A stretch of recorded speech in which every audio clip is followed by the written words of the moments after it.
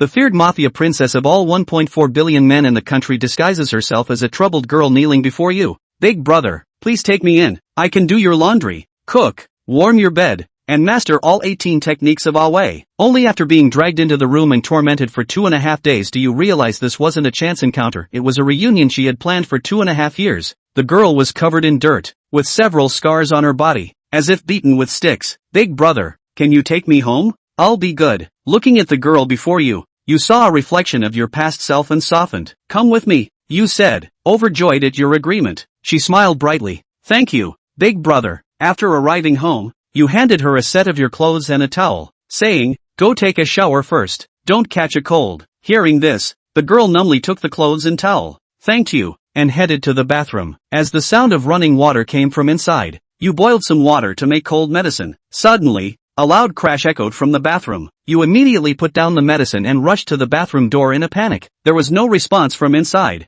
so you knocked harder and asked, are you still awake? Are you okay? Still, no answer came. Sensing something was wrong, you kicked open the bathroom door to find it filled with steam and the girl collapsed on the floor. You instantly dashed over and scooped her into your arms. Unconscious, she seemed trapped in a nightmare, her small hands clutching at your neck as she whimpered, Mom, Dad, don't abandon me, I'll be good, I promise. Feeling her forehead, you realized she had a fever. With great effort, you carried her to bed, tucked her in, fetched a basin of water, soaked a towel, and placed it on her forehead. Then I sent a text message to my assistant, asking them to bring over a women's dress. 2.5 minutes later, the assistant delivered the dress, but thinking it was your quirky taste, they brought a maid outfit instead. Holding the maid outfit, you were speechless for a long moment, staring at it in shock. The assistant, however, took your silence as confirmation of their guess and happily walked away in their high heels. As night fell, a faint noise came from the bedroom. You held the maid outfit in one hand and your own clothes in the other, letting the girl choose. The awakened girl bit her red lips and looked at you timidly. You said, you had a fever earlier, so I made some cold medicine for you. Try drinking it. You pointed to the thermos by the bed. The girl immediately sat up and obediently drank the medicine. After finishing, she felt a chill and looked down. Both she and you froze. Her clothes had shifted, revealing a glimpse of her voluptuous figure, which you caught in full view. The girl exclaimed in surprise, instantly grabbing the blanket to cover herself. You hurriedly explained, you weren't wearing anything when you fainted, and it wasn't appropriate for me to dress you. After saying this, you handed her both your clothes and the maid outfit. These are the only 2 options in my house. You can choose. A flicker of unreadable emotion flashed in the girl's eyes as she decisively took your clothes and began changing without hesitation. You turned to face the wall and asked, how old are you? Aren't your parents worried about you running away? The girl's voice was soft and delicate. Brother, I'm 19. 19? Then you're the same age as my sister. Shouldn't you be in college at this age? Why run away instead of focusing on your studies? I already skipped grades and finished college. My family is forcing me into marriage, but I have someone I love. Her voice grew quieter, sounding utterly dejected. Forced marriage? Your heart stirred. This delicate-looking girl had such a stubborn will. Brother, I'm done changing. Hearing this, you turned around, but you still shouldn't run away from home. What if you encounter bad people before you could finish? You saw the girl standing there in your oversized clothes, her eyes slightly red as she gazed at you longingly. The clothes are too big, she said pitifully, completely unaware she was playing with fire. Your blood instantly ran hot, and you turned away again. Then wear the other dress instead. Okay. The alluring sounds of her changing behind you once again left you flustered. You quickly divert your attention and say, my name is Yang Feng. What's yours? I'm Meng Yao. Hearing this, you pause. You're also surnamed Meng? You can't help but ask curiously. Meng Yao suddenly stops her movements. Ha, what's wrong? I have a friend who's also surnamed Meng. I'll introduce you two if there's a chance. Meng Yao giggles softly. Sure, someone remembered by you must be amazing. Brother,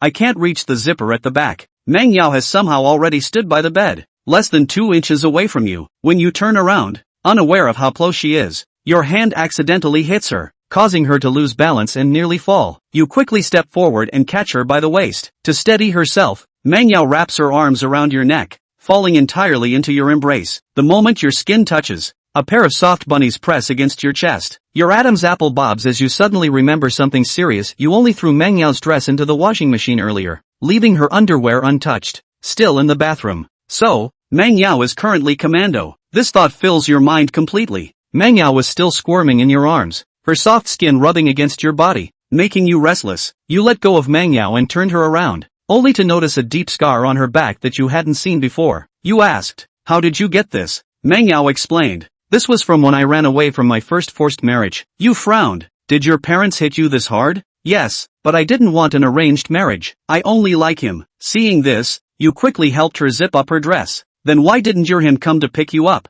leaving you homeless?" "It's not like that," Manhwa retorted. "He has his own struggles too. His parents aren't good to him either, and I don't want to burden him." You held her shoulders and turned her toward you. "You're just too naive. You've gone this far, and he still doesn't care about you. Doesn't that mean he doesn't like you?" "It's because he's already married. He doesn't like me." Manhwa's voice was so soft you couldn't hear clearly. "What?" "Nothing, thank you, big brother." Manhwa whispered her gratitude. Hearing this, you let go of her and took a few steps back. "No need to thank me." Manhwa tugged at the hem of the maid dress and twirled in front of you. "Does it look good?" "It does," you praised. The next moment, Manhwa dropped a bombshell. "But I'm not wearing any underwear. Can you lend me a pair?" You couldn't help but feel exasperated, wondering if people her age had no sense of boundaries. How could underwear be lent? You said, "Just try the pair you have. I'll take you shopping tomorrow." "Thank you, big brother," Manhwa said sweetly. To show her gratitude, she rushed forward and gave you a bear hug. Your mind began to wander, and you couldn't help but sigh to yourself, "This is really testing my limits." "Alright, it's getting late. You should rest early." After saying this, you immediately rushed to the bathroom to shower.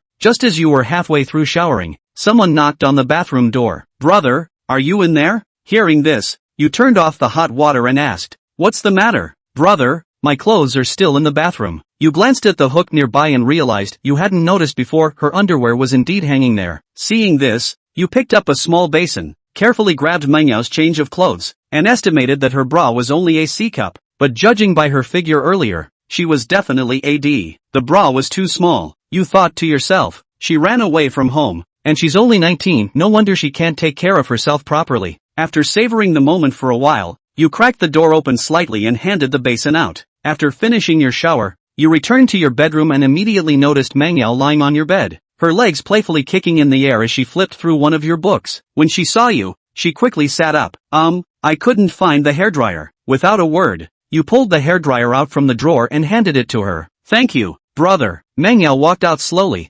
pausing every few steps. Seeing this, you couldn't hold back any longer and asked, "Is there something else?" Manhwa hesitated before saying, "While I was looking for the hairdryer, I accidentally saw your documents." "Are you really getting a divorce?" "Looking at your wedding photo, it seems like you were really happy." "Brother, that was in the past." You grabbed the wedding photo from the bedside table and threw it into the trash. "Someone who doesn't cherish me isn't worth my affection." Manhwa's eyes widened instantly. "You're absolutely right, brother. I support you. Good night, brother." With that, Manhwa skipped out of the room. You turned off the light and lay in bed, where the lingering warmth and faint scent of Manhwa remained. That damn girl, always causing trouble. In the middle of the night, your phone suddenly buzzed with a message from Song Wei. "How about I personally make you breakfast tomorrow morning?" A few seconds later, another message followed, sent to the wrong person. "Ignore it." Shanglu raised his eyebrows and let out a light laugh. "Turn your head and blacklist this person." Song Wei was originally still waiting for him to reply to the message. She is deliberately giving Shan Lu steps. If you are sensible, hurry down. But after waiting for half a day, Shang Lu never returned. Song Wei posted again, "You really don't care?" It didn't go out and gave away an exclamation point. Song Wei blew up.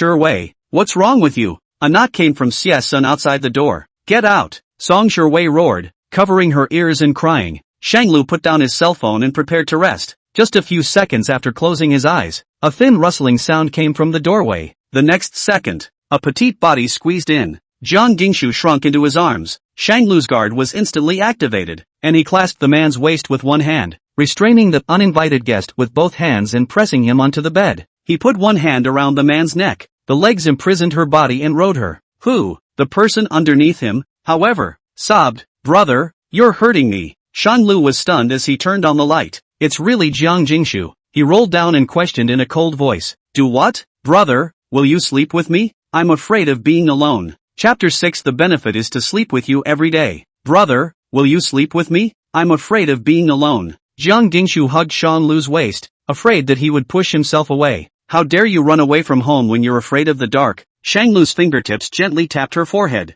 "How do you think?" "Didn't think so much about it when I was running." With an aggrieved face, Jiang Dingshu rubbed Shang Lu's arm in a pleasing manner. "Brother, don't be angry." "What am I angry about?" Shang Lu smiled. What have you been doing all these years? Studying. My parents say that people who study poorly don't deserve to be their kids, so I study all the time and no one wants to be my friend. No wonder it's so simple. No contact with the heart of society at all. Brother, can you be my friend? Shanglu asked. Is there any benefit to being your friend? Zhang Jingshu thought for a moment and replied seriously. I can sleep with you every day. Shanglu, words to live by. I can also read you bedtime stories and cook for you too. How about that? The cooking thing is not so bad. Tell me about it, and if it satisfies me I'll agree to be your friend. Zhang Jingshu's eyes glistened and she leaned in a little closer. A long time ago, there was a girl who had a special crush on a very powerful boy, but this boy he was married. The girl felt particularly disappointed. She secretly ran to the boy's city to see the boy. She felt that the boy's wife was not worthy of him at all.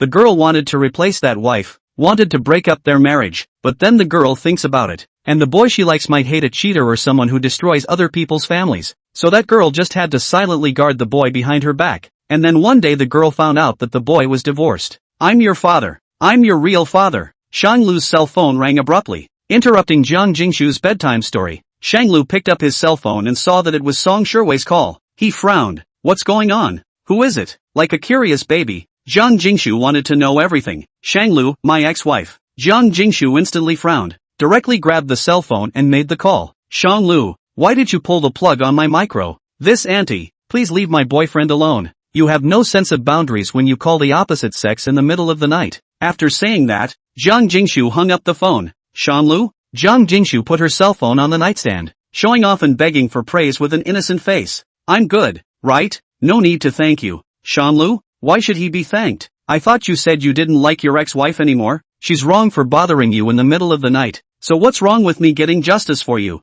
Not straight but strong. Shanglu smiled playfully. Boyfriend? Didn't you promise me? You're going to be my friend. You're my first friend yet. Zhang Jingshu looked very innocent. Guy plus friend equals boyfriend? Who taught her to count like that? Shanglu held his forehead. Go to sleep. Go to sleep. You have to go out tomorrow. After a few seconds of silence, Zhang Jingshu quietly asked, Brother, if that girl really became a third for love, would you look down on her? Shanglu thought carefully. It will be, even if you love again, you can't go and destroy someone else's family. Zhang Jingshu suddenly became very agitated. What if that boy and her wife don't love each other and are only tied together because of their elders? Shanglu frowned. You kid, you wouldn't really be looking at a married man, would you? No matter what the reason is. When people get married that's a legally recognized husband and wife relationship. You can't go meddling. Shanglu grabbed Zhang Jingshu's ear. Do you hear me? No going to destroy other people's families. I'll supervise you in the future. Don't even think about leaving my sight. Don't even think about going to the married man you like.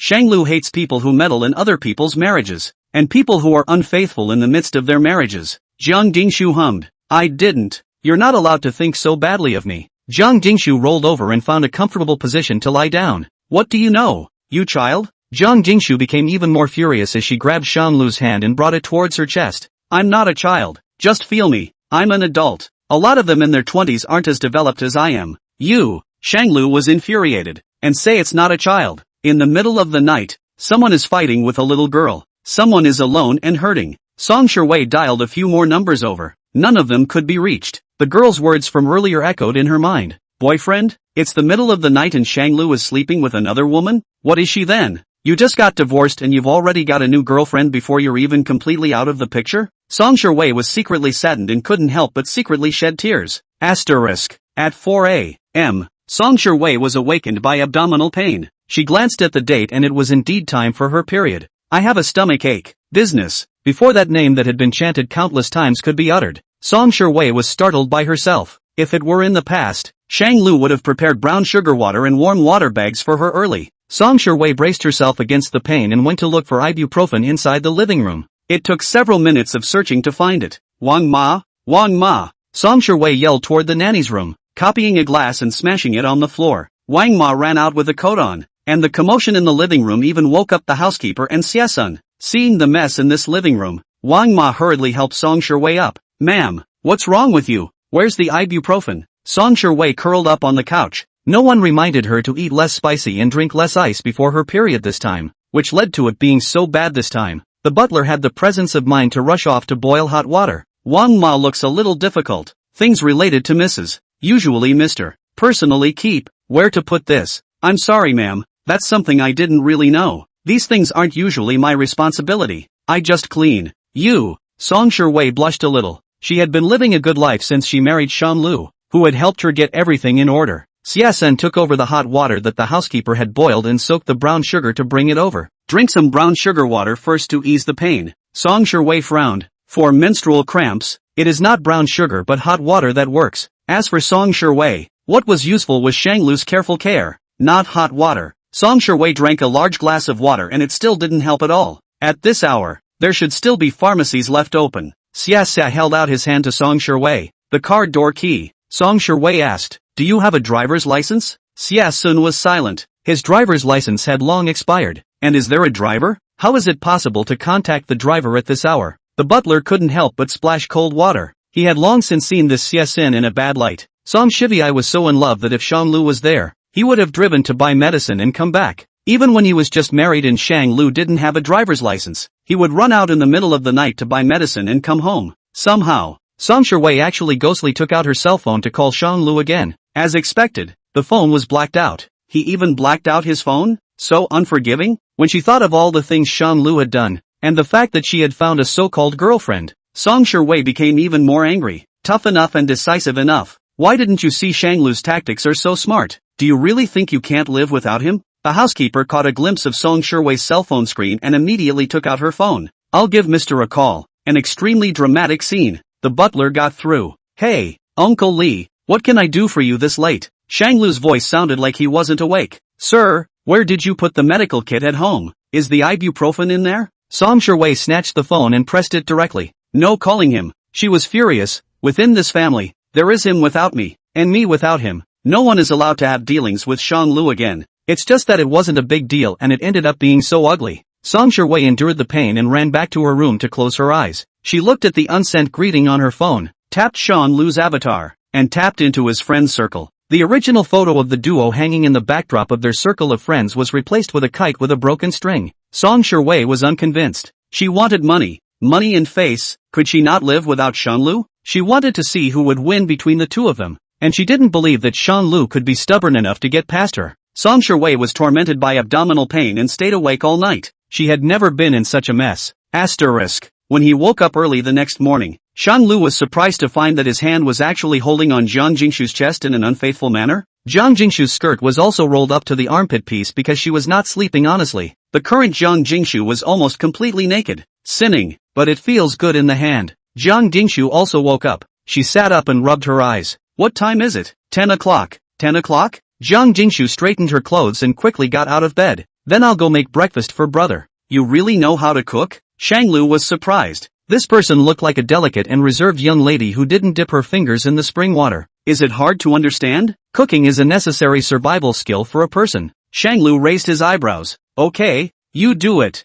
Jiang Jingshu not only did it, she made it delicious. You didn't major in culinary arts in college, did you? Jiang Jingshu leaned over the table. Is this a compliment? Yeah, it's delicious. Jiang Jingshu laughed again. I just saw a basketball jersey hanging in that living room of yours. That one looks pretty good. Where did you get it? Shanglu glanced at the living room. Oh, that one is from someone else. Oh, Jiang Jingshu lowered her eyes. Is it from someone important to you? Why did you put it in the living room alone? Oh, it's because this signature is important to me. Shanglu explained in a fanciful manner. Jiang Jingshu suddenly stood up and walked towards the balcony without looking back. What's wrong with you? Why are you sulking? Find my clothes. Have that signature and like it? Then Jiang Jingshu simply tattooed it on herself. Chapter 7. I'll go back with a vengeance. After breakfast, Shanglu took Jiang Jingshu to go clothes shopping. In order to prevent attracting the attention of passers-by, Shanglu had his assistant take a normal dress in advance and give Jiang Jingshu a change. How long are you going to stay at my house? Shanglu casually picked out some white dresses for her. Are you going to kick me out too? Jiang Jingshu opened her big, innocent eyes, clutching the dress that Shanglu had picked out in her hands. But I have nowhere else to go. And if I do go home, I'm going to be forced into a marriage. This rabbit was used to pretending to be good and showing a pitiful look so that Shanglu couldn't refuse. I'll do chores every day to cover the rent. Don't kick me out. Good brother. Jiang Jingshu hugged Shanglu's arm and pouted, her body twisting into a ball. The shopper came up. Sir, you can take a look at this dress. It suits your daughter. Shanglu? Rude shopper. Shanglu gave the guide a blank look. Not for long. Jiang Jingshu got her way and returned a sweet smile to him. We'll talk about the future later. Jiang Jingshu chose a dress she liked and went to the fitting room to change. Shanglu sat outside on the couch and waited. I didn't think things through last night. I wasn't able to take care of you. See what you like. I'll buy it for you to make amends. A familiar voice entered Shanglu's ears. Song Shuwei stepped on red high-heeled shoes and was dressed in a green-colored dress, shining brightly among the crowd. You're new here. You're supposed to be a guest. So what does that have to do with you? The duo headed for the counter. Shanglu and Song Shuwei's eyes met in the air for an instant. Shanglu sidled up and prodded on his cell phone. Have you changed? Song Shuwei walked over to him in a big way. Her dark circles under her eyes seemed to be even more pronounced than last time. This is accompanying your new love to buy clothes? Once they met, her mouth couldn't help but sneer. And where is she? How come we haven't seen her? Song Shuwei scanned around and there was no one else around. She had a look of sudden realization. I see. You're acting for me. Shanlu? I told you I don't usually see you making a few friends. And you just got divorced and you're hooking up with someone else? So it really was a lustful play. Say, where's that girl who accompanied you in the play last night? Shanlu frowned. Are you idle? Do you care so much? Ha! Song Shuwei sneered, coming to a women's clothing store to deliberately stumble upon me, claiming to have come with someone else, and as a result, never seeing a female companion. Shanglu, why are you so funny? Auntie, can't you speak more politely? It was Jiang Jingshu's voice. Song Shuwei? Auntie? Jiang Jingshu came out from the fitting room. She changed into a white long dress, revealing her long, white jade-like neck and delicate sexy collarbone. The chiffon gauze fell lightly around her waist. Her waist was too big to hold. The skin was snow white like jade. The features were exquisite and impeccable, and the whole face was overflowing with youthfulness. What did you call me? Song Shuwei looked her over from top to bottom. You're the actor Shanglu found? How much did he pay you? I'll double it. And I want you out of Shanglu right now. Right now. Right now. Jiang Jingshu blinked at Shanglu. Brother, this aunt is so mean. Shanglu quickly walked over and protected Jiang Jingshu. Song Shuwei, don't make things difficult for people.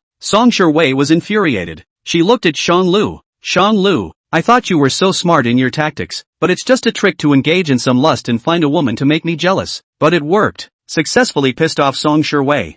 Yes, and fanned the flames. I didn't expect Mr. Shen to have such a special taste. That's right. Who doesn't like young and fresh little girls? Song Shuwei sulked. However, your eye for choosing actors is too poor. Can this kind of woman please you? You've been by my side for so many years, but your aesthetics have not improved at all. Finding such a small woman, even I, the ex-wife, feel that I have no face, and those who don't know think that you have a strange fetish. Shanglu defended Jiang Jingshu with an expressionless face. Ms. Song, don't be so self-absorbed. After we walked into the Civil Affairs Bureau yesterday, whatever I do has nothing to do with you, so please stay out of my private life, and please save yourself some decency. You're at least a young lady with a mouth full of snarky words that only make me regret not leaving you sooner. Who I like, who I live with, and who I'm with now is none of your business. Trouble you to have a bit of self-awareness of your predecessor. We're better off, old and dead. After Shanglu finished going to the front desk to settle the bill, he wrapped his arm around Jiang Jingshu's waist and walked away without looking back. Song Shuwei reddened her face and rushed at their backs,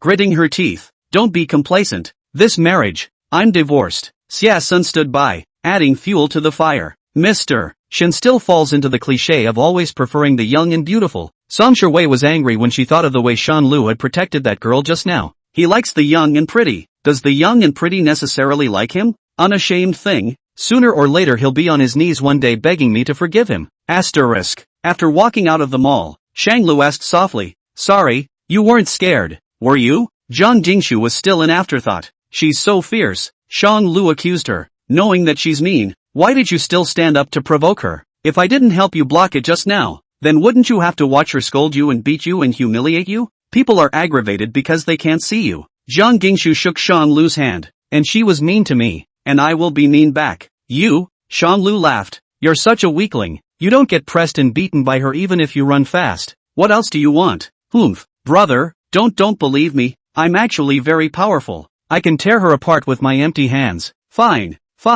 I'll wait for you to tear her apart, ha ha ha. Shanglu couldn't help but laugh. He felt that Jiang Jingshu was dreaming. Only he didn't want to discourage the confidence of a small child. And it was good to want to exercise to have a goal to strive for. Shanglu took Jiang Jingshu to a few more shopping malls, and Jiang Jingshu picked out a few sets of more everyday clothes. Halfway through the selection, Shanglu's cell phone rang. It was Shin's father who called him. Hello? You have to come home today. Shanglu was disturbed by what he heard, thinking that it must be about his marriage to Song Shuwei again. He was just about to say no when the phone hung up. What's wrong, brother? My family called me home for dinner. Shanglu had a headache. Doesn't brother want to see your family? Not really, I just find it a bit annoying. Jiang Gingshu came up. Then don't go. Stay home with Ashu. You, contact your parents early. I can take you in for a while, but I won't keep you forever. Jiang Jingshu looked a little disappointed as she wrapped her fingers around her hair and kept circling it. Shanglu's initial thought was that it would be good to keep this person behind to keep his sister company. What a girl in her 20s was thinking.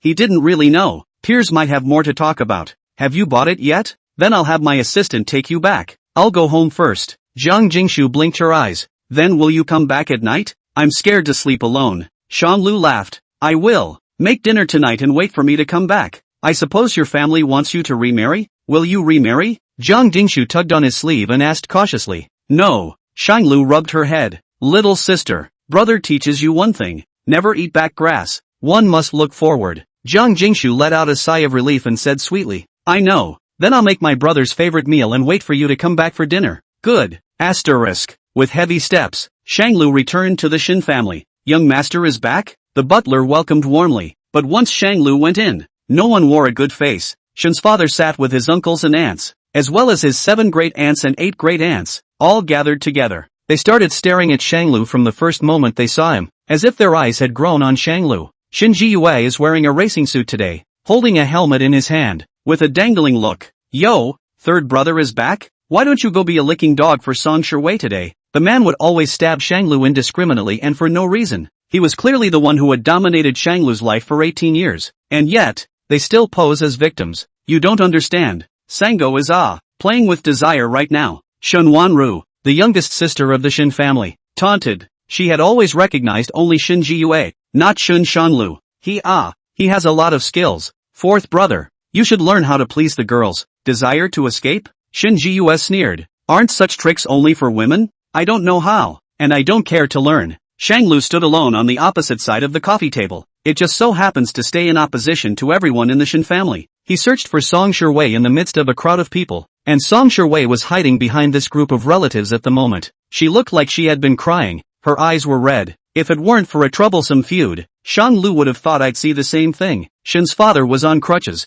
the end of which hit the coffee table glass. Shun Shanglu, kneel down. Chapter 8, Break with the Shin family? Shun Shanglu, kneel down. Shin's father looked seriously at Shanglu. Shanglu didn't move. Why should I kneel? Shin Jiyue snatched the answer. Third brother, we've all heard about it. You found a little girl to play your girlfriend in order to piss off Shiwei, deliberately pissing off Shiwei. I heard from Sister Shiwei that girl looks like she's only about 20 years old, and she's very good looking. Shin Wanru fanned the flames. Shanglu fixed a glance on Song Shiwei in the middle of the crowd. MS. Song, please tell me truthfully why I want to divorce you. On my birthday. Which man was MS? Song accompanying? Playing until midnight? MS. Song, can a word of truth come out of your mouth? Song Shiwei hid behind in an aggravated manner and said in a petulant voice. Dad, I didn't.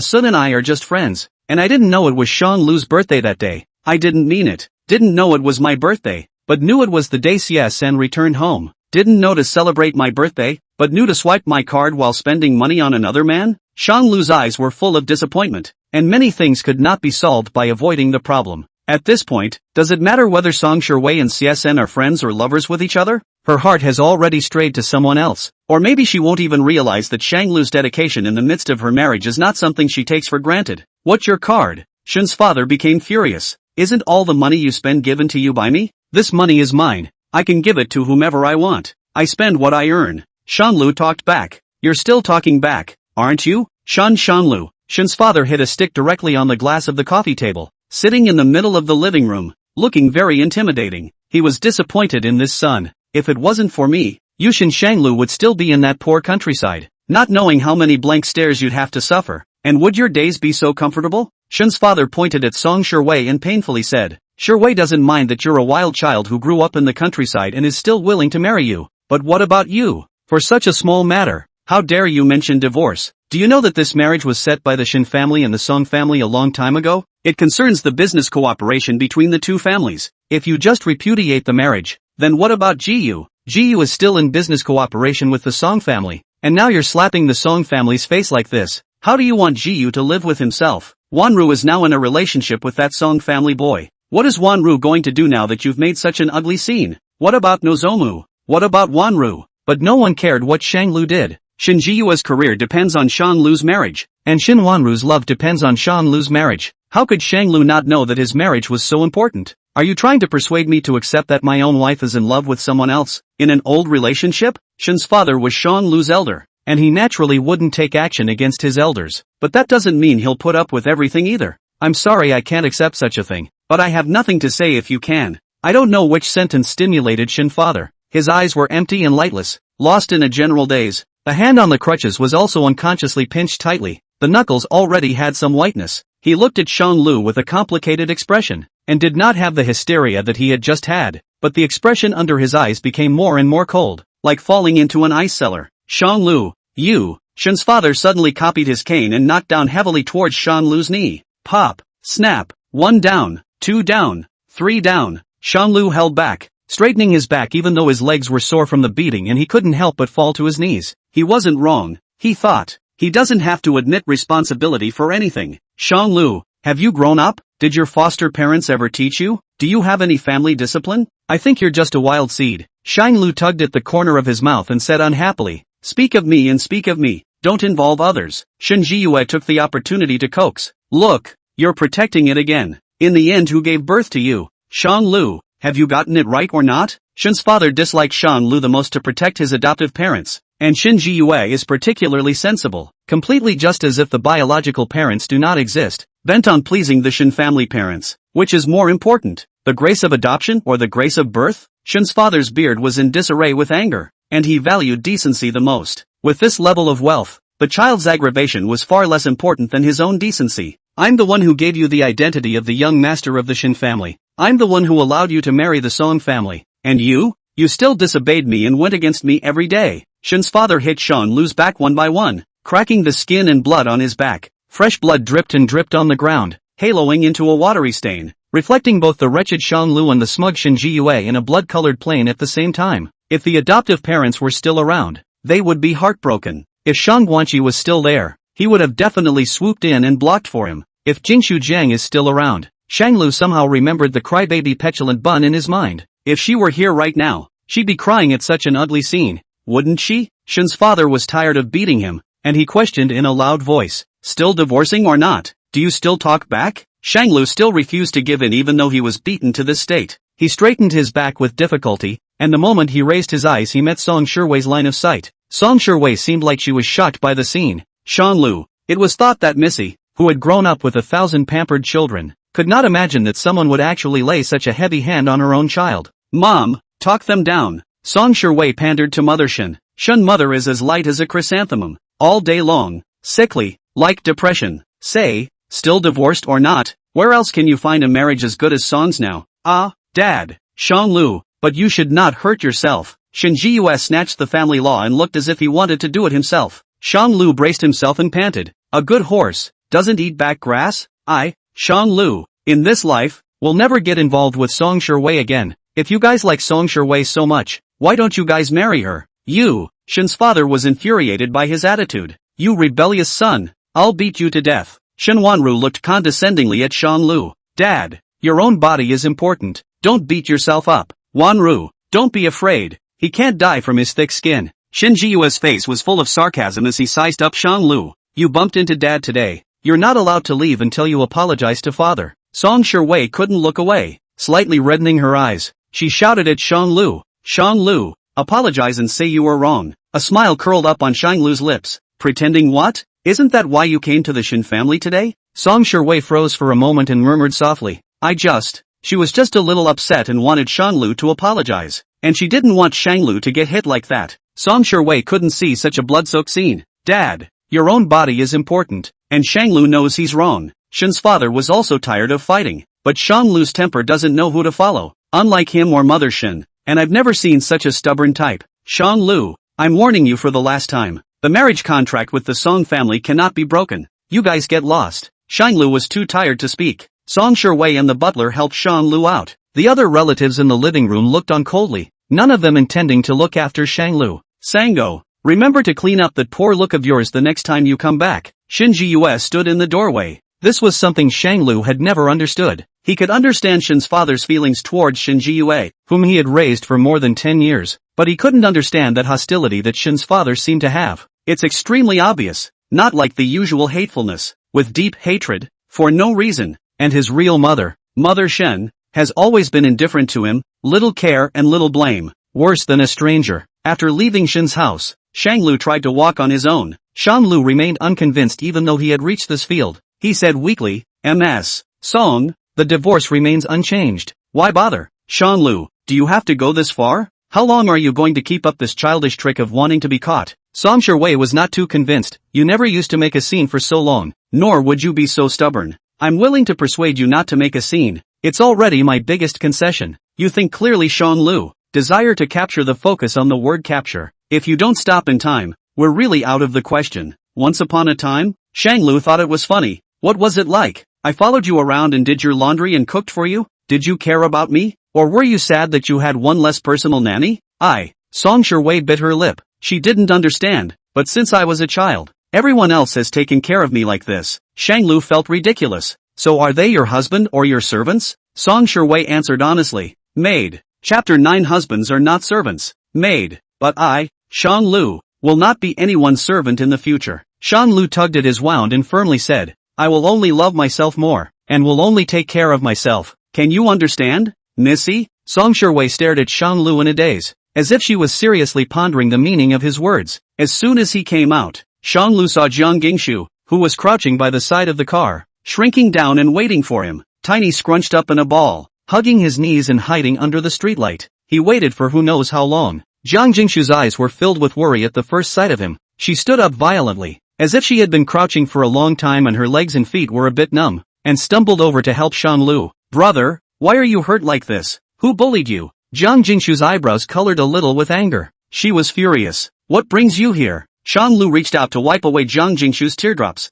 I was afraid that they would bully you, so I waited for you here. Jiang Jingshu carefully helped Shanlu into the car. She closed the door and did not drive. Instead, he walked over to the butler in Song Sherwei. Who hit this? Jiang Jingshu stared coldly at Song Sherwei. An eerie chill was revealed all around her, and that aura was completely different from the last time she had seen her in the middle of the villa. The person in front of her carried an intimidating air pressure that was extremely out of character for her age. Song Sherwei couldn't help but burst into a wave of fear and dread in that instant, but then she snapped out of it. It's just a little girl. What's she afraid of? You're not going to eat her, are you? Who are you? How dare you meddle in the Shin family's family affairs? Song Sherwei really didn't see eye to eye with this person. Do your parents know that you're pestering a married man outside? Little sister, I asked. Who hit him? Song Sherwei snorted and opened her arms. I hit it. A little fling between husband and wife. What can you do to me? You hit it? Jiang Jingshu almost instantly moved in front of Song Shibai, copied her hand, and with an over-the-shoulder drop, directly flipped the person over onto the ground. She locked Song Sherwei's hands back again, her red high heels stepping on Song Sherwei's waist, and she looked like she was about to lash out. The housekeeper quickly stopped it. AI. This young lady, the one who hit the young master, was his father, not Miss Song. Jiang Jingshu swung the man up with one hand and placed him upright. I'm sorry, you didn't do the hitting. What are you admitting? Song Sherwei almost didn't stand still. She was furious and cursed at Jiang Jingshu. How dare you hit me? Do you know who I am? Can you afford to mess with me? Don't say I didn't hit. Even if I did, you're not qualified to hit me. Song family, Shin family, I've memorized it all. None of you can escape. Jiang Jingshu returned to the car, ignoring Song Sherwei who had been ranting outside the car. The butler standing not far away was only puzzled. Why does this girl look so familiar? It seemed like I'd seen it somewhere, but I couldn't really remember for a moment. Asterisk. Jiang Jingshu sent Shanlu to the hospital. When Shanlu woke up, it was already noon on the second day, and he had a small person's head resting on his hand. There was a small bag on Jiang Jingshu's forehead, as if she had hit something. Shanlu reached out and tentatively touched it. I didn't know the kid was wary. Just as Shanlu touched her forehead, Jiang Jingshu instantly woke up and pinched his wrist in the nick of time. Hiss. The moment she saw that this person was Shanlu, Jiang Jingshu's pupils regained clarity, and she hurriedly let go of Shanlu's wrist. You're awake? Jiang Jingshu seemed to be keeping watch over him until very late, so much so that her eyes were red like a little rabbit's. Shanglu looked at the reddened wrist. You're quite strong, aren't you? Jiang Jingshu was half lying on the edge of the bed, her head hanging low like a droopy-eared rabbit with long ears. That's because you're weak from the 4 you just got put on. Is that so? Shanglu thought about that for a moment. You sent me here all by yourself? Oops. This little friend is so great? Jiang Jingshu's brow stretched out, propping up her chin. No, I came with my assistant's sister. She was the one who told me the address of Shin's house. Oh, no wonder. Jiang Jingshu was very scared. Fortunately you are physically fit. These injuries only hurt the epidermis. I can't imagine what it would be like if I let you go home alone. I sent you a message and you didn't reply. Scared me to death. Shanglu remembered the figure squatting not far away when he left the Shin family compound yesterday. Then he fainted and didn't remember what happened. He picked up his phone, and sure enough, it was full of messages bombarding Jiang Jingshu. One sentence with a cute emoji. It's like she can't talk without an emoji. Like a proof of forgery. Brother, why did you go back when you knew for sure that it was no good for Shin's family to call you back? Jiang Jingshu was puzzled. That's probably the attitude. Shanglu rubbed Jiang Jingshu's head. I need to tell them of my determination not to remarry. And they'll warn me of what will happen if I don't listen. And even if I avoid it this time, there'll be a next time. So I might as well have a falling out from the start. Fall out? Jiang Jingshu's eyes lit up. So, in the future, you won't go to the Shin family to suffer in the future? Yeah, from now on I'll just call them on time every month. And other than that I'll just die of old age. Jiang Jingshu obediently came up and hugged Shan Lu's arm. Then I'll ignore them from now on. 2. Shang Lu was amused by him, and realized in a trance that the kid was inexplicably relying on himself. Originally, Shang Lu just thought that this person was the same age as Shang Guanqi, thinking that Guanqi had received kindness from many people, so he was also willing to help people of about the same age. I didn't expect this one to be. Shang Lu saw the flower basket on the bedside table, so someone should have been here. Who is this from? Jiang Jingshu didn't say anything and snorted coldly. HM? Jiang Jingshu, tell the truth. Jiang Jingshu slumped and reluctantly replied. It was that Miss Song who brought a gentleman over to see you, but they disturbed your peace and quiet as soon as they arrived, and were driven away by me. So, you're not going to rekindle your old feelings just because of this little bit of fruit, are you? Jiang Jingshu glared at him. Thinking about what? Shang Lu retorted. When can I get out of the hospital? It's all right, except that if you go home you'll need to recuperate for half a month. Half a month? Shang Lu deliberated. Half a month should be enough to deal with Shang Guanqi, then get out of the hospital. Asterisk. After being discharged from the hospital, Jiang Jingshu took over everything, and Shang Lu would be taught a lesson by the young adult Jiang Jingshu with a stern face whenever he moved a little.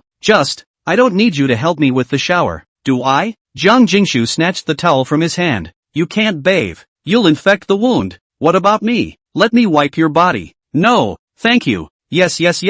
I'll do it. After fooling around for a while, Shang Lu laid down on his bed and one by one, he pulled the black out of those extreme relatives. The assistant suddenly popped up with a message. Boss, even though you're on vacation tomorrow, there's a painting exhibition auction tomorrow with your works, and the organizers have invited you to go with them. There are a lot of big shots. A painting auction? Shang Lu was in a bit of a dilemma. Going to the auction would indeed expand people's connections and such, but in case he met those guys, he would inevitably have to argue again. What auction? Can I go along? Jiang Jingshu got under the covers at some point. She was wearing a low-cut halter nightgown, half lying on Shang Lu's waist, and came over to grab his cell phone. Springtime from a commercial land perspective. A charity painting exhibition auction is just that. Nothing to see. The biggest attraction is that this auction is run by the Zhang clan in the capital. Capital Kong? Yeah, that's the richest and most wealthy family. This time I don't know why they would come to Luocheng. Should be to do some business? You Shang Lu brother me when I see the Zhang family, I have to nod my head and beg people to invest. Don't you know? Shang Lu casually pulled up her slipped sling and helped her cover the quilt again. Your last name is Ginger too. Maybe. Jiang Jingshu was a bit flustered. She bit her vermilion lip and asked weakly, maybe what? Chapter 10, Don't be a stand-in. Maybe what? Jiang Jingshu's fingers trembled slightly, her palms sweating slightly, and the moist touch made her especially uneasy. Shang Lu scraped the tip of her nose and lamented. Maybe your ancestors are still family. Jiang Jingshu let out a sigh of relief as she rolled into Shang Lu's arms, changing the subject. So brother is ready to go? Go check it out. I don't have much to do on vacation anyway. Asterisk. It's a charity auction, but it's also a feast with a little bit of dating. All the attendees were either rich or noble, except for the famous ones. The rest of them only recognized the clothes but not the people. Jiang Jingshu chose on her own a set of extremely exotic blue CUI smoke shirt flower water mist pleated skirt, clad in light-colored cloud smoke veil, meandering white trailing ground smoke cage daffodil trailing tail, shoulder if cut into the waist if, muscle like condensed fat, floating, face with a beaded curtain veil to cover the face, eyebrows painted as a little pear blossom, delicate and incomparable. Shang Lu also wore a suit. Jiang Jingshu spun around in front of him. Few people attending banquets nowadays will dress like this. Right, Will it embarrass you? Most formal occasions nowadays are worn in evening gowns. Shanglu was indifferent. You can wear whatever you want when you're young. How can you say that as if Shanglu was very old? He's at least 90 years old. Jiang Jingshu stuck up and smiled sweetly. Then when I'm old like you, I'll learn your dressing skills. Dead kids, dead kids, dead kids. Shanglu drove into the venue with his female companion, who was attending as an original artist and had nothing to do with the Shin family. Lu, this way. Shanglu's best friend, Lian Li, was waiting for him at the VIP table on the second floor. Shanglu led Jiang Jingshu over. At the first sight of Jiang Jingshu, Lian Li stared at Shanglu suspiciously. And this is? Oh, my sister's friend. She's also more concerned about Chess's condition and had to come along. Shanglu told a little lie. In that case, hello little sister. I'm Lian Li, Shanglu's good friend. I'll leave the chess watching to me this time. Lian Li kindly introduced himself. Hello.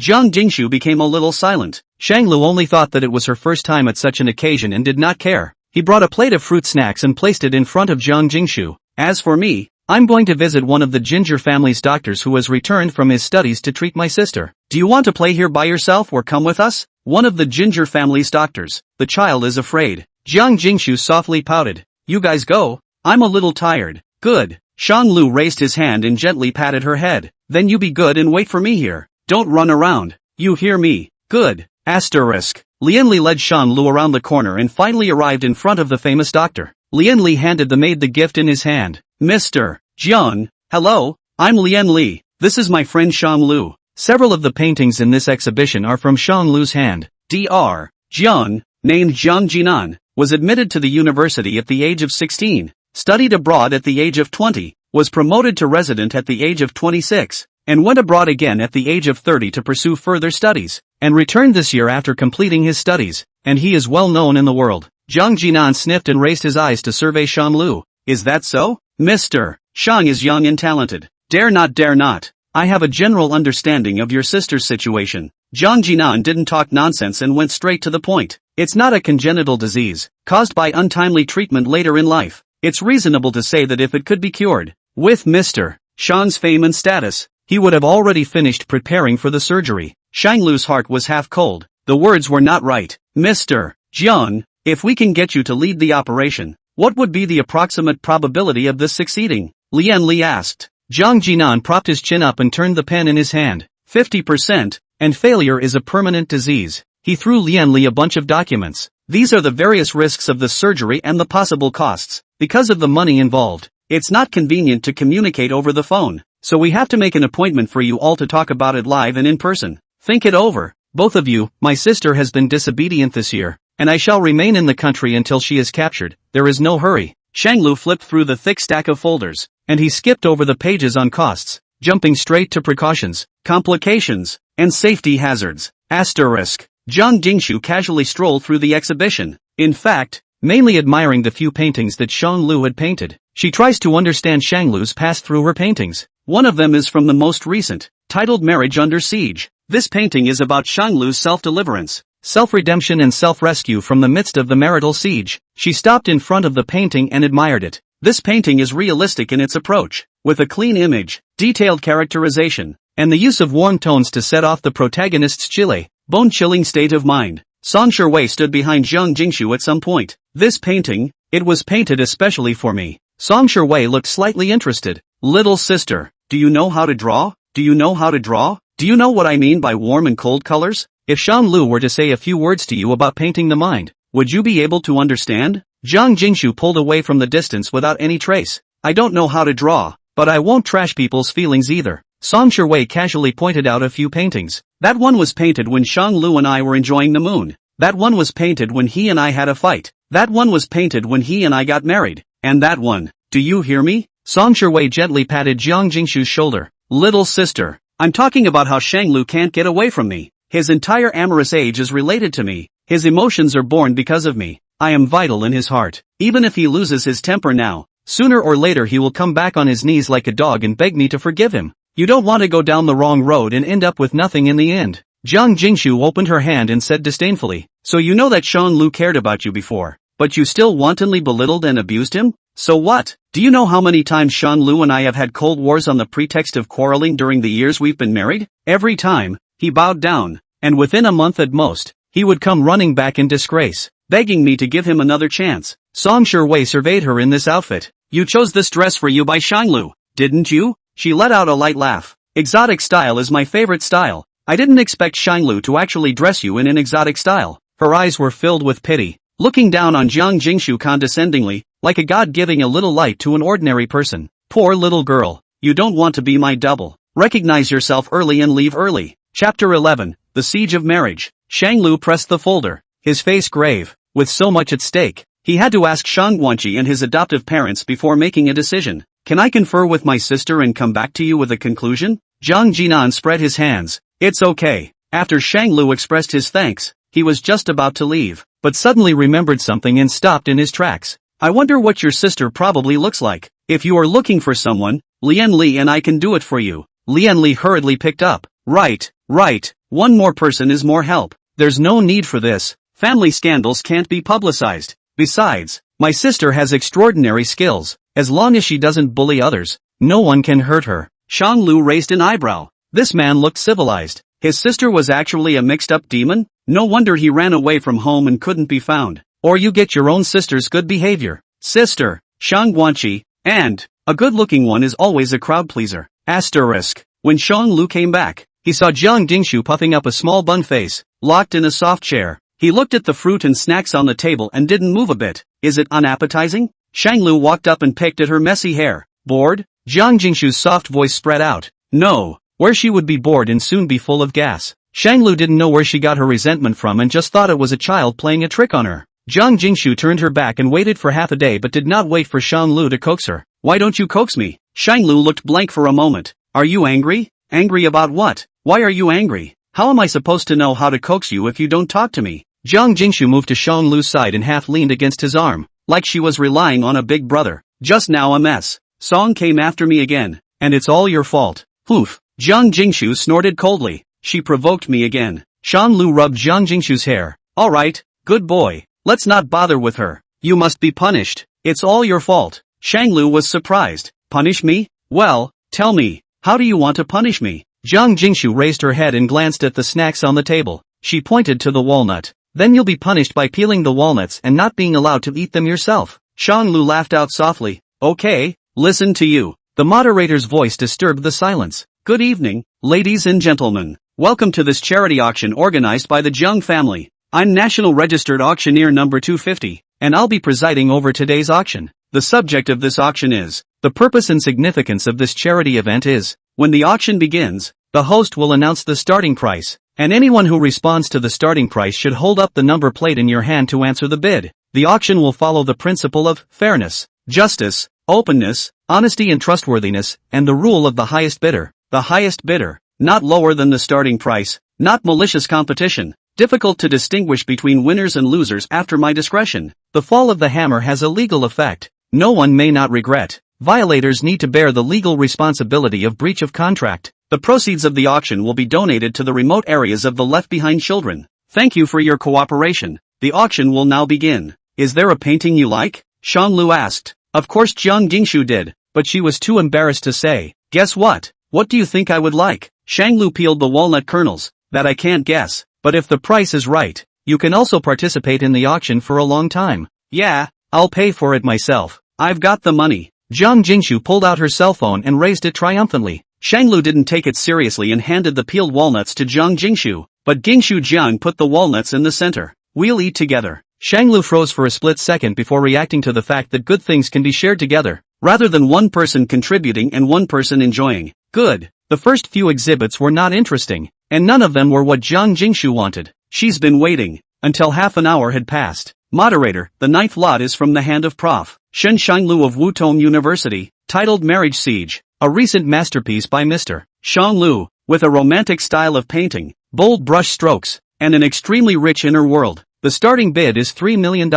Changing from her previous indifference, Jiang Jingshu took the lead in raising her number plate. Moderator, 027. Jiang Jingshu opened her hands to make a trumpet shape. She yelled, $10 million. Shanglu? Passerby woman A, so arrogant? Directly doubling the bid so that everyone knows what to do? Passerby man A, this person is that family's big lady? I've never seen her before. She's not the one who sleeps on that man's knee to get money, is she? Passerby woman B, how do you talk? Passerby man B, look at the one next to him. That's the creator of this painting. The long-lost third son of the Shin family. Shanlu. Can they not have more money then? Passerby woman C, this girl looks so watery. Young and good-looking. Even if you can't see her whole face you can tell she's a beauty. Passerby man C, men. Who doesn't like young and beautiful? Fresh is the best. Song Wei, who was sitting in the corner avoiding the light, said, what does it have to do with you guys? What's the point of speculating about people's relationship? What if they're not familiar with each other at all? Passerby guy A, who messed with you? With such a big temper, you deserve to be unwanted. Song Wei responded as if she had been poked in the heart. Why do you have such a cheap mouth? Do you become mute if you don't talk? Passerby man A also tried to go up to her and argue with her. Unbeknownst to him, Xia Xin and Roadrunner woman A stopped the emotionally charged two at the same time. Passerby woman A, forget it. This person looks crazy. Let's ignore her and keep watching the show. Xia changed his position, separating Song Wei from this crowd. What are you bothering with them for? It's not like people are wrong. The two of them are living together. What else could it be? Xia Xin advised. Does living together necessarily mean you're close? Song Wei was furious. Shanglu was just a theater actor called in to piss her off. What can it matter? Xia didn't dare to disobey Song Wei. After all, he was new here and still needed Song Wei's power to help him. Aha, you're right about everything. Raise your cards, Song Wei roared, drawing the eyes of the surrounding area. Xia's eyes widened. No, 27 has already doubled several times. This is in order to persuade everyone not to compete with her. If you are bidding, I am afraid it would break the rules and be gossiped about. I just want to shoot that painting. I just love marriage under siege. What's the problem? Chapter 12, Targeting Each Other. Shanglu stared at Zhang Jingshu suspiciously. $10 million is not a small amount. Can this man take it? Although he could also tell through Zhang Jingshu's usual pettiness and arrogance that Zhang Jingshu's status was definitely not ordinary. It's about as close to Song Wei as you can get. Noticing Shan Lu's line of sight, Zhang Jingshu was filled with smugness. What? Suspect I can't get it? Shan Lu was silent. A sort of acquiescence. Look down on me? We'll see. Oomph. Zhang Jingshu stuffed a piece of walnut kernel into Shan Lu's mouth, sealing his mouth. On the first floor, Song Wei has a conflict with his white moonlight. Once upon a time, when Xia Sun hadn't returned to China yet, Song Wei looked at this man as 1,000 times better. Good looking, can read, gentlemanly and gentle. But ever since Xia Sun came back, she always felt that Xia Sun was a bit different from what she had imagined. It was like there was a boundary between the two of them, and neither one of them would give in. I just want to shoot that painting. I just love marriage under siege. What's the problem? What is the reason? Song Wei wouldn't think she was jealous, but it was just to prove to Shang Lu and Zhang Jingshu that what she, Song Wei, wanted, she never failed to get. She's not bad with money, and she doesn't have to be Shanglu for a man. Song Wei snatched the number plate from Xia Sun's hand and held it up high. Moderator, 69. Song Wei met Zhang Jingshu's line of sight with great precision. Is she still no better than a little girl? $20 million. Passerby A? Is this a palace trick? Passerby B, hey, this no. 69 seems to be the original painter Shin Shanglu's marriage partner. But who's that woman over there? It can't be some kind of mistress, can it? Passerby C, that you think wrong. Luo Chang, who do not know Shin Shanglu, is Song Wei's licking dog. Song Wei told him to go east, he absolutely do not dare to go west. To have a small 3 small 4 that is also Song Wei derailment. Not as good as that man next to Miss Song. That person's temperament is not like the Shin family. Passerby, this Miss Song doesn't like Shin Shanglu. Why does she have to grab the painting with others? Can't she just get her own husband to paint it? Passerby B, you don't understand. There's a word called possessiveness. Even if Miss Song doesn't like Shin Shanglu is Miss Song's man, and she won't allow others to get their hands on him. Roadrunner dawned on him. It's all about wanting and wanting at the same time. Eating from the bowl and looking at the pot, isn't it? Passerby B, the children are teachable. Moderator, $20 million for the first time. Song Wei hugged her chest and relaxed her body to lean on the soft chair. She looked Zhang Jingshu over from top to bottom, shaking her head as she did so. She was trying to tell Zhang Jingshu that what she didn't want, she wouldn't give to a rude little girl. As soon as she hooked her hand, Shanglu had to return to her feet. Zhang Jingshu lowered her eyes and stuck to Shanglu's body in front of Song Wei. Boneless. Song Wei sneered, the corner of her mouth tugging. Damn girl, brother, she targeted me. Zhang Jingshu nuzzled, her chin propped on Shanglu's arm. Shanglu thought that Zhang Jingshu didn't have that much money or had gone over her budget. He coaxed lightly, if you can't fight others, you should stop as early as possible. Everything is about a degree. Don't do things that are beyond your ability. Moderator, $20 million for the second time. But Zhang Jingshu had already missed the most important person in her life once. she wouldn't miss it a second time. Jiang Jingshu raised her card again. The host quickly noticed them. Number 27. All eyes around the room fell on the exotic young woman. Eaters are keen to see what's going on, especially when the giants are tearing each other apart in a fight. Every heart shouts, fight fight fight. Jiang Jingshu scratched Shang Lu's palm, ignoring his eyes that carried an elder-like reprimand. $40 million. Everyone within the auction site was unsettled. There was a lot of talk about what exactly Jiang Jingshu was from. It's $40 million right out of the gate. It's not that the people on the scene couldn't come up with $40 million. It's just that the value of the painting is far from being worth $10 million. Those who have money are instead more stingy. Anyone willing to spend this kind of wasted money on this painting is either a fool with a lot of money or an infatuated person. She's throwing away a lot of money. If you say there's no one behind her, then no one will believe it. Jingshu? Shang Lu raised his hand and knocked on Jiang Jingshu's head. Even though you're young, you're an adult. Being an adult means that you need to take responsibility for what you do. You have so much money? Jiang Jingshu evaded. Your painting is worth that much. Thousands of dollars can't buy Shang Lu coming to his senses. Shang Lu cried and laughed. It seemed that this child's identity was afraid to be more profound than he had imagined. Why don't you go to a hotel if you're so rich? Why do you have to stay at my place? Jiang Jingshu pouted and admitted her mistake with a very good attitude, although she never changed. It's not safe to stay in a hotel, there are a lot of hidden cameras. Do you have the heart to kick out the weak and pathetic Shu? Shang Lu pinched her nose, oily mouth. It was clear that he hadn't known Jiang Jingshu for a long time, but during the time they lived together, they were extraordinarily compatible. Whether it's in terms of routine or habits or tastes, it's almost a perfect match.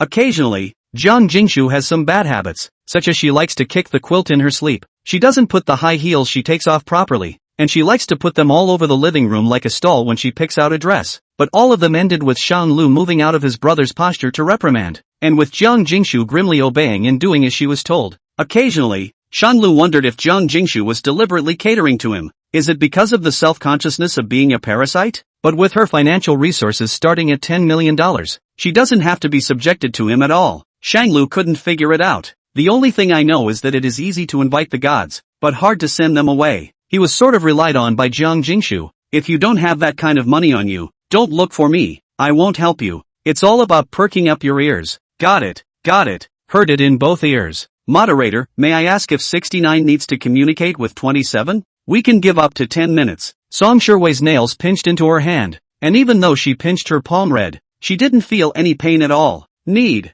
Moderator, okay, so let's give both sides a little time to communicate. Go ahead. Song Sherwei stared straight at where Shang Lu and Jiang Jingshu were. She took a big step forward and rushed to Shang Lu. She ignored Jiang Jingshu, the person who started the incident, and pointed the finger directly at Shang Lu. In her eyes, the only one who could deliberately gaslight her like this, trying to get her attention, was Shang Lu. Where did that little girl get so much money? If she didn't have Shang Lu's consent, how could she dare to go against Song Sherwei? Shang Lu, do you have to go against me? Using such tactics to get my attention and make me suffer and sulk. Are you very proud of yourself? Chapter 13, she's been played. Shang Lu, do you have to go against me? Using such tactics to get my attention and make me suffer and sulk. Are you very proud of yourself? Song Sherwei is accustomed to a set of thinking guidelines of her own. When she recognizes something, she doesn't think it's wrong. Shang Lu only felt puzzled. What did this matter have to do with him? Why is it on his head again? MS. Song, do you feel that the world must revolve around you? That you can't do without you? Shang Lu had gained new perceptions every time he came into contact with Song Sherwei since his divorce. Human potential is unlimited and narcissistic skills know no bounds. Jiang Jingshu was ignored again. She knew that Song Sherwei didn't see her as a competitor from the bottom of her heart, and only thought that Jiang Jingshu was a link in the middle of Song Sherwei's and Shang Lu's play. Song Sherwei is convinced that Shang Lu is dead set on her, and that any other woman is just a passerby, or just a substitute for Shang Lu's love and self-delusion. Wasn't it you who went against me? Jiang Jingshu was dissatisfied. It was clearly me who first overpriced and persuaded to leave, and you were the one who had to compete with me in bad faith. I didn't bother with you, but instead you came up and indiscriminately scolded people? Song Sherwei crossed her arms and said indignantly, what does this painting have to do with you? Do you know anything about painting? Do you know how to paint? Are you going to shoot it? Why can't you buy a painting if you can't paint? Jiang Jingshu looked Song Sherwei over from head to toe with a scrutinizing gaze. Don't you judge people every day if you can't behave? How do you talk? Song Sherwei was so angry that she reached out to hit someone. Do you have money yourself? You bought it? It's not even Shang Lu's money. You don't feel bad about spending money that's not your own, do you? You're a kid. Didn't anyone teach you anything? Shang Lu raised his hands in surrender. Interrupting for a moment. This money is out of her own pocket. It has nothing to do with me. I don't really think that my paintings are worth so much money. Song Shiwei was stunned. It wasn't Shanglu who paid to deliberately work against her? Shanlu is a stingy man and won't spend money that isn't worth it. She re-examined Jiang Jingshu. The earrings and bracelet were the latest styles of the season. The one she had asked her friend to reserve a few times but couldn't get in line. She also had the look of a rich girl on her the first few times they met. At that time, Song Shiwei thought it was because Shan Lu had deliberately dressed this girl similarly to her to deliberately cause her to be jealous. Today, it seems a bit doubtful that it's not an actor. Who the hell are you? Jiang Jingshu mischievously stuck out her tongue and made a face. I'm Shang Lu's brother's girlfriend and a woman you can't fight. Slightly rode. Without knowing Jiang Jingshu's bottom line, Song Shiwei didn't dare to speak out of turn. Xia Sun, who hadn't said anything, faintly said, as far as I know, there is no rich merchant surnamed Zhang in Luo City. But rather there are some 18-line actors who don't know what's good for them, climbing into the bed of the big brother and taking the big brother's money to keep a little white boy outside.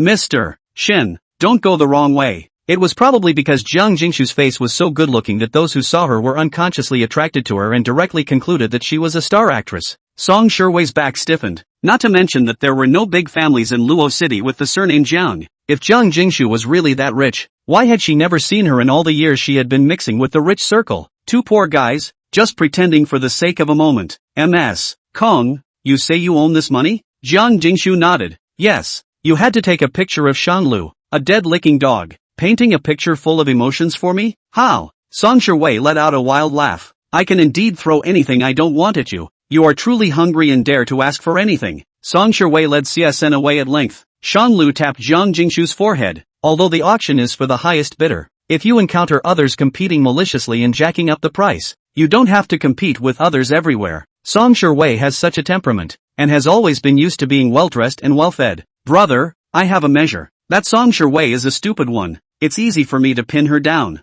Jiang Jingshu was always like this, playing hard to get, but making it impossible to get angry. 69 raised the number plate again. Moderator, 69. Song Shiwei enjoyed this feeling of all eyes falling on her. $50 million.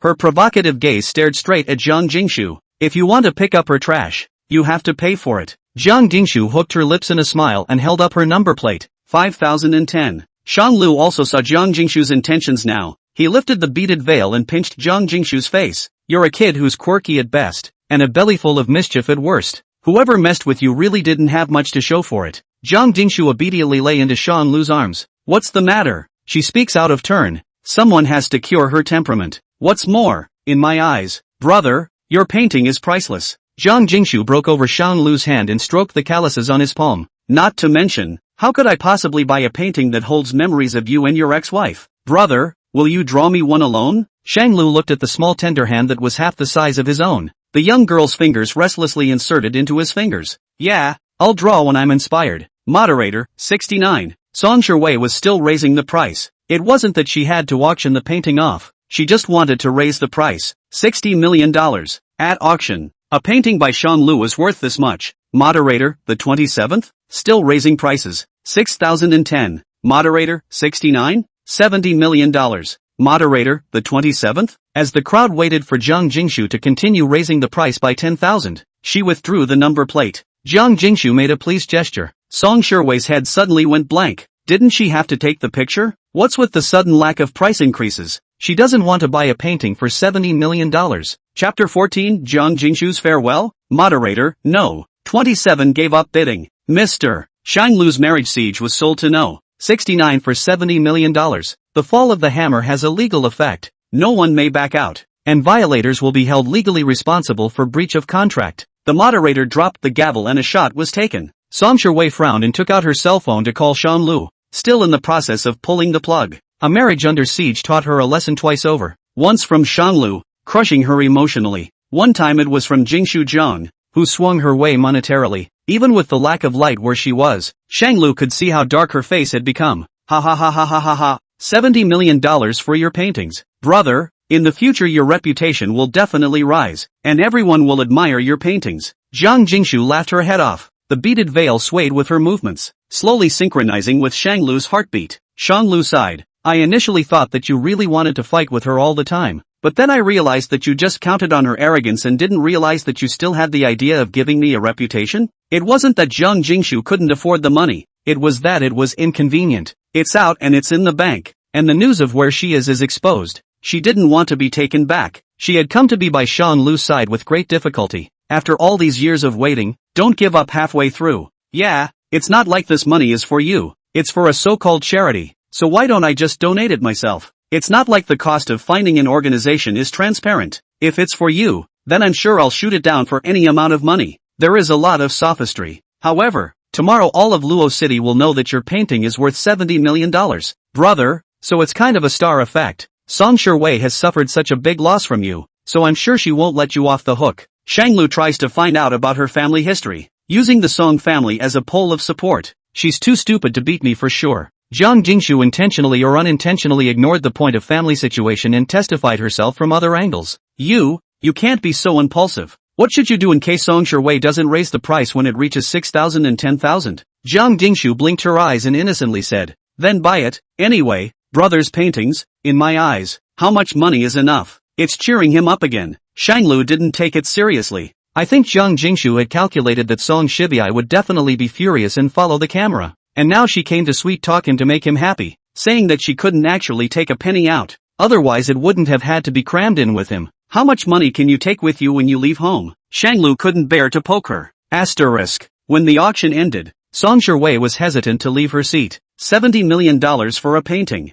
If her parents found out about this, she wouldn't have to live. She was left alone for a long time to think, before she reacted to the fact that she had fallen into a trap. These two had set it up long ago, just waiting for her to fall for the trap, and these people would gang up on the bully. Song Shiwei took out her cell phone and took a picture of Zhang Jingshu and sent it to her assistant. Song Shiwei, go check out this girl's background. The more detailed the better. She didn't believe that after uncovering the gold master behind Zhang Jingshu, her gold master could not come to Shan Lu's door. Zhang Jingshu originally wanted to follow Shan Lu out. Before he could walk out, he was stopped. Mr. Shen, our master sees this young lady as a match and would like to find this young lady for a moment to get to know her. Zhang Jingshu bit her lip nervously as she grabbed Shan Lu's coat. Dare I ask who is the master you speak of? Sir, the man didn't answer. Our gentleman and this young lady are old acquaintances, and as long as this young lady knows who he is, she won't not come, said the man, handing up a business card. There are no names on the card, just a couple of imprints. It was as if she was covering up her identity for Zhang Jingshu.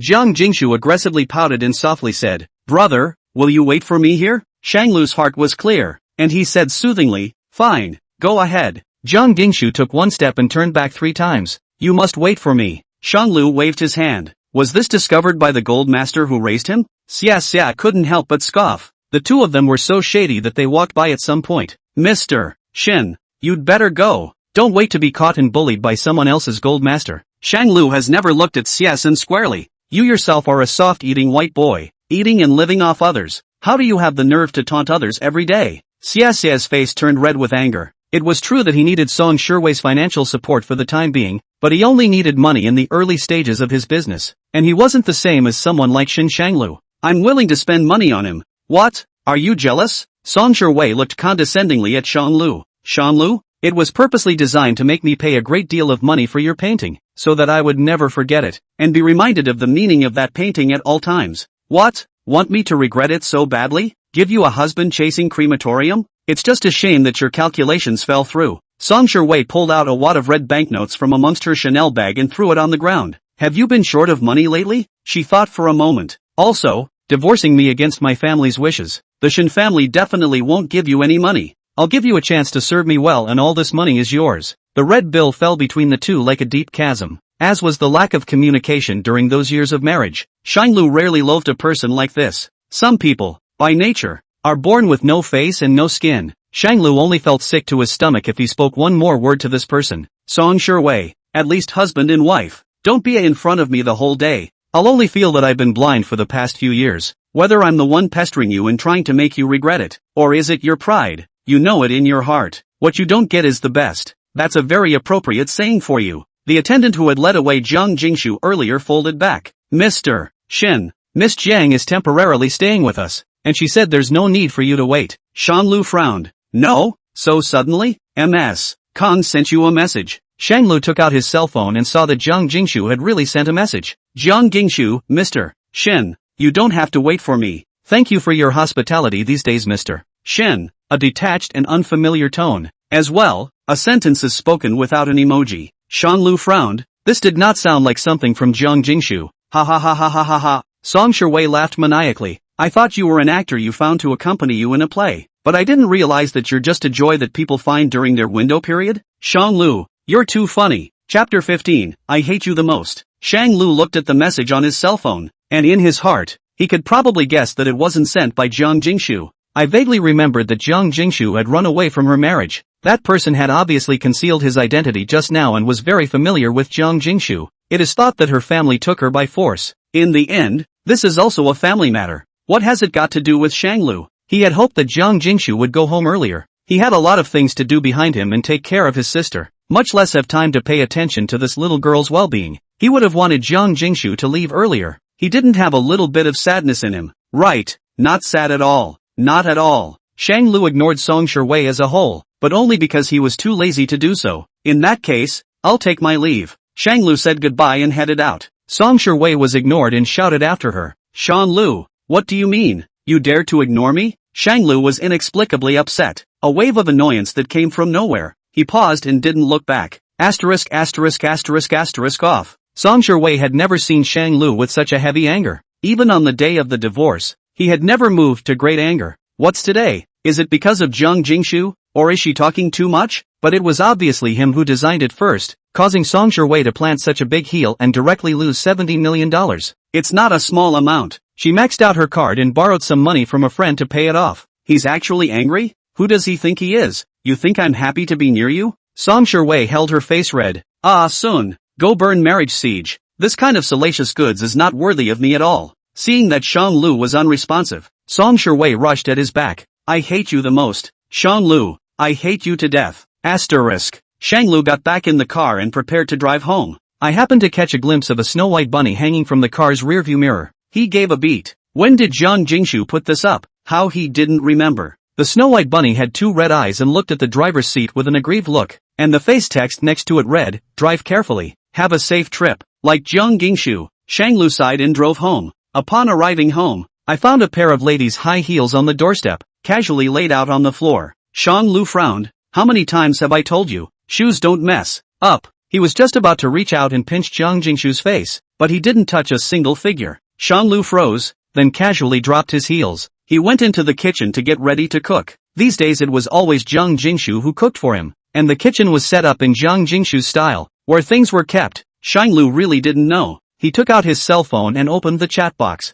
Just typed, where did you put the MSG and the spatula? Just wait for the send button to be pressed. Shang Lu thought for half a minute before deleting the words again. He opened the takeout app and ordered a takeout. Afterward, he lay back in his rocking chair and watched the game. Shang Lu had to sigh. Habit is really a terrible thing. But just a week's time. Fortunately, he drew away early. From the time he moved into this villa, he had lived with Jiang Jingshu. He had never lived alone in this villa before. When the takeout arrived, Shang Lu watched and ate. The takeout meal wasn't fresh and his favorite team lost. Ladies' skirts and shirts on the balcony were blown off by the wind. Things are not going well and Shang Lu is not in a good mood. He took an early shower and lay down on his bed, forcing his eyes to close and sleep. It's a beautiful moon today. It's just, there are no stories to listen to at bedtime and no one will be stirring the covers tonight. Asterisk. The next day, Shang Lu got up a little late and missed the clocking in time. He arrived inside his classroom to find that there were many more people inside his classroom today. There used to be quite a few people who skipped class. Shang Lu seldom names, love to come or not, as long as the salary is paid.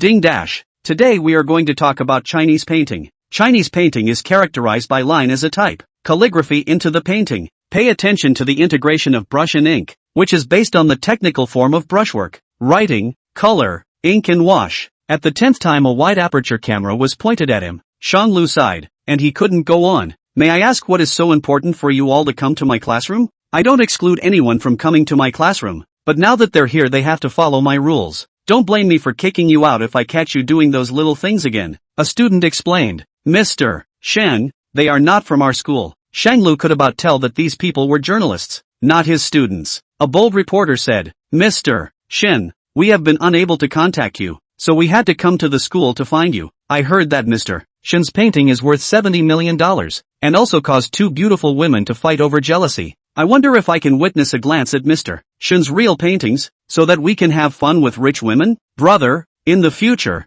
your reputation will definitely rise, and everyone will admire your paintings. It was really true what Jiang Jingshu had said. Interviews can be booked with an assistant in my studio, and anyone who comes to my classroom and interferes with the students will be blackballed from that magazine. The group settled down for the second half of the class and didn't take any more pictures with that big aperture. A few minutes before the end of the class, Shanglu sent a message within the class group informing everyone that they could leave early. As soon as it was sent, Shanglu slipped away. In a flash, his silhouette was gone. Run faster than a rabbit. Lian Li was waiting for him at the school entrance, and Shanglu got into Lian Li's car, instantly urging him to hurry up. What's the matter? So hot and bothered? Shanglu gasped. A reporter is chasing me. Hurry up. Lian Li glanced a short distance away, and there really were a bunch of people chasing after him with microphones and cameras. It's still true. Lian Li drove off decisively. This is an interview with you because of yesterday's auction? Yeah, what's the point of asking? Shanglu wondered. The public loves to see this kind of jealousy fun. Yesterday you accompanied another woman and grabbed your own painting from your ex-wife. You have no idea how many versions of this have been made up on the internet. Lian Li was curious. No, man, did you go back yesterday without internet access? For father I need to rest early. Unlike you who can play with your cell phone whenever you want. Shanglu was serious. You. Get out. There are always sons who want to be fathers. Lian Li got back to the point. Did you tell your sister in advance? This Dr. Jiang is very hard to get an appointment with. If you miss this one there won't be a next time. According to Lian Li's sources, this Kong Jinan surgery has never been defeated. I thought he would be hard to handle at first, but I didn't expect him to agree in 3 words. Why do you think that is? Could there be some inside story? Did you abduct someone's daughter? Chapter 16 The Maid Cafe. Did you abduct someone's daughter? Shanglu raised an eyebrow. It's also possible that you abducted someone's son. Lian Li, are you sick? Sick? What? I don't know. The duo soon arrived at the special education school. Hello, Mr. Li, I'm Shang Guanqi's brother. I made an appointment with you before. Shang Lu placed some fruits he brought in on the table. Okay, the kids are still in class right now, and I've asked someone to let Kanji know that she'll be here when class is over. Teacher Li pushed back those fruits, but couldn't twist the parents. She laughed softly. Then I'll save these fruits for Guanqi to eat. Guanqi loves fruits. Thanks for taking care of Mr. Li. After the class bell rang, Shang Guanqi practically flew in and appeared in the office right on time. She gasped and practically threw herself into Shanglu's arms. Shanglu was almost knocked backwards. Slow down. Don't be in such a hurry. Seeing that there were 2 other people there, Shang Guanqi stood still with a red face. Shanglu pulled out a report from his file bag. This is a surgical feasibility analysis developed by the Dr. Lian Li's brother specially found for you. We, Guanqi, are also adults. We can make our own decisions on everything. Brother is here today to give you an overview of the various possibilities of the surgery. Brother will give you advice, but it is up to you to choose whether to do it or not to do it. Shang Guanqi nodded vigorously. There is only a 50% chance that the surgery will be successful. And if it is successful after chemotherapy, hospitalization and observation, you can basically recover. But if it fails, what awaits you are some after effects. The possibility of having to take medication for the rest of your life. And the possibility of losing your hair and aging your skin. Shang Guanqi patiently read through the thick stack of documents. She made a gesture. Teacher Li explained from the sidelines. What Guanqi means is that is the cost of this surgery and follow-up particularly high. If it's done, aren't mom, dad and brother too heavy a burden? Guanqi has long been used to living like this. It's not necessary to be able to talk. Shang Lu touched Shang Guanqi's head. Silly child. Money matters are for adults to worry about. What are you doing worrying about this all day long as a little kid? Shang Guanqi frowned, seemingly blaming Shang Lu. She gestured a few more times. Ms. Li is a teacher in a special education school and is extremely good at communicating with children with special needs. She went on to explain. Kanji said you just asked her opinion and said she was an adult. Shang Lu held his forehead. Lian Li couldn't help but laugh at Shang Lu, who raised his eyebrows with a leave-it-to-me look. Chess, let's think about it differently. If it was your brother who was going to have the surgery, but there was a chance that the surgery would fail, and the cost would be high, and the cost of correcting the failure would be even higher, but there was just a 50-50 chance that it would succeed and allow your brother to make a full recovery. If it were you, would you insist that your brother do it? Shang Guanqi seemed to understand and nodded firmly. Even if she had to break the bank, she would have made money to get her brother to the doctor. See, you would want your brother to choose surgery too, wouldn't you? Lian Li guided her. By the same token, surely your brother would want you to have surgery too, wouldn't he? Your brother knows that not being able to talk and laugh like the other kids is something you've always struggled to get over. So your brother has gone to a lot of trouble to meet this doctor. Are you going to waste his efforts? Shangguanqi shook her head. She hadn't meant that. With a gesture she said, I do everything my brother tells me to do. A pleased smile bloomed on Lianli's face. That's a good merchant's boy. Shamlu smiled in relief as he held Shangguanqi's hand. Brother just wants you to be healthy and safe without putting too much pressure on yourself. Mr. Li is also happy about this. It would be great if chess could get better. I'll be troubling you for this period of time. Mr. Li, we may still need your help if we're going to be in the future. It's not quite right for us to come into this school after all. Teacher Li laughed her ass off and reached out to smack Shanglu's arm. What's wrong with that? Chess is my student. Well-behaved and understanding. Just like my sister. I can't wait to love her. Ding dash. The recess bell rang. Teacher Li picked up his lesson plan and hurried. It's time for class. This class is mine, so I'll leave you two parents to it. Go to class. Shangguanqi followed Mr. Li back. Shanglu and Lianli left the school. Shanglu felt that this school had changed a lot. Last time I was here, it seemed like this stadium wasn't built yet, and the school gates weren't as well guarded as they are now. Lianli was surprised. Haven't you heard about this? That's the Jiang family from the auction a few days ago. Their family and the Zhong family donate money to the special education school every year. This school is the best school in our province because of education. These two families hit the school every year as the cost of billions of dollars. Oh, the Jiang and Zhong families? I've heard that these things are mainly because Miss Kong is charitable and can't see any little children in the world having such a hard time. Lianli is well informed. Nothing escapes him. Shanglu raised an eyebrow. I'm kinda lucky then. What for? Going for a drink? Lianli came over with a mysterious face and whispered. I know that a Japanese-made cafe has been introduced over in Wanhua district. Are you interested in taking a look? Maid cafe? It's kind of fun. Go. Asterisk. Shanglu stood in front of the coffee shop, hesitant to enter. He asked, is this the maid cafe you were talking about? The stores are dressed to look like special relationship exchanges. Lianli put up two fingers and swore. It's really a regular place. Shanglu lowered his eyes to survey Lianli and sneered. Doesn't he know what Lianli is? What kind of father doesn't know his son? Shanglu followed him into the store and up to the second floor. As soon as we entered the second floor, there was a young lady in a black and white maid outfit at the stairway saying, Cheer welcome light pro. Standing across from the maid was a kitten in a small-sized maid outfit. Meow meow meow meow. Shanglu was amused as he got on and jerked the cat. The cat seemed to be very humane as it rubbed against Shanglu's hand, its cheeks making a gurgling sound. Shanglu's hand had just left its head for a second when the cat came up, its claws picking at Shanglu's hand. Hardly let go. The kitty has a somewhat fleshy belly. Shanglu scraped his upper hand. The cat actually obediently burrowed into Shanglu's arms, its soft face rubbing against his chest. Meow.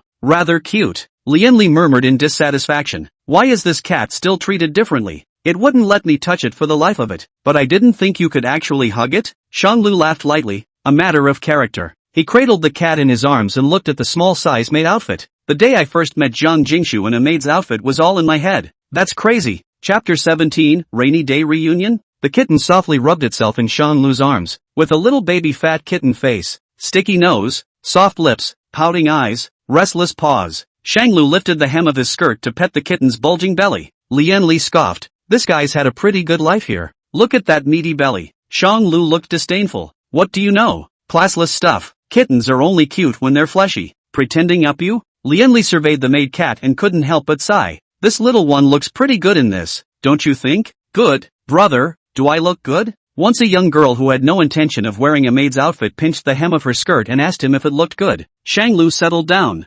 Lovely. It's just a shame that cute doesn't beat sexy. Dead cat, and I don't care if you're not happy to let me touch you. Lianli took out a chicken feather duster and started teasing maid cat. Does cute have to compete with sexy? If you really want to compare, you can never beat the fusion. Innocent come cute face, sexy and flirty body. Zhang Jingshu's weak and pitiful but pure and innocent face surfaced in Shanglu's mind, as well as, and countless ambiguous physical encounters. Before going to bed, Zhang Jingshu would play tricks and insist on sleeping with him, and without waiting for his reply, she would rest on his arm, shrink in his embrace, and start telling some illogical bedtime stories. When she slept she always kicked the covers or had her arms and legs restlessly pulling on him, and she couldn't tug them off. Clothes don't wear well, showing a shapely shoulder every now and then, or shoes not put away properly. If she wasn't young and uninformed, with a figure like Zhang Jingshu's, he would have really thought that this was a deliberate attempt to seduce her. Two gentlemen, there's an elegant pavilion vacated over here. Please move over then. The greeter guided Shanglu and Lianli to a room decorated in a fresh and elegant style.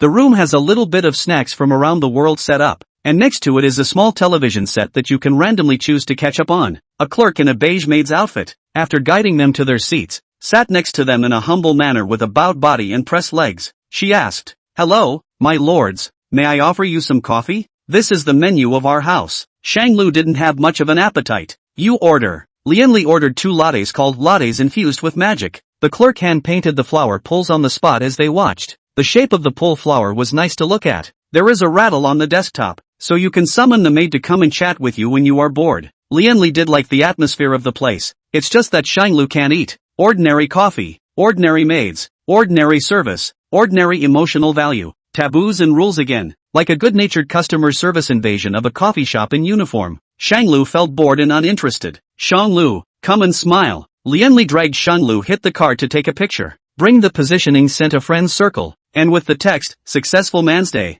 It didn't take long for Lianli's cell phone to be bombarded with messages. Lianli observed Shanglu's expression and said contemptuously, "Your shady ex-wife is here again, asking me if you're in this kind of store too?" Shanglu frowned, disgusted. "Ignore her, unreasonable." An idea suddenly occurred to Lianli, who rang the bell to summon the maid clerk and asked, "Can we take a picture together?" The maid nodded. "Then you two sit together." Lianli instructed the maid as he pressed the shutter button and took a group photo to send to Song Shui. Lianli, yes. Roku was very happy about it. "What are you doing?" Shanglu didn't read his intentions. "Help you all," Lianli said with a straight face. "I'm afraid this missy has never suffered any emotional losses, and is now pestering you either because she secretly likes you in her heart, or because her pride won't allow others to dump her. Anyway, whatever the reason, the man is a bit of an indebted swashbuckler and doesn't realize how precious he is until he loses it. I, for one, am helping to sever the only connection you have left. I'm afraid that if you go soft and forgive her, it'll be a real drama once the divorce cooling-off period is withdrawn." Shanglu's brows tightened as he said disdainfully, "It won't be possible. One must always move on. The best way to forget a relationship is to start a new one. How about it? Do you need me to introduce you to a few?" Lianli said, taking out his cell phone and pushing several female heads for Shanglu. Shanglu was not interested in this for the time being. He only wanted to cure Shangguanqi quickly, but Lianli pressed him to interrupt. "These are all rich and beautiful young ladies, each one 1,000 times better than Song Shui." Lianli clicked on the first one and introduced, "Look at this one, the Zhong family's daughter-in-law, one of the funders of that school in chess, caring and capable, not proficient in piano, chess, calligraphy, and painting, but with an A4 waist, butterfly bones, and peach hips, in love with a farce, and a willingness to spend money, as well as AC. How about it? Are you interested in getting acquainted?" "I think," Lianli interrupted. "Good, it's settled. I'll make a meeting appointment for you." "Shanglu, what did he say?" "I've asked her to add you. You don't have class tomorrow afternoon, do you?" "I've made you an appointment for tomorrow afternoon." Lianli made a quick decision and instantly helped Lianli decide everything. "What are you doing?" Shanglu was helpless. "Helping you get rid of Song Shui.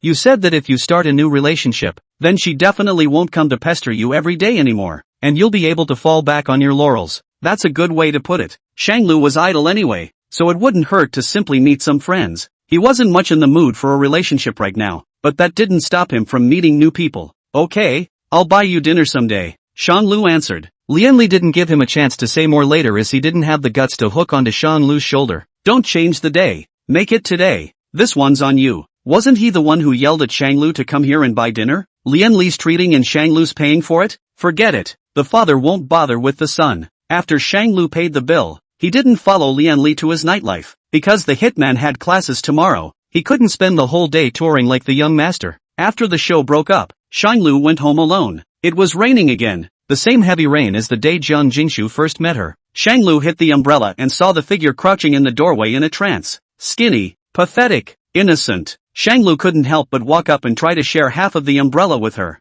The umbrella tilted and drops of rainwater dripped down on Shanglu's shoulders, dampening his clothes. The coldness pierces the bones. "Brother, can you take me home? I'm very good." Chapter 18 Blind Date Meets Secondary. "Brother, can you take me home? I'm very good." The encounter a week ago seemed like it was right in front of me, but it was like a lifetime ago. The cold rainwater with its penetrating coolness stimulated Shanglu's heart. In the blink of an eye, the young girl in front of her turned into a bubble and instantly disappeared from Shanglu's sight. Under the outstretched umbrella, it was empty. Shanglu froze for a second as he stood still in deep thought. A long time passed before this took out the key and opened the door. The air conditioner in the house forgot to turn off. Once inside, that dampness on Shanglu's body decreased by a few points. No one rushed up to hug him. No one cooled his body in the hot, muggy weather with a body that had spent a lot of time in an air-conditioned room. No one had a meal ready and waiting for him to come back. There was no advance showing of his favorite channel in front of the TV. No one collects rain-soaked clothes from the balcony. The awful takeout trash from last night is still there. Shanglu forgot to take it with him when he left the house this morning. It's a little mind-numbing. The kitchen still doesn't know how things are organized. Shanglu doesn't want to eat takeout. He braved the rain and went out to the nearest 24-hour convenience store. Shanglu asked the cashier, "Do you have spatulas and MSG for cooking?" "Yes, it's in the third aisle on the corner over there. The kitchenware section." The cashier gave him directions. After casually picking out some handfuls of furniture, Shanglu went to the drinks and snacks section to pick out some more. The center of the convenience store inexplicably has a punchline that is suspected to be the store's mascot. It's a drop-eared rabbit. The droopy bunny plays a pre-recorded voice that starts talking as soon as someone passes by. "Master, please take the good droopy home. Master, please take the good drape home. Master, please take the good drape home." Shanglu wondered if that was a coincidence. The clerk saw his hesitation, had the eyesight to come up for him to explain, "Mr. Hello, this is our store's little mascot Drape, but also our season launched the new sweeping robot, now playing special price as long as $3,999. You look at you have the need in this area?"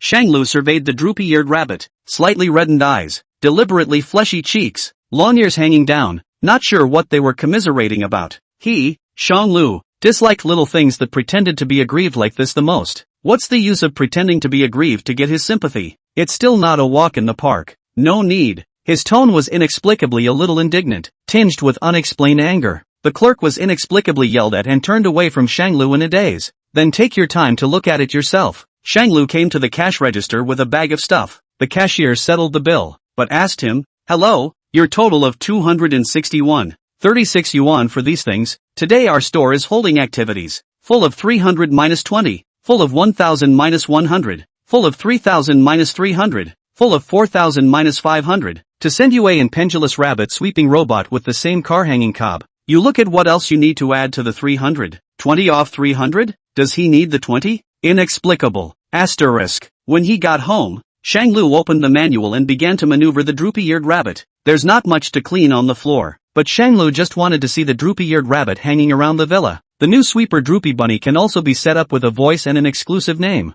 Shanglu raised an eyebrow. Can anything be set? He set the name Droopy-Eared Bunny to Little Chew. The sweeping voice is then set to, "No candy for all the kids who run around." At night, there was a very bizarre scene in the Shanglu family. Shanglu made a fresh dinner, opened a bottle of wine, and ate while watching the news. Next to her, the sweeper robot, Ju, was turning back and forth in the living room, constantly using the lowly sound that was set up. "No candy for all children who run amok. No candy for all the kids who run amok." After the meal, Shanglu threw all the wet clothes into the washing machine. The only thing that didn't matter was Zhang Jingshu's skirt. Why should it matter? They're not around anymore. Wouldn't it be better to just throw them away? After a few seconds, he shoved those white dresses into the washing machine as well. Actually, Shanglu is just a worse cleaner. Before going to bed, the sweeper was placed in Shanglu's bedroom, on the nightstand. A few vibrations came from the phone. It's the blind date Lianli introduced today. Opponent, hello, my name is Susanna Chung. I'm looking forward to meeting you tomorrow. May I ask what style of girl you prefer? Shanglu casually replied, "Those who look good in white dresses." Susanna Chung?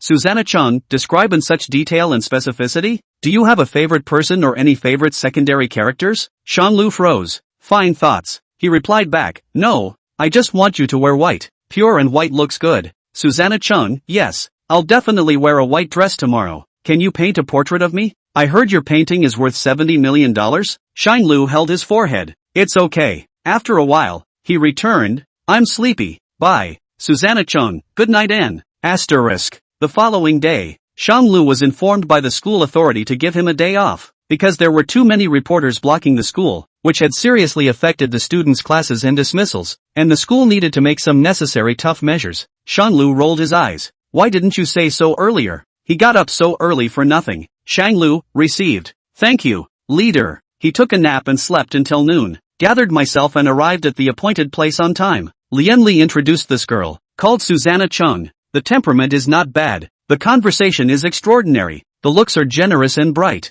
The body is tall. The body is charming and enchanting. Dressed in a short white dress, the skirt came just a little above her knees. The dress shirt wrapped around her body and seemed to be a little tight. The buttons on her chest looked like they were about to fall apart. Sorry, there was a bit of traffic. Shanglu sat across from her. Susanna Chung handed over a glass of juice. It's okay, I'm the one who got there early. She continued to introduce herself. Hello, my name is Susanna Chung. I was actually there at the last auction. I just never found the chance to talk to you. I heard that you and Song Sherwei are divorced. Really? There's something straight and simple about this woman. Really? Been to the Civil Affairs Bureau. The paperwork is still being processed slowly. Susanna Chung said to herself. That's good. Let me briefly introduce myself to you. I don't have any hobbies and interests. I just like to chase after Fanbuya for an appointment. And I like your paintings very much. No matter whether the two of us can make it or not. You're a friend I've made. And I hope that in the future I can look for you for an appointment from time to time. Is it a secondary otaku girl? Rather rare.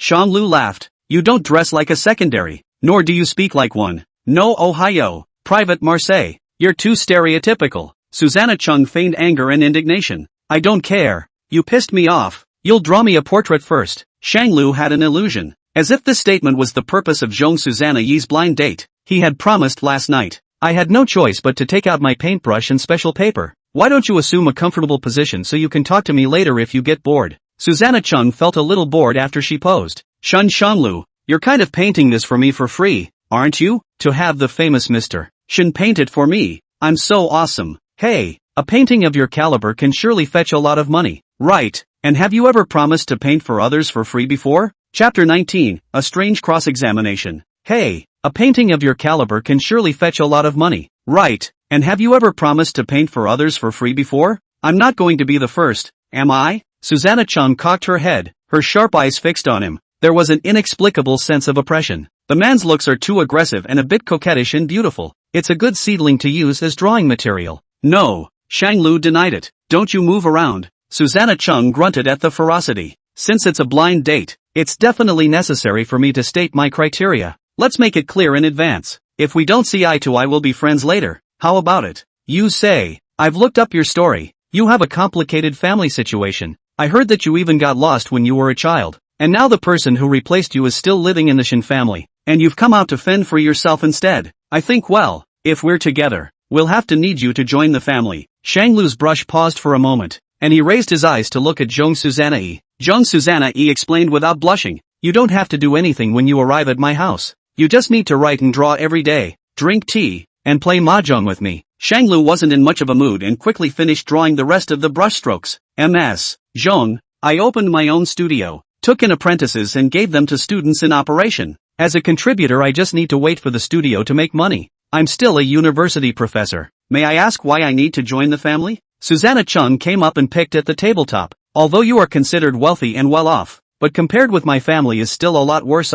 Surely you come to my family. I will not treat you poorly, but just let the child with my last name, the other, and go to your home. What is the difference? Shanglu tossed the drawn manuscript to Susanna Zhong and said disdainfully, no need. I'm living a very comfortable life right now. Ms. Zhong, we are not suitable. Solve. Zhong sighed. Well, it looks like you can't take it, but you haven't said anything about your choice of spouse yet? I'd like to hear it. Me? Shanglu was silent. That question hadn't really occurred to me. Before in Song Sherwei was because of a paper marriage certificate, a doll's marriage that had been fixed since childhood. No one else has appeared since. Mate selection criteria? What do you like now? Shanglu pondered. Good looking, not a strong character, a little more obedient, knows how to give and take. In short, the opposite of Song Sherwei. Susanna Chung was startled for a moment. So specific? She waited carefully. It's true that it doesn't look like me at all. Well, we really don't fit, but I'd still be happy to have you as a friend. Susanna Chung extended her hand to him.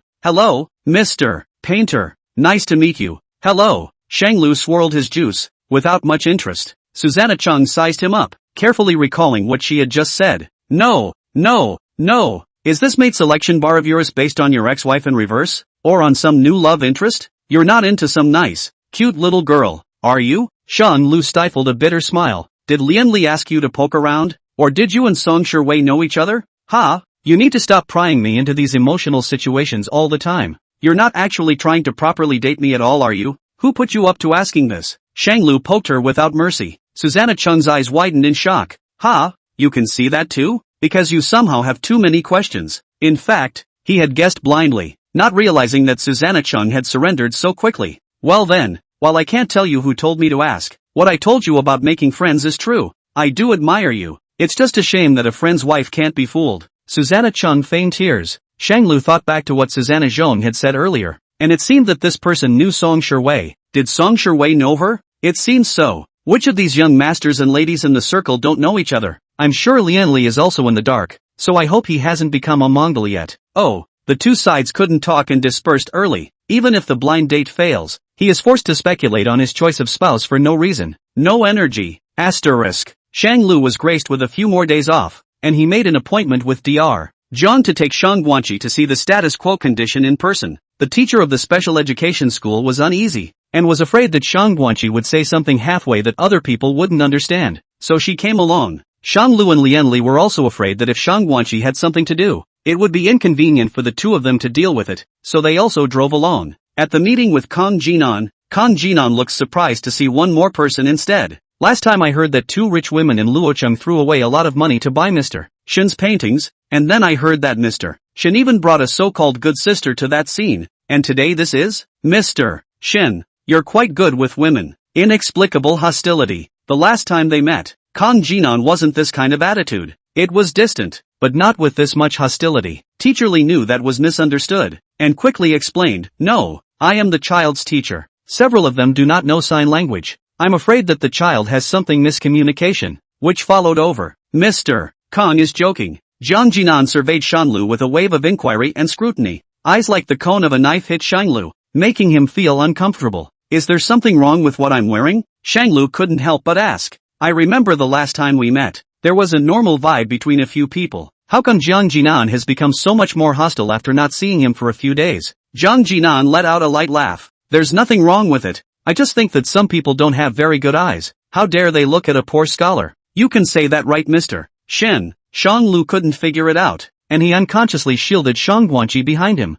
Jiang Jinan frowned. Think of it as sour talk when I'm bored. I'll still do my best when treating patients. Thanks, Dr. Kong. Everyone else out. We don't need so many people here. Just leave my assistant. Jiang Jinan rushes people. Everyone obeyed and walked out. Just as he reached the door, he was stopped by Jiang Jinan. Shang Lu stays. Shang Lu did as he was told even though he didn't understand why. Jiang Jinan didn't ask him to do much help. Most of the things were done by his assistant. Just ask him a few questions every now and then when you take the time. Such as, how many people are in your family? What do the parents do for a living? Have a pension? Have you run your own business? How many properties do you have in your name? Are you clean with your ex-wife? Do you have children with your ex-wife? Is there some hidden agenda to the divorce? Chapter 20, Extra Messy High Heels. This cross-examination is like a household check. Do you still need to check your family name to see a doctor? And checking in so much detail. It's almost as bad as the kind of old lady who chases people around the dating corner to find out more. If Shang Lu didn't answer, Jiang Jinan stopped and stared at him. There's no chance to hide even if you want to. My family has 4 members. My father has a pension. My mother's family is running a kiosk. My sister is still studying. I have 2 properties in my name. I don't have any children with my ex-wife. And the divorce was due to a normal relationship breakdown. So I'm kind of clean on my side. Jiang Jinan was surprised and had a rare look of horror. No wonder your ex-wife was still fighting with someone else there at the last auction. You guys wouldn't still be divorced, right? That's not so bad. And it's not as if she still has feelings, but it's just pride. Has the divorce cooling off period passed? Jiang Jinan spoke very seriously. The divorce cooling off period can be very scary now. In case your ex-wife launches into a frenzy and withdraws the divorce, what should you do then? Is it that scary? Shang Lu was unimpressed. Although Song Shiwei had a strong sense of self-esteem, she wouldn't do this kind of bottomless behavior. After all, a person's character was there. Song Shiwei wouldn't allow herself to be so lowly. When it really comes down to it, you'll just have to sue for divorce. She's the one who treated me unkindly online anyway, and I'll get the upper hand by suing. Jiang Jinan lowered his eyes and thought, it's still hard to say about this kind of thing. What if you can't get away from it? Wouldn't that hold up other little girls? Who's he holding up? What? Shanlu didn't get it. Jiang Jinan didn't bother to explain to him. Anyway, before your divorce cooling off period passes and you get that divorce certificate, I advise you not to start a new relationship and not to mess with your little daughter who doesn't know any better. Shanglu understood. This guy's not one of Susanna Chung's friends with a wonderful relationship, is he? Don't mind me, haha. I just think you're good with women and remind you. Jiang Jinan perked up and said, for example, last time, at the auction, One was your ex-wife. And who was the other one? Who is it? Who is it? And, Shanglu explained, that one is my sister. Sister? Jiang Jinan was dumbfounded. Didn't you say that there are only 4 members in your family? The one who's checking now is your sister. How come the one from that day is still your sister? Amount. No, it's not the same. Oh, Shanglu didn't know how to explain it. One is a real sister and one is, well, what is it? Jiang Jinan picked up the conversation indebtedly. Love sister? Shanglu instantly denied. No, that girl is about the same age as my own sister. Just a child who loves to laugh and joke around. A god sister only. Asterisk. Sister? Ginger Jinan's pauses and alliteration are skillful. Shanglu tried to speculate. Do you have a crush on that girl from the other day? Jiang Jinan's face instantly changed drastically. Are you sick? How old is that child? How beastly must someone be to lay hands on a child that young? Shanglu was shocked by his tone. What's all the fuss about? But Shanglu inexplicably had the feeling that these words were directed at him. Seeing as you asked in such detail, I thought. Sorry about that, haha. Jiang Jinan let out a light laugh. No, I'm not angry. But what I said is also the truth. That girl looks quite small. The person who can lay hands on her must be an animal. Shanglu? The assistant came over and brought out the various test reports. Jiang Jinan took the report, changing from his previous curious interrogation of the hangers-on, and all of a sudden became extremely serious. Your sister's health is not bad, and the broken vocal cords are not serious. But why are you guys coming to see the doctor at this time? This has seriously delayed treatment. Shanglu replied helplessly. It's not that I haven't looked for a doctor in the past, but either they said that it couldn't be cured or that the probability of surgery was at most 20%. And before that, I hadn't had a job, and my family couldn't afford to take out so much money, and it dragged on. Luckily, I came across Kong Jinan returning to the country. Jiang Jinan crossed his arms as a silent sigh came out of his mouth. You're in charge. It's not even easy. But, Shanglu looked at Jiang Jinan. Your sister's fundamentals are pretty good, so she must have been exercising consistently, right? I'm certain that the probability of a successful surgery can reach 70%. Jiang Jinan was unusually confident. Really? If that's the case, then I'll trouble Dr. Kong. This was one of the few good news Shanglu had heard these days. What about these days? Maintaining it the way I told you. And in a few more days, when my new equipment is repaired, I'll be ready to start surgery. Jiang Jinan handed over a portion of the notes. Shanglu took it and said gratefully, I'll supervise her. Go. Asterisk. Dr. Kong said she'll be ready for surgery in a few days. And this is a list of precautions and some oral medications written down based on her physical condition. Shanglu handed something to Mr. Li. Mr. Li, I know you've taken great care of Chess over the years, but by the time the surgery is over, I'd still like to have her stay at home, and I'll learn sign language as soon as I can one of these days. Shanglu's tone of voice was filled with uncontrollable happiness. That's certainly no problem, and if the surgery is very successful, Mr. Shin doesn't really even need to learn. This couldn't be better. Teacher Li ruffled the slippery bangs of her hair and said in a fixed manner, but it's that it's better to live in the school these days. After all, this environment is familiar to her, and it's more convenient for me to take care of her. If Sensei doesn't mind the trouble, it would be our honor. No, I love chess too. After Shanglu sent Shang Guanqi and Ms. Li back to school, it was getting late, and Lian Li started the nightlife again. Shanglu returned home alone. Today he was happy with everything he looked at, and even the grass was much more soothing. A message from Jiang Jinan came on his cell phone. No head. Kong Jinan, remember everything I said today? Shanglu laughed lightly. This person was quite responsible when he was a doctor, unlike other times when he was so odd. He replied, definitely. With a relaxed pace, Shanglu returned home, but he noticed something was wrong. The flowers in the garden weren't the same as when he'd left, wondering if they'd been teased hard by the trick-or-treating kid. Shanglu frowned, a little upset, waiting for him to just call up the surveillance to see who's a bear. So rude. He would have given that guy a good fat beating to get over it. Shanglu pushed the door open and put down the key. He looked down and there was an extra pair of ladies' black heels in the doorway, casually placed next to the shoe cabinet. One was put down, one was standing. Chapter 21. Brother, did you miss me? There was an extra pair of ladies' black heels in the doorway. Shanglu was abruptly stunned, and there was a buzzing sound in the middle of his head, as if countless candle flames had exploded. He froze in place, staying in the foyer and refusing to move. Shanglu leaned down and tentatively touched on the heels. It's touchable. It's not a hallucination. He turned slowly and heard the sound of sautéing and the clattering of dishes coming from the kitchen. Little by little, Shanglu moved his steps toward the inside. His favorite channel was playing on the television in the living room. The house was sprinkled with the scent of flowers as if it had been swept by a room. and the clothes on the balcony were sorted into categories. A sweet smell came out of the kitchen, like braised lion's head and sautéed tofu. There was a young girl in a short aqua blue dress with an apron cooking in the kitchen. Jiang Gingshu looked extra large in his slippers. The apron was tied in a big bow around her slender waist, as if the surplus could wrap around her entire waist. It was easy to take her in his arms. A thin additional scar appeared on her calf, as if she had been whipped by a family law. Jiang Gingshu turned around when she heard the movement in the living room. At the first sight of Shanglu, first surprise, then excitement, then a little pout. Jiang Gingshu put down her spatula and angrily shook her high ponytail as she pushed straight in front of Shanglu. Brother, why are you washing my white skirt with your black shirt and black suit? It will lose color and stain my white skirt. Jiang Gingshu's small hand poked Shanglu's heart in a disgruntled manner. I don't care. You'll have to pay me back with 3 new dresses. Brother, unreasonable, spiteful, and quarrelsome, and yet it's distinctly adorable. Well, it's good to be back. No candy for all the kids who run around.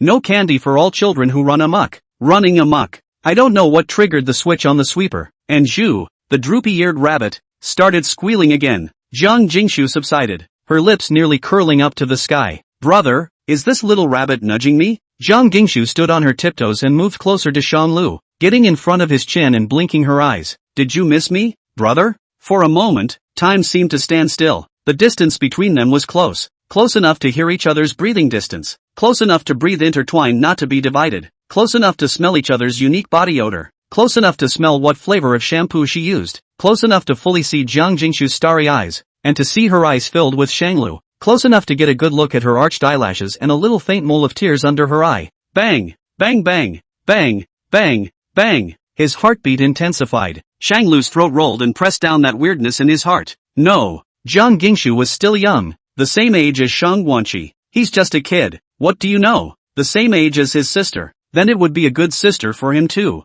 Shanglu was repeating this over and over in his head. Jiang Gingshu bit her lip in worry and indignation and pushed her chin against him. I don't believe it. Mouthy second cutie. Asterisk. Shanglu hadn't eaten Jiang Gingshu's cooking for a while, and actually missed it a bit. 3 dishes and 1 soup, but all his favorite flavors. When Jiang Gingshu ate, she didn't eat properly but kept staring at him. Shanglu asked, what are you staring at me for? What's on my face? Jiang Gingshu's face was full of doubts, and she said suspiciously, how come you didn't seem surprised when you saw me? You didn't even ask me why I suddenly came back until now? Don't you care about me? Shanglu gently tapped Jiang Gingshu's brow with his fingertips. Because your shoes are always lying around. I found you at home at the door. Undeterred, Jiang Gingshu looked toward the door. Fruity has a pair of high heels. Damn it. Wasted her surprise for nothing. So you're not curious where I've been all this time? Shanglu recalled the scar on Jiang Gingshu's calf. One glance is alarming. It was the exact same shape as the one on her back. It must have taken a lot of work to get caught and get out again. He didn't need to ask, to pry into how miserable Jiang Gingshu was living. Just go home.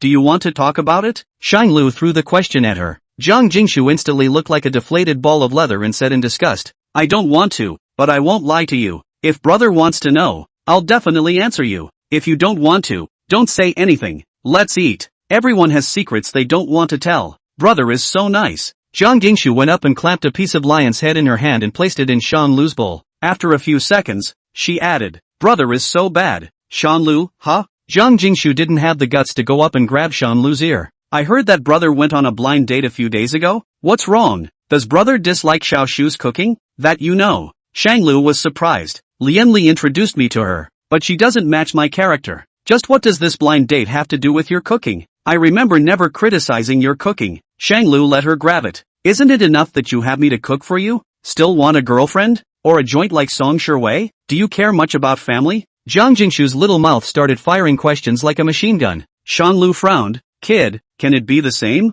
Your crooked reasoning is becoming more and more unintelligible to me now, and I can't keep up with your train of thought at all anymore. What's different? Did you like that blind date a lot? Is she good looking? As good looking as me? As considerate as me? Can I cook as well? Jiang Jingshu slightly exerted herself and came closer to Shanglu. Both of her hands were picking at Shanglu's ears, and the tip of her nose was pressed up against Shanglu's nose. Shanglu's heartbeat instantly slowed down a beat. Immediately afterward, he grabbed her wrists and ripped her hands away. Shanglu laughed helplessly. Do you know what you're saying? So lacking in a sense of boundaries then. She really doesn't know anything. A brat. Why don't I know? Jiang Jingshu wasn't too happy about it. You just want to find a second Song Shui to come out and get rid of me. Humph. Shanglu cried and laughed. When did I say that? Don't you misinterpret my meaning. He rubbed Jiang Jingshu's head, messing up her specially tended hair. Okay, I'm not going on any more blind dates. What's going on in your head all day worrying? Why are you always thinking about being kicked out by me? Humph. Jiang Jingshu snorted coldly and said indignantly, I don't care. You still have to compensate me for a bedtime story. This time it's your turn to tell it to me. Bedtime stories? Then the deal is, one bedtime story and no more anger. Shanlu held out his hand, intending to pull the hook with her. Jiang Jingshu got her way, her eyebrows arched and shaped like a crescent moon, and small dimples surfaced on her lips. Thank you, brother. I like brother Shanglu the most. She slammed into Shanglu's arms regardless, hugging his waist tightly and pressing herself against him. Chapter 22. A sister is a sister. A sister can't become a. Thank you, brother. I like brother Shanglu the most. Jiang Jingshu recklessly rushed into Shanglu's arms, carrying the scent of a freshly bathed body and the remaining vapor on her body. They were skin to skin, indistinguishable from each other. The young girl's delicate skin touched him with a bit of refreshing comfort, soft and smooth, with long legs and a slender waist. Jiang Jingshu hooked her arms around his neck, her feet climbing on his waist, her red lips coming up to his ear and rubbing against him. So, if my brother has promised me a story,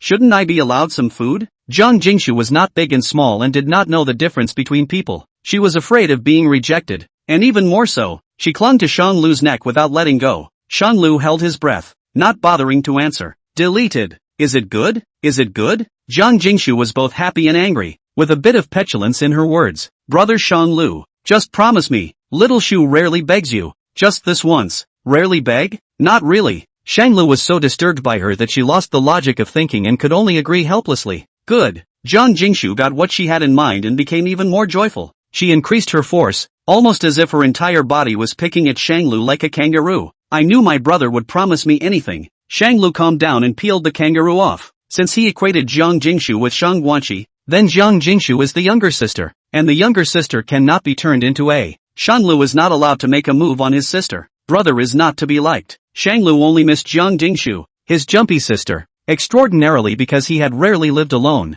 and because he and his sister were always polite and courteous. Yeah, it's just a brother pining for his sister. Shanglu summarized to himself in his head. It's just a sister. Shanglu needed to teach Jiang Jingshu about the boundaries between men and women. This person is probably adolescence has been soaked in research and study. By the family control is too strict, so that did not have contact with the opposite sex. Lack of and the opposite sex to come and go with each other in proportion. Shang Guanxi nature quiet inferiority complex, also cannot speak, has not been so close to Shanglu. So, the distance between him and his sister was actually not quite accurately grasped by Shanglu. It's just raising a sister. How hard can it be? Today I'm going to read you a bedtime story of your choice, but after that you have to go back to your room and go to sleep. Shanglu pinched the tip of Jiang Jingshu's nose and moved out to act like an elder. Why? Why are there conditions? Jiang Jingshu felt like she had been tricked. She tried to use the killer technique again, posting slowly, but he was mercilessly stopped by Shanglu. You were supposed to sleep by yourself. How old are you? You expect me to believe you when you say you're afraid of the dark? People are just scared. What's wrong with that? Jiang Jingshu bit her red lips pitifully, folded her hands, and obediently rubbed against Shanglu's shoulder,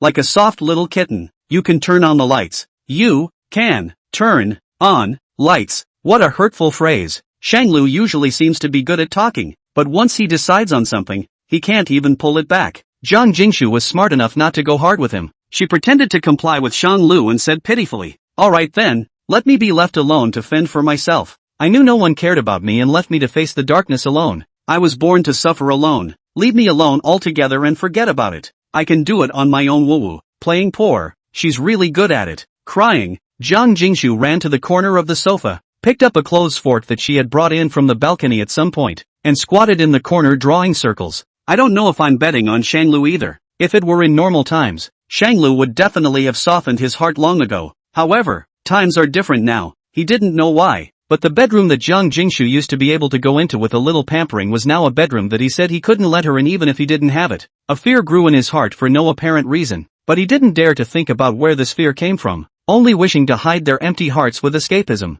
Jiang Jingshu pounded the sofa in anger. How can a person be so cruel? Jiang Jingshu was so angry that she hadn't been speaking to Shanglu unilaterally. It wasn't until bedtime, during story time, that she said her first words since the Cold War. I want to hear you tell me your story. Shanglu sat on a stool next to the bed and pulled out a story reader. My story? He was also going to let Jiang Jingshu order from this book. Yeah, Can you tell me about the kind of girls you like? And did you like anyone when you were in school? This girl, she's got a bad taste in her mouth. Shanglu closed the book. What do you want to hear this for? Jiang Jingshu was justified, crossing her arms and being aggressive. Because sharing secrets is mutual. I've told you my story. Courtesy, you have to tell me yours too, right? This time the logic is normal. Shanglu pondered for a moment. Me? I like good-looking and pretty well-behaved and understanding ones, not unreasonable and unrewarding. Jiang Jingshu's heartbeat missed a beat. Barbaric? Is that a nod to her? Shanglu's mind recalled Song Shiwei's strong words and the way she had to feel that it was Shanglu who was lusting after him. Aha!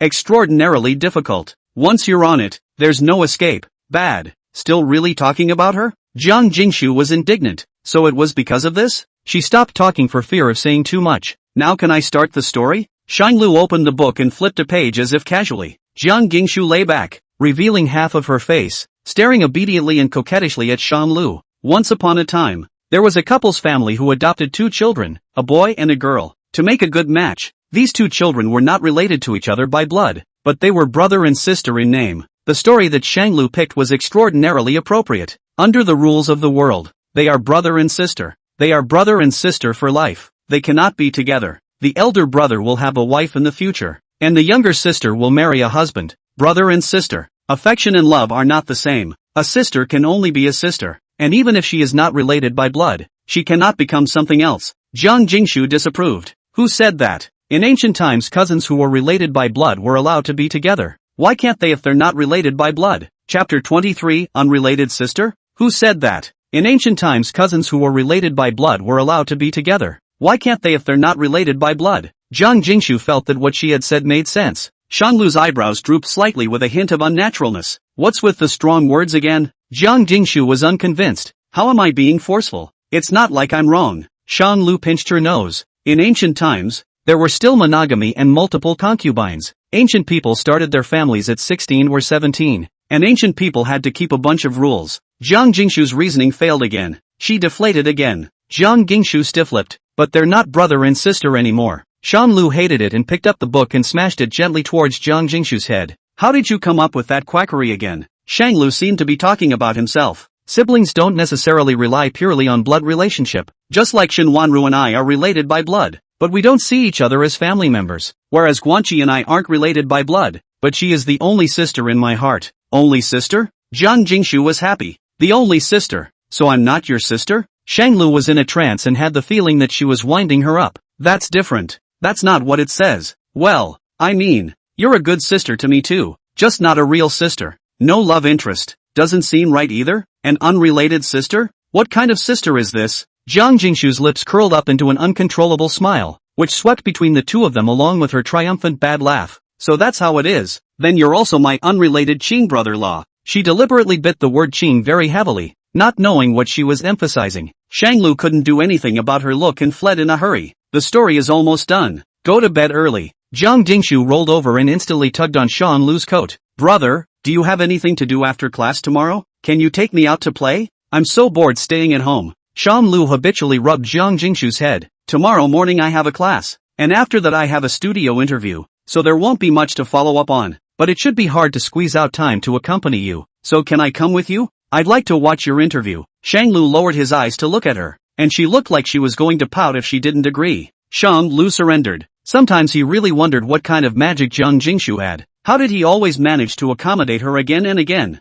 Okay, then I'll be back to pick you up at noon. Okay, oh, brother, good night and on. Jiang Jingshu obediently lay back under the covers, revealing half of her head, with only those big watery eyes visible on her entire face. Good night. Shanglu had left a small table lamp for her, but hopefully she wouldn't be afraid. He dropped the bedtime book inside the nightstand in his room. There's no such thing as a brother and sister story in that book. He made everything up. Asterisk. He lay back down on the bed, alone. The heart was inexplicably empty. The silhouette of Jiang Jingshu was still in his mind. The scene is framed with Kong Youngshu angrily running to confront him about why he washed her white dress with her black dress. It's obviously not a particularly touching scene, but it's extraordinarily memorable. Is it because of the living? Shanglu doesn't get it either. He spent the first half of his life struggling to make money to find a way to pay for his sister's medical care, and then after he was taken away from his biological parents, he had no shortage of food and clothing and a better environment for his sister. But then he got caught up in an entanglement with Song Shiwei,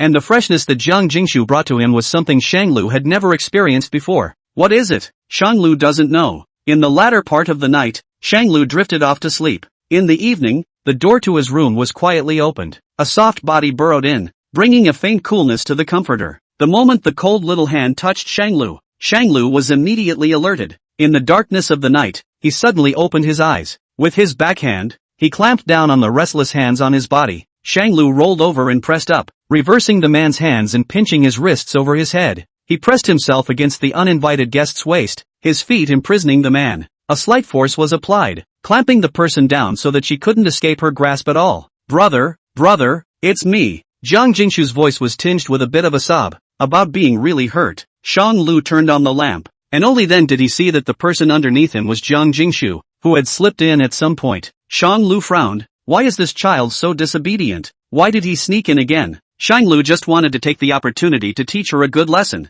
You, hiss. A crisp cracking sound spread out. A black button chipped off and slid down his skin, bouncing on the bedding. That was the first button that belonged to the heart. Deleted. Without a trace of impurity, like a perfect scene in the hands of a painter. It is tempting to touch, to remember, to record. Is this lust? Or what? His body began to heat up, the knots in his throat rolled, and his mouth went dry. Brother, it's cold. The confused pout was like a kitten scratching his heart, leaving an indelible mark. A brother was like a mallet, hitting him on the head. Brother, your body is so hot. Oh, it's squeezing me so horts. Chapter 24, Family, Friendship, Love, Duty. Brother, I'm not feeling well. It's like I've heard that somewhere before. A few tears devoured from the corners of Jiang Jingshu's eyes, rolling down from her eyes and landing on the bedding. The water trails wrapping around the button and encasing it. It was like building a cage, blocking off all of the button's retreats and keeping it imprisoned in its own realm for all eternity. She muttered to herself for a while, sobbing mournfully, her long black hair strewn across the bed. Her eyelashes fluttered violently, and the teardrops that devoured the corners of her eyes did not go into the roots of her hair at her temples, wetting the bedding in sheets bit by bit. I feel sorry for you. I feel sorry for you. Shanglu froze dumbfounded for a long time before reacting to what he was doing. He was red through and through, and his ears were bright red. Sorry. Shanglu got off of Jiang Jingshu in a hurry. He was wearing a single pajama top, and there was no jacket that he could share with Jiang Jingshu. I'll go get you a new dress. His footsteps were much faster than usual, as if he was covering something up. Jiang Jingshu lay wolfishly on the bed as she slowly sat up. Deleted. Her wrists were slightly reddened with a touch of the unspeakable. If it wasn't for a delicate, pampered body, it wouldn't be red at the first scratch, would it? Shanglu practically held his breath as he exited the room, and it took him a long time to calm down. How did this happen? He just argued righteously with people that unrelated siblings can't be together, and now he's actually makes it seem like he's someone who says one thing and does another. Shanglu ran to Jiang Jingshu's room and took out a rather loose halter nightgown from among the closet. The nightgown is knee-length and flexible. It shouldn't rupture. Don't let anything so embarrassing happen again. A journal sits on the desk in the guest bedroom. Shanglu unintentionally glanced at the sticky note on it. Brother Shanglu is not allowed to look at it. Shanglu cried and laughed. But that handwriting, it's very upright and clean. And yet it looked familiar. Like I'd seen it somewhere. Shanglu reached out his sinful hand to turn it over. Just as he touched the diary, he paused. Forget it. He also had secrets that he didn't want to tell Jiang Jingshu. Shanglu opened the door with the dress, knowing that Jiang Jingshu wouldn't dress properly. What she's wearing now, it can't even be considered clothing, right? The moment he entered, he turned off the light. Brother, is that you? It's so dark. I'm scared. Shanglu followed Jiang Jingshu's voice as he walked over, and he tossed the clothes to Jiang Jingshu. Change. Good. Shanglu was a bit of an uncertain mind as he walked out of the room, dropping a sentence. Come out when you're changed and I'll meet you in the living room. Shanglu sat in the living room and squeezed 2 glasses of juice. In his mind, he was deliberating on how to talk to Jiang Jingshu. Sooner or later, if this keeps up, something will happen. He was a normal man in his prime. Even with the greatest restraint, it is impossible to remain vigilant at all times. The abyss of desire is something he will wade into sooner or later. After Jiang Jingshu changed her clothes, she opened the door and walked to Shanglu with a lowered brow like a child who had done something wrong. Brother. Shanglu pointed to the rocking chair next to him. Sit, let's talk. Jiang Jingshu sat peacefully, her head lowered, in a peaceful manner as she went to her death. Why did you break into someone's room in the middle of the night? Jiang Jingshu, do you know what it means when you do that? Shanglu opened the door and went straight to the point. Brother, I'm scared to sleep alone. I'm afraid of the dark. Jiang Jingshu's tears welled up in her eyes. She kept her head down, her shoulders trembling gently. not letting anyone see the vulnerability that was about to break the bank. How old are you? Shanglu didn't believe in the so-called fear of the dark. This girl was just spoiled by her parents and was too dependent on people. Right now it's about treating Shanglu as another dependency. 19. You're such a big man, and you're still afraid of the dark? Under the moonlight, the floor-to-ceiling window behind Zhang Jingshu reflected the light in, and the moonlight spread over her body, setting off her already thin body in a particularly delicate and pitiful manner. Zhang Jingshu lowered her eyes, pearly teardrops hanging from her long, dense eyelashes. When I was a kid, if I came in second on a test or didn't get a grade in a competition that mom and dad were happy with, they would put me in a small dark room and leave me alone to reflect. A strange calm solidified in the air. Shanglu closed his eyes, his slightly hoarse voice carrying a light tremor. I was too heavy in my tone. I apologize. Shanglu awkwardly reached out and gently patted her shoulder. My problem? No, it's just that I'm too willful. Shanglu sighed and said helplessly, then you shouldn't sneak in the middle of the night. You should know that men and women are different. In the middle of the night, breaking into a man's bedroom. This is not right. Zhang Jingshu's eyes were dripping with emotion as she stared straight at Shanglu. But aren't you a brother? I've seen a lot of TV dramas where they siblings sleep together noisily when they're young. Shanglu raised his hand, his fingertips wiping away her teardrops, coaxing gently. You also said it was when you were a child. You're considered a big girl now. You've already developed your second sexual organ. Even if it's your own brother, you still have to avoid suspicion. Zhang Jingshu looked like she couldn't understand. Do you have older brothers and sisters at home? How do you usually get along with them? Zhang Jingshu pondered and answered seriously. Mom and dad don't let me get in touch with things other than books, and they don't let me make friends, so I basically don't know anyone other than mom and dad and my teachers. No wonder there's so little sense of boundaries. Shanglu was helpless. Then I'll teach you to keep a proper distance from the opposite sex in the future. Even you? Even me? Zhang Jingshu questioned. But my parents don't keep their distance from each other. It's normal for them to cuddle and stuff. Shanglu frowned. Not between husband and wife. But I don't want to distance myself from my brother. As long as I marry my brother, the current problem won't be a problem. Chant. Zhang Jingshu once again spoke out of turn. Why are you so full of marriage? Marriage is not child's play. You don't want to follow your brother's example and get married casually. In the end it's you who suffers. This is something that took Shanglu more than 2 years to realize. I didn't just go along with it. I like my brother a lot. Shanglu let out a light laugh and casually scraped Zhang Jingshu's nose. Do you know what kind of like you're talking about? Kanji likes me. That's affection. Lian Li likes me. It's friendship. And marriage. It's love. Jingshu looks like she's mixing affection, love, and friendship. Don't jump to conclusions about liking too soon. Maybe you'll realize that the liking is just an illusion. Zhang Jingshu was bewildered. Illusion? Just like I liked Songshur way before. But now I realize that it's not a liking. It's a responsibility. I had a marriage contract with her. Enforced by duty. We got married. I thought all that went into marriage was love. It's just a shame that it's just a liability. Chapter 25. Whether the induced party is guilty of the same crime as the inducing party. If a marriage is devoid of love, there are responsibilities that can actually last, but only if both parties take responsibility, instead of giving unilaterally. Shanglu paused, as if he had gone too far. Anyway, you're still young. There's no rush to talk about this. When you get to know more people, perhaps you'll be able to distinguish between affection, love,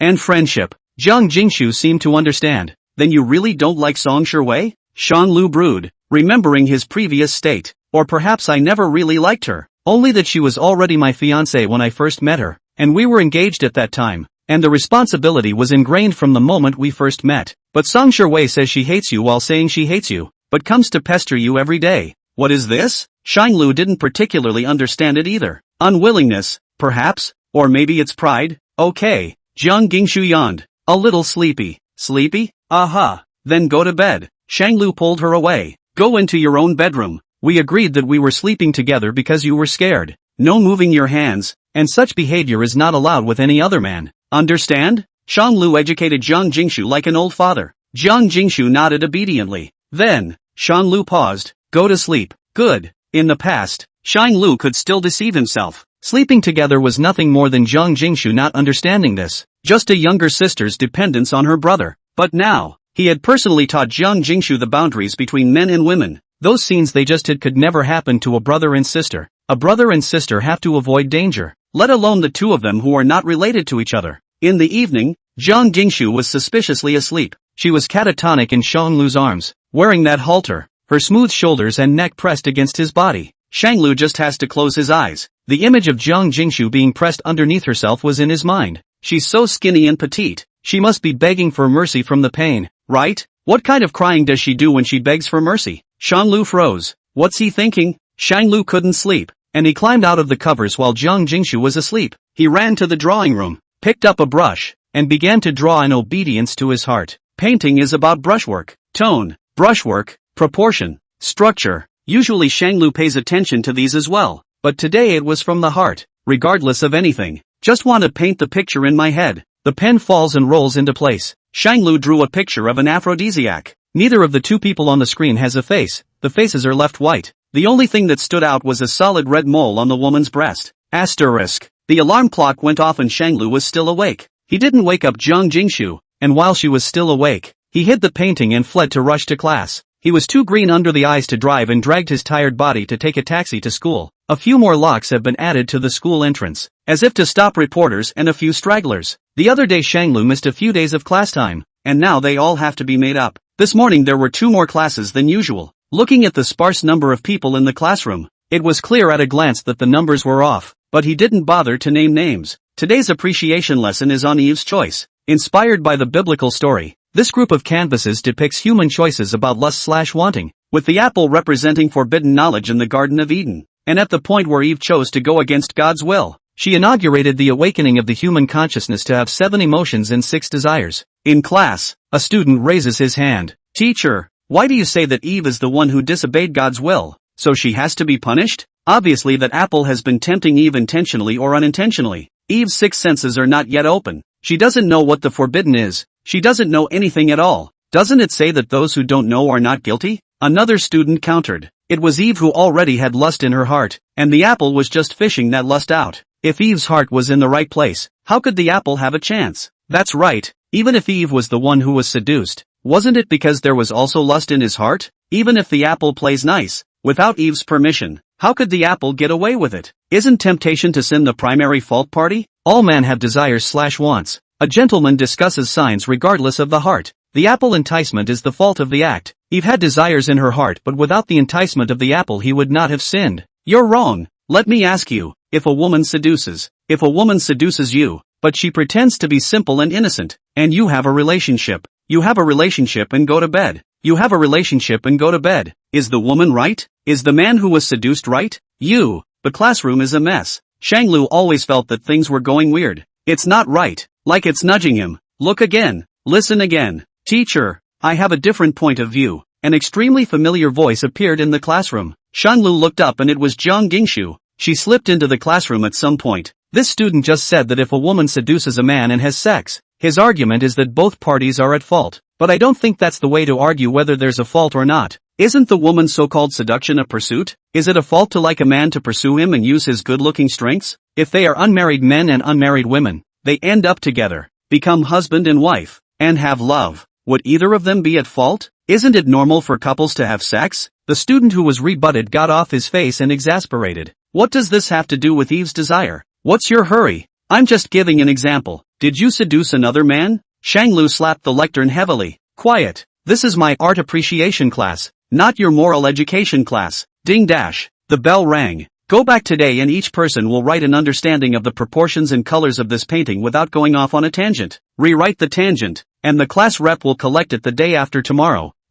Class dismissed. Even though Shanglu had stopped the argument, Jiang Jingshu's words were still imprinted in his mind. Is it a debate? Or is it an inner thought? Intentionally or intentionally? Shanglu couldn't figure it out. Only after all the students had left did Jiang Jingshu hop and jump forward. Mr. Shang, you're so dignified when you lecture. Why are you here all of a sudden? The security guard at the door didn't stop you? Shanglu packed up his things and prepared to go out for dinner. He remembered that the school security was very tight now. How did Jiang Jingshu get in so easily? No, I said I was Mr. Shang's family and they let me in. Shanglu raised his eyebrows. Ever eaten at the cafeteria? Jiang Jingshu shook her head. No, most of the time before. It was the aunt at home who prepared my meals. Going to try? Yeah. Asterisk. Jiang Jingshu seemed like she really had never eaten in a cafeteria. That table she wiped and wiped with a paper towel, and her chopsticks were hot and hot. Shanglu came back from his dinner fight and brought back 4 dishes in one soup. Squash soup, roasted chicken with potatoes, hot and sour shredded potatoes, hollowed out vegetables, and pancetta. Very homey cafeteria food. Mr. Shang.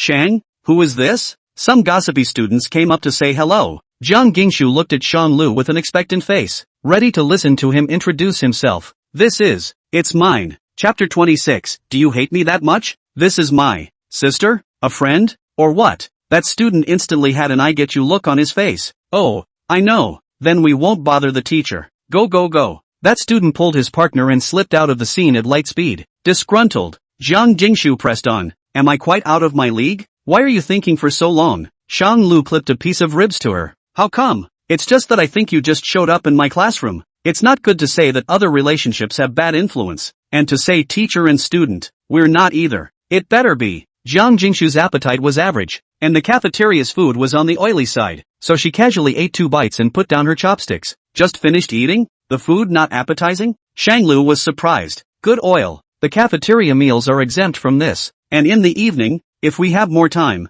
we can have something hearty. Yeah. Asterisk. After lunch, Shang Lu took Jiang Jingshu to the studio for an interview. The newspaper for this interview made early preparations and made an appointment with Shang Lu early in the morning. At the first sight of the newspaper interviewer in the conference room, Shang Lu was a bit uncomfortable. Ghostly stuff. Song Shiwei was sitting in the center of the conference room, quietly waiting for him. After not seeing her for a while, Song Shiwei had changed a lot. She had lost a few pounds, and her eyes were full of haggardness and exhaustion that she couldn't hide at all. Shang Lu walked over and sat down across the room. Since when did you become a journalist? This newspaper was originally invested by our Song family. I can come here whenever I want. What do you care about me? Her mouth was still just as reasonable as ever. No reasoning and no mercy. Casual question. Shang Lu is sitting upright and he's ready to go. Begin. Song Shiwei glanced at Jiang Gingshu, who was waiting for Shang Lu in the lounge, and then at the man's businesslike attitude. Don't you and I have anything else to talk about? Can't we talk about something else besides the interview? Shang Lu only found it funny. Weren't you the one who said you'd never get along with me? Have you gone back on your word? Song Shiwei glared at him and said darkly, the one who backtracks will only be you. Hurry up and start the interview. I've got things to do if we finish early. In such a hurry to finish? What else could it be? Song Shiwei sized up Jiang Gingshu. The person had deliberately dressed up nicely, denting her delicate and voluptuous figure. Innocent dress, cute face, flirty and sexy body, excellent seduction. Do men like childish boobs like that? But Song Shiwei isn't bad either. She was at least a woman of imperial style. A lot of people want her mercy, and she still won't have it. Song Shiwei angrily turned on the VCR and took out the microphone. First question. May I ask Mr. Shin how he feels about your ex-wife being set up to be framed and spend a full $70 million on your painting? Shang Lu had also given serious thought to this question. Is the painting worth it? Or is the thought worth it? Hello? Thank you for this reporter's question. A painting has no practical value. Its value stems from the buyer's sense of identification and value of the painting. It is only the world-famous paintings that are worth thousands of dollars in the minds of some people, but in the minds of others, the paintings of their parents/wives/friends are priceless. The rules of the sale are very clear. The highest bidder wins, and the deal is finalized. There will be no such thing as victimization,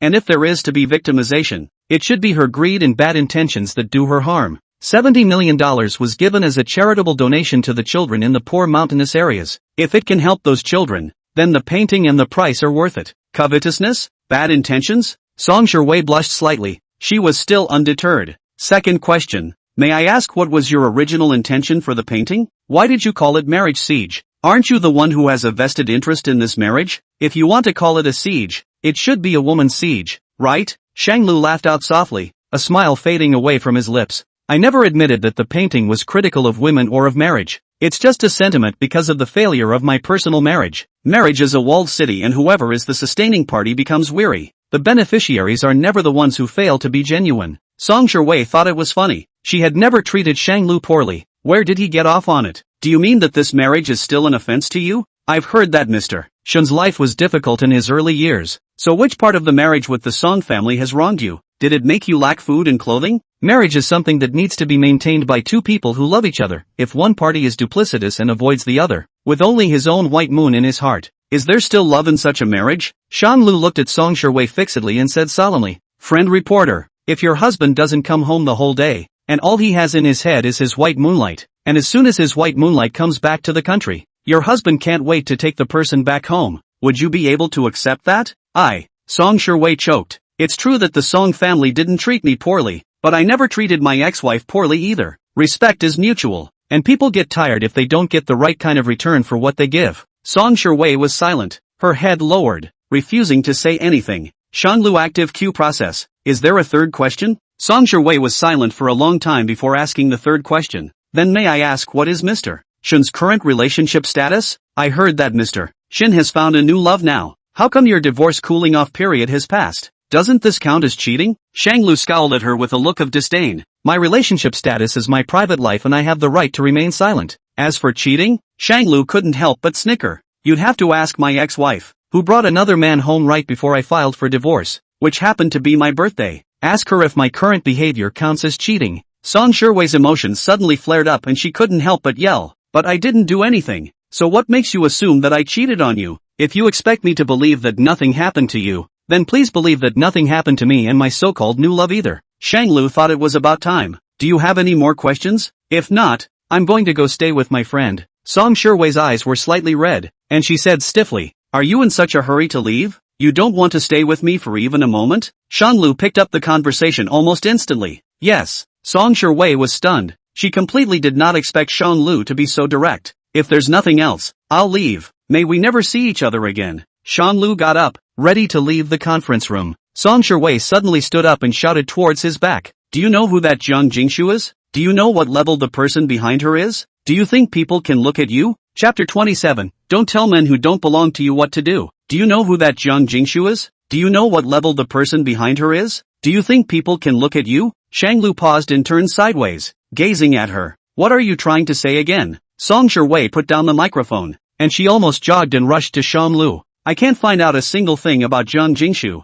Her profile is completely blank. There's no way to start. Shanglu was unimpressed. So? Song Shiwei's eyebrows flickered for a moment, a strand of surprise in the bottom of her eyes. So either she's a person with a very powerful background, or she's simply just a minor character who's been adopted by a big shot. Either way, you shouldn't get too involved with her. Shanglu took a deep breath. His eyes and eyebrows were filled with ice. There's no need to report what I do to you. Are you so used to being capricious in front of me that you take yourself too seriously? Do you really think you're a golden princess? In what capacity are you interfering with my friendships? Song Shiwei's eyes seemed to freeze. Time was as if it stood still in this moment. All emotions and thoughts were suspended. Shanglu took in her incredulity. If Ms. Song is really so idle, why don't you mind your friends and family and leave me alone? Shanglu was referring to Susanna Chung. I'm tired of saying similar things, but it's as if Ms. Song has no self-respect, and she keeps sticking around me one after another. Those who don't know would think that Ms. Song can't get enough of me and wants to rekindle her old feelings with me. Shanglu laughed, full of mockery. It's just a pity that it's hard to renew an old man. Ms. Song should still have more self-respect and love for herself, and less dictating her private life to men who don't belong to her. Is that what you think of me? The blood in Song Shiwei's entire body froze, as if flowing backwards. She was kind enough to help Shanglu, and fearing that Shanglu would be deceived by others, she purposely went to check Jiang Jingshu's background. As a result, good intentions were taken for a donkey's liver and lungs. Instead of being appreciated, he was humiliated. It is really ridiculous. So, given what Ms. Song has done, how should I think of you? Mocking eyes crossed, like a knife blade, crushing Song Shiwei's pride. Is it hard to still think that Ms. Song is so deeply righteous that she's afraid that I, a man nearing 30, will be deceived by a 19-year-old girl? Shanglu seldom speaks so harshly. It's just that Song Shiwei provoked him to his face and even went to investigate his friends in private. It was inevitable that she wouldn't do something even more outrageous in the future. Ha! Song Shiwei laughed mockingly. Her self-esteem was on the verge of breaking point and she was afraid she wouldn't be able to handle it. Shanglu, you'll always be this lowly. People like you will be poor and miserable for the rest of your life.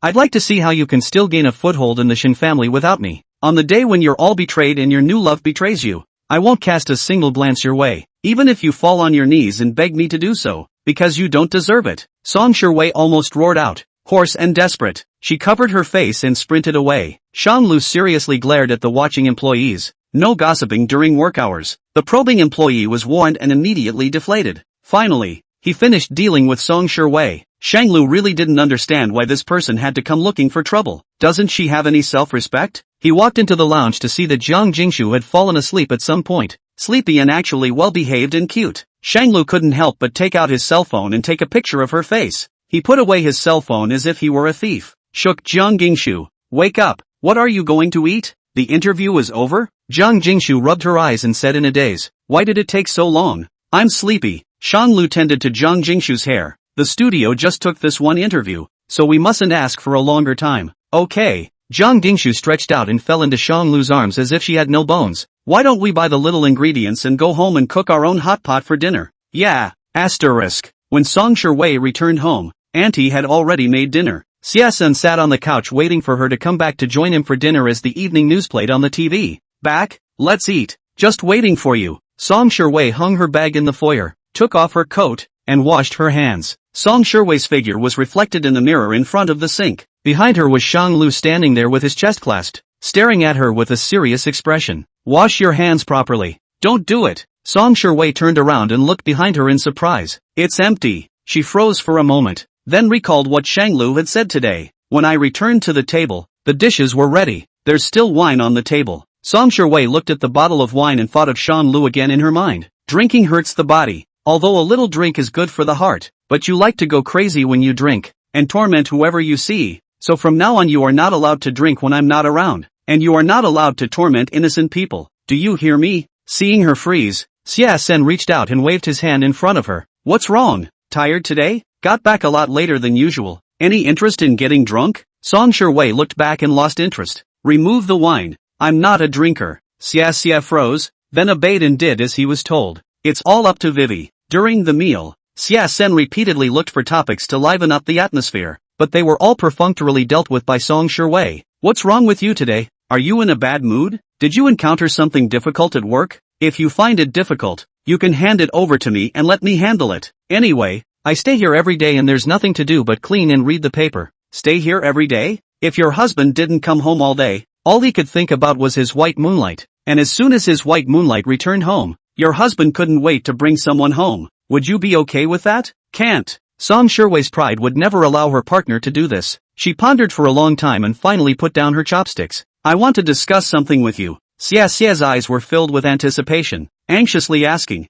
"What is it you say? What else is polite between the two of us? I will help without saying a word if I can. I think it would be better if you moved out." Xia's movement to clip the food was lurched, and a piece of pancetta fell to the ground. He said slowly, "Why so sudden? Is there a reason? I think that even though we're close, and even though you're my best friend, after all, men and women are men, and you're a man anyway." Xia was silent. "As compensation, I'll buy you a house in the center of the city, so you can live over there, and it'll be convenient for you to go to work and stuff in the future." Hearing about buying him a house, Xia Sun's face instantly looked better. "You've opened your mouth, so where's the sense in me not to comply?" Xia laughed lightly and chucked a piece of meat into Song Shiwei's bowl. Asterisk. Zhang Jingshu didn't eat a few bites during lunch, and by the evening she was extraordinarily hungry. It has become a CD-ROM war god. At the dinner table, Shang Lu happened to remember Song Shiwei's words. The Song family isn't a small family. Can't they find out Zhang Jingshu's background? Shang Lu asked as if casually.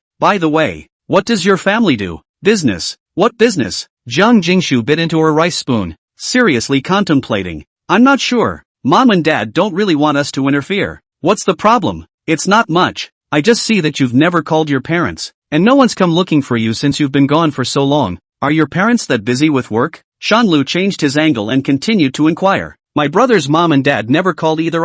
This should be pretty normal, right? My parents, that's all they are. There's nothing to say." Zhang Jingshu refused to answer. In the end, Shang Lu was also reluctant to mention his real parents, even to the point of old age and death. Shang Lu shouldn't have pretended the other day. That day when Zhang Jingshu asked her if Shang Lu wanted to know about her, Zhang Jingshu would definitely answer honestly. At the time he was a bit loaded. "Now I want to know and I don't have the face to ask again." "Well then, don't mention them," said Shang Lu as if he had remembered something. "In a few days I'll take you to meet someone. You should be able to talk." "Who?" "My sister, Shang Guanqi, mentioned it to you." Shang Lu continued. "She has an operation in a few days. I don't understand the mind of a young woman's family, so I still need you to comfort her at that time." "Yeah, but my sign language level is fine to say the most basic words. A little more advanced and I won't be able to do it at all." Zhang Jingshu was a little worried, afraid of messing up these things. Shang Lu's brows slowly furrowed together in suspicion. "How did you know my sister was mute?" Zhang Jingshu froze for a split second,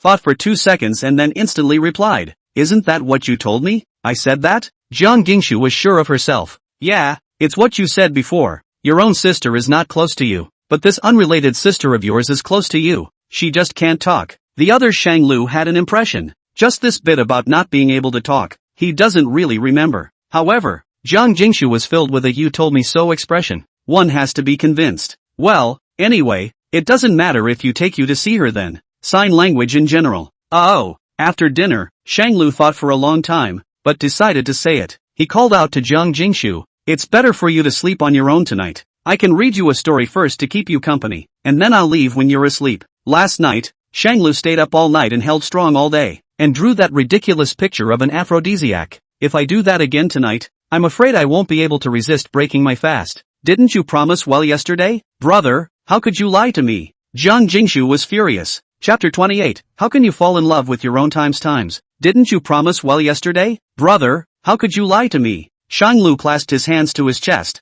his eyes downcast as he ignored her boneless collapse into himself. "I know you're afraid of the dark, so I'll leave when you're asleep. It's not negotiable. And no sneaking into my room in the middle of the night." Jiang Jingshu refused. "Why? Wasn't it fine yesterday? Is it that I did something wrong? Brother, tell me. I'm sure I'll change." Shang Lu stroked Jiang Jingshu's waist-length hair and casually said, "You didn't do anything wrong. It's that he's about to do it wrong. Sleeping in separate rooms isn't discipline either. It's what we were meant to do in the first place. Understand? Don't get it?" Jiang Jingshu shook her head like a rattle. "Well, it's decided. You go ahead and wash up," Shang Lu urged. Reluctantly, Jiang Jingshu carried her clothes into the bathroom. Taking one step and turning back 3 times, Shang Lu returned to his study and finally found the time to start looking at his cell phone. On his cell phone, the little assistant sent a bunch of bombardment messages. "Little assistant, boss I'm sorry, that magazine offered a very high price and was very sincere, and did a good job of being tuned in. I checked their information and there was no problem at all. Whoops, I didn't know that the financier behind them was Miss Song.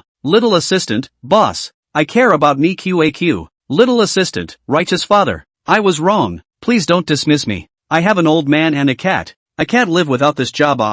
Shang Lu was drinking water when he saw this message, and he almost choked. This matter was a dereliction of duty on the part of the assistant, but it was a deliberate act on Song Shiwei's part. If she wanted to conceal any information, she would not be able to detect it at all with the class of the little assistant. By definition, there's no one else to blame. Shang Lu typed in a reply, "Next time it won't happen again." Another round of news bombardment. "Little assistant, thank you righteous father for not killing me. I will be a cow and a horse in this life to repay my righteous father." Brother?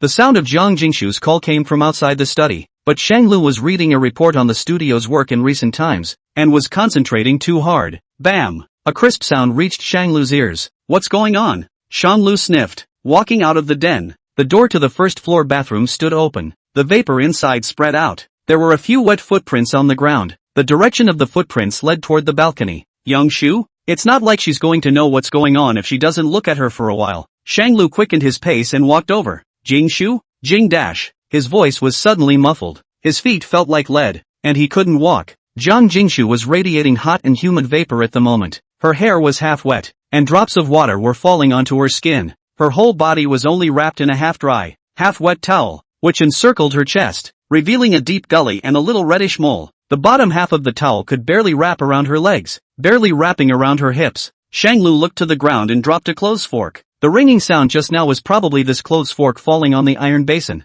Jiang Jingshu was bending down to pick up her clothes fork, her back to Shang Lu. The amplitude of her body twisted forward slightly, and the towel on her body followed suit. "If you're not careful, you'll already be in the springtime." Shang Lu reddened his ears. The knot in his throat rolled over, and his voice deteriorated a bit. "You." Jiang Jingshu pinched the hanger, and at the first sight of Shang Lu, her 2 eyes sparkled as if she had met her savior. "Brother!" Jiang Jingshu trotted up to him, the amplitude of her body bobbing up and down following her movements. "Brother, I just called you for a long time and couldn't find you." Jiang Jingshu lifted her chin, acting as if she was aggrieved. Shang Lu did not dare to look down. The rest of the light is all her white and pink skin. Already looking at the bath towel is about to shake. What's wrong? I forgot to get my stick on." Jiang Jingshu stretched out that sinful little hand and restlessly hooked the corner of Shang Lu's coat. "Did you just go there? I've been calling you for ages and no one has been paying attention to me. Go back to the shower when you get it." Shang Lu tugged out the corner of his coat and quickened his pace back into the study, separating the two worlds. He always felt like overestimating his own fixation. Thankfully made the great decision to sleep in separate rooms. "The bathroom on the second floor is broken and I haven't had a chance to get it fixed yet." They shared a bathroom for the time being. Shang Lu took a cold shower, and halfway through the shower he suddenly realized that Jiang Jingshu's lingerie was hanging in the bathroom. Not knowing what was compelling his heart, he couldn't help but reach out and cover the snug garment. Compare the size. One hand can't even grasp it. The intimate apparel stayed in the bathroom for a long time and got wet. Ice cold to the touch. Deleted. Once upon a time, he never had this much trouble controlling himself. Asterisk. After Shanglu gathered himself, he dressed up and knocked on Jiang Jingshu's door. The door was open. Jiang Jingshu sat at her desk with her head buried in her hands, not knowing what she was writing. Shanglu knocked twice more. Jiang Jingshu looked back, put down her pen, and closed her notebook. She climbed back into bed with gusto. I'm ready, come on. Shanglu moved over the stool and moved it to the bed. Aren't you going to bed? How can I sleep without holding you? Righteous, justified, and aggressive. Shanglu was bowled over by her and lifted the covers to lie down. The mattress in the guest bedroom was soft and the bed was small enough to make it seem a little cramped for two people to lie on. Jiang Jingshu also realized this, and she braced herself and pressed herself against Shanlu, her chin resting against his chest. Let's get started. I want to hear a follow-up to that last story. Her breasts, completely squeezed on Shanlu's waist. It's the same as what Shanglu fantasized about in the bathroom. Shanlu was apoplectic, looking at the storybook, making up stories and reading them out machine-like. Even if they're brother and sister who aren't related, then they can't be together. Yet the hero, Kagura, is still in love with his sister. Shanglu didn't know what he was chanting. Everything is all intuitive, all emotional, completely incapable of thinking. Kagura suffered the condemnation of the world, and he couldn't get past his conscience. He asked himself silently in his mind, have you ever thought in secret on an unseen night? Ever sink in despair at the sound of her name? Kagura, how could you treat your own, to think of something other than what you want? Even if there is no blood relationship, how can you love your own sister? Damn. Chapter 29, she's going on a blind date?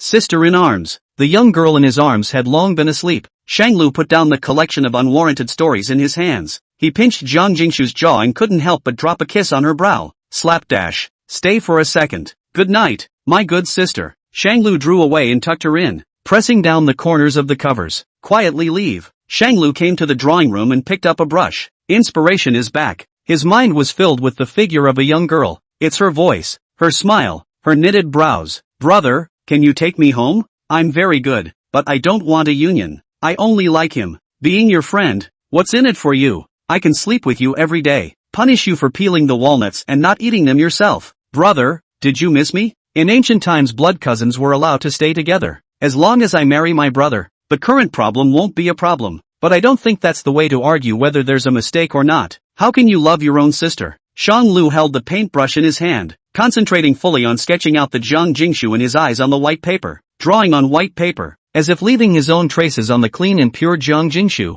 The composers are all commercial land. The last stroke falls, and thus the full plate ends. Shanglu was also a total loss. Lost to Jiang Jingshu. The painting was not displayed by Shanglu, who framed it and hid it in the bathroom of his room. He supposed he wasn't going to plan on getting someone to fix the bathroom again. Let this dark little thought be buried in the bathroom forever. Hide in the darkness and do not glimpse the light of day. Asterisk. The next day, when he woke up, Shanglu went to school early. Shanglu is a coward. He'd known it all along. Today's classroom had another unexpected visitor. He sat in the third row of the classroom, listening intently to Shanglu's lesson. Even a few compliments now and then. Shanglu didn't take it seriously. After class, Shanglu is leaving. Mr. Shen, stay back. Shanglu didn't care. The man practically flew, rushing in front of Shanglu and reaching out to block his path. What's the matter with you? Xia handed out his business card and was just about to introduce himself. Shanglu didn't have the patience to wait for him and was anxious to go back to eat the meal that Jiang Jingshu had prepared. Mr. Shen. Xia stopped him from leaving. Mr. Shen, allow me to say a few words. Shanglu glanced at his watch. 3 minutes. Do you have something to do? Xia asked without understanding. You're only worth 3 minutes. Shanglu disliked him nonchalantly. Not as a relative. What kind of a face could there be? Xia smiled faintly, with an attitude of being tolerant of Shanglu. Then I'll make it quick. Mr. Shen, do you know that your wife has had her heart broken by you now? Wei is going on a blind date with someone else this afternoon, ever since she was irritated by you last time. Shanglu? He didn't think so. Neither side spoke again. After a few seconds, Shanglu looked like a realization had dawned on him. You've been kicked? Or maybe you haven't made it to the top? Xia's previously usual dignified and self-possessed face finally had a crack in it. He unnaturally said, Wei and I are just good girlfriends. We met early on. If there was anything, it would have happened long ago. Where is Mr. Shen's turn? BFF? Shanglu sized him up from head to toe. You've been to Thailand? You. Xia almost didn't tense up. Mr. Shen, please stop being unreasonable. It is said that it is better to destroy a temple than to break up a marriage. The reason why Mr. Shen wants to divorce Shi Wei is just because of jealousy and envy. Shanlu? Now, I will speak clearly with Mr. Shen. Shi Wei and I have nothing. We are very pure friends. Between us. Shanglu didn't have the patience to listen to him continue to break up the conversation and went straight forward. Are you saying that you and Song Shi Wei are also very pure girlfriends? Girlfriends who can live together? Then I bless you guys. You don't need to tell me if she's on a blind date. It's good that you good girlfriends are happy. Mr. Shen. Mr. Shun. Xia was still chasing after him. Please stop talking tough. Who doesn't know how much you love Shi Wei? Even though you're jealous, there has to be a degree, right? As a friend of Tokui's, I wish her well. So, if you can remarry, that would be great. This afternoon she'll be meeting a blind date at the downtown Uelu coffee shop. So I hope you can look at your heart clearly and admit your mistake to Shi Wei earlier. Shanglu's footsteps stopped, with a sneer in his tone. Geez, you're so warm, the absolute warmest man? It's just a shame that the warmongers line up behind the dogs. A narcissistic Missy and a cosmic-level warmonger. A natural pair. BFF? He also has a sister. Shanglu exited the school and drove home. A blind date? It's got to work. That way he could finally get rid of Song Shi Wei. On the way home, Shanglu got a call from Lian Li. Hello? Lian Li was on the other end of the phone. Hey, that Song Shi Wei is going on a blind date. You came to tell me about this for what purpose? Shanglu was puzzled. Oh, it's this great lady who was afraid you wouldn't know, and found so many ways that she had to get it into my ears. It's hard for her. Lian Li thought of Song Shi Wei pretending to be noble and self-possessed, but privately, she was eyeballing the news to him. Just can't help but laugh. You know that too? Yeah, had to tell me. I said I don't listen to gossip, I want to play cards. They were as deaf as they were. They had to tell me gossip. I thought it was some amazing news, but it turned out to be this. Laughed me to death. Lian Li's laughter was somewhat merciless, wantonly mocking the pretentious Song Shi Wei. What do you think? Wish her well. She better find a big warm guy and have a bunch of good girlfriends. Ha ha ha ha ha ha ha. Another call came in on the cell phone. Forget it for a second. My mom called me. It's Shanglu's birth mother, calling him once in a while. He looked a lot like this birth mother, but was never very close. His birth mother always had a feeling of loathing Shanglu.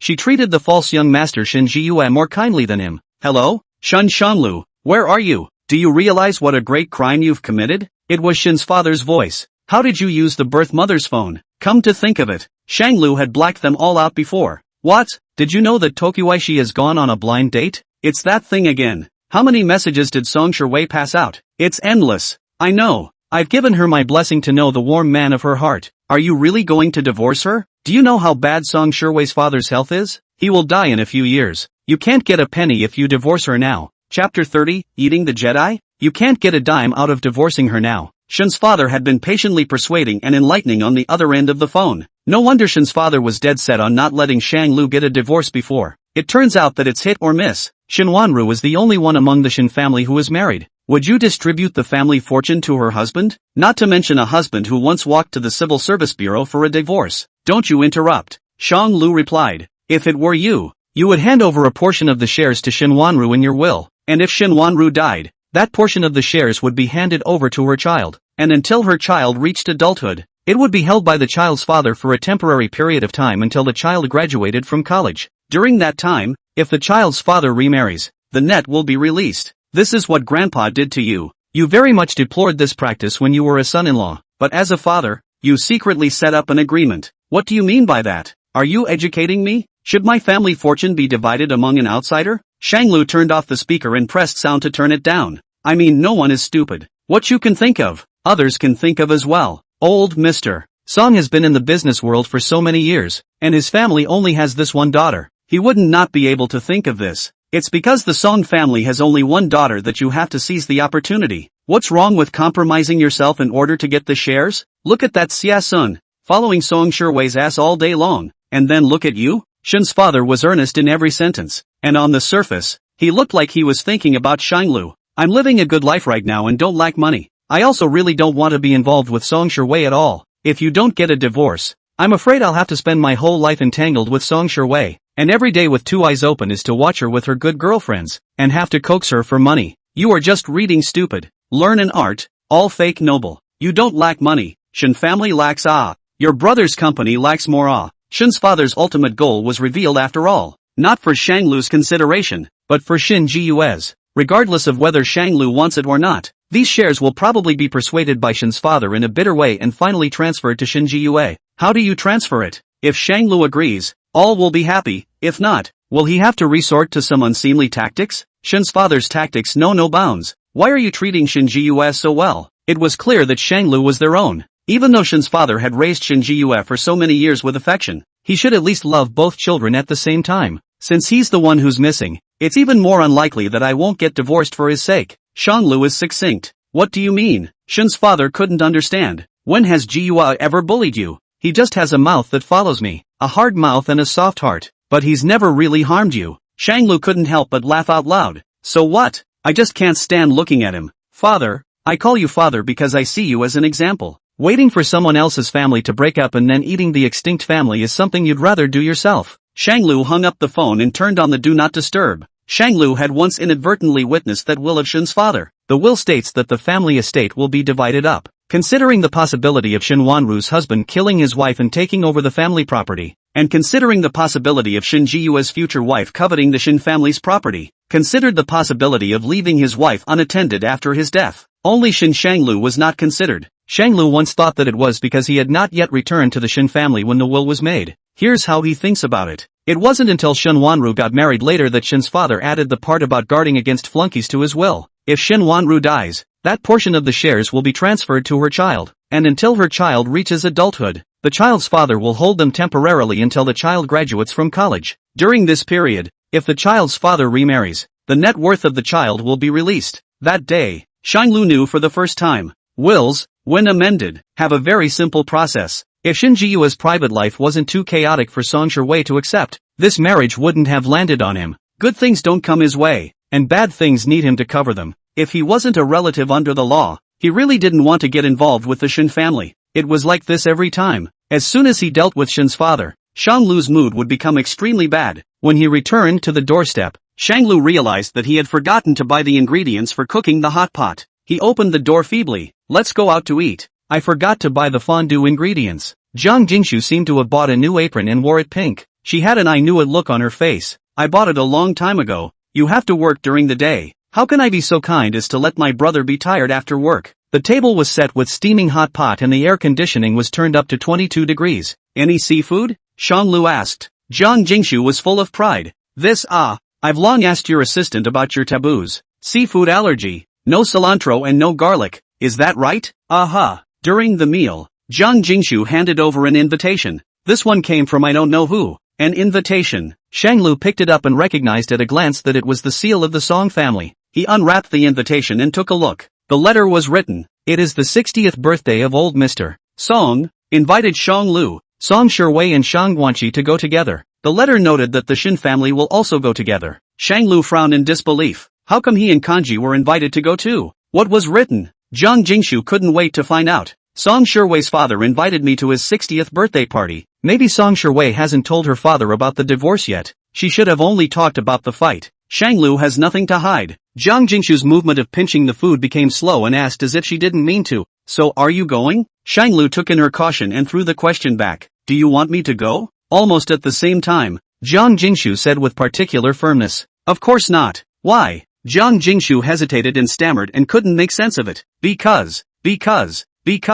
Shanglu laughed out softly, appreciating her embarrassment. Because, I'm afraid that Song Shiwei and Xia are looking for trouble from you, so I think it's best if you don't go. Justified and irrefutable reasoning. Shanglu put down his chopsticks, stared into her eyes, and said seriously, there's no need to be afraid of looking for trouble. You're there to protect me anyway, aren't you? So, you're still going? Jiang Jingshu was a little disappointed. Elder Song is well known and respected. The matter between Song Shiwei and I had to be made clear to Elder Song at that time. Otherwise, I won't be able to mix well in Luo City. Jiang Jingshu lowered her head and began to pick up her food. The force was not small, and the sound of dishes clashing was filled with apprehension. Shang Lu rubbed her round head. Well, when the time comes, I should be called by Shenlao to help. It's impossible to take care of Guanqi all the time, and you are responsible for accompanying Guanqi. Wouldn't it be good to go together as well? Chapter 31, Drunkenly Spilling the Beans. Well, when the time comes, You'll be in charge of accompanying Chesswatch, so why don't you come along too? In that instant, Jiang Jingshu's eyes immediately went wide, and both eyes were glazed over. But she was still a little worried. Really? Would that be rude? After all, I wasn't invited. Well, old people love to have a good time. You should be sweeter, say more blessings, and say Guanxi's share as well. You know a little bit of sign language. You and her age and about the same should have common topics. Chess since puberty. They do not love to communicate with us relatives. She character of low self-esteem and sensitive. I do not know what is in her heart. Shanglu has a clear conscience and doesn't need to hide it. What's more, if he went alone, he was afraid of tangling with Song Shui again. When that woman starts to get mad, I'm afraid it's going to be bad. Good. I'll take care of my sister. Jiang Jingshu smiled brightly and excessively, her eyes curved, making her already in-step features more and more bright and sunny. After this period of contact, Shanglu had discovered that Jiang Jingshu was the easiest to satisfy. A compliment, a look, a word of concern can make her happy in an instant. There was a vibration on his cell phone,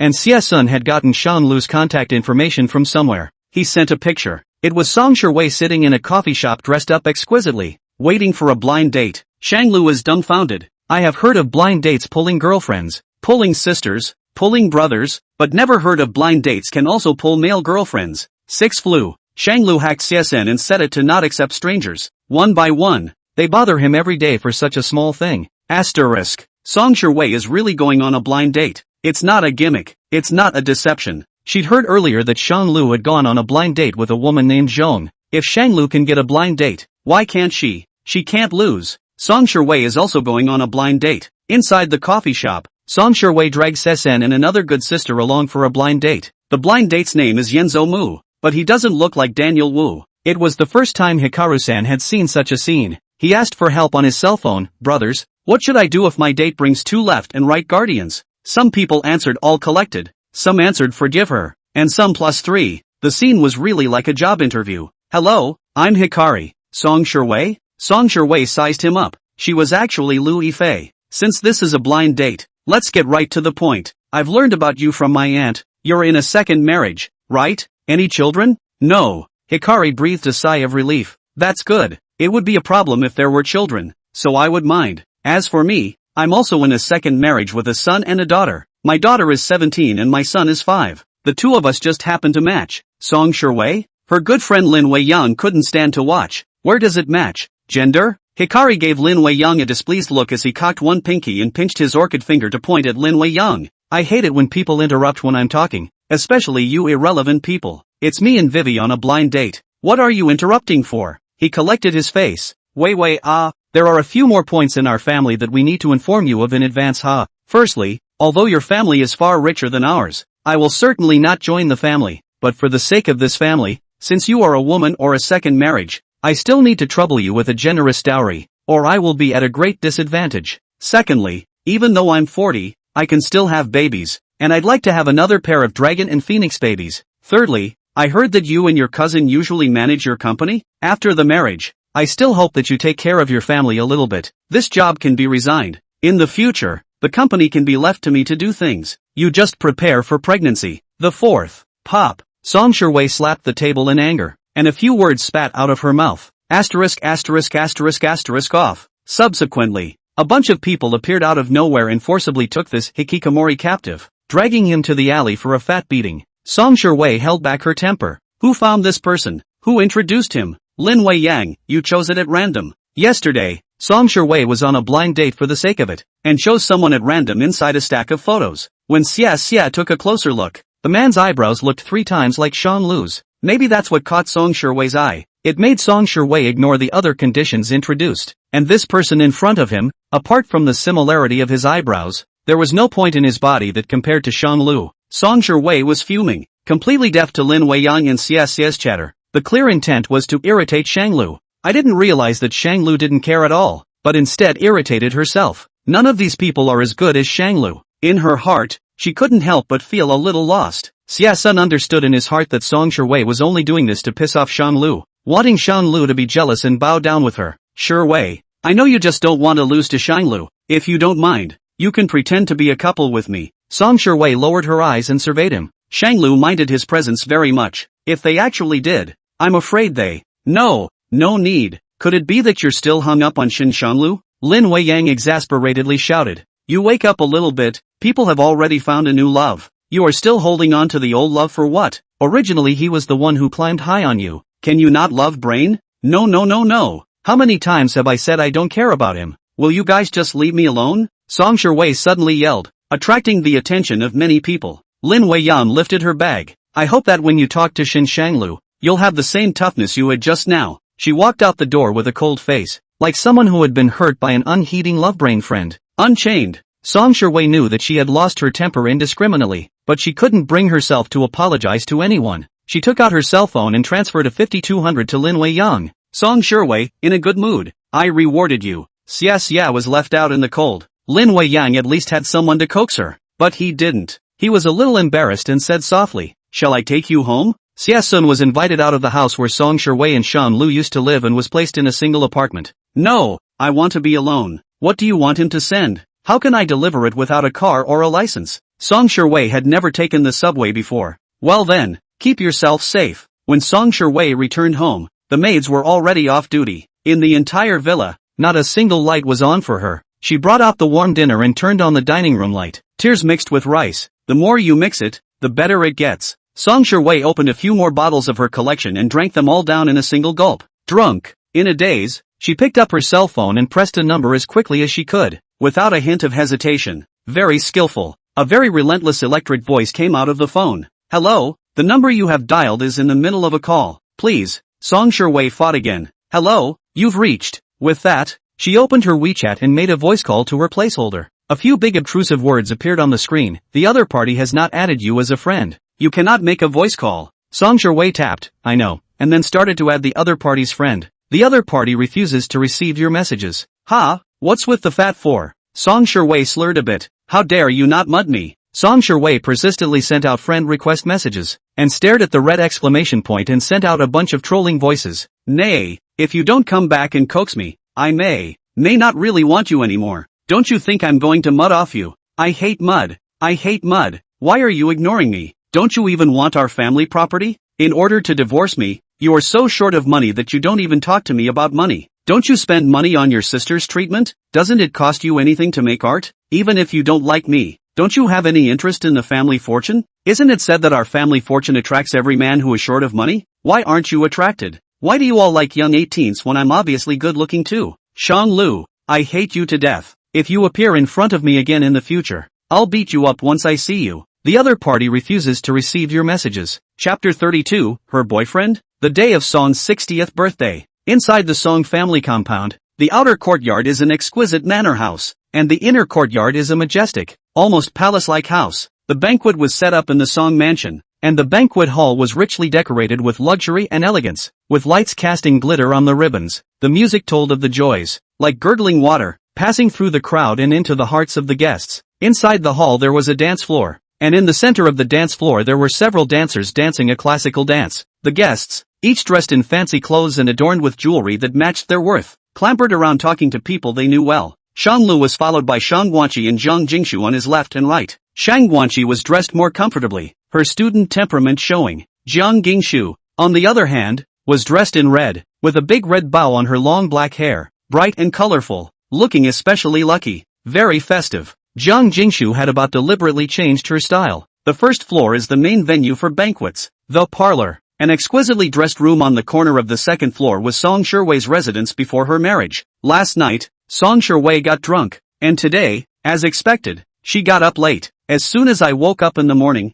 I saw my tear-stained face and the fact that I hadn't removed my makeup, like an abandoned female ghost. There were also 99 plus harassing messages to Shanglu on his cell phone. She was so drunk she couldn't remember what happened at all. The irony of the incriminating evidence before her made her begin to wonder how many other hurtful things she had done. This was also the first time Song Shiwei was glad that Shanglu had pulled the plug on her. Otherwise she'd be really embarrassed. How could she still have the face to hang out in Luo City if this kind of thing was found out? Early in the morning, Song Shiwei cleaned her ghost-like makeup, then came to the Song household early to start helping with other things. At this time, Song Shiwei was hiding on the second floor, secretly checking out the guests on the first floor. It took her a long time to find Shan Lu's figure. It's just as well to bring that sister. She's on the invite list. But Shang Lu actually brought Jiang Jingshu with him? Isn't that too insulting? Is it for her? purposefully warning Song Shiwei that Shang Lu has a new love interest, even though he was pressured to come to his ex-wife's family dinner to reassure his young girlfriend, even saving to tell Song Shiwei not to think about the possibility of rekindling an old relationship?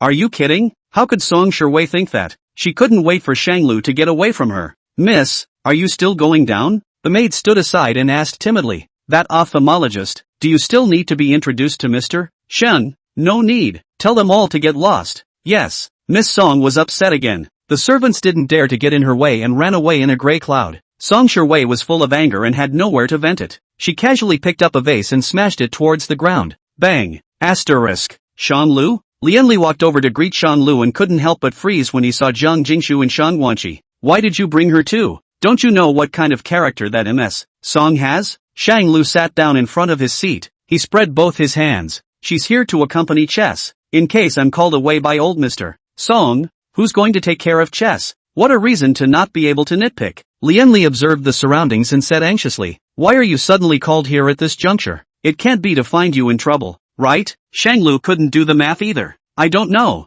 Maybe Song Shiwei said something? She went back to her mother's house every time we fought before. Lianli consoled. It's fine. Just call out to me when you're in trouble. Let me do it if you're afraid of offending people. Anyway, my reputation stinks to death. I'm not afraid of offending people. I'm not afraid of anyone. Shang Lu smiled slightly and patted Lianli's shoulder. He and Lianli have known each other for decades. At first they knew each other because Lianli fought with others single-handedly. Shang Lu was innocently suffered as his accomplice, and the two of them were blocked together. As a result, the two of them really fought 1 against 10 and got into it with someone else. Luckily, they met a kind little girl who helped to call the police, so they didn't get killed. Otherwise, in a place like that, in the middle of nowhere, there wasn't even a ghost, and no one would necessarily notice when their bodies stank. Later, Lianli knew that the Shanglu family was poor, and considering his pride, he did not give money directly. Instead, he simply asked Shanglu to do his homework for him. $30 for one assignment for one subject, $60 for a language essay,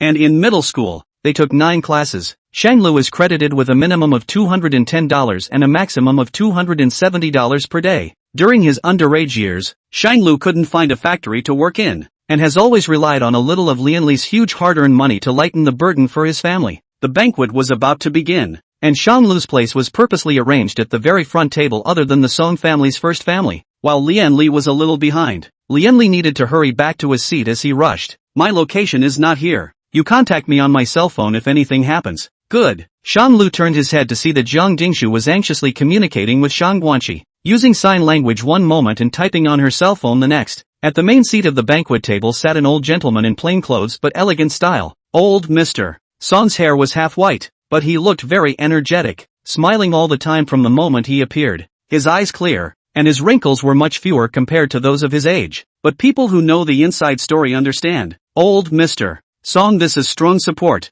His inside has long been deficient. Time is running out. Just afraid of the family property is missed. Only has been maintained to look in the past state. Many people came forward to give gifts to Mr. Song. Song Shiwei and several other Song family members sat on either side of old Mr. Song, receiving gifts and taking care of them. All the gifts were accepted by Mr. Song, and he returned a string of South pearls to each person on the spot to salute the Buddha. Right now, it's Xia Sun's turn to give a gift. Xia Sun was uninvited. He wasn't invited. Old Mr. Song, hello, I'm Shiwei's boyfriend. This is my birthday gift to you. I specially found 100 centenarians and had them handwrite the longevity characters, and then use sang embroidery and embroider it on the shoe brocade. Here, I wish old Mr. Song a blessed life. Xia Xia's voice resounded throughout the room. Everyone heard him. He's Song Shiwei's boyfriend. For a while, many people's eyes fell on Shang Lu and Song Shiwei. Everyone knows that Shin Shanglu of the Shin family and Song Shiwei of the Song family are joined in marriage. And the man in front of you is? Song Shiwei looked at Xia Sun with a bit of displeasure on her face,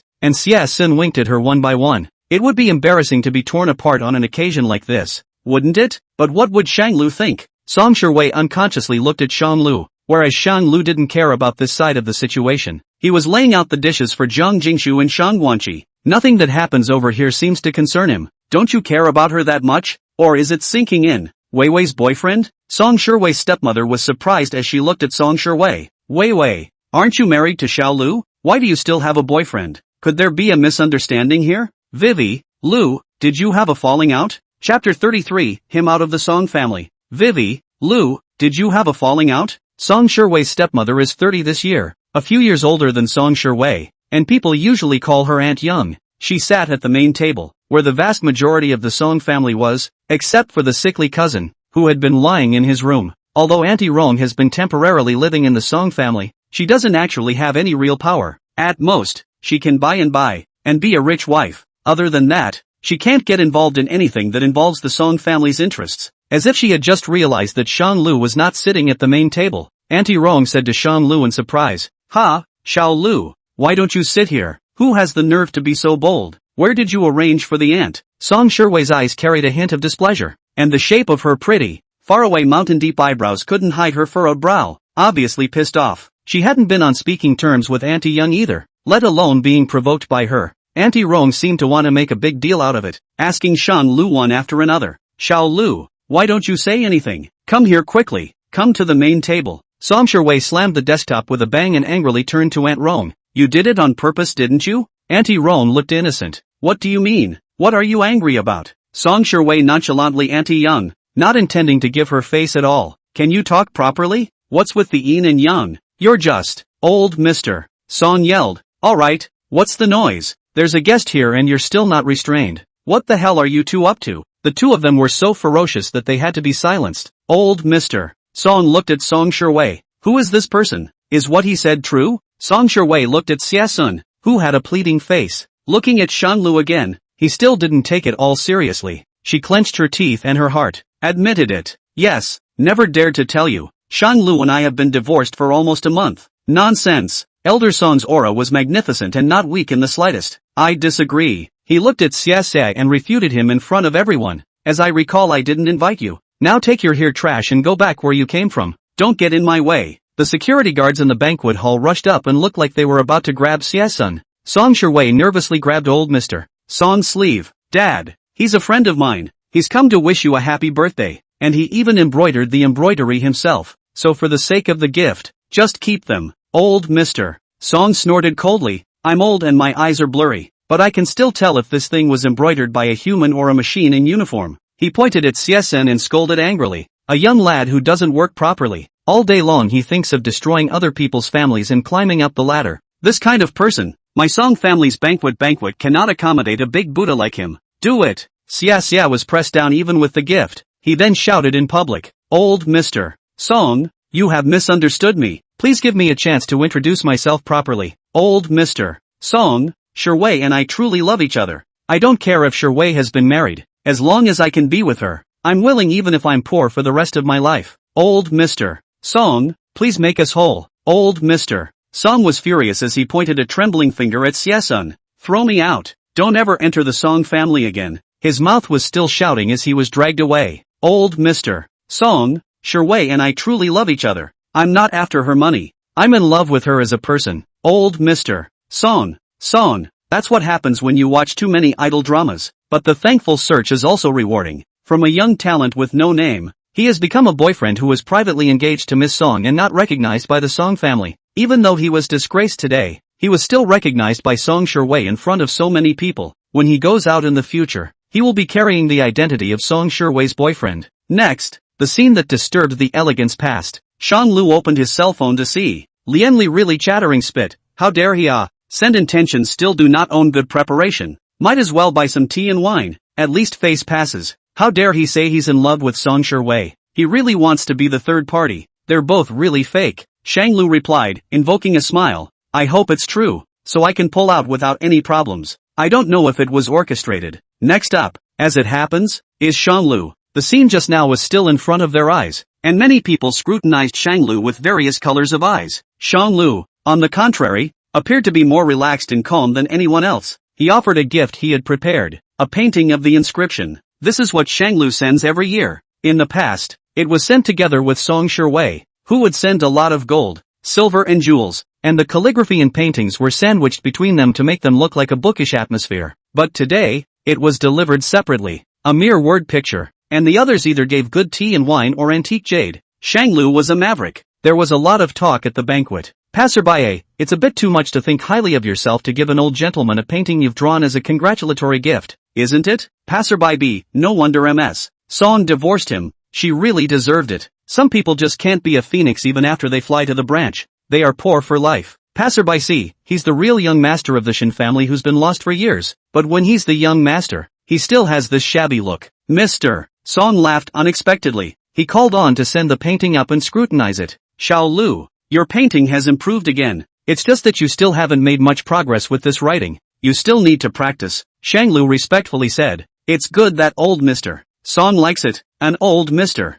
Song pulled away. Chilling. No one asked him. So old Mr. Song took it upon himself to start explaining. I liked Xiao Lu's paintings a lot before, so I made a deal with him to send me a little bit of landscape paintings for every New Year's holiday. Lu, do you remember? It turned out that it was old Mr. Song and Shang Lu who had agreed in this way. It wasn't that Shang Lu intended to be slow. Rather, Shang Lu always remembers the old man's wish and remains unchanged for many years. After saying that, he looked at Shang Lu. Little Lu ah, come sit beside me. Sit with Shi Wei. It's normal for couples to quarrel and split up, but no matter how much they quarrel, a couple is a couple. A couple that can't be compared to any delusional rock-climbing trendsetter. In a few words, the divorce was turned into a spousal quarrel. It's a direct sit-down of the duo as husband and wife. It also suppressed Xia Sun. Song Shi Wei lowered her head and started to give herself some food, but her afterglow was all about Shan Lu's figure. She wondered, how would Shang Lu handle this situation? By denying it on the spot. He is giving face to old Mr. Song. He answered on the spot, and on the one hand, he gave Song Shi Wei the name of a restless wedding date, and on the other hand, he got involved with Song Shi Wei. Neither choice is a good one. What will he do? Shang Lu stood fixedly and looked at old Mr. Song. Many thanks to old Mr. Song for his love. Shang Lu has been deeply blessed by the old man's generous salary all these years. You are my benefactor. It's completely appropriate to give you these calligraphy and paintings. Just, chapter 34, make Xia disappear. Just, Shang Lu paused as he raised his eyes to take another look at old Mr. Song. Old Mr. Song should be very much expecting him to answer. Nay, Shang Lu had been holding back for many years, and his patience had long since been worn down by Song Shi Wei. It is said that artists have a lot of strange tempers, but Shang Lu is an exception, probably because he was afraid of being poor. He always responded to Song Shi Wei and Song's family's requests and came at their beck and call. Today, he is a little tired. It's really tainted with some of the so-called literati temperament. It's just that what I'm doing with MS Song is something we've thought long and hard about. Well, you don't have to say it. Old Mr. Song interrupted his obvious words. Give my Song family's only and 2 strings of onyx beads, and call out the next person directly. Next, anyone with eyes can see what a scene this is. Shang Lu wants a divorce and the Song family won't allow it, but Song Shi Wei is suspected of having an affair. Shang Lu frowned. It was neither right to leave nor wrong to not leave. He returned to his seat and sighed hopelessly. Maybe it's because too many people, blatantly, say these are bad. I'll have to find an opportunity to speak with old Mr. Song later. Shang Lu has made up his mind about something, and he won't change it. Jiang Jingshu quietly came over and whispered, your ex-father-in-law kinda likes you. It's so sour. Shang Lu gently scraped Jiang Jingshu's nose and laughed softly. What are you doing observing this surreptitiously instead of eating properly? What's wrong? Can't you observe? I see you and your ex-wife eyeballing each other. You guys are kinda in tune. Jiang Jingshu muttered. It would be nice to move a pot of dumplings just for Jiang Jingshu to eat with it. Old Mr. Song had been surreptitiously sizing up Shang Lu. The 2 girls sitting next to Shang Lu. One is his sister Shang Guanqi. This old Mr. Song knows. As for the other, it looks a little familiar, but can't think of who. Xiao Lu. Who is this? So good looking. Aren't you going to introduce it to everyone? Mr. Song asked. The focus of his eyes fell on Shang Lu again. The group observed the girl beside Shang Lu. A red dress, playful and innocent. Again, because of the extremely alluring figure, it raised the dress a notch. Sexy blessed actresses who live to walk the red carpet. Shang Lu first introduced his sister. This is my sister, Shang Guanqi, and this one next to her is my sister's friend, and my friend, called, hello uncle, my name is Xiaoshu. Jiang Jingshu stood up with a miso and introduced herself. It's Guanqi's sign language chaperone, which simply means that she is responsible for translating Guanqi's sister's sign language and introducing the interpreter to Mr. Shang Lu. You can just call me Shu. It is rare for Shang Lu to see her not sneaking around, not pretending to be a good girl, not playing tricks or being cute, and being honest and proper. In that case, I am aware of Guanqi's situation. Old Mr.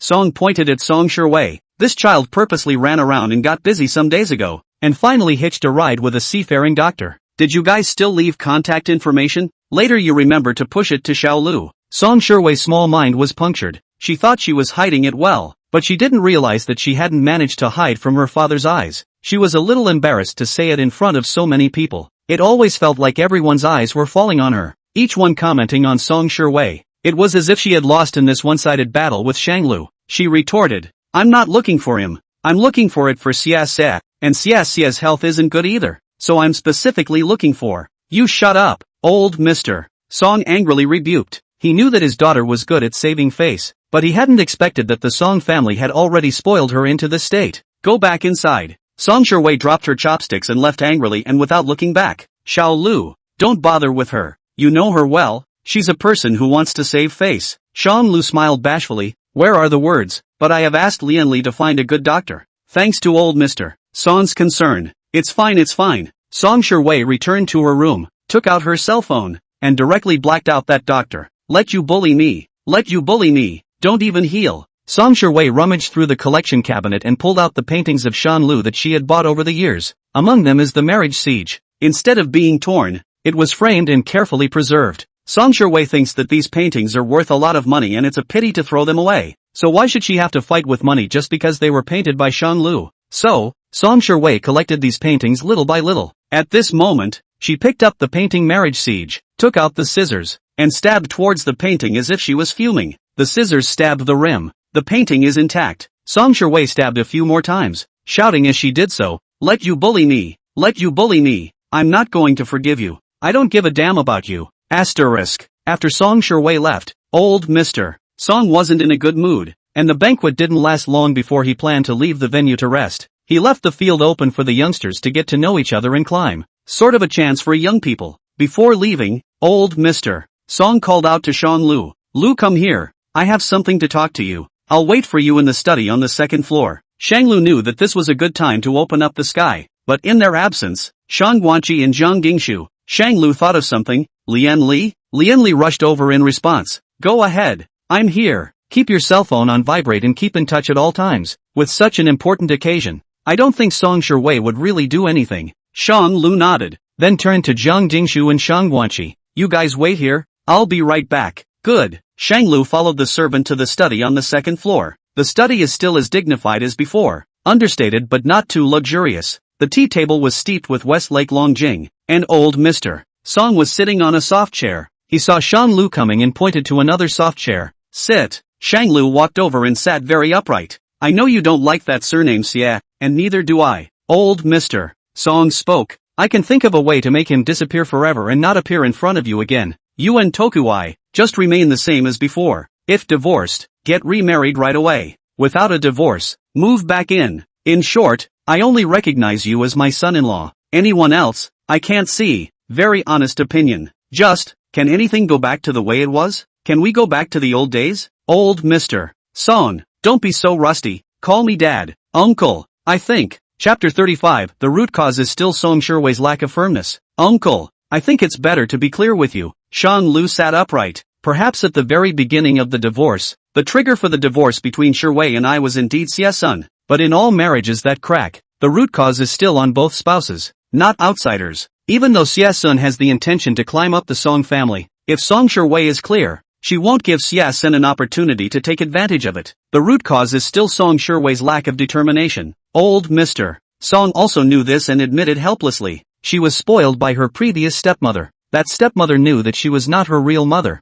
and did not dare to control her, nor dare to say a word about her. And I was busy at work, so slowly she became this nature. But it's only natural for couples to sympathize with each other and understand each other. Although this child Shiwei has a bad temper, her heart is not bad and in the past half a month, her change is in your eyes. She even helped your sister to look around for an ophthalmologist. Only this child is a dead duck and refuses to admit it. Good face. I really like you as a kid. Down to earth, hardworking and young. How can I put it? Just as I made a cut on this soft chair today, you do not blame me. But no matter what, the marks left by this cut can't be erased. And no matter how rich and powerful one is, one can't go back in time and make me stop making such a cut. Not all apologies are forgiven. Once things are done, they leave a permanent mark. Old Mr. Song glanced at the soft chair and said unconcernedly, "I can totally change the parts for this chair, so that's also a solution." Shang Lu realized that these two people are really biological father and daughter. This stubborn nature is the same. "Still, I think highly of you.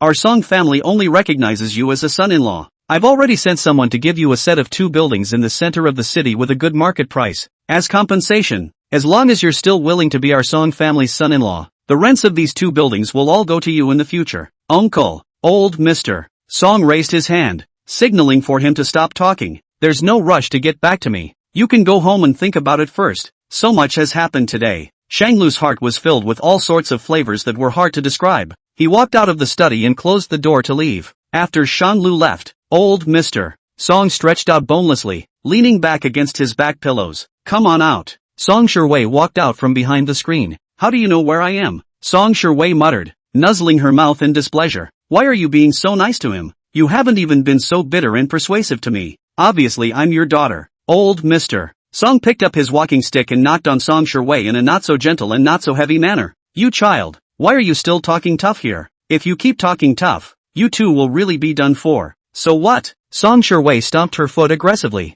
Don't you know who he brought in? That one outside is his new favorite, not a sign language interpreter at all. Old Mr. Song glared at her fiercely. You're only allowed to go and have fun, not others? You even had a boyfriend on the spot, and they saved face and just said they were sign language interpreters. Old Mr. Song hooked his hand and told Song Sherwei to sit down on a side chair. Tell Dad the truth. Who the hell is that Xie guy to you? Song Sherwei squirmed. He's a good friend of mine. Old Mr. Song was angry and slapped his thigh, which was a little heavy and painful. Nonsense. What kind of good friend pretends to be a boyfriend? Hurry up and cut ties with him, and in the future, don't allow you to hang out with this kind of people with bad intentions. Dad, he doesn't have ill intentions, he just can't stand to see Shanglu in the company of someone else. To help support me. Old Mr. Song was almost going to faint from anger as he copied his walking stick and lightly smashed it a few times towards Song Sherwei's back. Stupid. Finding someone to pretend to be the object of your ex's anger is a stupid way to only drain your ex's emotions. You just divorced and you found someone new.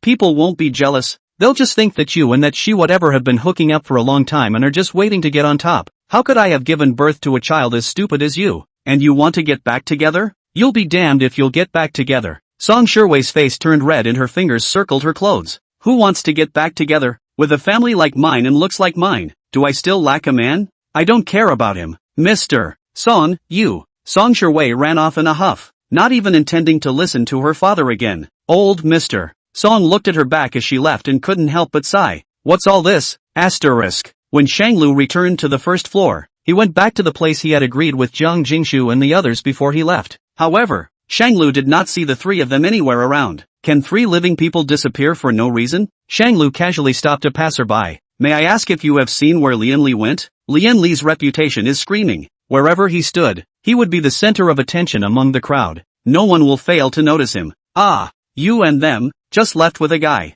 Been gone a while. A man? Do you remember what he looks like? The passerby shook his head. I don't remember. Very tall, dressed in expensive luxury. And do you know if they went in that direction? The passerby was pointing in one direction, and there were many forks in that direction. Yes, thank you. Shanglu tried to call Lian Li's cell phone, but the result was still no success. The phone could not be reached. He turned back and went to the second floor to find Song Sherwei. Shanglu came to the door of Song Sherwei's room and knocked. Song Sherwei opened the door, and after seeing that the person knocking on the door was Shanglu, she was so frightened that she hurriedly closed the door. What are you doing here? I don't want to see you. Go away. Shanglu knocked a few more times. My sister is missing. Where is the surveillance on the first floor of your house? Lend me a look. So that's why he came to her. But this room of Song Sherwei's is full of Shanglu's paintings. Wait for me outside. I'll clean up and come. Song Sherwei put all those paintings into the collection cabinet, and organized the room's messy furnishings. That's what opened the door. When did it go missing? Just now, when I went to the study to look for my uncle. I couldn't reach him on the phone, and they were seen leaving, but the general direction was unclear. I'll show you the surveillance room. Okay, thanks a lot. This kind of politeness made Song Sherwei very unhappy. With a show of hands and it happening in their house, she would have helped out no matter what, let alone with Shanglu's business. Why be so polite with her? Is it to distance yourself? Song Sherwei was not very happy in her heart, but it's important to find someone. She suppressed the displeasure in her heart and brought Shanglu to the surveillance room, asking the monitor to pull up the surveillance just now. The surveillance images were very clear, several of them playing together, showing every corner of the parlor. The footage from earlier was playing in the surveillance room. Jiang Jingshu, Shang Guanqi, and Lian Li were the first few people to sit on the sidelines and chat. Shortly afterward, A young man in a racing suit came up and climbed into the conversation. Shanglu called out, "Stop, zoom in on this." The monitor followed the advice and zoomed in, only for Shanglu to see a familiar face. How is he? Chapter 36, So what if I threaten you? How could it be him? It's Shinji Yue again. This person, Shinji Yue, had come to Shanglu's trouble several times and 3 times. But before that, he had only targeted Shanglu and had never extended his hand to his family. Why would he cross the line nowadays to do something as bad as waiting for? Shanglu was furious. He felt as if he had been too accommodating to others. His forgiveness and humility in his marriage does not get his wife back. His evasive withdrawal from the family is not understood by his family. Throughout the past few decades, it seemed like his life had always been about accommodating others, but never one person. Why? He wasn't born to accommodate others. He wasn't born to owe them. He's willing to accommodate just because he cares, just because he doesn't want to count and not because he's incapable. When he was in middle school, he had always been careful to work part-time because his family was poor and his sister had been mute since she was a child. So he didn't dare offend everyone in his class, because he was afraid of getting his parents in trouble and of people going after his sister. But what was the end result? No one will really respect him,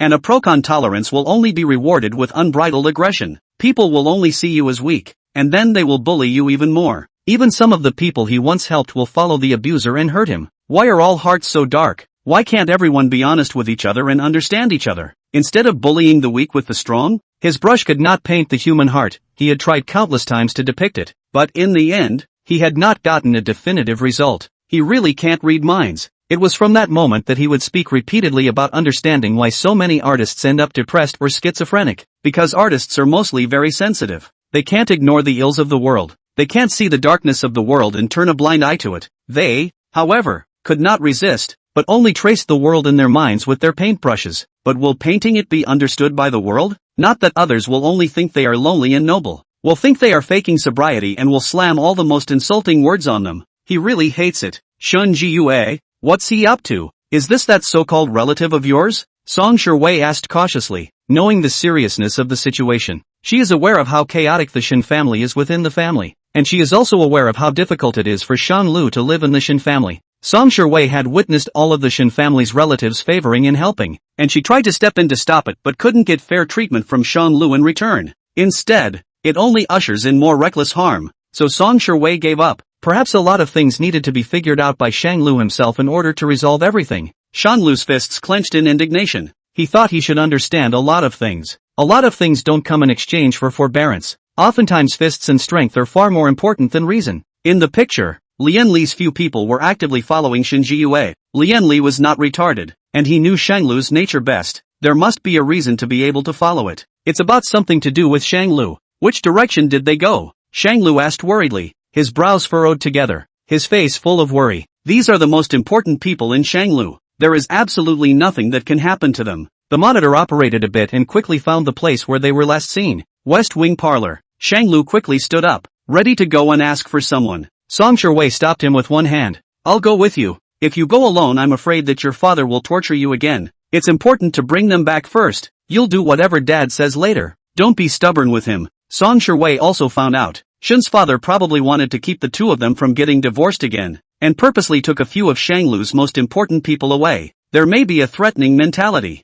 For the sake of today's plan, we must not fight head-on. Shanglu deliberated for a few seconds before agreeing. Good. Song Shiwei brought a few of the Song family's bodyguards with her and Shanglu to the West Wing Room Parlor. The decoration of the West Room Parlor is more atmospheric and gorgeous, showing identity and status everywhere, with endless extravagance. Shin father and Shinji Yue as well as a few people brought by the Shin family were seated at the round table piece. A few of Lian Li's people were not quite comfortable sitting next to each other. Chess watching? Shamlu was the first to run over and check out Shang Guanqi. There were no bruises on her, though there were no injuries. Shinji Yue was on the other side of the room, eyes full of disdain, looking provocatively at Shanglu. What's all the fuss about? Dad just came to greet your sister out of the goodness of his heart. What's the point of being so nervous? I see that you can treat people who are not your relatives much better than you treat your own. Treating people who are not your relatives better than your own? Shanglu snorted, mockery spreading out with a hint of sneer and sarcasm. Are you talking about yourself? How could Shinji Yue not be? His real parents were businessmen, but he was too poor to love them and didn't give a damn about them. It would have been fine if his real parents had abandoned him, but it was all a mistake by the hospital. Nothing to do with either parent, or either child. Even if he had feelings for Shin's parents, where Shin's family's economic strength was, He was unwilling to even take on a certain amount of responsibility for support, and he never even called his merchant parents to say hello.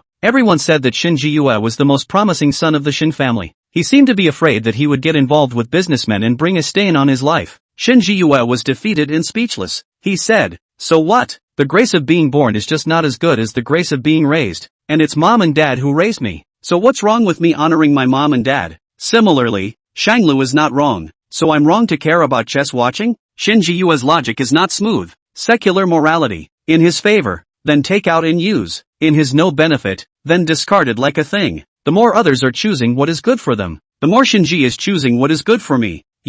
What's the noise? Shin's father growled in displeasure. Arguing as soon as we meet. As soon as we meet. Is there an end to it? Shin Ji-yue was unconvinced and kicked away the stool beside him. By what is he? He dares to talk back to himself. Shan Lu looked at Shin's father with a grave expression as he asked, "What did you call the three of them over for? Why didn't you talk to me?" Shin's father rightfully said, "Do I still need your approval on who I'm looking for?" Song Shui squeezed Shan Lu's wrist to hold himself down. "No need. It's just that this came out of nowhere, and Lian Li's cell phone wasn't working, so we're in a bit of a hurry." Shin's father looked at Song Shui with relief, and then at Shan Lu. "Look at her. She's so obedient. And look at you. You cause me trouble all day long. Did you two come together? I've heard that my in-laws and you had a good talk. Since that's the case and you've made up, there's no need for you to lose your temper." Shang Lu, is there? Find a time. Shin's father calculated the auspicious date. Just tomorrow. Tomorrow you two go to remarry. Shang Lu didn't say anything as he walked towards Shang Guanqi and Jiang Dingshu.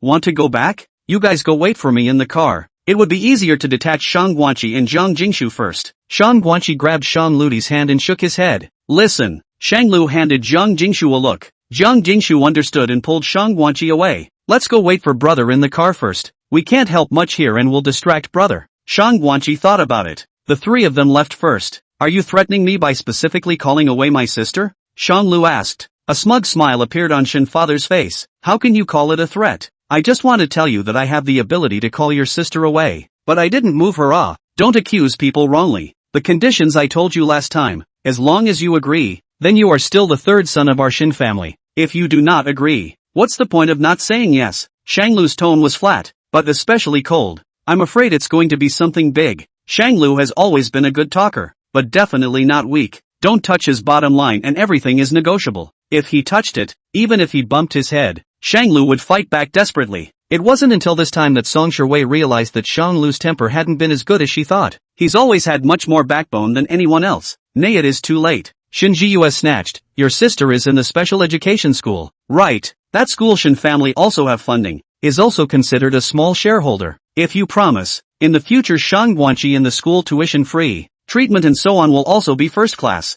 If you do not promise, you should understand what I'm talking about. Shang Lu lowered his eyes to hide the anger that flared up under his eyes, maintaining his usual calm and collected demeanor. Father, is that what you think? To threaten me with the people I care about. In order to threaten me? To get his own way? To fulfill his own greed? Shin father converged the arrogance under his eyes, and when he looked at Shang Lu, his eyes were filled with coldness and hatred. You should care about Shin's family, not a bunch of poor, disabled people. They won't help you in your endeavors and will only drag you down. I wonder who you take after with this obstinate nature of yours. I think you've just been spoiled by your adoptive parents and don't have a bit of tutelage. I admit it. I allowed it. So what if you are angry? So what if you're not convinced? You still have to listen to me obediently? Chapter 37. I admit it. I allowed it. So what if you are angry? So what if you're not convinced? You still have to listen to me obediently? Don't forget that the Shin family is the one who gave birth to you, and the young master-like life you're living now is because the Shin family helped you. You don't want to forget your roots. The arrogance, contempt, and condescension that was nowhere to be found was like a flooding beast that was close to devouring Shanglu. He was sponsored by the Shin family, but he also did not forget the Shin family's good. Every month, he would regularly pay a sum of money to the Shin family, and when the Shin family asked for help, he would be the first to go back. He was also the only one who accompanied his mother throughout her stay in the hospital, but the Shin family always only wanted to control him, using him as a pawn to eat the Song family's extinct family. No one ever asked about his emotions. Will he be willing to return to the Shin family? He was quite willing to honor his marriage to the Song family by marrying a woman he'd never met. Is he okay with being threatened? No one cares. They all care only about whether they can profit or not. As for Shanglu, it's just a matter of blackmailing him with the favor of a student and the help he received during graduation. he just doesn't get it. What's with the divorce? Was it Shanglu who got married? Or the Shin family? What's wrong with divorce when marital relations are bad, couples don't get along, and communication is poor? Must he endure and tolerate for the rest of his life to give the Shin family benefits in exchange for making the Song family happy? Everyone is satisfied. And who cares if he's a servant or a husband in the middle of this marriage? On the day he went to the Civil Affairs Bureau, Shanglu thought about the possibility of remarriage. Perhaps Shanglu's will to divorce is not that strong. Or perhaps he might remarry under the lure and persuasion of good words? But since the divorce, he's seen too many people and things. Whether it's the selfish and cool people of the Shin family, or the self-centered Song Shiwei with a big lady's temperament who can't make sense of it, or the old Mr. Song who is exquisitely self-interested and who treats the lives of ordinary people as a bargaining chip. Both were urging him not to get a divorce. It's just a shame that they have greatly strengthened his will to get a divorce. You want the Song family's fortune, don't you? You want to use this fortune to make up for the Shin family's shortfalls, don't you? Trying to suck his blood to help Shin Jiyue's cause, are you? Shanglu turned around and looked at Song Shiwei who had been watching the show and didn't dare to speak. Do you want to know what we're talking about in terms? Shin father and Shin Jiyue saw that the situation was not right, and Shanglu was afraid that something bad was going to happen. Shanglu, you shut up. Song Shiwei was skeptical and at a loss for words. My good father and my good brother want to boil your father, who seems to be in good health, but actually has a deficit of internal energy, to death, and then eat the extinct family, dividing up your family's fortune to make up for the lack of funds for my good brother. Song Shiwei's pupils suddenly contracted and her heart was pounding. Her face was pale and she stood there motionless, as if she was demented. Shin's father had always treated Song Shiwei very politely, and would even favor Song Shiwei between Shanglu and her. I didn't realize that it was actually stored in such a way. Uncle, is that what you think? I thought you were treating me well because you were genuinely treating me as a part of the Shin family. Shanglu mercilessly shattered her fantasy. He can even threaten me? Will he still take you seriously? Shanglu, don't falsely accuse people. Don't forget your last name. Shin Jiyue copied the stool and appeared to be about to hit someone. Some of the bodyguards that Song Shiwei had brought with her followed Lianli and the others left, while the other part remained here. They stepped forward and stood behind Song Shiwei. What an attitude!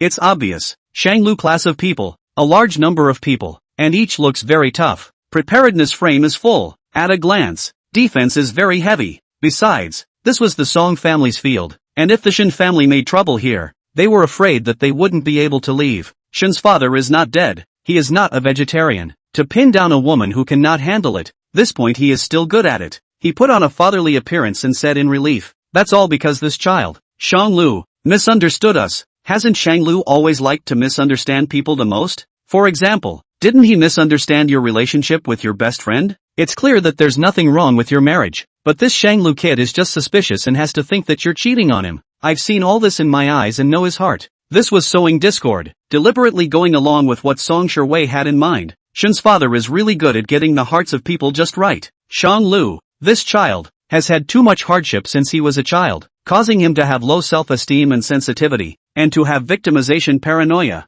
I'm just hoping that you guys don't get divorced. My idea is that the Song family is a good match for the Shin family, and it will help Shanglu's career. I'm just being nice so that he doesn't get divorced. He ended up misinterpreting it as greed for your family's property. Eating the extinct family? Joke. My Shin family is so big that I still need to do such things? All my hard work, and it's all for naught. It's said that you'd rather tear down 10 temples than ruin a marriage. I sincerely hope that you will remarry. I have the same idea as you. Shin's father pretended to be misunderstood by the world, covered his chest with great sadness, and began to cough violently. Seeing this, Shin Jiyue also followed along and said, yes, even if old Mr. Song passed away, then this family property is also owned by you and your wife. And what does it have to do with our Shin family? Father is so old. Why do you need so much money? In the end, isn't it all yours? You should stop talking. Since it's beyond their comprehension, count us as meddling in their affairs. They can divorce if they like. Let's stay out of it. Misunderstood by my own earthly son and daughter-in-law. What a failure in my life. Shin father leaned on his crutches and was assisted by Shin Jiyue, coughing as he left. Looking to leave the West Wing parlor, Shin Jiyue passed by Shanglu and quietly raised his middle finger when no one else was looking. Shanglu's eyes fell on Song Shiwei. Who do you believe? Song Shiwei didn't chime in. She wasn't sure about the situation at hand. Shanglu took out his cell phone and played the recording of the call. Do you really want to divorce her? Do you know how bad Song Shiwei's father's health is? He will die in a few years. You can't get a penny if you divorce her now. It's because the Song family has only one daughter that you have to seize the opportunity. What's wrong with compromising yourself to get the shares? Look at that Xia Sun, following Song Shiwei's ass all day long. And look at you. You're just stupid, studying art, and you're all fake and noble. You don't lack money, the Shin family does, and your brother's company does. Shin's father turned back in despair and stared at Shanglu with a deadly stare. He pointed at Shanglu. This is framing. Nowadays, technology is so advanced. It's not hard to fake my voice. This is something you know, right Shiwei? Chapter 38, Each Other. He pointed at Shanglu.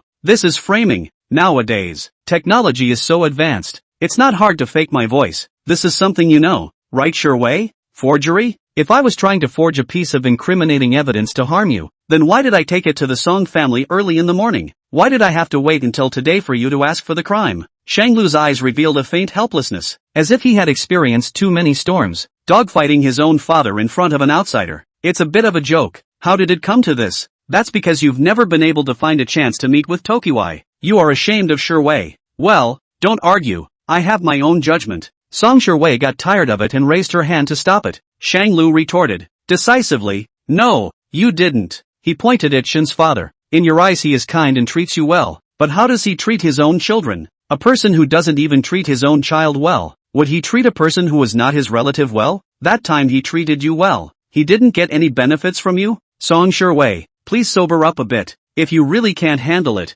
then you can go and confer with your father to find out what's going on in this matter. Shin Jiyue tried to step forward to stop Shanglu's words. Shanglu, what do you mean? Isn't father treating you well? Why are you so heartless? Shanglu said sarcastically, I'm not going to say who it is, but you also know that the phrase, not good for the child, that I said refers to me? It seems that you have a clear picture in your heart. It's obvious who your father favors and to whom he gives his money and love. He doesn't even care about me, so why would he care so much about you? Song Shiwei, use your brain. Shanglu was really anxious. He had said this and even laid out the evidence. Shouldn't Song Shiwei believe it right away? Song Shiwei, however, was like a deflated leather ball as she said breathlessly, invite the two of them out. Yes, you go and talk to your father about what happened so he has a clue. I'm going to head back. Shanglu came and went in a hurry. Wouldn't leave a look for Song Shiwei. Song Shiwei Fang's hesitation was chilling. She already understands everything. Shin's father values the Song family's property and wants to use the marriage relationship to eat the extinct family. But Shanglu would rather turn against his family and give up the property of the Song and Shin families to divorce her.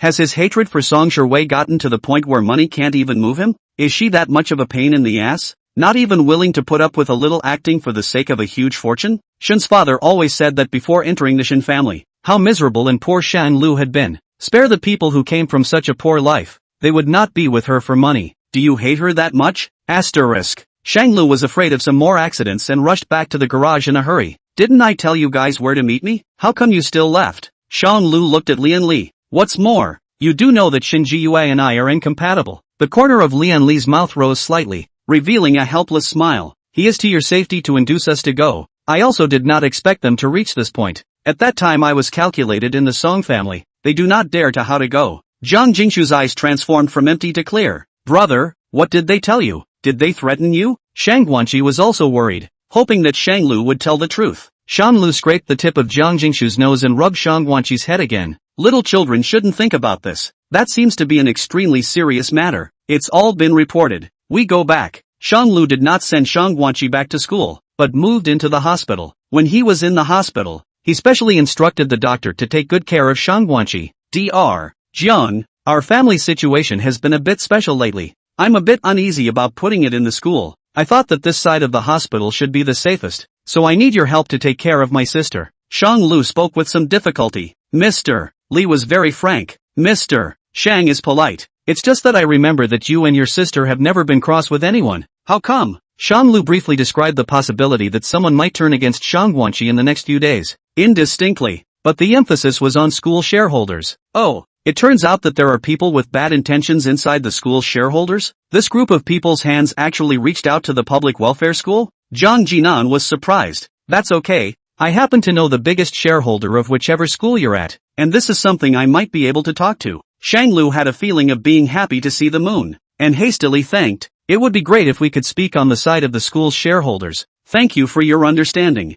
Zhang Jinan glanced at the passenger side of the door, which appeared to have a girl sitting on it. He pointed at the man. Who's this? Another new love? Shanglu lowered his head and let out a light laugh. Not yet. That's a big statement. Zhang Jinan raised his eyebrows and stopped pursuing the question. He patted Shanglu's shoulder and left with an inexplicable sense of coolness. Owing a whoosh. Shanglu explained a few words to Shang Guanqi. It's just a matter of being nice, listening to the doctors, getting treatment and getting out before it's too late. After Zhang Jinan walked away, he took out his cell phone and knocked down a few lines. Zhang Jinan, the dad of his, is threatening him with the safety of this mute. His dad seems to be a small shareholder in a special education school, right? You pay attention. The person on the other end quickly replied. It's pretty much what I expected. Treat that patient well. Kang Jinan, with your words? Asterisk. Shanglu got back in the car and prepared to go home. Why the sad face? Shanglu asked. Jiang Dingshu collapsed into a kitten face, not knowing what she was angry about. Did they threaten you? I see you're upset. So I'm sure they blackmailed you with kanji. But why won't you tell me? Shanglu didn't think it was a big deal. Isn't this because I'm afraid you're worried? Small matter. Solved. But Jiang Jingshu was very concerned. It's not trivial. Can't we help each other to support each other? Jiang Jingshu tilted her head up as the sunlight poured onto her face. We are capable of fighting side by side. I'm not a liability to you. I'm your best sword. We are capable of giving our backs to each other. Unless, of course, you don't trust me at all. And just think of me as a pampered pussycat puppy. Side by side? Trust? These words seem very foreign to Shanglu. He was used to being alone, and had at most one partner in Lianli for so many years. There has never been anyone else, even a woman, talk to him about each other. About each other. It's never been Shanglu who has unilaterally taken care of others, both the adoptive parents and his own sister. It's all under his umbrella. What's it like to be taken care of and encouraged to support each other? Shanglu experienced it somewhat hazily today. Bang! There was a sudden crash from the front of the car. There was a man down in the road at the front of the car. A mouthful of people who had been deliberately hit by Shanglu's car. Shanglu fixed his eyes on it. He had a bit of a headache again. Shady stuff. Chapter 39, Kneel and Apologize. Although there didn't seem to be many surveillance cameras in the neighborhood, Shanglu's car was equipped with a car recorder. Rather, I'm not afraid of being blackmailed. It just felt like a nasty person suddenly ran out to break the scenery, disturbing Shanglu's just brewing emotions. Xia Sun came along at some point. At that moment he was sitting in front of Shanglu's car, crying bitterly. Young Master Shen, please give me a way out. Since you already have a new love, don't mess with Miss Song anymore. I know my family is poor and not accepted by the Song family, but Miss Song and I truly love each other. You can't have both. Eating from the bowl and looking at the pot. Please let Ms. Song go. We've been childhood sweethearts and in love with each other for many years. You've already found your new 18-year-old girl, so just stop a little. Xia Xia's voice was loud and drew the attention of many onlookers. The most popular thing for the melon-eating public to watch is the feuds and love triangles between the rich and the poor. A number of well-wishers took out their cell phones to capture the scene. Shanglu wasn't afraid. It was just Jiang Jingshu. He turned his head, pulled on Jiang Jingshu's hat, and found a mask from the car for Jiang Jingshu to put on. What's wrong? Jiang Jingshu was puzzled but obedient. I'm afraid they'll get a picture of your face. The words felt like they poked a nerve, and her heart sank, not knowing what to do. Was Shanglu a gentleman by nature, or was it because of her? Jiang Jingshu seemed to have noticed a little bit of change about Shanglu. So what do we do now? Should we get out of the car and deal with it? Shanglu glanced at Xie Sun, who had collapsed on the ground, and quickly retracted his gaze, his expression distinctly disdainful, as if looking at him for one more second would dirty his eyes. He sneered,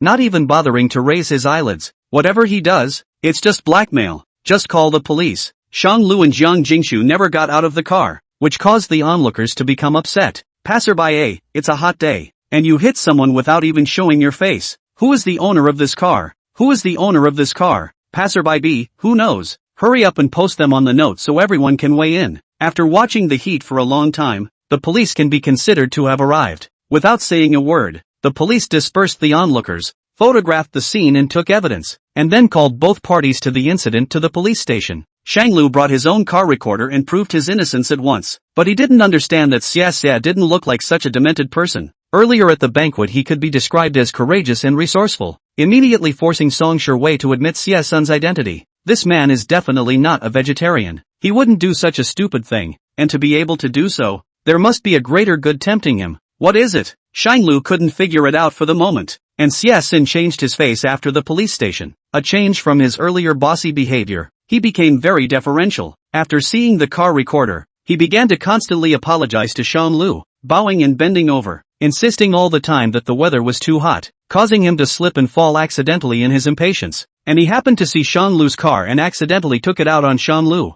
Seeing that he had a good attitude in admitting his fault, the police reprimanded him and began to make peace. As for people, they are just an ordinary person about the same age as you. It's normal to have a bit of resentment in such a hot day. You see, for the sake of his good attitude, let's not pursue this matter. Another officer chimed in. Yeah, let's forgive and forget. Before Shang Lu had even said a few words, they had already helped make a good decision. He laughed softly and spoke. This is indeed a small matter. Nothing to pursue. There was a footstep at the door. In the nick of time, Xia suddenly knelt down and kowtowed several times towards Shang Lu. Mr. Shin, please raise your hand and forgive me. I really don't have any more money, and I'll definitely walk around you when I see you in the future, and I won't be pestering Shiwei anymore. Shan Lu? Shang Lu. Song Shiwei ran over panting, a chill in her eyes. She came up to help Xia up, her tone very concerned. Are you okay? Xia struggled to get up, looking like he had been tortured after kneeling for a long time, and when he got up,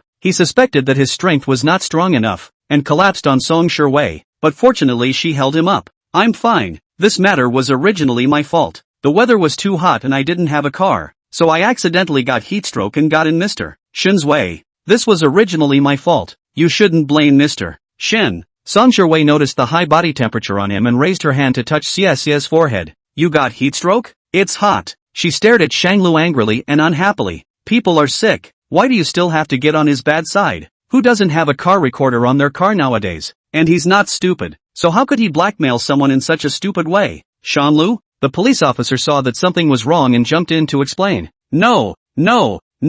We were just on the verge of a settlement and the gentleman did not take it into account. How can you count when you've driven someone to their knees? How can one count when one's high and mighty mind is satisfied? Song Shiwei stood in front of Xia like a cub, protecting him. You have many grievances against me, that I know. Just come at me. There's no need to hurt my friends. Jiang Jingshu couldn't stand to watch and disliked her nonchalantly. Get it straight. It's Xia who was blackmailing. We are the victims and he's the suspect. Isn't it normal for him to be a bit more humble in his attitude? If he dared to be as arrogant as Ms. Song, he would have been detained by the police and left behind for observation. Didn't we all say it was a misunderstanding? What more do you want? Why are you being so aggressive when you've already apologized to you? Song Shiwei was still intoxicated with the anger of being ignored by Shang Lu just now. It's not because you guys look at Xia as my friend and you don't like me, so you're taking it out on Xia. It's a personal vendetta. Is the left side of your face plastered to the right? Ms. Song, shameless on one side and cheeky on the other. He was the one who made the mistake in the first place, so he should pay for his faults. How can you have the nerve to blame us? Song Shiwei's temples jutted, her face became a bit grim, and sparks erupted from her eyes. Didn't you already apologize? What else do you want?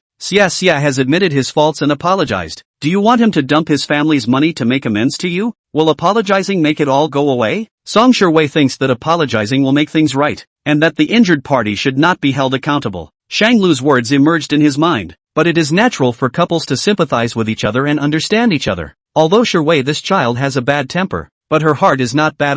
And this half a month, her change you are in the eyes. She also helped your sister around to find an ophthalmologist. Just this child dead duck mouth hard, refused to admit. Good face. Why do you bother with her? Her attitude is already very sincere. It's all been apologized for, so why be catty about it? It's all been done in good faith, so why the obsessive grasping? Chapter 40, apologizing doesn't always lead to forgiveness. Didn't you already apologize? What else do you guys want? When Jiang Jingshu heard this, she frowned, and a wave of anger couldn't help but misbehave out from both ribs at once. What makes you justified in morally abducting people with a flippant apology? Ms. Song, were you an eyewitness to the crime? Were you at the scene? Are you a family member of the suspect? You're neither. So who are you to stand here on the moral high ground and accuse us? Song Shiwei was dumbfounded by her overbearing attitude. And who are you to argue with me? People have apologized so sincerely. A normal person should be considerate. Pop. A resounding slap to Xia's face. Xia's face instantly turned red and swollen.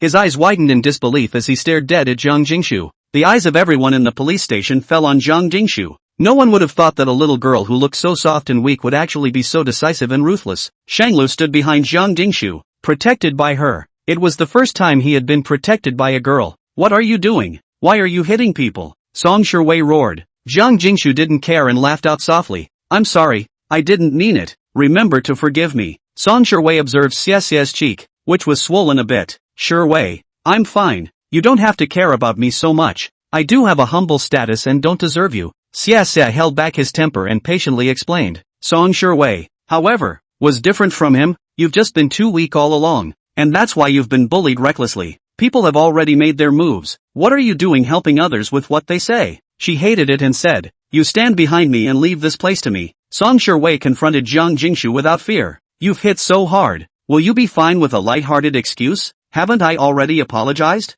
What else do you guys want? I've admitted to having made a mistake, and I've apologized. Do you want me to dump my family's money to make amends to you? Jiang Jingshu's tone was a bit indebted. You guys are too aggressive, aren't you? That's so familiar. Song Shiwei, disliked by Jiang Jingshu, lost face and said indignantly, it's different. Xia's son didn't do it on purpose, but you did, and you didn't apologize with any sincerity at all. What makes you assume that I did it on purpose? Jiang Jingshu touched her forehead and shook her body twice falsely. Actually, I also had a heat stroke. The weather was too hot, causing me to be impatient and accidentally disengage my hand. My hand just smashed into Mr. Xia's face. I'm really sorry. Song Shiwei had never seen such an unreasonable person. Shrews who hit people at every turn. Ah, Seek, let's not get into it with the two of them. Let's go. Song Shiwei assisted Xia and was about to leave. Shang Lu, who had been silent, suddenly spoke. Wait, did I tell you to leave? Song Shiwei frowned. What else do you want? The people have been beaten.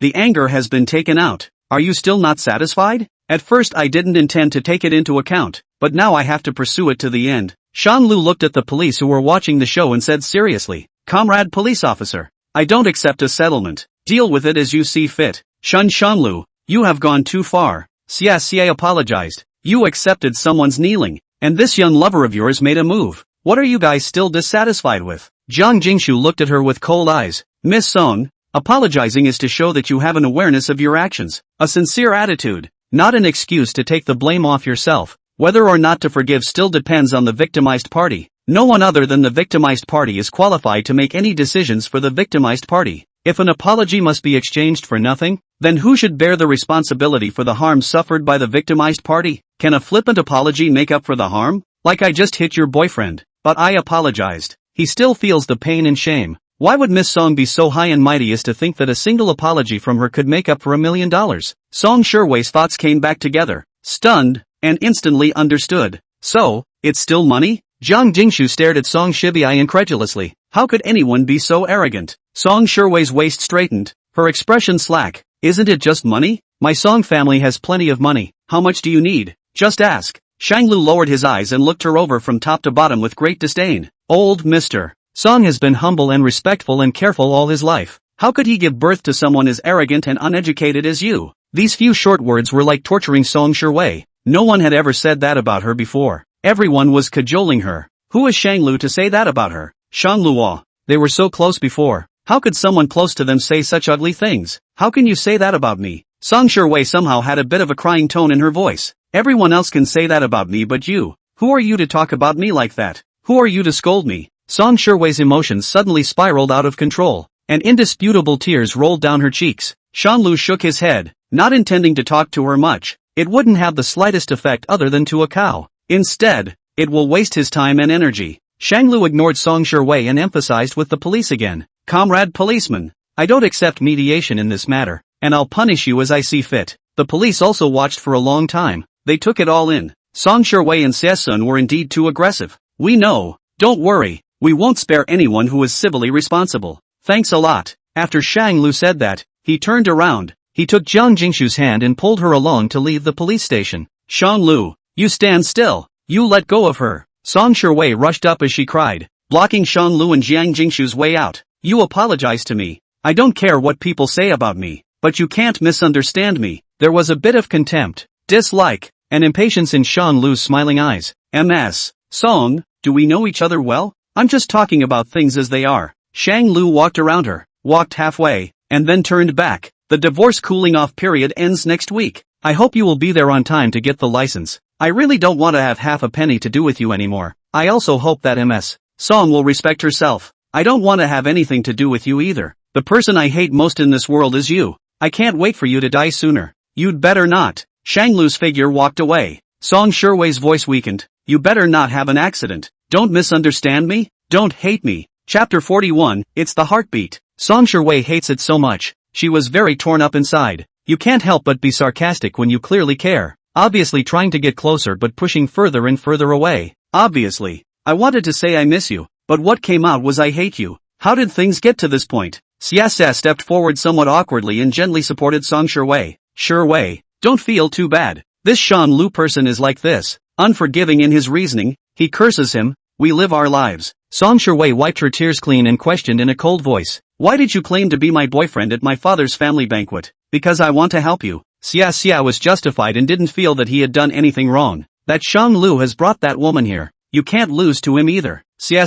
knows Song Shiwei the best. Soft-hearted and hard mouth. Eating soft but not hard. Shiwei, he already said that about you. There's really no need for you to labor over such a scum. You're good enough to deserve anyone. There's no need to stick to a Shanglu. Look just now. They both left holding hands. It's plain to see what kind of relationship it is. So why do you have to fight with the sidewalk for a second marriage guy? What are Xiasun's intentions? Getting Song Shiwei's trust was not the most important thing. Disintegrating the relationship between Song Shiwei and Shanglu is the ultimate goal. One side has a strong word of distrust. The other side is innocent but falsely accused. Even if Romeo and Juliet came, I'm afraid it would be hard to break the mold. Not to mention Shanglu and Song Shiwei, whose relationship has long been in jeopardy. Even if Song Shiwei has the intention to repent in the future. But today's events are like a knife in the heart of Shanglu. No matter how much repentance will not help. Sia was secretly pleased that he had achieved his goal with such a lowly means. It's still a good lie. It was as if Song Shiwei had lost her mind, and her temper was much weaker.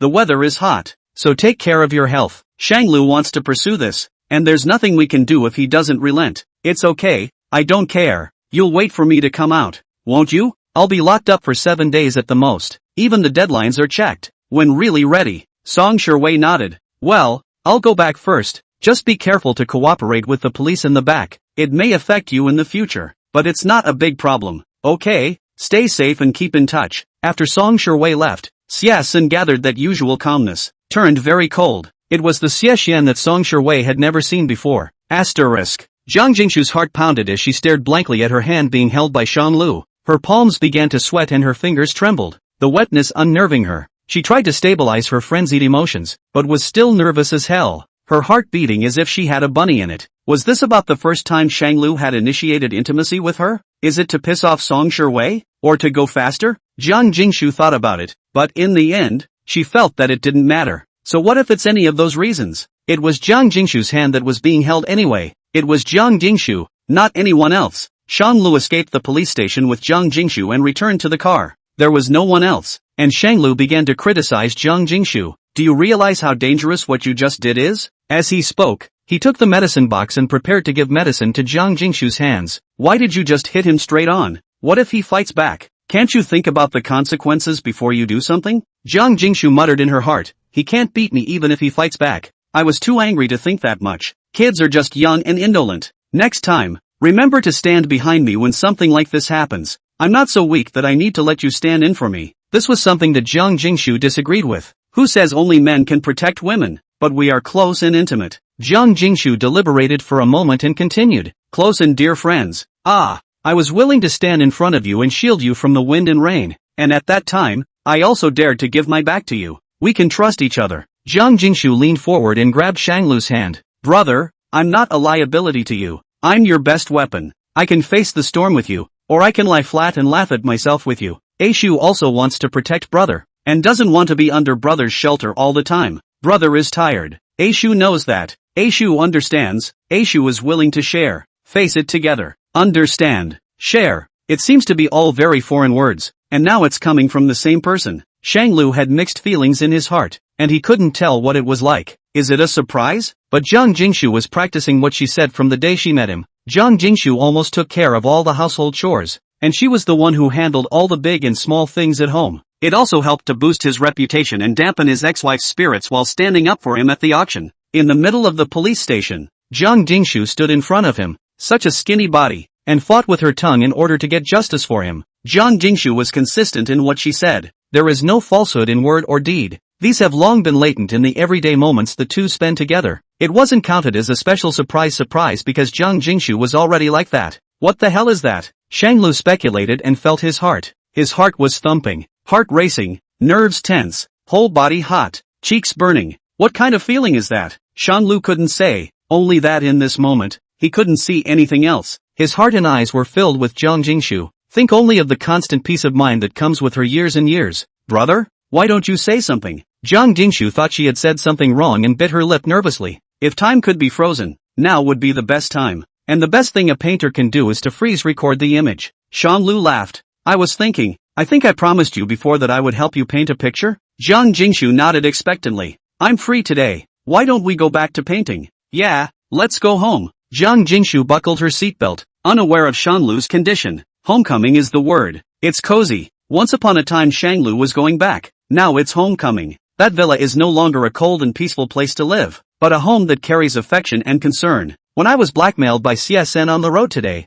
the onlookers filmed it and posted it on the internet, because the car Shanglu drove was considered a good car. At one time some video was edited into countless versions, festering on the internet. Most of the spearheads were pointed directly at Shanglu. Left only scolded him for his arrogance and contempt, and didn't even know to come out and show concern when he bumped into someone. Someone picked out the girl sitting in the passenger side is not Shanglu's hairy wife Song Shiwei. Is Shanglu cheating on his wife? Another person picked up on the fact that the one who was hit was Song Shiwei's boyfriend and the one who hit him was Song Shiwei's husband. A ho-hum feud that has become the public's dessert before and after dinner. Shanglu, Song Shiwei, Xia Sun, and the suspected mistresses are widely rumored to be a few people. Chapter 42 Suspension Notice. Don't move, keep it up. Shanglu found a place with just the right amount of vision to draw Jiang Jingshu's portrait. Jiang Jingshu sat in the sunlight, the warm sunlight hitting her body and reflecting her shadow on the ground. Jiang Jingshu was moving in small increments. The movable parts were blocked by her body. Her shadow was still. This is a great look. Keep it up.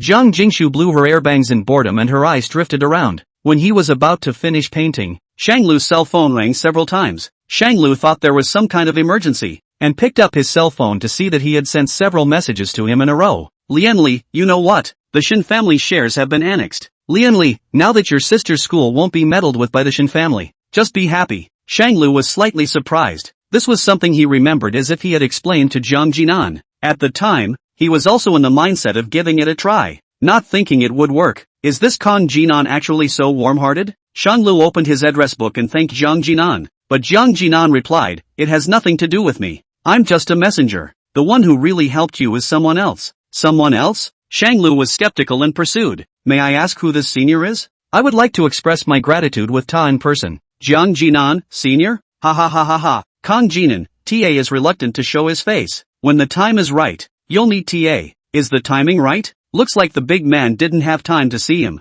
Shanglu was helpless and put down his cell phone to continue painting. Seeing him smiling so happily, Jiang Jingshu asked, what's good? Let me be happy too. Shanglu laughed lightly. His mood was really excellent. The Shin family shares have been bought off, so they can't threaten me with my sister's education. Jiang Jingshu was slightly surprised. That's really a great joyous event. Yeah, next thing I know, I'm waiting to start my sister's surgery, slowing down the chemo, and I'm surviving the divorce cooling off period next week. All things are looking up. Only public opinion. Then what about the video that the netizens posted earlier? It's not good for your reputation, right? Kang Jingshu hoped that he would ask if he had any ideas. It's just public opinion. The heat will pass after a while. Besides, we'll get the divorce certificate next week, and the rumors will be shot down by themselves. Shanglu seems to be thinking simplistically. After the painting was finished, Shanglu handed it to Jiang Jingshu. Jiang Jingshu in the painting was bathed in sunlight, pouting in boredom, her eyes letting go of gazing at a certain spot. It was like a young girl in a state of dazed contemplation. Like it? Shanglu asked. Jiang Jingshu nodded her head vigorously, not mincing words of praise. Love it. It's the first painting you've ever given me. Shanglu said nothing and lowered his eyes. This is not the first one. The first is a picture of a spring palace. That painting brings out the dark side of Shangri-La and is not fit to be placed in the sunlight. He changed the subject. Let's eat. Good. In the middle of the meeting, Shanglu received a notice from the school. It's a notice of suspension. Claims that there needs to be some investigation of Shanglu to ensure that there is no behavior that destroys the social triad so as not to set a bad example for students. Gingshu Jiang also glimpsed the suspension notice. This thing is still up in arms. Are you going to step in and explain? Shanglu agreed. Of course we have to come out and declare it, but we have to get a divorce certificate, or else we can't prove it with empty words. Then we will have to wait for next week's divorce appointment day. Asterisk. Xia Sun became famous in a circle of spiritual boys. After she got out of the bureau last time, Miss Song gave Xia Sun a car with a big hand. Nowadays, he was crowned with the title of Song's Missy's boyfriend, and was flattered by many people, enjoying emperor-like treatment. Someone saw the online outcry and asked him about it. What exactly is the relationship between this MS Song and Shen Shanglu? Are they each playing their own game? This circle of luxury families is really messy. Xia poured down several bottles of wine, and his speech became a bit unthinking. Let me tell you, they've actually divorced, and the reason for the divorce is me, because they were just a business marriage, and I was MS Song's white moonlight true love. She chose to divorce that puritanical man for my sake, and also promised that the Song family's family business would all be mine in the future. All you lowly things, hurry up and please me. What he said was true in general, and it does fit with where public opinion has been going lately. Many people within the drinking board believed it, and one by one, they began to flatter Xie, hoping that he wouldn't forget about his brothers after he climbed up to the Song family. This Song family's eldest young lady, that's extremely good to me, listens to me very well. She won't go west when I tell her to go east, and gives me all the good stuff. I only need to hook my finger, and she, Song Shui, will run over like a pug to deliver things to me. Someone wondered, then how did you manage to make a pampered grown-up young lady die for you? Xia smashed a wine bottle. This kind of big lady doesn't lack money or jewelry. Gold and silver jewels can't impress her at all. What she lacks is understanding and companionship. As long as you pretend to spend time with her, go along with her, and make her some handicrafts, she will wag her tail at you like a pug, ha ha ha ha ha. In the corner of this drinking establishment, a thin figure pressed the recorder. Asterisk. Shanglu made an appointment to meet with old Mr. Song at the golf course, and Shanglu was able to give an answer to what happened last time. Jiang Jingshu had already told him the answer a long time ago. An apology is an indication that you have an awareness of your behavior, a sincere attitude, and not an excuse to absolve yourself of blame. Whether or not to forgive is still up to the injured party, and no one other than the injured party is in a position to make any decisions for the injured party. Apologizing does not always lead to forgiveness. It wasn't that after hurting Shanglu, a shallow, hard-mouthed and soft-hearted and I'm sorry could dissolve the stigma in his heart.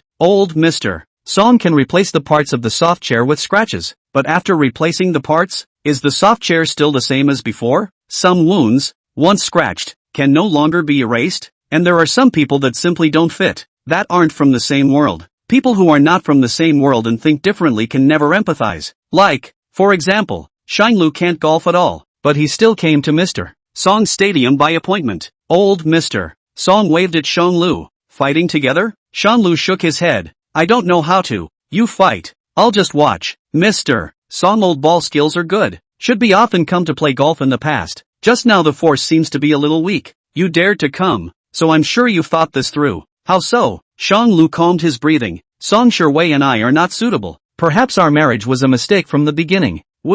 Bang! There was the sound of a huge object falling around the corner, and there was a familiar figure hiding in the corner. Chapter 43. Who caused Sunny dolls in his house? Song Shui and I are not a good match. Perhaps our marriage was a mistake from the beginning. From the beginning? From the moment I met Song Shui, she has become my fiancée. Perhaps there was never any love but duty between them. A marriage without love is like scattered sand, and the slightest exposure of a problem can shatter that marriage. Shanglu, on the other hand, had used his own strength to hold back for so many years. He had done his best and was really tired. He really wants a break. He just wanted to hold someone he cared about and rest, just to live his life with his own family, just to enjoy his life in peace and quiet, to pick up a brush and paint the world his heart desired. Without love there is only one responsibility, the responsibility of marriage and fidelity. Once upon a time I always thought that I would unravel Song Shui's knot, but now I figured out that if she has a knot in her heart then let her dissolve it on her own. Even if Song Shui is tired of arranged marriages, then she shouldn't blame me for everything. I am not related to her, nor do I have any feelings, nor am I obligated to accommodate her for the rest of my life, even if a husband and wife accommodate each other. It's him accommodating me today, and me accommodating him tomorrow, not always me unilaterally accommodating. I've been wrong for over 2 years now and don't want to be wrong again, and I haven't had a particularly happy 2 years out. It was only the other day that I figured out that my own happiness is what matters. Shanglu brainlessly said all that was in his heart. He should have cut everything off a long time ago. You rarely show your true emotions in front of me, and it seems like you've always been afraid of me before? Old Mr. Song smiled without anger and propped up his golf clubs. The more you refuse, the more I like you in turn. If someone else was aware of my health condition, they would have already started pleasing Shui without stopping. It has to be you, with a good heart. Old Mr. Song only felt like crying and laughing. How do you think everything could be so coincidental? If you weren't greedy for the Song family fortune, Shui and I wouldn't necessarily have looked at you, but it just so happens that the Yui value is someone who follows his nature and doesn't value things outside of himself. mutual cause and effect, the creation of the world. Everything seems like it was meant to be. You're a good kid, and I really like you. You guys are officially divorced next week, so it's not like you have anything to do with my Song family. How about you worship me as your righteous father? I just don't have a son, and I like the likes of you. Shanlu, he already has 2 daddies. It's decided. In the future, if you have any needs, just come to me. As your godfather, in the future, you will have a share of the Song family property, and you will also help me manage the Song family enterprise. You and Sherwei can't be husband and wife, just be brother and sister. Brother and sister? Bang! There was the sound of a huge object falling around the corner, and there was a familiar figure hiding in the corner. Shanglu made no move. Old Mr. Song probably knew who it was and just told his personal assistant to go check it out. Be smart. Yes, old Mr. Song laughed. Bright and light. Minor hiccup. Never mind. Play golf with me? A hopeless smile hung on Shanglu's lips. He's not pushing it. He really doesn't know how to golf. Asterisk. The young assistant spotted Song Sherwei, who was hiding in the corner and had broken the shelf. Miss, the boss told you not to show up and save yourself some face. Song Sherwei had already cried into tears long ago, and the crystalline teardrop slipped silently from within her eyes. Why, sister, why did he have to divorce me? I obviously didn't really do anything wrong. The assistant hugged her like a child. You didn't do anything wrong, but you didn't do anything right either. What? Song Sherwei didn't understand. As a wife, your mind is rarely on your family. On your husband's birthday, you celebrated another man's birthday and brought him home. You also verbally attacked Mr. Shin many times to save face, and those words were as unpleasant as they could be. The assistant dried her tears. Sherwei, if these things were done by Mr. Shin, even if you love Mr. Shin, would you forgive him? If Mr. Shin went to pick up his female friend on your birthday or even stayed out at night, what would you do?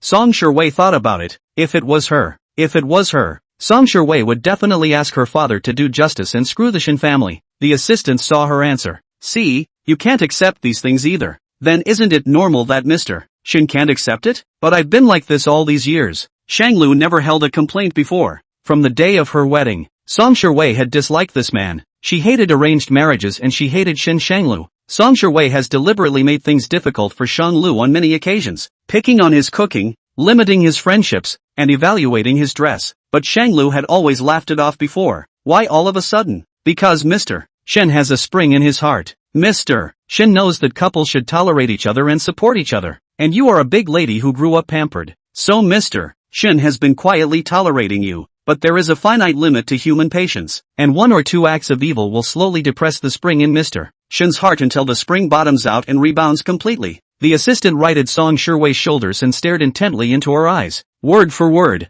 No one in this world will tolerate you for the rest of your life except your parents. Tokuai, it's time for you to grow up. The little assistant led Song Sherwei to look at old Mr. Song. Under the sunlight, Mr. Song's spine was much more curved than before, and his hair was white. Look, the boss is getting old. He's already over 60. You can't be this capricious anymore. It's time to take on your own responsibilities for the family. Asterisk. When Shanglu came back, he found a bunch of people gathered at the doorman's place, with Shanglu's previous experience of avoiding reporters. These people were reporters all right, sneaky and probing. The black-hearted reporter actually followed him to his house. Shanglu quickly took a shortcut home. When I got home, just as I opened the door, I was struck by opening lightning. His good brother Shinjiyue was hanging from the balcony with his hands and feet bound with iron cables. Shanlu, is this a Haruai doll cosplay? Shinjiyue's mouth was gagged with a rag, and a ring of tape was tied around the weak of her mouth. At the first sight of Shanglu, his eyes widened as he pleaded with him for help.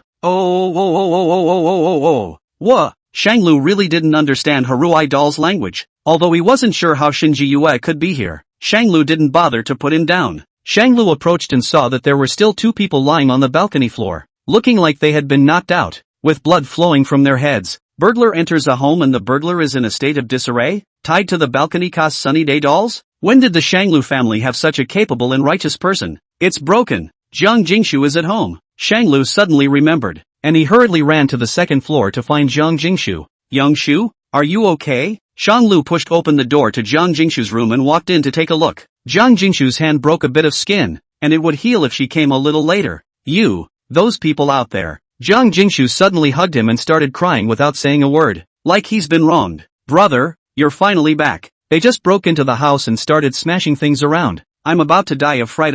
Jiang Jingshu was scared to death? Shanglu was the one who's going to be scared to death. Okay. He gently patted Jiang Jingshu's back and slowly asked, then did you beat up those people outside? Chapter 44 wants to kill him. He gently patted Jiang Jingshu's back and slowly asked, then did you beat up those people outside? Jiang Jingshu was even more aggravated. Yeah, they were so mean. They came into the house and started yelling and smashing things. Brother, if you come back just a little bit later, I'm going to have a breakdown. If Shanglu doesn't come back yet, it will be Shin Jiyue and the others who will collapse, right? Wait. Shanglu pulled out the crying petite young girl in his arms. You, those people out there, why are they tied to the balcony? Who did this? Don't ever say it's Jiang Jingshu. It's me, Shanglu. I was the one who called the security guards, and the security uncles and aunts subdued them and asked me if I wanted to call the police, and I said I'd wait for you to come back and deal with it. Shanglu was inexplicably relieved. He gently touched Jiang Jingshu's head. Well done. Acted quickly. Just next time,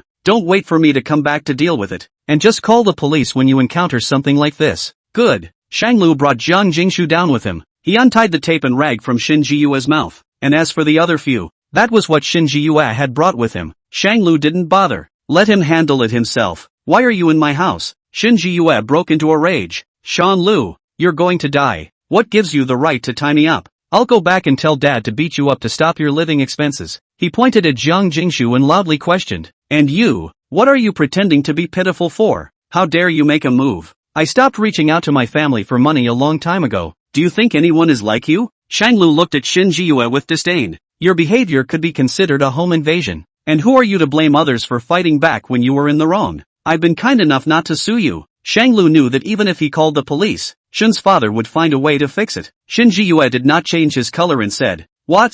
Aren't we a family? Why can't I enter your house? You and I, we were never family. Shanglu never admitted it. What exactly is your purpose for coming to my house? The fact that you'll be beaten like this means you didn't just knock on the door and come in. Tell us your purpose. Shin Jiyue's hands and feet were tied painfully, and he roared like a grandpa. First untie me, then let this dead girl apologize to me. Shanglu's eyes were obscure as he slowly stood up and walked over to Shin Jiyue. Shanglu raised his foot and swept it towards Shin Jiyue's knee. Bam! Shin Jiyue fell to his knees, facing Shanglu. You, pop. The left side of Shin Jiyue's face was red from the beating. Pop. He received another blow to the right side of his face. Just the right amount of symmetry. Shanglu, how dare you hit me? Shin Jiyue's voice trembled with great disbelief. Shin's father hadn't even hit him. And Shanglu actually dared to hit him? Shanglu's eyes were eerie and cold, exuding an aura of suffocating terror, revealing an eerie aura that was feared to the extreme, sending shivers down one's spine. He looked condescendingly at Shin Jiyue, who was kneeling at his feet. Shin Jiyue, did I give you a good face before? Is that what made you think you could bully me? You spend all day spending your time, not doing your job, picking up bars and playing with women, and licking this big face to try to get me to use the Song family fortune to start a business for you to start. Do you know why your father supported you in eating up the Song family fortune? Shanglu's eyes revealed a sense of mockery. He sneered, because father knows that sooner or later you will lose this money. You are a bottomless pit. Father did not dare to take the Shin family's fortune to give you a gamble, so he had to look at other people's families and use the Song family's fortune, half of which he pocketed and half of which he gave to you to hokey pokey and get away with it. You're just a piece of trash. What qualifications do you have to boss me around? Shin Jiyue was shocked by the Shanglu in front of him for a moment. Once upon a time Shanglu always spoke very little in front of him. Even if he talked back it was painless. And today actually dared to hit him and humiliate him like this? In the end, it's all about the wings. Once upon a time, Shanglu needed the Shin family's help to start his career, so he seldom showed the rebelliousness and repression in Shanglu's bones. Nowadays, starting with the revolt against arranged marriages, it is showing up a little bit. But Shin Jiyue was also spoiled by his family and instantly hardened up again. Even if I'm as bad as you say, even if you're better than me at everything, doesn't father still favor me more? What? Are you angry? This was something that Shanglu had never been able to figure out either. Shanglu once wondered if he was also not Shin's biological family. He took his own hair and his biological mother's hair to do a DNA comparison. The comparison results are biological mother and son. Shanglu was really a child of the Shin family. But why would Shin's father just look at him the wrong way? You deserve to be an invalid for the rest of your life. Just like your poor merchant. Shin Jiyue's mouth overflowed with a strange smile. Pop. Another slap fell. Shanglu, are you crazy? Can't even talk properly when you're already a prisoner? Shanglu sized him up with cold eyes. Shin Jiyue, other than the gift of procreation, I don't want to have anything to do with the Shin family. A person like you, in my eyes, a straw man. I'm warning you, Don't try to hurt anyone I care about or you'll only end up worse than dead. Shin Ji-yue sized up Jiang Jingshu behind Shang Lu and mocked. What?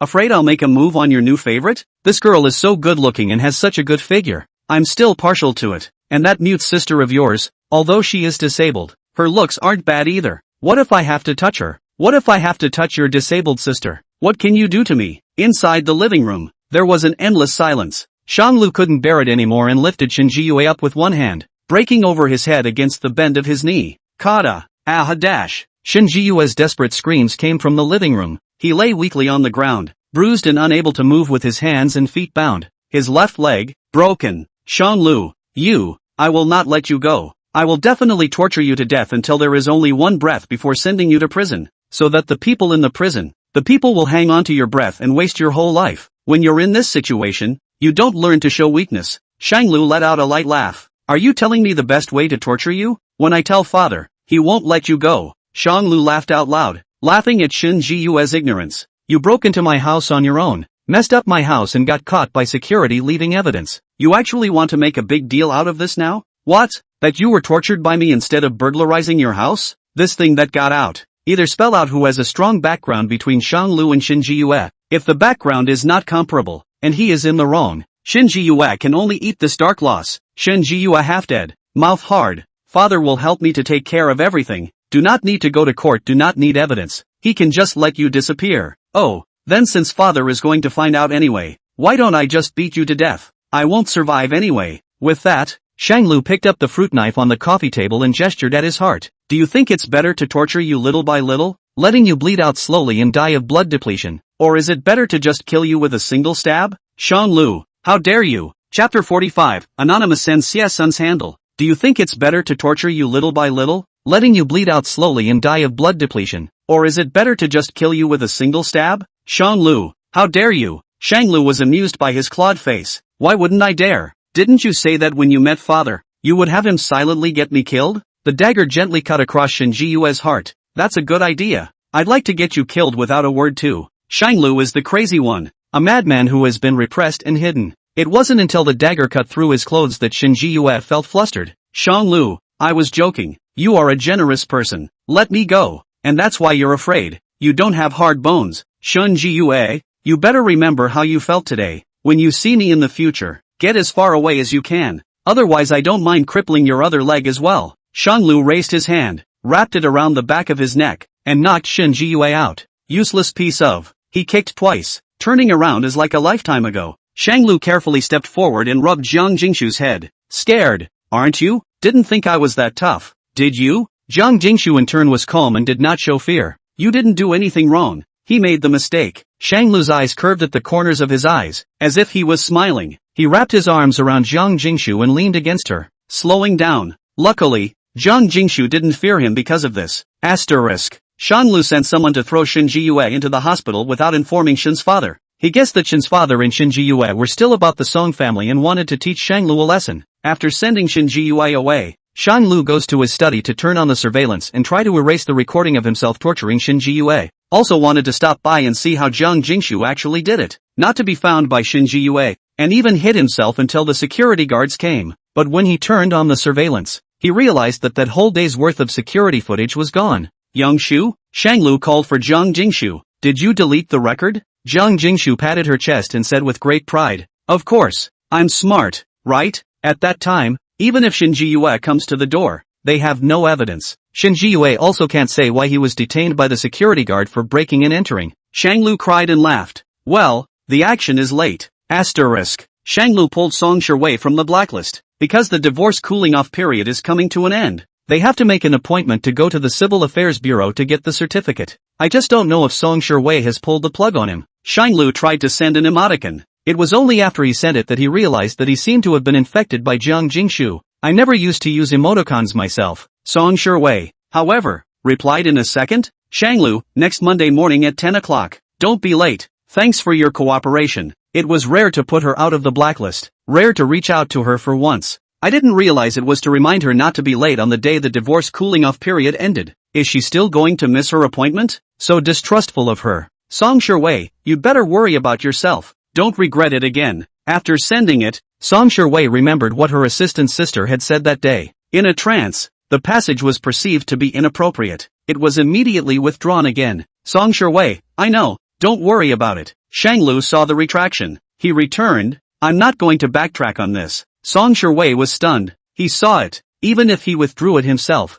he was not willing to pretend he didn't see it. It turned out that he had hurt Shanglu so badly, so Shanglu hated himself so much. Shanglu sent another message. Thank you for setting me free, and I wish you freedom at the same time. Song Shiwei edited the text. Slowly she gradually couldn't see the keyboard clearly. The individual fonts of the keypad on the phone were enlarged and even wiggled, swaying with the water droplets. Droplets of water wet the cell phone screen. The font was far away and close, but Shanglu on the other end of the phone was getting farther and farther away from her. After a long time, Song Shiwei took out a tissue and wiped away the water droplets under her eyes and on her cell phone. 1,000 words in one sentence. Song Shiwei, good. It was time for her to grow up and not be so willful and demand that the world be centered around her. You shouldn't feel free to trample on someone's heart. Asterisk. During the night, Shanglu received an anonymous email in his mailbox. The content of the email was only an audio clip, nothing in text. Shanglu clicked on the audio. Actually, the reason for their divorce is me, because they were just a business marriage, and I was Miss Song's white moonlight true love. She chose to divorce that puritanical man for my sake, and promised that the Song family's family business would all be mine in the future. This Song family's eldest miss, running over like a pug to deliver something to me. This kind of big lady doesn't lack money or jewelry. Gold and silver jewels won't impress her at all. Shanglu heard that it was Xie voice. He couldn't find out where Anonymous came from. His studio keeps his email open for submissions. It seems that someone is not happy with Xie and has stepped in to fix him. Also, people like that must have poor relationships. What to do with this audio? Send it to Song Shiwei? Shanglu dismissed the idea before it was too late to avoid the variables. So let's think about it after we're completely divorced first. In case she realizes that the white moon she's been protecting is so down on her behind her back. All of a sudden she turns her back and can't attend the divorce. Then Shanglu would really have a hard time. It's better not to have such a variable. Shanglu keeps the audio collection downloaded and saved for later. Jiang Jingshu and Shanglu counted the days past the last few days. Song Shiwei's circle of friends was particularly frequent these days. From time to time, I post photos that were obviously taken before, or some unspecified text. Think twice about doing things, because there is no medicine for regret in the world. Illustration, mirror photo. Suddenly I realize I'm getting better looking. Matching photo, big head selfie. Milk tea spilled is so sad. Illustration, milk tea spilled on legs. Wearing a short skirt. Breeze gently. Shanglu was attacked by Song Shiwei's spiritual world, and as soon as he opened his circle of friends, it was all Song Shiwei's screen. He couldn't stand it and clicked chat only. It's finally clearing up. After these days, it is the end of the cooling off period. On this day, Shanglu dressed especially formally. Jiang Jingshu also got up early on this day. I'll go with you. Jiang Jingshu's eyes lit up with great anticipation. It's, not good, is it? Jiang Jingshu saw his intentions, but Xie will definitely accompany Song Shiwei. You can't lose to her. I'll accompany you too. It's not wrong. Okay then. Walking to the door, Shanglu stopped. He sized up Jiang Jingshu. Is this person overdressed?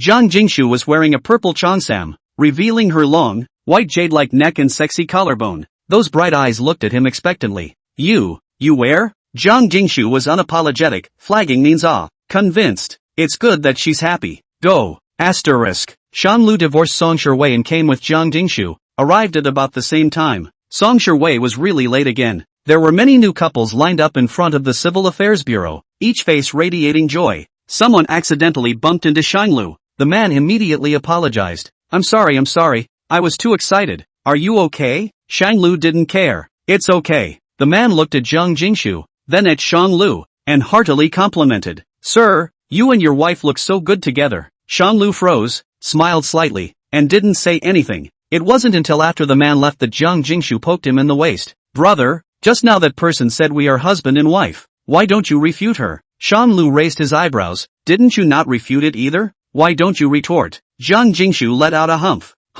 Because this girl is not talkative. Not a big talker and a lover of love packets? Jiang Jingshu pouted and snorted coldly. Ignore you. After waiting for another half a day, Song Shiwei hadn't come yet. It's half an hour late. Shanglu couldn't wait any longer. He took out his cell phone and called Song Shiwei. Miss Song, when do you plan to arrive? Chapter 46 Divorce Cooling Off Period. Complete Divorce. MS. Song, when do you plan to arrive? Shanglu had always seldom suspected that Song Shiwei would tamper with such things. Even with all his reluctance, he wouldn't drop his face for these stories. For so many years, Song Sherwei had always looked like this. Value face, value their self-esteem and are self-centered. She is a young lady who has been pampered by her family. This kind of missy is really not suitable to be with someone like Shanglu. Shanglu aspires to a marriage that is mutually supportive and helpful, where you can accommodate me and I can accommodate you, but never, from start to finish, one party accommodates the other. Feelings are never mutual, and no one is obligated to always accommodate another. No one will always be waiting for you where you are. The sound of a car honking on the other end of the line and various horns could be heard and should be in a crowded street. Haven't heard Song Sherwei's voice yet. Xia then preempted him, with a very serious note of impatience in his voice. What's the rush? It's not like it's less than. Song Sherwei smacked Xia to get him to stop interrupting and said softly, sorry, I woke up late and there's a bit of traffic today. There are 2 more intersections. We'll be there soon. Shanglu didn't say anything and just hung up the phone. It seems that Zhang Jingshu was really right. After waiting for about 10 more minutes, Song Sherwei arrived late. Once upon a time it was always Shanglu who stood still and waited for her. Song Sherwei had probably gotten used to it and took it all for granted. If it was his turn to be late, Song Sherwei would definitely not let him off the hook. Song Sherwei also dresses up more grandly today, like the set of clothes when she appeared in the movie. Noble atmosphere. At a glance, she knows that her status is honorable. At the first sight of Zhang Jingshu, a hint of displeasure flashed under her eyes. The nice eyes knit up gently. Bringing other women even in a divorce? Or is Song Sherwei's least favorite one just provoking? Why is she here too?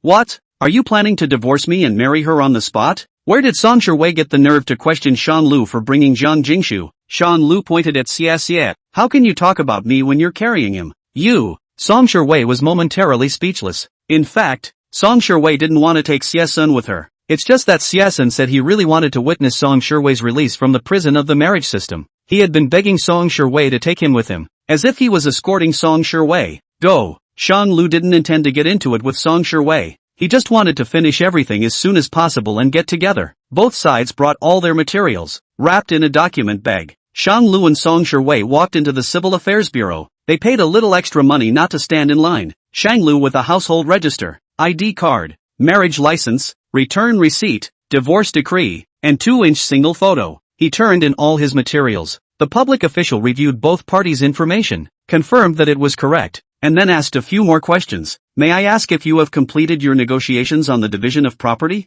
Shanglu took the initiative to answer. Negotiation is completed. We have notarized the premarital property, and the postmarital property has been mediated by a lawyer for a reasonable distribution. Society today seems very reluctant to divorce newcomers. The divorce rate is too high, the marriage rate is too low, and the fertility rate is too low. It is time for society to make a change, and the Civil Service Bureau officers have to be persuaded at this point in time. Marriage relationships don't come easy. How much fate must there have been in a previous life to become husband and wife in this one? I see that the two of you are handsome and beautiful, very well matched, so why can't you figure out how to get a divorce? Song Sherwei did not say anything. She is actually very difficult in her heart. Shanglu thought for a moment and said seriously, marriage is for happiness, and so is divorce. To be with someone is to be happy, and to leave someone is to be happy. Whether you are happy or not is ultimately up to you. Realizing that Song Sherwei hadn't said anything, the public official began to start with this breakthrough. May I ask if this young lady is voluntarily divorcing? Was she coerced? If you are not voluntary, then this divorce agreement is not valid, and an agreement that goes against the will of the people is not effective. Shanglu frowned with some displeasure. Has it come to this now that the Civil Affairs Bureau has persuaded people not to leave? Where's the love when we're at the point of divorce? Even if they don't, the divorce rate comes down and the couple can't get their relationship back. Is it all about the divorce rate and not about the marital happiness index? Song Sherwei kept her head down in silence for a long time before raising her head with the constant encouragement of the public official. Song Sherwei remembered all the things that had happened in the past. Shanglu treats her really well. He is a qualified husband. In the spring, make her rose shortbread and go out with her for a spring walk. In the summer, make her cold watermelon and escape the heat with her. In the fall, make her baked sweet potatoes and gather leaves with her. In the winter, make her hot fondue and roast the fire with her. When Song Sherwei had a stomach bug, Shang Lu would personally help Song Sherwei heat up hot water and kiss him to the best of his ability. And when Song Sherwei was menstruating, Shang Lu would soak brown sugar water and personally serve it to Song Sherwei. When Song Sherwei got off work, Shan Lu would wait for Song Sherwei at the entrance of their company, just like a stone looking out for his wife. When Song Sherwei felt tired, Shan Lu would take care of everything for him and comfort to Song Sherwei. Days like this will never come again. Why had Song Sherwei never realized how good Shan Lu was before? What kind of things was the once upon a time Song Wei paying attention to? Is it really too much arrogance that makes you take others for granted? Is she too spoiled to be self-centered? Was she so favored that she took it for granted that the whole world would accommodate her? It all seems to carry a little bit of a reason, but it's too late to say that now. Shanglu really doesn't like her anymore. Song Wei lost Shanglu. It was a long time before she spoke. I volunteered, and our relationship broke up. When he finished, uncontested teardrops rolled down from the corners of his eyes. Comrade, hurry up with your stamp. We all volunteered. Song Wei cried into tears but still urged on. Perhaps she should finally make a good impression on Shanglu. The marriage, at least, had a beginning and an end, not to die of old age. She has said so. The public officials then did not ask questions. Okay, once the seal is affixed, the two of you will have nothing more to do with each other in this life. No, marriages are not easy to come by, so I hope you think carefully about it in the future. Who gets married with divorce in mind? No one is. It's like the newlyweds lined up in front of the Civil Service Bureau to get married, all of them full of joy. They both got married out of love, and the divorce happens to be because of a lack of love. Asterisk. After the process was finished, Song Wei cried and ran to the restroom. Shanglu didn't stop. He walked out the door of the civil office. Outside the door Jiang Jingshu stood waiting for him. Brother! Jiang Jingshu rushed over and hugged him. The hug practically hung on him. It's nothing like it used to be. Exactly where it's not also the same anymore. Shanglu couldn't tell. Brother, let's go home. Shanglu scratched Jiang Jingshu's nose and said softly, good. Xia said didn't see Song Wei come out, and he stopped Shanglu. Where's Timothy? What did you do with her? Shanglu rolled his eyes. I have nothing to do with her anymore. She doesn't have to tell me where she wants to go, and I don't care. You go find out for yourself. This guy is so rude. How could anyone be so cold-blooded and heartless as you? Xia cursed, then walked into the Civil Affairs Bureau and started looking for someone. Originally, Shanglu only wanted to send that audio to Song Wei. One-handed Xia this person actually dared to be so arrogant? Then don't blame him. Back in the car, Shanglu did not drive first. Jiang Jingshu felt curious. What's wrong, brother? Shanglu extracted that saved audio and anonymously sent it to old Mr.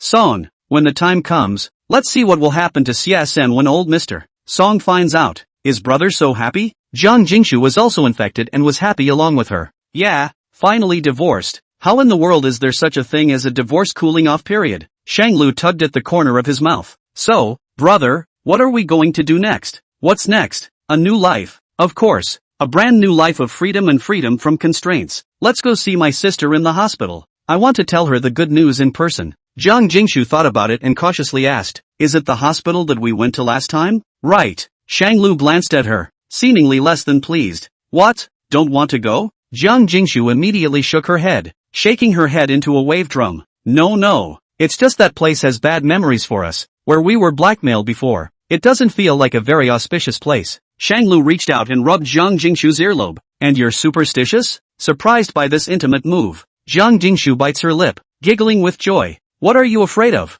I'm there today with good news. Jiang Jingshu was helplessly resigned to her fate. It's not really a fear of bad luck at all. All the way there, Jiang Jingshu was a bit uncomfortable, and Shan Lu noticed it. What the hell is wrong with you? Jiang Jingshu squirmed and spoke. Isn't it impolite for me to visit a patient dressed like this? Why don't I go back by myself and bring me along next time? Shanglu raised an eyebrow. My sister won't care about that. She likes you a lot. It's fine if you can come, but I didn't bring a present. There's no need to be so polite. Go on. Jensen Kong. Jiang Jingshu was still dragged to the hospital entrance. This place. Shan Lu led her to Shangguanqi's single room, buying a bouquet of flowers on the way. Dr. Kong, we've come to visit Quanqi. Is Quanqi awake? Chapter 47. Remember to wear a condom. Dr. Kong, we've come to visit Quanqi. Is Quanqi awake? A faint smell of disinfectant permeated the single room. The room was neatly arranged and orderly, dignified and comfortable, but there was no sign of the doctor,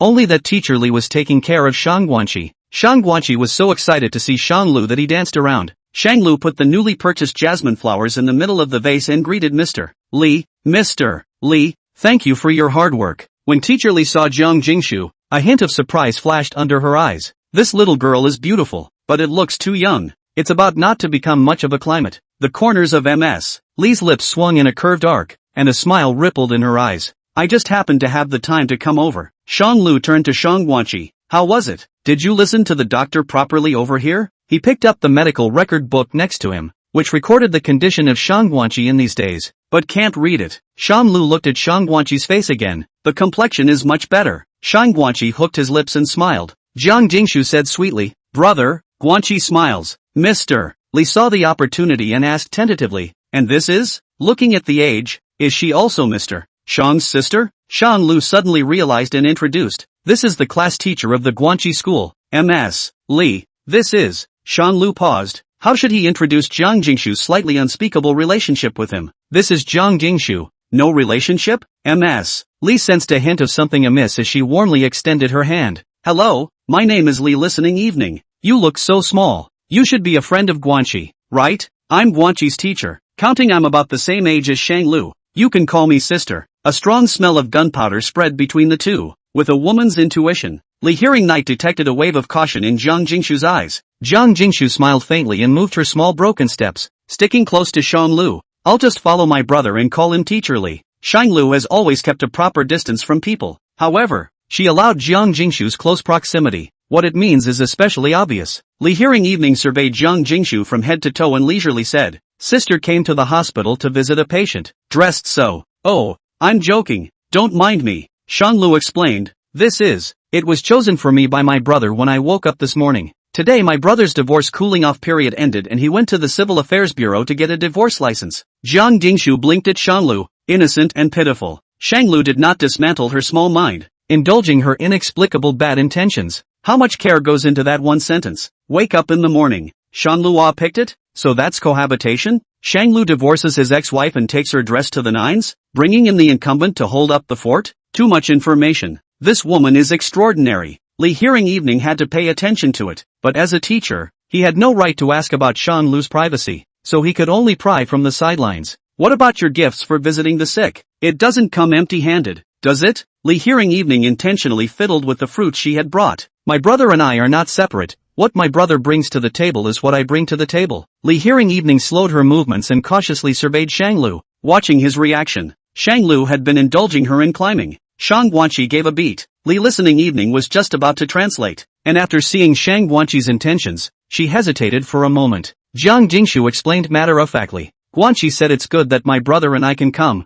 and she doesn't mind if she brings anything with her. Li heard the evening alarm bells ringing, and the skill he had that was most capable of building bridges with Shang Lu wasn't the only one left. There are alternatives. In his day, maybe Shang Lu wouldn't even need to come to her for help. She mentally deliberated the day after. Will there be a later date? Shang Lu shows the divorce certificate to Shang Guanqi. He did know that Shang Guanqi had always wanted him to get a divorce, but only because she had begun to distance herself from Shang Lu after he moved his account book to the Shin family. Shang Guanqi was happy from the bottom of his heart. She gave a thumbs up towards Shang Lu. Yo, so many people, so lively today? Zhang Jinan came to inquire about Shang Guanqi's condition as usual. The first thing he noticed was the flamboyantly dressed Jiang Jingshu. Zhang Jinan raised an eyebrow, the corner of his mouth curling into a strange smile. He casually said, a new face? Which one of your little new favorites is this again? Jiang Jingshu quietly took 2 steps back and hid behind Shang Lu. This is a friend of mine and Kanji's, my sister of sorts. Come to visit Kanji with me. Zhang Jinan, oh, a friend and a sister. Ha, young people really know how to have fun. Shang Lu inexplicably had the feeling that his small mind had been poked and prodded, trying to explain, but there's no way to do so. Zhang Jinan held the frames of his glasses and took out the pen on his breast pocket, asking as always, is there anything you're not used to today? Are you still comfortable with the new medication? Shang Guanqi shook his head, then nodded. Zhang Jinan briefly observed Shang Guanqi's mouth again and recorded the day. You 2 family members come with me. Zhang Jinan took them both to his office. Jiang Jingshu reluctantly moved over. This sister doesn't look too good. Looking at the loss of qi and blood, do you need me to give you a pulse to see if you have overindulgence? You also know Chinese medicine? Shang Lu was surprised out loud. He thought Jiang Jinan was a Western doctor. Jiang Jinan was very frank and asked rhetorically, is it strange? Well, he's a genius. It's not hard to take a dual degree or teach yourself. No, that's not necessary, doctor. Jiang Jingshu refused. Zhang Jinan didn't say anything and stared at her with cold eyes. She just sat down obediently and held out her hand. Kang Jinan pressed down on her wrist, and it took half a minute before she let go. Zhang Jinan pointed at her. You, stay up less and use your brain less and worry less and exhaust yourself. Exhaustion? Shang Lu was curious. What was she exhausting herself with? She seems to be quite happy on a normal day. but it's also true that you rarely hear her show her emotions. Most of the time, it was Jiang Jingshu who was thinking about him and taking care of everything. Jiang Jinan then pointed at Shanglu. You, remember to wear a condom. Don't let her take pills. It's too harmful to the body. Shanglu? Jiang Jingshu? What do you mean? Go away, go away. Don't bother me. You guys go play yourselves. Jiang Jinan started to rush people and busy himself with official business. No, man. Chapter 48, Spirits can be a mistake. After leaving the hospital, both parties involved were embarrassed. There's a sense of people in an ambiguous relationship being poked and prodded in their inner drama by those on the sidelines. Jiang Jingshu had always been thick-skinned, but she was actually shy at this time. Jiang Jinan is also too. Straight up. Heart. Shanglu coughed lightly and reminded. Ahem. Seatbelt. Ow. Jiang Jingshu's hands were busy as she began to tug on the seatbelt. I can't believe I can't pull it. Seatbelts are just as odious as Kong Jinan. Shanglu leaned forward and pulled her out of her seatbelt and buckled it on. The faint scent of tobacco wrapped around the pair. Jiang Jingshu's cheongsam showed off her figure, dimpling out her convex front and curved back. Due to the close proximity, Shanglu's hand accidentally brushed against her breasts. The slight friction gave her a tingling sensation. It tickles. She unconsciously pouted. Shanglu's hands and feet paused, and within his line of sight were the twin peaks that had begun to sway slightly because of the discomfort of being touched by him. In the back of my mind is that night. That night Shanglu pinned down Jiang Jingshu, who had broken into his bed. At that time, her shirt burst open and she wore no bra, and her jiggling bosoms were just as they were at that moment, up and down because of breathing, gathered together by the cheongsam, the ultimate in asceticism. Jiang Jingshu's face flushed a little when she came out of the hospital. Same as that night. It's so delicate. I feel sorry for it. Shanglu's eyes are obscure. The piece of chest he just touched. He remembered that there was a red mole there. Even though it was covered by the cheongsam,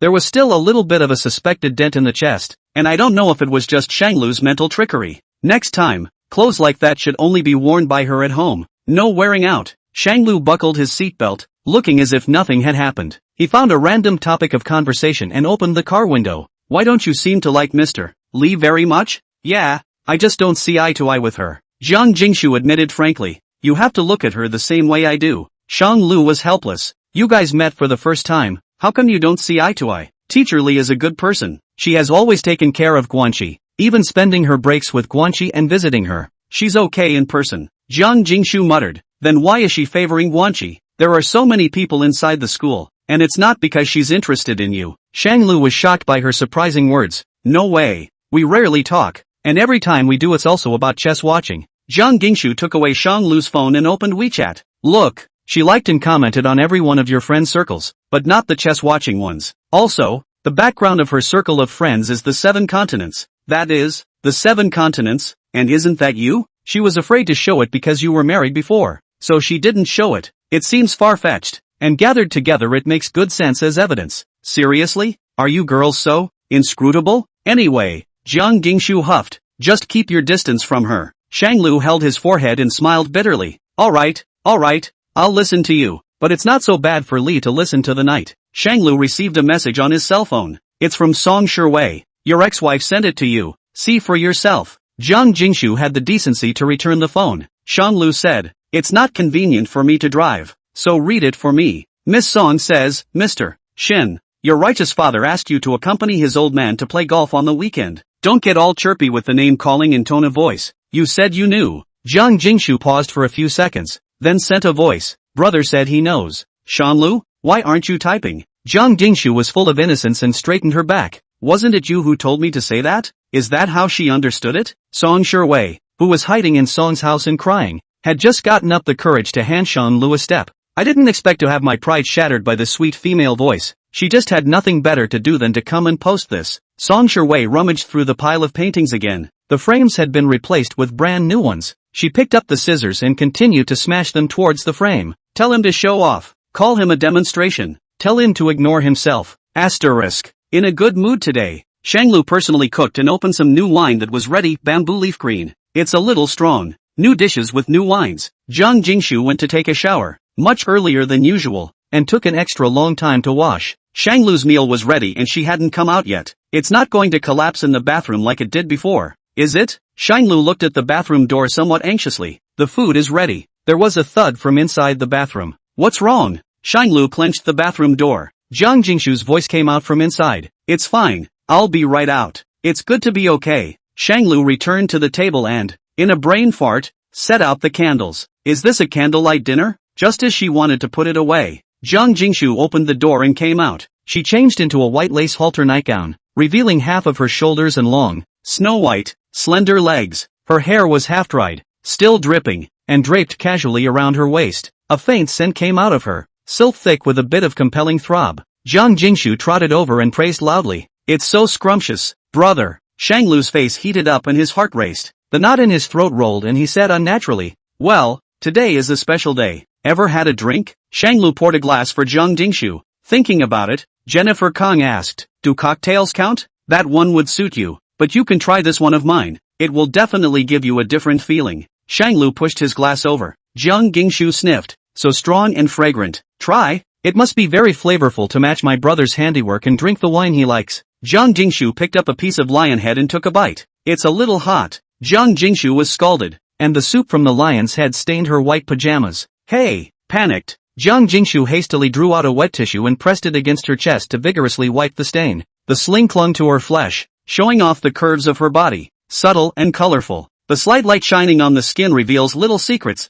She's not wearing it underneath. It's also too bold. Drinking wine. The wetness of the wipes dampened the thin nightgown, and the white, wet dress shirt couldn't hide what was inside. The red mole on his chest showed. The twin peaks swayed as she wiped her clothes, and the red moles were like the eyes of a white rabbit, staring at Shanglu with a deadly, soul-stealing seductiveness. It took half a day to wipe it off. Jiang Jingshu blew on the lion's head this time, gently biting off a mouthful and lifting her wine glass. Wait, don't you drink it. This wine is too strong. You drink juice. Shanglu got up to stop it, ready to take her glass away. Jiang Jingshu turned on her side, the wine glass wrapped around behind her. Why, didn't you say I could try? As if Shanglu had dug himself a hole, he stammered to explain. You can't take it. Forget it. I'll change your drink. With that, Shanglu walked towards her. Jiang Jingshu was all anticlimactic, and she was inclined to drink. No, I want it. She was ready to drink into her glass. Shanglu was quick on his feet and quickly stepped forward to pinch her wrists.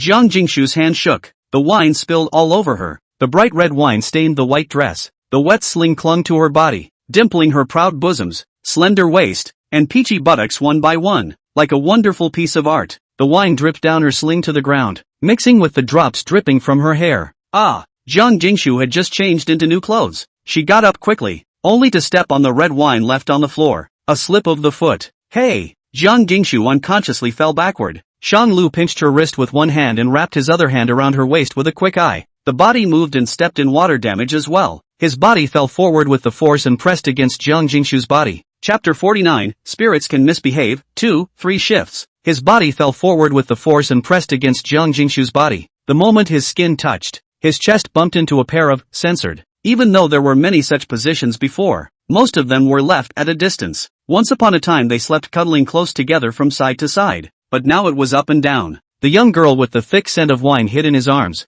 bringing that tingling sensation to him. Their heartbeats gradually converged. Their hearts had never been so close together. Heartbeats accelerated, almost squeezing each other's bodies as they beat. Nose tinged with the smell of alcohol, parched heat overlaying sanity. Thoughts were washed away by hormonal licks, and his consciousness was consumed by the blush on the face of the person in front of him. His fingertips unconsciously touching the red wine on Jiang Jingshu's lips. Gently wipe away. It's as if you're wearing a lipstick halo color, one dry and one wet. Shanglu met her gaze, those fawn-like eyes staring at him in a daze, the tear mole under her eyes glistening, so much so that he was the only figure in those eyes. Forever, not briefly. Jiang Jingshu blinked and saw the remnants of red wine on Shanglu's fingertips. One bite, soft lips licked his index finger, licking the red wine off his fingers one by one. The culprit, however, stared at him with an innocent face. Jiang Jingshu spat out her tongue. It's so hard to drink. His breath sank and his body produced a strange sensation. Jiang Jingshu's brows suddenly furrowed as she weakly said, censored. He came home and changed into casual clothes. Where's the belt from? Are you a fan of? Shanglu's cell phone rang. Lean. Shanglu impatiently got up from Jiang Jingshu and copied his cell phone. Do what? Lian Li had not yet heard the difference in his tone. Dude, come out for a drink. Happy bachelorhood. I got a drinking party together. Coming or not? Is that what this is about? Holding him up? Adverse son get lost. Shanglu hung up the phone. Once again, she looked down, only to find that Jiang Jingshu's ankle was scratched by glass slivers. The ground was a red mess, and it was impossible to tell if those were red wine and those were blood. Is everything okay? Shanlu nervously helped Jiang Jingshu up and sit down, taking off the jacket he was wearing and draping it over her. I'll get the medical kit. The scratches weren't a big deal. They were just laced with a mixture of alcohol and stains left on the floor for fear of infection and inflammation. Shanglu helped her apply medicine and a band-aid. I told you it was too strong, but you still had to drink it. Now you've learned your lesson. Shanglu also grew a memory. Jiang Jingshu suddenly shook her head inexplicably. Her cheeks reddened. It was an abnormal blush. The body also became hot. Just drink it. I'm not drunk. After saying that, Jiang Jingshu reached out to grab the bamboo leaf green. Shanglu stopped her and pushed the bamboo leaf green farther away. He pointed at Jiang Jingshu with an educated tone. No more drinking. On what grounds? I'm going to drink it. Jiang Jingshu peeled off Shan Lu's shoulders and pressed herself against his body, reaching out to reach the bamboo leaf green. You give it to me. No way. Don't think I'm going to give in to you just because you're drunk. Shanglu raised bamboo leaf green above his head and pocketed her waist with his other hand. Jiang Jingshu moved around in his arms like a rickshaw snake, lighting fires all over the place. The jacket fell off of her, and the only half-dried shirt framed her luscious figure. Brother Shanglu, just promise me. Failing to play the trick, Jiang Jingshu began to pout. Even drunk, she knew it worked. Why won't brother let me? Doesn't brother like me anymore? Her hand was still struggling to reach the bamboo leaves. No way. Shanglu firmly refused and said nothing. It's only a little bit and you're this drunk. I'm afraid I won't be able to take it back if I drink anymore. Women who are drunk are the toughest. Why? Doesn't brother love Shu the most? Why are you doing this to me? She wiped away the tears if any from the corners of her eyes. Jiang Jingshu. No. Shanglu lowered his eyes and looked down to warn Jiang Jingshu. Jiang Jingshu sulked. Without a second thought, she hugged Shanglu's neck tightly and pressed her whole body weight on Shanglu. Jiang Jingshu stretched out her neck and pressed up towards Shanglu's lips without any measure. It's pressure. Instead of Jiang Jingshu seemed to be kissing for the first time, without any rules or techniques at all. Just pressed hard against Shanglu's lips, spending the faint scent of wine on her lips. Shanlu? Shanglu's heartbeat missed a beat, and he froze petrified in place. The soft lips carried the scent of a young girl, a hint of wine, and a whiff of shower gel, mixed together, clamoring for the intensity of the night. Shanglu froze and did not react for a moment. How dare she take advantage of Shanglu's freeze? Jiang Jingshu quickly snatched the bamboo leaf green and her soft lips left his mouth. Those red lips parted and gleefully flaunted. Grabbed it. Brother, you still lost to me. The dimples on the young girl's lips lifted up, sweet and adorable. Makes you want to take a bite. It's tempting to bully her hard. Let her beg for mercy underneath herself. Who dared her to provoke herself? Yes? Shan Lu clasped her waist and took advantage of a momentary upturn to kiss up towards her disobedient lips. What kind of kissing is that? Shanglu and Jiang Jingshu rubbed their ears together, their bodies close together. Let me teach you what a kiss is. She doesn't seem to have any experience. Fortunately he would, and he could take his time teaching the misbehaving little girl. Their breaths were intertwined, indistinguishable from each other, and it was impossible to tell whose body heat was actually higher. The young girl reddened, as if she couldn't change her breath, her cheeks suffocating. Shanglu laughed out softly and let her go slightly. Open your mouth and I'll teach you to breathe. Jiang Jingshu obediently opened her lips. Deleted. Brother, it's awesome. Chapter 50. What really happened last night? When Shanglu's hand couldn't help but climb onto those two soft masses, he reacted violently to what he was doing. Jiang Jingshu's pure and innocent pretty face was close to her eyes, and at the moment her eyes were tightly closed. Censored. As Shanglu's hand tightened and exerted force, Jiang Jingshu's nose flicked and a grunt sound came out of her mouth. The atmosphere was wrong. Too ambiguous. Ambiguous to a fault. Shanglu didn't break either. He quickly let go of Jiang Jingshu, his body ducking back and away from him so that he wouldn't lose control again. Jiang Jingshu took half a step forward, clinging to his body and pouting. Why don't you kiss? She pouted and came up to Shanglu. Shanglu sealed Jiang Jingshu's mouth with one hand. Do you know what you're doing? Jiang Jingshu blinked hard as if to say no. You're drunk. I'm not taking advantage of the situation or with you. Shanglu tugged at her body and pressed it against the stool. Sit still and don't move. Jiang Jingshu was ferocious and whimpered in a fake manner. Shanglu went to the kitchen to get some sobering soup, pinched Jiang Jingshu's nose and forced it in. After drinking the sobering soup, Jiang Jingshu, uncharacteristically, no longer made any noise, but quietly lay down on the table. Seeing that she was finally quiet, Shanglu had the time to have a little wine and food. Within seconds, Lian Li's exclusive ringtone rang again. Before Shanglu could speak, the other side crackled like a machine gun and said a whole lot. No, man, why did you hang up on me? You're not quietly getting some. It's not really, not even close. That's where it's at. Shanglu's vague answer made Lianli even more curious. Also? Not all? You kid. And who? When will you invite me for dinner? Let me meet my daughter-in-law? Get out. Shanglu cursed angrily and glanced at the half-asleep Jiang Jingshu, confirming that she was completely unconscious at the moment before reassuring himself. Let's talk about it later. After that person and that incident before, I always feel that relationships should be taken slowly. It's easy to take the wrong path and look at the wrong person too quickly. That person and that thing refers to Song Shiwei and that union. If you miss the path once, you have to be careful when you go again. Lianli sensed something was wrong. You're not afraid of marriage, are you? No? Who knows? Take your time and go with the flow. If there's fate, we'll get together. If there's no fate, we'll break up. Well, it's fine if you think it through. But even if you take your time, then you have to grab it when it's time to grab it. Don't miss it. In the past you were Shanglu. In the future don't turn into Song Shiwei and regret it only if you miss it. What Lianli said made quite a bit of sense. You never miss it. A few hands together. Lianli has never been short of women. Recruiting girlfriends for long periods of time. Not long-term girlfriends. Hey, so what? It's not me they value. It's my wallet. You're lucky. Quite enviable to me. Song Shiwei, no matter what, didn't stare at your wallet. Rather, each has its own sorrows. I heard she took a month-long vacation straight away. She also. Enough about her. I have something on my side. I'll buy you dinner some other time. Shanglu hung up the phone hastily. Remember to bring your daughter-in-law. Jiang Jingshu's breathing was steady, like she was asleep, sleeping kinda dead. Shanglu wanted to carry the person back to the bedroom, but it was as if he had touched her scales, and she grunted with her mouth,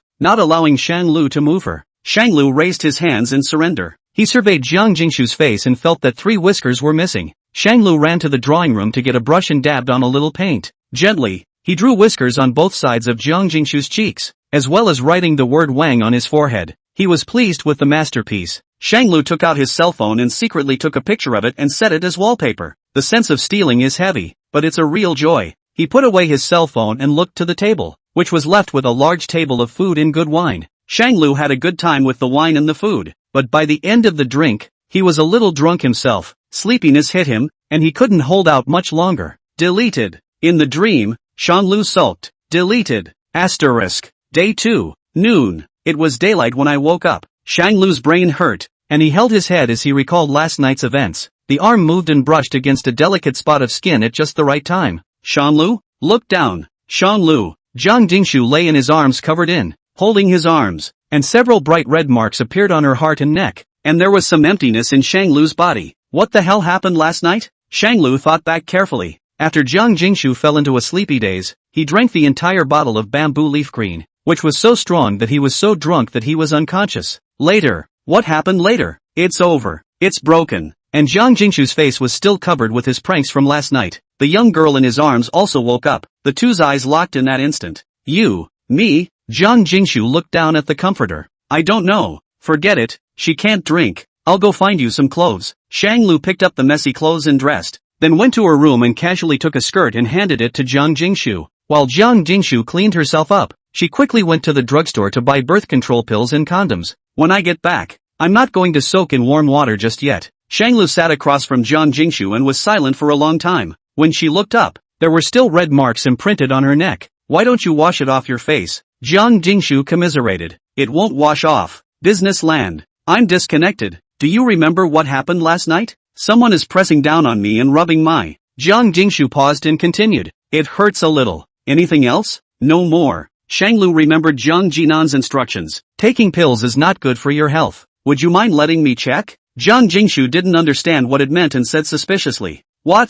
Check to see if you've made it to the last step. And if so, the only thing that can be done about the situation at the moment is to put you on medication. And the fact that you shouldn't drink alcohol in the future before such a ridiculous situation happens again. Shanglu added. I will also drink less. Shanglu said these words calmly, but his heart was beating fast. Nowadays, it's the only way to go. Okay, how do I check? Shanglu thought about it for a long time before he finally said the words that were even more ridiculous than what happened last night. Skirt up. Jiang Jingshu? Chapter 51, let's see if you're drunk. Jiang Jingshu? Jiang Jingshu didn't understand, but Jiang Jingshu obeyed and did as she was told. Shanglu, however, inexplicably wanted to explain. I can tell if it's bad or not by looking at it, so don't think about it. Who thinks too much? Who questioned him? Jiang Jingshu lowered her eyes and smiled. She hadn't had time to change into her close-fitting clothes, and she was only wearing the dress that Shanglu had sent in. Jiang Jingshu raised her hand and lifted the hem of her skirt. She did seem a little embarrassed by the gesture,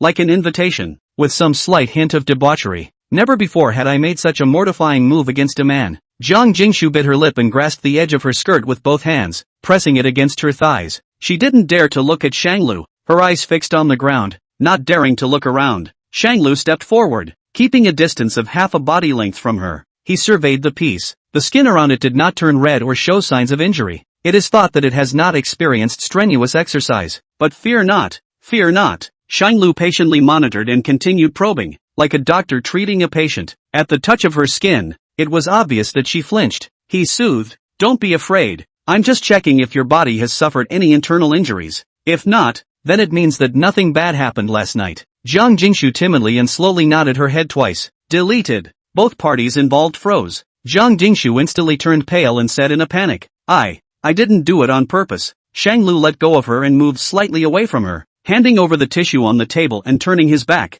He was thankfully, that he hadn't done anything out of character. "You can't drink so freely in the future. I know, this is normal. I didn't realize that he was going to be in charge of science and technology for all of this. Why? But I've never been like this before." Jiang Jingshu blushed so red that she wanted to drip blood. Ahem. Shanglu scratched his head, really not knowing how to explain. "This is just a normal phenomenon. It's because you were just too nervous." "Okay." Jiang Jingshu cleaned herself up, and she carefully asked, "Then, brother, will you dislike me? I soiled your hands." Shanglu looked at the young girl in front of him with her eyes full of innocence and hope, and sometimes wondered what the two of them were up to. What kind of relationship is that? It's a mess. "No, it won't. I was the one who drank myself into a stupor. Luckily it wasn't a big mistake." Shanglu unnaturally raised his hand, which was supposed to rub her head, but in the end it just landed on her shoulder. "Still have to be a little more careful with the proportions. In the future, don't drink, especially if it's that strong, and I'll drink less." "Good." Shanglu pointed to the dining room.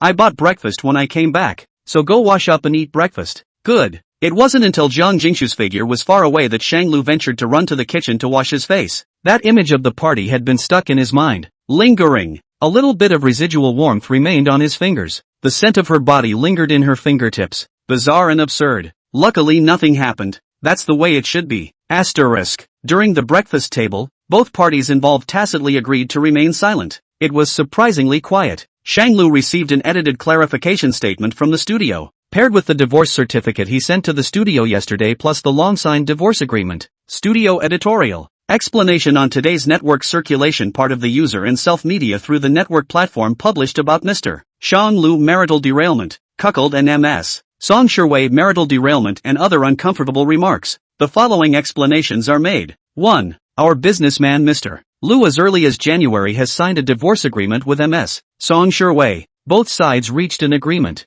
Both sides of the marital relationship has long been in contact. There is no so-called cheating. 2. The day of the so-called Mr. Shanglu angrily hit the junior news as false. After Times Street police station mediation, Mr. Xiasun claimed that because of the hot weather, accidentally broke his foot just happened to fall in front of Mr. Shanglu's car. Whether the reason is true or not cannot be known. After the police negotiation, has sentenced Mr. Xiasun civil detention 7 days. The online false statements have seriously infringed on Mr. Shanglu's right to reputation and caused adverse impact on Mr. Shanglu's working life. And the disseminator of the false information is requested to stop the infringing behavior and delete the false information. In addition, on behalf of the merchant Mr. Lu and thank all friends, fans, customers care, Chessland Studio. Very official statement. Shanglu replies, "No problem. Send it. Junior. Assistant, copy that." Shanglu received another alert on his cell phone. "It's Mr.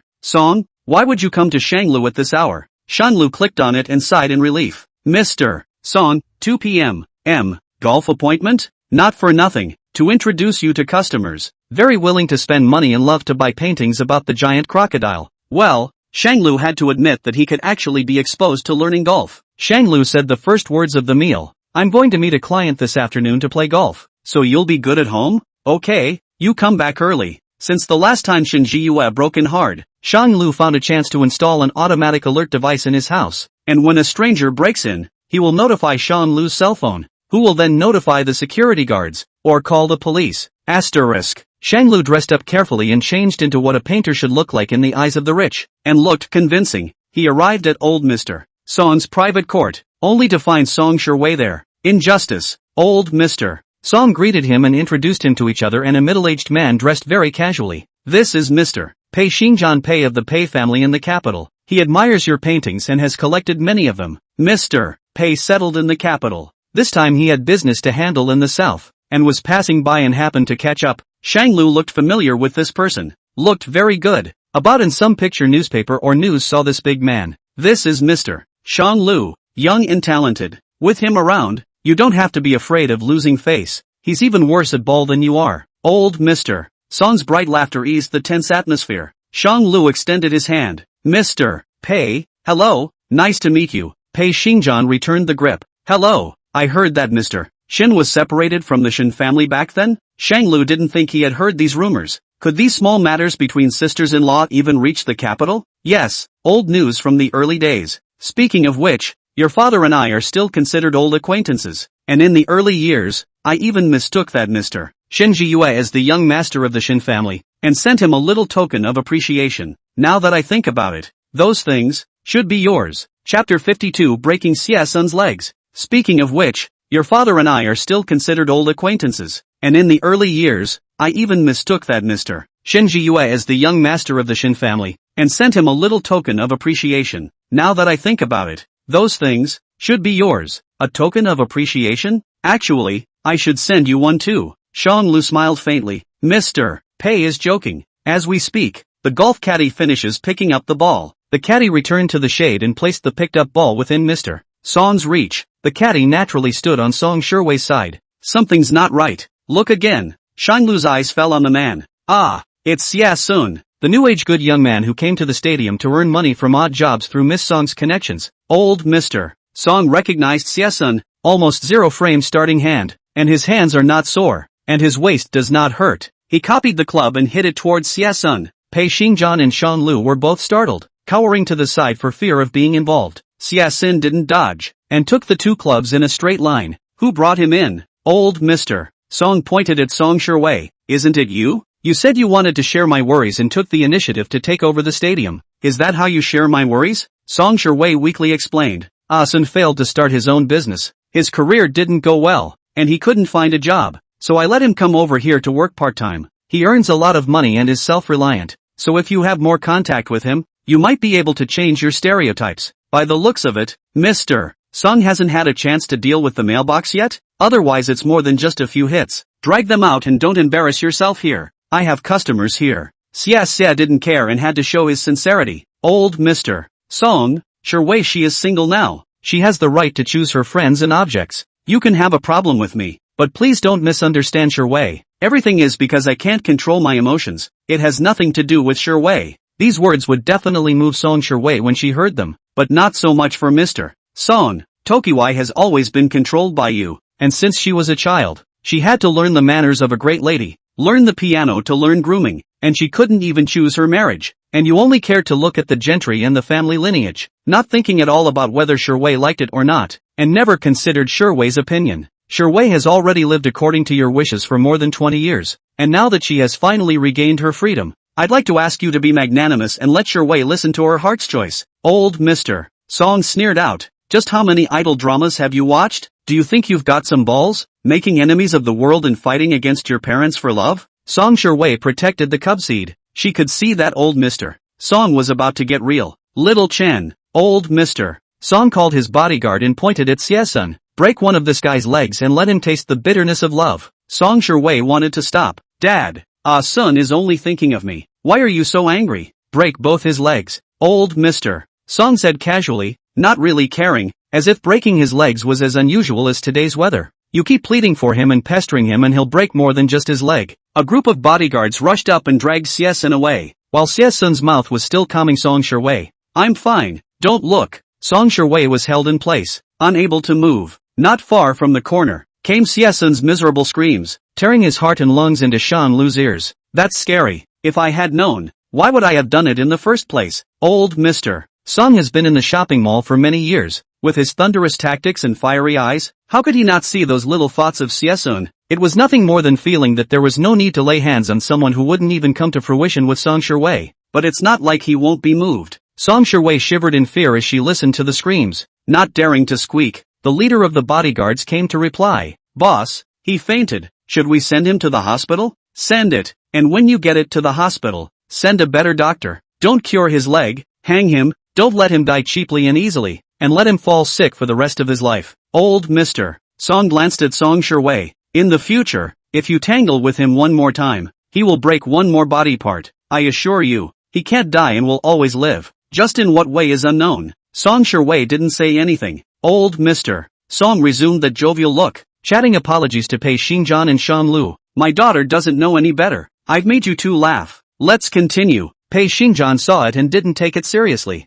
It's just a small thing. And a couple of my kids are very heartening to be parents who can only think more about their kids. He turned his tone and asked Shanglu. By the way, I heard that Mr. Shen was retrieved later. Was it by blood type? What blood type is Mr. Shen? Shanglu is panda blood. This blood type is special. In order to avoid moral abduction and unnecessary trouble, he always claimed type O blood to the public. Blood type O. Pei Xingjian raised his eyebrows as realization dawned on him. So, no wonder. I heard that people with type O blood are very artistic. It seems Mr. Shen is an example. No. Song Shiwei realized that he was lying and secretly lifted her eyelids to survey Shanlu. Mr. Shen's studio also seems to be responsible for some commercial designs? I'm preparing to invest in a batch of new products recently, and I just happen to need advertising design. I wonder if Mr. Shen is available? Finally the topic that Shanglu was interested in came up. Without being condescending, he said, Yes, I'll sweep you up. Pei Xingjian took out his cell phone and added contact information with Shanlu. Old Mr. Song pulled Shanlu and Pei Xingjian to play golf again, and ruthlessly mocked both of their skills. Pei Xingjian is considered to be a rare fine golf playing stinks more than himself. The old folks see the old folks. 2 tears in the eyes. Shanglu spent a torturous session of golf practice with half-grown skills and a bit of softness in his ears. After the show dispersed, I passed around the corner and realized that Xia-sun hadn't been taken to the hospital yet. Song Shiwei was forcibly taken away by old Mr. Song. No one noticed his mess. This is what happens when you do not have real power and you just want to be in another class by your emotions. Didn't we say we were taking them to the hospital? Shanglu asked. The boss means to send it when it's about to last. Just hang on to your breath. Shanglu didn't say anything and turned around. Nevertheless, Xia picked up the ball and smashed it at Shanglu. You must hate me to death. Otherwise why would you want to provoke my relationship with the Song family so badly? Are you afraid that I will be accepted by the Song family and target you? Shanglu only felt amused as he turned around and looked at Xia, who was lying on the ground like mud. Walk over. Lift your foot. A foot on Xia-sun's face. Slightly harder. Pressing down on his mouth. What is your capital for targeting me? What is your capital for joining the Song family? It wouldn't be with these 2 broken legs, would it? Gaining sympathy from Song Shiwei by being disabled? Chapter 53, Dangerous Men. What is your capital for targeting me? What is your capital for joining the Song family? It wouldn't be with these 2 broken legs, would it? Shanlu stomped his foot on Xia and crushed it hard on his face. Xia was so stomped on that he couldn't speak, his eyes staring worriedly at the condescending Shanlu. People like you are only worthy of reaching for my feet. The Song family is just that, but it's just something I don't want, so you can fight for it if you like. I discarded it like a shoe. While you are happy with it, you'll always only be worthy of what's left of me. What I don't want, whether it's capital or people. Shanglu surveyed his 2 legs and mocked mercilessly. Don't you ever die. It's better to drag these 2 legs to sit in a wheelchair for the rest of your life, wasting your life away. Xia-sun is in such a state that death would be the best relief. How can anyone presume to use immeasurable love as a ladder to climb upward? Today Song Shiwei might like him. What about tomorrow? What about the future? Is it possible that he will have to rely on others to protect him all his life? With his hand up? For example, at this time, Xia-sun is in so much pain. What can Song Shiwei do? Still not obediently follow the old Mr. Song to leave, not even with a glance at him. Shanglu left in style as Xia-sun watched with indignation and scarlet eyes. Walking to the door, he happened to spot the Song family's car. Song Shiwei didn't sit in the car, but stood in the doorway waiting for him. Shanlu was just about to leave when Song Shiwei chased after him. Wait! Song Shiwei trotted forward. Shanlu paused. The X's meet in separate and awkward ways. Song Shiwei wriggled and handed over a document. Shanlu took it. What's this? This is the information my dad asked me to give you. It contains some of Mr. Pei's personal hobbies and personality, as well as the minefields that can't be touched. My dad said that you should take a look at it more often so that you don't suffer any losses in the future. Shanglu flipped through it casually, and the information was very detailed. But the handwriting, it's clean and elegant. It's Song Shiwei's. This was something that Shanglu could still see. He didn't break it down, just thanked him politely. Next time this kind of thing, just leave it to Uncle's assistant, so that Ms. Song doesn't have to make a trip herself. Song Shiwei didn't know when she started to become so squirmy, refusing to pop out a word for half a day. Anything else? You, as if gathering courage, Song Shiwei straightened her back and asked, you and that Ms. Jiang, what is your relationship now? Are you together? The best ex is the one who thinks of himself as a dead man, instead of bouncing around in front of Shan Lu every day asking questions like Song Shiwei. What are you curious about that for? Shan Lu frowned. He was a bit annoyed with people prying into his private life every day. I've never asked about your relationship with Xiesun, and I ask you not to ask about mine. Shang Lu raised his feet and was about to leave. Song Shiwei rushed forward with an arrow step and tugged at the corner of Shang Lu's sleeve. She slowed her tone and lowered her stance. Just think of it as my dad being curious about the emotional state of his juniors. Can't you talk like that? My dad has been quite kind to you. You can't be so ungrateful. Gotta. He just took a favor. Are you together? Shang Lu thought twice. Soon. Almost there. That is, not yet. This was better than Song Shiwei had imagined. She was inexplicably relieved. Do you have anything else? Shang Lu stepped farther away and tugged out his sleeve. Song Shiwei finally let him go, an imperceptible smile spreading across her face. No. You go. After Shang Lu left, Song Shiwei returned to the Song family's nanny car. Old Mr. Song took one look at her expression and knew that she had gotten the answer she wanted in her heart. Happy? Song Shiwei lowered her eyes and retorted. Which is not. Old Mr. Song hated the iron and poked Song Shiwei's head. You're asking me to introduce him to clients. And you're personally helping to prepare the information. Why do you have to do it and not admit it? Be a field girl? Why won't you admit you like? No. Song Shiwei interrupted. Her missy pride would not allow her to like someone who resolutely hated her. I just feel that I can't owe someone a favor. He told me about the Shin family's conspiracy, and this is just me repaying him. Old Mr. Song sighed gently. Young people, don't wait until the point of no return before regretting. This child, Shang Lu, is not to be trifled with. Am I not unavailable? Shang Lu didn't have to be with me, so why do I have to win him back? You are indeed unattainable, and every one of those poor, ill-intentioned boys wants to be with you. Old Mr. Song was referring to Xiesun. Dad, you've really gone too far. Xie is not your favorite. You can't insult him like this. He's not eyeing my money. He just wants a catty job. Isn't that considered self-reliance? You appreciate the fact that Shang Lu doesn't rely on his family and opens his own studio to make his own money. So why are you so biased against the self-reliant Xiesun? You can't be so unfair. Old Mr. Song couldn't listen to this. What do you mean by unfair? As I recall, your mom and I aren't stupid, and we both have a good eye for people. So how did we give birth to someone as stupid as you? Old Mr. Song pinched Song Shiwei's face hard and gave some lecture. Xiao Lu and you are married because of the marriage. Your family lineage is not much different, but you are arrogant and arrogant. People are still willing to tolerate you when there is no low status gap with you. It shows that people have a good heart and a good temper. And that brat of yours, the minute he ingratiates himself with you, you're giving away houses and cars. It's called an exchange of benefits. Xiao Lu was originally a rich second generation, but there are no rich second generation of those bad habits, rotten temper. Do not rely on the family to rely on their own. There is culture, also no art. And you obviously like people. I don't like it. Song Shiwei shook off his hand and exasperatedly said, he's a nice person. I'm sorry for him, so I'll make it up to him. But I don't like him. I will never like someone who doesn't like me. Song Shiwei will only choose people who like her. No one is more important than herself. Asterisk. Shang Lu received a message from Pei Xingjian on his way home. The words were full of temptation. Pei Xingjian, I've heard that Mr. Shen's life in the Shen family is quite difficult, and that he's almost rarely received financial assistance from his family over the years. As far as I know, there is no rich second generation that doesn't want to take the family's shortcut. Why is it Mr. Shen? Shang Lu felt a strong sense of discomfort from the moment he saw Pei Xingjian. The man carried a hostility that came from nowhere. Even though he kept praising Shang Lu's youthfulness on his lips, his eyes were too dangerous. It was a look of prey, leapfrog, always ready to catch prey that breaks into their domain. Shang Lu doesn't like this person very much. It's better to keep your distance if you can. Shang Lu replied, adults are supposed to rely on their own efforts. Not to mention that even if they take shortcuts at home, They need to be willing to make an effort themselves. Pei Xinjian, then do you hate the Shin family? Do you want to take revenge on the Shin family? Chapter 54, do you want to take revenge on the Shin family? Pei Xinjian, then do you hate the Shin family? Do you want to take revenge on the Shin family?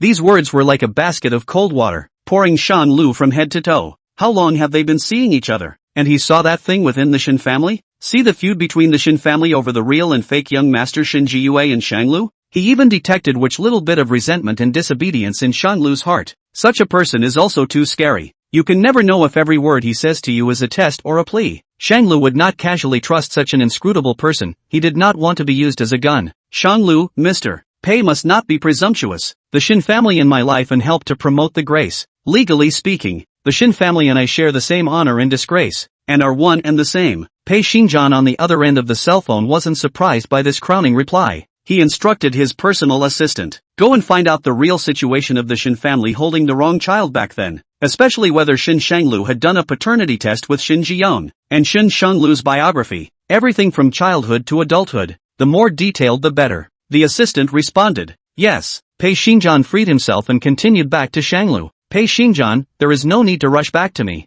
You can take your time to think about it, and you can always come to me for cooperation before I leave. Shanglu knocked down a few words, but felt little need to do so, finally exited WeChat without replying. He still didn't know exactly what Pei Xinjian was going to do and didn't dare to act rashly. He opened the paperwork given by Song Shiwei and found background information about Pei Xinjian's counterpart. Pei Xinjian, 55 years old, the top of Asian tycoons, Pei's group technology plutocrat and financial plutocrat company, the 32nd generation heir, European financial market leader, love calligraphy, famous paintings, sculpture, do not love racing and other extreme sports, not good at golf. In recent years is preparing to go to Macau to develop the underground market. Macau market? No wonder passing through L.A.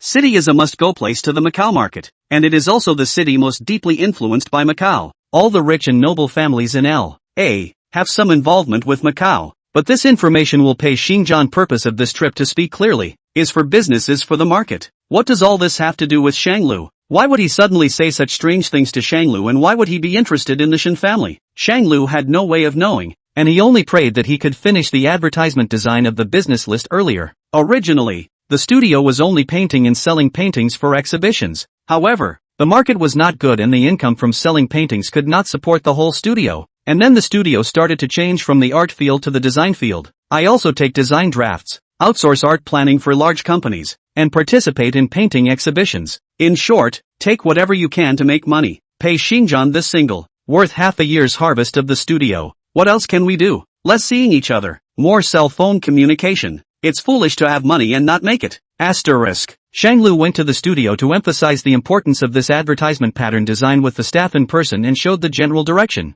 and held a short meeting to assign tasks before he was ready to go home from work. Boss, let's go for a midnight snack. Let's go soak our feet and rest afterward. A bold staff member extended an invitation to Shanglu. A midnight snack? Shanglu glanced outside and realized that it was getting late. When he opened his phone, Jiang Jingshu sent a few probing emoticons between good mornings. Jiang Jingshu, waiting for you to come back for dinner. Brother. A warm current drifted through Shanglu's heart and slowly flowed through his heart. No matter how late it was, there was always someone in his home waiting for him to come home. He replied back, no, someone at home is pushing me hard and calling me home for dinner. Oh, quite a few people started to rise up. Someone in the house? Everyone knows that Shanglu lives by himself, so someone in this family means not his parents. And who is the family member who can cook and wait? The results speak for themselves. Good. Master is in a hurry to go home to see his wife? The person who spoke observed Shan Lu's expression. It was not denied. He got even more energized. Master's wife is worried about Master, so we single dogs shouldn't disturb their nightlife. Let's go.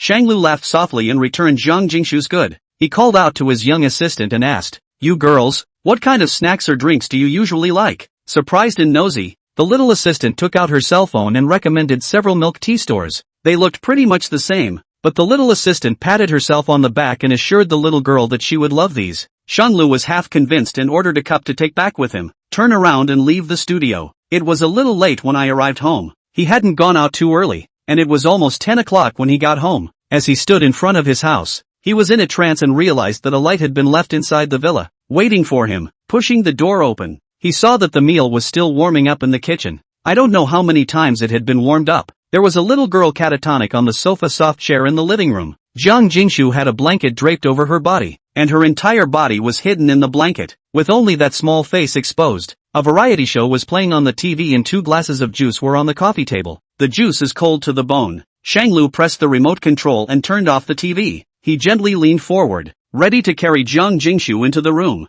Just as soon as she touched Jiang Jingshu's body, she was awakened. Jiang Jingshu's eyes were fuzzy from sleep, and after seeing that the visitor was Shanlu, she rubbed her eyes and relaxed her guard. Brother is back? Did you eat? Shanlu shook his head. I want to eat what you made. He reached out his hand and habitually wanted to touch Jiang Jingshu's head, but the thought of an embarrassing scene before leaving the house, the hand turned away and went to pat her back instead. Unbeknownst to her, Jiang Jingshu tilted her body a bit and pressed her face into the palm of Shanglu's hand. She was like a kitten that had just woken up from a nap, her mouth making buzzing noises as she kept rubbing against Shanglu's palm. A warm touch met his cool palm. Shanglu unconsciously scratched Jiang Jingshu's chin. Next time if I don't reply to your message, it means I'm too busy to read the message, so just eat by yourself without waiting for me. That won't do. A family is meant to eat together. A family? Okay, a family. Shanglu poked Jiang Jingshu's dimples. I came back too late. As compensation, I brought you a cup of milk tea and some snacks. I don't know what you like, but the girls in our studio all say this brand is good.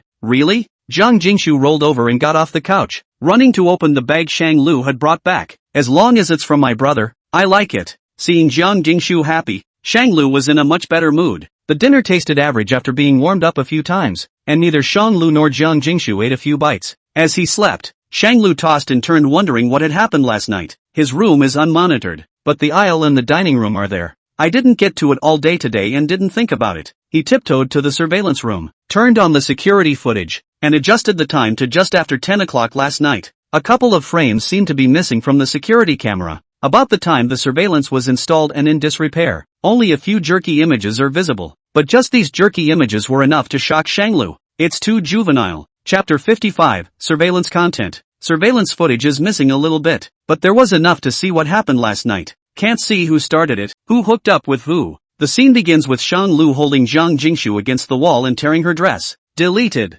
Looks like he's the one who got drunk. What a shame. Thought I was really sober and restrained. Shanglu sheepishly deleted the video and wondered what he was afraid of. Back in his room, all he could think about was the surveillance footage. What did the two of them do after they entered this room naked? Why was that last step not done? And where did that tiredness in his body come from? Is it possible that he fell asleep while screwing? Shanglu couldn't figure it out. He was lying in a double bed. Never before had the bed felt so big. In the past, on this side of the body, there would be a young girl who loved to kick the covers off. But Jiang Jingshu had already been driven to the guest bedroom by him. Shanglu will always do something to lift a stone and hit his own foot. In the middle of the night, the door to his room opened again. Shanglu hasn't slept yet. He knew who was coming. A flash of glee surfaced in the back of his mind. Jiang Jingshu squeezed into his bed and lay in that position again, hugging his arm and shaking it lightly, pouting. Brother, my room is so dark. I'm scared. If it were in the past, Shanglu would have reprimanded Jiang Jing and warned her that men and women were not related, not even a brother.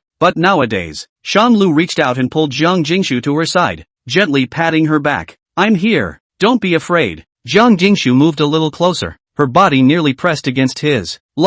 Just like in the surveillance, Shanglu carried the naked Jiang Jingshu inside the bedroom as tightly as he did. Deleted. Shanglu was slightly embarrassed and explained. This is just as normal as you were this morning. Jiang Jingshu seemed to understand. Does brother think it's awkward and embarrassing for me to sleep here? Does brother hate sleeping with me? Why do you say that? Shanglu had never shown such an intention, so how could she have come up with such a thought? My brother said you're the same now as I was this morning, and I was just embarrassed and awkward and shy. Jiang Jingshu explained in a small voice. Is it the same with brother? Shanglu froze. Did he need to analyze so deeply in the middle of the night? Still such a sensitive and difficult topic to answer. Shy and nasty are still different, right? Youngshu is so good looking and has such a great body that he'd be shy and embarrassed to be lying next to any man. But being shy and awkward doesn't mean being obnoxious. Instead, Jiang Jingshu's eyes lit up with great joy. So, brother really thinks I look good? Yes, our Jingshu is the best looking. Shanglu thought that Jiang Jingshu was happy with the comment of good looking, but that's not the case with Jingshu Zheng. Susanna Chung, may I ask Mr. Shin, what are your criteria for choosing a spouse? Shanglu's answer was, good looking, not a strong character, a little more obedient, and knows how to give and take. Asterisk. The next week, Shanglu every day early morning and late at night to deal with Pei Xinjian's advertising planning. He is not quite assured that the studio of the group of children to do it themselves. The school reinstated him a few days after the studio put up a clarifying statement. Shanglu was busy running the studio and the school at the same time. What surprised him was that old Mr. Song hadn't dragged Shanglu to play golf since that day when he introduced the client. The mailbox audio message didn't show up on the surface either, but Shanglu mustn't have time to think about that. This person, Pei Xingjian, was already tricky enough. The more contact you have with him, the more vigilant you have to be. Can't guarantee he'll just sell Shanglu sometime. On this day, Pei Xingjian and Shanglu had an appointment to inspect the studio, but Song Shiwei followed. Shanglu hadn't even opened his mouth to ask. Song Shiwei then began to explain. Don't think too much. I'm here to deliver the invitation. She handed the invitation to Shanglu. An invitation? It looks like a wedding invitation. So you can count on being newly married. Shanglu's tone had a snicker in it. The bugging annoyed Song Shiwei. She didn't have the heart to say, I'm not going to treat my marriage so casually that I can just say yes or no. It's in the yin yang Shanglu. Shanglu just wanted to dislike her twice. Song Shiwei didn't give him a chance to speak and hurriedly picked up. It's my father getting married. Him and Aunt Rong. Shanglu, Pei Xingjian? 2 invitations, one for Shanglu and one for Pei Xingjian. 60 years old and newly married? Shanglu turned over the invitation. And it was really old Mr. Song and Aunt Rong. Uncle. It's really. Shanglu thought for half a day before thinking of an appropriate word, responsible. That's for sure. Even if I don't like Auntie Rong anymore, but everyone can see how much she has given to my father, so she definitely needs to be given a name. It's hard to let other women keep living in a man's house and not give any name. This is so not human. Is it still a man to do this? Shanglu? Is she pointing a finger? What does she mean? Anyway, you all remember to come. Song Shiwei didn't glance at Shanglu and said to herself. Pei Xingjian raised his eyebrows and asked, Ms. Song, that day was Song's happy day. I advise you to give up those thoughts of yours and not to make him angry. There were too many guests present that day. It's easy to lose face. What do you mean? Pei Xingjian laughed. Don't you see that by having Mr. Shen and that Mr. Xie of yours there at the same time, as long as both sides have a share of jealousy Xiongxing, you can sit back and reap the benefits? Don't you just want Mr. Shen to see that you and Mr. Xia are close and be insanely jealous? Chapter 56 Dangerous Men, 2. Don't you just want Mr. Shen to see that you and Mr. Xia are close and be insanely jealous? Pei Xingjian's tone with casual flirtation, in this relaxed atmosphere, poked Song Shiwei's small mind with a single blow. The small tactics that Song Shiwei was proud of had nowhere to hide in front of Pei Xingjian. She had always been a firm believer in one thing, she liked someone. But it was up to her to make that person attracted to her, to make that person come after her. Initiative is not cherished. Song Shiwei looked a little anxious as she was spoken to. Her cheeks were slightly red, her fingers pinched into her flesh. Mr. Pei, I respect you as an elder, and there are many things that I don't take to heart, but please give me the respect I deserve, like the ones you just said. Those unsavory words, there's no respect for me at all. Her body trembled slightly, and she didn't dare to look at Shanglu at all. Pei Xingjian raised his hands in surrender. My problem, I admit my mistake. Ms. Song, don't be angry. Song Shiwei ignored the two men and walked to the lounge to sit by herself. Pei Xingjian casually flipped through the pamphlet and snickered. Since when does this sending of invitations require Miss Song to personally come to the door? The Song family really likes to do things themselves. Shanglu doesn't get involved in this kind of gossip and idle talk for fear of getting into trouble. He just gave a polite smile, then returned to the topic. Mr. Pei, this way please. Shanglu took Pei Xingjian to visit the meeting room, parlor, sofa area, rest and tea area, chess and cards room, Shanglu's office. The overall style of the studio is simple and cozy. Most of the staff in the studio are excellent students from Shanglu or some high school students with master's degree. This is what Shanglu focuses on, but Pei Xingjian's attention seemed not to be on the studio. He seemed to be drunk. I've heard that Mr. Shen's adoptive parents live in poverty and have a sister in poor health to their name. And under these circumstances, the adoptive parents are actually willing to fund your art studies? Art is a particular money burner. Even ordinary families may not be able to afford it. Has Mr. Shen ever been helped by a nobleman? Could this nobleman be Mr. Shen's biological parents? Is there a possibility that Mr. Shen's biological father and mother wanted Mr. Shen to go to a poor family to experience and grow up to look more manly? Trying again. The conversation circled back around to Shanglu. Today, every time Shanglu was busy introducing the studio staff's brilliant works and the brands they had worked with, Pei Xingjian just nodded lightly, as if he didn't care. Instead, the introduction of Shanglu's studio came with vigor. One observed Shanglu's workbench and asked Shanglu personal questions. Pei Xingjian asked two private. The assistant and reception don't know whether they should stay here or not. Shanglu waved his hand and told them to get back to work. The man's purpose was not in the studio, and there was no need for them to stay. Do you think there's a possibility that from the beginning this so-called carrying the wrong child was just a young plot by Shin Ji-young? What parent genuinely wants their child to suffer? Or even intentionally carrying the wrong one and raising someone else's child for decades? Shanglu only found it amusing and followed his words. How so? And how should one explain that a family so poor that they won't even treat a disabled child with a potentially curable disease can raise an art student? Shanglu doesn't remember much from his childhood. It is true that my sister's illness was initially due to the family's lack of money and missed the best treatment period. As for why there was money for him to study art later, it was because of the family's lack of money that delayed my sister's illness. So our whole family has been living in self-reproach, and since then have been desperately trying to make money. And my father's back was injured when he was overworked. Shanglu was slightly depressed by the mention of his sad past. It was more than 10 years from my sister's illness to the time I went to high school for fine arts. Can't 10 years change a family's plight? Is Mr. Pei the same now as he was 10 years ago? Pei Xingjian apologized slightly. I'm sorry, I'm not hostile. It's just that I've always gone back to my roots and gotten to the bottom of things when it comes to my partners. There's no harm in that. Since you have questions about me and the studio's professionalism, you can raise them at any time. The answer was very official. So, at the risk of sounding presumptuous, what did your adoptive parents do for a living? Shanglu was silent for a few seconds and finally replied. My dad is a welder during the day and comes back at night to help the family keep the kiosk together. I'm usually in charge of watching the store and moving goods, and I occasionally buy a few single paintings and help others with their homework to earn money. It is indeed very hard. Mr. Shin has had a very difficult time these years. In the future, if there is such an opportunity again, passing through Luo Chang, I will definitely all look for Mr. Shen to cooperate. Pei Xingjian stretched out his hand, sort of ending this not particularly pleasant topic and affirming Shang Lu's ability. Shanglu returns the grip and shows the studio's determination. Pei Xingjian greeted his assistant, who handed up a smart stereo. A full moon gift for you, Shanlu. I once gave Shin Ji-yue a full moon gift back then, and I thought I should give you one as well. I didn't know what to get, but Mr. Shin once said in an interview that listening to music helps you get inspired, so I gave you this. Shanglu didn't pick it up. There's no need to break the bank so much. Hey, I'm afraid that if you don't accept it, the one you buy won't be a big brand. You also don't need to return the gift for such a brand. Take it. Pei Xingjian opened the gift in front of him and placed it on his desk. The colors are all black and white and extremely adaptable. Look, you're just missing a stereo on your desk. He didn't wait for Shanglu to reply before heading toward the conference room to watch the studio staff meet. Shanglu quietly put the stereo into the gift box, threw it into the locker, and locked it before following. This is the conference room, where the usual meetings, big and small,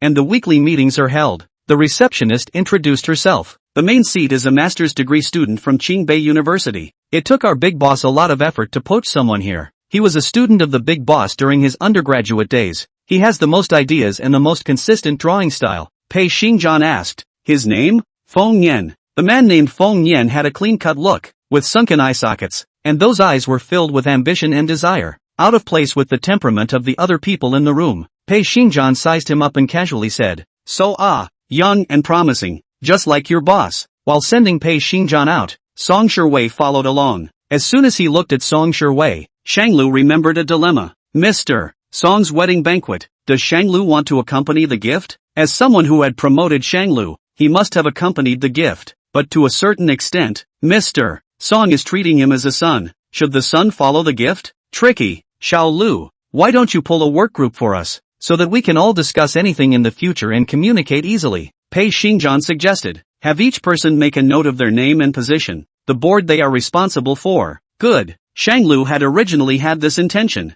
and directly pulled a work group named Walking Around Australia. Rich and charming is the tagline for this advertising campaign. Then let's send it here. Everyone must be present at the wedding when the time comes. Song Shiwei walked very slowly on purpose. Pei Xingjian just laughed, not caring about her movements. It wasn't until Pei Xingjian left that Song Shiwei folded back. He's investigating you. Shanglu was puzzled. What? Song Shiwei's hair was messed up by the wind. She Long's long hair and set against the wind. I said Pei Xingjian, he's investigating you privately. Shanglu didn't understand why she said that, and faintly returned. I know. He laid a deadly hand on Shin Ji-yue back then. Shanlu? Now it seems that maybe what he wanted to kill was you. Chapter 57, The Shin family's young children's feud. He laid a deadly hand on Shin Ji-yue back then. Now it seems that maybe what he wanted to kill was you. Shanglu hugged his chest in a defensive stance, his voice inaudible for emotion. You're responsible for what you say. Do you have proof? Song Shiwei pointed to the open-air cafe next to her. Do you have time for a drink? Shanglu didn't know what she had in mind, but went along with it. Asterisk. Inside the cafe, Song Shui ordered 2 cups of coffee and 2 salmon cakes. Salmon. Seafood. Brother, I've already asked your assistant about your taboos. Seafood allergy. No cilantro and no garlic. Is that right? He's allergic to seafood. Jiang Jingshu had only known him for a month, so she inquired about Shanglu's taboos from her young assistant. And the man in front of me. Forget it. It didn't matter a long time ago. Do you just tell me about the evil he has done at his hands without fear that he will retaliate against you by the same means? Song Shui was stunned for a moment, secretly pleased in her heart. This is starting to care about her? It's not like he knows I know all this well. I wasn't even born back then, and I just deliberately laid out the illusion of my old feelings for you, so even if I came to you, he'd only think I had a personal reason. Song Shui justified herself and instantly overshadowed the dilemma she had just experienced. You wouldn't have thought too much about it, would you? Song Shui pointed at Shan Lu in great horror. I'm telling you, we've long been out of the question, don't you? So what exactly are you going to say about the old story? Shanglu didn't have time to pull a fast one on her and interrupted her off-topic words. What's the rush? Song Shui took a bite of the salmon cake and leisurely said, that year, at the Shin family's 3rd son's full moon banquet, the Pei family also sent someone to send their blessings. At that time, Shin father and Shin mother had not invited Pei Xingjian. Asterisk. Shin Jiong, Pei Xingjian. What are you doing here? Our Shin family has long had nothing to do with you. Shin mother Shin Renqing hugged the child in her arms and hid behind Shin Jiong. Pei Xingjian barged into the banquet with a group of people who all had guns on them. Old friends meeting. Of course I'm here to celebrate you, and I've brought a gift for the kids. Pei Xingjian had a peace talisman in his hand. You are not welcome in the Shin family. Hurry up and leave. We don't need your blessings. We don't need your gifts. Pei Xingjian's lips curled into a strange smile. No? The men he brought in instantly cordoned off the scene and surrounded every exit. The well-trained bodyguards escorted the people blocking Pei Xingjian's face and gave Pei Xingjian a path. Pei Xingjian slowly approached Shin Renqing and that child Shin Jiyue. Pei Xingjian, what the hell are you doing? Pei Xingjian let out a light laugh. What am I doing? Shen Jion, don't sell yourself short when you get a bargain. It's you, and you Shin Renqing, who apologized to me first. Pei Xingjian walked up to that child and forcefully took it away. No Zomu, Ziyu, Shin Renqing yelled frantically. This is my child, mine and Jiyoung's child. Please let him go. Pei Xingjian's fingers hooked over Shin Renqing's chin, and in the next second, pinched her jaw. So what? I can kill if I want to. Shin Jiyoung didn't know where he got the strength to break away from the bodyguard and take out that Shin Jiyue's birth certificate. Shin Jiyue inherited my high blood pressure. He has high blood pressure. Is that okay? Are you satisfied? Pei Xingjian drew the birth certificate and carefully examined it once. Suddenly, he laughed. What do you mean I'm satisfied? I'm just here to give the child peace blessings. What are you doing with such a child? How could the grudge between us involve the child? Pei Xingjian hung that peace talisman on Shin Jiyue's neck, and his fingers crossed Shin Jiyue's face, rubbing his eyes. His 5 features. It's a nice kid. It's just high blood pressure. It's not like he won't live. Wish him a long life. Asterisk. Why did Shin Jiyue dodge a cut when he had high blood pressure? What does high blood pressure prove? Shanglu couldn't quite understand the story. These were the only ones that Song Shui knew that anyone had seen. I wouldn't know about that. I'm just telling you what others saw and remembered. High blood pressure? He's investigating you now. There's a classmate I know at whichever hospital you guys stayed at back then. She told me the other day that there's an extra one of that bigot in the OB/GYN and pediatrics department that's starting to sneak in a thorough investigation of what happened back then. Song Shui pondered. Is it possible that your parents offended Pei Xingjian and he wanted to get back at you? But getting back at the Shin family's parents didn't make them suffer. So he wanted to kill their child with his own hands? I'm not the only child in the Shin family, so why does it have to be me? My birth parents don't seem to care much about me either, so how could killing me possibly get back at them? That's true. Song Shui flattened her mouth and once again urged, after this single business, you shouldn't come into contact with him. This person is unpredictable, and only an old fart like my dad can handle it. Thanks a lot. Shang Lu faintly thanked him. It's getting late. Go back early. Song Shui found it strange that he didn't move a bite of the cake. Why aren't you eating? What are you in such a hurry to go back for? There are people at home waiting for me to come home for dinner. Shanlu glanced at the cake. I'm allergic to seafood. Eat the cake yourself. Shanlu turned away. Song Shui froze on the spot as she looked at the untouched bite of cake in front of her. No wonder Shang Lu had that look on his face after ordering just now. Seafood allergy. It was so hard for her to talk to Shang Lu more, but she didn't want to mess it up again. She chased after him, almost giving up her courage, and shouted at Shang Lu's figure. I'll remember. Next time you can talk to me when I order. We can communicate, can't we? Shang Lu didn't return his head and said indifferently, there won't be a next time. When he returned home, it was still quite early in the day, and Shanglu entered the door without noticing the high heels lying around. He looked inside and the kitchen was empty, and no one rushed up to give him a big hug. The heating was on in the room and the house was very comfortably cleaned. A couple cute stickers were put on the stairway handrail. It's about the work of Jingshu Kong. There was a puffy bun sitting on the couch. Shanglu took off his coat and asked curiously, "What's wrong? You actually didn't surround me today?" "Not quite right." Jiang Jingshu moved pompously and grunted coldly. "Did you go on a date with your ex-wife? I thought you said you didn't like her anymore." "I talked to her about some business, not really a date." Although Shanglu did not know how Jiang Jingshu knew, he explained first. To a cafe? With a cup of coffee and some dessert? Aha. Still saying it's not a date. You and I didn't even have a date. Jiang Jingshu realized what she was saying in a trance, braked sharply and changed her vocabulary. "Didn't you say that a good horse doesn't eat back grass? Guanxi doesn't like you like this either. I promised Guanxi to supervise you." "Just supervision?" Chapter 58, Targeting from a Love Rival? Just supervision? Shanglu laughed. Why is supervision so angry? He loved to tease Jiang Jingshu more and more. "Of course I'm angry that you went astray." Jiang Jingshu crossed her arms and stood on the sofa, trying to cover her heart with her aura. Shanglu half-hugged her. "Be careful, don't fall. If you don't say it, it works." Jiang Jingshu's feet slipped and she really did fall down. Shanglu held her up on the side, dragging her gravity along with her. Jiang Jingshu fell uncontrollably towards Shanglu. Her chest just happened to be pressed against Shanglu's face. Shanglu felt too soft, comfortable giant squeezing his face and wrapping around his breath. The whole thing was wrapped around her body. "Ah!" Jiang Jingshu yelled, pressing her entire body's gravity onto him, crushing him as he collapsed into the couch on the other side behind him. Shanglu was pressed down by Jiang Jingshu, his hands clasped by her minuscule strength, his waist being ridden by her. Jiang Jingshu prostrated herself on top of Shanglu with an attitude of being a rising star. "Say, what did you talk about?" Shanglu managed to get through the air, crying and laughing at the person on top of him. "Her dad is getting married and invited me to the wedding. The invitation is in my bag. Do you want to come along?" Jiang Jingshu was slightly stunned. "Is that the old man who just celebrated his 60th birthday? Right. Marriage? Right." Shanglu irresponsibly made a bold guess. "The marriage partner is the Auntie Rong that you saw last time. Maybe Auntie Rong is pregnant and got married with a child. Their Song family only has Song Sherwei, and Song Sherwei is not sober and confused, so it's normal for his father to want another one." Jiang Jingshu was slightly surprised. At 60 years old? Is it his child? Seeing that she was more serious, Shanglu hurriedly explained. "I made a blind guess. Don't take it as a fact." "Okay, but how did you know I met Song Sherwei?" Jiang Jingshu took out her cell phone and opened the text message interface. "Someone else sent it to me. Third view. You and Song Sherwei are chatting, and you guys still seem to be getting along." Shanglu clicked on that photo. This angle. Who's watching him? He also knew that Jiang Jingshu existed, and he could find her contact information at his fingertips.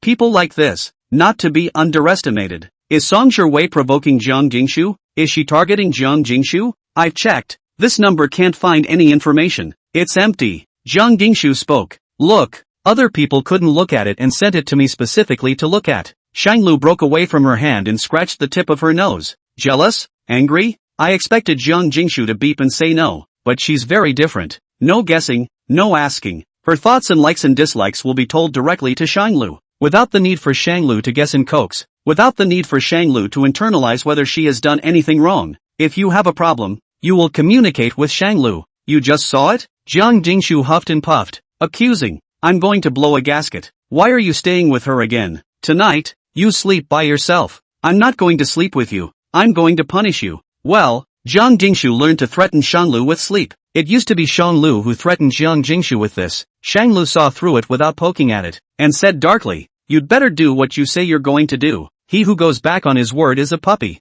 Jiang Jingshu was extremely sure and very confident. In the evening, Shanglu laid in bed for an hour, didn't fall asleep. "Everyone around me is still really uncomfortable, but he's waiting for Jiang Jingshu to come in quietly, just like the previous times." After another half hour, the door to the room was opened. A soft body with a cold breath hid under the covers. Shanglu hugged the lump. "You want, brother, the cute puppy has come to warm your bed." Jiang Jingshu rested on his arm and whispered, "Does that puppy bite? I wouldn't dare have a puppy that bites." Shanglu clasped Jiang Jingshu's chin and stared into those watery eyes. Jiang Jingshu leaned forward, close to Shanglu, and bit his chin. "Just bite it. You've taken me in. It's easy to invite the gods but hard to send them away. Brother, you can't get rid of me in this life. Shanlu's jaw was bitten out with a teeth mark, and he grabbed Jiang Jingshu's nose. What a bad puppy. Neutering you every day. Sterilization? Jiang Jingshu moved closer to Shanlu and whispered in his ear. Brother is so bad. Ashu is so scared.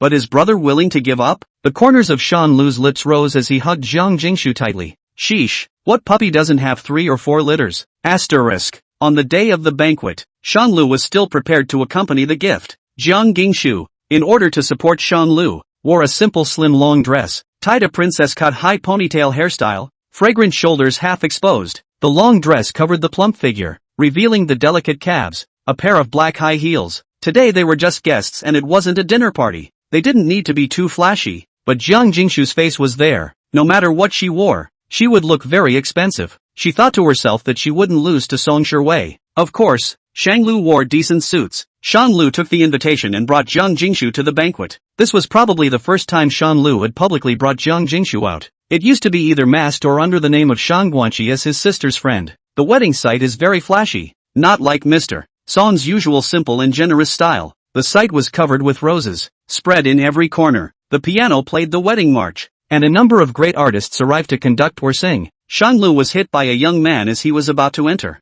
Brother, is everything okay? Jiang Jingshu was a little nervous as she shielded him. Before Shanglu had time to react, he heard the person who hit him whisper, "Why did you let Xia go? Why don't you use the evidence I gave you?" Shanglu was suddenly stunned, thinking that he had heard wrongly, and just wanted to grab that person to ask for a clear understanding. But as soon as he looked up, the man disappeared back into the crowd. A paragraph that has no beginning or end. Inexplicable one. Brother, are you okay? Why is this man walking without eyes? Jiang Jingshu checked Shanglu's body and was thankfully fine. Shanglu searched for half a day and didn't see that person, thinking that he had misheard. It's better to do more than less. Sooner or later, Mr. Song will know all this anyway, even if he didn't know it now. He hadn't let Xie Sun off the hook. It's okay, let's go. Shanglu led Jiang Jingshu to the door, but was stopped by the welcome guest. He handed the welcome invitation to the guest of honor, very puzzled by the situation at hand. This is old Mr. Song's invitation. What's the problem?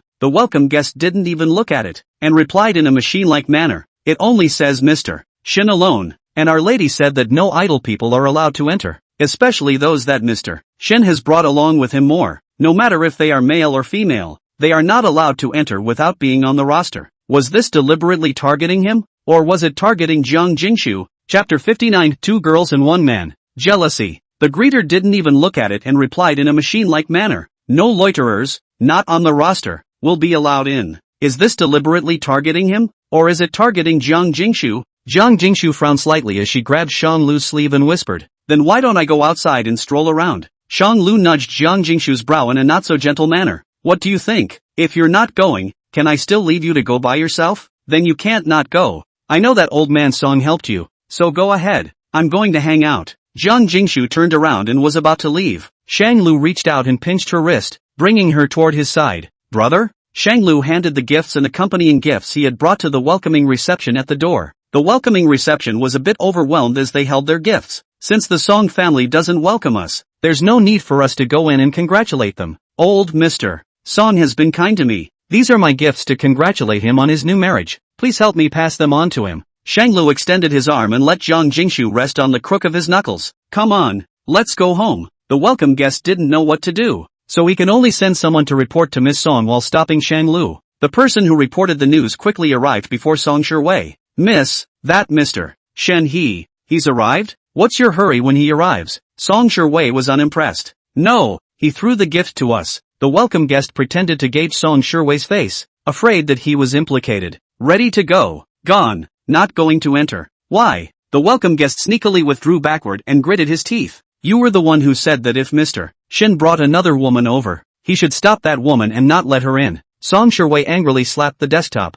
"Then I didn't ask you to stop Shanglu. Who asked you to drive him away? We didn't kick him out. He's the one who said they weren't welcome here. And Mr. Shin looks like he's going to defend the woman. You guys." Song Shiwei was shaking with anger. She pointed at the welcome guests. "Where are they people?" "At the door. My subordinates have sent someone to stop them." Song Shiwei whooshed, leaving the welcome guest behind to rush to the front yard. A number of people had gathered at the entrance to the front yard, and while one side was moving in an orderly fashion, the other side was in disarray around the matter of Shanglu. Shanglu had nothing to say and sat in front of the table and chairs inside the gazebo, neither letting us in, nor letting us leave? What kind of reasoning is that? One of the welcome guests smiled and looked pleasant in his eyes. Mr. Shen, don't be angry. You are our Song family's honored guest. How could we not let you in? How could we not let you in? A eunuch pose. If he were to give him a slap, he was afraid that the man would lick Shanglu's palm and disgust Shanglu himself instead. It's still possible to give him a good beating. There is no lack of onlookers watching and eating. Shanglu rarely attends such occasions,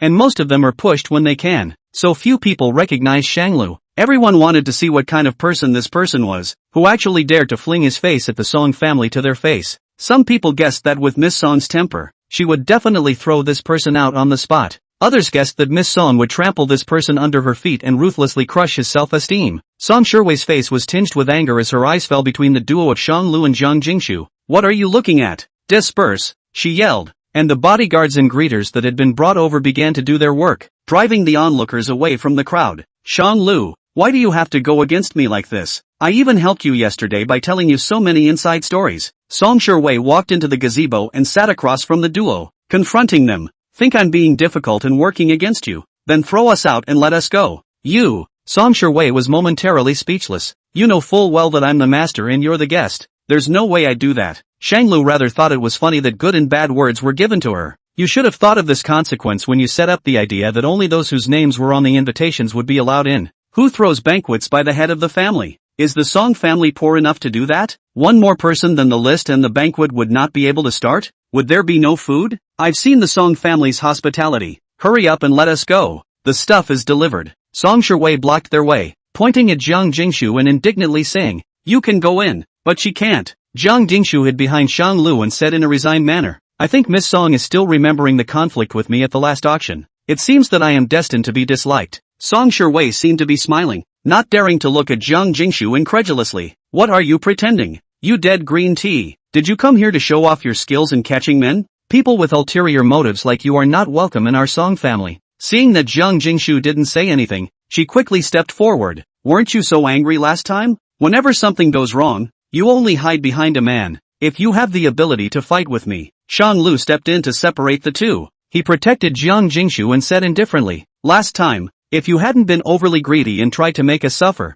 you wouldn't have ended up like that. What you should blame is your own greed. Jingshu and I are one. If the Song family does not welcome Jingshu, then it does not welcome me. If I'm not welcome, I'll just leave. Shanglu pulled on Zhang Jingshu's hand and said that he was going to leave. Wait. Song Shiwei was caught off guard and couldn't help but frown. Following his line of sight, his eyes were full of Zhang Jingshu. It has nothing to do with her at all. Does it have to be today? So many guests are there today. You just divorced me and you bring another woman. Have you ever thought about my face? Even if we are divorced, is there not even a little bit of affection between us? Do you really want to go against me like this? Shanglu turned sideways, and what fell into his eyes was Song Shiwei's wretched condition. Learn to respect others before expecting them to consider your feelings. As a host, you shouldn't expect others to consider your face when you kick out your guests. Shanglu. Song Shiwei's eyes were scarlet as she stopped in her tracks. Then it's okay if I let her in. Does that satisfy you? Shanglu played with Zhang Jingshu's hand and smiled a harmless smile. MS. Song, did uncle ever teach you what the first step to doing something wrong should be? Song Shiwei, what?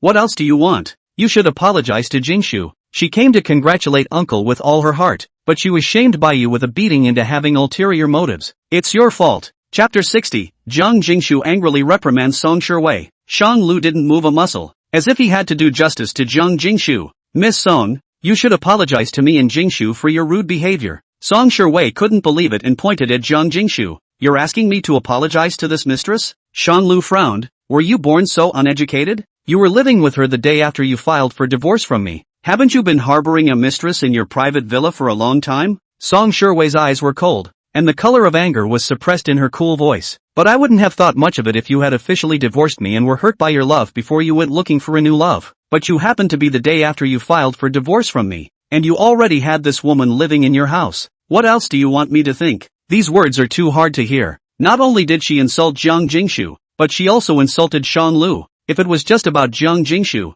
she would not be angry. But when Shanglu was involved, Zhang Jingshu would not be calm. Zhang Jingshu had been protected by Shanglu, but at this point, she couldn't listen any longer. Why do you always try to make people think about what you think? You should know best what you really got divorced for on the day of the divorce. Song Shiwei unceremoniously disliked. Between Shang Lu and I, where do you get to talk? Jiang Jingshu straightened her back and didn't flinch at all. The day my brother filed for divorce was his birthday, but you returned late at night with another man, and you were supposed to be celebrating with him that day, but you were celebrating someone else's return. Would you have let your brother off the hook so easily if you were in a different place? Jiang Jingshu interlocked her fingers with Shang Lu, grasping his palm and transferring that power from her body. You always say I'm a mistress. For that matter, that boyfriend you acknowledged it, Mr. Song's 60th birthday is the one who's a mistress. How dare you climb on someone else? Song Shiwei was furious and rushed up as if she wanted to tear Jiang Jingshu apart. Shang Lu reached out to block it, but Jiang Jingshu stopped her.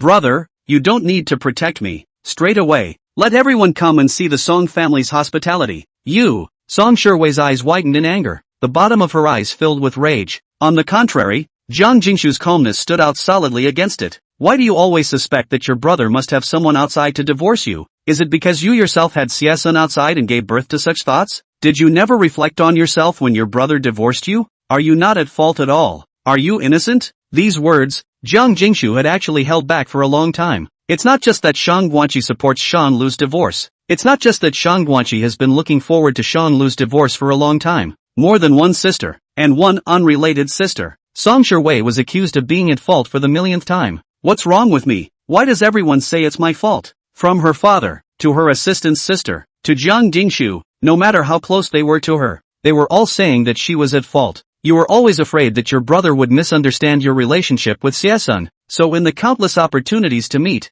you would always state, intentionally or unintentionally, that you were just friends. Jiang Jingshu's words changed. But you were afraid that your brother wouldn't misunderstand your relationship and get jealous because of it, so you treated Siesun with an attitude of no rejection and no response. You let him climb all over you as he pleases, expecting that one day your brother will be jealous because of this and come to pursue you backwards. That's why you think your brother is cheating on you, because you've always been on the verge of cheating, enjoying the good things your brother does for you, but also enjoying the feeling of inhibition that comes with another man. You're such a, both, selfish and trifling woman. The darkest little bit of Song Shiwei's inner mind was punctured by Jiang Jingshu. In front of this man, it was as if all her pretenses were just empty shells, pathetic and ridiculous. Others tore down her disguise and pretense with ease. These are also what Shang Lu wanted to say. He chose to get a divorce. So why does he have to be the one who made the mistake? Why did Song Shiwei keep thinking she was without fault? Song Shiwei was trembling with anger, pointing at Jiang Jingshu. Do you dare to say that you don't have half a heart for him?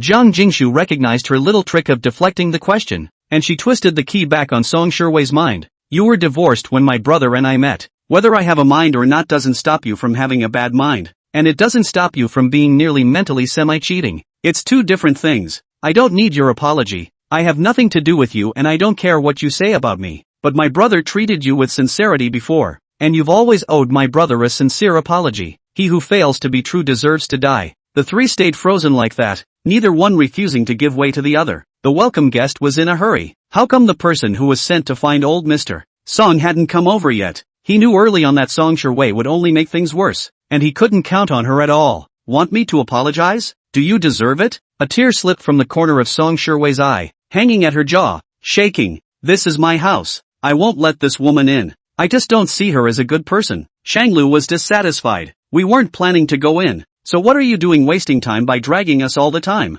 He pulled Jiang Jingshu and was about to leave. The greeter stopped them in their tracks. Wait a minute. Wait. Come on. Old Mr. Song. Little Lu is here? Ha ha ha. Please come in. Old Mr. Song arrived late, his voice arriving before his person arrived. He looked at Jiang Jingshu, who looked somewhat familiar, and said appreciatively, this is Xiao Lu's friend, right? She's a good-looking woman. Why don't you give me, an old man, the honor of going to the scene to have some fun and celebrate? Dad, you shut up, old Mr. Song rebuked angrily. His voice was filled with anger. It was rare to see him move with such a big fire. Several of you, take the young lady away, and in the future, she doesn't need to be in charge of anything in the house. He laughingly smiled at Jiang Jingshu and said, this daughter of mine, who was raised by my arrogance, has been poorly entertained. The two of you shouldn't get on her bad side. Jiang Jingshu flattened her mouth. It's fine for me to suffer some aggravation, but you didn't hear how she scolded her brother just now. It was too unpleasant. Old Mr.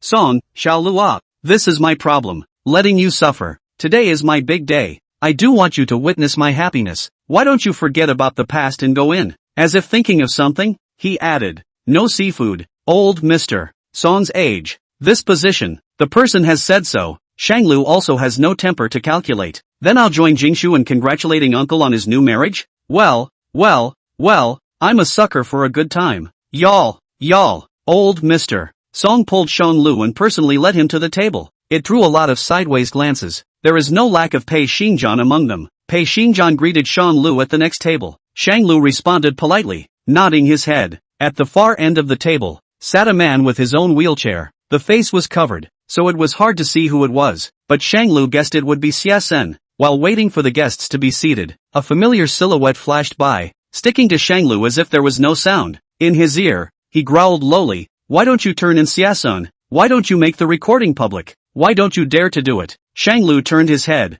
trying to see the man's face. The man was small and thin, and his entire body was covered tightly, revealing only a pair of eyes. Those eyes, which were very scary, were full of blood in the sockets, and the auburn under them was very heavy. So I don't know if it was malnutrition or lack of sleep. You're anonymous? Have you been bribed by the Song family and don't dare to expose Song Shiwei and Xie Sen's scandalous affair? Anonymous pressed against Shanglu's waist. Don't you dare? I dare you. Chapter 61. I did like my brother for many years. When Shanglu rushed out to look for him, the anonymous person had already run off somewhere. Would have liked to get a look at the surveillance, but once he remembered Song Shiwei's face just now, he instantly gave up on the idea. Anonymous is probably looking for Mr. Song to tell on him. After all, everyone knows that Mr. Song doesn't like Xie Sen. Doing so is similar to Shanglu's purpose. He didn't have to be embarrassed. Shanglu sought to return the same way. Asterisk. Shanglu's seat is vacant. Jiang Gingshu sat in place, not daring to move in case she caused trouble for Shanglu,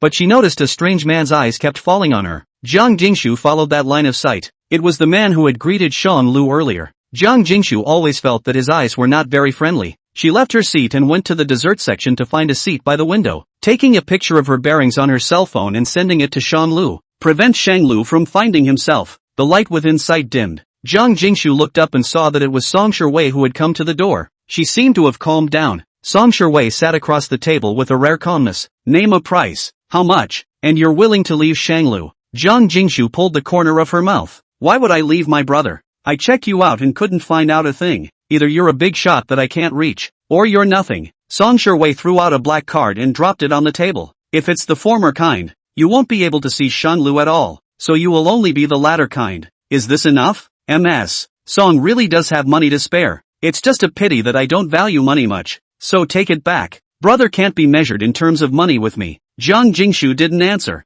Ha! Song Shiwei let out a light laugh and said sarcastically, you're the only one who rushes up to ask for what I threw away. You're still really cheap. Jiang Gingshu put down her dessert, and unlike her previous soft stance in front of Shanglu, she appeared more open at the moment. It's the difference in temperament. That's because you have no vision. In your eyes, Shanglu may be your idle and uninteresting plaything or the face of a great lady unwilling to lose, but in my eyes, Jiang Gingshu thought about Shanglu in her eyes. In my eyes, Shanglu is the best person in the whole world. He treats his family responsibly and patiently, treats his friends righteously and carefully, is artistic, and has peaches and plums all over the world. When playing games, he would take me along to explore new experiences. When I had nothing else to do, he would tease me and laugh and joke with me. I've waited a long time for someone like that to take advantage of your divorce. Song Shiwei leaned forward and clasped Jiang Gingshu's wrist. You really did come prepared. I'll tell Shanglu now that you've prepared everything long ago, and that all your displays of weakness are fake. Jiang Gingshu easily peeled away Song Shiwei's hand and held it in her backhand,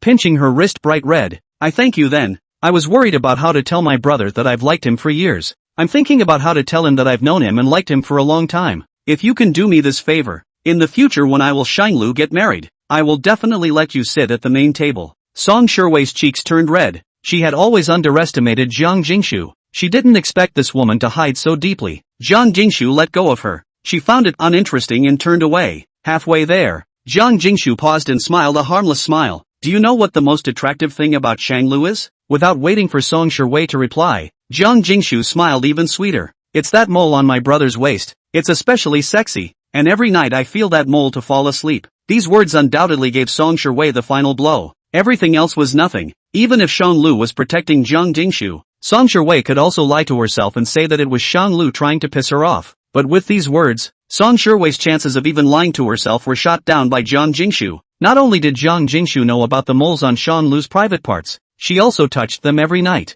There every night, all sleeping together. At some point, a bitter tear fell from the corner of Song Shiwei's eye. Have they progressed this far? Already sleeping together every night. Asterisk. When Shang Lu returned, Zhang Jingshu was waiting for him with her neck stretched out. Just saw your message. You're back so soon? Zhang Jingshu smiled faintly. I came back after I finished eating. I was afraid you wouldn't be able to find me. Shang Lu stroked Zhang Jingshu's head and it felt good in his hands. The wedding officiant has begun the call process. Distinguished guests, ladies and gentlemen, welcome to Song Jiangwo and Rong Li's wedding site. The wedding is about to begin. Please take your seats as soon as possible. Thank you all for coming to today's wedding site as promised, to witness the important moment in the lives of the two couples. I am today's wedding host Li, very honored to witness this sacred and romantic moment with you. The groom and the bride have known each other for decades, survived the 7-year itch, and survived to a full head of gray hair. Within these 10 years, what are the touching moments of the bride and groom? Please watch the VCR. The host draws the crowd's attention to the screen. The screen is about to show the usual wedding routine documentary on the romantic love story of the bride and groom. Actually, the reason for their divorce is me, because they were just a business marriage, and I was Miss Song's white moonlight true love. She chose to divorce that puritanical man for my sake, and promised that the Song family's family business would all be mine in the future. This Song family's eldest miss, running over like a pug to deliver something to me. Instead of playing the imaginary love story, the short movie on the screen kept looping Xie voice. Instead, the content was Xie cursing Song Shiwei. This Song family's eldest daughter, ran over like a pug to give me a gift. Chapter 62, You're an Unwanted. Broken Shoe. This Song family's eldest miss, running over like a pug to give me a gift. She wouldn't dare go west at all if I told her to go east. Just like that faceless dog. One free-looking ATM. The entire scene was covered by the voices on this black and white screen, and the crowd of eaters whispered and talked. Many people's eyes fell on Song Shiwei, sizing her up with probing, scrutinizing, and mocking gazes. The gazes were like the evil hands that stripped Song Shiwei's entire body clean, pointing at her sore spots. The bodyguards within the Song family began to move in, surrounding the scene, being moved out in an orderly fashion, with no one allowed to go out. The main character of the incident, Song Shiwei, had been sitting quietly in the first row, her figure not even moving a bit. The sound within the screen is still playing. You don't know how stupid that Song Shiwei is. I'm so obviously blackmailing and pretending to be pathetic trick. I said I fell because the weather was too hot causing me to fall. She actually believed it, and sent me a car some other day Xia was in a wheelchair, and he hastily pushed the tires of the wheelchair and hastily moved to Song Shiwei's side. Takwai. Xia reached out his hand and tentatively touched Song Shiwei. These are all forgeries. You've been so good to me. How could I possibly scold you behind your back? Shiwei, look. Xia pointed at his 2 legs. If I'm really such a snob as this audio that came out of nowhere says, then why didn't I ask you for compensation for my broken legs? Lianli walked over to Shanglu's side, getting a little closer in preparation for the show. That's because you never reach out for it yourself and only wait for Song Shiwei to make it up to you out of shame. Your house, your car. Which bit of it wasn't given to you by Song Shiwei? But what do you think of Song Shiwei? Shanglu patted Lianli's arm, signaling him to stop talking. This is a personal feud between the two of them. Let's leave and let them handle it themselves. Shanglu took Lianli and Zhang Jingshu and then wanted to leave. It's you, Shanglu. It's all you're doing. It's you who regretted wanting to covet Song Shiwei's family fortune. That's why you were dissatisfied with me and targeted me. It's all you're doing. Xia Sun was so desperate to kill that he climbed and bit at the sight of people. Shiwei, this is all a plot by Shanglu. You can't be fooled by him. We've known each other for so long. Don't you know what kind of character I have? Shanglu snorted. If I could really get my hands dirty at the Song family banquet, I'm afraid you wouldn't be able to enter the Song family's door at all. That's because you let me in on purpose. You wanted to embarrass me, to get me falsely accused on the spot, to make me look bad. Xia's eyes were filled with worry and uneasiness, and his heart felt like it was hanging in mid-air. He grasped Song Shiwei's hand and tried to pacify. Shiwei, believe me, I swear to God, I have no second thoughts about you. It's all Shan Lu's doing. He's always hated me and was jealous of my place in your heart. As if Shan Lu had heard the biggest joke in the whole world. He sneered disdainfully. You seem to have gotten the focus wrong. To you, who released this recording is no longer the most important thing. You should first find a way to explain it clearly to your gold master. As for me, whether or not I have access to the setup of this family feast, Song Shiwei knows better than you. Explain yourself properly. Don't break your legs and lose your only golden master. Shanglu intends to leave this place of wrongdoing for fear of being tainted with bad luck. None of this was supposed to concern him. Xia turned the wheelchair almost as if it were flying, and approached Shanglu, who leaned forward and fell to the ground with his body poking out. When Shanglu turned around, he saw Xia lying on the ground, grabbing his pants leg. Wolverine, you are not allowed to leave. You hurry up and explain to Sherwei that all of this was faked by you, and that I offended you much before. I'm here to apologize to you and beg you to forgive me. Shanglu squinted and teasingly curved the corner of his mouth. Explain what? Explaining that you were unaware that someone was recording and said something like that? In spite of his voice being as kind as it was, the dislike, contempt, and impatience in his countenance increased. Be well. Shanglu shook off Xia's hand and pulled away from him. Anyone who could get their hands dirty at the Song family banquet must be someone from within the Song family. This is a Song family matter. But who in the Song family would hate Xia so much, and at the same time have the ability to intervene in the wedding reception? The scene was surrounded by the Song family's bodyguards, and everyone was routinely questioned and interrogated. Xia struggled to sit up from the ground, dragging those crippled legs and crawling towards Song Sherwei. He hugged Song Sherwei's legs and explained one by one. Tokuai, you have to trust me. Nowadays technology is so advanced. It's not hard to fake a voice that resembles mine. You can't be confused by others. Tokuai, do you remember the old days when we, pop? A crisp and loud slap landed on Xia face. Tokuai, you? Xia looked at Song Sherwei incredulously. How dare she hit him? Is it a forgery? I can hear it. Song Sherwei's voice was surprisingly calm. Xia shook Song Sherwei's legs and explained woefully. No, it's not like that. It's editing. It's made up. There aren't many who know the inside story of our conversation at the police station. And Shanglua, that this woman, both of them know. Didn't you say that this woman hates you to death? Then in order to get back at you, she will definitely go after me and make you a mass traitor. Xia pointed at Zhang Jingshu and yelled. That's true, but he left out one thing. But you're the only one who knows that I gave you a house and a car. I didn't mention it to anyone. Song Sherwei broke his hands and stroked Xia's face. I mean it. I think of you as a good friend, and I'm really good to you. But what about you? No. Xia pressed against her hand, making it fit snugly against his face. It was someone else who was jealous of me. Jealous of my relationship with you. Who got this information out of me and deliberately framed me in order to distract you and me. Timothy,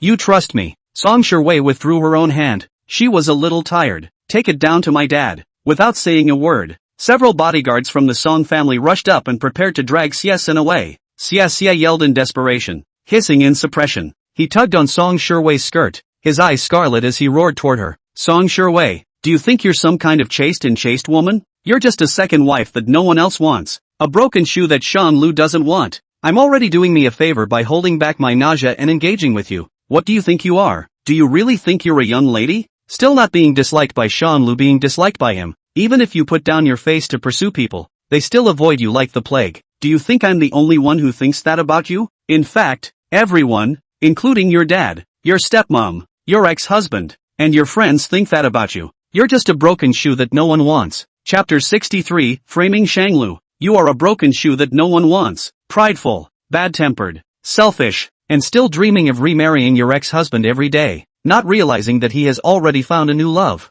Nobody cares about you. Who else but me would dare want a second wife like you? I don't know how many men have screwed the lousy. Xia looked like he was furious as he started to climb and bite Song Sherwei. His heart was holding a breath that he had been holding back for a long time. He had long seen that Song Sherwei was still pining for Shan Lu, but she was just in the way of Missy's face and couldn't let go. He could also see that Song Sherwei was partly carrying on her friendship for him, and partly to irritate Shan Lu. He hates Na while utilizing it. What's so great about Shang Lu that one or the other likes him? Where exactly is Xia inferior to Shang Lu? It's all because Song Sherwei has no vision. It's all Song Sherwei's fault. Are you finally willing to speak your mind? Song Sherwei looked at him condescendingly, like she was looking at a stranger. At one time, she had truly considered Xia as a friend. Buy him a house and a car, get him a job and support him in his business. In the end even her marriage was cut short for such a person. In the end, Xia was the one who looked down on her like this, and had been using Song Sherwei's high self-esteem deep down to her advantage. And the person who sincerely treated Song Sherwei well was driven away by her own hand. So that's how you've seen me since the beginning. I think of you as a friend. And you, ha ha ha ha ha, what do you think you are? Xia was on the ground, still unforgiving. Are you worthy of being my friend? You bully your cousin every day based on your status and your father's favor. Relying on your money, you insult others at will. Everyone in the entire Song family's company has suffered from your bad temper. And all the hitmen have to coax you to look at your face and act. You can divorce your own husband for a man you haven't seen in years. Do you think you're innocent? Without your acquiescence and your suspicion, could my so obvious dissociation have worked? In fact, the failure of your own marriage and life right now is all because of you. You're where you are today, a mass betrayal, and it's all because you're stupid. Xiaxia's insane malice was vented all over Song Shiwei. How licked and submissive he was before, how much hatred he had now. He looked again at Shanglu, who had been watching the show. And you're no good either, especially that sister of yours. You merchants should have many disasters in heaven, for the rest of your lives. Xiaxia let out a miserable scream that filled the entire inner sanctum. Shanglu quickly stepped forward and snapping back and breaking Xiasun's arm. Drenched blood spread out all over the ground. The pungent odor of blood wafted uncomfortably through the air. If you have the guts, you can beat me to death if you have the guts. Die? Shanglu let out a light laugh. You won't die. Song Shiwei lowered her eyes to survey Xiaxia, who was lying on the ground, twisted into a ball. Leave this one to me personally. Good. Shanglu threw away that arm of Xiaxia's like it was trash. Hurry up and check who moved the wedding scene within the Song family. Usually the setting of a process like this should have been planned long ago in the monitoring room. Who has the authority to enter the monitoring room easily? Who hates you father and daughter? Check it out for yourselves. The perpetrator shouldn't have been able to leave the scene in time. Song Shiwei's eyes moved slightly, and silent teardrops dripped from the corners of her eyes. It was as if she couldn't feel it. Her dumbfounded appearance froze as she processed everything. Thanks a lot. Asterisk. A subordinate came to report that the key to the surveillance room was missing. Without a key, you can't get into the surveillance room and check the footage. Old Mr. Song personally presided over the meeting, checking the line of every person present and interrogating any suspicious persons. Auntie Rong is also in a hurry and is bound to find out the person who ruined her wedding scene. She looked to Lian Li and Jiang Jingshu, who stayed aside. Did these two check out? The butler returned. No. Aunt Rong's good-looking brows furrowed as she accused unhappily. Then why don't you hurry up and investigate? No one should be spared. Song Shiwei's makeup was a bit spent. She wiped away the teardrops from the corner of her eyes and returned in a hoarse voice. The three of them don't need it. Why don't you use it? I think that Xia Sun has a point. The Shen family already had ambitions to covet the Song family fortune, so it's inevitable that Shang Lu won't regret divorcing you and wasting a great opportunity. It would work for him to do so. Aunt Rong casually assigned a few people, a man and a woman. The man to check on Shang Lu and Lian Li, and the woman to check on Jiang Jingshu. You guys, go search. I said no. Song Shiwei disliked it without a good mood. Aren't you ashamed enough? The three of them wouldn't have had to go through all this trouble if they really wanted to humiliate her like that. Stop. Don't argue. It's just a search. We're not afraid. Come on. Lian Li raised his hands graciously and cooperated with the investigation. The servants searched Lian Li's body, noticing something strange as his hand reached into the inside pocket of Lian Li's suit. What is it? The servant scrounged a key inside Lian Li's pocket. The key? Very familiar. It's broken and unusable, but the teeth marks are unique. The servant could still recognize that the key was specially made by the Song family. Boss, here's the key to the surveillance room. The servant who searched Shanglu also found out something. Boss, found the key to the safe. Lian Li and Shanglu looked at each other. It seems to have fallen into a trap. Aunt Young covered her mouth and yelled at the others to come and see. Isn't this the key to the missing surveillance from the Song family? How come it's here with you guys? Auntie Young had a look of realization. So what Xia said is true. Are you really trying to destroy Xia because you're jealous of him? Xiao Lu, I know this Xia Sun isn't a good person, but you shouldn't have made such a scene at my wedding to Old Song. You don't like him? Isn't Old Song helping you out? Pei Xingjian walked up and observed the pairs of keys. Isn't this an obvious plant? Can't you see it? Auntie Rong was stunned for a moment, and roared with her waist crossed. The human and material evidence is conclusive. The logic also makes sense. And Shang Lu's motive for the crime is there. So on what basis can you say that this is planted evidence? Not only do I think it was planted, I also think you planted it. Pei Xingjian smiled a harmless smile as he walked over to Jiang Jingshu and sized her up. Auntie Rong reddened and cursed. How could it be me? Why would I ruin my own wedding? Everyone knows that I love Old Song very much. How could I ruin the wedding if I can marry Old Song? She pointed at Pei Xingjian and chided. Who are you? Who are you to talk here? Are you in league with them? You shut up. Old Mr. Song, who had been silent, suddenly exploded. The people in the room were afraid to speak. Auntie Young didn't realize she was being mean. She was obviously pregnant with a male child. It was the Song family's only bloodline, the only fragrance, the only heir. I can't believe she's still being mean. Old Song. Me. Old Mr. Song looked at Shang Lu and asked as gently as possible. Little Lu, have you offended anyone in the Song family? Or met any suspicious people? Suspicious people? There seems to be one. Chapter 64. Anonymous disappears out of nowhere? Old Mr. Song looked at Shang Lu and asked as gently as possible. Little Lou, have you offended anyone in the Song family? Or met any suspicious people? Suspicious people. Shanglu thought of the skinny teenager. There really is a suspicious person. The eyes of the surroundings fell on Shanglu, anticipating what he would say next. I actually received this audio a week ago. At the time, there were still rumors circulating on the internet that Shihun had been hit. Shanglu carefully recalled the incident. After I received it, I anonymously sent it to my uncle's mailbox, because it's not good for this matter to spread out, and the family's scandal can't be publicized, so I chose to let my uncle deal with it on his own. Old Mr. Song was slightly stunned. Mailbox? This is something I never personally look at. It's always given to senior assistants. How can I read those dense words with my eyes? This was something Shanglu had neglected to mention. Who is the mailbox being handed off to? Mr. Song asked. The personal assistant thought for a moment and replied, "It's your chief assistant, Peng Jinghao. Where is he?" The personal assistant looked at old Mr. Song's face and carefully answered, "On vacation. You gave the staff a week's vacation for your big wedding. Fire him for malfeasance and he won't be coming back." Old Mr. Song had nothing deep to say and pointed at Shanglu. "You continue. When I came to Song's house today and was stopped at the door, a man whispered in my ear, 'Why don't you denounce Xie-sun? Why not make the evidence public?' Asked me why I didn't dare to do it." Shanglu carefully recalled the man's appearance. He was very thin and weak-looking, 165 in size, and his whole body was full of bones. When he touched me, I felt touched by a skeleton. Then he came to me one more time before the table opened, said pretty much the same things. This time I saw his eyes, which were particularly horrible, full of blood, like he was having a mental breakdown. Old Mr. Song was exceptionally surprised. That means being able to go in and out of the Song family at will,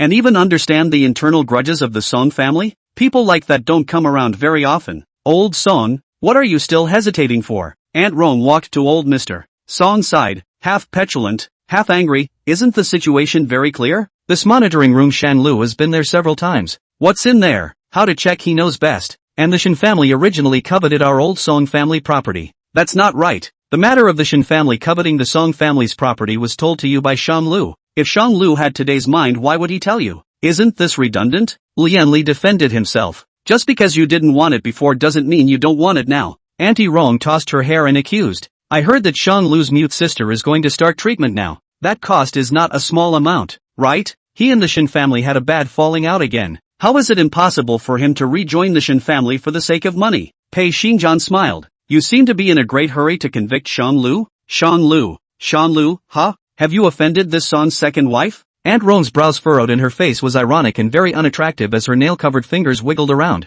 pointing at Shanglu and Pei Xinjian. "I see. You two are in cahoots. You're trying to divide up the Song family fortune. Alright, for the sake of the child you say less." Old Mr. Song reached out and yanked Aunt Rong back. The butler, who had disappeared for a long time, returned and handed the spare key to old Mr. Song. "Boss, checked it out. Monitor. Well, the surveillance content was erased. From yesterday to today. It's all gone. This is even worse." Old Mr. Song was silent for a long time before he spoke to Shanglu. "I haven't suspected you, but I also need your help. You are the only one who has seen that suspicious person. You will compare them one by one against the people at the scene later." Shanglu replied. "Good." The butler led Shanglu to the lounge. "Everyone who attended the wedding reception is here. Quite a few people are complaining about when they're going to leave." Shanglu compared them one by one, to their faces and eyes and bodies. Some of the group were fat and some were skinny, but none of them were as skinny as that anonymous person. Those eyes of Anonymous seemed to have a soul-stirring charm. His eyes were filled with desire, nearly filled with lust, with a paper-thin, delirious feeling. The butler looked over at Shanglu. Shanglu shook his head. "No." The butler led Shanglu back to the main event hall. "Boss, no luck." Old Mr. Song couldn't believe it and was suspicious instead. How could there not be? It's impossible for someone to run out. Pei Xinjian felt that things were getting more and more interesting. "Is everyone here? Is there anyone left out?" The butler vetoed the conjecture, being very confident in his ability to do business. "No way. I blocked off the whole compound as soon as it went down. There's no way anyone could have gotten out. He must still be here." Aunt Rome couldn't help but laugh out loud and sneered. "Without such a person, how can they be found? Even the physical evidence was searched out on them. What else can you sophistically say?" Jiang Gingshu, who hadn't said anything, stared at the tattered key as she asked, "Just because the key was recovered from my brother's body, does that mean he stole it? Or what?" Aunt Rome looked like she had heard some kind of joke. "How else do you want to weasel your way out of this? Tell me?" Searching from his body,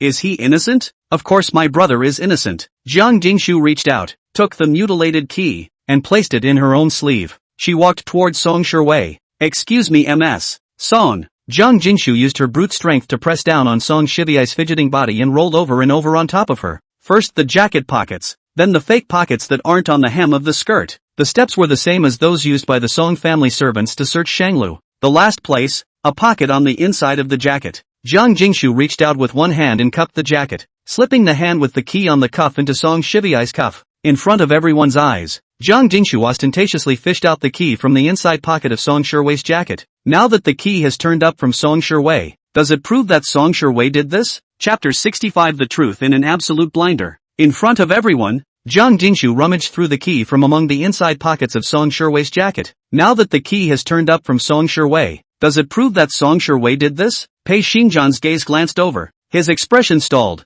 and he was silent for a moment. Barricade? Jiang Jingshu nodded. Yes, you can do that by hiding this key anywhere on your person ahead of time and being quick with your hands. Her gaze fell on Aunt Rong, who had been grasping at straws in an attempt to convict Shanglu. After all, no one would suspect the servant in charge of the search. This is a risky move, but the chances of winning are very good. If my brother can't defend himself and is criticized by 1,000 people, who will remember who the maid was who searched him? Auntie Rong gritted her teeth, her eyes dancing with 2 balls of anger. What do you mean? Do you mean to say that I deliberately ruined my own wedding? Jiang Jingshu smiled gently, with a bit of sly gloating between her brows. Mrs. Song, I haven't mentioned your name yet. There's absolutely no need for you to be right. But you were watching me the whole time. Auntie Rong's delicate brows were colored with a bit of anger and shame, and she couldn't help but pull up her voice. Because you're good looking. The first order of business is to deal with the people who searched them first, right? Shanglu scanned around amongst the crowd and quickly found the 2 people who had been searched just now. You two, come here. The 2 lanky, dark-skinned men stepped forward reluctantly. Look at this, boss, Mr. Shen. We really don't know. We're just a bit stronger and more powerful. We simply don't have such fast hand speed and skill. Yeah, you know best what we're capable of. Boss, how could we possibly have such fast hands as this girl? The bodyguard looked like he had thought of something and spoke. What's more, originally, we didn't have the chance to search Mr. Shen at all. We didn't have the authority to do so. If it wasn't for Mrs. urging us to search, we wouldn't have. The spearhead was once again pointed at Aunt Young. Tears welled up in her eyes as she dropped to the floor, covering her stomach, her shoulders shaking slightly. Old Song, you do know that I've always wanted to marry you. How could I possibly ruin my dream wedding? What's more, if that incident was my doing, would it be too obvious for me to be so aggressive? Discarding the others aside, I have no grudge against Shanglu. I just don't like him and want to make things difficult for him, but I'm not trying to harm him. Jiang Jingshu seemed to have a lot of animosity towards Auntie Rong as she continued to add fuel to the fire and watch the fun. Old Mr. Song accepted his brother as his righteous son and has even been promoting him, and Miss Song also has a good view of him. You, for the sake of the child in your belly. There's no guarantee that you won't. Then I won't do it on my own wedding. Even if I hate him and I'm jealous of him, I might blow pillow talk in old Song's ear. I might secretly smear him, and I might even make things difficult for him by falsely accusing him. But I definitely won't do it at the wedding I've been looking forward to for years. Auntie Rong clenched her fists so tightly that her nails were almost embedded in her palms, but she still tried to restrain herself from letting the teardrops fall. Song Shiwei's face was covered in exhaustion, and a feeble sigh escaped from his throat. Aunt Young has a point, she might do it, but not today. As for the 2 of them, Song Shiwei looked at the 2 bodyguards. If Aunt Rong's suspicion washes off, then the 2 of them won't have a chance to get close to Shanglu. The thoughts on the field are anxious. Pei Xingjian's mind flew elsewhere. I can't imagine that mess. Jiang looks civilized and weak, but I didn't expect to have such a skillful technique. Has she practiced on purpose? He's trying again. Ostensibly, he is in this bureau, but his words and actions are only for himself, and he tries everyone. Jiang Jingshu was silent. I cannot destroy in the heart of Shanglu. She is not easy to build up the image of no one to rely on. Can only rely on the brother Pei Xingjian, even those muscle men couldn't do it. Ms. Jiang, what does this have to do with physical fitness? Some people are just naturally bulkier and some are naturally more agile. Pei Xingjian smiled a harmless smile, a tone of elders. So that's how it is, but I have to say that Ms. John's eyesight is also very good. No one else can see it, but you can see it. Jiang Jingshu didn't dare to answer. Fear of being wound up by him. Mr. Shen is really surrounded by many capable and righteous people. I wonder how the 2 of you know each other. Shanglu didn't like the fact that Pei Xingjian was always prying intentionally or unintentionally. especially if it has to do with someone he cares about. It's better to take care of what's in front of us. Pei Xingjian raised his hands in surrender. My problem, I apologize. Shanglu was silent. His thoughts extended. He replayed everything that had happened today in his mind. There is a lot of doubt. For example, Xia just had a very strange emotional breakdown of cursing. It wasn't like it was just for herself. It was more like a small group had gathered, a small group that couldn't even stand Song Shiwei's temper. He said, "You bully your cousin every day based on your status and your father's favor, relying on your wealth. You insult others at will. Everyone in the entire Song family's company has suffered from your bad temper, and all the hitmen have to be coaxed to look at your face and act. Let's say that the hit worker corresponds to the malfeasant secretary Pang Kyung-ho, and Xia Sun is also one of those who put up with Song Shiwei. Then each person in the middle of the passage should have a name that corresponds to it." Cousin? A vague figure appeared in Shanglu's memory. I don't think he's seen this cousin a few times. The impression was that the man's presence felt extremely low to the ground without him, and no one felt any different. No one found out. Shanglu asked Song Shiwei, "What does your cousin look like? Why is it that I've never seen him show up before? Does he know Xia Sun?" He was in poor health and was basically bedridden every day. He has a scar on his face because of which he is dead set against seeing people.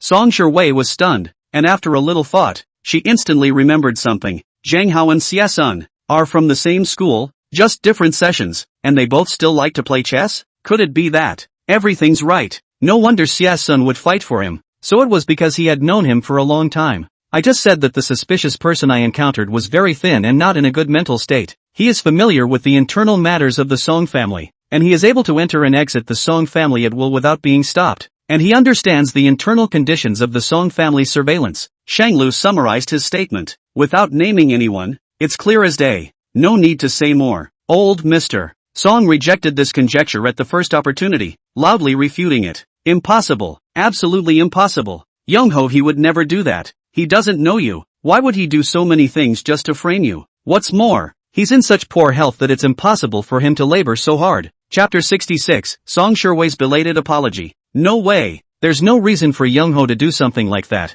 It won't do him any good. Shanglu paused, and what he wanted to say was a bit treacherous, but he opened his mouth anyway. Use Xie Sun's bad deeds to shatter Song Shiwei's emotions and ruin Mrs. Song's wedding, either by planting me or Mrs. Song, or both are loathed by you. I am your righteous son, and the one carried in Mrs. Song's belly is your own blood. If I'm not mistaken, it should be a male fetus, and Song Shiwei is an heir with little upward mobility. Shanglu nodded and didn't continue. In addition to Shanglu, Song Shiwei, Mrs. Song's child, the most likely successor is the son of Mr. Song's brother's widow, the only male member of the Song family at present. The figure also matched what Shanglu said. The other conditions correspond to each other. It's just that old Mr. Song seems to be extraordinarily tolerant of this Song Zhanghao. Shanglu could see how difficult it was for old Mr. Song. He wanted to find out the truth, but couldn't bear to blame Song Young-ho. Song Zhanghao is the only bloodline left of his brother, who died for him. Shanglu knew how to handle people very well, and he humbled himself. But this matter, after all, is a family matter of the Song family, and we are all outsiders who are not in a position to intervene. I've said all I need to say, so I'll leave the rest to you to personally handle.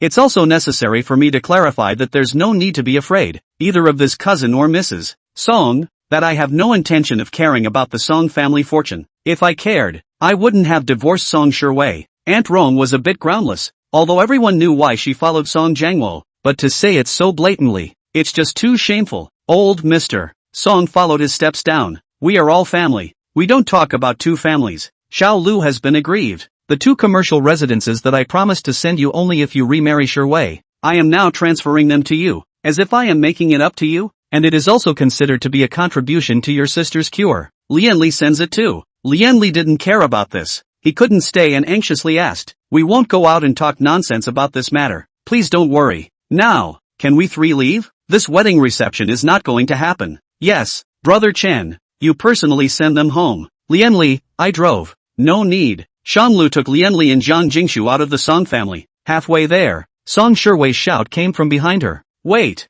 Shanglu." Song Shiwei looked at Lianli and Zhang Jingshu. "Can I have a few words alone with Shanglu?" Lianli looked to Zhang Jingshu, who had nothing to say. Before Zhang Jingshu could say anything, Shanglu made a decision. These two aren't outsiders, so if there's something you want, just say so. Song Shiwei's face was displeased and she wanted to say something, but remembering that everyone said she was too spoiled, she calmed down. Earlier you said that you received audio from Sheshan before the divorce. Shang Lu raised an eyebrow. What? Song Shiwei squirmed. So then when you looked at the relationship between me and Xie, when you looked towards him being nice to me, you were laughing at me the whole time? Have you always looked down on me? Missy, no one dares to look down on you. Shang Lu faintly returned. Only you can't see yourself clearly. Xie is certainly at fault, but the remarks he accused you of are correct. You've been living in your own world, taking everyone's kindness to you for granted, and playing the big girl when things don't go your way. But who is born inferior to you? Who is obligated to accommodate you all the time? Your servants will go along with you because you are employed,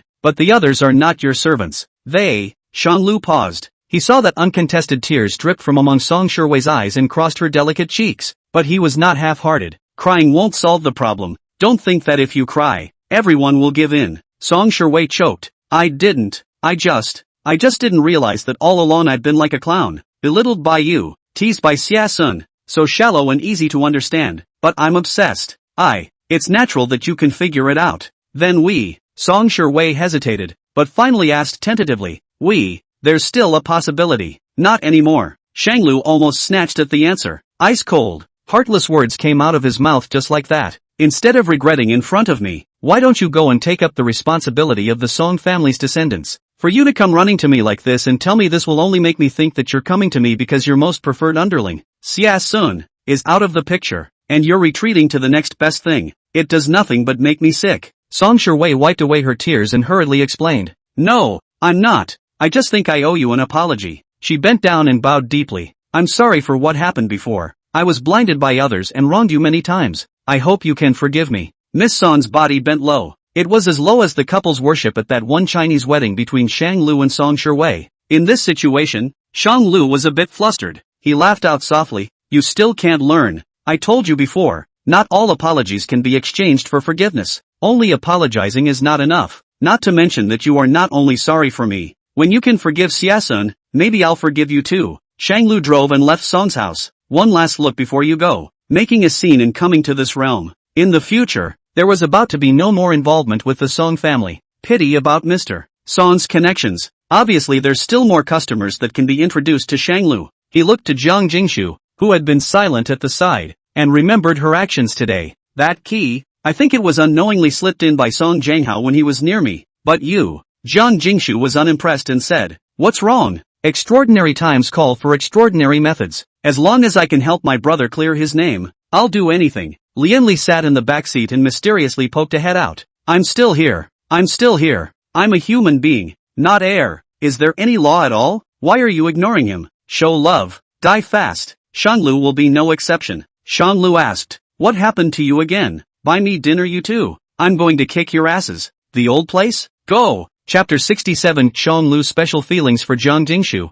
Shanglu led them to the skewer hotpot restaurant next to their high school. Is this the old place? Jiang Jingshu was shocked. Shanglu pulled her inside. This is where Lianli and I used to get together in high school. It's near the basketball court, so we'd come over and rub it in after a game or class. He usually paid though. Jiang Jingshu nodded slightly. She didn't realize that after so many years, Shanglu actually still liked to come here. After sitting down, the owner's wife quickly recognized the three of them. You three are here again? These two little brothers are quite diligent in coming. It's just that this little sister hasn't been here for a long time, and if it weren't for her good looks, I wouldn't necessarily be able to remember it for that long. Jiang Jingshu looked horrified. Ha, me? Lianli drew out 3 pairs of chopsticks and handed them to the 2 people across from him. Sister Zhou, you're mistaken. She's here for the first time. The boss's wife skeptically sized up Jiang Jingshu. Impossible. Such a good-looking little girl. I won't remember wrong. When you came here back then, you weren't this tall, and even though you hadn't grown up yet, you looked a lot like you do now.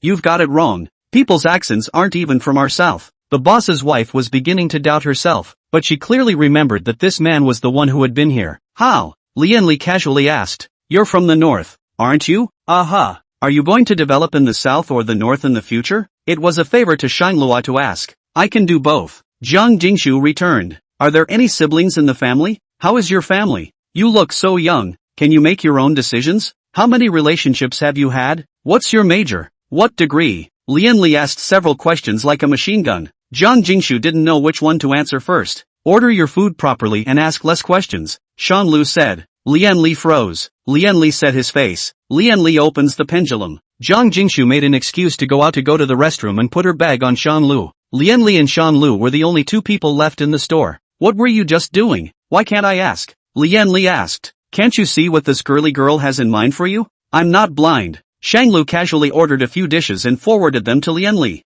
Then why are you? Lian Li was suddenly dumbfounded. You're not afraid of marriage, are you? There's nothing good about being married in the first place. A bunch of responsibilities. Why bother when you have to take care of your family and be able to make money, have emotional value and leave personal space? If you miss it once, you'll be especially cautious the next time. It's true that Shang Lu doesn't like marriage much anymore. Lian Li rested his cheeks. What you said is a problem, but this Zhang Jingshu is still different from Song Shiwei, right? I feel like she's really good to you. She usually doesn't say a word, but once she meets your matter, she becomes extra bold. Actually, you can try. Shang Lu smiled. You know how she and I met. What? She ran away from her marriage and hid in her home, begging me to take her in. Her family should be similar to Song Shiwei's, or an intellectual. Now it was Lian Li's turn to be silent. This is a really tricky thing. It's questionable whether a child that age can rebel against the family and have a voice. Not to mention something as big as a family marriage. Try to have a good time. It's good to just keep it the way it is now. No burdens on either side. And everyone's happy. I never asked her where her family was from. What family? Mainly because it would have been futile to ask. And would I have urged her to rebel against her family for my sake? Shang Lu spoke to himself. Perhaps he had gone through a marriage and had become too sober. Being too sober is not a good thing sometimes. Being silly might be the only way to live a happier life. I'm a second marriage guy, dragging around a sister who has to spend a lot of money, and a messy family relationship, and I don't have roots like the Song family. What makes a human parent look at me? Lian Li didn't continue to ask about that. Shang Lu is largely self-deprecating and confiding, but the way I see that girl, she's the one who has to be you. What's the use? I am more than 20 years old. She is not even 20 years old. Today the passion comes up. Love the sky breaks the sea oath. Tomorrow? What if she doesn't have the passion tomorrow? What if she realizes tomorrow that the family arrangement is the best? Shang Lu is gentle and humble. Most people who are gentle and humble carry a bit of inferiority complex in their bones. You think too much. People have to live in the moment. It's only true when it's smooth now. Thinking so much hesitant and stopping. You yourself are not happy. Lian Li is the opposite of Shang Lu. His attitude towards life is to live in the present. And let's talk about the future later. But such an attitude towards life is based on good family circumstances. No matter how much trouble Lian Li gets into, his family can cover for him. Shang Lu, on the other hand, is required to give the family a ride. It's not the same. We're fine the way we are now with the occasional flirtation and flirting. It's just that there's no name for it. Why not? Lian Li knew that no one else could stop what Shang Lu decided. Just know it in your heart. Anyway, tell me if you're short of money, and as your own father, I'll support you in whatever you do. Get out. Shang Lu cursed him with his mouth, but his hands hit him with very little force. The owner's wife brought up the dishes they had ordered, put them down, and then took out her cell phone. I told you I didn't remember wrong. You guys, isn't that the pretty little girl from just now? The owner's wife kept a picture on her cell phone. The person in the photo looked to be in his teens and had a very childish appearance. The man's features were a little blurry from the age, but vaguely, there were a few resemblances to Zhang Jingshu. A white dress, staring off into nowhere. Lian Li looked at it and said in surprise, it's kinda like that. But Sister Chow, people used to live in the north and only ran to our Luo city this year. How could they be alone? You guys don't understand. I'm very accurate in reading girls, even if the face changes, but the eyes don't change. You guys, look at this look. Is it the same as that girl looking at Shang Lu just now? You guys look nah. Why would I lie to you? How can this not be a person with love and sad eyes? Shang Lu moved over to take a look. This look, it does look a bit like Zhang Jingshu. Chapter 68, Xiaosin runs away. You guys, look at this look. Is it the same as that girl looking at Shang Lu just now? Emotional and full of sadness. It's kinda like that. It's just that this guy in the photo is looking at something. Like he has something on his mind. This photo, can you send me a copy? Shang Lu always felt that this matter might not be simple, although it was indeed more likely to be a coincidence. But what if? The boss's wife was very nice and passed the photo to Shang Lu without saying a word. Lian Li saw that something was wrong with him. Why? Do you think? It's hard to say, but there's no harm in keeping it. When Zhang Jingshu came back, all the skewers had been served. What are you guys talking about that you're so happy about? Shang Lu turned the screen of his cell phone upwards and showed the picture to Zhang Jingshu. We were talking about this picture, and the owner's wife said she had seen this person in the area before and thought she looked good. So she took the picture. She looks a little bit like a shrunken version of you. Zhang Jingshu picked up her cell phone and looked at it carefully. It's kinda like that. If I had looked as good as her when I was a kid, I would have been lectured by my parents. Who would have thought that I spent my mind on dressing up and didn't pay attention to my studies?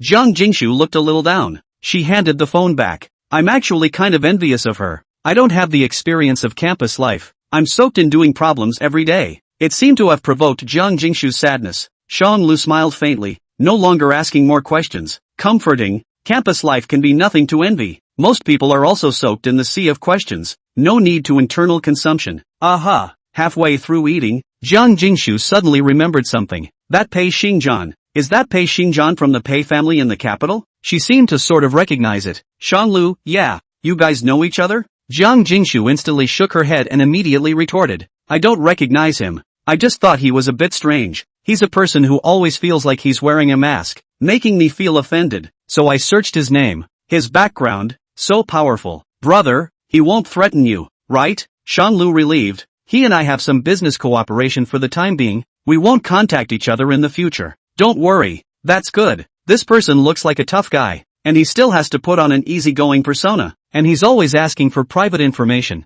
Annoying as hell. Jiang Jingshu's evaluation of Pei Xingjian was in line with Shanglu's. Then ignore him. Lian Li, then just ignore him now. While talking, Shanglu's cell phone received a call from Song Shiwei. Song Shiwei's voice sounded a bit haggard as she softly said, Shanglu. Pronouncing his name, Song Shiwei only felt like it was a lifetime ago. Her contact information had been blacked out by Shanglu for quite some time. When Fong called, her heart was pounding, afraid that she wouldn't be able to get through. Shanglua said relentlessly, say something, don't be petulant. Shihan ran away. Shanglu looked at Lian Li. His complexion became extremely ugly all of a sudden, and the eyes that looked at Lian Li became more and more obscure and indistinguishable. How could he run? Isn't that funny? Don't tell me that he can still escape at the hands of your Song family with his body crippled like that? Song Shiwei choked a little and said with embarrassment, someone helped him. Who? When the question was asked, Shanglu already knew the answer. Song Zhenghao. Shanglu frowned and said helplessly, I see. You didn't tell him about the hospital where my sister is,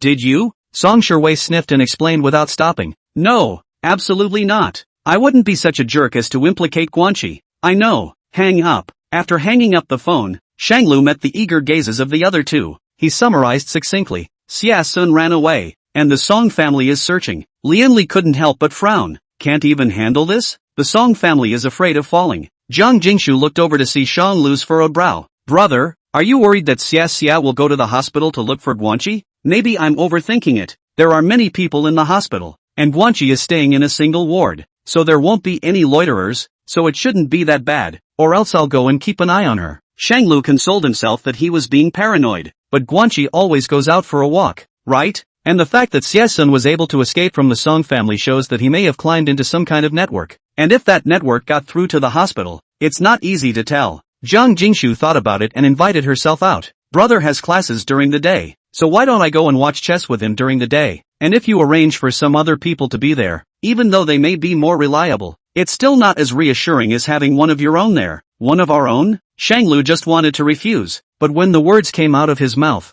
Lian Li grabbed them first. I think it's reasonable. You can't always trust anyone else. This girl is fast and has ideas. It's perfect. Lian Li raised an eyebrow. It's settled. You agree, right? This was said to Jiang Jingshu. Jiang Jingshu instantly agreed. Of course. She looked over at the not-so-satisfied Shanglu and said forcefully, 2:1. Minority follows majority. Where does that come from? At Jiang Jingshu's strong suggestion, she went to the hospital that day with a simple change of clothes. Shanglu also followed. A little uneasy about the two little girls, he booked 2 hotel suites near the hospital. Another call was made to the foster parents who had been wanting to come and see Shang Guanxi. They split into 2 groups and said they would take turns looking after merchant chess. Inside the Chinese restaurant, Shanglu took Jiang Jingshu to eat with her adoptive parents. At the first moment she saw Jiang Jingshu, his foster mother felt that this sister was very dear to her. Jiang Jingshu wanted to make a good impression on Shanglu's adoptive parents as she said sweetly, hello uncle and auntie, I'm a friend of my brother's. My name is Jiang Jingshu. Hey, good girl. The foster mom pampers her with food and very naturally asks, how old are you? What do your parents do? Here we go again. Same thing Lian Li asked. Mom, don't ask about this at the dinner table. Shanglu inexplicably didn't want to know this, nor did he want to hear others ask. Then I won't ask. Come on. Oh little ginger, eat the food. The foster mom looked at the two of them happily. How they looked good together. Little Jiang are you living with our family Xiaolu now? Jiang Jingshu was just about to admit it. Shang Lu replied a step ahead. No, she's staying at a friend's house. Jiang Jingshu froze for a second and quickly followed Shang Lu's words again. Yes, my friend lives near my brother's house. In that case, it's really troublesome for you to take care of Kanji when it has nothing to do with you. Jiang Jingshu smiled faintly. It's fine, my brother's business is my business, not to mention that Guanxi and I are also good friends. The adoptive mother was still smiling and happy, and the atmosphere at the table was very cordial. Today it was Jiang Jingshu and Shan Lu guarding Shang Guanxi. After dinner, Jiang Jingshu and Shan Lu took a stroll to walk back. The two were heartily silent the whole way. In the end, it was Jiang Jingshu who broke the silence. Why did brother tell your parents that we didn't live together? Is it because I can't hold it? Shan Lu tapped her forehead. Do you know what people will think of you if you say that? Of course my parents are asking this with an agenda. Don't you want your reputation? Jiang Jingshu didn't understand this. She wouldn't care about other people's opinions. She would only care about Shan Lu's opinion, as long as Shang Lu didn't misunderstand her. But my brother's parents aren't bad people. They won't talk nonsense. Shang Lu pinched her cheeks and lectured. Whether it will be nonsense or not, you shouldn't admit it. A girl's family, don't you want a reputation? Jiang Jingshu playfully said. If the price of staying with my brother all the time is a bad reputation, then this is no loss for me. Chapter 69, Earlobes. Jiang Jingshu playfully said. If the price of staying with my brother all the time is a bad reputation, then this is no loss for me. How can fame be as important as a brother? Shang Lu was in a trance, and within his line of sight was Jiang Jingshu's smiling,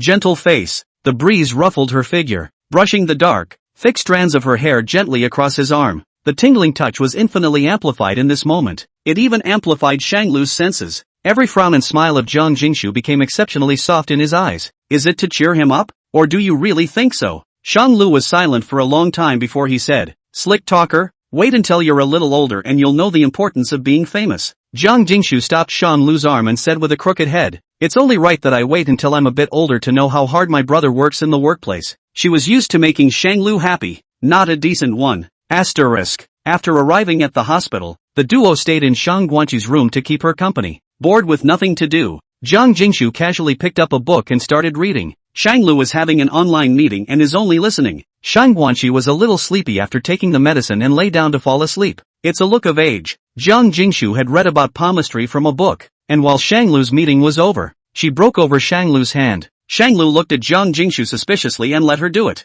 Shang Lu's lifeline is very long. The marriage line is also long yet fades from the center, with deep traces at both ends and a shallow career line. He had a few calluses on his palms, like they were from years of holding a pen. Jiang Jingshu compared the contents of the book as she whispered to Shang Lu, Brother, the book says you'll live a long life. Around the time she was afraid of disturbing the sleeping Shang Guanxi, Jiang Jingshu's voice was very small. Even with the close distance between the two of them, even when Jiang Jingshu came close to his side to speak, he couldn't hear too well. What? Shang Lu compared the mouthpiece. Jiang Jingshu beamed, her hands climbing onto Shang Lu's shoulders, her body pressing against Shang Lu, her lips close to his ear, whispering and blowing in his ear. I say, brother, you will live a long life. The center of gravity of her strength was pressed against Shang Lu, and the two lumps in front of her chest also scraped against his body from time to time. It tickled him. Want to catch? Shang Lu wanted to scratch an itch for himself. After Jiang Jingshu finished speaking, fearing that he still couldn't hear the follow-up, she continued to explain for him.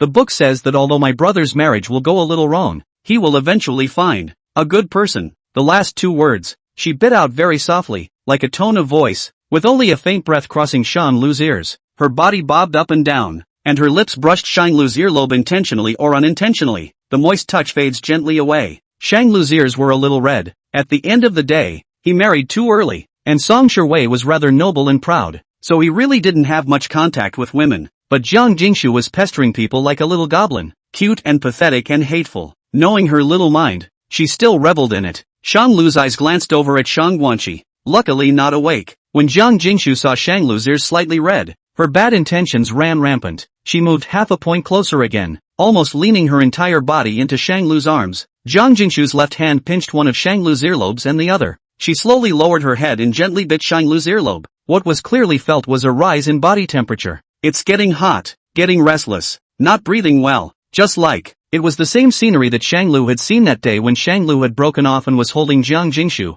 Shang Lu dared not move. On one side was her cold little hand. On one side were her warm lips, heating and cooling. His whole brain was under control. The body couldn't move either. The air was filled with the faint scent of her body. Within sight was her smooth neck. If he could, Shanglu would really like to take a bite out of it. Deleted. No more sweet-talking him all day. No more hiding your secrets over and over again. No more preoccupation. It wasn't until an unknown amount of time had passed that Jiang Jingshu let go of him. She half-wrapped her arm around Shanglu's shoulders, admiring the color in his ears. Brother, you're so sweet. Inverted Big Dipper. Inverted Big Dipper. Inverted Big Dipper. Shanglu couldn't bear it and pinched Jiang Jingshu's wrist. He seemed to have indulged Jiang Jingshu for too long. Always felt it was time to give her a little credit. Otherwise she would always forget about her relationship with Shanglu. Where's the sweetness? Shanglu asked. This answer surprised Jiang Jingshu. Not an earlobe? Shanglu asked. Tried anywhere else? Like what? Jiang Jingshu's eyes were filled with doubt. It seems that this is all she really has. And yet, it's enough to go around.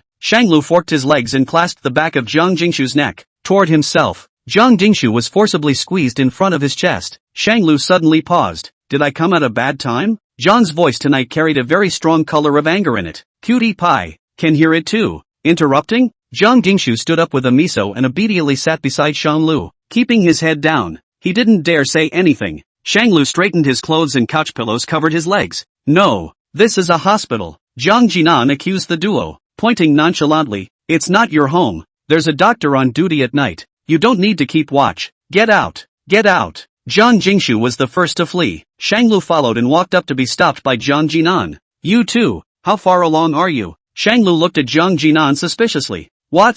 Jiang Jinan rightfully questioned. You don't want to set a bad example for your sister. I know. I have a point. Here's what Shanglu said. Jiang Jinan surveyed him, all over, from head to toe. A final shake of the head. Unbelievable. Asterisk. Jiang Jingshu went back to the hotel first. Shanglu booked a twin room. A little disappointing. She grabbed her robe and change of clothes and ran to the bathroom to shower. The sound of water stopped just in time for Shanglu's return. Jiang Jingshu came out with a head of wet hair. She was very surprised to see Shanglu. Can brother blow dry my hair? The young girl's body still carried the fresh scent of shower gel. It was dripping with water vapor. Clear water out of hibiscus. Naturally unadorned. That's probably what's going on right now. Shanglu agreed. Good. Once upon a time it was Jiang Jingshu's brother, Shanglu, who blew out his sister's hair. And now it was Shanglu blow-drying Jiang Jingshu's hair. As if it makes no difference. But the difference in one word is a million miles. The sound of the hairdryer drowned out the sound of the duo's breathing. The only sound in the middle of the silent night was the sound of the hairdryer. The bathrobe was large, and Jiang Jingshu's body was thin. The hairdryer occasionally blew the corners of Jiang Jingshu's clothes, and the undried water stains on her body were visible in a trance. Halfway through the blow-dry, Jiang Jingshu's hair was still dry. Shanglu then stopped. Almost ready. I'm going to take a shower. He suddenly practically sprinted for the bathroom. Jiang Jingshu held the hairdryer in her hand, a little puzzled. Obviously the hair is only half dry. Chapter 70, Vesta Fall Off? Jiang Jingshu was lying on the bed, and not far away on the other bed lay Shanglu. Not far apart. Listen to his breathing, clear and shallow, as if he were asleep. But she couldn't sleep. I opened my cell phone to look at it, but I happened to get a friend request. Pei Xinjian, hello. Jiang Jingshu didn't bother because she knew that this person coming to her would not be good. Things don't go as planned. Not long after, Pei Xinjian sent another friend request. This time the application discourse was dazzling. Pei Xinjian, do your parents know you are in Luochang? What would happen if they knew? Will you be taken back? Jiang Jingshu had no choice but to pass his friend request. Jiang Jingshu, Pei Xinjian, what do you want? Pei Xinjian, you ran away from the wedding and came out. Your parents are looking for you all over the world. I didn't expect you to be in Luochang. What do you think will happen to you if I tell your parents? Jiang Jingshu? How dare you? Jiang Jingshu was so angry that she couldn't sleep. This person actually threatened her? Pei Xinjian, don't worry. I'm not interested in your business for now. It's just that I need you to do me a favor. Jiang Jingshu knew exactly what Pei Xinjian was referring to as a favor. Pei Xinjian, supervise Shanglu for me and tell me his news, or I'll inform your parents of your location. Sure enough, how could this person's animosity towards Shanglu be so deep? Didn't they just meet? Jiang Jingshu pretended to think for a long time before she returned. Good. Pei Xinjian, please to cooperate. Half a minute later, Jiang Jingshu got out of bed. She plopped down on the side of Shanglu's bed, just in time to meet those eyes of Shanglu. Shanglu didn't sleep either? Why are you still up, brother? Shanglu's face turned blue and his mouth hardened as he said,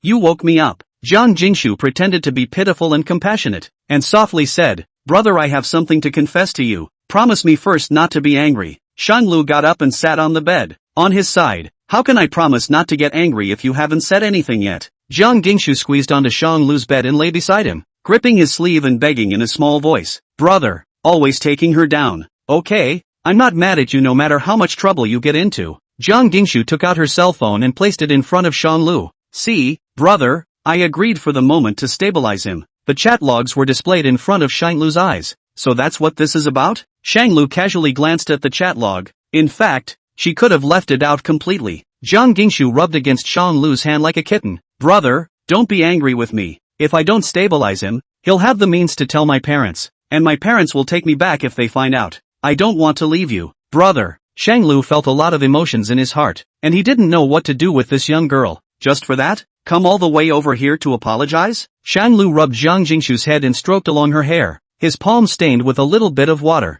It was from Shanglu's hair that he hadn't had time to blow dry just now when his heart was in turmoil. Jiang Jingshu flattened her mouth. Well, I may need to pretend to deal with Pei Xingjian in the future, but I'll say whatever my brother tells me to say. I definitely won't say anything that I'm not allowed to say. Shanglu Rou smoothed Jiang Jingshu's hair and leisurely said, well, what do I tell you to do? Jiang Jingshu nodded sincerely. Of course. So, you. Shanglu didn't go any further. We'll talk about it later when we get to that point. Jiang Jingshu nodded her head in confusion. Good, she added. Brother, you're not angry anymore? Shanglu sized her up through the dim light. Didn't I promise you that I wouldn't get angry? That's good. Jiang Jingshu obediently lay down next to Shanglu. Covered by the quilt, Shanglu embraced and fell directly asleep. Like a grandpa, lie down obediently on the Shanglu bed. Shanglu pushed her. Go back to your own bed. Jiang Jingshu pretended not to hear. It's the same thing when robbers take over territory. In the middle of the night, Jiang Jingshu once again slept dishonestly. A kick kicked back the covers. Shanglu was helpless. His hand was pressed down by Jiang Jingshu and he couldn't move to retrieve the quilt under the bed. Early the next morning,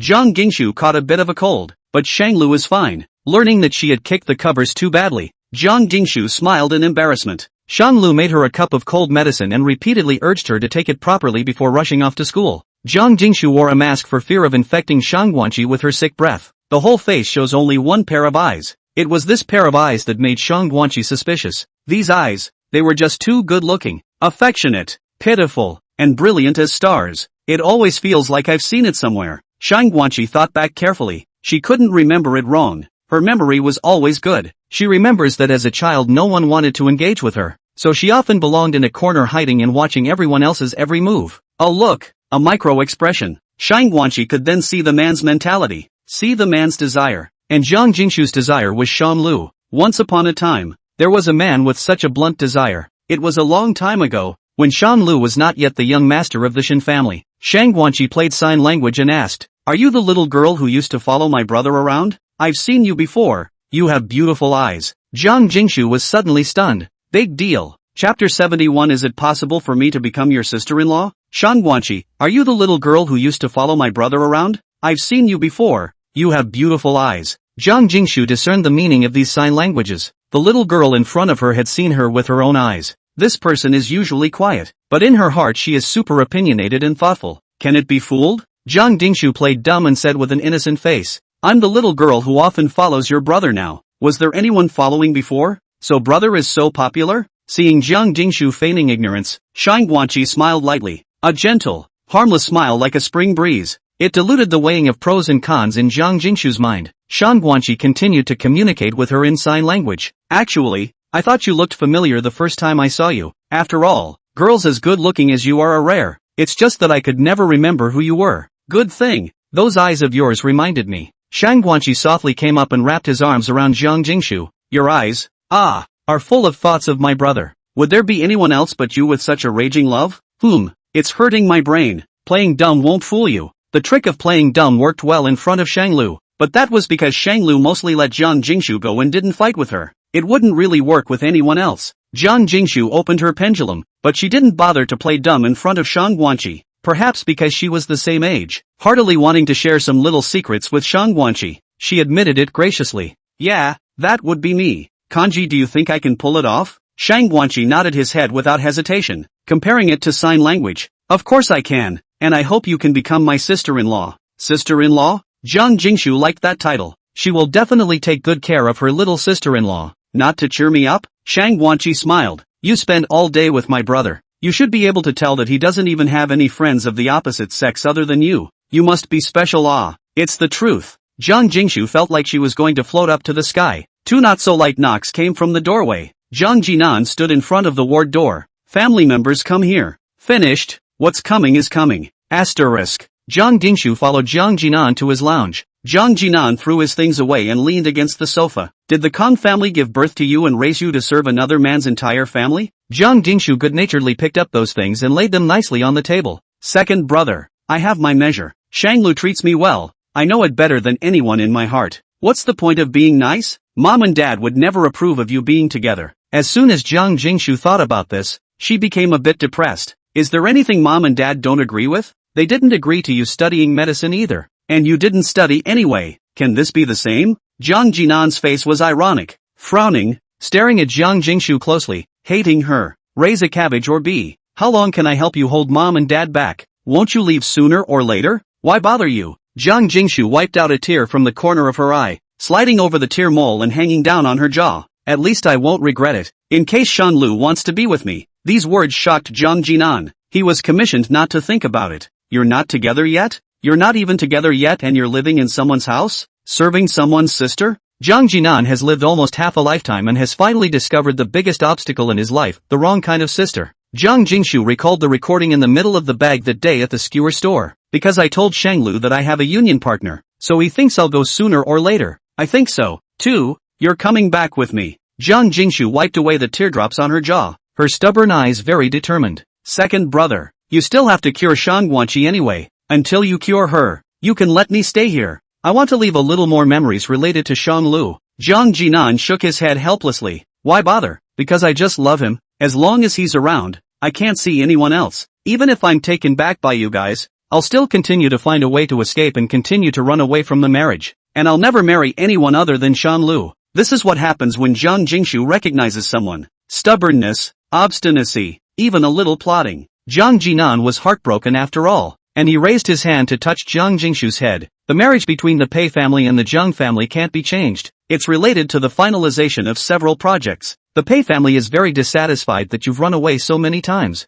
I heard that you've met the Pei family? Jiang Jingshu nodded. I almost didn't recognize him. I thought it was just the same name. Did he go back to medical beauty? Well, you have never dealt with Pei's family. You don't understand their weirdness. You mustn't start a conflict with them. Kong Jinan admonished. I didn't. I won't add any other trouble to the family. Jiang Jingshu choked. I also hope that my family can let me choose my own marriage. Jiang Jinan didn't answer. People like them were born in the family, nurtured by the family, and were required to return the favor to the family. The sludge family is not allowed. Born in the Jiang family, but trapped in the Jiang family. Orchiding flocculent. There is nothing to be done. Occasionally, Jiang Jinan admired Jiang Jingshu's bravery. Their other descendants were seldom disobedient to their elders, not to mention making a scene like this. Courageous, but not supportive. Jiang Jinan, I can't hide it for much longer, so prepare yourself. If mom and dad know about Shanlu's existence, I'm afraid. Jiang Jingshu weakly nodded. I know. Thank you, brother. Shanglu had an extra person in class today. It wasn't so much the Shanglua point quota, but the fact that the man was all dressed up in a way that just didn't fit in with the wise college student. Who's a college student dressed so neatly for morning 8 with full makeup?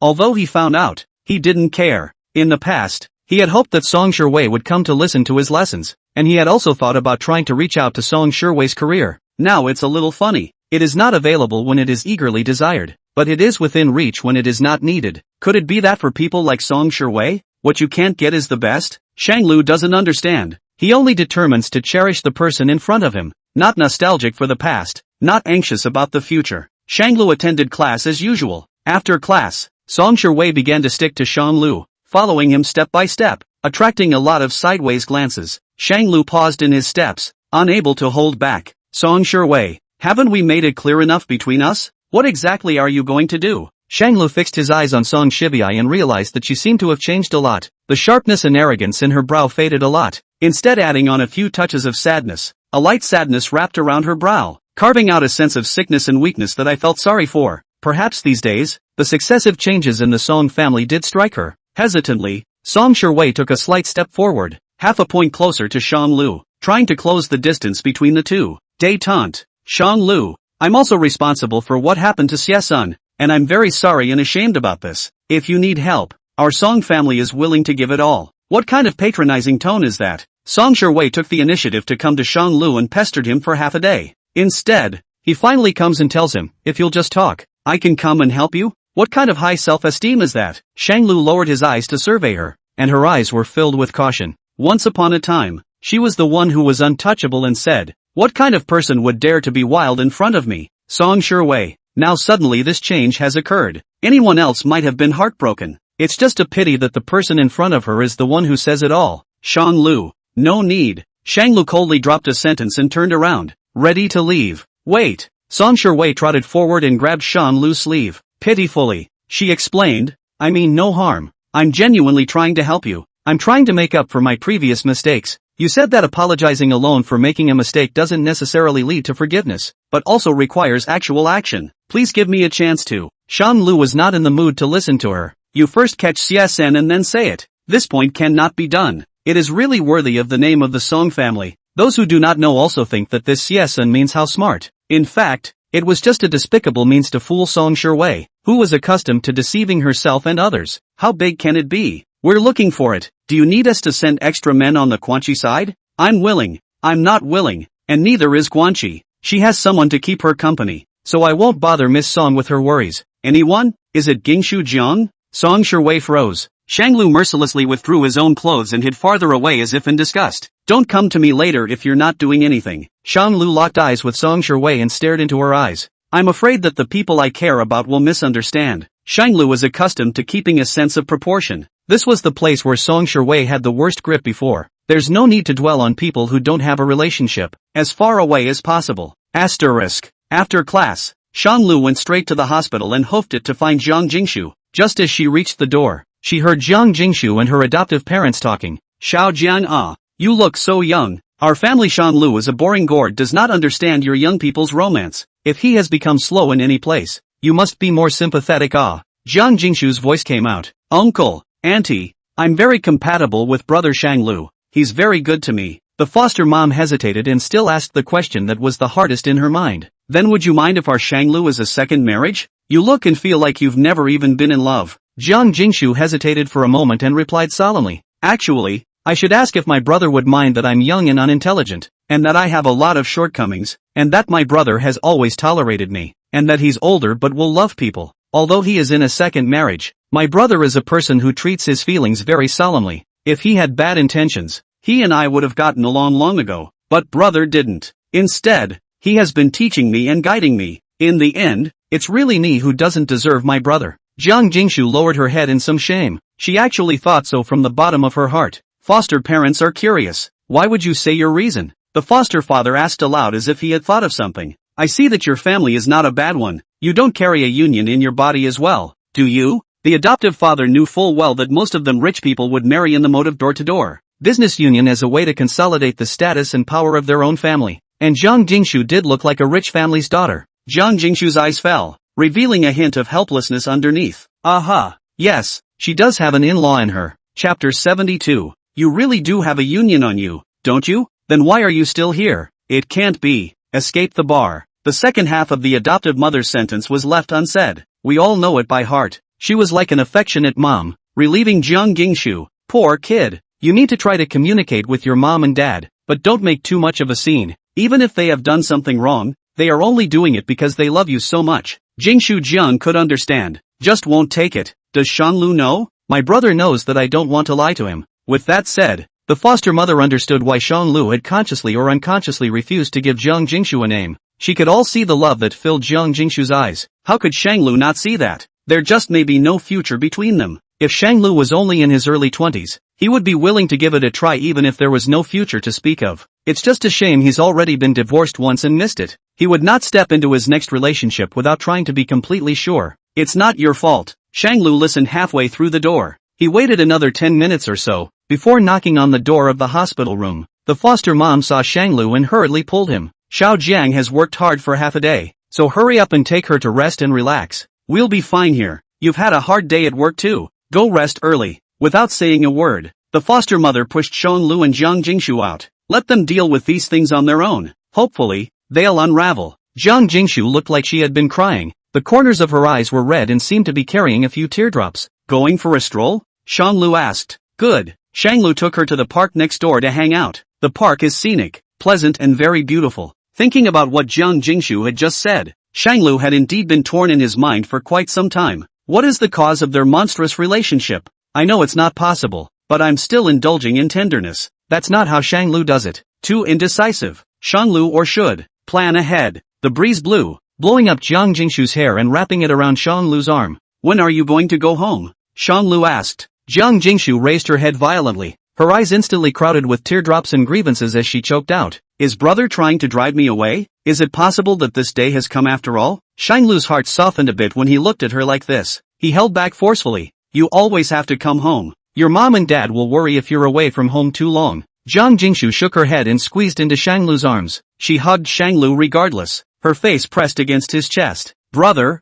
I don't want to be separated from you. Jingshu is obedient. Shanglu gently rubbed Jiang Jingshu's hair. You don't belong here, nor does it belong to him. Jiang Jingshu didn't believe it. She raised her head with red eyes and asked, but Shu loves spending time with her brother. Shanglu didn't say anything. I like. Shanglu interrupted Jiang Jingshu. Jiang Jingshu frowned and hugged a little tighter in displeasure. She hooked onto Shanglu's neck and brought him down, her lips coming up to touch Shanglu's lips. Like a dragonfly, she still can't kiss. 1 down, 2 to go. Shanglu reached out, stopping her. A strong force separated the two of them. Jingshu, don't be capricious. Does brother think I'm being capricious? Jiang Jingshu was a bit emotionally unstable and broke down and shouted, why can't I be sincere? Jingshu. Shanglu pronounced her name silently. I can't find any information on the internet on the name of Jiang Jingshu. In terms of Shanglu's deduction, Jiang Jingshu, with such a family status and high IQ child experience, should be able to find out a little bit of clues. But no.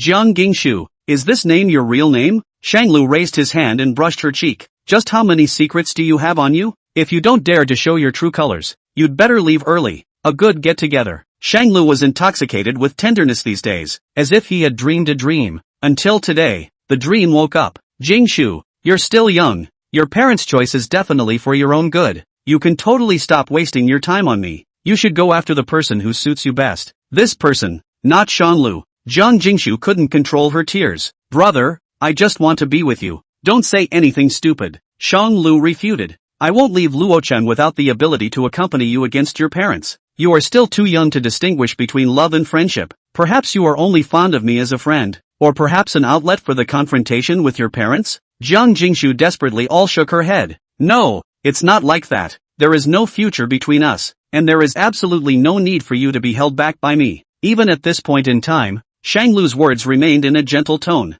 The content does refuse. I never felt that my brother held me back, and I knew I didn't deserve him, but Jiang Jingshu didn't know how to explain, whether my brother believes it or not. I truly like you. It's not a whim, it's not an emotional outburst. I'm an adult. I'm very clear about my feelings. Shanglu didn't know what to say. Brother, you like me too, right? Jiang Jingshu asked with anticipation. You're just afraid to be with me because you're afraid of no results, right? You actually have me in your heart, right? Even just a little bit. That's okay too. Yes? Looking at Jiang Jingshu's eyes, Shanglu couldn't tell a lie. Brother, do you like me a little bit? Even a little bit? Jiang Jingshu asked anxiously. It seems to be set on getting an answer. Did Shanglu ever like Jiang Jingshu? Jiang Jingshu and Song Shiwei were almost the opposite. Jiang Jingshu, she has a mischievous yet lovable personality, stubborn yet indulgent, and sober with a touch of sinking in her midst. Occasionally, a little bad habit would make Shanglu cry and laugh, but it is precisely these bad habits that happen to make up a lovely Jingshu Jiang. She would stand up for Shanglu, and she would help share the burden. She would talk to Shanglu about fighting together. She would deliberately cater to his preferences, and she would retain her own nature. Such a lovely one. Who wouldn't? Shanglu sighed softly. Why did he have to answer what was clearly a meaningless question? It doesn't matter. It's important. There was a sob in Jiang Jingshu's voice. It's important. Brother, why won't you admit it? You obviously like me. Jingshu, liking is the most useless thing. Adults need to slowly cut off likes to gain benefits. Some people cut off their likes to make money and engage in a career they don't like. Some people cut off emotions to climb up the ladder and become a cold-blooded person. Shanglu slowly guided her. Liking is the least useful for eating, living a good life, being better, and making more money. You like me, but so what? But you can't break with your family for a man, and I can't fight your family for love on my own. I have loved ones to take care of, and for people like us, liking doesn't work at all. Let it go. Stop clinging to this short-lived fondness. We've only known each other for 30 days, and 30 days of fondness is not believable. Shanglu calculated the time. You should want to see Kanji get better, right? When the surgery is over, get out of here, go apologize to your parents, and go back inside your own world. No, not 30 days. Jiang Jingshu didn't just like it for 30 days. She grabbed Shanglu's hand and said very seriously, "Brother, it's not just 30 days, I've actually liked you for years. In fact I'm Mr. Shang. Mr. Shang, it's bad, your sister is gone." Shanglu dispatched his assistant who was keeping an eye on the hospital to rush in. "Something has happened over at the hospital. Your parents and sister are missing. The hospital has called the police. The surveillance system has been hacked, and there's no way to find out any useful information." What?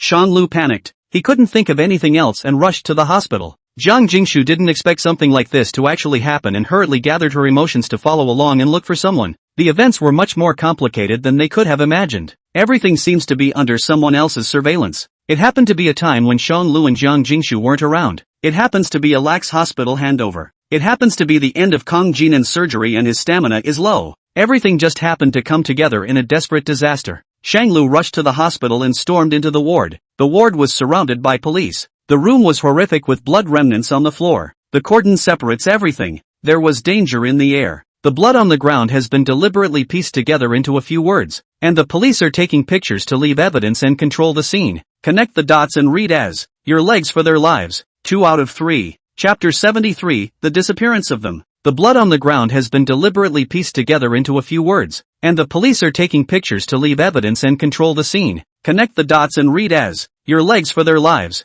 2 out of 3. Legs for lives rule. No money and no other favors? Just torture Shanglu. Peculiar. Who would be obsessed with Shanglu's leg? Either Xia Sun, who had his leg broken by old Mr. Song, or Shin Jiyue, who had one of his legs broken by Shanglu. But so dark. There are plans and strategies. It is not like Shin Jiyue's usual style. Shin Jiyue wouldn't have such a smart brain. He will only provoke and teach revenge to his face. Even made sure to leave his name behind so that those he bullied would know who had him in the palm of his hand. A big deal like today and not even a trace left behind. At first glance, it was clear that it was not Shin Jiyue's style. Of course, it's not exactly absolute. At least we can prove that the mastermind of this matter is not Shin Jiyue. And thank you for seeking. Xia wouldn't have such superior skills and techniques, nor would he have such a rigorous and meticulous disguise. It was an elaborate kidnapping against Shanglu with premeditation and inside help. The person primarily responsible for the case must be very familiar with everything in Shanglu, or else he wouldn't have left so quietly.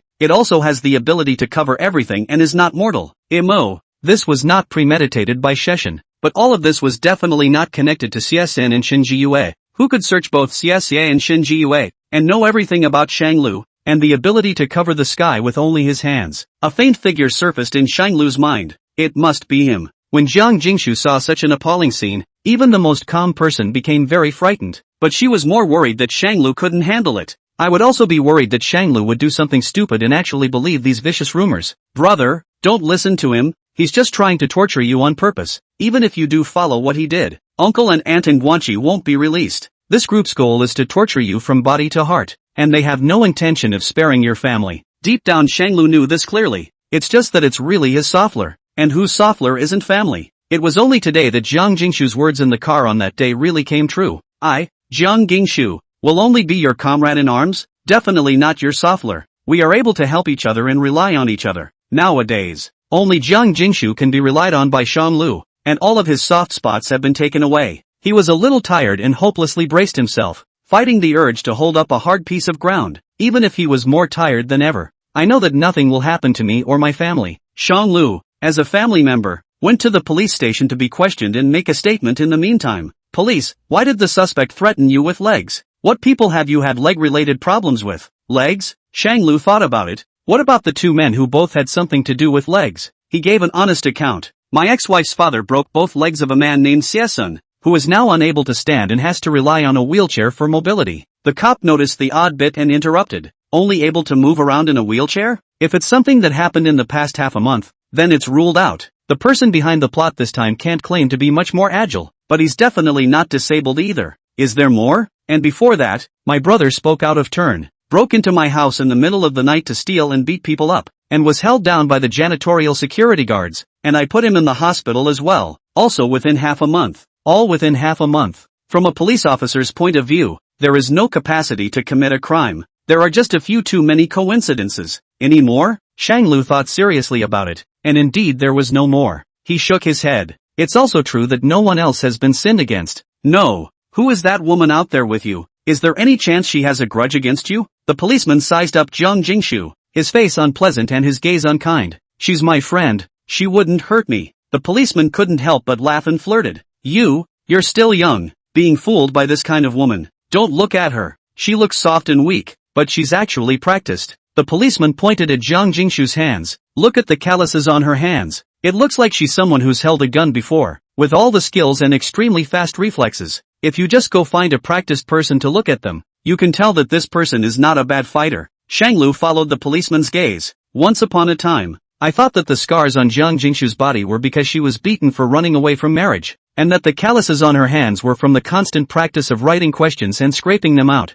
Now it seemed that it was possible that Shanglu had underestimated her. The many matters from the past were now shown in front of Shanglu's eyes scene by scene. Many truths that he had not realized before were revealed one by one, such as, the day Shanglu was frightened by Jiang Jingshu's strength in the ward. At the Song family's wedding, Jiang Jingshu's body speed was no match for those bodyguard stalwarts. There was also that time when Shinji Yue broke into the house, although Shanglu asked the security guard later, and things were much the same as what Jiang Jingshu said. But that day's surveillance was deleted too soon. One has to wonder. And so much more. Everything, all of it, became slowly glued together amidst the fragments of truth. Maybe, but she wouldn't hurt me. Shanglu smiled faintly. It might lie to him. It might be hidden. But Jiang Jingshu would never harm him. Otherwise, with Shanglu's pitiful to nearly non-existent vigilance towards Jiang Jingshu would have gotten her hands on her long ago. There was absolutely no need to wait until today. The policeman, with the tone of a man who had been there before, advised, don't be fooled by the present-day pig-killing trays, as long as it's a woman,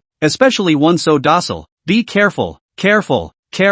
This hero, the most difficult thing is the beauty. Shanglu didn't say too much to him, just promised that there was no need to separate some things so clearly. The police asked a few more questions, and when it was over they told Shanglu to be the first to notify him as soon as they had any news. Shanglu was going back to wait for news. He took Jiang Jingshu out of the police station. As soon as he came out, he ran into Song Shiwei. Song Shiwei looked like she had been crying and couldn't help but come over when she saw Shanglu. Shanglu, how are you? Where are Guanqi and the others? I heard that Mom, Dad and Guanqi are gone. Are you okay? Do you need my help? Shanglu quietly moved away and pulled away. Thanks to you, my family is gone. If only Song Shiwei hadn't insisted on using CSN and trying to find ways to make Shanglu jealous. Or even if it would have been better if she had never known Song Shiwei, had never switched back with Shinji Yue, and had never been picked up by the Shin family. If there is an if, Shanglu doesn't want anything. The only one he was willing to reach out to was that one. Shanglu, I'm sorry, I really didn't know that Xia's son had so much guts.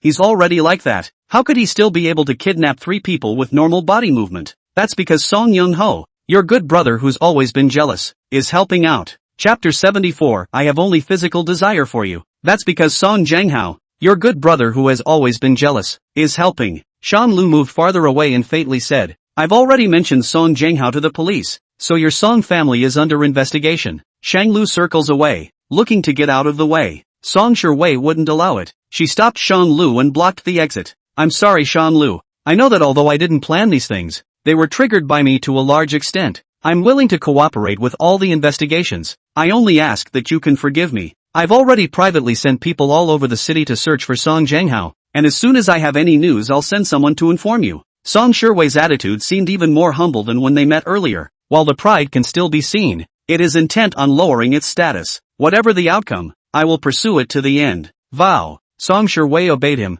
coaxing softly, then I'll look for it with you. I'll contribute a little bit so that I can also get some psychological comfort. No need. Shanglu refused. It was already considered Shanglu's good temper when he didn't lose his temper at her. Still want to see each other all the time? Joke of the century. Shanglu was assisted by Jiang Jingshu and moved forward on his own. He wasn't in the mood to drive and sat in the passenger side with his eyes closed. Jiang Jingshu didn't dare to speak along the way, thinking that Shanglu should only want to rest and empty herself in peace at this time. The car is parked near Shanglu's house. No forward. It was because Jiang Jingshu had discovered an abnormality in the villa. Brother, the doorway is set up differently than when we left, and someone is waiting for us at the house. Jiang Jingshu pointed to the greenery placed at the entrance. The orientation changes a lot. Shanglu was surprised. Did she even notice that? Such keen observation and memory? Shanglu followed the direction of her finger, opened the monitoring software on his phone. He saw the uninvited guests who had broken into the villa today. A bold conjecture glowed in his mind.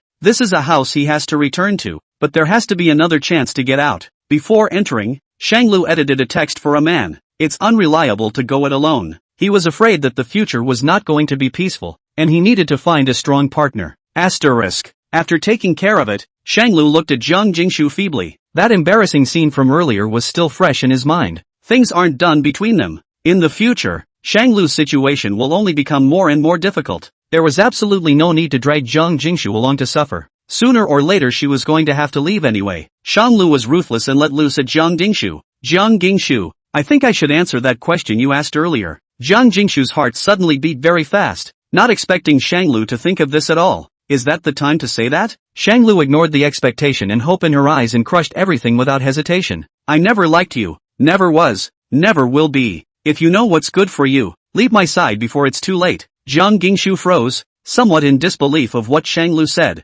She's not a cutie. She's not a cutie. But you were clearly, before. That's just desire. Shanglu tried to cut off the last vestige of her thoughts, laying it all out in the open. Desire. You know? You're good looking. You're beautiful. You're sent up here for nothing. Why wouldn't I want it? Why don't I enjoy it? Or do you think a man you've known for a month has developed true love with you? Jiang Jingshu's cheeks were red, her eyes were moist, and her indisputable tears were dropping like broken treasures. Her eyes were as clear as autumn water, but they were rippling at this moment. That's not true. That's not who you are. Jiang Jingshu muttered to herself, as if she was speaking to Shanglu, but also as if she was relieving herself. Why not? Shanglu pressed down the hand that wanted to wipe away her teardrops and continued. I was already living with you when Song Sherwei and I were in the cooling-off period of the divorce, so you can imagine that I'm not a good person. If I have to ask if I like you at all, then I can tell you that I like your body and face, but I'm not interested in you as a person at all. Your only value with me is to release desire. Understand? Jiang Jingshu cried even harder, her eyelashes fluttering lightly and a tear trail traced across her cheeks, like the pain deep inside her was silently speaking. You lied to me. You must have encountered something difficult to say these harsh words. Otherwise, why didn't you drive me away before and say it now? Because I didn't get you before. There was something new. Now I think you're too cheap to want it. Can't I? The most vicious words all hit Jiang Jingshu. These words, coming from the mouth of someone she loves dearly, were used to vilify her. Shanglu didn't want to undo all the work and didn't need to couch it. He continued to add fuel to the fire. What makes you think I'll genuinely like you when you spend all day in my house? A free house sitter only? And what qualifications do you have to stand by my side? Shanglu wanted to slap himself a few times. Those words are too hard to hear. Jiang Jingshu sniffed and was silent for a long time, her eyes no longer able to shed tears. Silent breaths drifted through the car. Silence. Do you mean it? Jiang Jingshu desperately recalled everything that had happened in the past in her mind. Those beautiful memories seemed to be right in front of her eyes,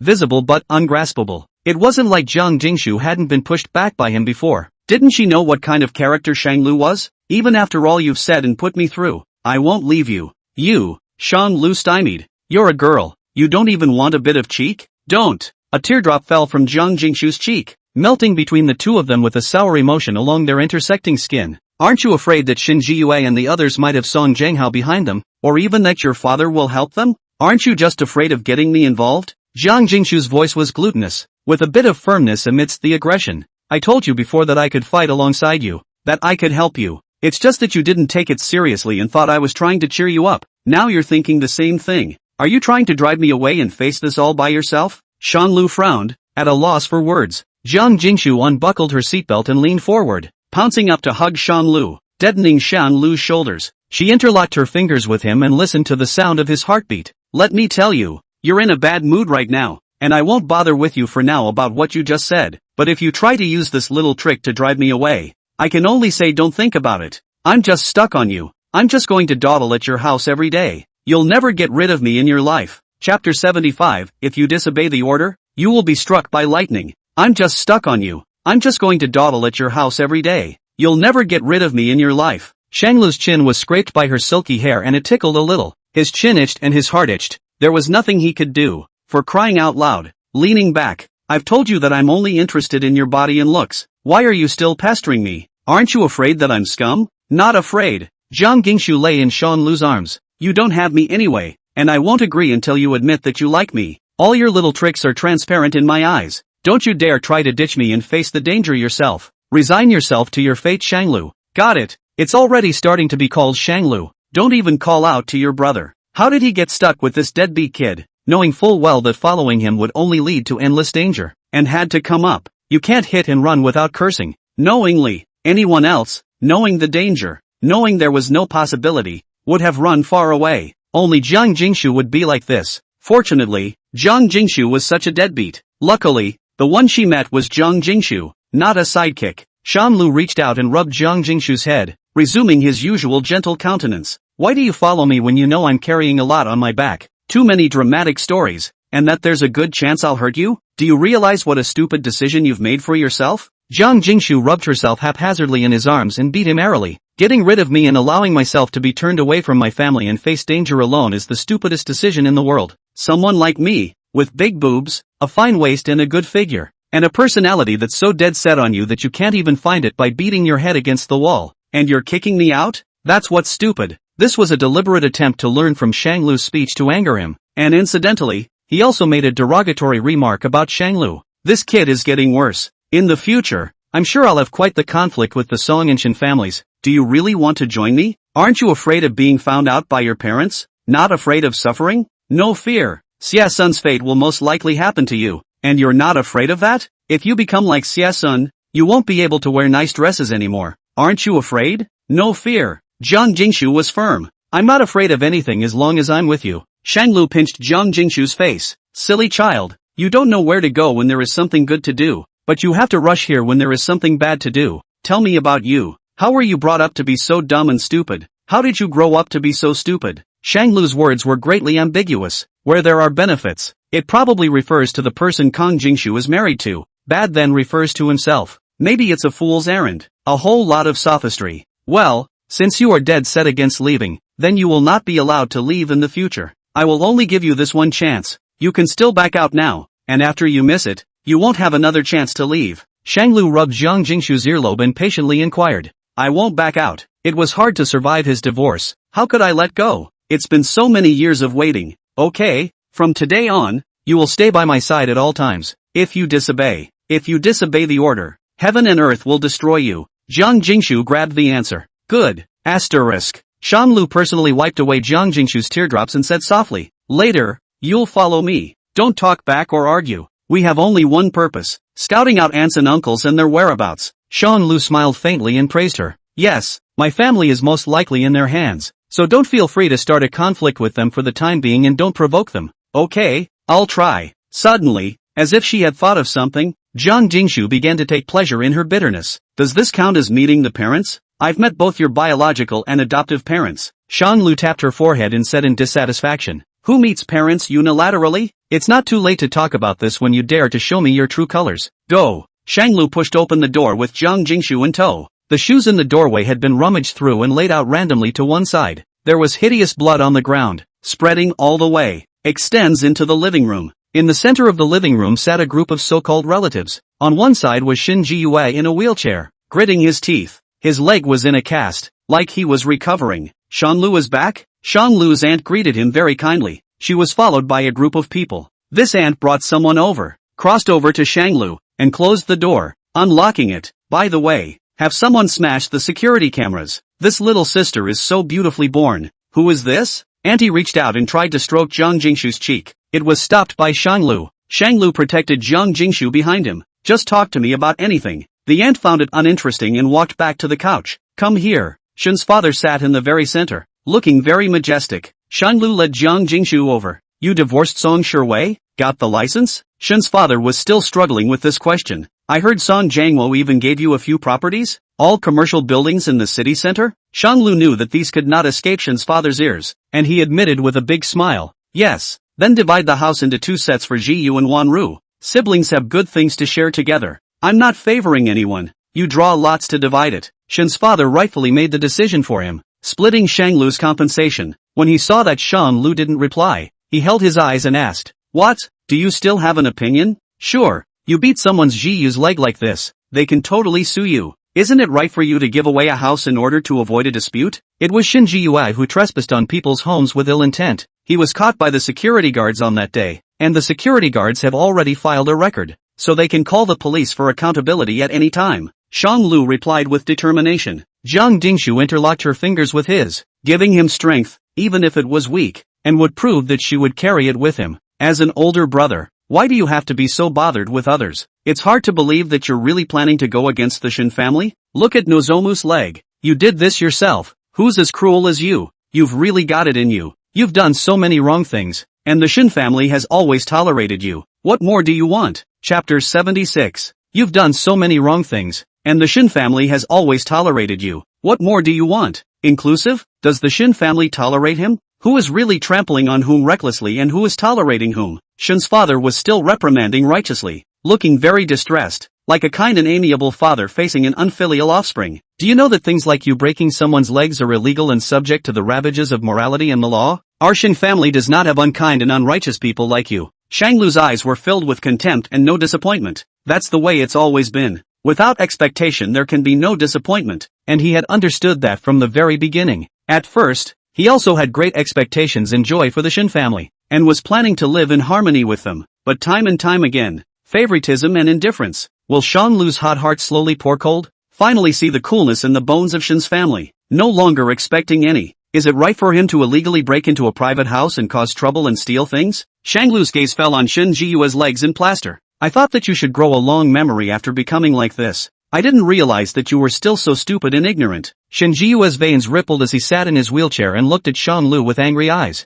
You actually dare to defy father. I can let it go if you cripple me, but I will never allow you to disrespect father. The world is much kinder and more generous to some people who are good at talking smart. Shin Jiyue was as incompetent as he could be, but he would please Shin's father. Both, all will be solved. Shin's father looked at Shin Jiyue with exceptional relief and sighed. It's still best to keep it to yourself. He looked at Shang Lu. We didn't come here today to find you to argue, but to reconcile with you. As long as you give up the favor that the Song family gave you, all the grudges that our Shin family has with you will be written off. The Shin family with him? Is it already so clearly on the opposite side? You don't need to worry about the formalities process. We'll take care of it for you. You just need to be responsible for signing. A certain uncle of the Shin family chimed in along with him. Shang Lu, the Shin family has treated you well over the years. Weren't we the ones who subsidized your college expenses? Shouldn't you repay the Shin family? As this saying goes, all good deeds come first. In order to fulfill your filial piety, shouldn't you also do something beneficial to the family?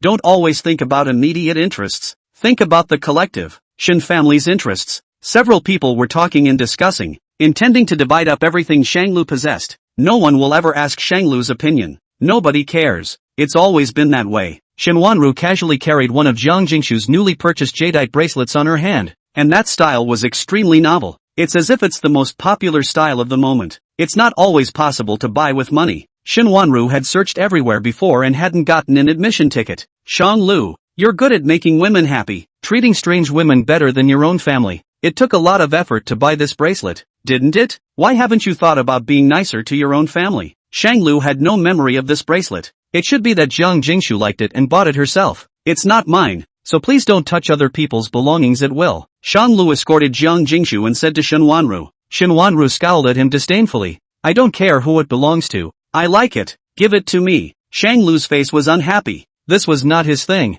It was Jiang Jingshu's. If it's his, give and take. But this is Jingshu Jiang's. He was still trying to theorize about something. Jiang Jingshu secretly tugged on Shang Lu's sleeve and tickled his palm. Show that it's okay with him. This is your new favorite, isn't it? Shin Wanru's line of sight surveyed Jiang Jingshu from top to bottom, and her knife-like scrutinizing eyes seemed to want to squeeze Jiang Jingshu cleanly from her cocoon. Not bad looking, just what's your family history? Look also does not look like what rich people. Jiang Jingshu hid, afraid of causing trouble for Shang Lu and saying the wrong thing. Shang Lu blocked her unfriendly gaze. She's my friend, keep those ideas of yours out of her head. Shin Wanru smiled contemptuously and sneered. This is protective? Still really heartless white-eyed wolf. Shin's father was also sizing up Jiang Jingshu, who looked like a pampered young lady.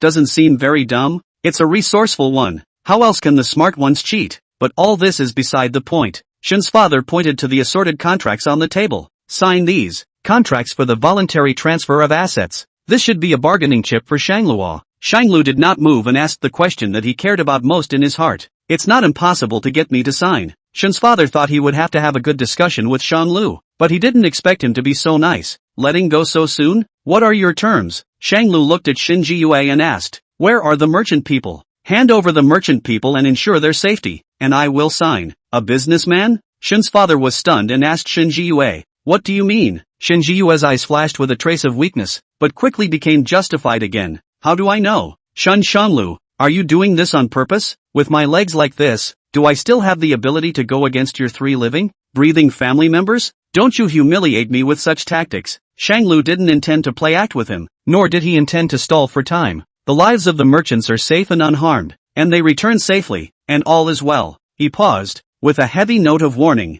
Extraordinarily uncharitable, but if they are missing an arm or a leg, they are half-harmed. Shanglu surveyed Shin Jiyue's legs. I will pay you back 1,000 times 100 times over. Shin's father was very dissatisfied with Shanglu's attitude of defending the businessman in this manner. Eat your heart out. Think of outsiders first for any advantage. Your brother is like this, and you still have people who are not related to you in your eyes? And you're still trying to throw this dirty water on your brother? Shanglu, who the hell taught you these truths? Have you read all your books inside a dog's stomach? Shanglu looked straight at Shin's father's line of sight and met it hard. To say non-relative, Shin Jiyue is the one who has nothing to do with me at all. The merchant at least raised me. Shin Wanru was surprised. How do you talk? Is it hard to believe that we, your relatives with the same surname and blood relations, would still harm you? How can you talk to us like that? Shin Jiyue pretended to be aggrieved and opened his usual tea talk. Hand-to-hand and handy discreet phrases. I know Shanglu has been holding a grudge against me for hogging his life, and I don't blame him. Even if he targets me and hits me, I won't take it personally. It's just that what happened back then was not what I wanted, and I know that I'm sorry, and I know that saying any more won't make up for the damage you've suffered physically and mentally. Shin Jiyue stood up slowly on his crutches, looking very distressed. It doesn't matter if you want to beat me and scold me all you want, but you can't be disrespectful to father. You can't be disrespectful to the Shin family, because father has been kind to me. I can be aggravated but father can't. Chapter 77, Separation. It doesn't matter if you want to beat me and scold me all you want, but you can't be disrespectful to father. You can't be disrespectful to the Shin family, because father has been kind to me. I can be aggravated but father can't. Playing pitiful, shedding tears, playing hard to get, playing nice. These childish tricks that can't get on the stage were used by Shin Jiyue all over. He doesn't have to be successful in his career or smart or witty, but it must be the one who knows Shin's father best. Every word hit the heart and spoke to Shin's father's heart. And what's wrong with me? Shanglu was so used to seeing his disguise that he only found it funny. Aren't we talking about the disappearance of all the merchants? How come it involves father? Or do you, Shun Jiyue, think that this matter is father's doing? Is that what father looks like to you? Shin's father also reacted and discovered some key nodes that had been overlooked all along. Obviously Shon Lu Jian pointed at Shin Jiyue, but after Shin Jiyue's remarks like offering heartfelt, the spearhead was inexplicably aimed at Shin's father. And Shin Jiyue was the one who got out in one piece. Shin Jiyue panicked, blankly stunned for a second, quickly reacted and struggled to make his position clear. He explained, no, Shang Lu, don't be bloody-minded. You should have signed to transfer the property in your name, but you actually dared to make conditions with father, or for 3 outsiders. It's clearly you who are looking down on father. Shang Lu smiled, a harmless smile, and asked, is it because the beneficiary of the property transfer is you that you're in a hurry to provoke me and the Shin family against each other so that you can keep everything for yourself? Shin Jiyue was accustomed to provoking points of conflict between Shanglu and the Shin family and their respective pain points. This unorthodox little trick was slowly learned by Shanglu. It was used on the Shin family and Shin Jiyue.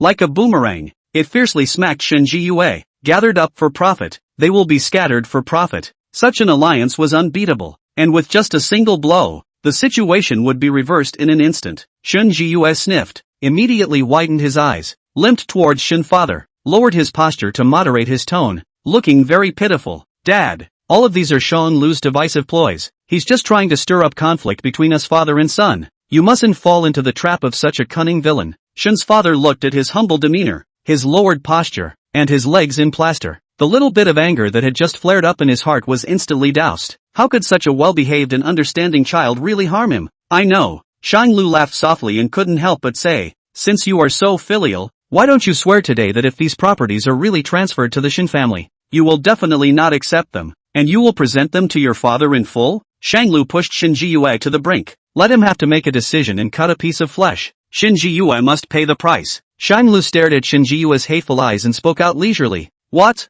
You don't dare? Didn't you say that your father is your heaven, that everything is honored by your father, and that you can be bullied not to bully your father? Can't even do this little thing? Is that your sincerity? Word for word. It spoke to Shin Jiyue's heart. Shin's father put away the heartache of the party and also waited for a reply. Even though his heart ached for his juniors, money, power, and status came first in his mind. No one can threaten his interests. Shin Ji-yue secretly glanced at Shin's father. Look. It seems that Shan Lu's disassociation has taken effect. Shan Lu has his own career prospects and a skill set, but Shin Ji-yue didn't. He only had Shin father's love and favoritism. Without that, he's really just a hobo with nothing to do. You can't lose Shin's father's trust even if you lose something. Shin Ji-yue clenched his teeth, hardened his heart, and resolutely agreed. Good. In order to express my heartfelt devotion to my father, I, Shin Ji-yue, hereby swear that in the future, I will obey my father's words, and I will absolutely not covet a single bit of the Shin family's property. And I also ask all of you, uncles and aunts, to be a witness for me. Shin's father has been successfully separated by Shan Lu, and in a trance, he realized that everything he and Shan Lu had fought for, this benefit was almost going to fall into Shin Ji-yue's hands. Although he regarded Shin Ji-yue as his own son, but the money and power is still held in his own hands to be the most assured. He coldly watched Shin Ji-yue make an oath, and he couldn't help but feel a hint of disconnection in his heart. Shin Ji-yue finished swearing, ate a good big loss, bound to get back the factory from Shan Lu. It's all been said and done, and I've taken an oath. Then shouldn't you sign the contract as well? Shan Lu waved both hands and continued to repeat what he had just said. As I said, the merchant's entire family lives are untouched in exchange, and if they show up in one piece, I will sign the contract. Shan Lu's stern gaze swept over Shin Ji-yue as if it were a blade sweeping across, and in his cold gaze, there was undisguised contempt and disgust. But if I find out that the slightest injury has appeared on their bodies, I will tell someone to return it 1,000 times 100 times over. And you, Shin Ji-yue, won't be able to get a single benefit. Shin Ji-yue iced his face and drooped, the blood color on his face disappearing. What do you mean? Do you really think I can stand up to your 3 living, breathing men on legs like this? I didn't hold you responsible for breaking my leg, and you suspect me instead? Shan Lu grimaced. You just said that these family assets that I currently have in my hands should belong to my father in your eyes. But why did you privately contact Song Jianhao of the Song family in secret, and also with him to do all the bad things? What agreement did you make with Song Jianhao? To stir up the Song family and torment Song Shiwei, so that you can divide up the family fortune with Song Jianhao? But that's not what you just said when you swore. A look of disbelief swept across Shin father's face, and his hands unconsciously clenched, as if he wanted to make sure that everything in front of him was real. When did you get in touch with Song Youngho? Shan Lu feigned surprise. It seems that father still doesn't know about this matter. Today, Song Shiwei ran to warn me, saying that since she's divorced, she should stop hitting on the Song family's family property, and for Shin Ji-yue to stop trying to break into the Song family's inner circle through Song Jianghao. Father doesn't know? Shan Lu made it up as he went along, and although Song Shiwei hadn't said anything about it, he guessed that Shin Ji-yue had probably done just that. What a bunch of stinkers for coming together anyhow. Shin's father stared at Shin Ji-yue dead in the face, his eyes unhappy. Dad, this is Shan Lu's bloody mouth. This is his divisive plan. The purpose is to make us implode so he can take everything for himself. Shin Ji-yue panicked and defended herself. How did the blame for all this fall on his head? How did it turn into a moral condemnation of him? Aren't they here to judge Shang Lu? It's clear that there should be a concerted effort to turn the tables on Shang Lu. In a few words, they were stirred up by others and started infighting. It is really a matter of gathering and dispersing for the sake of profit. It's not like these commercial buildings have anything to do with you. There's no need for benefits to be cut. So where does it come from for you to implode? Or is it actually that you've been speaking against your will? In fact, you're just pretending to be obedient, and behind your back, you've already figured out how to backstab the Shin family and father? The Shin family raised you and treated you so well, and you actually dared to turn against the Shin family? How could you be so unkind? These words were what Shin Ji-yue was accustomed to using to accuse Shan Lu. Now this knife was also stuck in Shin Ji-yue himself. The only way to realize how disgusting this is and how much it hurts is to have the knife stuck in you. Put yourself in your shoes to think differently. How can you still have the face to stay in the Shin family when you're so unkind and unrighteous? Chapter 78. How can you still have the face to stay in the Shin family when you're so unkind and unrighteous? This was something that Shin Ji-yue had said before. Words like knives and cones piercing the bones hit Shin Ji-yue with a boomerang of pain. Shin Ji-yue burst into a rage, his veins rippling as he stared at Shang Lu with a face full of anger. That's better than you. A wild seed who helps outsiders and eats out of the house all day long. You are a pop. A crisp slap hit Shin Ji-yue's cheek. A bright red slap mark reflected on the left side of his face. Extraordinarily harsh. Shin Ji-yue had offended Shin's father's scales. It's not your turn to point fingers in our Shin family's affairs. Are you saying this because you're dissatisfied with me? Is it because you think I'm incompetent? Shang Lu was shocked by the scene in front of him. Shin Ji-yue has always been this mouthy, and Shang Lu sparred with each other. and the two of them would use all kinds of vicious words on each other. Once upon a time it was the same. There has not been a single change. Why is Shin's father so angry today? What words would turn out to be upset with Shin's father? Shin Ji-yue knew that he had said the wrong thing and hurriedly and sincerely apologized. I didn't mean it. Dad. I was just so angry with Shan Lu that my mind was confused. And that's why I mouthed off. Don't you know my character? You have to trust me. I'm definitely much more honest than Shan Lu. Shin father coldly surveyed Shin Ji-yue, his expression indifferent, not listening to his defense seriously. None of this matters. He seemed to be hiding something. The important thing is that you're not tight-lipped. This is a more terrible behavior than going against Shin Ji-young. A man with a bad mouth doesn't deserve to live in this world. Shin father reached out and pinched Shin Ji-yue's neck, exuding a majestic aura that had never been revealed. Considering you're a first-time offender, I can give you a break, but that doesn't mean that I'll spare you later. Just this once. Shin Ji-yue understood the seriousness of the matter and didn't dare to disobey the order, so he could only obediently submit and silently admit his mistake. Shang Lu really doesn't get it. Shin Ji-yue's previous grievances like that, Shin's father did not even put it in his eyes. The latter was just accusing Shang Lu of a few words, but he would get so angry? Why is that? Only after a long time did Shin's father gradually become calm. Seeing that Shang Lu stayed out of it, Shin Wanru mentioned offhandedly, what third brother means is that if the merchant people never come back, you won't sign this contract, right? But as far as I know, the one who hates you and your sister the most should be that Xie-sun who you destroyed. Why don't you suspect him? Is third brother planning to blame our Shin family for the merchants going missing? But we, the Shin family, have no grievances with the merchant people, so what reason do we have to do this? Shang Lu returned. The Shin family is not necessarily related to this matter, but Shin Ji-yue is definitely related to this matter. Then go and hold Shin Ji-yue accountable. What does it have to do with us? Seeing this, Shin Wanru quickly leaving Shin Ji-yue behind. Justified. Shang Lu couldn't help but sigh. Didn't you tell me that the Shin family is a bit of one?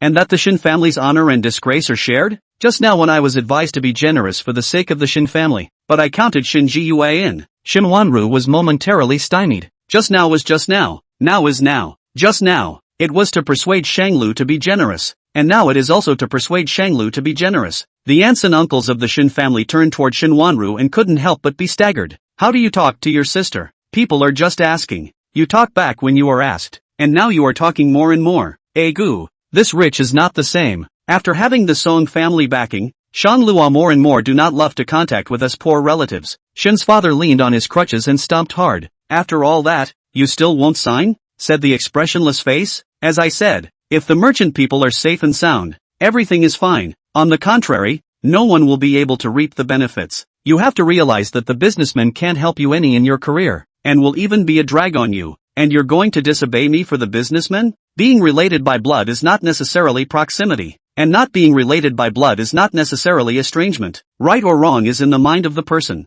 The only person who knows the warmth of human feelings is yourself. Shang Lu cared about camaraderie, not bloodlines. They were innocently victimized because of me, and I definitely won't sit idly by. Shen Jiyue's purpose, I don't believe you can't see it. One is to make me suffer, and the other is to strike Song Shiwei for the point of profit. His mind, it's clear as day. Shen's father tilted his head inside. Helpless, the day has finally come. Shang Lu's bones are still on the opposite side of the Shin family after all. He lost the bet. Then there is nothing more to say. Shen's father relaxed and sat on the sofa, kicking Shin Jiyue away. His face was cold as an iceberg, without a trace of emotion. Today, no one leaves without signing this contract. Is this captivity? Shang Lu doesn't care. What are you afraid of? Just delay a little longer. A little more. Shang Lu took Jiang Jingshu and sat down on the sofa a little farther away. Accompany Shin's father to spend time. Shin's father didn't expect Shang Lu to be so laid back. He couldn't look away and casually pointed at Jiang Jingshu, who had been hiding behind Shang Lu. You, come here. The few bodyguards that Shin's father brought over instantly rushed over.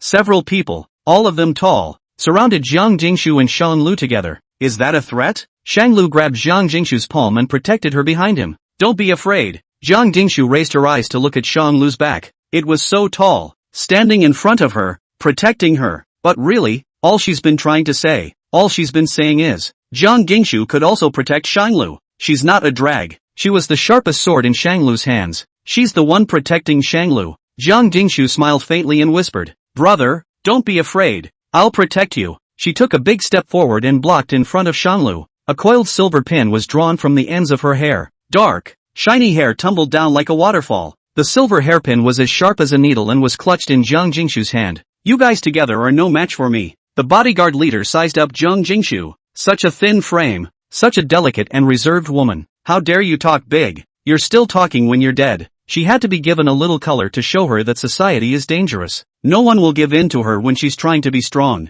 For the sake of your large breasts, if you give me a scratch and beg humbly for mercy under me, I'll make your torture a little quicker and you won't have to suffer the bone-piercing pain of 18 layers of hell. The leader was so horny that his eyes kept falling on Jiang Jingshu's figure. Obscene in the extreme. Jiang Jingshu let out a light laugh and said in a solemn manner, I would like to see who was begging for mercy from whom. The head bodyguard was adamant that Jiang Jingshu was speaking empty words, and he told the others to stand down and face Jiang Jingshu alone. He stretched out his salty hands as if he was flirting and tried to grab Jiang Jingshu's waist. Jiang Jingshu darted and dodged towards the bodyguard, kicking him over. Bang! Chapter 79, Handicap? Jiang Jingshu darted and dodged towards the bodyguard, kicking him over. Bang! A loud sound was heard, and the well-built bodyguard was kicked back and forth, almost about to fall backward without being able to control it. If he hadn't been dragged by the person behind him, I'm afraid he would have fallen to the ground long ago. Jiang Jingshu flipped her wrist. The silver hairpin in her hand came out, transformed into a stream of light, and stabbed into the thigh of the bodyguard leader, only to hear a miserable cry as his body fell towards the back. The bodyguard lay prostrate on the ground,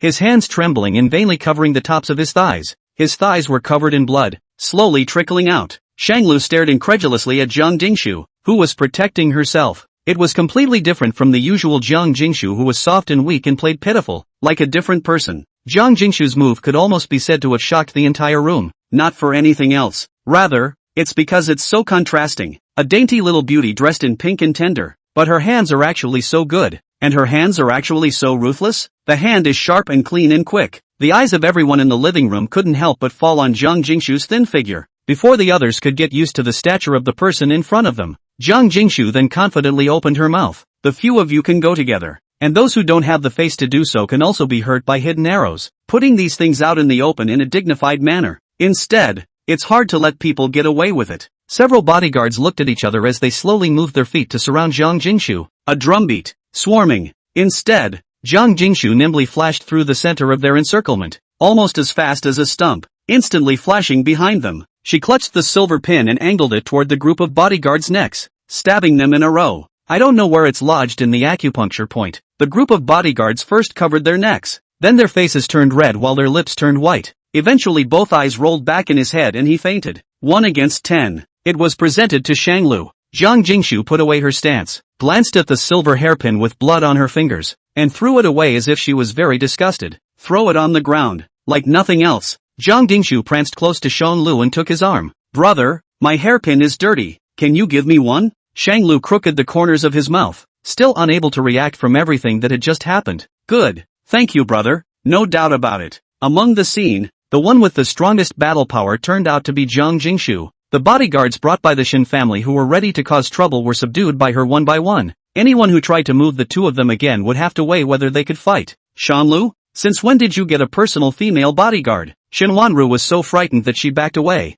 her eyes constantly sizing up Jiang Jingshu as if she wanted to look her over. What should Shanglu say? Although he vaguely perceived that Jiang Jingshu's hands were not bad, Genus didn't expect her to be at this level, thanks to Shanglu's previous concern that Jiang Jingshu would be bullied if she lived alone outside. Now it seems like she's good enough not to bully anyone else. Then you have to be honest. Jiang Jingshu held Shinwanru's gaze and crossed her eyes. If you dare to disrespect your brother again, you'll be the next one to end up like this. Shanglu couldn't help but feel secretly happy. It seemed like bringing Jiang Jingshu was the right thing to do. He looked at Shin's father, who had an iron expression on his face, as if summarizing. I think I should have made it clear that the disappearance of the merchant people is not necessarily related to the Shin family, but it must be related to Shin Jiyue. As long as Shin Jiyue is willing to hand over the three of them, everything is negotiable. How dare this guy bargain with him? It's a reversal. Shin's father was burning with anger, scolding without any manners. Do you know what your surname is or not? Staying with those raggedy merchants all day long, all poor and sour.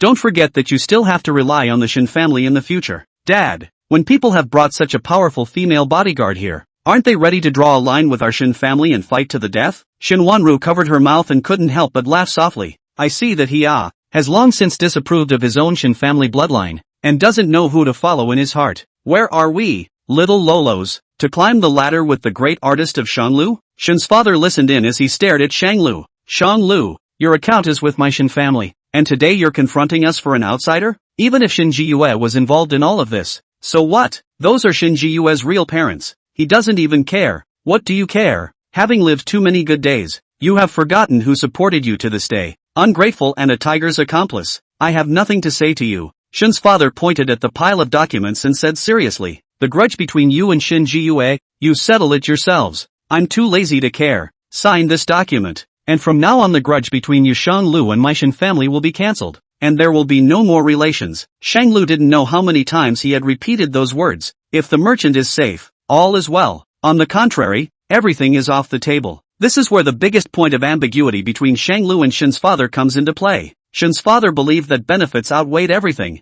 and the reason why Shanglu broke so much with him was because he cared about those benefits. Shanglu, on the other hand, believes that being peaceful with the family, friends, and partner you care about is the real deal. He traded benefits for loved ones, and Shin's father traded loved ones for benefits. People who go against the grain can never talk. Why are you still dwelling on this? I've told you to settle your grudge with Shin Ji-yue on your own. Why are you so dead set? Shin's father was forced to get up from the sofa. He copied his cane and was about to strike towards Shanglu's body. Before the cane could fall, it was grabbed by Jiang Jingshu. Jiang Jingshu's eyes were cold, staring dead at Shin's father. Can't we talk nicely and have to do it? The force in Jiang Jingshu's hand should not be underestimated. Shin's father was inexplicably bounced back. I beat my own son and you, an outsider, want to interfere? Shin's father was agitated and pointed at Shanglu with a trembling hand. How dare you talk back and sing against me? I still have to beat you to death today, said. Shin father nonchalantly leaning on the old man grabbed the ashtray on the coffee table and smashed it towards Shanglu. Jiang Jingshu reached out and flung the ashtray away. The ashtray shattered, breaking into pieces and falling to the ground. Shin father continued to copy the things on the coffee table and smash them. He did not dare to approach Jiang Jingshu, but he also knew that if Shanglu really did it, it would be unfilial. It is indeed inconvenient for outsiders to intervene when beating one's own son. A familiar voice came from the doorway. Outside the door came a sparse burst of cars turning off and stepping side by side, getting closer. And do I count as an outsider in your eyes? Chapter 80, Break with the Past. A familiar sound came out of the doorway, as well as a sparse burst of cars turning off, getting closer. And do I count as an outsider in your eyes? A teasing and familiar voice broke in. Proceed, caught everyone's eye. The focus of the sight was on that one person, a middle-aged man in casual clothes, followed by a group of people, barged into the Shanglu family. He looked for Shin Ji-young's figure in the crowd for the first time. The focus of his eyes was fixed on Shin Ji-young. It's been a long time, brother Shin. How have you and Renqing been doing all these years? Pei Xingjian's face was harmless with that usual calm smile. However,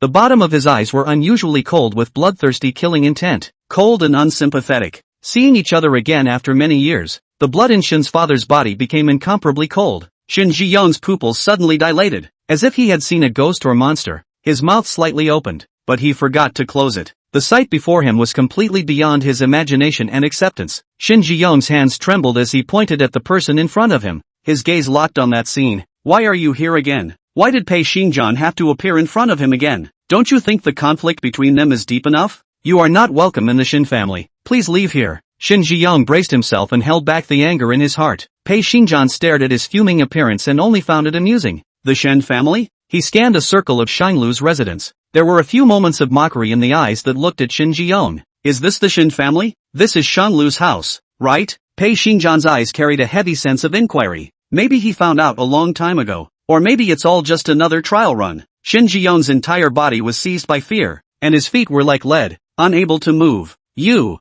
he knows? It's not possible. Shin Ji-young slowed down and said calmly, Shin Shanglu is a member of my Shin family, and this is the Shin family. Our Shin family doesn't welcome people like you. Hurry up and get out of here. Or else what? Pei Xingjian was tall, like he worked out all year round, and even though he was already over 100 years old, he still looked fit and healthy. Compared with the two Shin Ji-young on crutches, it is particularly intimidating. What do you think you can do? Does Shanglu recognize the surname Shin? Pei Xingjian stared at Shin Ji-young word for W, ord. Not to mention anything else. Let's say that in Shanglu's eyes, is it you Shin family relatives that are more important? Or the merchants people who have no blood relations? Shanglu outside self-introduction, said can be the word Shanglu, never brought the word Shin. Today, he has even come to the opposite side of the fence with your Shin family for the merchant people, and has gone so far as to ask me for help to fight you. Pei Xingjian smiled faintly. Do you guys still think Shang Lu is a member of Shin's family? Have you ever treated Shang Lu's behavior towards him as if he were one of your own family? Shin Jiyong was spoken for, and he held back a wave of anger. But getting older, can't help it. So what? Legally speaking, Shang Lu is a member of the Shin family. This is a family matter of our Shin family, and it wouldn't be appropriate for you, an outsider, to be here, would it? Outsiders? Pei Xinjian read these words with a remarkable taste. For the Shin family to be where it is today, I've made a contribution, right? How did you get the life-saving investment in the first place? Have you forgotten? You personally gave Qing under your hand at that time. Pei Xinjian. Shin Jiyong's face was red and his blood rolled over as he angrily interrupted Pei Xinjian. What exactly do you want? What happened back then is clearly in the past, and you got what you wanted. So why are you still refusing to let us go? Our Shin family, me and the Shin family, do we owe you anything? Why have you refused to let us go for so many years? Haven't we already hid in Luo City, away from you? Are you still not satisfied? I'm the one who's not satisfied. Pei Xinjian sneered. Was it me who begged you to send someone here? Did I beg you to drug someone? Was it I who begged you to press your hand and threatened you to do it? Do everything, but won't take responsibility for anything. Pei Xinjian. Shin Jiyong looked a little broken in his demeanor as he eased his tone. Almost begging. Count on me to beg you. What happened before was my fault in 1,000 ways, but after so many years, can you spare us? I've already gotten the lesson I deserve, and I'm still begging you to stop interfering with my life. Stay away from me, from Shanglu, and from Shen's family. Pei Xinjian admired Shin Jiyong's dilemma, like a victorious hunter admiring the prey circled in his palm. Watch him desperate for survival. Watch him break down emotionally. Watch him fight his own people to survive. That Shin family? Is it the Shin family that is dominated by you? Or is it the Shin family in the capital that was once the noble family of the emperor? That's a lot of information in those words. Shanglu couldn't turn around for a while. Is there another Shin family? If it's the former, I'm naturally unwilling to make contact, but if it's the latter, it's a big relationship, especially the business. Get rid of him. Shin Jiyong copied a piece of glass shards and smashed it towards Pei Xinjian's body, as well as the pillows and covers on the sofa. You go. Get out. Of course I'm going. Pei Xinjian led a group of people around in front of Shang Lu. But I'm here to take Shang Lu with me. An hour ago, Shang Lu was still outside. Then he had already sent a message to Pei Xinjian. The content was in response to Pei Xinjian's invitation last time. Do you hate the Shin family? Do you want to get back at the Shin family? There's no need to rush back to me. You can take your time to think about it, and you can always come and work with me before I leave. Before Pei Xinjian confident and frivolous a few text messages, Shanglu was not putting it in mind. Now it was the key to his breakthrough. Shanglu held the mentality of fighting with his back against the wall and sent a text message to Pei Xinjian for help. Shanglu quoted Pei Xinjian's second invitation message, I promised. Now Shin's family is besieging my house. They should be doing something. If you still want to cooperate, I hope you can come. Shanglu delayed for half a day, and finally, with great effort, waited for Pei Xinjian. Shin Jiyong's eyes widened as he looked back at Shanglu. Did you recruit Pei Xinjian? When did you two meet? You are now fighting against me for a Shang, and now you want to stand against me and be angry with me for a Pei Xinjian?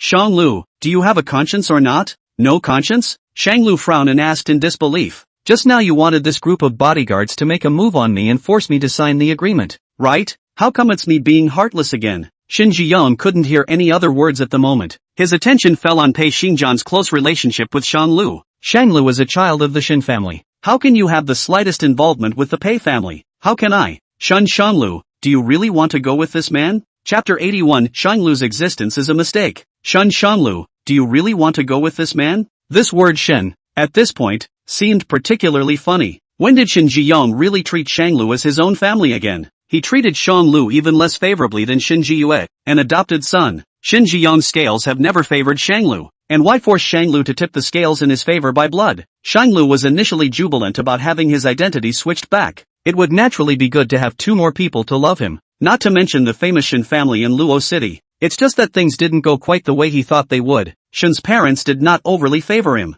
Shanglu thought that the parents of the big families might be really not too close to their children, maybe because of the strict requirements? But the premise on which all this was built was that Shanglu had never seen the way the Shin family's parents treated Shin Jiyue and Shin Wanru, especially Shin Wanru. Shin's father gave enough favoritism as a father. In contrast, Shanglu looks like a necessary hit-and-miss photo spot for this family's New Year's Eve reunion. If not for the paternity test with the birth mother Shun, Shanglu would really think that there is no such thing as holding the wrong child. If it was as Shanglu thought, perhaps he would really let himself go, instead of obsessing about it like we are now. The worst thing about families of origin is not the extremely bad parents, because if there is such an extremely bad parent, then the child will be able to make a clean break with the parent and start to be independent and cut things off. The scariest ones are always the ones that get stuck in the middle. You can feel their love, but the hate outweighs the love, or the anxiety and stress overrides the otherwise innocent and unadulterated love between loved ones. Their love is conditional and is something that will confine the child to a prison. Love the kids. But these are the words that were omitted. They don't pronounce the words excellent or obedient when it comes to loving their children. Love good kids. Love the obedient child. Obviously, Shanglu is not the good and obedient one. It wasn't even a child anymore when it became a member of the Shin family. It was only after seeing this clearly that Shanglu gradually stopped expecting love from the Shin family. Actually, just don't interfere with each other. But Shin Jiyang and Shin Jiyue never understood this. Neither want to treat Shanglu well, but want Shanglu to be regular and nice to them. Pei Xingjian looked at Shanglu, leaving the choice to Shanglu. Well, want to kick me out or get out of here? Shanglu looked at the messy living room and said faintly, I'm not leaving. A hint of surprise flashed in Pei Xingjian's eyes. You, Shin Jiyang instantly sighed in relief and looked at Shanglu with wide eyes. Shanglu, I knew you were the most well-behaved, understanding and obedient child. It's not that I'm leaving. Shanglu interrupted Shin Jiyang. This is my home. Why should I leave? It's you guys who have to go. Shin Jiyang was momentarily speechless. Is this a declaration of war? A blatant confrontation with the Shin family? Even for the Shin family's archenemy, the person the Shin family hated the most, Pei Xingjian. Shanglu was very disappointed in Shin Jiyang, who would always ignore the crux of the problem and would always attribute everything that was not as good as it should be to others. And he's always clean and not at fault at all. I'm not doing this for anyone else but myself. You should have thought of that now when you chose to force me to do anything, to force me to sign a contract. It's not that I want to go against the Shin family, but the Shin family can't tolerate a person with a self-mind. Shanglu would not be a person who does what anyone tells him to do without any thought whatsoever. All of this runs counter to Shin Jiyang. This is my Shanglu's house, not the Shin family. Father might as well please go back. There won't be anyone here to obey you all the time. Shanglu picked everything out. From now on, I will do my legal duty to you and my mother. But other than that, let's try not to contact each other. Few people dared to disobey and defy Shin Jiyang, but Shanglu was the boldest one. His offspring, how dare they go against his wishes? Turned the tables. He had originally wanted to put on his elders' airs and reprimand Shanglu. Nay, but he was invited out by a group of bodyguards Pei Xingjian brought along with his crutches. Shin Jiyue was sent out with a wheelchair. The bracelet on Shun Wanru's wrist was snatched back, and she was invited out with an empty hand. Only he,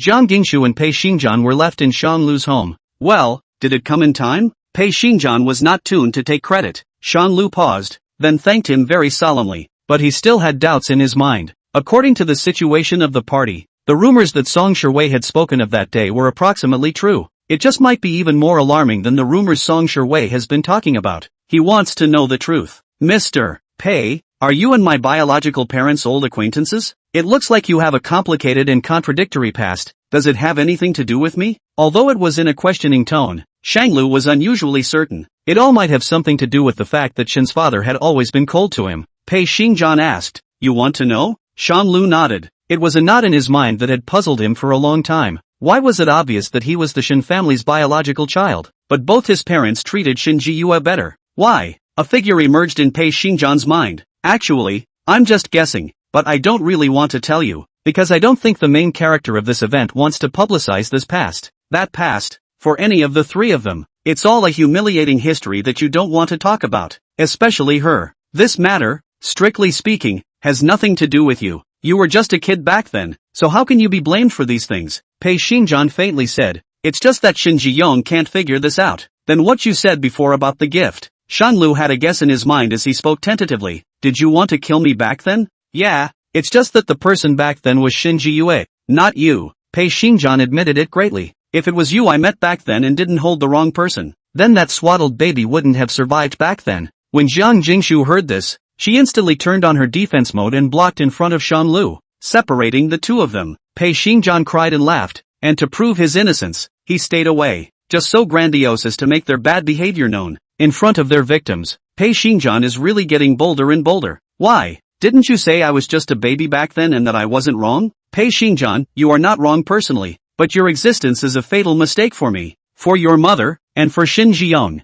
You weren't supposed to survive. Chapter 82, Weaknesses. Pei Xingjian, you are not wrong personally, but your existence is a fatal mistake for me, for your mother, And for Shin Jiyoung, you weren't supposed to survive, but he lived to tell the tale. Shanglu's mind often recalled his birth mother, always with a look of sadness and sorrow. Shanglu clearly remembers, at the age of 18, at the time of his first meeting with his birth mother, when Shin Renqing first saw Shanglu, she was first surprised and happy, and slowly a hint of inquiry and anxiety appeared in her eyes. The overlay of sadness and joy was too much for Shanglu to see. It's even slowly evolving into exhaustion. What have I done wrong? It doesn't seem like I wanted to come into this world, and no one actually asked my opinion. Shanglu was caught in an unwarranted internal conflict. What can a yellow-bellied kid do to hurt the world? Shanglu, there is not only right and wrong in the world. The only thing that is strictly about right and wrong is the law. And in the human world, weighing the pros and cons is far more important than right and wrong. Pei Xinjian removed his defenses and slowly enlightened him. Like me, for example, once upon a time I would have wanted to kill you and stand against you because of my interests. But today, I will again, out of interest, come to your aid and stand by your side. Is there a difference between the person I was and the person I am today? Shanglu fell into deep thought. The answer is no. The only difference is that my interests change. All the world is for profit, all the world is for profit. From the beginning to the end, it is all the same. Pei Xinjian broke open and tore apart the bloody truth, dissolved the coldest and most ruthless calculations, and laid them out straight in front of Shanglu's eyes, informing him of the unseemly, shady, subterfuge rules one by one. Incredibly honest. And yet, it's incredibly cold-blooded. I think you must still have a lot of doubts. Pei Xinjian didn't have the heart to tell Shanglu the most difficult-to-cut facts, and he said in relief, if you want to know, you can go to your mother. Will she tell me? Shanglu's mother had always been rarely willing to be close to him. I don't know. Pei Xinjian patted Shanglu's shoulder. A man. Don't stagnate over this momentary frustration. Think about what are the two most important things you should be doing at the moment. The two most important things that business land should be doing right now? Looking for business people and fighting the Shin family, which is not an easy thing to do. The rest of it. It also includes the increasingly monstrous relationship with Jiang Jingshu. We'll talk about it later. Good. Shanglu regrouped and inspired himself. Do you have any leads on your end? Actually, I've probably got a lock on the exact person. There is just a lack of direct and compelling evidence. How can I put it? Pei Xinjian was a little embarrassed, like he was teaching his juniors a bad lesson. If something like this happened to me, I wouldn't go through the regular channels. Whoever kidnapped someone I cared about, I would go and tie up the person he cared about, cut off his legs and fingers, and little by little send the body parts of the person he cared about until that person got down on his knees and begged me to trade his life for the life of the person he cared about. Shanglu doesn't know much about Song Jianghao, this kind of hibernation for several years to hide ambition. Can there be people who care? All people have weaknesses, just like your weakness is your family. My weakness is the people who bring me benefits. Pei Xinjian glanced at Jiang Dingshu, who had been tense, and couldn't help but tease. And her weakness is you.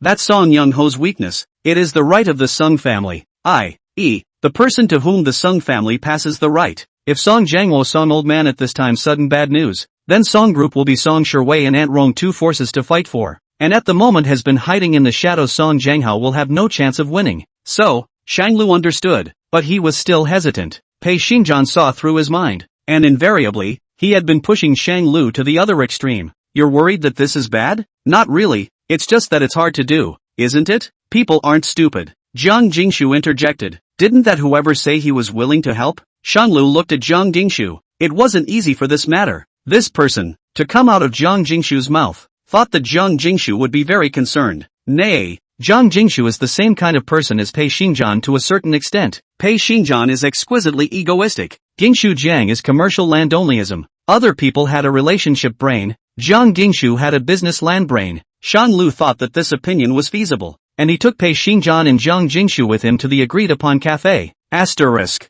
Single room in the cafe. Are you guys trying to get my dad to play along with your act? Song Shiwei had originally accepted Shanglu's invitation with joy, expecting a separate face-to-face meeting with Shanglu. I didn't realize there were so many people. My dad wouldn't necessarily do that. And Song Young-ho actually has someone who cares more. Who is it? Song Jianghao has a mental illness, severe depression. All along he cares very much about a female psychologist. Every week to go to that psychologist to mediate his emotions. They have known each other for as long as 10 years. And in Song Jianghao's heart, the weight of this woman is to be much more important than us, his relatives. Song Shiwei was not idle these days. In order to make amends, he has been investigating Song Young-ho in the hope of helping Shanglu. A female psychologist? What's the name and do you have the address? Song Shiwei didn't know where she had learned a look of pitiful innocence from. I tried to send it to you too, but you pulled the plug on me again. Song Shiwei's heart was beating fast. How is this not a threatening displacement of information? Shanglu raised his eyebrows and took out his cell phone to release Song Shiwei. Afterward, he pulled another group, pulling Jiang Gingshu, Pei Xingjian, and Song Shiwei into the group. There is news that we can all share. This was cutting off Song Shiwei's path to private conversation and ambiguity. Song Shiwei gritted her teeth and forced herself to hold back that violent temper. At least there's progress. Take your time. Song Shiwei sent an address in the middle of the group chat. This is that female psychologist's private clinic. Her last name is Li. Usually accepting patients is required to make an appointment. These years perhaps because Song Jianghao out of generosity, that person to realize the freedom of wealth. The clinic opened even shorter. Almost can be said to only receive Song Jianghao a depression patients. Shanglu looked at the directions to that address, an area he was familiar with. There should be no wait for an appointment in your name, right? Shanglu pointed to that address bearing and asked Pei Xingjian. Pei Xingjian smiled. Indeed. Then I'll make an appointment. And you make an appointment as well. The result of the appointment is, Pei Xingjian is scheduled for next month. Shanglu, on the other hand, is tomorrow afternoon. What's going on? Is this clinic lined up depending on mood? You don't want to pay me? Is it true that you've achieved wealth freedom? Chapter 83, Seducing Shanglu. You know each other? Shanglu frowned and said suspiciously. I don't even know who it is. Is this person's personality so eccentric? Whatever, just tie it up. Jiang Jingshu looked at the name of that clinic with anxiety. Silk Road? It's a name that always feels like it carries a lot of depth and meaning. What message is this person trying to convey with this name that has nothing to do with psychology? I'll go with you. Song Shiwei offered herself, ready to go with Shanglu. Shanglu took a few steps back. No need to trouble you. You stay at home honestly. There is no point in talking too much. Shanglu quickly dumps Song Shiwei and hides in his home for shelter. Pei Xingjian was still unwilling to tell Shanglu about what happened back then, and just let Shanglu seek the truth by himself by looking for the parties involved. Shanglu had no choice but to put these things on hold for the time being. He looked up that Dr. Li on the internet, but there was very little information on this doctor, like it was deliberately hidden. Shanglu searched in vain and had to give up. It was just before bedtime that Shanglu reacted to something embarrassing. Think back on what you've done in the past 2 days. Yesterday, Jiang Jingshu was bent on confessing to him. Today, Shanglu criticized Jiang Jingshu from head to toe, using the most vicious and unpleasant words and techniques. And now, Shanglu looked toward Jiang Jingshu, who was hiding in her room. What he said today was a little too heavy. Although Jiang Jingshu understood his intentions, it was indeed too hard to hear. Maybe he should give Jiang Jingshu a reasonable explanation? After all, she had promised her that no matter what happened, she would choose to face it with Jiang Jingshu. Thinking of this, Shanglu closed his computer, walked out of the study, and knocked on the door of Jiang Jingshu's room. Come in. When she entered, Jiang Jingshu was sitting on the bed, putting away the familiar diary. She wrote down a few more things. Brother, what did you want to see me about? The words are hard to say. Shanglu sat on the chair next to Jiang Jingshu's bed and casually surveyed the room for a few moments. This room has gone from cold and quiet in the beginning to a very playful and cute little girl's home style. It was something Shanglu had never thought of. Shanglu paused, getting ready for bed. Jiang Jingshu blinked her eyes, a little confused. What could she be doing in bed in her pajamas if not sleeping? Shanglu has nothing to say? Not yet. Pretty good. Shanglu rubbed the back of his head. Are you okay? Jiang Jingshu? Am I supposed to be doing anything? Jiang Jingshu didn't miss anything either. Shanglu was embarrassed. I was the one who spoke too heavily today and was a bit hurtful, so don't take it to heart. So that's what this is about. Jiang Jingshu rejoiced in her heart. 1. That Shanglu cared about himself. And 2. That he was willing to come and explain in person. So you've apologized. Should I forgive you? Jiang Jingshu stroked her hair in a seemingly casual manner. What to do? A Shu doesn't quite want to forgive her brother. Her eyes were bright and full of mischief. Shanglu knew she was relieved. He stayed with Jiang Jingshu and fooled around. Then do you need me to peel the walnuts and peel them for you to eat? Punish you for peeling the walnuts and not eating them yourself. This was what Jiang Jingshu had done when she was angry and punished Shanglu. Jiang Jingshu moved a little to the side and patted the bed. This lady needs a bed warmer. Seeing that you're strong and fit, you look very suitable for bed warming. Come up and lie down yourself. Why does that sound so heavily ambiguous? Is Shanglu being paranoid? Yesterday in confession,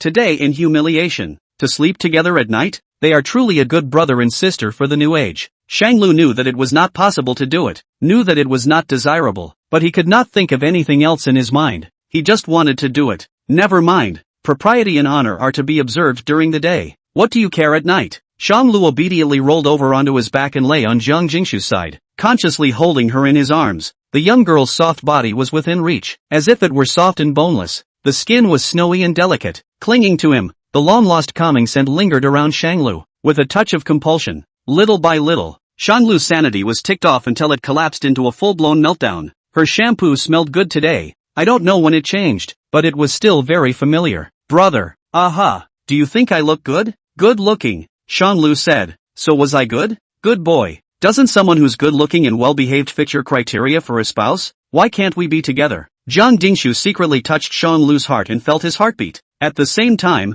grabbing his hand and placing it on his chest so he could feel his heartbeat as well. Brother, do you really not like me? Shanglu couldn't feel Jiang Dingshu's heartbeat, being pressed and touched by her in that lump. All she could hear was her heart beating more and more violently and furiously. Bang! Bang bang! Bang! Bang! Bang! His heart was beating faster and faster, and it was getting harder and harder to hide it. At this moment, any more words would be futile. Seeing that Shanglu had not answered, Jiang Dingshu rolled over and pressed up, riding on Shanglu's waist, her two thin and slender calves clamping onto Shanglu's waist. Brother, your heartbeat is faster than shoes. Are you nervous? Shanglu only felt that he was the one who was the prey that went into the tiger's mouth. Jiang Dingshu is actually a sheep in wolf's clothing. Shanglu was sweating profusely and couldn't help but laugh at himself. What am I nervous about? Jiang Dingshu let out a soft laugh and reached out to undo a few buttons on the neckline of her pajama top. Deleted. Because you're lying, brother. You're lying to me that you don't like me. But your heartbeat is saying that you like me a lot too. Once upon a time they would have slept in the same bed.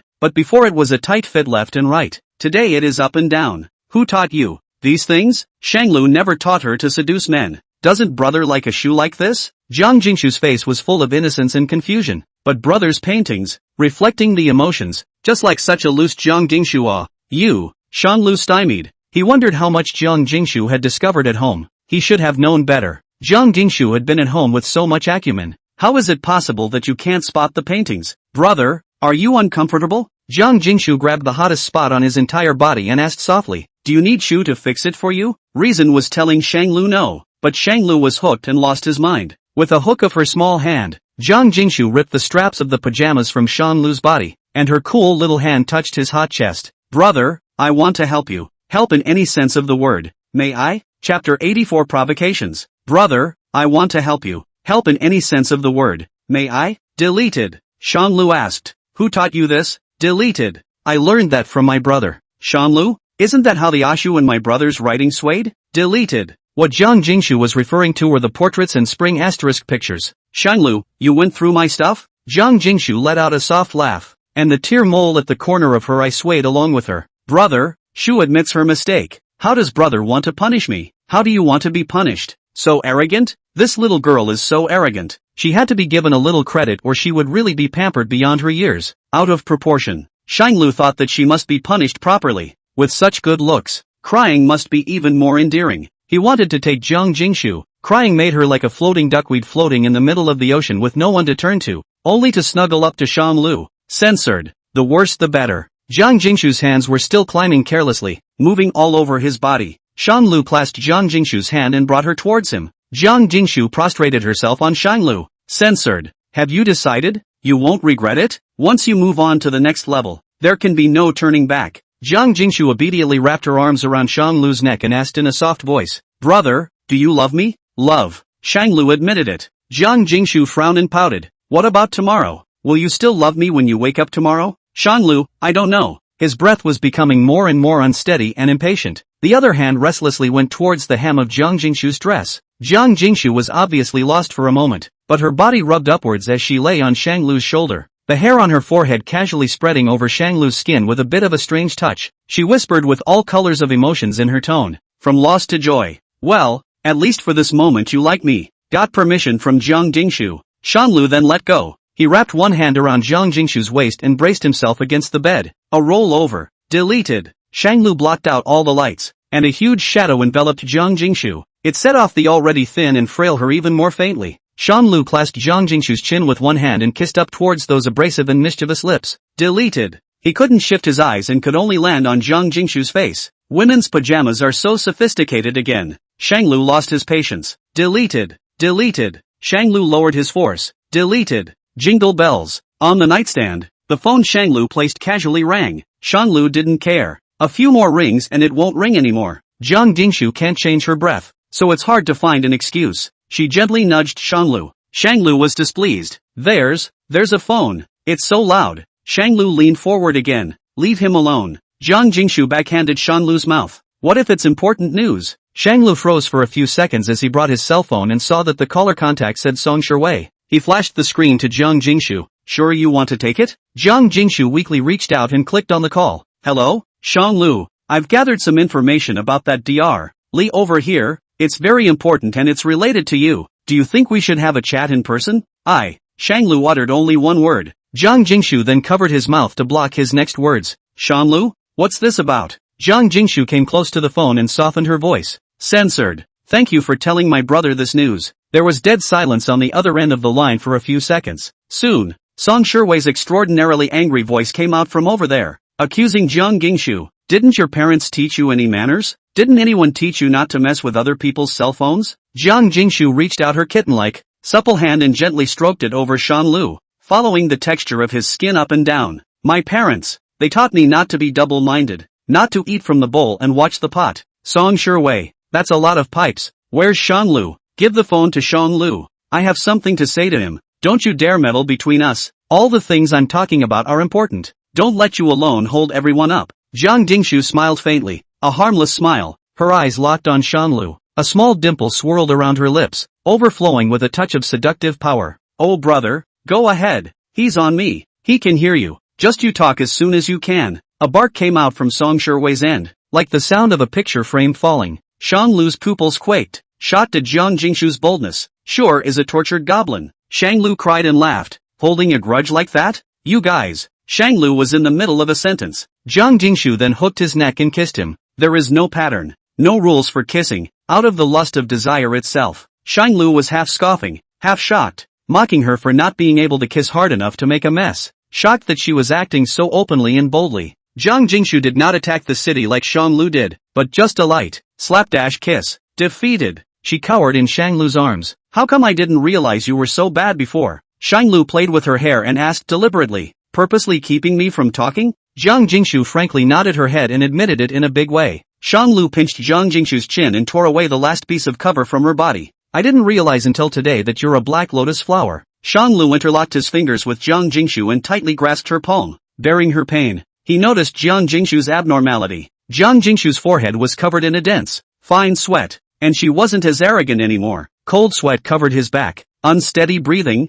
disorganized breath, flushed face, eyebrows furrowed slightly. She was holding strong. Shanglu gently stroked her spine and coaxed lightly. First time? Chapter 85, Molestation. First time? It was only after that I realized I seemed to be asking more questions. It's a bit redundant to ask. After all, she can't even kiss for air. Well, Jiang Jingshu made a weak sound. Very uncomfortable. Deleted. Shanglu kissed her as if to appease her, coaxing lightly, it won't happen again. Asterisk. Deleted. Shanglu indulged in the fragrance, guiding her every move, taking her for the first time to a brand new world. Jiang Jingshu moved her body, somewhat displeased. I don't like it. Shanglu puzzled. Why? Can't see your face. Shanglu was speechless, thinking. He led Jiang Jingshu to the mirror. Think about it. Face the full-length mirror. That way you can see Shanglu. The full-length mirror illuminated both Jiang Jingshu and Shanglu in each other's eyes. Shanglu appreciated the most beautiful picture in the world. The highest state of art is to forget beauty, to be beautiful without knowing it. Shanglu asked, how about this? Jiang Jingshu didn't say anything, biting her lip, somewhat embarrassed. Her drawing skills are too raw, compared to Shanglu's unique advantages as a boy and his acquired self-effort. Jiang Jingshu's youthfulness is even more unhidden. The picture is too good. Shanglu forgot about it for a moment. Missed. Deleted. This. A blush colored Jiang Jingshu's cheeks, her eyebrows furrowed, and her lips were slightly red from biting. It's all over my neck and collarbone, with a touch of weird beauty. After all, Jiang Jingshu was painting for the first time. Very little has been learned about this area either. Shanglu, on the other hand, often observes and learns all kinds of study materials on the internet. In comparison, Shanglu looks more sophisticated. Deleted. However, Jiang Jingshu's ability to learn was strong, and she also learned the way Shanglu painted. On Shanglu's neck, apply red paint. Shanglu scraped the tip of Jiang Jingshu's nose and looked at the smugly smiling Jiang Jingshu in the mirror. Added a few more strokes, rendered by Shanglu. Jiang Jingshu's body looked like the petals of a deliberately painted flower had bloomed. Pretty quick learner. 1 second. Shanglu was praising her. In the next second, Shanglu began to punish her. Jiang Jingshu held her cheeks red and couldn't help but curse. Bastard Shanglu. She made a slight effort to secretly channel the force back. Shanglu's body shook and his heart trembled, but he was actually counted by her as well. Not calling me brother now? Even with your first name, how dare you call me an asshole? Shanglu picked at Jiang Jingshu's cheeks, pulling at the flesh on her cheeks. Jiang Jingshu was a bit tired and allowed Shanglu to bully her. She lost physically, so she had to mouth off. Bastard Shanglu, stupid brother. Shanglu admitted helplessly. Well, he's the asshole. Shanglu asked. Regret? With an asshole like me? Jiang Jingshu shook her head weakly. Her eyelids looked a little too supported and she wanted to sleep. But Jiang Jingshu remained strong. Brother, what kind of relationship are we? It's all been done. Shanglu thought about it again and again, remembering the many concerns. But everything dissipated when he looked into Jiang Jingshu's expectant eyes. Will your parents accept me? My parents didn't accept me either. So it's okay not to accept you. Shanglu, and your union? Shanglu, I won't leave L.A. without special circumstances. Jiang Jingshu smiled sweetly. Brother, there aren't many people who can beat me. As long as my brother doesn't throw me away. Wherever my brother is, I am. Shanglu pinched the soft flesh on Jiang Jingshu's waist and nodded her nose. Shu, don't break with family who care about you for anyone. Jiang Jingshu flattened her mouth. Then wouldn't it be better if you turned me into your family? Crooked reasoning again. In the future, Jiang Jingshu should never be allowed to teach children. Otherwise you'll just be teaching deviant little ones. Nonsense. Shanglu thought for a moment and finally spoke. When this period of time is over, you must be thorough and tell me everything about your union. I'm not going to be the one to break up someone's marriage, and if your engagement isn't broken, then our relationship will just remain as it is. Status quo? Jiang Jingshu was suspicious, full of innocence and arrogance. Like tonight? Then she didn't actually have to go back and untouch it. Anyway, she was Jiang Jingshu who only belonged to Shanglu. Grinding and grinding. One day grinding until Shanglu's heart softens and gives her a girlfriend status. Shanglu? Who's stuck with the bug? Jiang Jingshu. I was wrong, brother. Jiang Jingshu hugged Shanglu to death, obediently submitting to him. Don't sleep. Take a shower. My back hurts and I need my brother to carry me to get better. Still bargaining? I see you still have your strength and don't need my help. Ode to clean up. Ode to education. Asterisk. When he woke up the next day, it was Shanglu who opened his eyes first. What did he do last night? Looking at Jiang Jingshu who was lying on her side, Shanglu slapped himself hard. Invincible. And what he said. Not giving people their identity, but having intimate relations with them. Still a 20-year-old kid. Shanglu put on his clothes and ran to the balcony to smoke. How did it suddenly get out of hand? And the ridiculous things that Jiang Jingshu did yesterday. Saying things like that with Song Shiwei. He even spoiled Jiang Jingshu as well. The beauty is tantalizing. A small essay sent by Song Shiwei in the middle of the night came out on his cell phone. Shanglu didn't bother to look. 1 o'clock in the morning. Song Shiwei, Shanglu, are you deliberately giving me a hard time? I know you hate me, but there's no need for you to humiliate me like this, right? Song Shiwei, I don't care about your nightlife at all, and I don't care that you hang out with that woman at night either. Song Shiwei, don't think I'll be jealous like this. 5 in the morning. Song Shiwei, why do you have to tell me if you did it? Are you proud of it? Song Shiwei, if you're doing this to make me regret it and make me jealous. Song Shiwei, so, you succeeded. I did get jealous. Your tactics were brilliant, and I do regret it. Song Shiwei, that Dr. Li is particularly difficult to deal with. Doesn't care about money, doesn't care about power, doesn't care about power. Everything is based on the heart. There's no way you guys can threaten her. Without my help, you won't be able to fight Song Jianghao at all. Want me to help you? 7 in the morning. Song Shiwei, then remarry me. I'm a selfish person. I will only help the Song family. If you don't want to, then don't come to me for help with anything behind you. You just carry your Jiang Jingshu over there. I'll see who will help you. 10 o'clock in the morning. Song Shiwei, do you know who that Dr.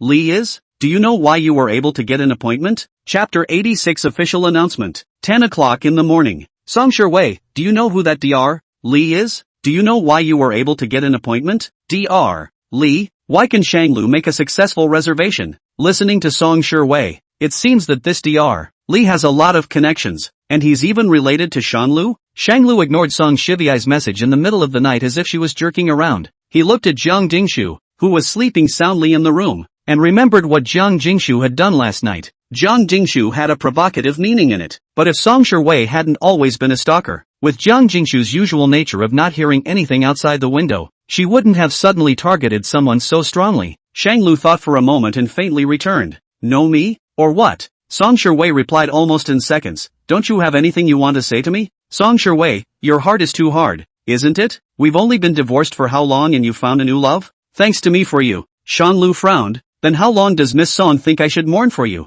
Song Shui was furious. There was a floor of picture frames and countless pairs of scissors in her room. The computer desk was full of information related to Song Youngho. The cell phone screen was stained with water, affecting Song Shui's typing speed. Song Shui, at least there is nothing between Csin and me. What page call happens? Song Shui mistyped 2 words in her panic. Shanglu read it a few times before he could read what the 2 mistyped words meant. Shanlu, you're great. Shanglu turned off his cell phone and stubbed out his cigarette. He walked to the room to tuck Jiang Jingshu into the corner of the quilt, and picked up the messy clothes that were all over the room. He didn't sleep very well last night. Jiang Jingshu was staying in a single guest room, and this bed was a little bit small. After Shanglu took care of his clothes, he made a breakfast and waited for Jiang Jingshu to wake up. Jiang Jingshu slept until 12 noon. Jiang Jingshu's lazy voice came out from the guest room. Brother? Where are you? Shanglu carried a hot breakfast inside. Awake? Jiang Jingshu had less of the big-heartedness she usually had. In a trance, she seemed to become a little shy. Last night was especially bold, riding on Shan Lu for a while, provoking his ex-wife for a while, and initiating a strong kiss. After everything, it's time to start being shy. Well, Jiang Jingshu only revealed her face, her entire body locked under the quilt. She saw that Shanglu's neck and ears were marked with the marks of her evil deeds. A little shy. Last night all I could think about was leaving marks where my clothes couldn't cover them, and swearing to everyone that Shanglu belonged, but forgetting that there are some things that should not be spread out. It's too impulsive. Hungry? Shanglu asked. Jiang Jingshu nodded without saying anything, her eyes blinking at Shanglu. Wash up early for breakfast then. You're going out in the afternoon. Shanglu thought about last night's battle. If you feel tired and don't want to go, that's fine. Looking at Jiang Jingshu, who had been silent, Shanglu touched her head. Why don't you say something? Jiang Jingshu followed Shanglu's direction and rubbed his hand. Who am I to you now? There's that problem again. Shanglu was very concerned with name recognition. If Jiang Jingshu was just on a whim, she planned to go home after having enough fun. Then he wouldn't have treated this relationship with Jiang Jingshu properly from the beginning. Asking him for a name presupposes that it is given. Shanglu picked up Jiang Jingshu's cell phone from the side of the bed and handed it to Jiang Jingshu. I think you have a picture of us together on your phone? Jiang Jingshu replied. Yes. Send a picture of us together in your circle of friends without hashtags or groups to make an official announcement of whatever relationship you're officially announcing. Then we're the one you're officially announcing. Shanglu gave the choice to Jiang Jingshu. Jiang Jingshu's eyes lit up and she immediately asked, really? With that, she began to grab her phone and rummage through the pictures with Shanglu. This one is a sneak peek of Shanglu gawking without her. This one is a sneak peek of Shanglu painting without her. 2. This one is a sneak peek of a business land meeting with a bunch of people, but she doesn't show up. After searching for half a day, Jiang Jingshu was able to find a group photo. Her caption to her friend's circle, it's been a long time coming, and it's paying off. Jiang Jingshu was just about to send. Before the send button could be pressed, her hand paused. Jiang Jingshu raised her eyes and looked at Shanglu. Brother. Shanglu raised his eyebrows. What?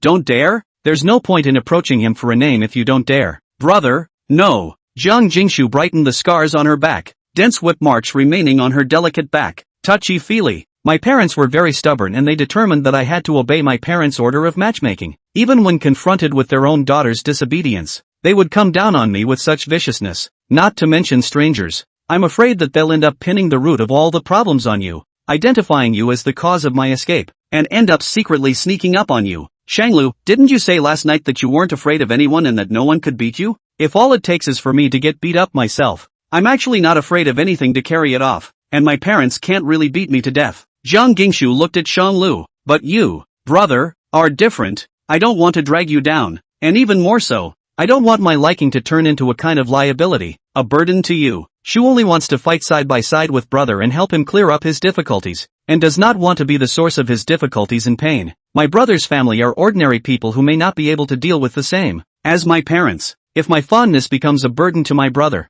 then I have sinned too much. Shanglu not so gently knocked Jiang Jingshu's head. While you want to walk alongside me and want to help me, I may not just want to accept your gift without solving your dilemma. I don't want to spend the rest of my life hiding under the darkness as anyone's idle pastime. A normal relationship has to be out in the open and under the sun. Jiang Jingshu, I'm not afraid of your parents coming to me. You can't hide from them for the rest of your life. Sooner or later you'll face them one day. Isn't it good to let me face it with you? Of course Jiang Jingshu wanted to face it with Shanglu. It's just that she's seen the tactics of her parents. Otherwise, he wouldn't have gone out of his way to even let Kong Jinan cover for himself and hide in this place. There was a time when she had approached Shanglu without Kang Jinan to cover for her. If she hadn't had so little contact with Shanglu at that time, I'm afraid that at that time, her parents would have gone after Shanglu. Today, don't dare? Shanglu pressed. Or are you just treating me as the object of your new love in Luo City? When you are taken back by your parents on that day, you will obediently recognize your fate and get married? No.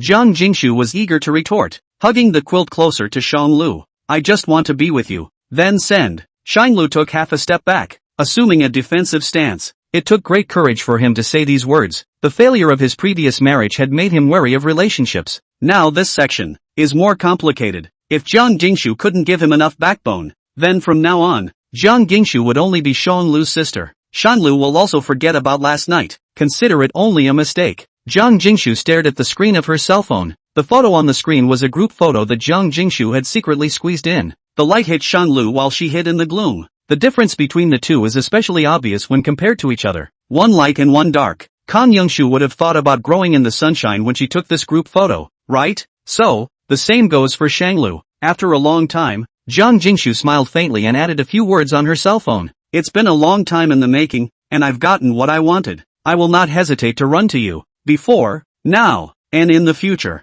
Jiang Jingshu pressed the Publish button. Chapter 87, Repentance. Jiang Jingshu stared into Shanglu's eyes, begging for praise. Shanglu picked up his cell phone and looked at it, and indeed there were no groupings set up. He said languidly, nice copy. Jiang Jingshu hooked her arms around Shanglu's neck and buried her face in Shanglu's chest. Oh, Shu's hands and feet are sore and she can't get dressed, so she needs a kiss and a hug from her brother to get better. Well, what else can one do when one's girlfriend is pampered? Favors. Shanglu dropped a kiss on Jiang Jingshu's brow. Stop fooling around. There are things to do in the afternoon. After yesterday's confrontation with Shin Jiyue, as far as the current situation is concerned, they won't go after Guanqi and the others for the time being. This is a good time for us to negotiate. Those few of them, all of them are greedy for money and profit. It won't be done lightly for a while. Good. Once she talked about business, Jiang Jingshu became serious. Gather yourself quickly. Asterisk. At the appointed time, Shanglu greeted Lianli in advance and called a few more people to hide in the shadows,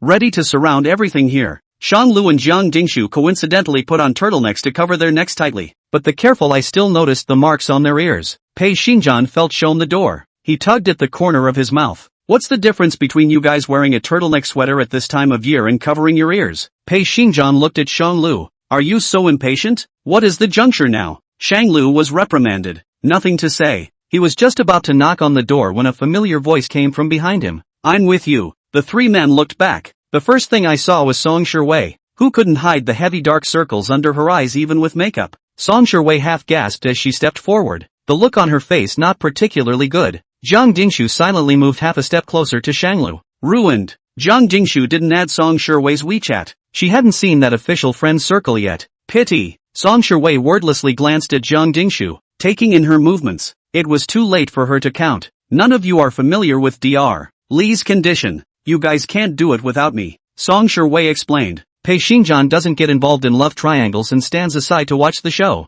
Shanglu didn't move to hold Jiang Jingshu's hand. Didn't you make a condition? There's no way to ask you to come out without meeting that condition. Obviously, Shanglu wasn't going to agree. Song Shiwei desperately shook her head. That was me talking nonsense. The situation at hand is that Guanqi's matter is important. It's okay for me to be a little aggravated, as long as Guanqi can get better. How is she aggrieved? Shanglu just wanted to retort. Like, for example, what this Dr. Li's biographical hobbies are. Ostensibly what you find out from the internet and what you probe from Song Jiangho's side are completely different. Song Shiwei was afraid of being ostracized and immediately picked up the conversation. The main reason why this Dr. Li seldom opens her practice is because this clinic is not her main practice. This small clinic has been relying on Song Jianghao over the years. So what's her main job? Pei Xinjian interjected. Seeing that there was a little bit of an uptick, and that it had caught the attention of these three people, Song Shiwei was ecstatic inside. It wasn't hard to find out what her main practice was, and last night I searched almost everything in Song Youngho's possession,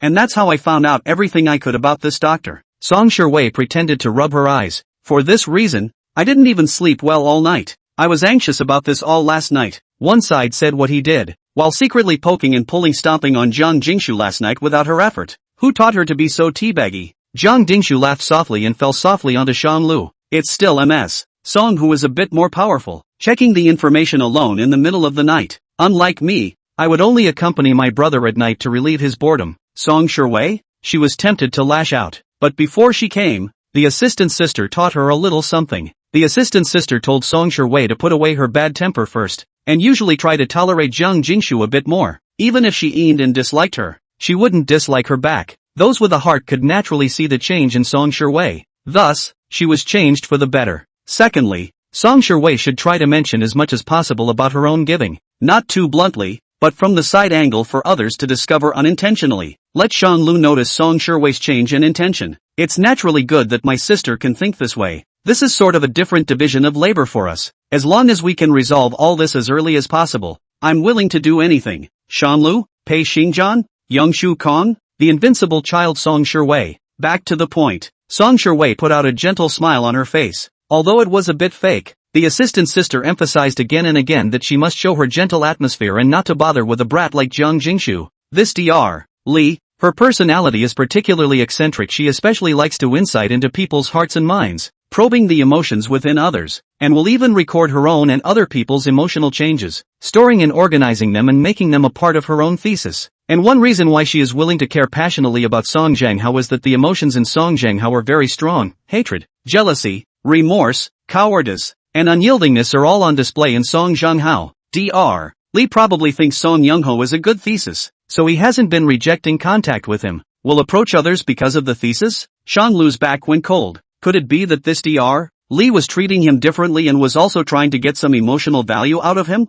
But what's there to study about Shanglu's emotions? Shanglu didn't understand. Pei Xingjian asked, so, her real name is? Song Shui looked at Shanglu. This person is actually known to both Shanglu and I. You two may not recognize him if you are not familiar with Shanglu. Her name is. Song Shui's words had yet to come out. The door to the clinic then burst open. The door opened from the inside. A woman in a white scrubs walks out from inside. Her gaze, the first to fall on Shanglu. Mr. Sheng, it's good to see you again. It's her. Chapter 88. Mr. Sheng, it's good to see you again. Li hearing evening long hair coiled up. Earside also don't have two pearl clips. Broken hair scattered down. More messy beauty, outlining her beauty. There is a sense of brokenness. Dressed in a light white professional outfit, she pushed her hands gently as the door to the clinic slowly opened. Li Hearing Knight's eyes fell on Shanglu for the first time. Having not seen him for a long time, Shanglu looked much better, with a sense of radiance. Looks like life is good these days, but there was a hint of faint worry and anxiety between his eyebrows. Shanglu only knew that Li Listening Evening was a psychology teacher in a special education school, not realizing that she was actually a psychiatrist. But it's reasonable. If he were not a psychiatrist with a high degree of psychomedical literacy, he would not have been selected as a teacher in a special education school. I heard that Quanji's situation has changed recently. I wonder if I have this honor to learn about Kanji's recent situation. I have no ill intentions. It's just that as Kanji's teacher, I'm still curious to know Kanji's current situation. As the saying goes, 3 women make a man. Zhang Jingshu of the main palace, his ex-wife Song Shui, and Li Listening Evening, who has known him the longest, getting together, calm and windless on the surface. There's no telling what's going on in the shadows. Zhang Jingshu had known that this Li Hearing Knight's intentions were wrong, but she had been unable to find the most direct and powerful evidence. And Song Shui actually also early in the morning to see this person is not good eye. She always feel that this person in front of Shanglu is well dressed. It was different from the usual times when Song Shui went to see Shang Guanqi alone. A woman's sixth sense is the most accurate. No wonder even Pei Xingjian had to wait for an appointment, but Shanglu didn't need to. The reason is because Li Hearing Knight opened the back door to Shanglu. Abuse of authority. It's an abomination.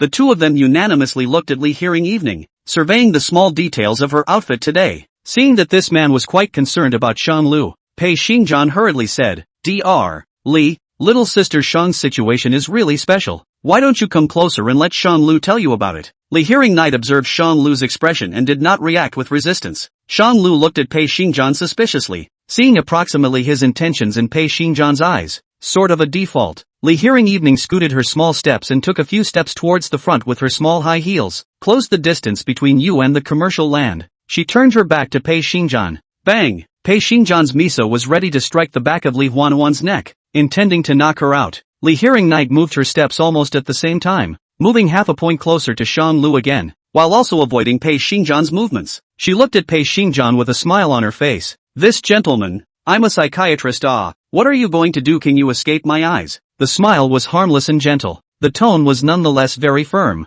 the aura is not false. Pei Xingjian coldly lowered his face, the expression on his face so cold that he could freeze to death. An awkward scene occurred. There was a strange atmosphere in the air. No one spoke. What could be more embarrassing than missing a hit and being found out by the rightful owner? Li listening evening surveyed her surroundings, observing the wind and grass around her, and couldn't help but laugh. If I'm not wrong, there should be many more people brought by Mr. Shang in this vicinity, right? Is there something you guys want to see me about? It's such a big circle. Actually, you can say it explicitly. It's not like I'm some kind of unreasonable person. Mr. Shang is a man of integrity, and there's nothing that's not negotiable. Why use such dishonorable means? It's not good to be dismantled. Pop. Bang. Two crisp thuds came. Zhang Jingshu had already knocked the man down. She used the most primitive means, dry-humping Li Hearing Knight's head with one punch and directly knocking the person out. Even though Li Hearing Knight had more insight into human nature, he couldn't beat the speed of a practiced fighter. The reasoning is deeper than the fists. Not a lot of hair and quite a lot of gossip.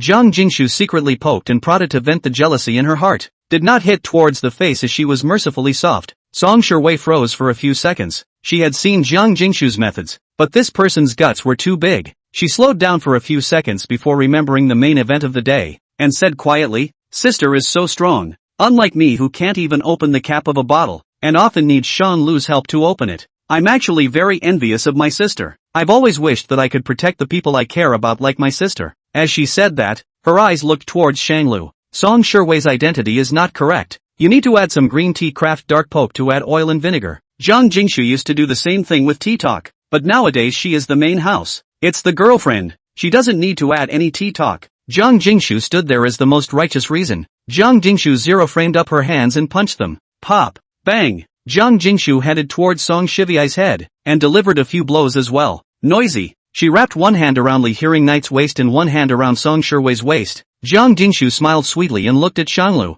Brother, don't be afraid. They're no match for me. I've taken care of them all. Shanglu didn't fear them. Pei Xingjian's pupils quaked and widened, a few moments of surprise flashing through his eyes. Just ask, when a childish girl with huge breasts makes a muscular man of strength, one in each hand. What feelings? Pei Xingjian seems like it is time to go to sleep. Maybe he got up too early, confused and blind. Zhang Jingshu isn't from Chuanshan. How is it so? He patted Shanglu's shoulder, taking pity on Shanglu's future life. Good for you. Shanglu was not surprised, and he could see that Zhang Jingshu was showing mercy. Seen it all long ago. Zhang Jingshu is used to pretending to be a good girl, a black lotus flower that is soft on the outside and tough on the inside. He greeted the distant Lian Li to come over and take the man away for processing. It just so happens that Zhang Jingshu beat someone up. Shoot over her slightly reddened piece. Next we'll wait for Song Zhenghao to come to us on his own accord. Shang Lu looked at Pei Xingjian and asked, "It's a cooperative relationship between us, and these days, I've always been the one to bring up requests for help,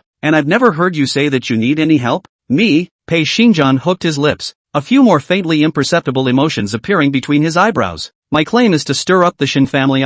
Shanglu, but you don't need me to do it. Indeed, but killing to kill is the highest level. Making Shin Jiyang's wife and family break up, and all the people he cares about leave him, that's what makes me the happiest, and you're a key part of that. While bluntly stating Pei Xingjian's malice, but Shanglu loves the candor. In order to save a mute sister who has nothing to do with him, the son who has been raised for so many years openly confronts himself. Shin Jiyang should not be able to sleep. By the time you find your mother and learn everything, both of you will be irreconcilably estranged from Shin Jiyang. It's interesting to think about all the rebellion. And there are others that I can't tell you about until you find out for yourself. The best way to defeat a person is to take away the people and things it cares about most. There is only one stroke between the deceased and the enemy. That stroke was the scarab that stabbed the other side. The deceased stabbed at the other's wound, leaving a scratch. The deceased thus becomes an enemy. Chapter 89. Who am I? Shin's mother is hiding something from Shanglu. Shin Jiyang also has secrets he won't let Shanglu know. A bunch of mysteries on Zhang Jingshu.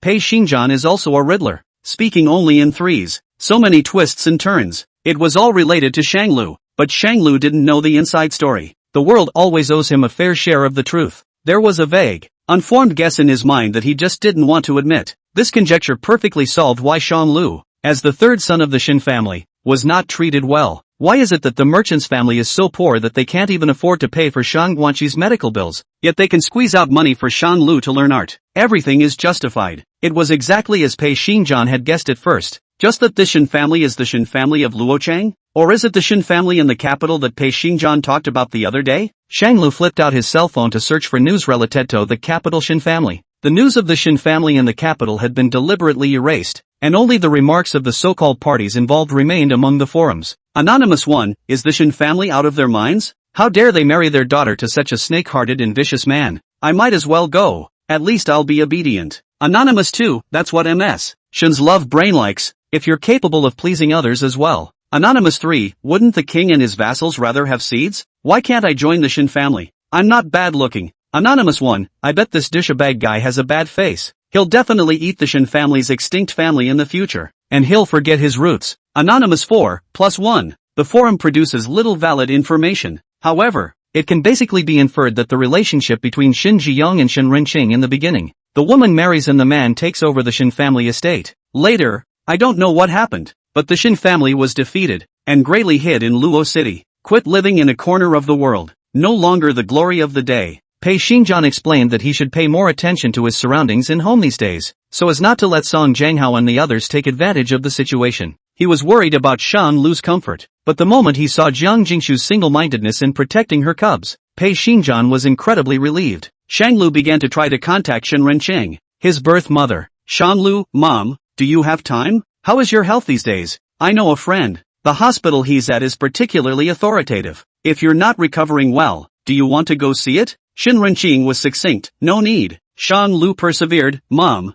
do you know that I broke with the Shin family? You will support me, right? Shanglu, you've been very cold to me all these years. I thought it was because I was raised by merchants not to your liking and was not well received. Now it seems as if it's not because of that. Shin Renqing's side showed several times, the other party is in the process of inputting, but Shanglu never got a definite reply. Shanglu single-handedly, someone told me that the only way to know the truth about the mystery of my birth is to ask you. Shin Renqing, the truth is that it's the wrong hug. Shanglu, it's too much of a child's play to carry the wrong child, isn't it? I'm afraid the Shin family has been secretly funding me behind my back all these years, right? Shanglu, I'm not talking about the Shin family in Luochang. I'm talking about the Shin family in the capital city. Shin Renqing, how much do you know? The words seemed to take on a hint of angst compared to what was thought to be a lukewarm reply. Shanglu was full of joy. I don't know much. Most of it is speculation. As an adult, I wish I could learn the truth. Shin Renqing did not reply to Shanglu. Often, not answering is an answer. It's a default.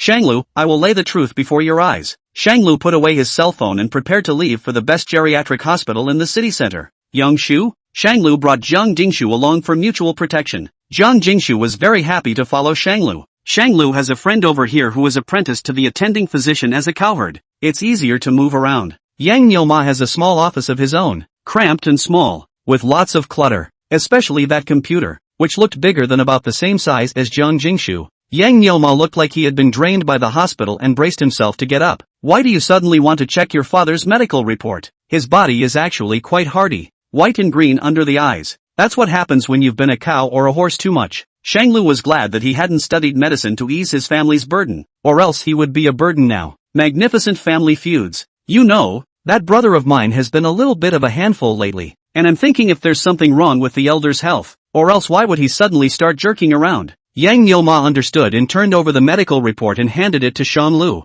Just this one. He looked over at Jiang Jingshu, not having seen this person before. Who's this? Sister-in-law? Shang Lu nodded seriously. Aha. Yang Nioma sighed. Handsome man and beautiful woman. What a match. You two just look healthy and have a nourishing life. Unlike me who is a cow and horse every day. I'll buy you dinner someday. Don't sigh. Shang Lu casually agreed. He opened the medical report and first inquired about Shin Jiang's blood type. Type A blood? Type A blood. How can it be type A blood? Shang Lu's body trembled slightly. When the truth was laid out in front of him, he still had trouble accepting it. Thought I was prepared. Won't be afraid. Jiang Jingshu blinked and asked Shang Lu, what's wrong? What's wrong with his physical examination? Shang Lu smiled bitterly and shook his head. Nothing's wrong. It's probably true that I've been too paranoid lately. Young Nyoma's teacher came to see him again, and Nyoma was back on duty. Make yourselves at home. I'm going to work. Shang Lu didn't stay long and walked out of the hospital with the report. He opened the door and sat in the driver's seat.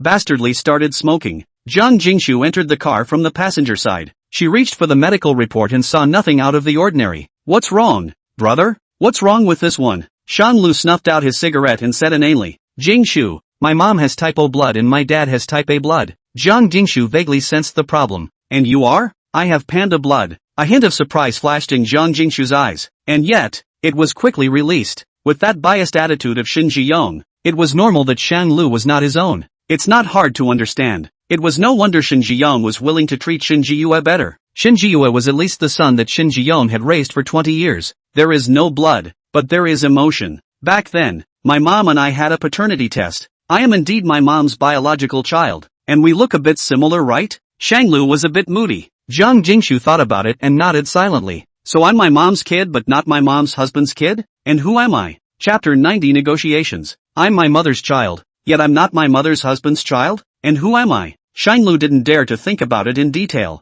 The truth seems to be right in front of us, separated only by a thin veil. With the slightest touch of Shang Lu, the truth will be touched. But he hesitated. Once he reveals the truth with his own hands, there will really be no turning back for Shang Lu and his own mother. Not that he cared about the Shin family or Shin Jiyong, just his mother. In the midst of this past, one should be a victim. To uncover it with one's own hands is to uncover the scars of the mother and the scars of the victim. Shang Lu paused and finally made the same decision as Pei Xingjian, gave the right to choose and the right to speak to Shin Rinqing. He took a picture of that medical exam and sent it to his own mother. Shang Lu, mother, at this point, are you still unwilling to tell me the truth? Do you really want me to go to the place where the incident happened back then and ask for the truth bit by bit? Shin Rinqing's side showed a long time. The other party is in the process of inputting. I don't know what words are being tapped, deleting and changing, back and forth. Shang Lu has been looking forward to this for a long time. He didn't wait for results. Shin Rinqing ended up not saying a word. Again, there were no words. Shang Lu gradually became accustomed and numb.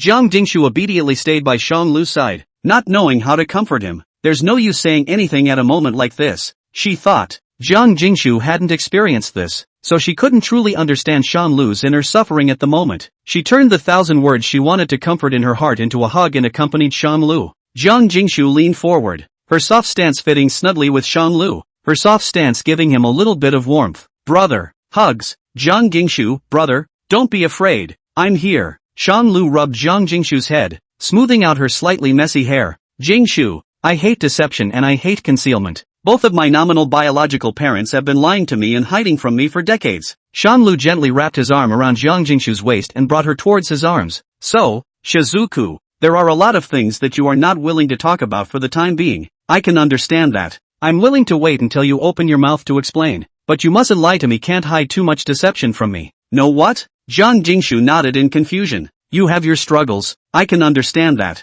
but you must not lie to me. If you don't want to talk about it, tell me it's inconvenient to talk about it, and never cheat, Shang Lu added. It was like saying it to Jiang Jingshu, and it was like an advice to herself. Your family history, your name, your past and future, and your purpose in approaching me, Shang Lu pointed out faintly. In the future, be sure to tell me everything, no hiding. Jiang Jingshu knew that all along she was not good enough for Shang Lu because she didn't dare to face Shang Lu with her true face. She hides a lot about herself. If Shang Lu did not ask, she did not answer. Today, I realized that Shang Lu was not unaware of it, but just didn't want to count it. Brother, I promise you, Jiang Jingshu Zhang Zhong said, when the chess watching is over, I'll slowly tell my story with you. Telling that bedtime story is not a false story. Instead, it's the brave life of Jiang Jingshu. Good. Asterisk. Upon returning home, the neighborhood security guards came to alert them to an earlier attempt by suspicious elements to pry into Shang Lu's situation. Shang Lu returned home, only to realize that Pei Xingjian was also there. Seeing this person again, I always felt a lot of emotions. I don't know why this person's background is, and what relationship he has with himself and Shin Rinqing. There was also the fact that Shang Lu always felt that Pei Xingjian and Jiang Jingshu had known each other for a long time. The relationship between them was tinged with a bit of faint awkwardness. Pei Xingjian lacked a trace of poise, Jiang Jingshu lacked a trace of indifference. Shang Lu also who does not say where to come to the question, but it could also be pure non-confrontation. After all, both are kind of weird. Shang Lu discovered that the empty lot next to the entrance of his house had been splattered with red paint, which formed 4 words, a life for a life. It goes without saying that everyone knows who set it up. Luckily, Shang Lu's house was arranged near his house, or else it would have been his house that was painted. Pei Xingjian sat on the sofa and watched the ballgame, idly making tea. On seeing Shang Lu, like greeting a guest, don't be polite. Come, sit. Shang Lu sat farther away, and the medical report was hidden inside his briefcase. Granted, Pei Xingjian has likely investigated all of this long ago.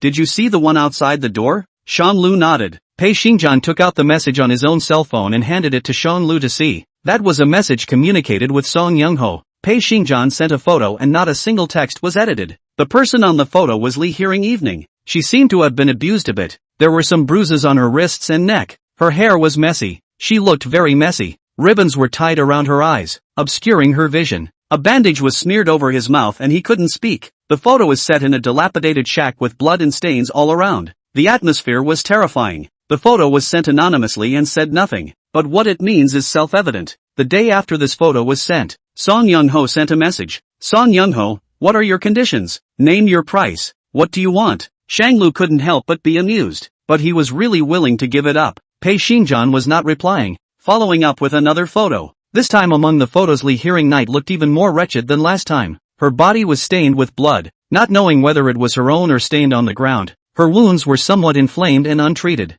From the angle the photo was taken, a gun was pressed against Lee Hearing Evening's temple, with only half of the gun exposed. Lee Hearing Evening was so frightened that she cowered and hid in the corner. The situation was even more horrific than the day before. Song Jianghao was somewhat unable to sit still, and his anger was displayed in the text. Song Young-ho, only dare to hide behind the back and bully women. Don't dare to come and negotiate with me? Song Jianghao, I know who you are, and don't forget that your family is in my hands too. If Lee Listening Evening has half a chance, then I'll let the three of them be buried with me. There was no follow-up on the next. Pei Xingjian handed things over to Sean Lu. What should we do next? It's more advisable to negotiate with him so that both of your losses are minimized. Pei Xingjian was uneasy and urged. Be ruthless in your methods and learn from me. Shang Lu took it in stride and thought about it. Can we talk? Sean Lu paused. It's best to turn on a voice changer to prevent him from preempting evidence of trouble. Of course I can. Pei Xingjian dialed the phone and turned on a voice changer that came with his cell phone. Song Jianghao's side answered almost in seconds, and it looked like he had been waiting for this news for a long time as well. Hey, what have you done with Lee Hearing Night? Shang Lu ignored the fact that he had opened the door to a question and was only concerned with his own thoughts. I have two conditions. First, release them.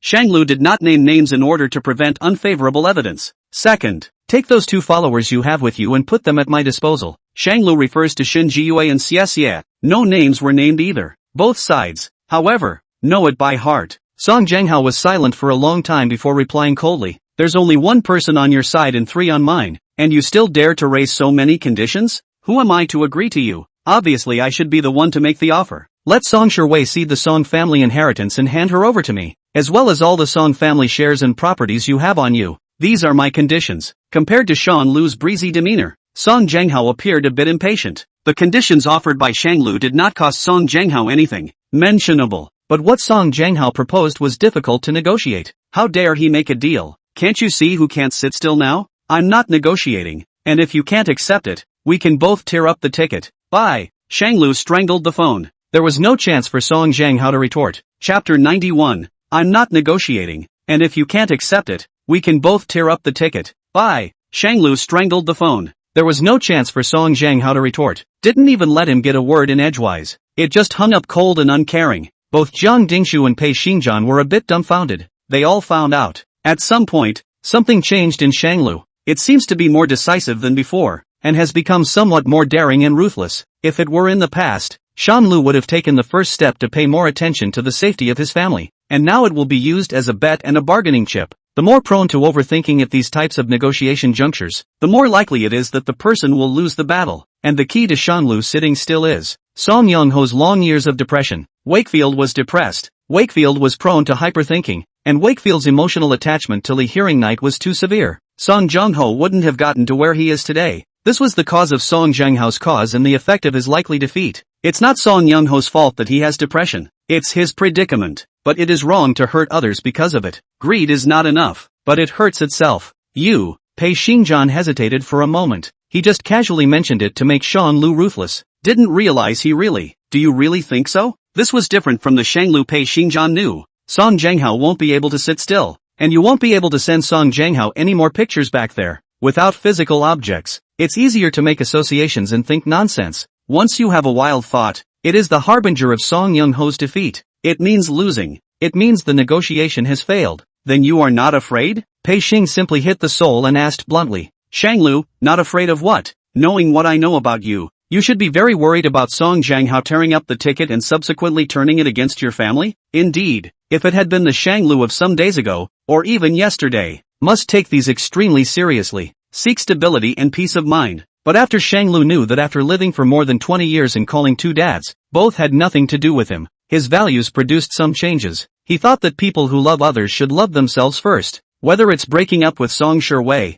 learning that in the midst of love, you come first, or in the midst of intimacy, learning to love and care for yourself and be kind to yourself comes first. Only when you love yourself will others know how to respect you. Shanglu had too many burdens on his mind. Consider this, consider that. And one always suffers all kinds of aggravation. Sometimes it is permissible to use others, or to use them as leverage, to achieve a goal, as long as the results can be rewarded. Shanglu calmly returned. He wouldn't dare. Now that hint of Song Jianghao's tiptoeing around and looking over his shoulder, Shanglu had felt it out. Because Shanglu used to be like that. He would envision in his own mind the worst possible outcome in case of a torn ticket, the worst possible torture that Li Hearing Knight could possibly suffer. If that's all that's in his head, how can he dare to make a difference? Pei Xingjian was in a bit of a trance about how Shanglu had changed overnight. Yet there was relief. More than anything else, it's disconcerting. What's gotten into you? Pei Xingjian looked at Jiang Jingshu. Who did you meet? How did this guy suddenly become like this? Jiang Jingshu didn't say anything. She just silently supported Shanglu in all his decisions. Nothing exciting, just figured it out. Shanglu picked up the tea on the coffee table and drank it, thinking too much about it rather than doing or solving anything. Might as well let it go. Let's see which one of them will win. Several missed calls came through on Pei Xingjian's cell phone, all from the same person. Pei Xingjian asked, "When will you pick it up?" "You'll pick it up?" Shanglu thought for a moment and replied, "Keep your cell phone turned off these days. Don't tap on his messages. Don't let them show as read. And I'll call him again in a week." "So what are you doing this week?" Shanglu laughed. "Me? Of course it's to appear in front of the public and take away what Song Jianghao cares about the most. The most humiliating conspiracy in the world is a phallic conspiracy. Knowing full well what he's going to do. Knowing full well what he's going to do next. However, there is still nothing to do but to watch the power and status lose from their hands little by little. Watching everyone walk away from you. Watching yourself fall away from your family. But there is nothing to be done about it. Pei Xingjian did this to Shin Jiyong. Shanglu took it all in stride. This is how Shanglu treated Song Jianghao. It's as if everything has its own destiny. Shanglu was acquainted with Li Hearing Knight. He vaguely remembers that Li Hearing Evening always wore a neutral wind bracelet. There's a neutral wind bracelet on Li Hearing Knight's hand. Give me that. I'm going to have a good meeting with Song Jianghao one of these days. Pei Xingjian roughly understood what he was going to do. Quite agreeable. Not bad. There's growth. It's a tough guy. Shanglu looked toward Jiang Jingshu and extended a hand, inviting Jiang Jingshu to join him. This Ms. Jiang, these days I need a personal bodyguard to protect my well-being. May I ask if you are free? Jiang Jingshu smiled sweetly and came up to hug Shanglu. Is there a paycheck? What's the paycheck? Shanglu hugged her like nobody's business and returned. Yes, you can drive yourself. Then this young lady reluctantly agrees. Pei Xingjian rolled his eyes, interrupting the doggy feast. So what are you going to do next? I don't know if it was what he expected in his mind. Is Song Shiwei still there? Shanglu asked. Let's go near the Song family property that Song Jianghao cares about the most. Don't cover it up. It's better if everyone knows about it. Let Song Shiwei's newspaper report on it, and wait for him to find out about it. Just waiting for a good show to start. Chapter 92, She's My Girlfriend. These days after the comatose Song Shiwei woke up were not idle. Shanglu's cell phone received countless messages from Song Shiwei. It's just centered around those points. Song Shiwei, what right does that dead girl have to hit me? Who is she to hit me? She thinks I'm not nice to talk to like that, doesn't she? But isn't she the one who used to be so beaten up? Song Shiwei, don't you have anything to say? Why are you so cold? Have you never loved me? You didn't even come to offer your condolences when something happened to me? Are you like that? Song Shiwei, even if you're not a couple, you're at least a friend, right? We've known each other for so many years. We're friends. Shouldn't we offer our condolences? You are so cruel. Song Shiwei, shouldn't you show it? Shouldn't you apologize to me? I'm not even asking you to bring that woman to apologize. I just want to see you care about me. Song Shiwei, when will you make an appointment to apologize to me? To meet with me? How are you going to make it up to me? Shanglu casually glanced at a few messages, some of which were too long and lazy to read. He only returned the last one. Shanglu, tomorrow I'll bring something to visit Uncle Song to thank him for his constant promotion. Song Shiwei replied back in seconds. Okay, I'll wait for you then. Not more than a few seconds later, Song Shiwei sent another tentative message. Song Shiwei, are you alone? She wanted to ask Jiang Jingshu if she would come. Song Wei, I didn't mean anything else. It's just that I thought that I always need to ask how many guests there are so that I can explain to my subordinates to prepare them. Shang Lu paused and returned. 3 people. Song Wei was relieved. As long as she didn't come alone with Jiang Jingshu, Song Jiangwo was considered half of Shang Lu's elders, and if Shang Lu and Jiang Jingshu came alone, it would be somewhat like a young couple meeting their parents. Song Wei didn't want his father to be a witness to Shang Lu's love for someone else, as long as there aren't 2 of them. Song Wei, I know, my dad likes healthcare recently. Just bring some healthcare gifts, not too expensive. Shang Lu, good. Asterisk. To be precise, Shang Lu came with 5 people, except there were only 3 people who came through the door. They are Shang Lu, Jiang Gingshu, and Lian Li. 2 others were newspaper reporters that Shang Lu had found at random. The 2 new generation reporters hid in the shadows and secretly filmed Shang Lu entering the Song family. It was an anonymous person who passed on the news to the 2 of them, and it was rumored that there was a possibility of a resurgence in the marriage between the Shin and Song families. Previously, the Song family's daughter, Song Wei, and Shin's business land's mansion grudge rumors were so boisterous that it became known to everyone. See, going out of its way to issue clarifications of a legal nature. And now there can be a reversal? This news is what the eating public has been talking about. The 2 newspaper reporters had squatted near the Song family's home early in the morning, waiting for Shang Lu to show up. The first image that the reporter captured was framed with Song Wei personally going out to greet Shang Lu. Generally, greeting a guest is either handed over to an underling, or this guest is extremely high-ranking. Obviously Shang Lu is not. Then why did the Song family's eldest daughter greet them personally? This photo could be accompanied by a lot of evocative copy. The second image taken by the reporter was framed on Song Wei's embarrassed look. Her eyes stared with displeasure at the churlish girl standing at Shang Lu's side. Although you couldn't see her face, the girl was dressed up in a very nice and cute way. The look on Miss Song's face was very intriguing, suitable for the realistic relationships column. One man, many women shuffle. Who does he really love? Who do you think this Shang Lu really likes? I think it's the little one. Good figure, good looks. Young, fresh breath. What man doesn't like it? Reporter 1 said, fantasizing in passing about having a beautiful young girlfriend. Reporter 2 saw his demented face and couldn't help but dislike him back. But a few more peanuts. Reporter 2 also began to fantasize. That's not as good as me. Man, at least he chose to stand on his own 2 feet instead of stooping to his level. Asterisk. Song Wei was a bit unwelcoming to Jiang Jingshu, but she had to pretend to be very welcoming in order to maintain the gentle, humble and polite persona that her assistant sister said she had. Song Wei invited the people who were traveling with Shang Lu to join her and gather in the living room. The last time we met was Song Jiangwo's wedding. What happened then was not very pleasant. So much so that there was little communication between the parties afterwards. Now that Shang Lu is willing to come, Mr. Song expressed his great welcome. Is that Xiao Lu? Old Mr. Song looked at the gifts they had brought, all of which were respective products from the health maintenance series. You've come all the way here. What gifts are you bringing? How out of the ordinary does it seem? The 3 men handed their gifts to the maids. Shang Lu faded the aura that he had earlier when he was speculating about Song Zhenghao's mind, and gathered his sharpness. In front of people, he resumed the gentle and humble nature that everyone always recognized. Uncle Song,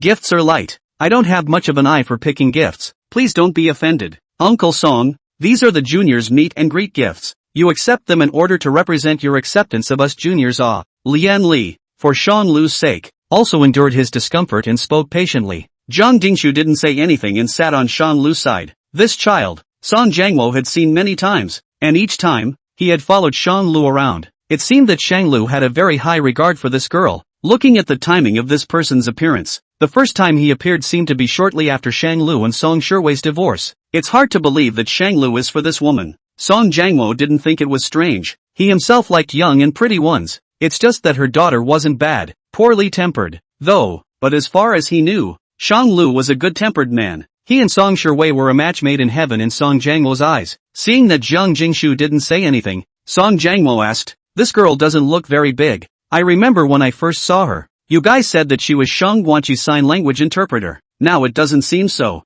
Be honest with your uncle. What exactly is the relationship between you two?" Song Wei sat on the sidelines, looking very nervous, even though she could see that nowadays, Jiang Dingshu and Shan Lu's one relationship had skyrocketed and was already very close. But as long as Shan Lu didn't admit it, she could pretend that it had never happened. As long as Shan Lu obediently admitted his mistake and returned to Song Wei could ignore anything. She looked at Shan Lu with eyes full of anticipation, waiting for his next words. "You can say sister. You can say friend. You can keep your mouth shut. Just don't acknowledge intimacy. As long as it's not a couple." Song Shui would then choose to forgive and would not care. The ambiguous phone messages she had heard the night before, she could pretend nothing had happened. This was Song Shui's biggest concession. As long as Shanglu is willing to turn back, everything is fine. Chapter 93, Can we get remarried? Song Jiangwo pretended to look like an elder gossip-like tone, asked, Be honest with uncle. What exactly is the relationship between the two of you? Jiang Jingshu's heart fluttered. What is this? If you're just dating, but not officially announced in Shanglu's circle of life, it doesn't really count as a bright relationship. It's similar to when they were flirting before.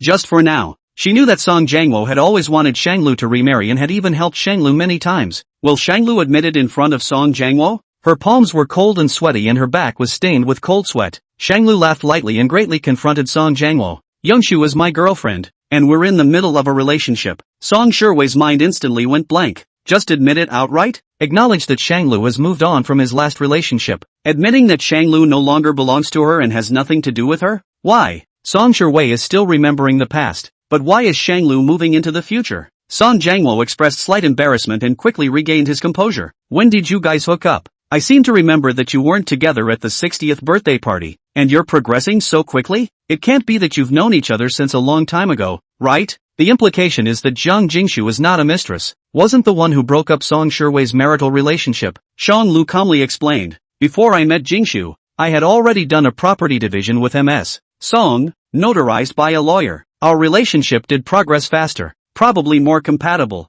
It was just a few days ago that we got together. Lian Li hurriedly followed to explain. Yes uncle, the two of them really hit it off. Their hobbies and interests and tastes are almost exactly the same. How do you think there could be two people so similar in the world? Shang Lu doesn't like to cook. Hey, coincidentally, Jiang Dingshu especially likes to study cooking and make all kinds of delicious food for Shang Lu. Shang Lu is always busy with work and can't take care of himself. But as it happens, Jiang Jingshu is especially good at taking care of people, and she's especially careful and proper. I was really knocked into the CP of the two of them, born to be together. There was a bit of yin and yang mixed in with the consecutive explanations. As for who is being talked about, it depends on who breaks the defense. Song Jiangwo's face didn't look particularly good. He could hear that Lian Li was accusing Song Shui of not treating her marriage with care. Looking at the age, couples who have a particularly large age gap don't go far and tend to have a generation gap. Old Mr. Song looked at Shang Lu. Little Lu, I advise you to think twice and carefully. Don't take the wrong path.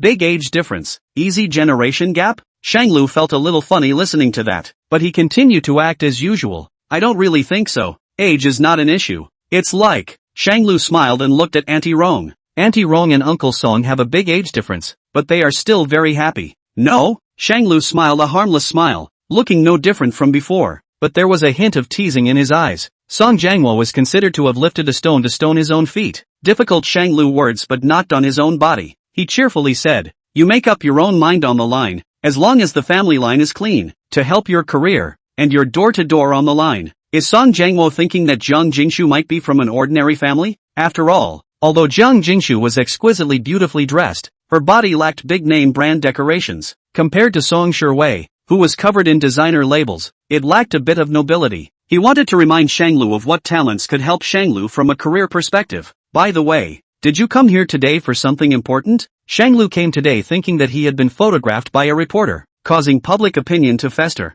Secondly, there's really one thing. It's a previously negotiated collaboration. It was later settled because of the marriage scandal. Shanglu shows Song Jiangwo the exhibits designed by his capable apprentice. I don't know how well you consider the trademark cooperation that we agreed before. This is our can give into the intention and sample drawings. You can take a look, if there is no problem. Song Jiangwo remembered, but there was really such a thing. There's just something about this sample chart that looks familiar. Seems like I've seen it somewhere, but I can't really remember for a moment. This painting was designed by your studio? Song Jiangwo asked. A new employee headhunted by our company seems to be drawing similar to what you have here. Shang Lu was puzzled. It was indeed their latest design. They're a small studio. There shouldn't be any outsiders or defections. Everyone in the studio is a core member of his trusted staff. Absolutely not. Cooperation is good. This sample chart definitely not. You go back and check it out. But of course it's possible that I'm remembering it wrong. Old Mr. Song said casually, and he admonished Shang Lu a few more times, which was just to be careful of the young woman. Old Mr.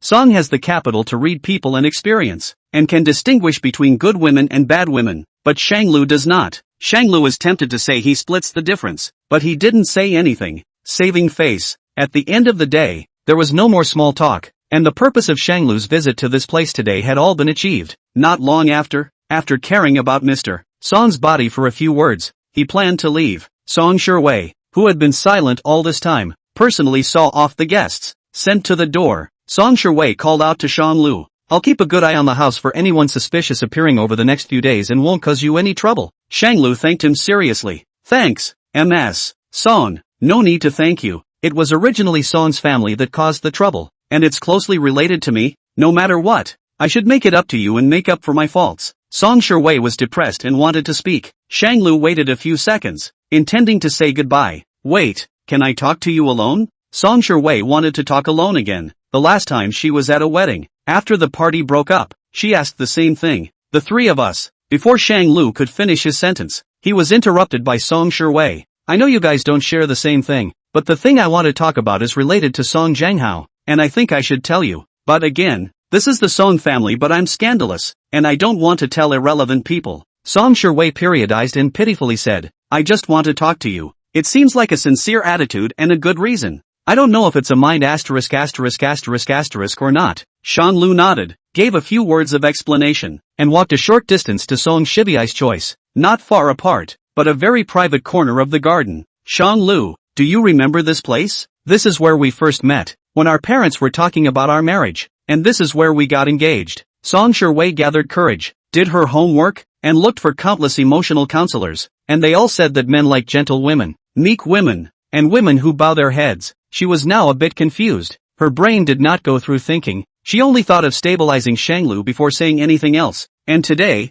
the two of us are standing here again. Is this a kind of fate? Shanglu, I regret it. Can we remarry?" Chapter 94, Unless you apologize to me on your knees. "Shanglu, I regret it. Can we remarry?" Song Shiwei spoke slowly, biting her words clearly, her timbre dragging a bit long, with a hint of timidity and fear in her voice, like she was afraid of being rejected. Shanglu closed his eyes, and the scene in front of him was quite emotional. The past was like the wind, surfacing before Shanglu's eyes once again. It seems like yesterday when it was close to 3 years ago. 3 years ago, when Xin Jiang and Xin Renqing brought Shanglu to the Song family to propose marriage, both parents were very satisfied with both children, and said yes to everything. Only the parties to the marriage are less familiar, even for the first time. In the heat of the moment, Xin Jiang urged Shanglu to take Song Shiwei out for a stroll to get to know each other. They felt that young people were easily restrained in front of their elders. The elders let Shanglu take Song Shiwei around to cultivate their relationship and communicate with each other to understand each other.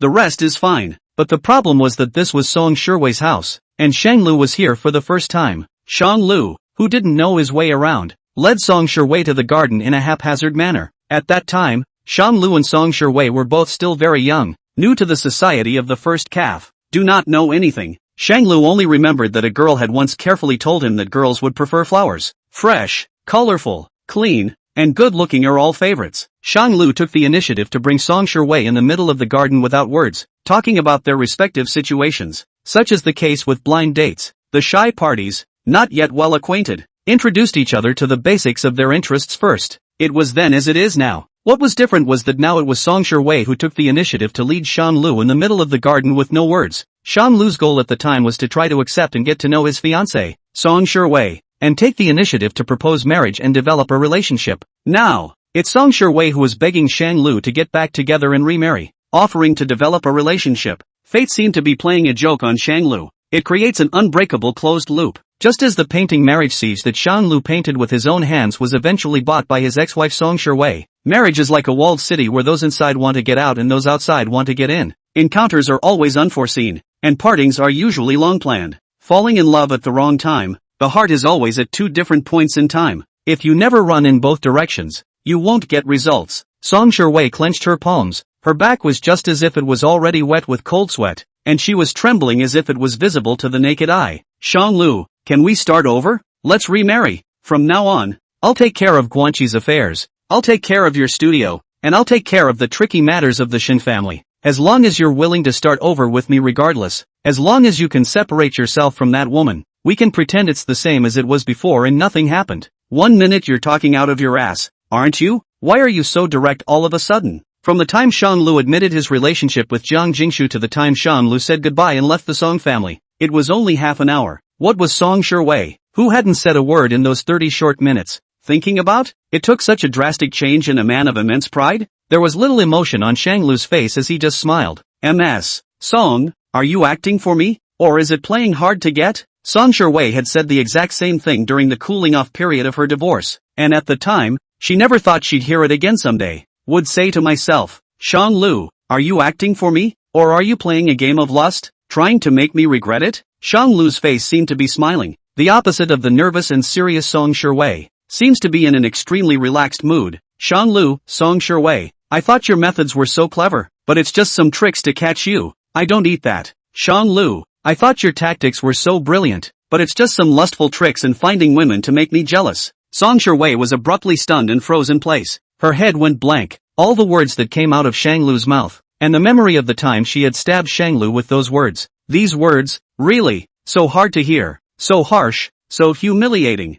So this was how Shang Lu felt when he heard those words once upon a time? So she used to be such an asshole? Today, the trance is clear. Seeing Song Sherwei freeze, Shang Lu's eyes swept her around from top to bottom. It's not working. Shang Lu, Song Sherwei, want to remarry? How about you first kneel down and beg me to forgive you? Maybe I'm in a good mood and willing to give you a spare tire position? Shang Lu, if you continue to be so lustful and capricious, I will never forgive you. And sooner or later one day you will be on your knees begging me to forgive you. What Song Sherwei said once upon a time was like a boomerang. Re-zip on her body. Ridiculous to the core. What pierced Song Sherwei's heart was surprisingly the words she had once uttered. She didn't even have the courage to retort. She was silent for a long time. Shang Lu was in a good mood and was not willing to stay with her to waste more time. So he turned around and was about to leave, which Song Sherwei reacted almost subconsciously, unconsciously grabbing the corner of Shang Lu's coat. Shang Lu paused in his steps and coldly watched her move. Let go, MS. Song, and behave yourself. Song Sherwei was teary-eyed and choked.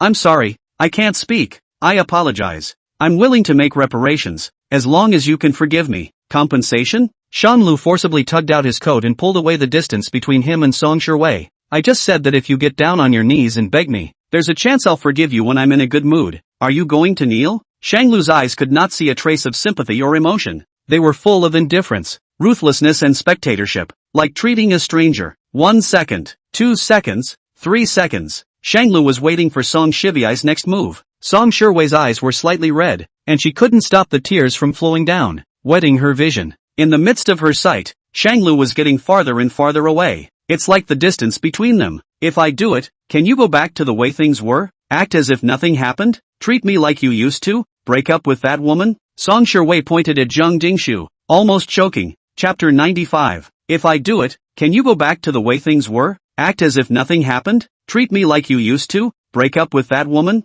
From before? Now Song Sherwei will also talk about the old days. The old Song Sherwei would never beg you so lowly. Her family gives her the backbone she doesn't need to bow down. But Song Sherwei was now bowing down in order to win back Shang Lu. On the other hand, maybe excited? Maybe excited? It is a pity that the person in front of Song Sherwei is Shang Lu. He's a stubborn, deadbeat. Although he is good at talking, he will not allow others to change the decision he has made, and he himself will not easily backtrack. He will not forgive anyone who has ever hurt him. To forgive those who have wronged you is to betray the self that was wronged in the first place. Shang Lu looked at Song Sherwei with cold eyes, taking in her caution without a hint of movement. He smiled faintly. Song Sherwei, you seem to have misunderstood. When I said I'd wait for you to get down on your knees and apologize and beg for forgiveness, I meant to wait until I was in a good mood. Maybe giving you a chance is going to depend on my mood. Not necessarily. Song Sherwei just wanted to retort, opened her mouth, but had no way to speak. She only commiserated.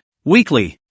Shang Lu, why are you so aggressive? Once upon a time you weren't like this? Do we really have to become like this now? What should the old Shangri-La be like? Who is it for others to decide what Shangri-La should look like? What kind of person goes through life without a single change? Who is obligated to keep someone unchanged for the rest of their life? Who needs to tolerate an incompetent partner for the rest of his or her life? What was it like before? Shang Lu raised his voice and questioned Song Sherwei loudly. In the past, I was too nice, and that's why I allowed you to do wrong and trample on other people's hearts. So much so that I gave you the capital to be arrogant. Treat Shang Lu as well. Treat the Shin family as well. Shang Lu, who has always been from an ordinary and mediocre family, is used to having low self-esteem. It has been in the style of more trouble than it's worth, and I'm afraid that I'll cause trouble for my foster parents if I get into trouble. Bear with me.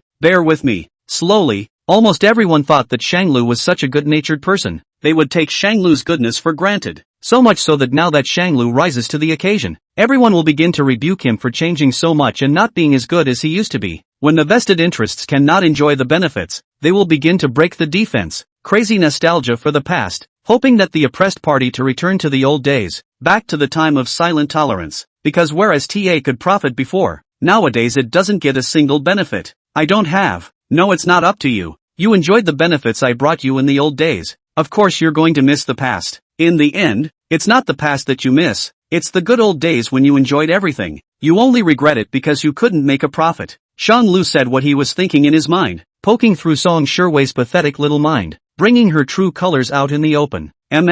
Song, I really don't have time to reminisce about the past with you here. I already have a girlfriend now, so please behave yourself and don't break up other people's relationships. When we meet in the future, please put yourself in the right position. If you can't do the kneeling and apologizing, stay away from me, and don't go seduce a married man or bother me. Shanglu shot Song Shiwei a disdainful glance, looking with disgust at her forlorn and despairingly remorseful expression. There are always some people in the world who are born to be cheap. Only when they lose will they know how to cherish them. Shanglu raised his head and returned to Zhang Jingshu's side. He thought of something and opened his circle of friends to flip through that official announcement text edited by Zhang Jingshu. Click to save the image. Subsequently sent an identical circle of friends in his friends list. The text reads, only those who are incapable choose to be desirous of being desirous of being desirous of being desirous of being desirous of being desirous. This is not the first time this text has appeared on their list. On the day of the original divorce, Song Shiwei sent one. Now, however, it was Shanglu's turn. By now, Shanglu and Song Shiwei's marriage finally constitutes a closed loop,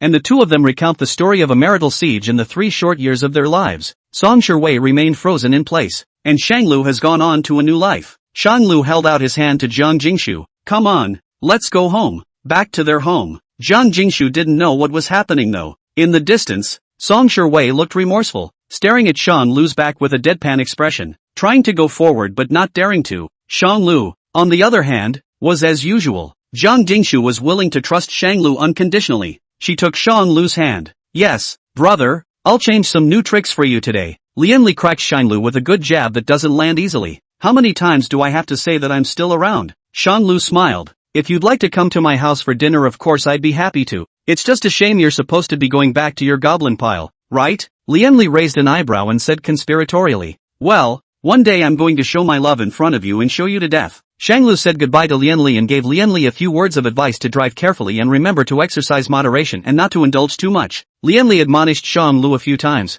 Don't be too lovey-dovey, or you'll easily die fast. The last 2 frames of the reporter at the gate were set to finish. One frame Song Shiwei twisting and pulling Shanglu's sleeve, her eyes filled with tears. I don't know what I'm saying to Shanglu, and my posture is very humble. The other picture was framed with Shanglu and Zhang Jingshu holding hands, again with only Zhang Jingshu's back. Together, the 2 images add up to a dogged tale of gentrification. Reporter 2 is set to be titled Shocker. A poor painter rejects a rich girl for love, turning to the arms of an 18-year-old girl? Is it the distortion of human nature? Or is it a moral degeneration? The newspapers picked up the story. The hot search topic at one point centered around the constant buzz between the 3 people, Shanglu, Cold Girl, and Song Shiwei. What's more, some people have revealed that this Cold Girl is the girl who sat in the co-pilot of Shanglu when CSN touched the porcelain. Is it hard to believe that they were hooking up then? Public opinion festered and heated. These days, the consistently silent and low-profile Shanglu changed his style and suddenly became very high-profile.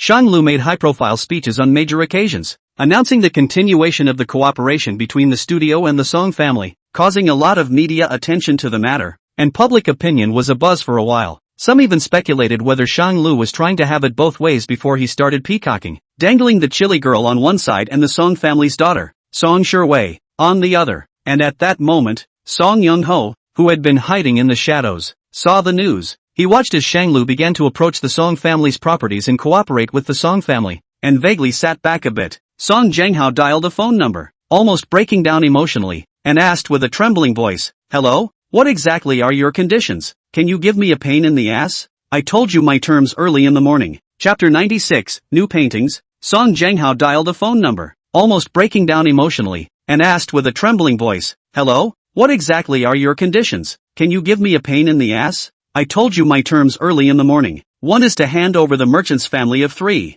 The second is to secretly hand over Shin Jiyue and Xiesen, whom Shanglu hates, to Shanglu to dispose of them privately. Do these two conditions have anything to lose for Song Jianghao? These days, Song Jianghao had been sending messages to Pei Xingjian's cell phone ever since he saw the outside news. Just Shanglu explained Pei Xingjian to deal with it coldly, until it dragged on until today, the day of the promised get-together. Shanglu brought Lianli and Zhang Jingshu to one of the properties Pei Xingjian had bought in Luo City. Earlier, I heard that the Pei family was large and rich. Now it seems to live up to its name. Pei Xingjian only stayed in Luocheng for a short period of time, and the moment he did so, he was a wealth that was beyond the reach of all. This is as a Chinese-style ancient mansion, full of opulence into the eyes. The floor is covered with 5 blessings to offer longevity carpet velvet, gold Nanmo high table with green and white glazed plum vase, slanting a few branches of juxtaposed begonias. The tea table is placed on the purple gold incense burner, smoked a refreshing aroma. In the center of the parlor hung many famous paintings, 1 or 2 of which were from the hand of Shan Lu.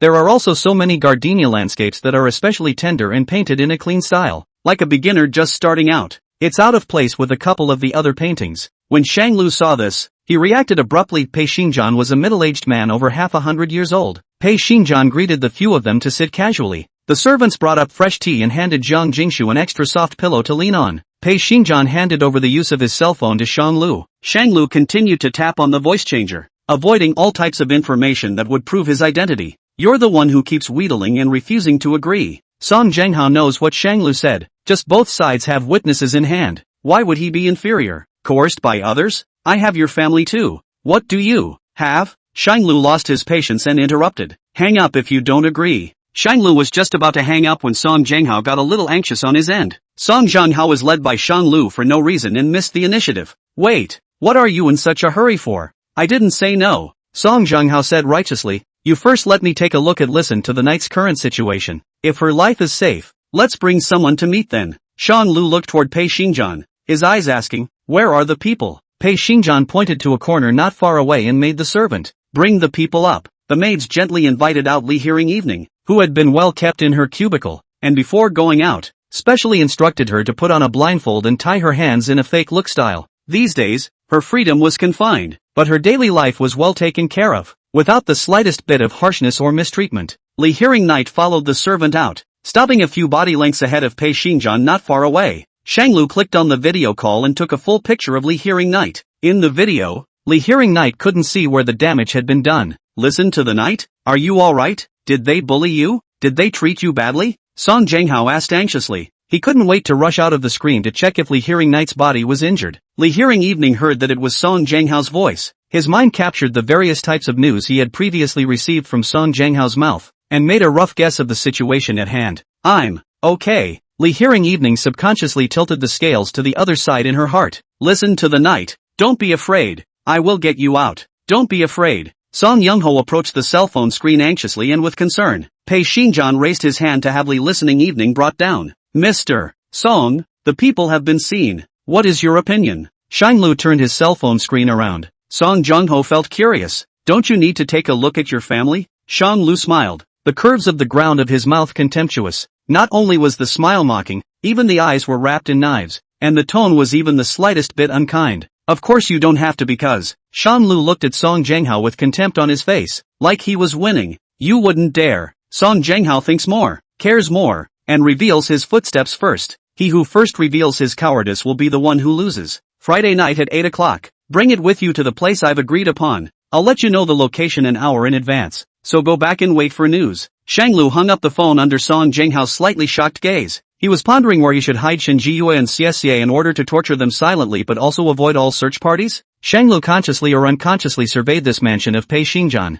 Would anyone in Luo City dare to investigate the Pei family? Shang Lu gently stared at Pei Xingjian, who seemed to have developed a tacit understanding between him and Pei Xingjian. He didn't have to say it. Pei Xingjian could understand. If you're comfortable with that, I'm totally okay with it. Shang Lu smiled. The trust was not empty. Rather, it is justified. Pei Xingjian was quite proud to show them the paintings in his collection. This one, when I went to Paris to fly my business, I came across it by chance, and it looked like a good match, so I bought it. This one is from Shanlu. This one. Pei Xingjian stopped in front of an exceptionally simple portrait of a gardenia, stopping for half a step. It's a painting that doesn't fit in with the rest. Others have mood, color, and painting technique, and this painting, Was it painted by Mr. Pei's daughter? Shanglu couldn't see the doorway of this painting, couldn't taste its special features. Pei Xingjian smiled faintly and pulled away from the conversation. Oh, I usually don't have any hobbies, and I don't know how to golf. It's hard to get together with all those old men.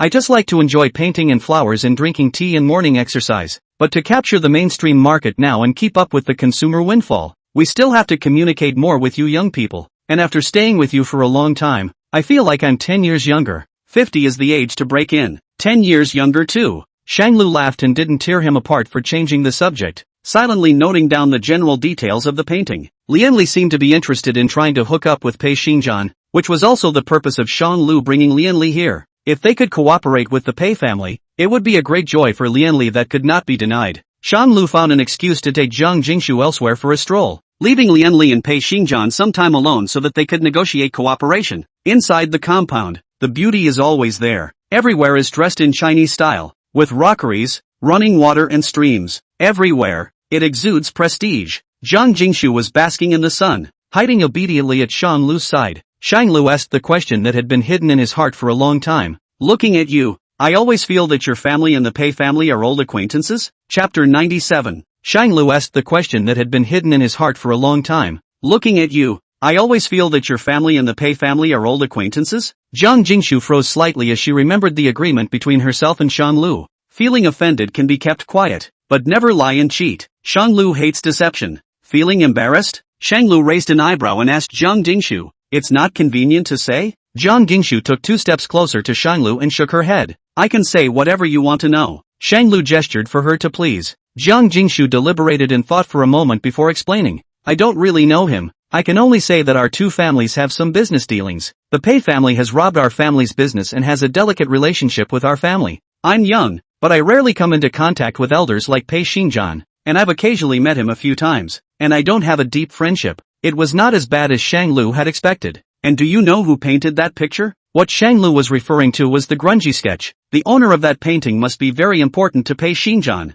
Shanglu always felt that Pei Xingjian and the Shin family had a great relationship and deep friendship, and it was even likely that, but no matter what, this person Pei Xingjian had once moved to kill Shanglu. As far as Shanglu was concerned, this man was potentially dangerous. Even though it was a partnership for the time being, Shanglu had to catch some of the weaknesses that belonged to Pei Xingjian. Take the initiative into your own hands. Otherwise, sooner or later, you will be in a passive state and suffer. That I don't know, but I know a little something else. When I was a child, I once heard some of Pei Xingjian's gossip. Pei family couple belongs to business marriage. Both sides have very powerful background. Some people rumor that Pei family couple belongs to each state. Do not interfere with each other. Only one point, that is, cannot leave no mercy, cannot leave no seed. The family property must not allow outsiders to have any opportunity to take advantage of. If there is a violation, then you need to give up the company's equity or even give up the market. You can play, but once you touch the core interests, the family heritage, the bloodline has to be pure. This is a throne to be inherited. Shanglu was a bit curious. Then do you know if there was a possibility back then that one of the parties would have an illegitimate child? Or anything else?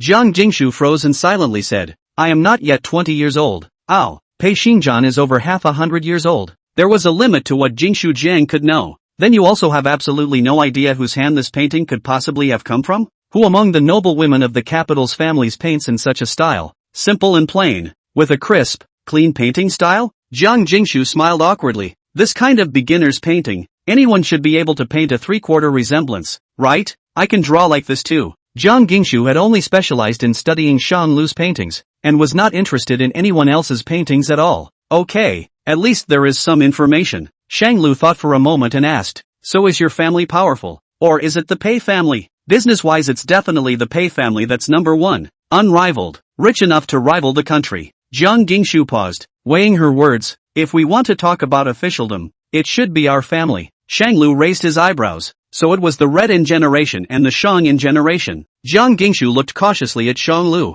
"Brother, do you have any concerns?" She thought that it was Shanglu who was afraid to face the persecution of their family. "No." Shanglu patted Zhang Jingshu's head and hugged her tightly. "Good performance. It's all the truth." Zhang Jingshu heard nothing wrong with Shanglu's tone, and only then did she put her heart down. "I promised you. Of course I'd tell the truth." Shanglu was curious. Since Zhang Jingshu's parents had such a strong desire to control, there should have been some movement after Zhang Jingshu sent out the official announcement circle of friends. But Shanglu prepared himself. but never waited for everything that was expected. Did your parents give you a hard time when they saw that circle of friends? Jiang Jingshu shrugged, full of concern. I blocked them. Shanlu froze. Jiang Jingshu quickly reacted and immediately explained. It's not blocking your friend circle. It's on message undisturbed. They can see the friend circles I post. They all know you exist. Shanlu smiled. I know. When they ask me about you, I rarely reply. At most, I would acknowledge your existence and show my determination to recognize only you.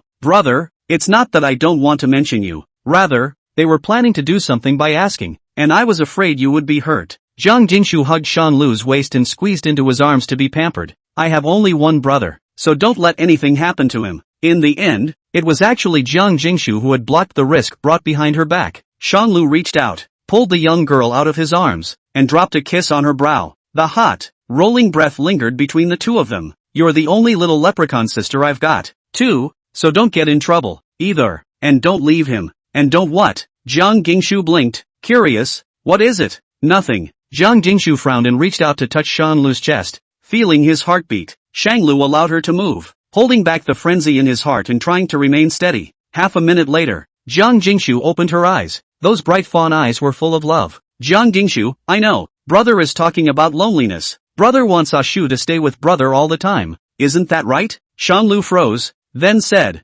nonsense. More and more will be nonsense. Jiang Jingshu snorted coldly and hugged Shanlu as if she was playing a trick, pressing her face against his heart. Brother is always talking out of his ass. He obviously likes Ashu a lot. Brother doesn't want to admit it, so Shu has no choice but to admit it. Jiang Jingshu looked up and met Shanlu's eyes. Brother, Ashu is lonely. Brother must stay with Ashu all the time. Don't leave me, okay? 10,000 emotions flooded Shanglu's mind, and he messed up his mind. Distinctly heard his own increasingly agitated heartbeat. From the heart, Shanglu responded softly. Good, brother promised me. Then no backing out. If it's Shu who backs out, then I won't marry into an old girl for the rest of my life. If it's brother who backs out, then brother won't be able to eat his own peeled walnuts for the rest of his life. Jiang Jingshu set her own bets. Inequality, but it was filled with Jiang Jingshu's ignorant love. Shanglu cried and laughed. How can you set a bet like that? Hey! Jiang Jingshu fidgeted and swung around in Shanglu's arms, catching dash. In the distance, an unfamiliar face in a suit pressed the shutter button. He stood within the tall building, taking it all in. Chapter 98, Audio. After Lianli finished talking with Pei Xingjian,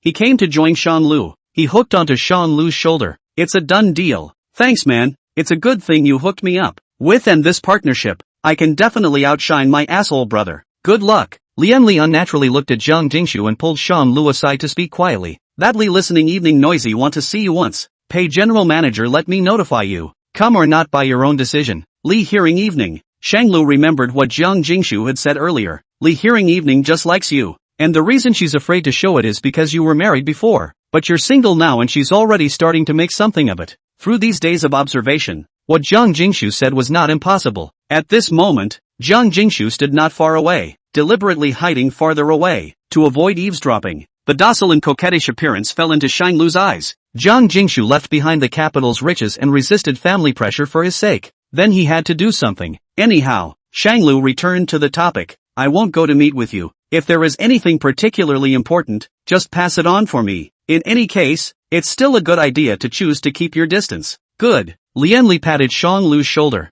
Next time you meet with Mr. Pei, remember to call me up as well. No problem. Shanglu was also happy to be able to help Lianli. Shanglu said goodbye to Lianli. He had other more important matters to attend to. It's the sample illustrated copy that Song casually mentioned. Shanglu suspects that there may be a mole in one of his tiny studios. This mole is extremely well hidden, and may even be someone he or she particularly trusts. He knew everyone in the studio. It shouldn't have happened like this. Shanglu secretly investigated and did not spare any of the suspicious people. On the surface, he was taking Jiang Jingshu to learn about the studio, but behind his back, he was observing everyone's every move. With the previous rumors, the studio employees all called Jiang Jingshu boss lady one by one. Jiang Jingshu was unprecedentedly shy. Shanglu dispersed the uproarious crowd and led Jiang Jingshu around the modest studio. It's not your first time here. Does it feel any different than it did before? Shanglu asked. Jiang Jingshu was thoughtful and quite proud. Of course it's different. Before I was a customer and a guest. Now I'm an old boarder mother. He. And do you think these people are any different than they were before?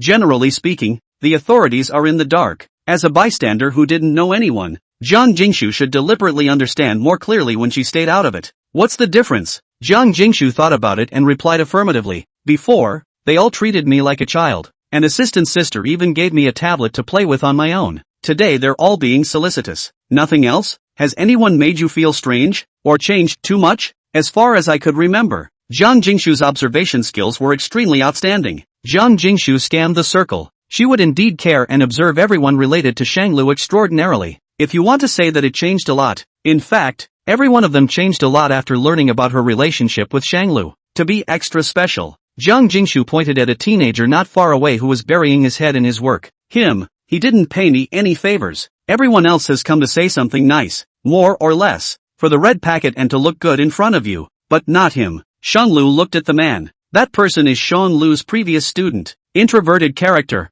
down to earth and willing to work, fawning on the superior thing. This person indeed cannot do. There still doesn't seem to be much news. Shanglu gave up trying to start from that side. He led Jiang Jingshu back to his office, sitting in the office observing everyone's every move, taking in every employee's actions. It's true that employees don't behave quite the same as usual if there's an old boss around, but over time, it always reveals itself. Jiang Jingshu sat boredly at Shanglu's workstation, watching him stand in front of the one-way glass and observe the others. The entire desktop is uniquely Shanglu's. A child's drawing of Shangguanqi in his early years, a cartoon stand-up sign, a stress-reducing wooden fish, and a grungy high-end stereo. As far as I can remember, Shanglu rarely has the habit of listening to music. How come there's a stereo at the workstation? And the style looks understated and luxurious, not like Shanglu's. Jiang Jingshu, out of a woman's sixth sense, sensed that something was wrong, and she carefully audio. Brother, I don't think there was a little stereo like this here when I remember coming here before. Shanglu was drawn over by Jiang Jingshu's voice. He looked to the mini stereo. This one is from Pei Xingjian. There is nothing wrong with that. It was just that Shanglu remembered this stereo, and he was putting it away. How did it end up on his desktop? I didn't put it here last time. Shanglu gazed at Jiang Jingshu. Jiang Jingshu instantly understood Shanglu's meaning and pinched her throat to pretend to shout loudly. Did that little goblin give you this stereo? I didn't have it the last time I was here. Didn't you say you were going to arrange things on your desk to my liking? Shanglu turned to the doorway and shouted. How did I know this would be on my table? It's none of my business. Don't be unreasonable. Shanglu's office was loud and clear. The least senior assistant timidly pushed the door open and was shoved in. She explained, Boss lady, this is not about the boss. This stereo is a gift from partner Mr. Pei. Things were originally put away in the warehouse, and then it was me who took it out when I was organizing things. Shanglu was unfamiliar with the assistant, who should have just arrived not long ago. You do things so proactively? Who told you to move your brother's desktop? Don't you know that only I can move this table?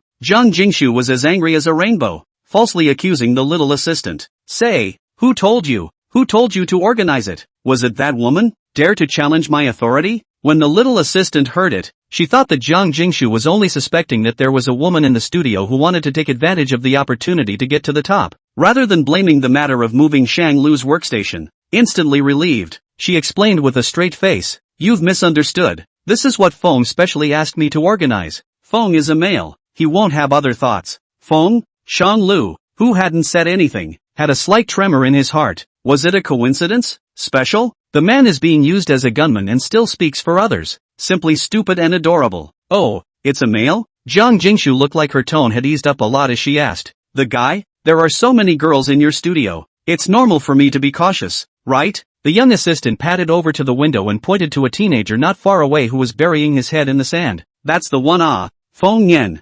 Undergraduate period is the boss's former student. Especially honest a man. Absolutely no bad intentions. Seal the year? Jiang Jingshu looked over in the direction the little assistant was pointing. This person was the one that Jiang Jingshu had mentioned earlier who had not flattered her. Chapter 99 Gifts. That's the one. Feng Yan. Undergraduate period is the boss's former student. Especially honest a man. Absolutely no bad intentions. The young assistant's face twisted and winked at Shanglu. It's like taking credit for. Boss, see how well I explained it? Shanglu cried and laughed. You go to work, leave it to me to explain here. The little assistant was ordered to fly out in an instant. See, I told you it's you who's paranoid. It wasn't until that door closed that Shanglu removed his defenses. Jiang Jingshu sat back at her workstation and observed the stereo. The exterior of the audio looks flat and uncharacteristic. Shanglu came together behind Jiang Jingshu. Feng Yan is my previous student, very talented and enlightened. Was invited over by me 3 times. His bottom line I do know. It should not be. Shanlu?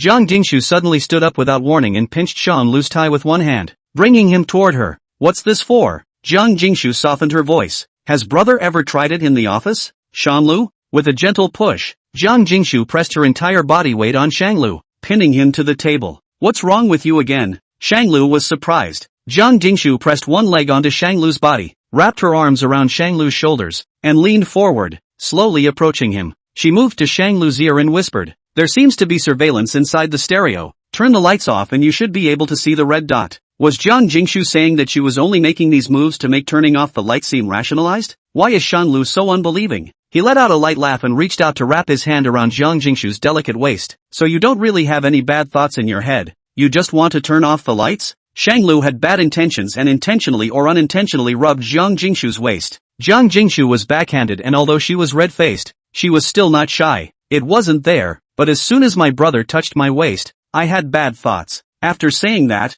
Zhang Jingshu turned her head sideways and bit Shanlu's earlobe. The body touched Shanglu intentionally or unintentionally. The young girl's warm and refreshing body fragrance filled Shanlu's entire embrace and filled his heart and chest. The next moment, the light within sight dimmed considerably. Zhang Jingshu raised her hand and turned off the light. She blinked her innocent eyes, her body clinging to Shanglu's embrace. Outside the office was the sound of anxious voices, as the employees of Shanglu worked earnestly, occasionally emitting discussions. Inside the office, flanked by a security camera, notice what they're doing at all times. Zhang Jingshu fawned and pouted in a delicate, soft whisper, "The lights are already off. I saw that red dot. Is brother going to do the work next, or is he?" Shu all listened to brother. Shanglu also saw a red dot, not the cameras though. Rather, it's somewhere on Zhang Jingshu's body. Bad girl. Deliberately, Shanglu pinched the tip of Zhang Jingshu's nose and chided, "There's surveillance everywhere. Aren't you ashamed?" Zhang Jingshu poses her crooked reasoning, "Because brother will be shy.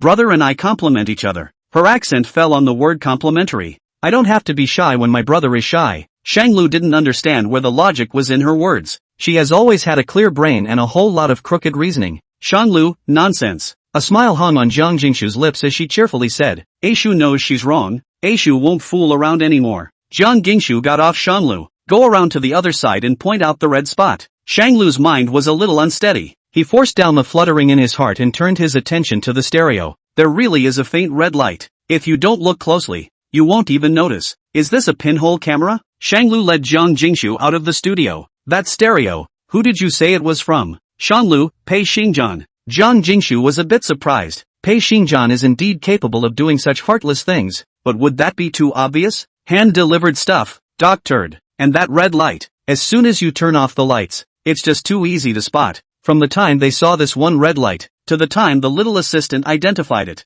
everything was too smooth. If it was Pei Xingjian, I think he would have directly invaded your office's monitoring system, or even hacked into your office system, and wouldn't have chosen such an obvious means. What's more, everyone knows about this gift from Pei Xingjian. This stereo has been placed in your office, and everyone knows the location. That's exactly what Shanglu thought. Pei Xingjian had no reason to use such simple and crude means. He wanted to do something without being so careful and taking such a big detour at all. The man behind this, there must be someone else. And very familiar with the delicate relationship between Shanglu and Pei Xingjian. There is even a conflict of interest. It's only then that they wait for an opportunity to throw dirt. Shanglu looked toward the studio building. Was the water here so deep? Zhang Jingshu thought of something and asked, "Should we ask Pei Xingjian about this matter?" At this time it was someone taking advantage of the unspeakably delicate relationship between Shanglu and Pei Xingjian. The logical thing to do is to tell Pei Xingjian and confront him. However, Pei Xingjian is a cunning and insidious person. Very human. Who knows if it's the other way around? What's more, Pei Xingjian had to give this gift. This gift had to be given? Or is there something special about it? In the beginning, Pei Xingjian as the A party, unprovoked gifts would have been bizarre. It can't be ruled out that he did it. Let's just say the likelihood drops to second. There's no need to tell him for now.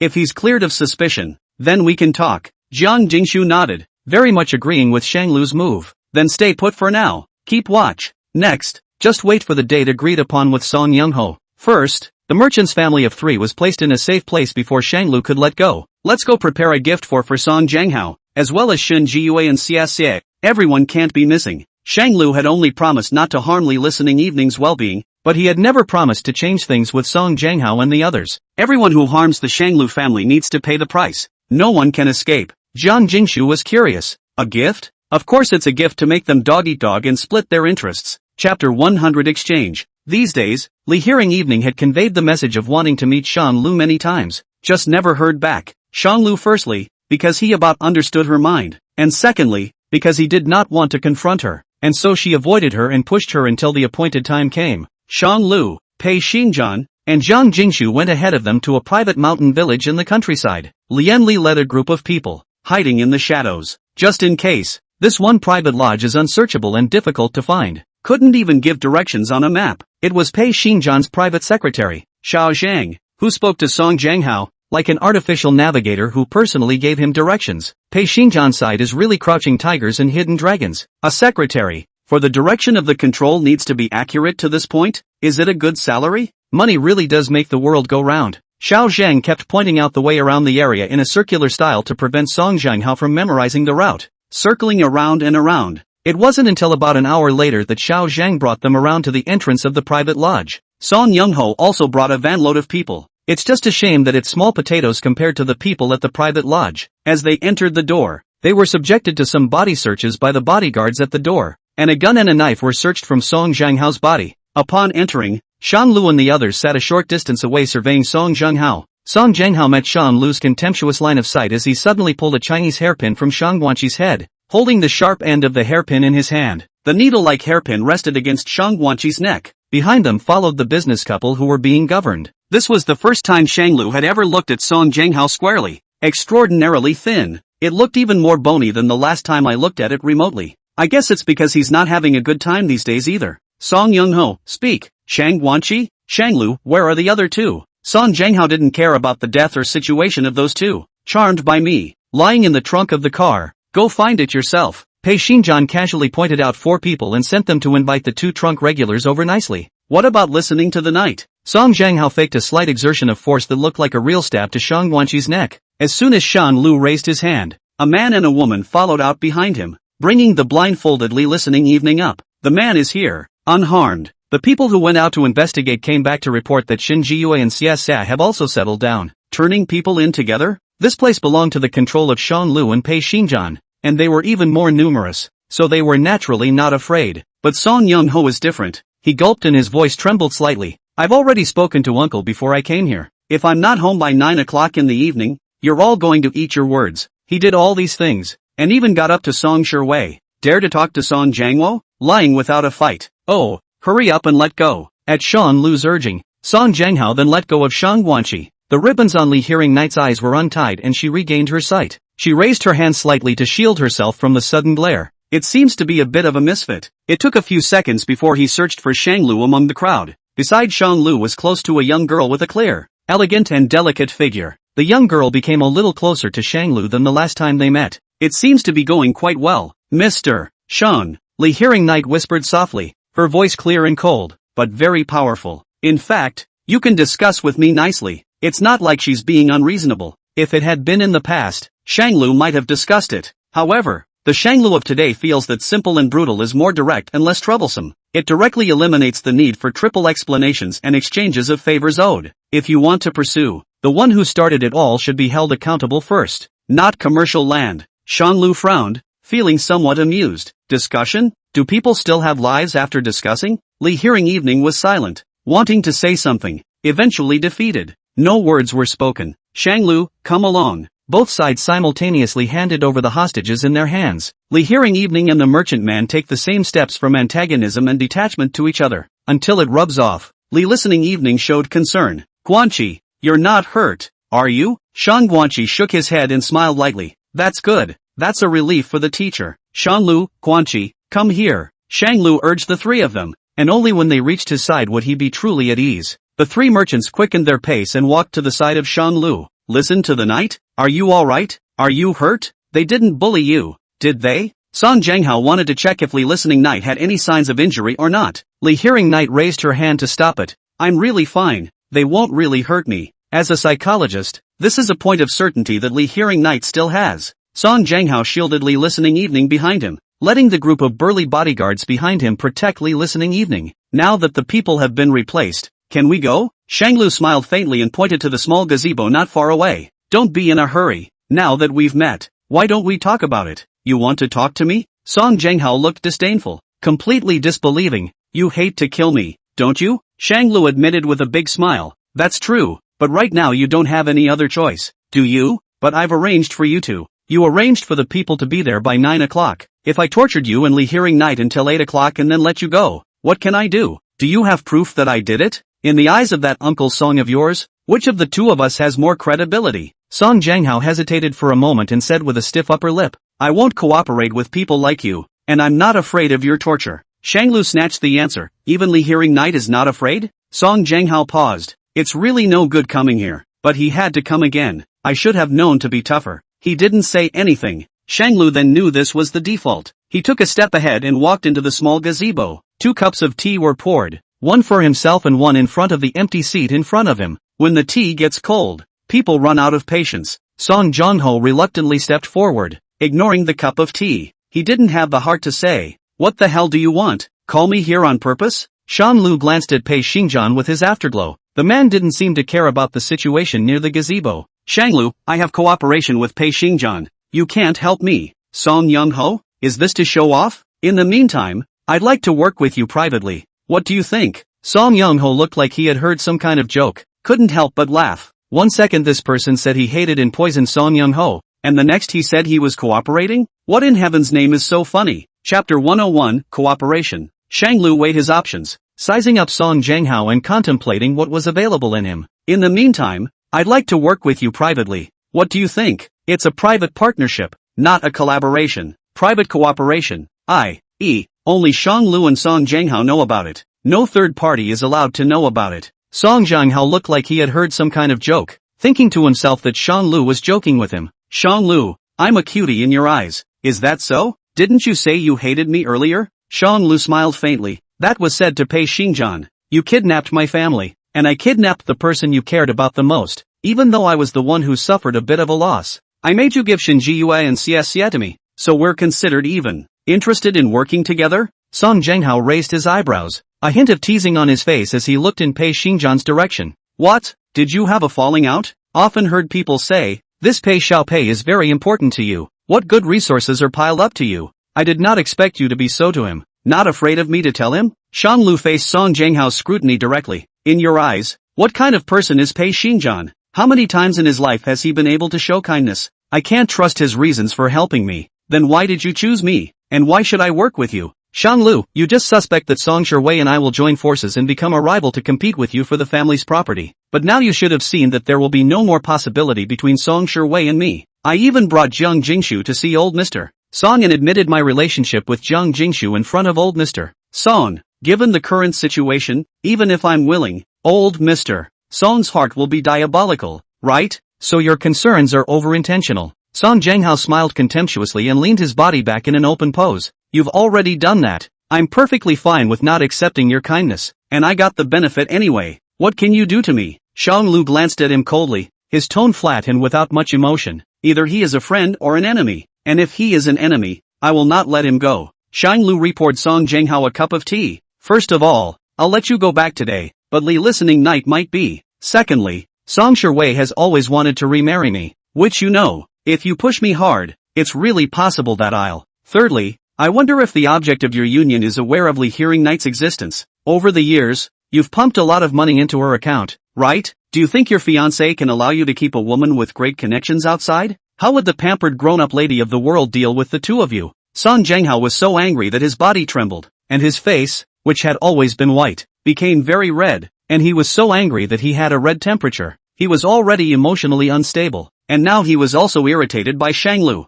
Instantly, he reached out and choked Shang Lu. It's just a shame that he's weak and has too little strength. This weak force was nothing to Shang Lu. It wasn't even as strong as Jiang Jingshu's. You. Song Jianghao wanted to scold him, but he was so furious that he couldn't speak. He'd had a pretty good impression of Shang Lu before, and had thought he looked as honest and generous as he appeared to be. I didn't realize it was a bunch of bad intentions too. Wrong person again. Shang Lu covered the contempt under his eyes and clasped Song Jianghao's shoulder with one hand, pressing him downward and making Song Jianghao sit on the round stool. Look at you. You're in a hurry again. Shang Lu pushed over the tea he had just poured and pushed it in front of him. Lower your fire. It's not good to be seen by your little Dr. Goddess when you have so much fire. I didn't say I would do it. You work with me, then we are friends. I can help you and you can help me. Song Jianghao ignored the tea again, indignant and still angry. You help me? What can you help me with? You're isolated in the Song family with no reinforcements. In front of you, there's Song Shiwei, the favored biological daughter, and behind you, there's Aunt Rong's son in her womb. I can help you with part of Song Shiwei's affairs, and secondly, if you hit a wall in the company, you can work with me. There is also public opinion. Aunt Rong third party to the throne. These things you do not know. At that time, I can find her to the throne evidence, is considered a gift to you. With this, are you still worried that Song Shiwei won't make a move against Aunt Rong and that child? Song Jianghao was so anxious that he almost jumped up. He wasn't very old and didn't know much about Aunt Rong. He only knew that she had accompanied Song Jianghao as long as he could remember. Song's family is very tight-lipped, plus no one treats him well. No one told him that Aunt Young was one too. Aren't they in free love? You have proof of that? Then why didn't you say anything before? Shang Lu's face was full of innocence. Your Song family's civil unrest. What does it have to do with me? Why should I care? Well, now Song Jianghao is really convinced that Shang Lu has no intention of the Song family fortune. Shang Lu formally issued an invitation. Cooperate with me, you take your benefits. Both sides are mutually beneficial. Mutual benefit for both sides? After saying half a day only I get something. What about you? You have one Pei Xingjian isn't enough to solve all your obstacles? Shen family is unreliable. Pei Xingjian is even less trustworthy. Today and his interests are aligned in a win-win cooperation. Tomorrow if you have half an interest entanglement with him, you will be backstabbed by him. I can't trust him. Shang Lu looked seriously at Song Jianghao. Song Jianghao, I'll help you to the top. You operate the Song family and secretly become my booster. What do you think? Song Jianghao was silent, sizing up the person in front of him. Can you have so many ghost ideas in private when you're usually quiet? You're not afraid I'll betray you when I get to the top? Shang Lu smiled. Since I have the ability to help you to the top, I will naturally have the ability to drag you down as well. What's more, I know all your weaknesses, and you know my weaknesses as well. There is equality between the two of us, and I don't know anything about everything about Pei Xingjian. There's no way I can feel comfortable working with him. Song Jianghao looked around at the gawking tigers. Shang Lu's words are not unreasonable. He is indeed weak. Shang Lu again knew the Song family inside out and was able to manipulate Song Shiwei's emotions. Not a bad companion. Just keep an extra eye out. Song Jianghao thought for a moment and was very certain. I promise you, but your future cooperation with the Song family must go through me, and the credit needs to be counted on me. Shang Lu, the money has to go to me. The rest is up to you. It's okay. Song Jianghao was barely able to accept it. The first question I'd like to ask you about is that there's a man named Feng Yan in my studio. Shang Lu mentioned the ceiling year. Is he your man? Or the Shen family's? Or Pei Xingjian's? Chapter 102, Threats. The first question I want to ask you about is that there is a person named Feng Yan in my studio. Is he your person? Or Shen family's? Or Pei Xingjian's person? Shang Lu said this about as much as a test and a guess. He was not 100% sure that he had linked the matter to these three categories. It's just that Shang Lu couldn't think of anyone other than them who would make such a big deal about targeting Shang Lu. But Song Jianghao looked confused. The loner monster from your studio? I admit that I had prying thoughts about him in the beginning, only to say no later. According to the information I've looked up, his family is mediocre, but he's not moving for the olive branch of wealth I've thrown out. The other two? What with the Shen family and Pei Xingjian? I don't know. Not Song Jianghao. Shang Lu said nothing, envisioning other possibilities in his mind. Okay, I got it. Shang Lu glanced at Pei Xingjian not far away and patiently urged Song Jianghao once again. Externally, the content of our conversation this time is that I threatened you, provoked your relationship with Shin Jiyue, and wanted to provoke the Song family and Shin family to contradict each other, so that the Song family would attack the Shin family, thus achieving my and Pei Xingjian's goal. Internally, we speak what we know by heart. Song Jianghao looked at the densely packed people covering all around. If this person had the slightest bad intention, he would not be able to escape at all, but he had to do it for the sake of Li Hearing Night. Can I trust you? Shang Lu picked up his teacup and took a light sip, his lips curling into an intriguing smile. Do you have any other options? Instead of worrying and being afraid, why don't you work with me seriously and pragmatically? At least if you perform well on my side, I won't abandon you. Yes, if he hesitates at the time of cooperation because of his exhaustive efforts, he will instead implement what he says he cannot believe. Might as well put on a trusting front in a big way. I hope you won't let me down. Same to each other. According to their agreed outcome, at this point Song Jianghao should maintain a more hostile relationship with Shang Lu. It should be Song Jianghao who recognized Shang Lu's small mind. Shang Lu, are you trying to use me against Shin Jiyue? Song Jianghao stood up violently and pointed at Shang Lu's nose. Let me tell you, I will not help you even if I help anyone. A scheming person like you? I don't even care to be in the company of them. Shanglu looked at him with righteous indignation. It's not like it's an act. He matched Song Jianghao and scolded angrily. You don't look like a good person. Who's a good person to kidnap innocent people? Song Jianghao angrily slapped the desktop. You don't want to think about cooperation anyway. He turned around, looking for Li Hearing Knight. Song Jianghao fixed Li Hearing Knight's figure with a glance among the crowd. He ran forward, pulled Li Hearing Knight and was about to leave. Listen to the knight. Let's go. Don't get together with these treacherous villains, lest we get covered in bad luck. Song Jianghao pulled Li Hearing Knight towards the door, but he was stopped by the bodyguards of the private lodge. He turned around fixedly, slightly displeased. We can't leave yet? What else do you want? Shanglu hung his head and walked towards Pei Xingjian, waving his hand helplessly. He said there was nothing he could do. The man's brain circuits are not normal, and he's soft. Pei Xingjian paused for half a second and gently patted Shanglu's shoulder. He wasn't meant to be considered with common sense. It's not your problem,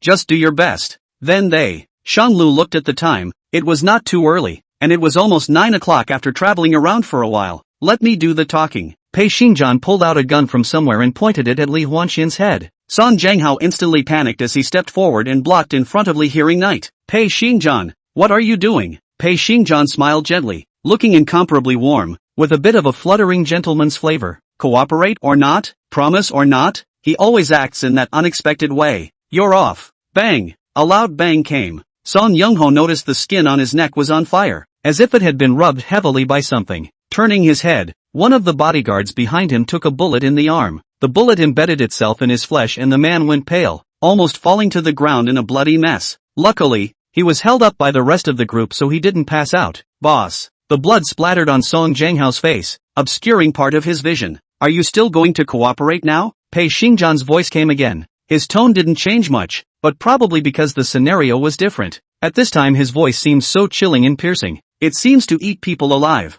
Li Hearing Evening was startled, and only reacted after a long time, hastily checking to see if Song Jianghao's neck wound was in any serious condition. Is everything okay? Song Jianghao was startled. He gulped, his body trembled slightly, and his voice shook with it. No, it's fine. His eyes were filled with fear and filled with timidity towards Pei Xingjian. Song Youngho nodded mechanically. Hop, cooperate. Pei Xingjian smiled faintly and put away the gun, hiding it behind his waist. Wouldn't it have been nice to have said that? Release. The bodyguard released a path, and Song Jianghao instantly hoofed it and fled with Li Hearing Knight. It was gone in a puff of smoke. The secretary, Xiao Zhang, dialed Song Jianghao's number and once again showed him the way, and Pei Xingjian turned to Shan Lu like it was nothing, facing him, lightly. See, sometimes fists are more persuasive than words. Shang Lu silently spat. Is that your fist? Who's a good guy who just turns out a gun? Shang Lu, huh? Pei Xingjian pointed at Xin Jiyue and Xia Xie, who were being held in the secret room, and asked, what about those two guys? Two people can't put together a full pair of legs, not saying anything but always being a. Shang Lu remembered the words of Xin Jiyue who had admitted his mistake for no reason when he was in his house earlier. Xin Jiyue will be given to me, and the other one will be tortured as you wish. That's better than you, a wild seed who helps outsiders and eats out of the house all day long. You are a. It's not your turn to point fingers in the affairs of our Shin family. Are you saying this because you're dissatisfied with me? Is it because you think I'm incompetent? Does Xin Jiyue know something? Xin Renqing and Xin Jiyang are reluctant to mention that past event. Does Xin Jiyue know a thing or two? Pei Xingjian asked. Scale? Shang Lu thought about it and casually said, just don't let him die too easily. The children are teachable. Pei Xingjian looked at Shang Lu with great appreciation, marveling at his change. Shang Lu looked at Zhang Dingshu. Those bloody scenes weren't meant for her to see. You're waiting for me here? Shang Lu wanted to explain something else, but Zhang Jingshu agreed with alacrity. Good. I promise to be good. Shang Lu touched Zhang Jingshu's head and dropped a kiss on her brow. Shang Lu personally brought Xin Jiyue up for arraignment. Xin Jiyue's hands and feet were chained, unable to move. Splash. Shang Lu gave an order, and a basin of cold water poured over Xin Jiyue's entire body from top to bottom. His legs were already tainted with a cold disease. Both legs hurt worse now that they were wet with cold water. He didn't wake up splashed. He woke up in pain. The first moment Xin Jiyue opened his eyes, he saw Shang Lu sitting in front of him with a lonely face. Shang Lu's face was gentle with a strange smile. Awake? How are your legs with the recent cooling? Chapter 103 answers. Shang Lu's face was gentle with a strange smile. Awake? How are your legs with the recent cooling? It was like eagerly consoling a disabled senior citizen with patience and kindness. Yet there was more than a hint of derision and sarcasm. It's his style. When Xin Jiyue saw the hated Shang Lu, it was too late for him to curse and resist. His nervous system reacted first. He was so white with pain that his forehead was covered in cold sweat, as if there were countless ants burrowing into his bones, gnawing at his skin and drinking his flesh and blood, as if they were trying to dismantle his entire being into corpses/pieces. The intense pain was like a silver needle, sticking into his head, making his nerves tense and unable to move. Soon, Shinji-Yue yet again cursed instinctively as she endured the pain. Shang-Lu, don't think you've won with this. As long as father knows what you've done, he won't let you go. Shang-Lu smiled contemptuously. This man has the toughest mouth in his entire body. He raised his hand for the aide at his side to come forward. The aide blindfolded him directly, depriving him of his sight. He drew out a knife from the side of his waist, and the sharp edge gently grazed, rubbing against the dust in the air, vaguely emitting a fine sound that reached Shinji-Yue's ears. After sight is taken away, the other senses are magnified indefinitely. The subtle sounds all sounded incomparably harsh in Shinji-Yue's ears. The aide asked, "Where to cut?" Shang-Lu surveyed Shinji-Yue's whole body, under the impression that Shinji-Yue likes extreme sports, racing, bungee jumping, rock climbing. Oh, yeah, yes, and rock climbing. He can still move his hands. Then, Shang-Lu paused for a few seconds. Within those few seconds, Shinji-Yue couldn't see, but could only listen to his assistant and Shang-Lu discussing which sharp-sounding blade they would bring to bear on his body next. The longer Shang-Lu procrastinated, the more time he would suffer. What the hell are you doing? Shang-Lu, aren't you afraid of what will happen if you offend me? Shang-Lu didn't bother and casually said, "Hands off." As soon as his words were out of his mouth, his assistant wasted no time in plunging the knife into his palm. The dagger pierced through Shinji-Yue's palm, and the dripping blood spread out, haloing the image. "Ah-ha-ha!" Shinji-Yue screamed in pain, shocking the heavens and earth, almost resounding through the entire private mountain village. Xie's side was also startled by the sound, and at that moment, he was in the middle of the water droplet punishment. "Shang-Lu, you shall not die a good death. You and that, none of you will have a good end." "Aide, cut where?" "Shang-Lu, shoulder it." The assistant pulled the dagger straight out, splashing blood onto Shinji-Yue's face. In the next second,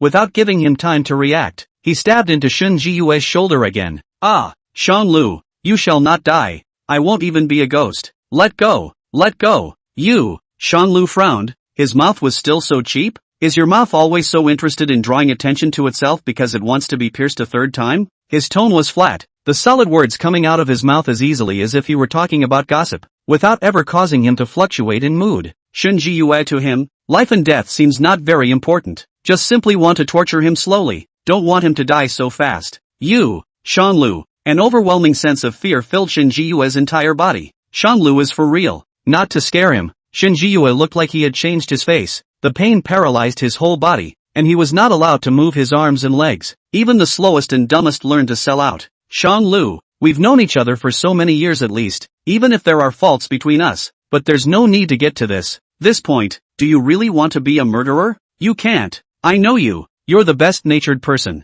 You can't do anything at all about killing and setting things on fire." "Shang-Lu, I apologize to you for my immoral behavior and beg you to forgive me for the sake of my legs being ruined. Aide, Zana?" Shang-Lu casually tapped his hand on the desktop, making a continuous sound. It is not likely that in the next moment, it will have responded to the words of the assistant. The longer he waited, the more tormented Shinji-Yue became. "Shang-Lu, I beg you, please let me go. When I get out, I will be good from now on and live in harmony with you. You forgive me for mother's sake. She wouldn't want to see you bone each other, would she? Flesh and blood?" There's a bit of irony in that word. Shang-Lu asked, "What is my relationship with you? What is my relationship with the Shin family? How could it be a flesh and blood feud?" Shinji-Yue was suddenly silenced, not daring to speak. Life is important, but after surviving, he will inevitably lose the ability to take care of himself with this sick leg. Then he would have to live on Shin Ji-young's favoritism. Then there are some secrets that cannot be told. "What do you mean? What does Shang-Lu know?" Shang-Lu waved his hand and told his assistant to leave the interrogation room.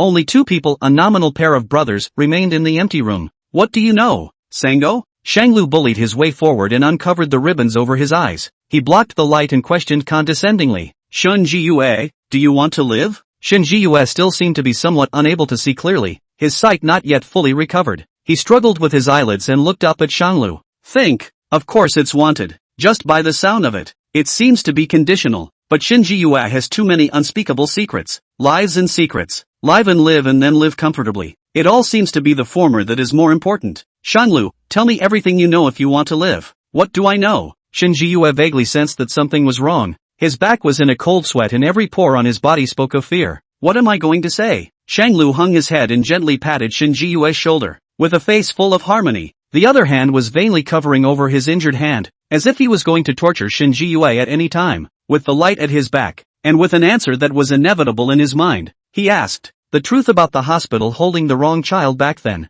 Chapter 104 Past Events.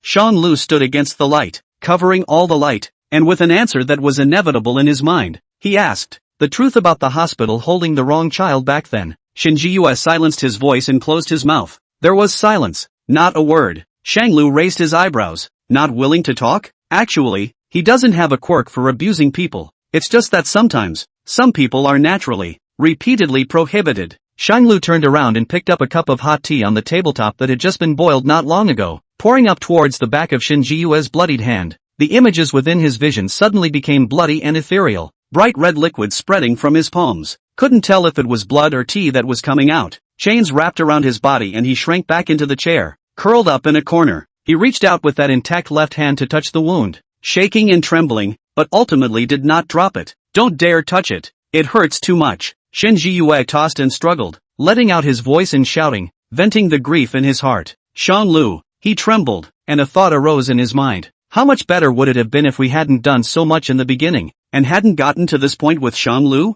His legs, his hands. It could have been done without all this excruciating pain. So hateful. What did the grudges of the previous generation have to do with him? Why did he become the one to bear it all? When the severe pain gradually subsided for a few minutes, Shin Jiyue's entire body was as exhausted as if he had been fished out of the water. Shang Lu looked calm and smiled calmly. Now, have you learned to speak properly? Shin Jiyue trembled and nodded woefully. Will. His hair was disheveled. His face was colored by his own blood. Blood was oozing out of his bony hands. His eyes were hollow and weak, and his whole body looked very sick, as if it would shatter at the touch. I'll tell you whatever you want to know, but can you stop the bleeding first? An almost pleading tone. Shang Lu frowned. He didn't have time to wait for Shin Jiyue to get better from his injuries. There's no doctor here, so if you don't want to die, talk fast, and when you're done you can go. Shin Jiyue saw that the discussion had failed and there was no turning back. Only as soon as possible can you reveal what you know as soon as possible. Will you leave me alone if I say so? This was Shin Jiyue's main concern.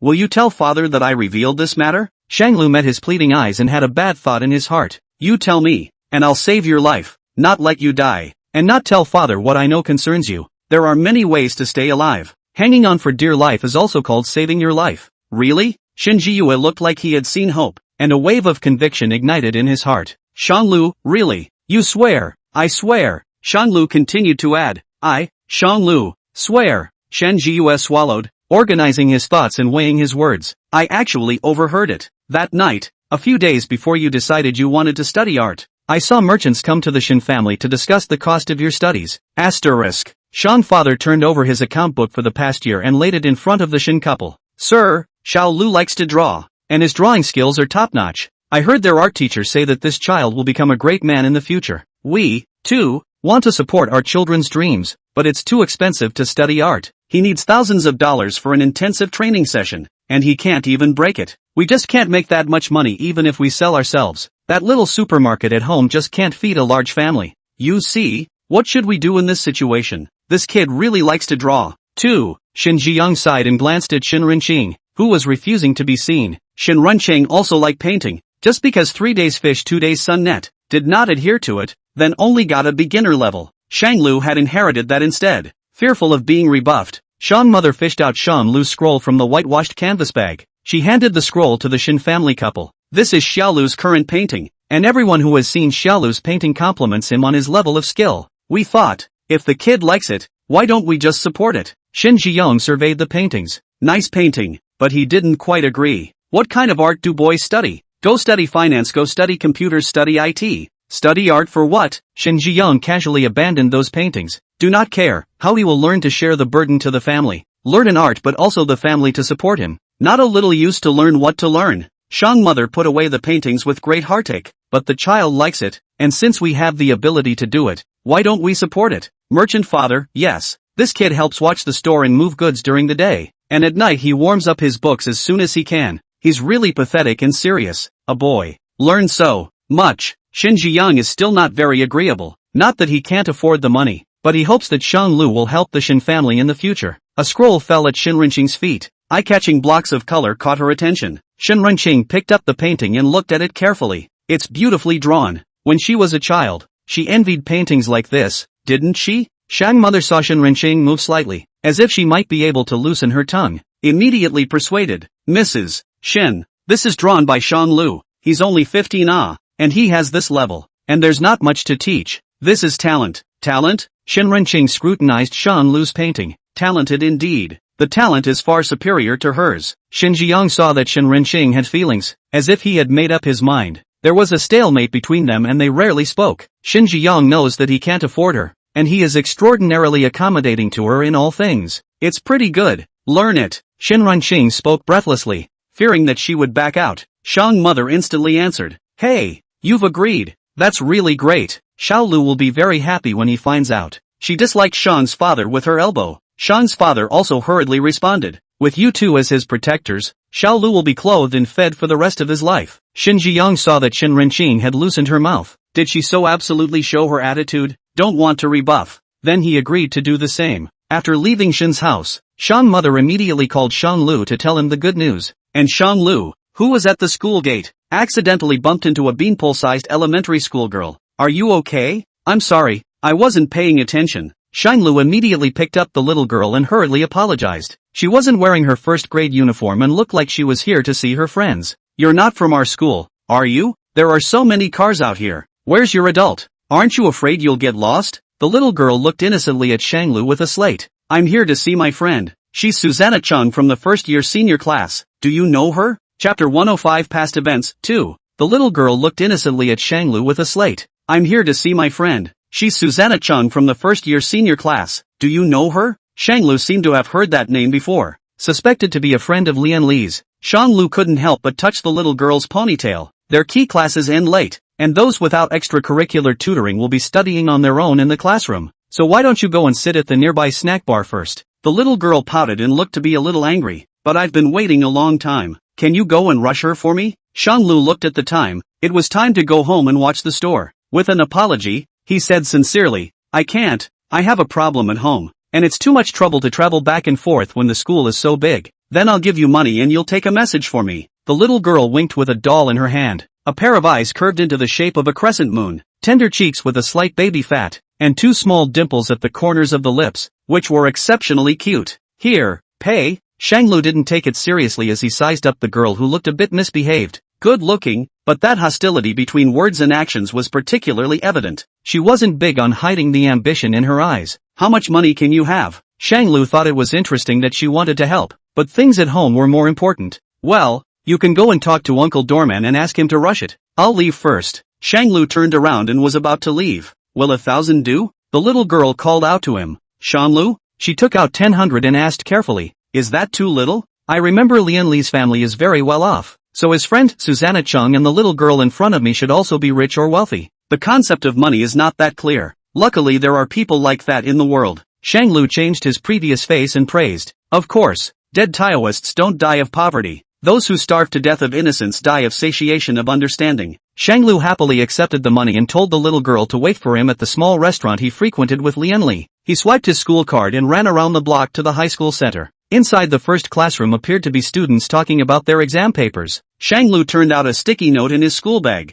wrote a few words on it and then asked his classmate at the window to pass it to Susanna Chung. The sticky note reads, Zhang Haoyi, crossed out, Zhang student, your sister is waiting for you at Sister Chow's spicy hot pot at the entrance of the school. Please come out as soon as possible. Shang Lu was a little unsure of the words that were used for Zhang Soi's name. It's really not familiar. Then rushed back. I've brought the word. She should be here before too long? Can't say. Shang Lu sat across from the little girl, and Shang's mother didn't order it. The little girl seemed a little too dirty to be there, and there were so many paper towels piled up next to the garbage can that I think she wiped down the table and stools. But aren't you afraid I'll take the money and run? You're too unsuspecting. Shang Lu chided, only to see her shrug unconcernedly, full of concern. This neighborhood is full of surveillance, and I remember you. If you dare to lie to me, neither you nor your family will have a good ending. The little girl's voice was clear and cold, but inexplicably carried a lethal force. It's like she's just stating a fact. Shang Lu was silent. Anyway, the money is here and the word is out. The boss's wife is idle in person, but not in mouth. Xiaolu didn't come with Lianli today. Ha, this little sister is so cute. Is she your friend? Xianglu put on his backpack and got up. Sister Qiao, I'm going home to watch the store. You're busy. Okay, be safe. Shanglu waved at the little girl. Then you remember me. Surely you have the skills to find me. May I go first? You're just leaving? Can't you at least wait until Sasuke comes out? Shanlu looked at the time and thought about the money. Well, take the money and do it. He sat back down on his stool, bored, and took out his sketch pad and pencil and began to draw. The little girl came over and surveyed what he was drawing. Shanglu was painting today's evening sunset, and in one corner of the sunset there is a little girl in a floral dress. She couldn't help but ask, "Is this me? It's so beautifully drawn." Shanglu was taken aback. "How come you walk without a sound? Like a gust of wind?" He ran silently behind Shanlu. "Sort of. It's a beautiful evening sunset today, and you just happen to be in the picture." The little girl smiled a rare smile, the dimples on her lips suddenly appearing. "Nice looking. You're an art student?" At the mention of this, Shanlu was a little sad. Studying art burned money, that much he had always known. It's just that he really likes it too. Just now his parents told him that the whole family supports Shanglu's painting. However, this family support is backed by a family pain that can become even more grueling. It's been a long time coming for their family. Do you really want to go back to the bitter days of the past because of Shanglu? He watched as his father's spine grew more and more crooked and his mother's eyes grew worse and worse. Actually, he didn't have to draw it. Hobbies and careers can be separated. No, Shanglu retorted. The little girl was a bit surprised. You draw so beautifully you don't study art? Why not? Shanglu frowned and looked a little displeased at this rich girl who didn't lack money. Who says you have to study art to be good at drawing? Can't I just do it as a hobby? The little girl disliked it nonchalantly. I asked casually, "What's your hurry?" Shanglu was speechless. She admired the painting, which showed a soft amber coloring of the sky little by little, and the sunset slowly falling with a golden light. She really liked it. Can this be sent to me? May.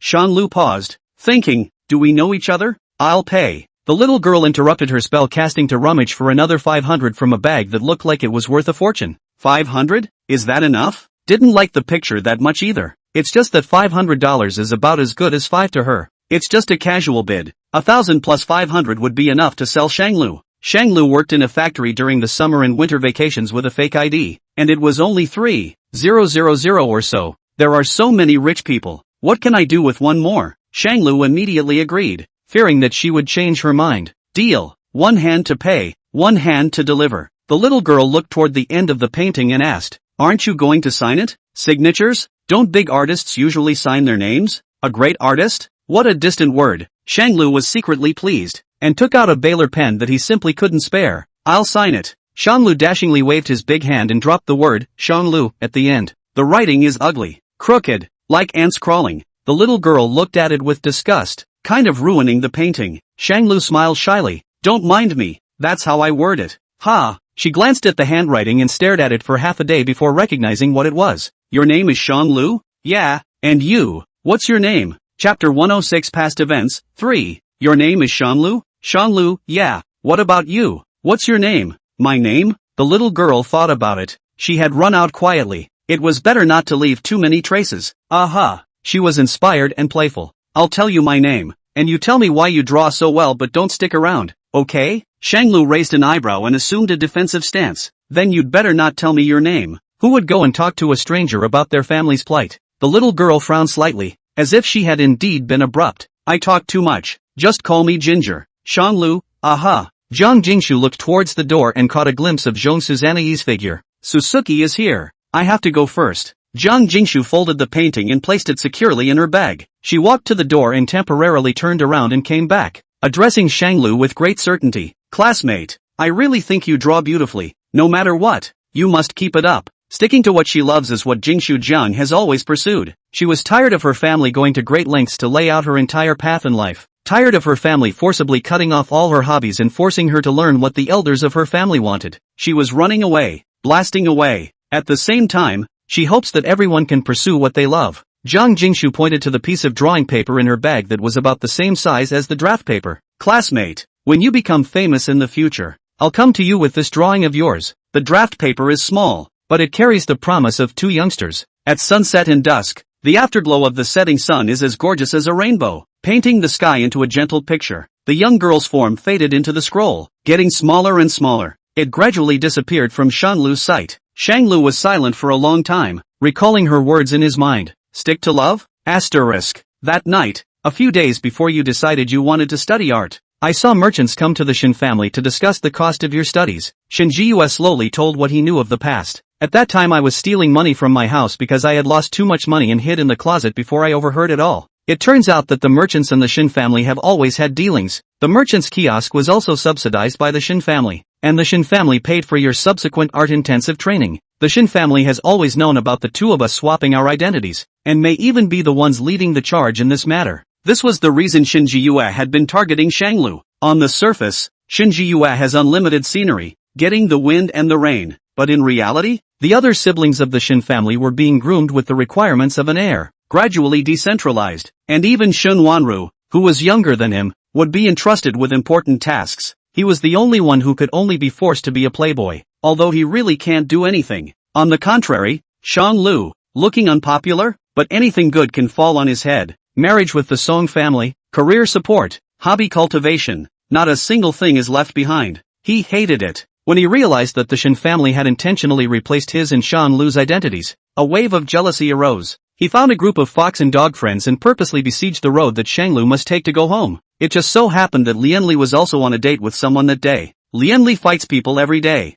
Not this day. He assumed that the people squatting in the alley were waiting for him on purpose. With a head of yellow hair, a limited edition, and several band-aids of unknown significance on his cheeks and hands, Lianli barged in single-handedly. Came to get me, didn't you, squatter? You are. That's right. I'm your father. Hurry over and kowtow. Asterisk asterisk asterisk asterisk. The little brat is so arrogant. Give it to me. The leader of the gangsters is also a violent temper. Who cares who he is instructed by his superiors? Who can still tell who it is after beating him half to death? A group of people were inexplicably fighting inside a lonely alley. Lianli pulled an iron bar out of his bag and threw his book bag, so he didn't have to hand in his homework tomorrow. Is it to pound your father's back? Lianli fantasized that he was the center of the world, and a rush of hot blood came up that he couldn't stop. Damn! No father, no mother. A couple of guys swarmed all over it. They were all armed with sharp weapons. It was nothing like the few times in the past when they had come to Lianli to fight for fame. Simple fights and brawls between middle school students. This group is organized, disciplined and cooperative. In a couple of moves, he took Lianli's weapon away. The leader thought he had a cheap mouth, and toward his mouth, he punched him in the face. This was followed by a kick to the stomach, which sent the man flying straight away. Shanglu heard the sounds of a brawl as he walked over. The next moment he saw the yellow hair that had flown to his feet. Shanglu? Lianli's reputation he knew. What this man is not good at doing. Shanglu turned around and tried to run, hurrying home and away from all these irrelevant things. When Lianli saw Shanglu, it was as if he saw his savior, and he tugged at his pants leg with a deadly grip. Shanglu, take me away and I'll give you money. Lianli also knew that Shanglu loved money the most, but Shanglu was even more life-thirsty. I'm just passing through. You guys carry on. He wasn't going to go deep. 2 for 10 was just stupid. Why don't you hide far away and call the police after you are safe and call for help from the adults around you? The leader saw Shanglu and instantly looked right at him. Your name is Shanglu? Found the rightful owner. It took a lot of effort to get there. He gave a few of his brethren a wink, telling them not to miss the opportunity. The rest of the people instantly surrounded and formed a huddle, trying to surround Shanglu and Lianli from the left and right sides. Shanglu wants to run. Lianli braced himself and stood up, standing at his side, holding his arm with all the strength he could muster. My good buddy's here, and as long as he's around, you're all going to be in for it. Right, Shanglu, it's your dad. Shanglu was so angry that he wanted to stand across the room. What do you mean, piggybacking? That dares to be quite good. Let me see the power of Lord Shanglu. 3 hours later, inside the police station, Lianli and Shanglu crouched in the corner holding their heads. The two were covered in wounds, which had already undergone some simple treatment. Lianli was hurt rather badly and will need to go to the hospital when his parents arrive to double-check for any internal injuries. The situation in Shanglu is relatively better. The cop saw that both were brats and spoke more heavily. Come over here and sign the papers. And when your parents get here, I'll be sure to have a word with you. Not doing your job, fighting and brawling with socialites. And you, look at your yellow hair. What do you look like? A little student-like? Come and sign. Shanglu's leg hurt so badly that he struggled to walk up to sign. Uncle policeman. Who called the police in the end? Shanglu called for a long time, but the surrounding area was sparsely populated and there were really few people coming and going.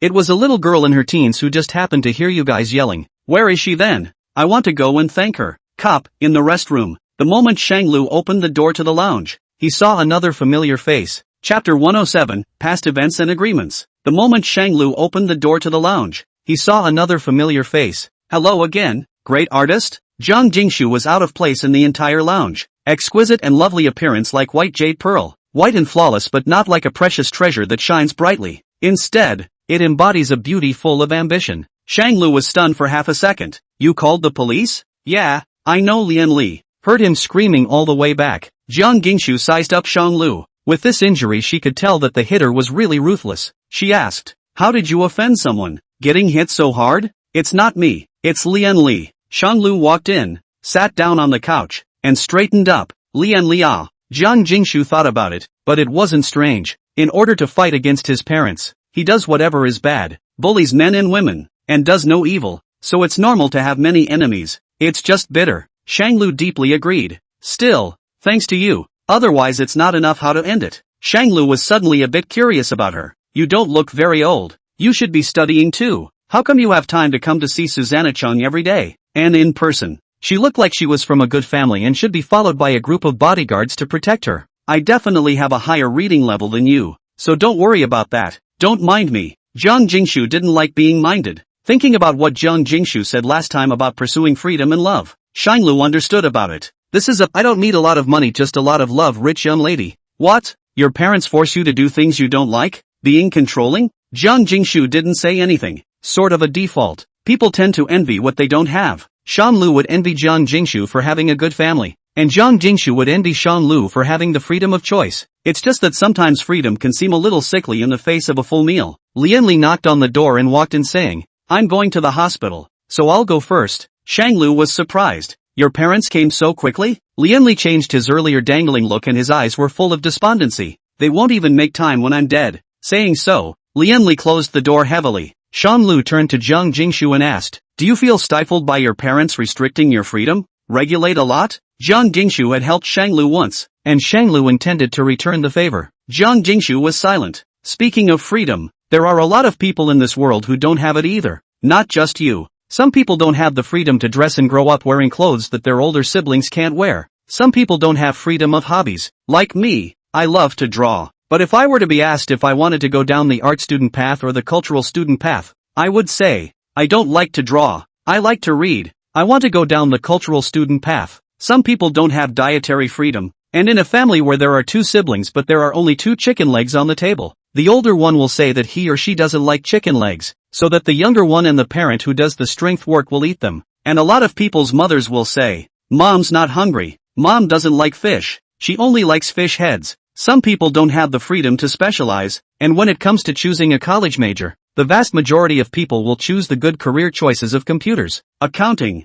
teacher training, medicine, and so on, even if they prefer something else. Zhang Jingshu seemed to understand. Take the person in front of me for example. Lian Li is particularly liberal. A high school student dyes his hair, fights, smokes, drinks, whatever. Parents and teachers don't care about him. He's all the way into the police station and he's all free to choose to go straight to the hospital without having to wait here for his parents to pick him up. His freedom, do you envy it? Shanglu nodded to the point and did not directly state that the freedom that Zhang Jingshu clung to was not worth mentioning in the face of survival. I see that every piece of clothing you have on is worth a lot of money, and a spill is a red bill. Money freedom solves all the unfreedom I mentioned earlier. Little ginger sister, compared to us, you're really lucky. Seeing that Zhang Jingshu wasn't very old, Shanglu didn't say anything too dead or heavy. Her family gave her enough capital to be capricious and pampered. And Shanglu, indeed, the children of poor families are early adopters. Knowing too much is rather a burden. He also tried to play dumb, pretending he didn't know how much art students cost, pretending he didn't know how much money going art burned. It's just that would be a heavy burden on the parents.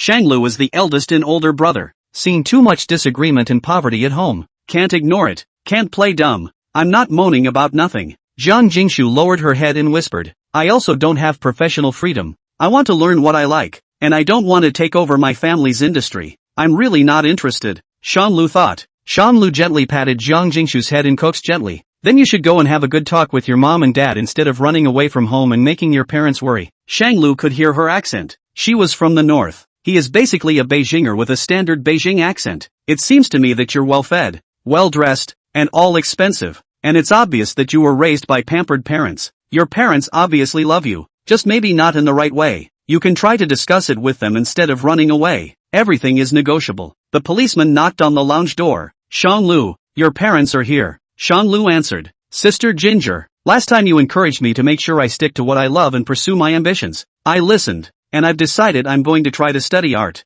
I hope you'll listen to what I'm saying too. Go home. Sit down with your parents and talk it over. Don't run away from home. It's dangerous for a girl to be out there. Walking to the door, Shanglu suddenly remembered something. I hope that the next time we meet, you can tell me that you've spoken to your parents and reconciled, and I can tell you that I pursued what I love and don't regret it one bit. Jiang Gingshu watched Shanglu walk away. She sat dumbfounded in the lounge, her mind filled with what Shanglu had said, and the face of Shanglu. Next time we meet, can we really do what we promised? Chapter 108, Brother and Brother. That's the way it happened. The identity swap between you and I probably wasn't accidental, but rather intentional on mom and dad's part. As for why they went around in such a big circle, I don't know. Shinji Yue had already felt numb, whether it was pain or fear. He actually couldn't tell too much. All he knew was that there was certainly nothing he could do for his legs. Shinji Yue only prayed that he could save his own life, even if it is lingering. Then he'll always make a comeback, as long as Shanglu is merciful. I've said what I should and shouldn't have said.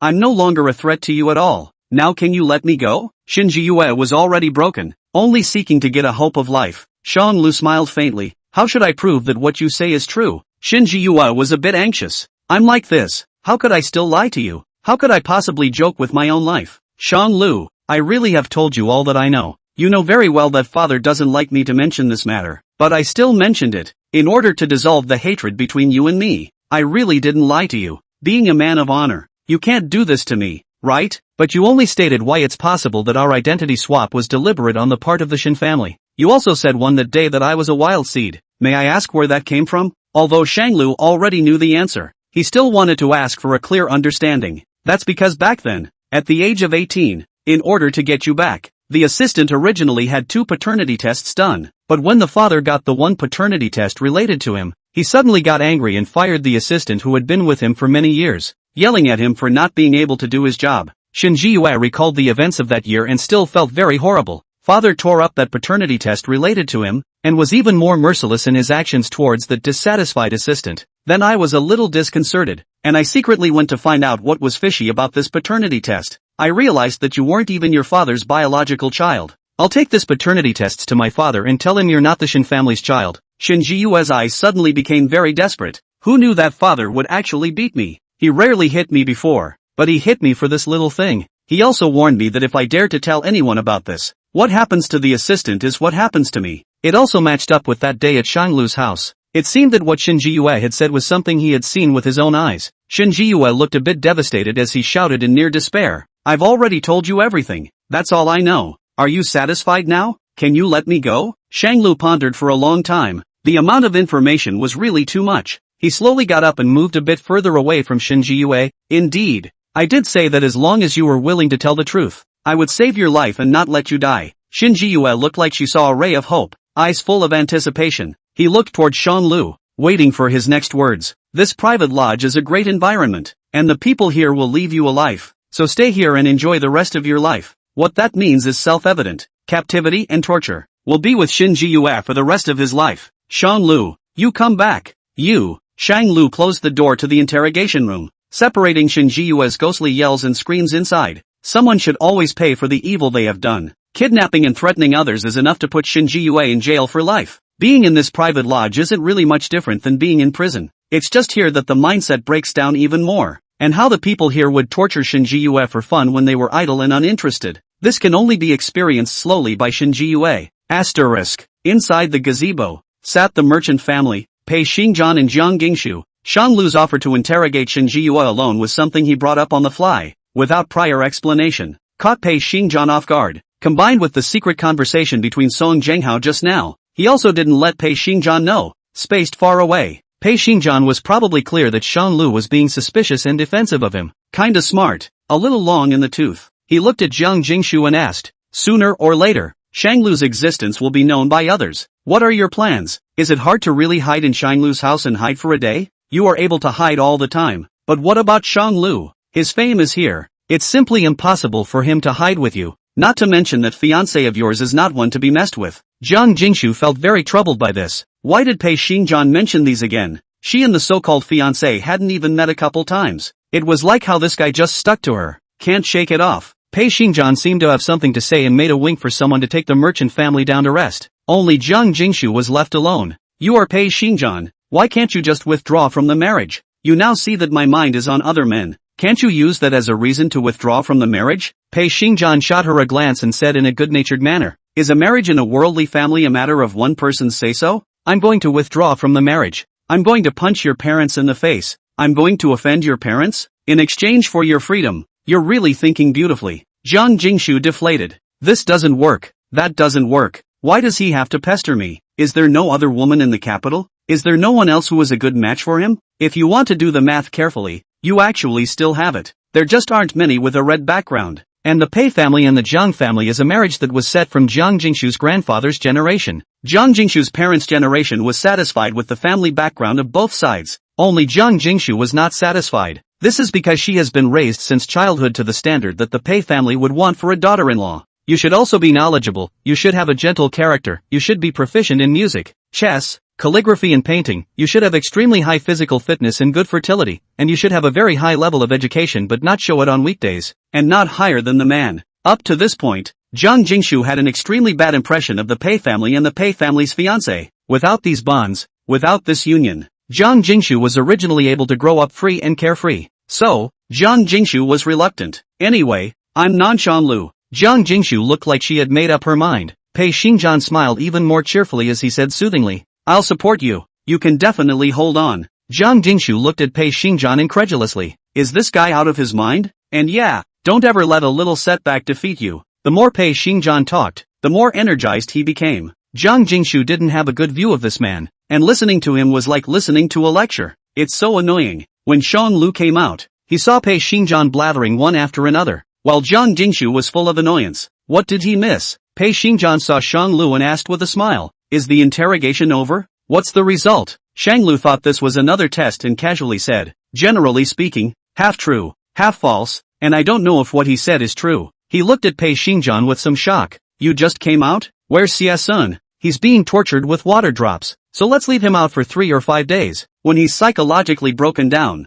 then dispose of him. Shang Lu deeply agreed. Where are you going next? Send your sister back? Shang Lu nodded. Yes, it's not good to account for too long of an interval. Okay, go ahead then. Asterisk. Shang Lu followed the merchant family back to the hospital. Shang's father and mother were so upset that they said they would personally take care of Shang Guanqi, knowing that the situation would not be able to stop them. Shang Lu did not stop them and let them go. He and Jiang Jingshu returned to Jiang Jinan's office to pick up the new medication. Jiang Jinan didn't seem to care about Shang Guanqi's current situation. Seeing that Shang Guanqi had returned, he only faintly responded. Shang Guanqi undergoes a drastic change and gets a full body checkup at the recommendation of the crowd. Shang Lu is in his office waiting for the results of the inspection. Jiang Jinan is looking at the results. Sit down. There's no rush. Shang Lu and Jiang Jingshu sat on the 2 chairs in front of Jiang Jinan. Jiang Jingshu got a little bored waiting and picked up the tea on the table to drink. By accident, it spilled half of it on his lap. Ah, oops, her pants were wet with tea. Jiang Jingshu glanced anxiously at the desktop, and on the other side of the desktop there was a stack of tissues. Brother, get me a tissue. As soon as the words left his mouth, both hands reached out at the same time. Shanlu? Jiang Gingshu, Kong Jinan. Chapter 109 Jingshu Jiang, come back with me. Brother, get me a tissue. As soon as the words left his mouth, both hands reached out at the same time. Inside the office, there was instant silence. Jiang Jingshu was still thinking about how to find a remedy. Jiang Jinan looked indifferent. Love it. Jesse Jiang, Kong Jinan. These 2 names. It's kind of similar. It can't really be that coincidental, can it? There are quite a few people in the world with the last name Kong, and the family name is not a niche one. It's a little ridiculous. No wonder Lianli said earlier that this Jiang Jinan was a returnee from the sea and was very difficult to deal with, but the communication between them was very smooth. No wonder when Jiang Jingshu was asked to come and accompany her to watch Shang Guanqi before, she had to make so many excuses and refused to come. No wonder Jiang Jinan suddenly and inexplicably grilled him like a household check before, asking about marital status and family background. No wonder Jiang Jinan had told the 2 of them to exercise restraint and control so much before.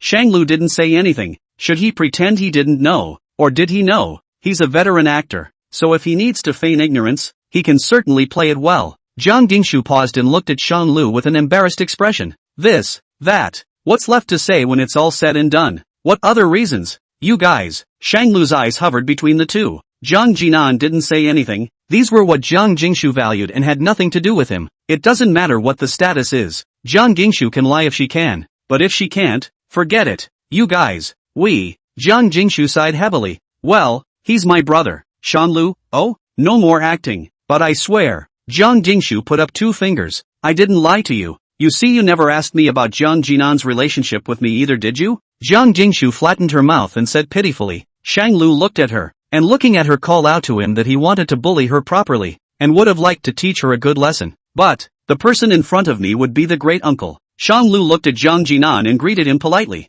Hello, my name is Shang Lu, and I'm now Jingshu's boyfriend. I know, Jiang Jinan said lightly. I saw the friend circle she posted. Jiang Jinan sized up Shang Lu. You actually dare to make an official announcement? Have you already figured out how to deal with the elders in your family? Our parents, they are not very nice to talk to. You can tell by looking at how timid and scared Jiang Jingshu is. Indeed. Shang Lu handed Jiang Jingshu a paper towel to wipe the water off the hem of her skirt. There's always something to face. Is it hard to let Jingshu follow me incognito for the rest of my life? Jiang Jinan was quite appreciative. That's true. However, I'm afraid that all your personal information has already been cleaned up by mom and dad, and they probably have a diversion in L.A. right now, so I advise you to be careful with everything. Thanks a lot. When Jiang Jinan saw Jiang Jingshu by Shang Lu's side, she did look much happier than usual. There are more smiles and less worry and sadness. She probably does have to be Shang Lu. Kang Jinan looked on. Since she had been forced to begin her child bride-like upbringing, she had rarely seen Jiang Jingshu living so happily and comfortably. He actually didn't quite agree with his parents' approach. It's not like the Jiang family owes the Pei family anything. Why does it have to be by someone else's standards? Obviously a mutually beneficial marriage cooperation. Make it seem as if the Jiang family is a high climber. To make up for the gap in such a way, General Jiang Jinan was very upset. If he could get Jiang Jingshu and Shang Lu together, he was actually in favor of it. He made an extra comment. I'll give you a hint. Our mom and dad prefer cultured people, intellectuals, and exceptionally polite ones. If you can show your talent, knowledge and culture, maybe you might be treated differently. Shang Lu smiled to himself. He is also the one who has gone through the union. How can one not realize that in a union, it's not the person that counts, but the power background benefits that person can bring to the table? Even though he was acting like a good guy, there was actually nothing he could do about it. Shang Lu held Jiang Jingshu's hand as if he was voting. Jiang Jingshu has been very brave, and Shang Lu wouldn't leave Jiang Jingshu to face it alone just because he was afraid. As Jiang Jingshu had said, they were comrades in arms who could support each other. It's something you can do side by side. No one is a burden to anyone, but a source of motivation for each other. It's okay, I'm willing to face it with Jingshu. I believe we are able to. The door to the office was suddenly knocked on. Knock, knock, knock. Who? Jiang Jinan thought it was strange. Who would come to him at this time? And so pushy and rude. He was just about to tell someone to wait. I didn't realize. The next second, the door was pushed open. A tall figure appeared in the doorway, obscuring the entire view of Jiang Jingshu and Shang Lu. He was dressed in a flashy, svelte suit. Inside the office, the first thing she saw was Jiang Jingshu, who was shaking hands with Shang Lu. Jiang Jingshu, come back with me. Chapter 110, The Fiancé. A tall figure appeared in the doorway, flamboyantly dressed in a suit of svelte defeat. The first thing he saw was Jiang Jingshu, who was shaking hands with Shang Lu. Jiang Jingshu, come back with me. At a glance, Jiang Jingshu recognized the man who disgusted her to the core. Lu Huaishang,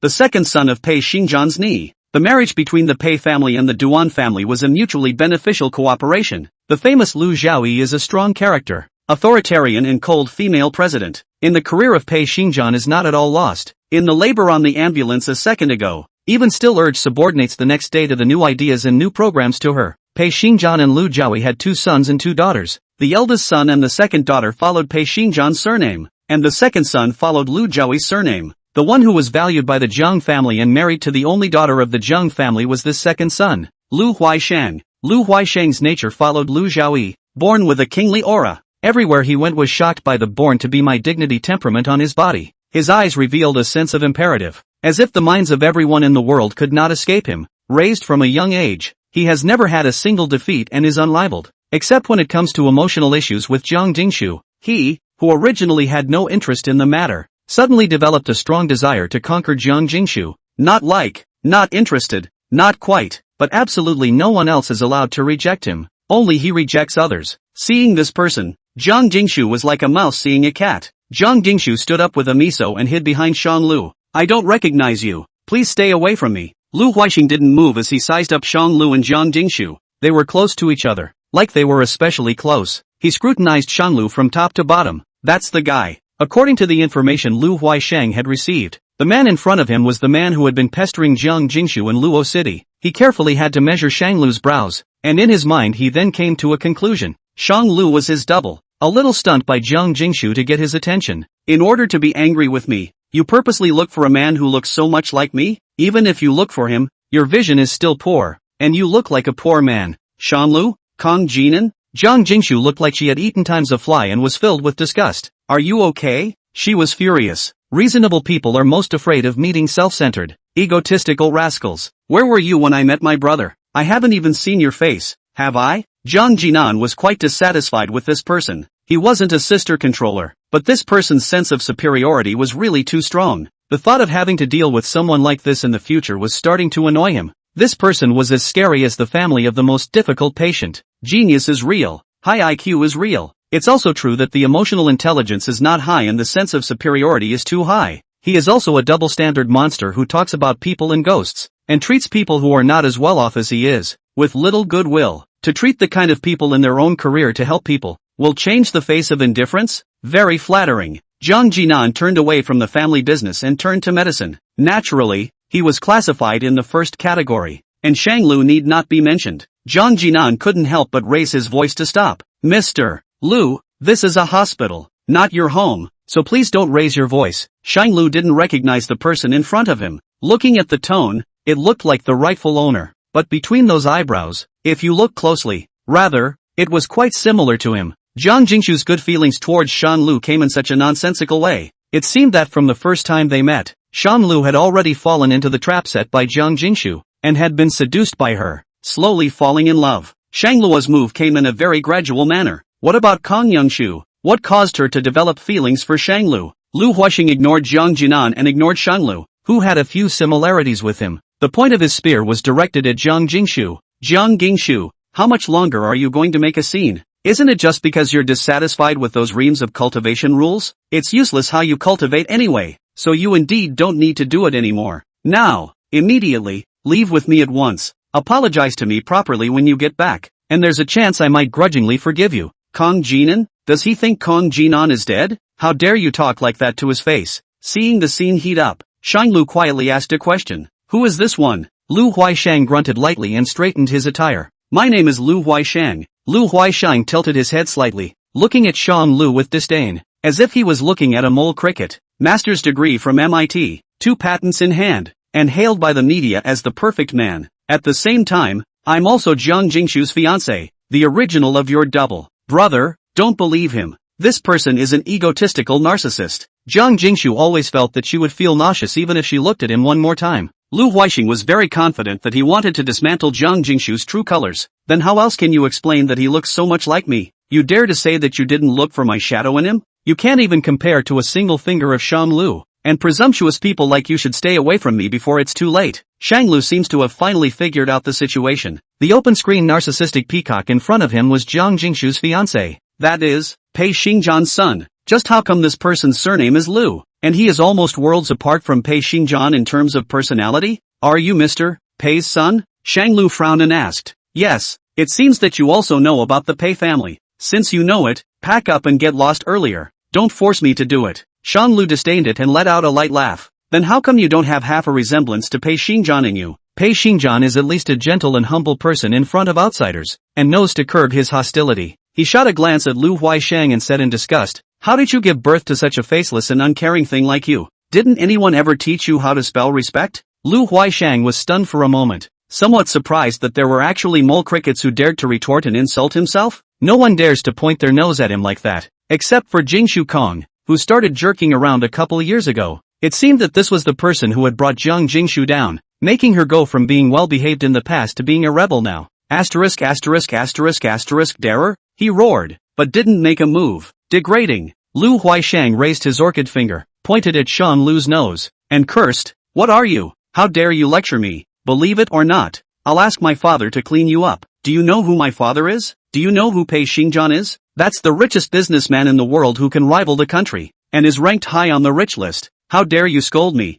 Things didn't go quite the way Shang Lu had imagined. How could the Kangs marry their daughter off to such a pompous twat full of academic knowledge? Originally, he thought that Jiang Jingshu's parents just had a strong desire for control. Now it seems to care only about the family's interests and doesn't care at all about the good or bad of Jiang Jingshu's second half of her life, treating Jiang Jingshu's marriage as a bargaining chip for a political alliance as a way to make a bigger profit. And Jiang Jingshu's defiance was the biggest challenge to their authority as parents. I'll tell my dad right now so he can clean you up. Chapter 111 Pampering. I'll tell my dad right now so he can clean you up, Lu Huaisheng said, then took out his cell phone. Ready to sue. Are you an elementary school student? Shang Lu was shocked. Originally thought that this kind of business marriage must be a strong alliance between business giants. How's this for a parent who sues at every turn? Pei Xingjian also didn't seem like a person who pampered his children. These days, Shang Lu was by Pei Xingjian's side, and he had already learned a lot about how to deal with the world just from his own eyes and ears. Not to mention Lu Huaisheng, who had been raised in Pei Xingjian's lap, or his last name.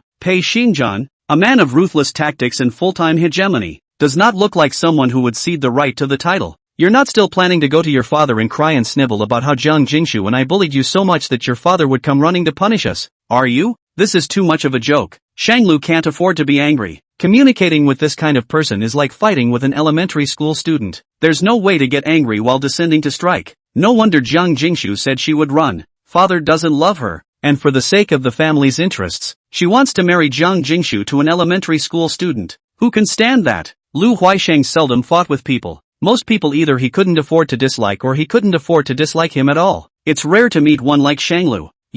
Do you believe that with just one word from me, I can make you two dogs disappear without a trace? Jiang Jinan pulled the corner of his mouth and said coldly, Mr. Lu, I'm still here. I'm not a dead man. Jiang Jinan didn't put him in his sights either. Not to mention that this is still Jiang Jinan's territory. There was nothing he could say that would make his sister suffer a single indignity in his own territory. That's just right. Now you hurry up and make Jiang Jingshu reflect as an elder. Lu Huaisheng casually pointed at the three and said nonchalantly, Good you Jiang Jingshu, what kind of person is like you? In order to piss me off, you find one that looks so much like me? Just to force me to bow down, isn't it? Kang Jinan couldn't hear any more as he pressed the button on his desk to call security. When the security guard arrived, he happened to bump into Jiang Jinan's office bustling like a food market. Lu Huaisheng was followed by a few strong men who blocked Shang Lu and Jiang Jingshu's way, nonetheless forcing them to apologize. I'm telling you guys, I'll never forgive you if you don't apologize to me. All of you will not be able to eat. Jiang Jinan hid in the corner and gave the security guards a wink, and a few of them instantly surrounded Lu Huaisheng and the others, relying on their larger numbers. Sir, please don't raise your voice in the hospital.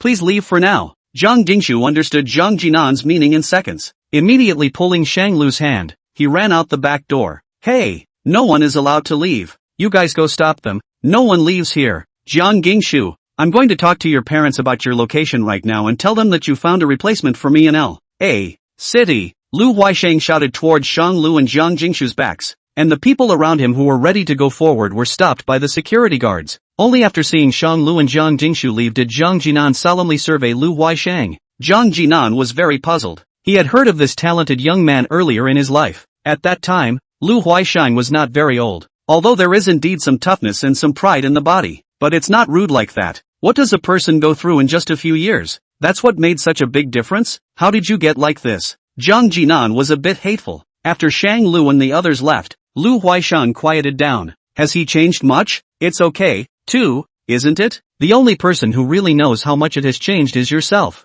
No one else is able to peer into the hearts of others. Asterisk. Shang Lu and Jiang Jingshu ran out of the hospital through the back door. Shake off that doggy. The situation just now seemed to be vivid in my mind. It was just appalling. Shang Lu had never seen such a stupid rich second generation, and he didn't believe that Pei Xingjian would raise his offspring to be so stupid. There must be a connotation to this. Was this person this rebellious before? Shang Lu couldn't help but ask. Jiang Jingshu shook her head. Even though I seldom met with him in the past, I have heard of his name. In his early years he was a gifted young man, particularly sensitive when it came to numbers, and was known as a born businessman, fully inheriting the virtues of Pei Xingjian and Lu Jiaoyi. Maybe it's pulling the plug. His training has been pretty hellish over the years. He's been so engrossed in teaching numbers that he's lacked some human interaction and common sense in life, and he's slowly become so blinkered. Is it a wound? This situation was the best explanation for why Pei Xingjian would allow Lu Huaixing to become what he was at the moment. They do have some similarities, though. Jiang Jingshu seemed to have thought of something and immediately explained. Brother, don't listen to his nonsense. There's no such thing as a double or a proper owner.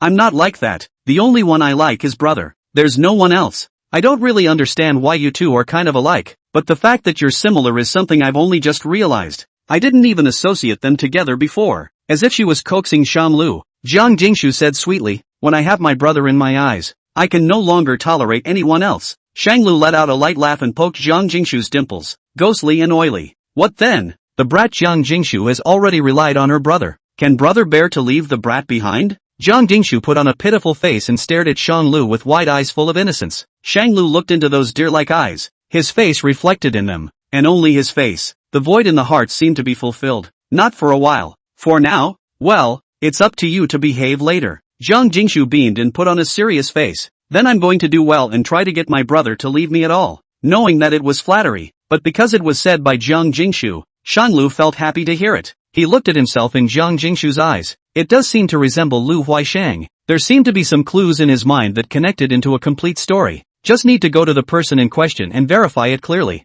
Go. Jesse Jiang, where to? Let's go to my mother. I'll take you to meet her, and also ask about my relationship with Pei Xingjian. Chapter 112, Meeting the Parents. Let's go to my mother. I'll take you to meet her, and also ask about my relationship with Pei Xingjian. Asterisk. For some two types of awkward reasons, Shanglu didn't really want to go to Shen's house, and he made an appointment on his cell phone to find a casual and comfortable place to meet. Shanglu, Mom, I've got a girlfriend and I want to take you to meet her. Are you still at your casual little mansion? After a long interval, Shen Renqing replied to him. Shen Renqing, yes, come tomorrow afternoon. Does she have any contraindications and special favorites? Shanglu easily replied, sweet in taste, don't like cilantro. Shen Renqing, good. And today, Jiang Jingshu, who had always been talkative and raucous, was mute. Shanglu still felt a bit curious as he ran to the second floor and knocked on Jiang Jingshu's room door. Knock, knock, knock. Jiang Jingshu, please come in. Jiang Jingshu's room was surprisingly disorganized, with a bed full of small dresses and bags, and high heels piled up in every corner. At the first sight of Shanglu, it was as if she had seen a savior, and she did not hesitate to come up. Brother, you've come just in time to help me see what style your mom likes. Ha? Does she like someone who is a bit more stable or someone who is lively? Does she like someone who can dress up a bit or someone who looks very family-oriented? So that's what I was worried about. Shanglu swept his eyes over the mess on the floor. Is that what you've just been obsessing over? Yeah. Will your mom think I'm young? Will she think I'm childish? Jiang Jingshu was very worried, afraid that she would not be recognized by Shanglu's mother. She knew that in Shanglu's eyes, she actually valued this birth mother very highly, just as important as her merchant parents. It's just that the merchant parents are fairly easy to deal with, being plain and unassuming, and if they behave in a good and cute manner, they can win their hearts. And Shen Renqing? Jiang Jingshu hadn't seen this person a few times. This person came from a glorious background and experienced the rise and fall of an entire family. Not to mention her eccentric personality, she was even less talkative, and very few people could read her emotions. Jiang Jingshu had no idea what she liked and had absolutely no idea how to react. Shanglu smiled helplessly. It's still about caring. It's okay, it's just a casual dinner. Think of it as a family gathering. Don't be so nervous. My mom just asked me what you like to eat. Jiang Jingshu asked with divided nervousness. Then what did you say? Did you say my taboos? Doesn't eat cilantro. Likes sweets. Shanglu easily answered Jiang Jingshu's tastes, but Jiang Jingshu frowned. Then will your mom think I'm a picky eater? My tastes are still a bit different from yours. Will she be offended and think we're not suitable? Jiang Jingshu looked a little too worried and anxious. Shanglu held Jiang Jingshu's shoulders and walked to the mirror. Don't be so scared. I'm here. Look at yourself. You're so good looking. My mom will still think I'm taking advantage of you, so how can she pick on you? Shanglu guided Jiang Jingshu to look at her in the mirror. She changed into a long dress that had a little bit of maturity and stability, and a little bit of Chinese classical style, looking quiet and stable, reliable at first glance, housekeeping material. Looking at herself in the mirror, Jiang Jingshu's mind was in a bit of a trance. That first night, they were straddling each other like this, weren't they? After realizing what she was thinking, Jiang Jingshu blushed. The place touched by Shanglu seemed even hotter. What's wrong with you? So hot? Shanglu sensed that her body temperature was not normal and wanted to probe her forehead. Jiang Jingshu was inexplicably a little weak, and she pushed Shanglu vigorously to push him out. Okay, I'll match the outfit again. Shanglu was blocked at the door. Words of comfort were still on his lips. It's hurting my brain. It really is a woman's heart, a needle in the bottom of the sea. Why are you pushing him all of a sudden? What is this anger? Shanglu didn't understand. Jiang Jingshu was in her room, once again at her wit's end. She took out her cell phone to video call Susanna Chung. Susanna, can you help me see if this outfit shows my age? Does it look 25? It's a mess over at Susanna Chung's place. Like she's playing mahjong. She glanced casually. Not like 25. 7 bars? Bump. What's this for? What's the point of showing yourself bigger? I'm going to see. Susanna Chung, I'm not out yet? Can't you see I'm touching? Shanglu's mother. I'm going to meet the parents. Jiang Jingshu saw the excitement and shared the good news. Susanna Chung apparently froze for a moment. What? When did you guys go so far as to meet your parents? You guys. Jiang Jingshu flipped her cell phone camera and pointed it at the mirror. Look. How do I look all over? Does it fit the taste of the elders? Do I look reliable and stable? Jiang shot a glance at her and tasted it. It's okay, M. You can wear it with a pearl necklace around your neck. It looks airy and classy. $80,000. A pearl necklace? Jiang Jingshu felt a little bad. Doesn't this look like it? Just spend money like water? Not caring about the family or something? Susanna Zhong gave her a blank look. Come on. Shanglu's mother is not a big mom in the food market. Haven't you seen a pearl necklace before? Why did you become so stupid once you met Shanglu? That's true. Then I'll match a pearl necklace. Jiang Jingshu could only see one of Zhong Susanna's faces, and looking at her beaming face, she knew she had a good hand today. Today. I'm who? Susanna Chung suddenly exclaimed in excitement and hung up the phone straight away. Bye. Bow. I'll talk to you next time. Jiang Jingshu was left out in the cold. Get used to it. People are not as good as cards. Jiang Jingshu searched for a more exaggerated pearl necklace from inside the checkroom and wore it around her neck. She admired herself in the mirror. She was really good looking and elegant. Definitely take the appreciation of Shanglu's mother. Asterisk. On the following day, Shanglu drove to Shenrenqing's detached villa with Jiang Jingshu, who was dressed in exquisite atmosphere. Shenrenqing's family background is not bad. She has always been outside. There are several sets of rented properties and several sets of family homes dedicated to their own bottom. This set, on the other hand, was Shenrenqing's favorite and was decorated by her personally. There was an inexplicable harmony between the overall style and Jiang Jingshu. It's all on the Chinese side. The mansion is composed of a 3-road, multi-entry courtyard with a strict symmetry of the central axis. The layout is neat and orderly. The rockery is lined up with strange stones. Strolling in the green and flowery paths, you can only hear the clear spring gurgling. Jiang Jingshu began to be glad that she had dressed up today, and it seemed that she had made the right bet by throwing her weight around. Shanglu took her hand and patted the back of her hand. Go. Good. Shanglu knocked on the door and it was opened by the familiar butler. Little Lu is here? Please come in. Madam has been waiting for you for a long time. Good. Shanglu walked in with Jiang Jingshu, and the outfit here seemed to be fresher and lighter compared to the last time he was here. So beautiful. Jiang Jingshu couldn't help but sigh. This must have taken a lot of care and effort on the part of the owner to be effective, right? In a corner of the garden, Shanglu saw Shenrenqing's figure. He walked over. It was only when he approached that he realized that there was an uninvited guest by Shenrenqing's side. It's a familiar figure. Shanglu looked at her with some annoyance and uttered an accusation. What are you doing here? I came to help Mom with the garden and do some hard work for her. Who's your mom? Don't you have a mom? Chapter 113. Can you tell me the truth? Who's your mom? Don't you have a mom? Shanglu was really disgusted. Why is this guy stalking Shanglu like a dog's skin? She's everywhere. Everywhere is her. Song Shui was taken aback, completely not expecting such a big reaction from Shanglu. Can't I just call it a habit? Her face reddened. Her mouth hardened. Don't be self-absorbed. Who says calling mom means following you? Can't I call after Wanru? Is it your habit to follow your friends and call out other people's parents mom and dad? Shanglu couldn't help but clap his hands, praising her for this righteous behavior. You're also too filial. Song Shui was dumbfounded by the dislike and tugged at Shenrenqing's sleeve. Mom, look at Shanglu. Shenrenqing was as light as a chrysanthemum and was unwilling to participate in the disputes of the juniors. We're all here, so let's not fight. Shenrenqing put down the scissors in her hand and took off her long sleeves. Let's eat. Did he hear right? Is this to bring Jiang Jingshu and his ex-wife together for dinner to meet the parents? Mom, what are you doing? Isn't today a family dinner? Before Shenrenqing could say anything, Song Shui understood and withdrew herself. I'm the one who disturbed everyone. No wonder Shanglu mouthed off as soon as he saw me today. It's my fault. I don't blame Shanglu. I am indeed an outsider. It's not convenient for me to participate in your family feast, but I really want to do my filial duty in front of Mom. So why don't you guys go eat and let me tend to the garden here and trim the flowers? Shanglu should have heard correctly. He was afraid that Shenrenqing's heart would be soft, and snatched a step ahead of him.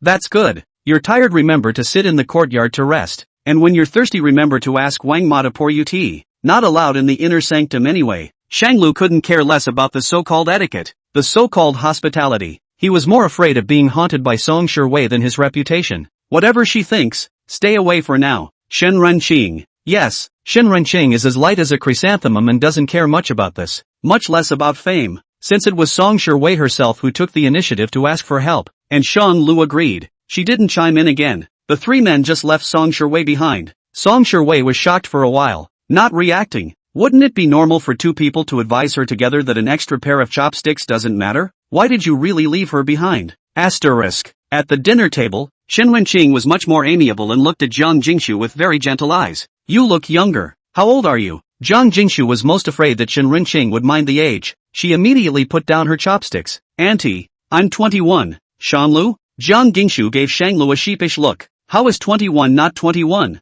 Although I lacked some social experience and there was some age difference between me and my brother, we got along very well, and I was much more precocious than normal, not childish at all. Looking at Jiang Jingshu's brave face as she went to her death, Shen Renqing smiled in a rare moment. It was like a gentle wind that blew into the hearts of Jiang Jingshu and Shan Lu. Don't be afraid. I'm just meeting with you. You and Shan Lu's matter. You can just decide on your own. I don't like to meddle in young people's matters, and I'm not interested in tearing people apart. Shen Renqing chucked a chicken leg and put it into Jiang Jingshu's bowl. I definitely don't have a problem with you. It's just that, do your parents really have no problem with Shan Lu? If you were my daughter, I would have disagreed. Jiang Jingshu thought for a moment. Auntie, you just said this is something between young people. Young people just mind their own business. And, I'm confident that my brother will gain my parents' approval. Shen Renqing also does not say much. You consider yourselves clear on the line. We do parents actually cannot insert what words, just one thing. Must communicate well. Encounter things first communication.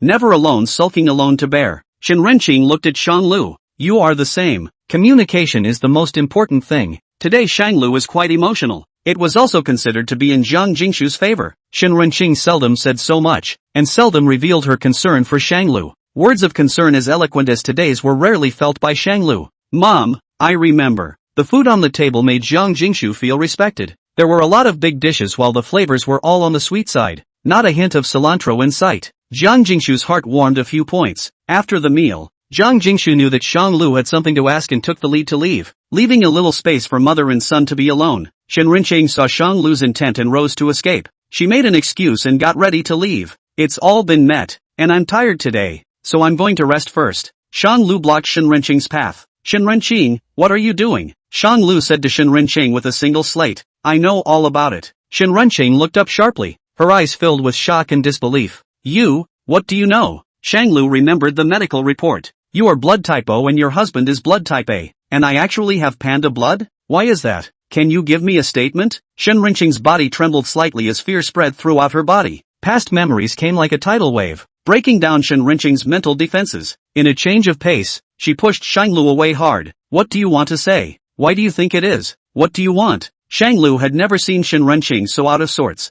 From memory she had always been gentle, not even a hint of emotion, not happy, not angry, not sad, like a puppet on strings with no hope for life. And this look today. It's the first time. I met someone the other day. His name is Lu Huaishang and he is Pei Xingjin's son. Shang Lu looked at Shen Renqing and said word for word, his eyebrows and mine are a bit similar. Pei Xingjin is already old, and the wrinkles at his brows are not visible. But he has treated me much better than your husband. Why is that? Mom, can you tell me? Chapter 114 Parental Love. A few days ago I met Pei Xingjin's son, Lu Huaisheng, who bears some resemblance to my eyebrows. And Pei Xingjin's attitude towards me was much better than your husband's attitude towards me. Why is that? Mom, can you tell me? Shang Lu wanted to know a truth. His mind had long ago explored the broad outlines, and he had traced the edge of the truth. But he needed his mother, the person in question, to tell him herself. Shang Lu's persistent questioning was like giving Shen Renqing a heavy blow. The more he questioned, the more he was humiliating Shen Renqing. She would have preferred to have died that summer. In the middle of that summer night when she lost the teenager she used to be with and that enviable love. Asterisk. 1. Shen Renqing and Shen Ziyang met long before they met her fiancé, Pei Xingjin. Shen Renqing is the most favored young lady of the Shen clan in the capital. While studying in France, she was robbed of all her belongings by street thugs. The much heralded Miss Shen is penniless, and she cries out for help on the street. But no one notices her sorry state. The only one who spoke kindly to her was the compatriot who shared her skin color. Give it up. Getting mugged in Paris is as unusual as meeting a square dancing mom in China. The police in Paris won't care and can't do anything about it. Shin Renqing squatted on the ground. Pitiful. Poor boy Shin Jiyong see her dress extremely expensive. Hands and feet is also all show the magnificent atmosphere. And he's worried about making ends meet. Are you in a difficult position? If I send you back to school, and in the meantime help you find that punk you were just talking to and put him at your disposal, what can you offer me? Shin Renqing instantly raised her head, as if she had seen a savior. She is a newborn, inexperienced and well-protected good girl. And the first time she meets such a thing in a foreign country, the solution she can think of is to call the police and her parents. But the police in Paris didn't care, and her cell phone had been robbed, so she couldn't contact her parents. It was freezing cold and there was no way to know how to get back to school. I can pay you. Shin Renqing and Shin Jiyong bonded over money. But in the aftermath, Shin Jiyong sent Shin Renqing back to school and found the gangster through his own contacts who had been around Paris for a long time. When Shin Renqing wanted to thank Shin Jiyong with money, Shin Jiyong, whose eyes were about to go gold, refused. He said, I am very short of money, but I have hands and feet and would prefer to earn my own money. We are compatriots and it is normal for compatriots to help each other without charging fees. However, I don't have much money, and foreign copyright fees are so high that I can't afford many books. If you really want to be thankful, why don't you lend me a few books? I promise I won't leave a trace. Although Shin Renqing was a bit puzzled, she agreed. The two exchanged contact information. There was an additional person inside Shin Renqing's list who was not in the same class as her at all. 2. Shin Jiyong is very sweet-mouthed, articulate, humorless and extremely talkative. It was as if he and Shin Renqing were a match made in heaven, and they fit together everywhere. The two slowly fell in love. After returning to China, Shin Renqing took Shin Jiyong to meet his parents. As expected, their relationship was opposed by Shin Renqing's parents. Shin Renqing's father has specially selected a marriage for Shin Renqing, which is Shin Renqing's childhood friend Pei Xinjian, who is well known to Shin Renqing. Shin Renqing is a stubborn person, not Shin Jiyong. She and Pei Xinjian had known each other for many years, not considered much of a close relationship, let alone having feelings. If they could be together, how could they not see eye to eye all the time? Dad, he is not a poor boy. He is an exchange student of Huaqing. He is the top science student of H province. He is not from a high background, but with this heart, this hard work, even Pei Xinjian, he has to look at him highly. Her father couldn't resist the sarcasm. You're so well educated, but you still have to come and work as a cow under the hands of people like us? Shin Renqing lightly punched him. Dad, how can you look down on people like that? Other people's province H is a large population province. His high school is even a prison-like place for entrance exams. Will the people who can fight their way out of this be incapable? Competence and determination are his strengths, but what are his disadvantages? A man like him who crawls out of the mud is unscrupulous when it comes to matters. You are in agreement with him now, but what if you fall out with him that day? Who knows what kind of tactics he will use? How could there be a conflict between us? In all the time we've known each other, we've never had a fight. What you're saying is all speculation, and I'm sure we'll prove it. Shin Renqing and her father had a falling out. It's not a good look. From time to time, Shin Jiyong would feel that it was his own fault that led to their father-daughter centrifugation. He blamed himself from time to time. Renqing, it's me who doesn't deserve you. Uncle is right. You're prone to suffering if you follow me. I don't want to see you suffer. Let's just separate. Every time Shin Jiyong said something like that, Shin Renqing would immediately punish him. No nonsense allowed. I know about your ability. Being born rich is not considered powerful, and the fact that you came from a modest background and ended up reaching the same height as me is more indicative of how much more powerful you are than an ordinary person. I'll be angry if you say such nonsense again in the future. Shin Renqing had been in a temper with her parents for over a year. In the end, her parents couldn't argue with Shin Renqing and still complied with her. Shin's parents personally went to Pei Xinjian to make peace, showing the inappropriateness of both sides. Pei Xinjian didn't say anything. He suppressed the emotions in his eyes and acted extremely unconcerned. It doesn't matter. Our two families are still worldly friends anyway. There's no need to hurt the peace because of such trivial matters. 3. Shin Jiyong embraced the return of the beauty. Shin Renqing did not have much motivation. Shin's family business all fell on Shin Jiyong's burden. At first Shin Jiyong is almost 100 shots. The things handled by none of them are not properly dealt with. Even Shin Renqing's father began to praise his ability to excel. Shin Jiyong quickly opened up a reputation in the capital and integrated into high society as the son-in-law of the Shin family. He has a good reputation, outstanding ability at the same time never womanize, treat his wife with the utmost respect and care, consciously and other women to keep a distance. Many families with daughters use Shin Jiyong as a template, urging their daughters to find someone like Shin Jiyong. Even after getting married, Shin Jiyong still spoiled Shin Renqing by always reporting his condition and sharing his daily life with Shin Renqing when he traveled. Slowly, Shen Renqing's father put down his guard. The home should be large and small affairs are handed over to Shen Jiang management, and he himself mixes with chess and card tables, teases birds and walks them, and enjoys himself. Shen Jiang became busier and busier and was much less concerned about Shen Renqing. Shen Renqing consoled herself that this was because he was too busy, which was why he couldn't take care of himself. She concentrated on taking care of everything in the Shen family, not letting Shen Jiang have half a worry. The twist of events occurs when Shen's business hits a snag. He screws up a big client, and is completely unable to meet the man in person. Chapter 115 Parental Love 2. 4. Shen Family Residence, a courtyard full of Chinese-style buildings and vibrant flowery courtyards. When Shen Jiang returned, he dismissed the servants in advance. He had something he wanted to clear up with Shen Renqing alone. You want me to be small and soft and lower my posture in front of Pei Xingjian? Shen Renqing looked at the person in front of her with disbelief. Was this man still the same husband she had known for decades? She found herself feeling as if she didn't recognize Shen Jiang somehow. Once upon a time Shen Jiang would put her first in everything, never letting her suffer half a bit of aggression, tolerating her little temperament, tolerating her everything, understanding all her helplessness and dissatisfaction. But what about today? Shen Jiang actually made Shen Renqing beg a person who had once been rejected by himself for the sake of his business, and this person had been explicitly and implicitly badmouthed many times. Shen Jiang was aware of that, having known Pei Xingjian for so many years, what kind of character he had. Shen Renqing was clear to the point where she couldn't be any clearer. He is simply a sinister and cunning viper, unscrupulous and unscrupulous, unruly and untamed. All young master, wouldn't put anyone in his eyes, including Shen Renqing. Shen Jiang's face looked a little impatient, but his success or failure is here. He calmed down his mood, and hastened to persuade, it's just a meal. You're already a child's mother. How can he still have crooked thoughts about you? Don't be paranoid,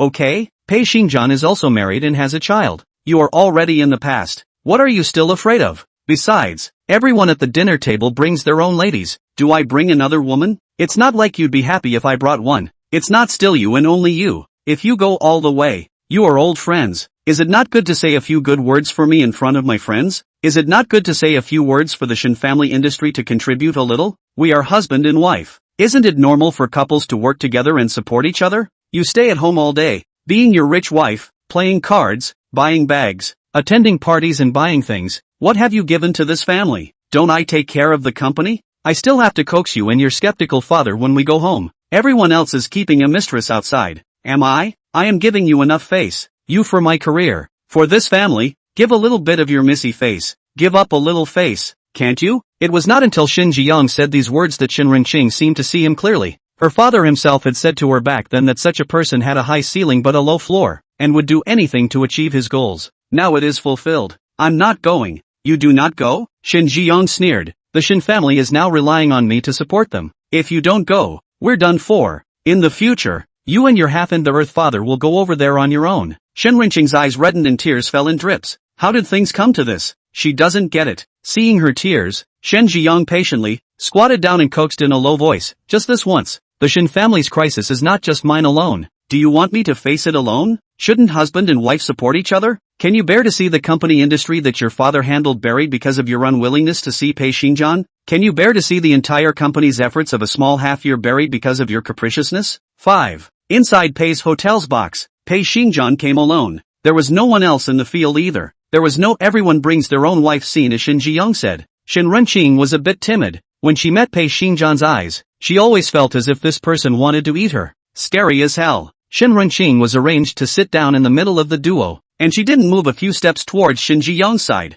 Pei Xingjian took everything in. Everyone knows that Mr. Shen loves his wife as much as his life. I didn't expect to come to attend a meal with his own wife. It's really very loving. Shen Renqing was confused. It wasn't an appointment to bring her? Did Shen Jiang decide this on his own? She looked at Shen Jiang with almost desperate eyes. Shen Jiang, however, just patted her shoulder. Renqing, she heard that today is a gathering with Mr. Pei and insisted on following along, so I can't afford to dismiss her. Right, Mercy Green? Shen Renqing couldn't see anything else but that Shen Jiang's eyes were all pleading. That feeling of humility was the same as the humility Shen Jiang felt when he held a bouquet of flowers and got down on one knee to express his feelings on that night they were together. The deep love of youth eventually came to the point of looking at each other. How could Pei Xingjian not know the small thoughts between the two of them, but chose to ignore them? So it was MS. Shen who wanted to see me? Pei Xingjian's voice reached Shen Renqing's ears. Want to break him down? Shen Jiang deceived her. even though it was for the sake of the Shin family business. Shin Renqing does not want to tear the face with Shin Ji-young.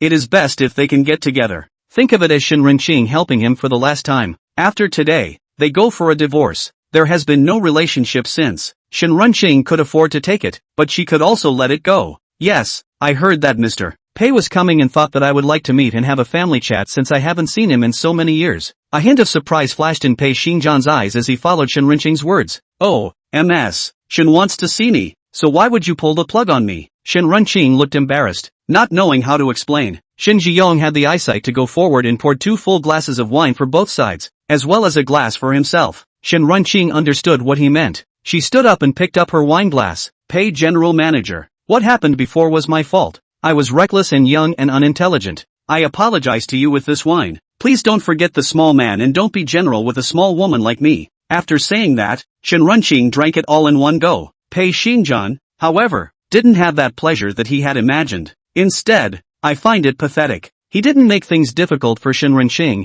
and sipped from his wine glass, and just after sipping down a mouthful, he noticed that something was wrong. This wine, there's something wrong with it. Pei Xingjian scanned over to Shin Ji-young. His vision became a little blurry for a moment. Shin Renqing was not able to win the wine and fell straight down, collapsing into Pei Xingjian's arms. Pei Xingjian looked at the woman in his eyes with a flushed face and instantly understood what it meant. It's a trap, an unscrupulous and unconscionable trap. Chapter 116, Mother's Apology. When Shin Renqing woke up, there were only vague memories of shame in her mind. Shin Ji-young took the meticulous relationship between the two of them to threaten Pei Xingjian. If they do not exchange resources with him, he will make this matter known to the world. The big deal is that we are all fish dead. In the end, the one who was most seriously injured was still Shin Renqing, and Pei Xingjian's wife will not let the two go. Pei Xingjian half-pushed, ate a dumb loss. Secretly noted, he and Shin Ji-young for resource replacement. Each side took a step back. Both sides got what they wanted. Only Shin Renqing suffered. Since then, Shin Renqing has carried out a number of suicides, only to be resuscitated by Shin Ji-young. Shin Ji-young knew he couldn't face Shin Renqing,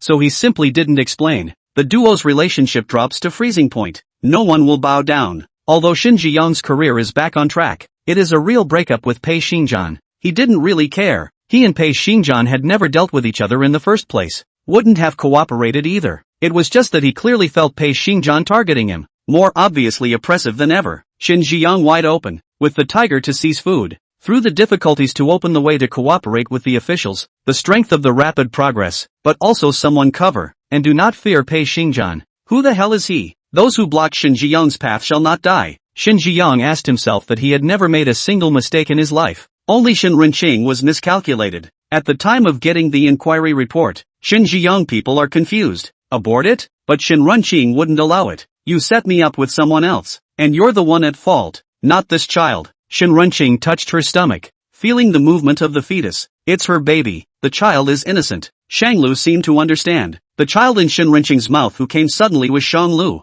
This child is me? Shin Renqing didn't say anything, and was silent. A sort of acquiescence. With Shanglu's understanding of Shin Ji-young and Pei Xingjian, it was impossible for Shin Ji-young to fight Pei Xingjian. Shanglu probably knew the subsequent development. So later, Grandpa knew everything was furious and died of illness with it. And then Shin Ji-young lost to Pei Xingjian over and over again and was forced by him to flee the capital? Yes. Then Shin Ji-yue and I switched identities because we were trying to avoid Pei Xingjian's poisonous hand? Shanglu once heard Jiang Jingshu say that Pei Xingjian and his wife Lu Joey were a contractual couple who only talked about money and not feelings. The agreement between them was that they would play their own games and not interfere in each other's private lives. Only one thing. They must not keep seeds outside the family, lest there be illegitimate children competing for the family fortune. The bloodline of the great families must be pure, and no one must take away a single iota of what they have fought for. Shanglu, on the other hand, is that Pei Xingjian's blood and bones that he must give up for the contract? Yes, we had no choice before we came up with this plan. It was inevitable that your date of birth would not make Pei Xingjian suspicious, so we had to find a boy about the same age as you in the same hospital. The subsequent story is as Song Shiwei and Shin Ji-yue said. Full moon banquet chase. Type A blood doubts. The Shin family financed Shanglu's art studies. The stakes were out of Shanglu's control when it happened, but the results are all on Shanglu's back.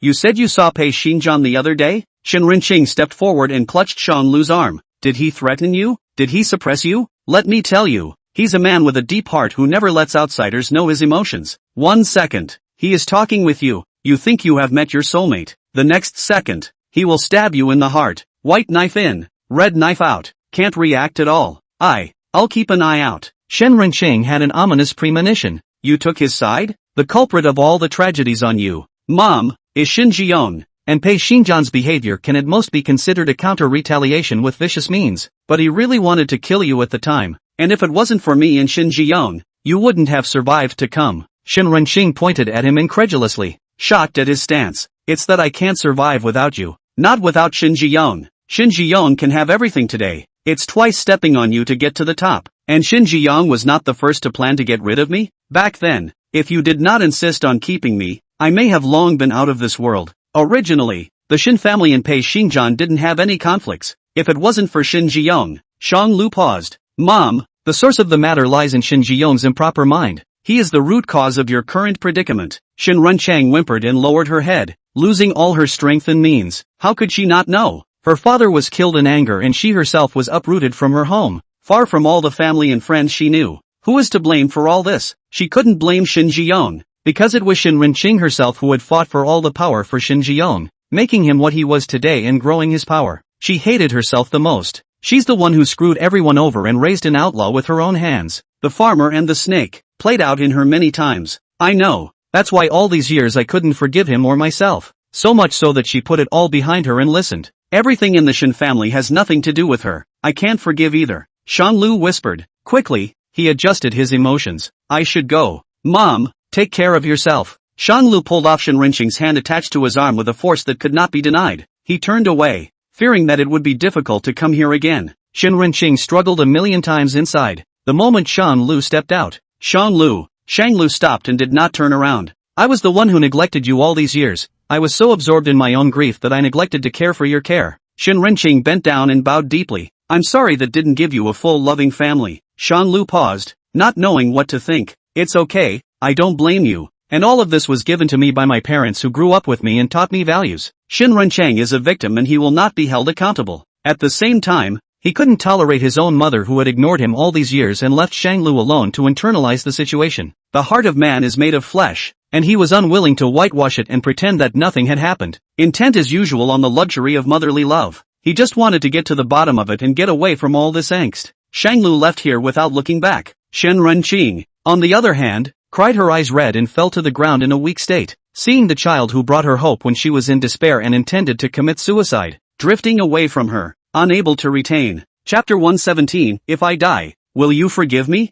Jiang Jingshu left the mother and son duo alone, and she herself went for a stroll in the garden. By the way, meet the generous and understanding janitor, Song Shiwei. Song Shiwei agonized over whether to find a suitable excuse to walk in. These days, Shang Lu had been refusing to see her, as if he was deliberately avoiding her. Song Shiwei had no choice but to estimate that Shang Lu and Jiang Jingshu's relationship would come to see Shin Renqing sooner or later, so she came here day after day to squat, and one day she could squat for Shang Lu. She couldn't say why she was doing it. It was just her brain reacting first, prompting her to make sure she came here. Song Shiwei's heart had a thought that he wanted to see Shang Lu and remarry him. The thought grew stronger in his mind, and every night a familiar figure entered his dreams. In her sleep, the gentle face of the man came into her eyes, enlightening her with a concerned tone, urging her to always take care of herself. The next second, however, the man dissipated before his eyes. Song Shiwei reached out to grab him, but the man's figure was shaped like white paper, like a bubble, instantly dissipating. Every now and then, Song Shiwei would wake up with a start, out of this world. It's in that moment of waking up that you realize your side is empty. She was alone in the cold room, all alone, couldn't find any warmth. She lost someone who was important to you. Song Shiwei needs to get him back. She struggled with whether or not to bother Shang Lu, not to go and have no chance to show, but to go and easily annoy Shang Lu. The two comparisons are contradictory. Before Song Shiwei could make a choice, she saw her least favorite person, Gingshu Jiang. Song Shiwei had never hated someone so much, but it's also real envy. Jiang Jingshu was much more blessed than her, and knew how to cherish it better than she did. At least it won't be like her, where you lose it only to start regretting it. Seeing Jiang Jingshu approaching, Song Shiwei said nonchalantly, winning me, you must be so proud of yourself right now, right? Delighted? Jiang Jingshu smiled faintly. I have never had you in my sights. You are arrogant and rude and unreasonable, and you can't carry everything around and tell who is good for you. Your opponent is not me, but your good-for-nothing self. Song Shiwei was dumbfounded. What she said was all right, as if she had thought of something. Jiang Jingshu apologized sincerely and yin yang. In fact,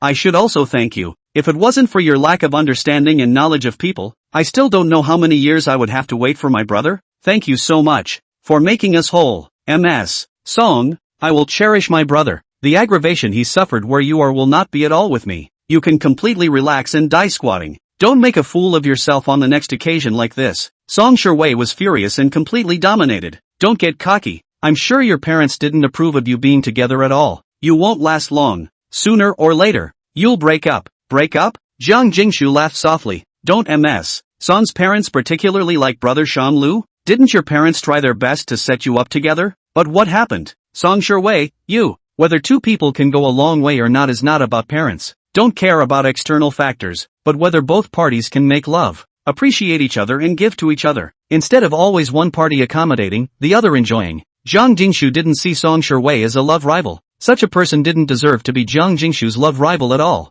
But what this man did really hurt Shanglu. Jiang Jingshu was so angry that she wanted to dislike her as soon as she saw this face. It was quite a relief to see her suffer. MS. Song, please stay away from my boyfriend. When 3 is shameful, understand? Jiang Jingshu has always stood firm on her moral ground, and even though she loves again, she has never come out to harass Song Sherwei and Shan Lu's marriage. Until the day Shanglu came out of the Civil Affairs Bureau, it was only then that she approached Shanglu as a friend. So, she would also want Song Sherwei to stick to the bottom line. However, Jiang Jingshu would keep a good eye on Shan Lu and would not let him escape from her grasp. Jiang Jingshu had been planning this for a long time and would never give anyone a chance to take advantage of it. Shan Lu is owned by Jiang Jingshu. Everyone else, men and women, go away. Shan Lu walked out with a heavy face. Jiang Jingshu collected her hostility and jogged to catch up at the first opportunity. Brother, are we going home? As soon as Shan Lu looked up, he saw Jiang Jingshu, who had his eyes full of him. Her eyes were watery, eyes like water, pure and spiritual. Just seeing her smile sweetly, her brimming eyes looked around.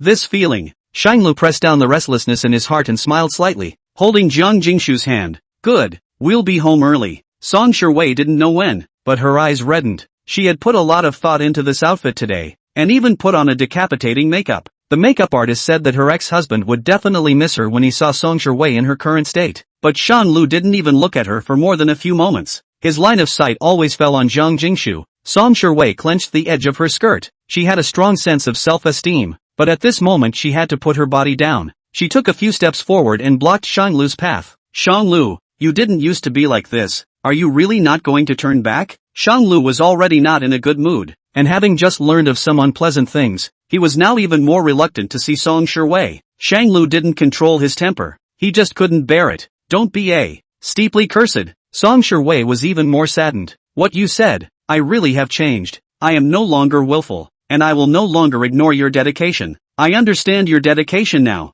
and from now on, I will definitely change all my bad habits, and I will do what a wife should do. Song Sherwei, I told you back then that not all saris can be returned as okay. Similarly, it's not like I have to roll back and accept you as soon as you turn around. Why should I come back when you come to your senses? Why should I come back when you say you're leaving? Why should I forgive you if you apologize? Who are you to me? In what capacity do you communicate with me? Shanlu lit up his hands that were clasped with Jiang Jingshu. MS. Song, my girlfriend is standing beside me right now. Can you have some sense of proportion? Her eyes were as clear as autumn water, but they rippled at this moment, and crystal teardrops slid down like broken pearls, reflecting endless sorrow. Are you still angry? And what exactly will it take for you to forgive me? Song Sherwei's eyelashes fluttered lightly, as if she was carrying too many emotions. Is it true that you'll only forgive me if I die? Chapter 118, the incompetent Song Shivai likes to tackle. Shang Lu, are you still angry? Song Sherwei's eyelashes fluttered lightly, as if she was carrying too many emotions. Is it true that you'll only forgive me if I die? Shang Lu raised an eyebrow. You're trying to catch a break? Jiang Jingshu picked up the conversation in a second. Only people who are incapable would choose to capture the enemy. This is the circle of friends that Song Sherwei posted on the day of her divorce. The day was in the inner commercial land. Now it had turned into a boomerang and stuck her. I didn't. Song Sherwei shook her head carelessly, praying for Shang Lu to listen to her. I really hope you can forgive me. I don't expect you to come back to me. Song Sherwei quickly retreated. I just hope you can forgive me, even if it's just as a friend. As long as you won't avoid me anymore and don't ignore me. A friend? Shang Lu felt a bit funny. What kind of friend are you? I wouldn't dare to be your good friend. I'm afraid of becoming like Xie Sen, who was forgotten after you used him. Shang Lu paused and looked at Song Sherwei with cold eyes. MS. Song, the world doesn't revolve around you. You can be together if you want to be together. Separate if you want to separate, and make up if you want to make up. No one is obligated to stand still and wait for you. Last time in the song family,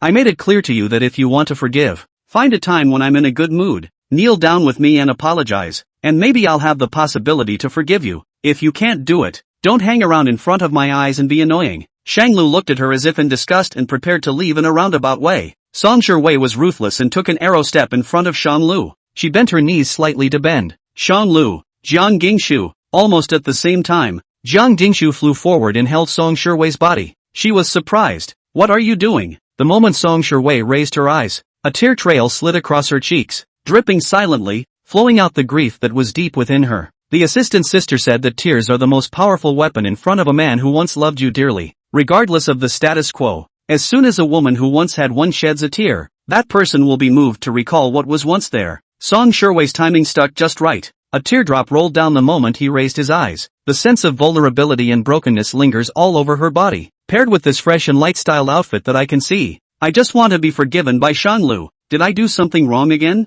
Jiang Gingshu saw that she took a step back. Then you kneel. Song Shui? Shanglu couldn't help but snicker, and after a long period of silence, he suppressed that emotion in his heart. I'm talking about when the mood strikes. Don't you know how to read people's faces? Song Shui's eyes flickered as she anxiously said. Then what do you have to do to be in a good mood? As long as you can be happy, as long as you can forgive me, I'm willing to do anything. I'm not happy to see you open the show. Shanlu dropped a sentence and pulled Jiang Jingshu away from this place of wrongdoing. Only Song Shui was left alone. Clueless alone. Shanglu had known Song Shui for so many years. Didn't he understand her character? If she was that well-behaved and understanding, the sun would rise in the west. Asterisk. Back in the car, Jiang Jingshu also began to lament that she had almost been fooled by Song Shui. I really thought she was going to throw away her pride. She looked over at Shanglu and smiled, and it was brother who saw it at a glance. A mere passerby. Irrelevant. Shanglu didn't bother to give Song Shui a single superfluous glance. Even one more look was disgusting. Don't mention these outsiders. Let's go find Pei. Shanglu paused. Pei Xingjian.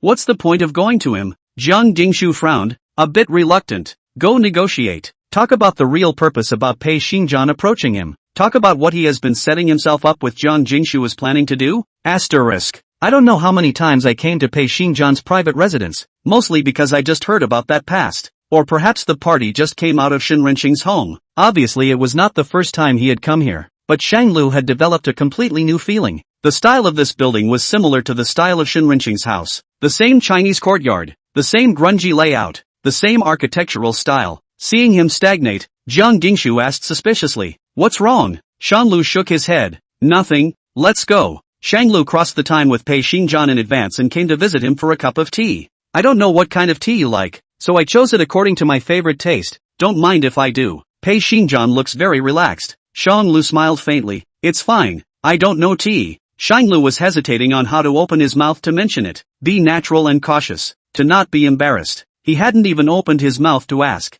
Then his attention was taken away by a piercing voice. "You too? You actually came to the door? It's Peacock Man." Lu Huaishang ran over angrily with a golf club in his hand and a sports outfit, pointing at Shanglu. "Dad, it's this man. He's making every effort to try to ruin the marriage between the Pei family and the Jiang family. It's him. Dad, hurry up and take it out on me. Beat them both to death. Sell them into slavery and send them to Africa, without leaving a trace." Jiang Jingshu ducked behind Shanglu. Pei Xingjian was a bit embarrassed. "You've met? Well, he threatened to beat Jiang Jingshu to death in front of Jiang Jinan." "Pei Xingjian? Who let you out? You know how to play golf, don't you? Get the hell out of here and don't show your face. Shame on you." Lu Huaishang only felt aggrieved. His fiancée ran away with someone else, and his own father is also toward that person? Are there any more Liu Fa and Pei Fa? I'm a disgrace. It's this woman who ran off with another man. This man who hooked up with my fiancée. And Dad, you're actually turning to an outsider. I'm going to tell Mom right now so she can punish you so badly that you'll lose several results. Lu Huaishang said and took out his cell phone to make a call. Pei Xingjian followed up with an arrow step and slapped him on the back of the head, knocking the man out. "Take him down." Shanglu was a bit dumbfounded. "It's at." Pei Xingjian drew out a few sheets of paper and wiped his hands.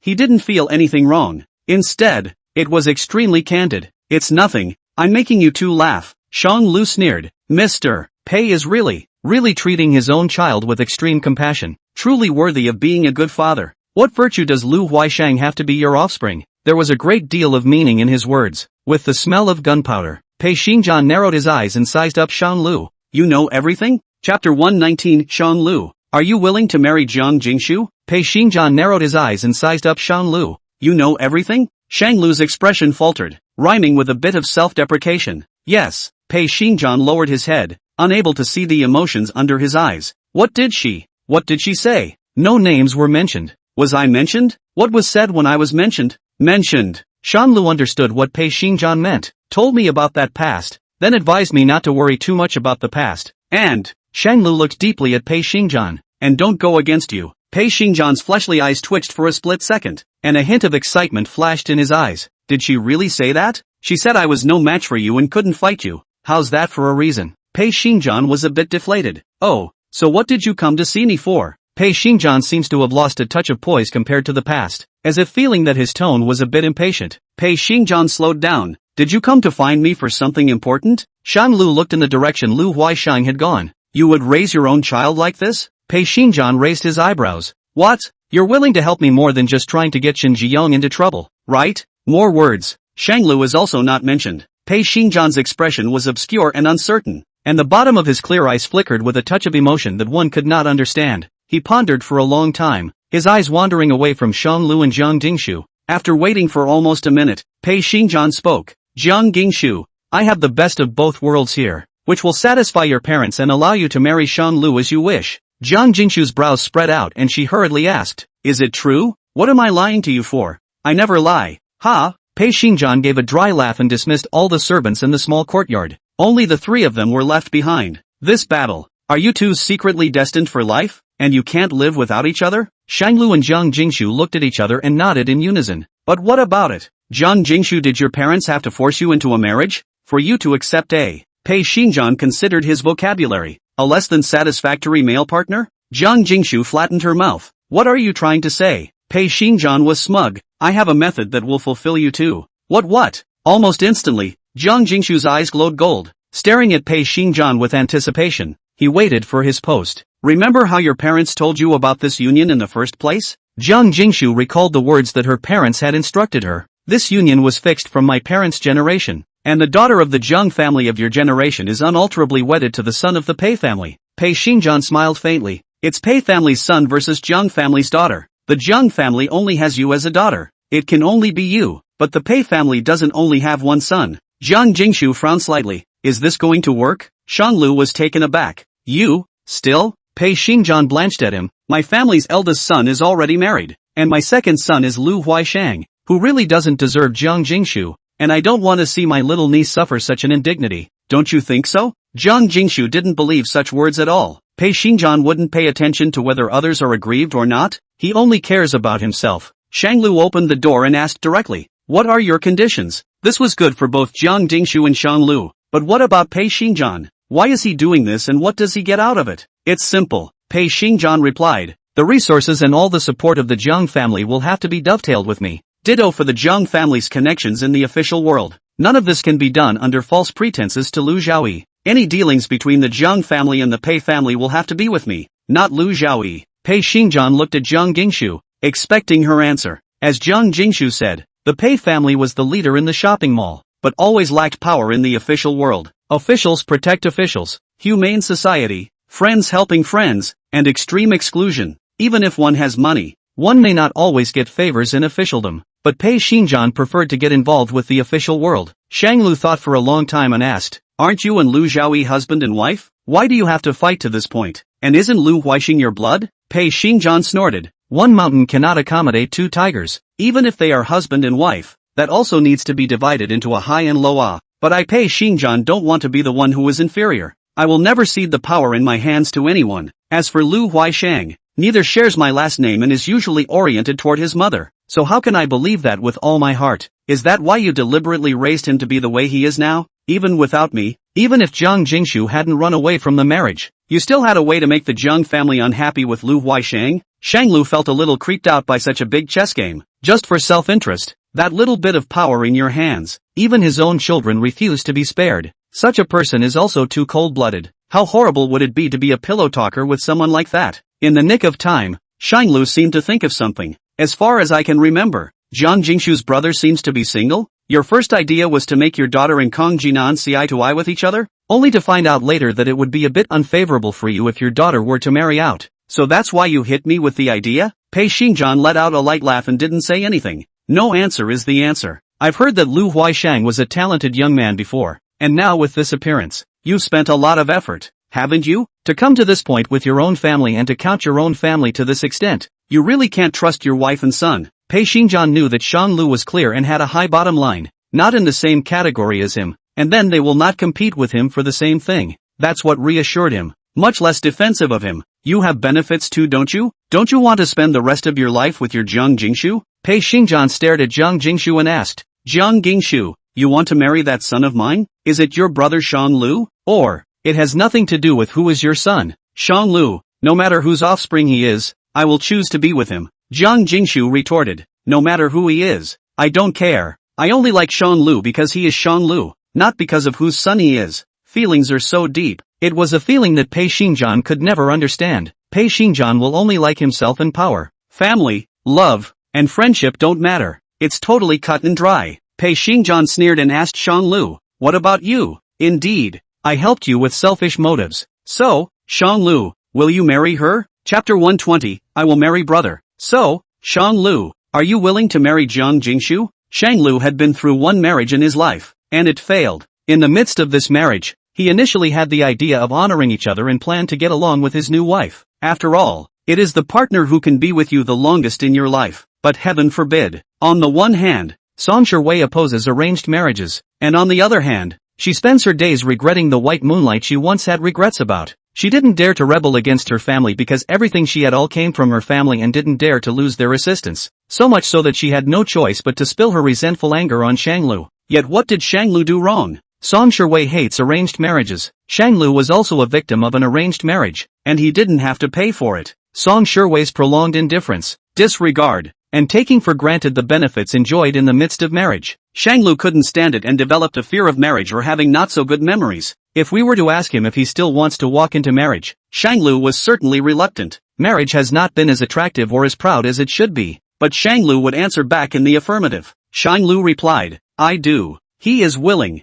not because of how good the marriage is. Rather, it was because the passage carried Jiang Jingshu's name. I am willing to marry Jiang Jingshu and be married to her for the rest of my life. Shang Lu's eyes were deep, staring at Jiang Jingshu's eyes in a distinctly serious manner. Then agree to my conditions, and in the future, the Jiang family will support me instead of Lu Zhaoyi. We'll work together for a win-win situation. Jiang Jingshu didn't hear what he said. All she could think about was the sentence, I'm willing to marry Jiang Jingshu, that Shang Lu had just said. In that instant, her face turned very flushed. The blush on her face had not receded, and her whole body revealed an indescribably delicate. The eyes were full of love, brimming with soft light, and the lips were slightly open, revealing an extremely colorful scarlet. Brother, I'll marry you too. Like a sloth, Jiang Jingshu flopped into Shang Lu's arms. Pei Xingjian was ignored and slapped the table in dissatisfaction. Hey, this is my house. Pay attention. Shang Lu awkwardly patted Jiang Jingshu. Jingshu is young and ignorant. Do not take offense. Pei Xingjian tugged at the corner of his mouth, and this began to protect on.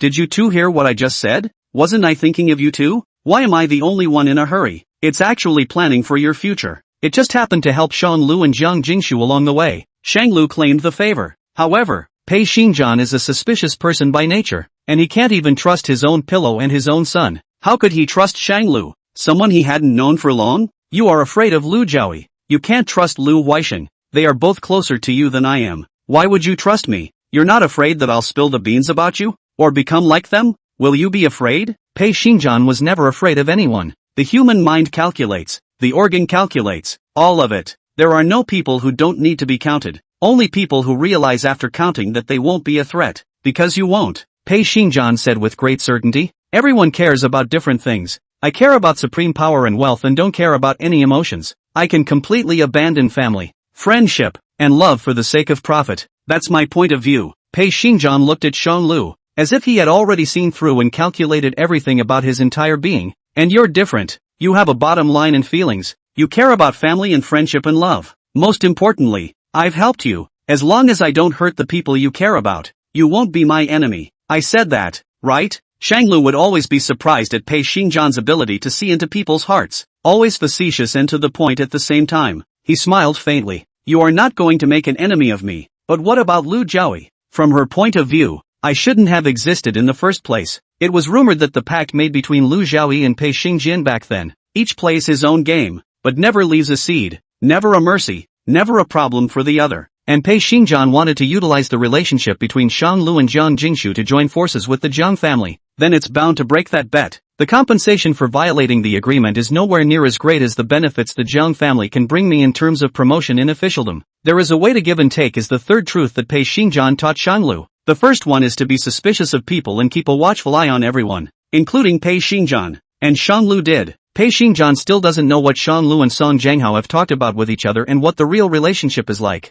The second one is turning enemies into friends. The third is to take what is right. Knowing that you can't do it, you're sacrificing your bet for a greater good. Even explicitly stating his ambitions in front of Jiang Jingshu, yet still not making Jiang Jingshu feel offended. Mr. Pei truly lives up to his name. Shang Lu was darkly sarcastic, and said in a conspiratorial manner, "This cooperation, I promise." Shang Lu couldn't count the number of people he had worked with, turning an enemy into a friend. He used it very well. Pei Xinjian was smiling and happy. There is only one thing that needs to be reminded of Shang Lu. There is one more thing I need to remind you of. Since it is a marriage as the son of the Pei family and the daughter of the Jiang family, you can't stay here and must make a trip to the capital with me. As for settling down in the future, you two youngsters decide for yourselves. Pei Xinjian returned, "Because you helped me, I will support whatever you choose." Shang Lu just wanted to speak, and Pei Xinjian fell silent in a rare moment. When you go to the capital, make a trip to meet a few relatives on your mother's side.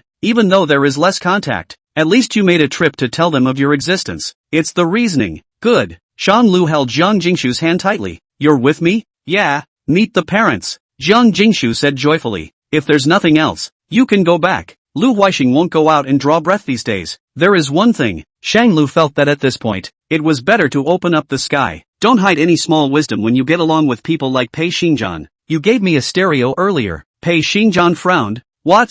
There's a pinhole camera inside the stereo. Is Feng Yin from my studio one of your people?" "As far as I can remember, during the first time we worked together, you pushed me to pull a group, and if I'm not mistaken, you should have applied for his friend." "You suspect me?" Pei Xinjian asked. Shang Lu shook his head. "No, I just wanted to chat to show my sincerity. Initially I did suspect you, but then I felt that if it was you it wouldn't be so obvious. If it was you, you would have chosen to directly hack into our office's system, instead of using such a despicable and easily discovered means." Pei Xinjian swelled up. "That's right, that's me. Good point. So there should be some people around you with dirty hands as well, sending me some unfavorable signals about your relationship with me. Check it out for yourself." Pei Xinjian didn't know that he could also raise a group of eaters around him who dared to conspire with others to plant evidence on him. "Thanks for the reminder, and I'm honored to have your trust." "Doubtful. You taught me that." Shang Lu and Pei Xinjian looked at each other and smiled. Asterisk. Shang Lu was filled with joy and led Jiang Jingshu back. From the initial hopelessness, there is now a glimmer of hope again. Fortunately, Shang Lu and Jiang Jingshu did not give up on each other.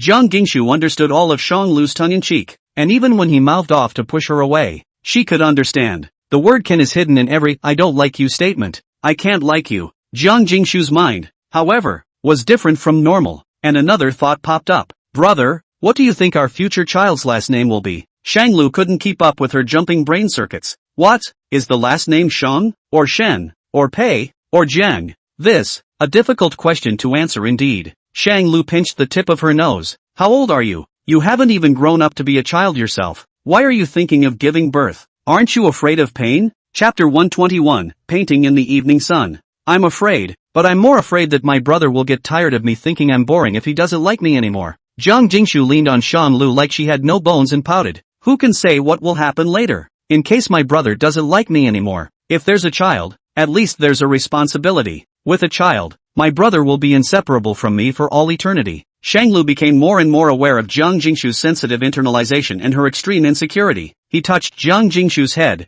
"No, our Jingshu is so cute. How could I not like it?" Jiang Jingshu immediately sat up, her face full of aggression. "So if I get old and not as good looking and not as young and cute as others, will you still like me as much?" Shang Lu understood that the answer to this question could not be answered haphazardly and needed to be very programmed to give Jiang Jingshu a sense of security. The loveliness in the face is visible to everyone. Shang Lu scratched Jiang Jingshu's face. "But the loveliness in Jingshu's character and heart is only found by me. Even when she's old, Jingshu is still the same well-behaved, sweet person. so how could I not like that? Really? You like it even when you become an old lady? Jiang Dingshu squeezed into Shanglu's arms, her chin lying on his collarbone. If you become an old lady, won't I be an old man too? Old man and old lady, a natural pair. Shanglu Ro smoothed her hair and soothed her. Besides, at your age, you're getting old much slower than I am. By the time I become an old man in a wheelchair, I'm still afraid you'll go to the square and square dance with other young guys. Jiang Dingshu covered Shanglu's mouth with a miso. Don't talk nonsense. My brother has a regular routine and is in good health,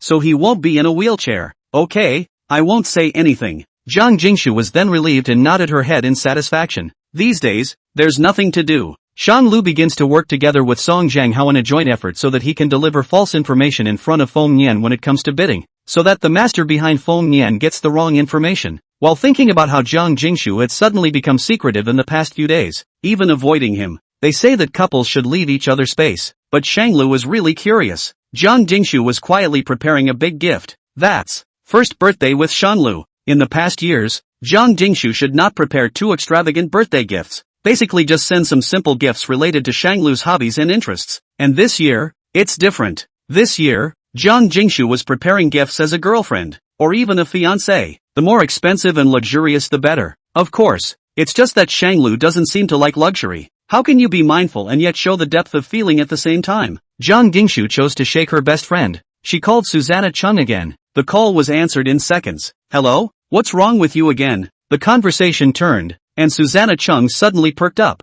Every time I play poker with you while talking on the phone, my hand gets better. Come on.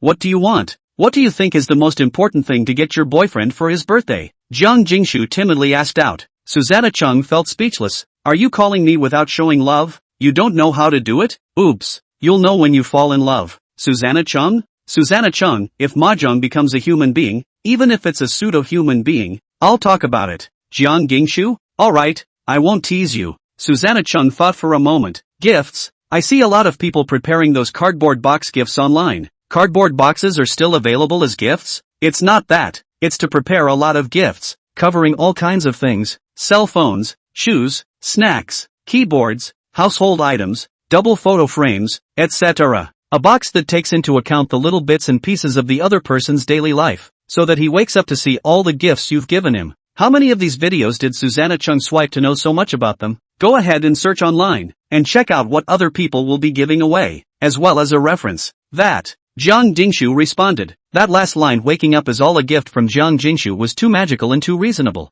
Thanks a lot. Good luck with your winnings. Jiang Dingshu hung up the phone and started her surprise birthday gift plan. Jiang Dingshu flipped through and peeked at countless unboxing videos. First thought, start with a happy birthday oil painting, partly because Shanglu likes to paint, and partly because it means something different. Shanglu often paints and will often sell and give away paintings, but compared to should rarely receive paintings from others. Jiang Dingshu quietly hid in her room and learned to draw on the spot. Sketch after sketch was thrown on the desktop, but in the end, the drawing didn't feel like what she wanted it to feel like. What Jiang Dingshu wanted to paint was a picture of the evening sun. The original is a picture of a little girl in a floral dress standing in the wind against an evening background, and Jiang Dingshu wanted to paint a picture of a girl in a white dress against the background of the evening sun, with a dashing and uninhibited man carrying a drawing board standing at her side. Difficulty. Evening sunsets, in particular, are the most difficult to imitate in the original. Jiang Dingshu tried several times, but she couldn't draw well. Halfway through the painting, there was a knock on her room door. Knock, knock, knock. Shanglu was really curious as to what Jiang Dingshu was doing to lose her mind by hiding in her room all day. Young Shu, I'm coming in? Wait, no. Jiang Dingshu's heart was instantly suspended in midair as she looked at the draft drawings all over the floor. Chapter 122, seems to have lost his armor. Young Shu, I'm coming in? Wait, no. Jiang Dingshu looked at the draft charts all over the floor, her heart instantly hanging in midair. Panicked. What's a surprise if it's discovered? Then wouldn't all of Jiang Dingshu's efforts to hide these days be in vain? Absolutely not. Jiang Dingshu immediately put down the pen in her hand, and with a miso, as if with a residual shadow, she immediately blocked the doorway, leaving the door half closed, concealing the room. Shanglu was taken aback by her actions. What are you, exercising? Jiang Dingshu blocked the door and refused to let Shanglu in. It's okay. Shanglu then felt more and more curious as he peeked inside the house. No looking. Jiang Dingshu almost jumped up and crossed her arms to cover Shanglu's eyes, obstructing his vision. Shanglu hugged his chest and leaned against the wall. Doing something wrong? Afraid to let me know? Jiang Jingshu rubbed her body against it and pushed Shanglu out of the way.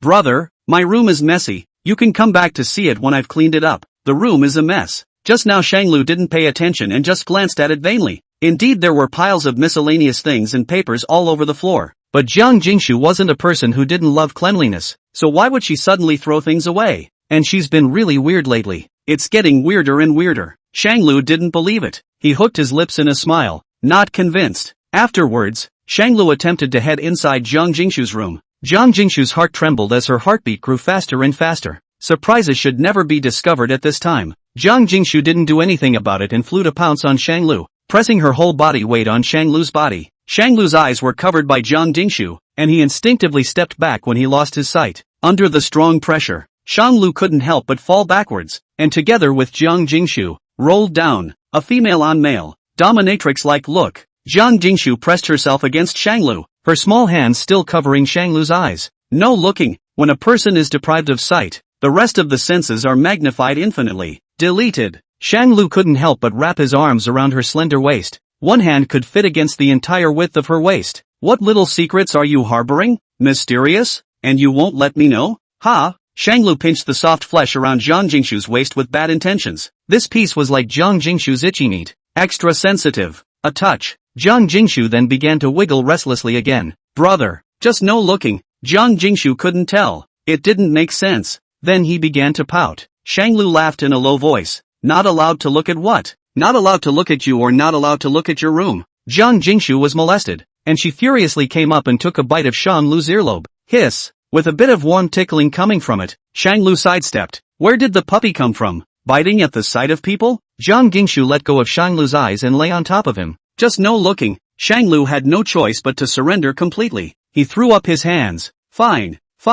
I won't look. Shanglu wanted to tease her more, but the man got his way and then started to get his way. Jiang Jingshu, with strength from nowhere, half pushed, half pampered, directly yanked Shanglu up from the floor and shoved him into the study. Bang! The door was forced shut. Only Shanglu was left alone in the wind. What's going on? It's not right. There are cats. Just as Shanglu was pondering what was going on, a vibration came from his cell phone. Shangguanqi, brother, how are you going to spend your birthday this year? Do you have any special favorite things? I earned some money from my part-time job at school before. I'll buy it for you. Birthday. Gifts. Shanglu seemed to understand why Jiang Jingshu had suddenly become sneaky. These days Shanglu was so busy that he forgot about his birthday. So that's what's being planned? A warmth flowed into Shanglu's heart. Shanglu Hui Shangguanqi, so rich? Shanglu, I have nothing missing. Keep your money for yourself. A family dinner on your birthday would be nice. But Shangguanqi's character is a bit stubborn. Not as she wishes, I'm afraid. Shanglu is not very good at making girls happy. He thought for a moment and returned. Why don't you make me a bowl of longevity noodles? Shanglu, add a sausage. Shangguanqi,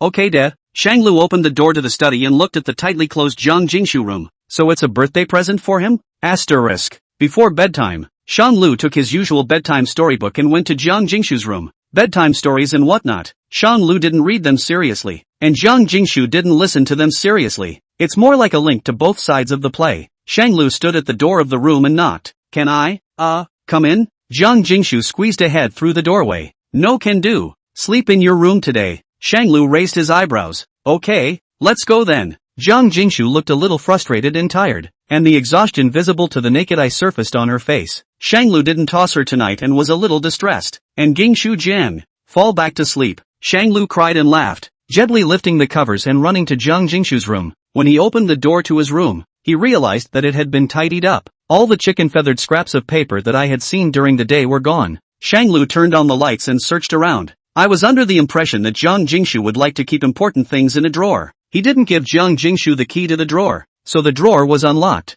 There was only one journal among the drawers. The journals are nicely preserved and decorated with a variety of patterns. A quick glance shows that the owner of the diary cares a lot. Peep the diary. It's so unethical. Shanglu put the diary back. The moment he turned around, a yellowed piece of draft paper fell out of his journal. It fell at Shanglu's feet. Shanglu curiously picked up the piece of draft paper. On the sketch paper was drawn a picture of a youthful evening sunset, and in the middle of the picture there was a cute little girl in a floral dress enjoying the evening sunset. Shanglu looked at the painting and thought it looked somewhat familiar, and in the lower right corner of the evening chart, signed with Shanglu's name, that handwriting, it's the word before he deliberately practiced calligraphy. This painting, Chapter 123, The sister is really virtuous and virtuoso. On the sketch paper was drawn a picture of a youthful evening sunset, and in the middle of the picture there was a cute little girl in a floral dress enjoying the evening sunset. Shanglu looked at the painting and thought it looked somewhat familiar, and in the lower right corner of the evening chart, signed with Shanglu's name.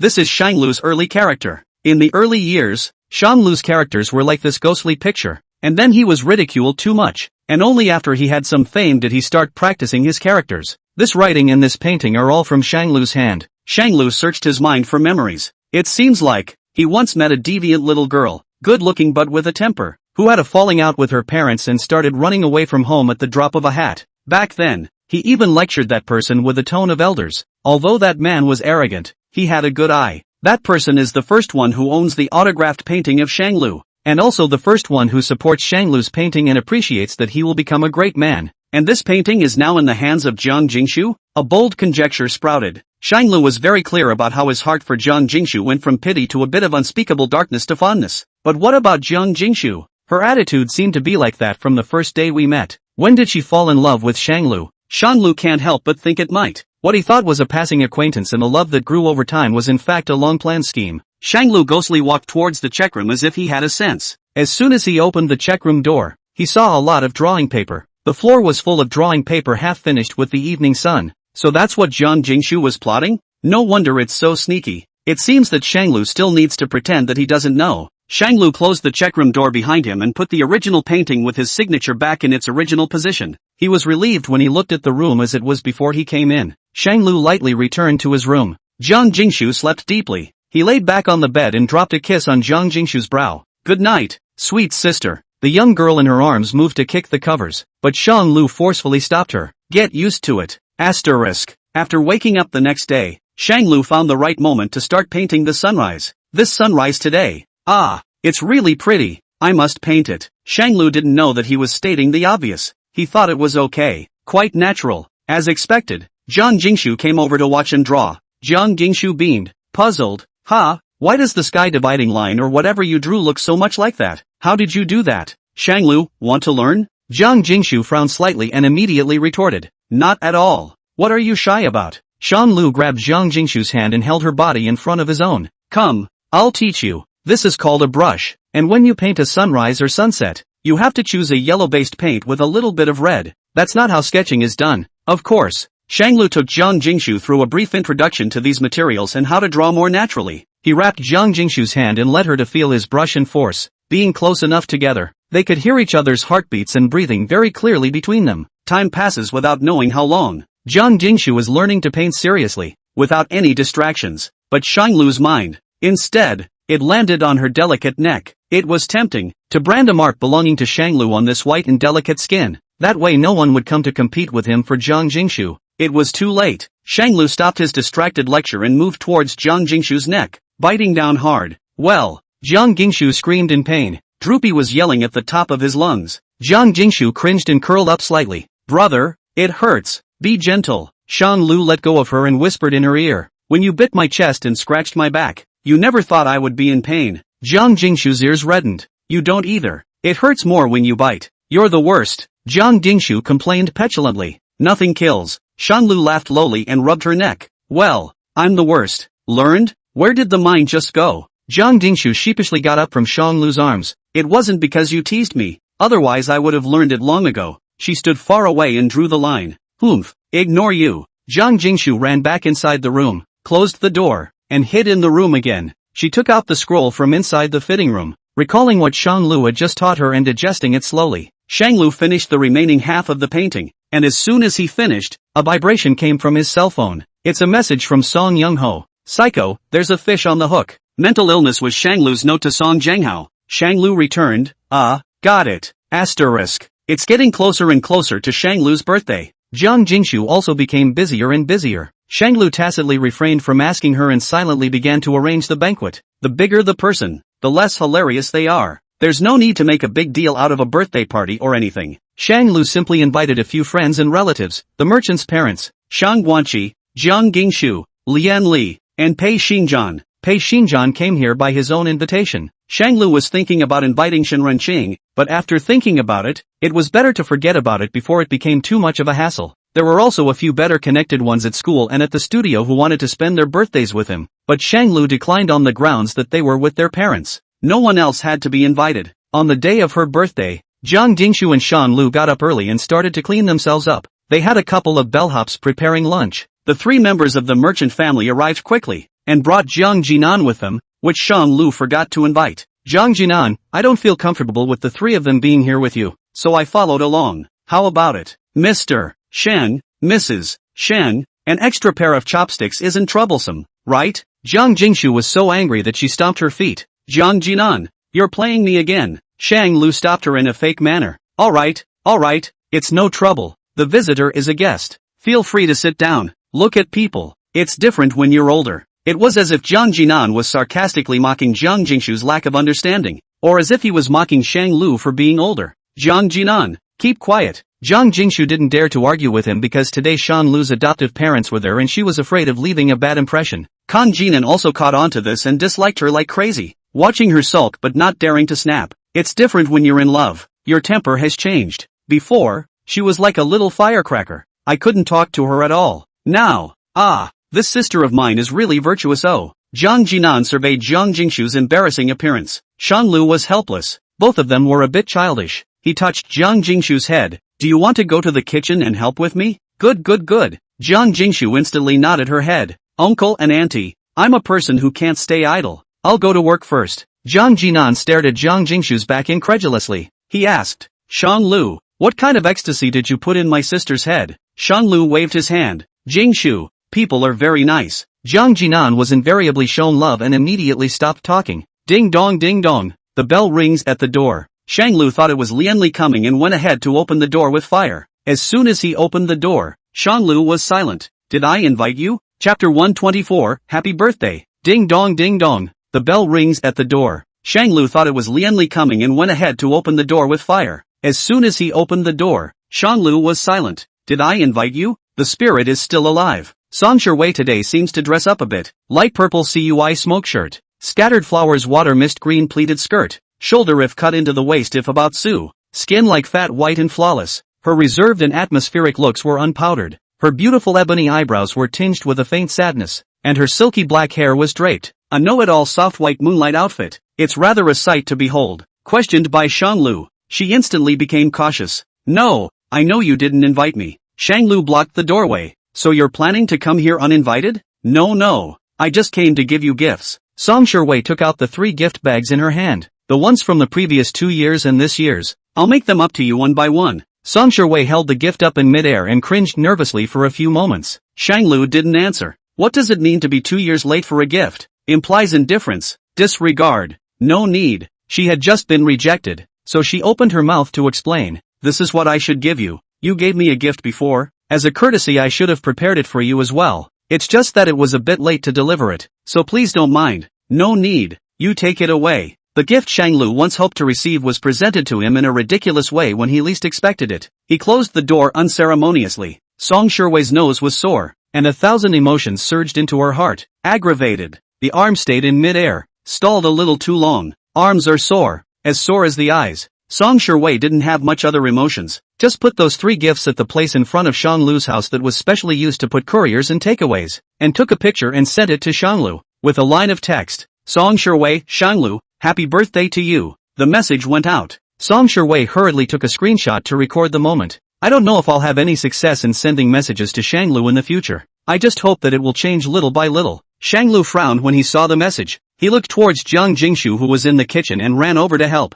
He handed over his cell phone. Jiang Jingshu suspiciously took her cell phone and saw the message sent by Song Shui. The tone was tinged with a bit of dark, poking jealousy. Wow, brother, you're so popular. Shang Lu cried and laughed, reaching out to pinch her cheek. No yin and yang. The bell at the door rang again, and Shang Lu went to answer it. This time one after the other came Pei Xingjian and Lian Li. Is dinner ready? Lian Li asked impatiently. Almost there. You're just in time. Shang Lu took the 2 to introduce them to Jiang Jinan, mainly introducing Pei Xingjian and Jiang Jinan. Lian Li did know Jiang Jinan, but he didn't realize that Jiang Jinan and Jiang Jingshu's identities were actually this big. He extended his hand in a friendly manner. Hello. Hello again, Dr. Kong. Hello. When everyone arrived, the scene was rather less familiar. Everyone is familiar with Shang Lu and only Shang Lu. Fortunately, dinner was soon served. Shanglu greeted everyone with a nonchalant smile. He didn't like sweet cakes, and of this large group of people it was thought that only Shang Guanqi and Zhang Jingshu would like them.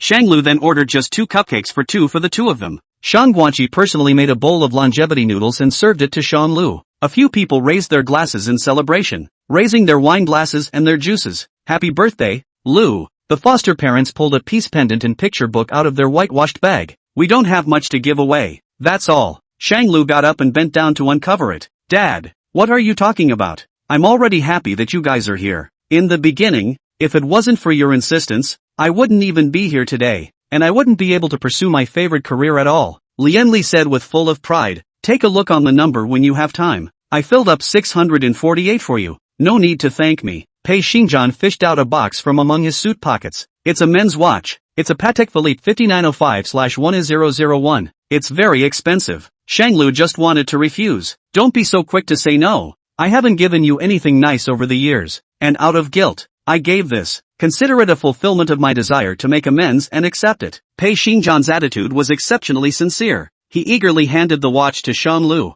again as if desperate to make up for his failure to fulfill his responsibilities. Just take it for your birthday. Ginger Jinan sends a nutrition book and a blessing. Shanglu solemnly thanked him and accepted everyone's gifts. The crowd's eyes fell on Zhang Jingshu, only missing her. Zhang Jingshu smiled awkwardly and nodded. I'll show my brother my gift later. People couldn't help but start to get up in arms. Lianli, yo, what is it? And only Shanglu can see it? Zhang Jingshu ducked toward Shanglu's side, as if she was a little shy. Eat the long life noodles. They won't be good when they get cold. Zhang Jingshu began to change the subject. Lianli was happy to poke fun at the two of them. Hey, sister-in-law has said. Brother, you hurry up and try to see Guanqi's handiwork. Shanglu was just about to take a taste when he was interrupted by a persistent alarm. That's all the people here. The uninvited Song Shui has been here once too. And who could that be at the door right now? Shanglu didn't invite anyone else. Lianli asked. Who else did you invite? No more. I've rebuffed all the others. Shanglu was also very surprised. He ran to the door suspiciously. There was a particularly large formation outside the door. Shin Jiong came with several relatives and friends. They uncharacteristically carry a bit of fruit. What brings you here? Shanglu wasn't too happy to see them. What? I can't come? Shin Jiong walked up the steps and wanted to go in, but was stopped by Shanglu. Anything? Shin Jiong collapsed a bitter and ugly smile. For your birthday? What do you mean by this? Now birthday does not invite us even if we these elders took the initiative to come. You are still not happy? Shin Jiong stepped up another step and tried to squeeze in. Shanglu half pulled the door and blocked it. I received the blessing. It's freezing outside. A few of you should go back first. I don't have any medicine here. He didn't want his birthday feast to be disturbed by these people. What do you mean by that? The elders are here. Do you still want to rebel? What did I teach you? Who taught you to be so disrespectful? Shanglu sighed. The one who taught me and gave me care and attention was the merchant. The one who strongly supported my career was the merchant. And the one who accompanied me was Lianli and Zhang Jingshu. As for the elders, what kind of elders are you? Chapter 125. What kind of elders are you? As for the elders, what kind of elders are you? Shin Jiong today is to ask for something. Came with a very kind and benevolent attitude. Never black face. Instead, Shanglu was much more hardened than usual. The first few times they'd seen each other, there'd been a run on old age. It just hadn't manifested itself. Shanglu had been seldom so bold in disliking him in the open. Today he showed weakness. Why didn't Shanglu appreciate it? What do you mean by that? An unseen relative stepped forward to question Shanglu. When you were a child, I even hugged you. At that time you were quite well behaved. Now that you've grown up you're impolite instead. It's really a waste of the thoughts that I nurtured in your early years. Shanglu felt speechless. I wasn't in the Shin family when I was a child. I was in the merchants. How did you hug me? The man looked embarrassed and didn't care. How do you talk anymore? Then we are legally your elders. You were raised by foster parents, right? Is that how your foster parents taught you what respect and manners mean? Shin Jiong also went along with his words, adding fuel to the fire. Shanglu, you have a birthday here. We just come to celebrate your birthday a little. If you don't like it then forget it. What's the point of being so fierce? Respect is mutual, and I have not felt the respect you have for me, so I will not respect you either. You can always send a lawyer's letter if you have a problem with it. I will pay the legally required support, and I will hire someone to take care of you for 1/5 of the time if this one is a loved one on the account book gets sick, and you have 5 children. Other than that, forget everything else. Shanglu's absolute attitude caused all the strange relatives who had always been accustomed to being domineering to freeze for a moment. Shanglu, you, Shinji Courage's face flushed red and he pointed at Shang Lu incredulously. The relative who had been disliked earlier had just wanted to point at Shang Lu's nose and swear, putting on an elder stance. Unexpectedly, Shinji yawned but calmly stopped that person, and pleasantly said to Shang Lu, "Xiao Lu we are at least relatives. This birthday why make such a mess? Everyone was kind enough to want to come and celebrate your birthday with you. Why should you spoil the fun? To such a field can still speak well. I think Shinji Yongord sold a lot of drugs." Shang Lu braced himself against the doorway. "What exactly are you guys doing here? If you don't say it now, you won't have the chance to say it later. If you want my help, if you don't say it now, you won't be able to mention it later." Shinji Yong thought that Shang Lu had loosened up and immediately smiled with joy. "I heard that you have a good relationship with the two new heirs of the Song family recently? Tell me, we are all family. You have a good relationship with them. Why don't you go and make peace with them? We can each take a step back and raise our hands." He just assumed it was happening. Turns out what Song Young-ho said the other day took the bait. That's the fish that bites, isn't it? No wonder the eyes came up. I remember Shinji Yue and Song Jianghao aren't on good terms, right? Why don't you go to him? As soon as I can find it. Shinji Yong was a bit embarrassed. I was about to ask you about this. You and Jiyu have been brothers for years. Do you know where he is now? Shang Lu denied. I don't know. Shen Jiyon, however, did not have the excitement that was imagined, but instead was very calm. If you can't find it, forget it. The police have been called anyway. It's not important. He continued anxiously, trying to climb onto Shang Lu's hand, but Shang Lu doesn't move to avoid it. Shinji Yong smiled awkwardly. Xiao Lu, we are all family. If the Shin family develops better and better, won't your mom be able to live a better life as well? They were born from the same root. Why are they so anxious for each other? Is that a veiled threat? Think about it. Your relationship with that Song Shui is so good. People that are now treating you wholeheartedly. Why don't you take advantage of this for the benefit of the Shin family? For the Shin family? Shang Lu let out a light laugh. The bottom of his eyes filled with mockery. But my name is Merchant, and I was raised by merchants. And your child is Shinji Yue, so it's better to leave such troublesome matters to Shinji Yue when you find him. After all, isn't he so much better than me in your eyes? Shang Lu's words were heavy with gunpowder. Even if Shinji Yang was no longer old, he could see that the Song family was setting them up. Maybe it was for the matter of Shang Lu's previous revelation of Shinji Yang and Shinji Yue's intent to conspire against the Song family fortune. It is also possible that it is pure hatred. Shinji Yang suspected that Song Shui that Hoof is avenging Shan Lu, so the Song family deliberately targeted and has been robbing the Shin family business. Either way, Shang Lu must be coaxed first. Send him out to fix everything. What you say? How is this possible? Shinji Yang had the appearance of a strict father with a deep sense of righteousness. A father's love is a silent mountain. On weekdays I seldom cared about you because I wanted you to stand on your own 2 feet. Obviously, you did. Would you be where you are today if it weren't for my help at the beginning of your graduation start? It is because you once helped me as my nominal father at the time of my graduation that I am giving you a fixed sum every month for your old age. Otherwise you have neither birth nor much nurturing for me, and I would not care for you. Shang Lu didn't have the patience to continue listening to his nonsense. My words are very clear. I don't care about anything other than the responsibilities stipulated by the law. I don't care to be in the company of people like you, who tend to favor the rich and forget the righteous, and who abandon their wives and children for the sake of gain. Alarm bells went off in Shinji Young's mind. Shang Lu said he abandoned his wife and son, and talk about being a nominal father? No grace of birth or nurture? What do these words mean? Did Shang Lu already know? Shinji Yang felt something big was wrong. Shang Lu tried to close the door, but Shinji Yang rushed up with an arrow step. He stuck his cane in the doorway. Shang Lu, hear me out. Shinji Yang's body is not really tough. Even against the door cannot knock. Shang Lu, just help me this once. As long as I get through this difficult time, I won't care about you anymore in the future. You can be with whoever you want, and you don't have to be legally obligated to me. Just this once. Just help me this once. Can you bear to see everyone in the Shin family become poor and destitute along with me? Can you bear to see that because of you, the Shin family will never be able to recover?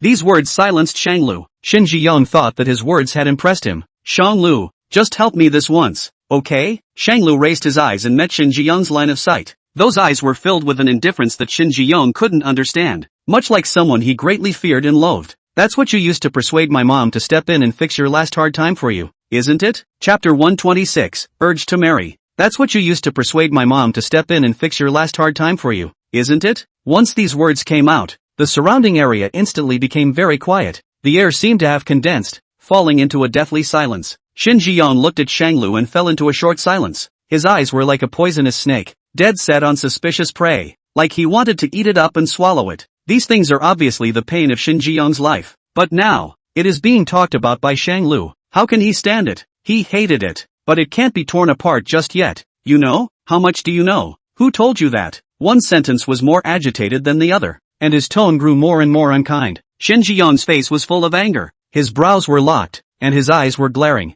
He tried to grab Shang Lu's hand, wanting to ask for clarification. What right did a junior have to speak to him so condescendingly? No matter what, he was Shang Lu's elder. Even legally, Shen Zhiyong is Shang Lu's biological father. Shang Lu has to retire for him too. If you want people to not know, unless you don't do it. Shang Lu left the door ajar. There is no impermeable wall in the world. Think about the things you did yourself. Do you think anyone will still dare to help you? Mr. Shen, there is no kinship between us. In the future, if there's nothing else, you'd better come to me less often. I can't climb the branches of the Shen family. The rest of the relatives shut up silently. They also saw that the atmosphere was not right. The problems that existed between Shang Lu and Shen Zhiyong were no longer something that they had deliberately interfered with. Shen Zhiyong was infuriated by his determined attitude and he said viciously, Shan Lu, do you really have to be so heartless? If it wasn't for me, you would have been killed by Pei Xingjian long ago. A clear voice suddenly came out from behind Shang Lu, with absolute confidence and bravado, different from the aged Shen Zhiyong. Who's been badmouthing me behind my back? Pei Xingjian slowly walked out of the restaurant and walked to Shang Lu's side, leaving the door open. He just stood there like he was backing up Shang Lu. Just see if Shenji is brave enough to come in. So it's you, my old friend. Shen Zhiyong saw Pei Xingjian here and recalled what Shang Lu had said earlier. Deceiving Shen Renqing? Murphy. Could it be that Pei Xingjian knew about Shang Lu's life and approached Shang Lu to join forces against him? You? What are you doing here? Pei Xingjian laughed lightly. Me? Of course I'm here to celebrate Shang Lu's birthday. Why? Do you want to come along? Shen Zhiyong hesitated. He was afraid of Pei Xingjian, and he didn't know what kind of medicine this man was selling. He was with Shang Lu, who knew about the year again. It's hard not to suspect that Pei Xingjian approached Shang Lu in order to find out about his life. It was very likely that Pei Xingjian had told Shang Lu all the truth in order to take revenge for what happened back then. Otherwise, from the past, Shang Lu treated Shen Zhiyong how? Even if you do not listen will not be disobedient, and will not be so snappy. Shang Lu's change really caught him off guard. Shen Zhiyong wants to try to persuade, to impress Shang Lu with affection, to persuade him with years of love. He has not yet opened his mouth. Shang Lu then coldly refused. No need. I didn't invite you all. Please go back. This small temple of mine can't accommodate a few big Buddhas. With a bang, Shang Lu, in front of all the so-called relatives, didn't give any face at all and directly closed the door. Pei Xingjian was slightly surprised and turned his head to stare at Shang Lu. You, just closed the door? Not giving the old man any face? Shang Lu sneered. He brought so many people here today and didn't think to give me face. Caring about what I am to him all day is really unnecessary. The others in the restaurant probed and waited for Shang Lu to return. Lianli probably knew exactly who was coming, and he asked anxiously, Can I help you? Is it difficult to handle? It's fine, leave them alone. Shang Lu patted his shoulder. Let's continue eating. As soon as Shang Lu sat down, he heard several loud noises suddenly emanating from the doorway. Bang! Bang bang! Shang Lu, you come out and say it clearly. Don't you hide in there and not squeak. I know you're listening. Shang Lu, get out! You little bastard! You dare to throw your old man in the face? Lianli couldn't hear any more and swung up his sleeves with the intention of getting out. Shang Lu stopped him. Wait! Shang Lu picked up his cell phone and called the property. Hello? I'm the owner of Building C. No. 3. There are a few strangers causing trouble in front of my house. Please take care of it. In no time at all. The property owner took the security guards to drive away the group of old men and women outside the door of Shang Lu. Hello, Mr. Shen. These people over here claim to be your relatives. Let me reconfirm that you are related to them? Shang Lu coldly said. Deal with it how you want, and do it impartially. Okay, then this side will call the police and hand it over to the police, and it will be dealt with directly as breaking and entering. Sorry for disturbing you. Next time we won't just let anyone in. Aha. There were hiccups, but the good thing is that they didn't affect the whole. Shang Lu held an apologetic look at Shang Guanqi. The noodles got a little cold, absorbed water and stuck together. The foster mom looked to the kitchen. Why don't I go make another bowl? It's long life noodles after all. Shang Lu stopped her. It's fine. The noodles are cold, the mind is not cold. I must personally savor Guanqi's mind. Shang Guanqi was flattered and looked at Shang Lu with great anticipation. Shang Lu picked up the noodles and savored them. It was cold, but it tasted just right, with all the right colors and flavors. Shang Lu couldn't help but smile as he watched Shang Guanqi's face filled with nervousness. He stroked Shang Guanqi's head. It's delicious. I'm very happy with it. Shang Guanqi sighed in relief as she smiled sweetly at Shang Lu. At the dinner table, the foster mom started worrying about Shanglu's life again. Xiao Lu, Xiao Jiang, how long have you two known each other? Shouldn't this good thing be on the agenda? Jiang Jingshu secretly glanced at Jiang Jinan. Not daring to speak, Shanglu paused, somewhat unnaturally, being rushed into marriage. This, Jingshu is still young. There is no rush. The adoptive mother was really anxious about the two of them having a big life. Only the two of them were in no hurry, which made the old man worry even more. Why aren't you in a hurry? Little Ginger is young, but you're not so young. You've known each other for a long time. You have a strong relationship. It's time to mention marriage. Little Jiang, although there's no rush to get married, you have to meet the parents. When will both parents sit down and have a meal together? Discuss the future of the two of you? This is also good. If we meet the parents earlier, we can get married earlier and have children earlier. We also have the time and energy to bring them up for you, don't we? If we play for a few more years, and the old man and I can't bring them up anymore, then how will you still enjoy the world of two, isn't it? It's a bit awkward, a bit of a ride, but it seems to make a bit of sense. Shanlu skipped over the topic. Let's think about it. Good. Then you remember to be humble and courteous when you go to pay your respects to the other parent. Bring some gifts, and take the initiative to do the work. Do you hear me? Adoptive mothers worry a lot. She had a good eye and saw this Jiang Jingshu as very agreeable. She is able to see. This child's eyes are long in Shanglu. Full of satisfaction is Shanglu. Is real good to Shanglu. People like that are rare. It has to be grasped. Got it. Let's eat, mom. The foster mom frowned. You're not happy to hear it, kid? Adoptive father, just let them be. You let Xiaolu make up her own mind. They have studied in college. They know more than you. An illiterate woman. So you don't rush them. The foster mom was not happy. Hey, I can't talk about my kids? Foster parents toss and turn like this from time to time. The scene was like a throwback to when we were still in business. Warmth and harmony. Let's be moved by this. After eating, Zhang Jinan urged Shang Guanqi to go back. Shang Guanqi was a bit reluctant. Shang Lu patted her head helplessly. Listen to the doctor. We'll have plenty of time to get together in the future. The adoptive father urged. Let's go. After the four of them left, Shang Lu personally sent Pei Xingjian and Lianli out. Lianli saw that he was close to a good thing. Buddy, I'll give you a big red packet when you get married. Remember to ask me to be the best man. Okay, be safe on the road. Pei Xingjian had become very silent since he met Shin Jiyong, and Shang Lu didn't know what he meant. Solely lazy. After bidding farewell to a few friends, Shang Lu went home. Once he opened the door, he did not find Jiang Jingshu's figure. Yang Shu? Shang Lu flipped through his cell phone, which had a message from Jiang Jingshu. Jiang Jingshu, meet me in your room in 5 minutes. Shang Lu couldn't help it. The boy is secretive. Is going to do something. Chapter 127, a special birthday gift. With anticipation, Shang Lu went up to the second floor and pushed open the room door. It wasn't what he thought it would be. There was no sign of Jiang Jingshu. There are 2 large boxes on the floor. One of them, closer to Shangluo, had serial number 1 written on it, and the other was serial number 2. Shanglu walks over to the serial number 1 box. A vibration came from his cell phone. Jingsu Zheng opens the first chest. Shanglu raised his eyebrows and surveyed the first box. The box is exquisitely painted with some cute cartoon designs around its circumference. Is this a birthday present? Then why purposely show it when there are only 2 people? Anything special? Shanglu's mood felt like it was suspended in midair and his appetite was whetted. When I opened the box, the top layer was lined with thin light-colored raffia. Shanglu unveiled the raffia. On the right side of the first tier are some foreign brands of chocolates, and on the left side are a few small gift boxes that have been carefully wrapped up. Shanglu casually picked up a small gift box with a cheap sticker that read, "Brother, even if you are working, you have to be kind to yourself, and you have to use the most perfect and practical work tools. I don't know what you like to use, so I've picked out 2 favorites on the internet." He opened it by following the lines that Jiang Jingshu had pasted. The first gift was 2 keyboards. One is a Tarantula F87 and one is a Philco. Tarantula was the brand commonly used by Shanglu,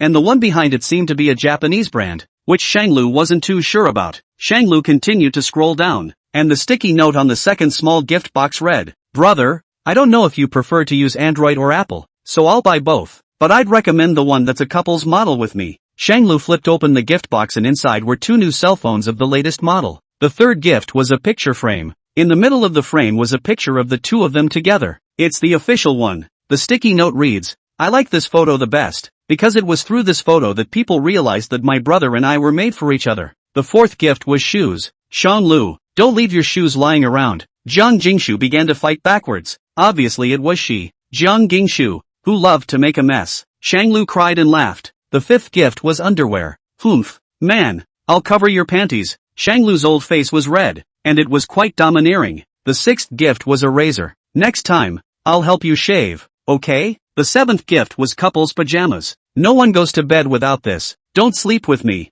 Crosses arms. The eighth gift was a watch. When you look at the time from now on, think of me. When you look at the time, think of my face and remember that I'm waiting for you at home. The ninth gift was a diamond ring. Customized diamond rings. The names of Shanglu and Zhang Jingshu were engraved on it. This is the men's model. I don't dare to give it to you face to face. I secretly measured your hand size. You can't dislike it. This is the male model. The female model I put on myself. You are not allowed not to wear. You do not take. I will bite you every day. I'll bite you every day if you don't. The 10th and final gift. It was the painting that Zhang Jingshu had drawn countless times. No sticky notes with words. This painting has a childish brushwork and many shortcomings. However, in the eyes of Shanglu, it is perfect, as if it were a treasure of the world. He has painted many paintings but never received one. This first one is from Zhang Jingshu, and the first painting he sent out that year was also for Zhang Jingshu. Fate, in this moment, seems to form a closed loop. Shanglu often felt that fate had treated her unfairly, but sometimes, fate favors him greatly. Shanglu carefully treasured the painting. Particular importance is attached to it. The gifts inside the first box already surrounded his daily bits and pieces. And what's in the second box? Shanglu packed the first box of gifts neatly first and carefully placed it on the table. He walked over to the second box and prepared to move it to the table. One lift of the box. The weight is not right. What kind of gift would weigh that much? It's got to be 80 or 90 pounds. Shanglu didn't continue moving. He opened the box. Surprise! Dressed in a bunny girl outfit with a little bunny round tail on her butt, Zhang Jingshu popped out from inside the box. Deleted. Her skin is as white as snow, and she is delicate, with a slender willow waist to support the wind. Zhang Jingshu reached out, wrapped her arms around Shanglu's shoulders, and gave him a big hug. The distance between them was close. It was so close that Shanglu couldn't tell if the violent heartbeat was his own or Zhang Jingshu's. Deleted. Zhang Jingshu tackled Shanglu to the ground, lying on top of Shanglu. Happy birthday, brother. This is my 11th gift to you. Like it? Chapter 128 Zhang Jingshu's long plan love. Happy birthday, brother. This is my 11th gift to you. Like it? Zhang Jingshu hugged Shanglu and dangled in front of him. Shanglu sized her up. The first thing that caught his eye was the pure and flawless face that was favored by Nuwa, with a little bit of red painted on her eyebrows and two rabbit paw graphic-like gloves on her pink fists. She blinked, her unguarded appearance falling into Shanglu's eyes, giving Zhang Jingshu a kind of naive cluelessness of not knowing the world. Seeing that Shanglu did not say anything, Zhang Jingshu immediately looked a little flustered. Why don't you say anything, brother? Don't you like it? Zhang Jingshu squeezed into Shanglu's arms, blinking and staring at him. Shanglu mumbled, his voice low, like. Zhang Jingshu moved closer to him and whispered softly in Shanglu's ear. So brother, do you like the gift? Or do you like me? The scent of the young girl's tender body lingered around him, haunting him. Like you. Shanglu answered honestly. Zhang Jingshu wore light makeup today, about to match this bunny girl look. In order to show off her charming demeanor, she transformed those innocent, simple fawn eyes into soul-stirring fox eyes, seductive eyes curved into a half-stringed moon, with the ends of her eyes hooked upwards, and the red of her lower lashes slightly accented. Those eyes were locked on Shanglu. Is it me you like, or me in my bunny girl outfit today? What's the difference? Shanglu didn't understand. Zhang Jingshu stretched out her rabbit paw and hooked Shanglu's belt, pinching it in her hand and playing with it. Of course it's different. Is it the thrill of the bunny girl's clothes or the fact that your favorite Ginger Jessie is wearing a sexy outfit that's turning you on at the moment? Is it like the clothes? Or do you like me in this outfit? Shanglu grabbed Zhang Jingshu's rabbit tail behind her. It's soft. He wasted no time in pressing it forward, locking the talkative girl to his chest and imprisoning her firmly. Love it when Zhang Jingshu seduces/attracts me in all colors. Zhang Jingshu wasn't annoyed, and obediently lay down on his chest, tugging on Shanglu's tie and bringing his upper body forward. They were nose to nose, forehead to forehead, close enough to hear each other's breaths, indistinguishable from each other. Seduce you? Zhang Jingshu tugged on her tie, keeping a proper distance.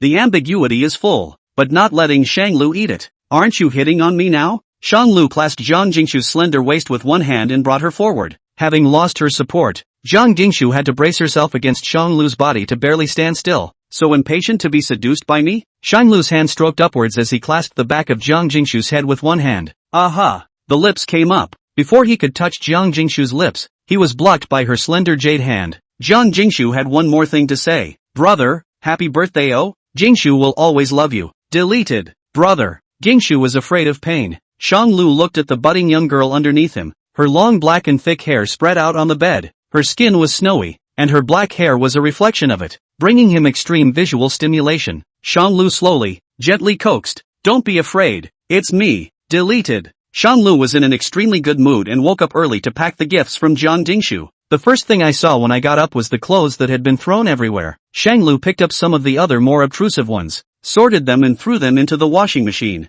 Afterwards, he organized and grouped all the gifts from Jiang Jingshu together and took a picture to upload it to his friend circle. With the caption, "It's from Jingshu." Lianli commented at the bottom, "Ouch." Shanglu replied, "Don't be jealous, watch and learn well." Lianli? Sick. Shanglu had only made breakfast for himself, and he knew that Jiang Jingshu probably wouldn't be able to get up until noon. He lounged around in his couple's pajamas, eating breakfast and watching the news. Ding dong. Cell phone contact sends a message. "Psycho, MD. Hurry up and get your dad out of here. He's been going crazy downstairs at my office for half a day now. Like we owe him," cursing at everyone he sees. Shanglu raised an eyebrow. This was really going to a desperate situation, but Shin Jiyong had never needed to save face. "Shanglu, what should we do when we meet a troublemaker? Do you want me to teach you?" "Psycho, I'm doing it for your sake. In not being rude." "Shanglu, no need to look at my face. I have nothing to do with them. Deal with them impartially." "Psycho, good. Thanks. Watch me have a depressive episode and just beat them away."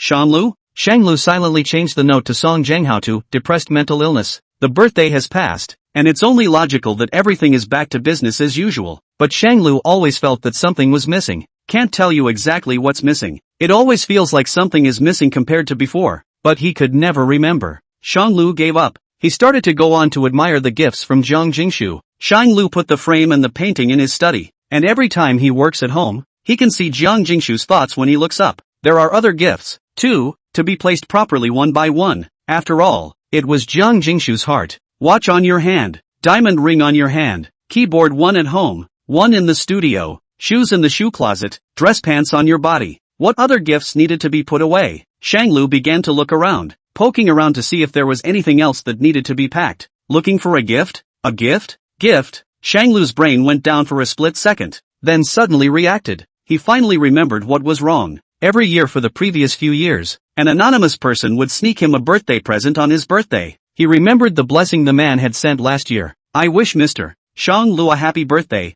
and may you always be happy as a teenager. Stay true to yourself, and be as free and enthusiastic as a basketball." This was the first blessing Shanglu received from a non-family member last year, and a final blessing. Aside from Shanglu's family members who cared about him, there would be only one person who sent him well wishes and gifts. The gift from the man last year is still intact in the living room. How come it's broken this year? Chapter 129, Jiang Jingshu's long-planned love, 2. Shanglu placed the call to the courier station. "Hello? Express Station Customer Service. Hello sir? Welcome to call Shanglingyuan Express Station. How can I help you? May I ask?" Shanglu hesitated. "May I ask if there's a delivery for me over at the courier station?" "Hello, this side to help you check. Please, the cell phone number is this one you are broadcasting now?" "Yes." The sound of keyboard tapping came from the other side of the phone. After half a minute, "Okay, this side to help you query and did not have a cell phone tail number 1314 express parcel. May I ask you, are there express lost? Recommended that you can knock on the platform special customer service. Ask the courier has not been issued, whether it is lost." Aha! Shanglu cut off the phone and began to fall into deep thought. A strange feeling erupted in his heart, as if there was something that he had not understood before that he suddenly understood at this moment.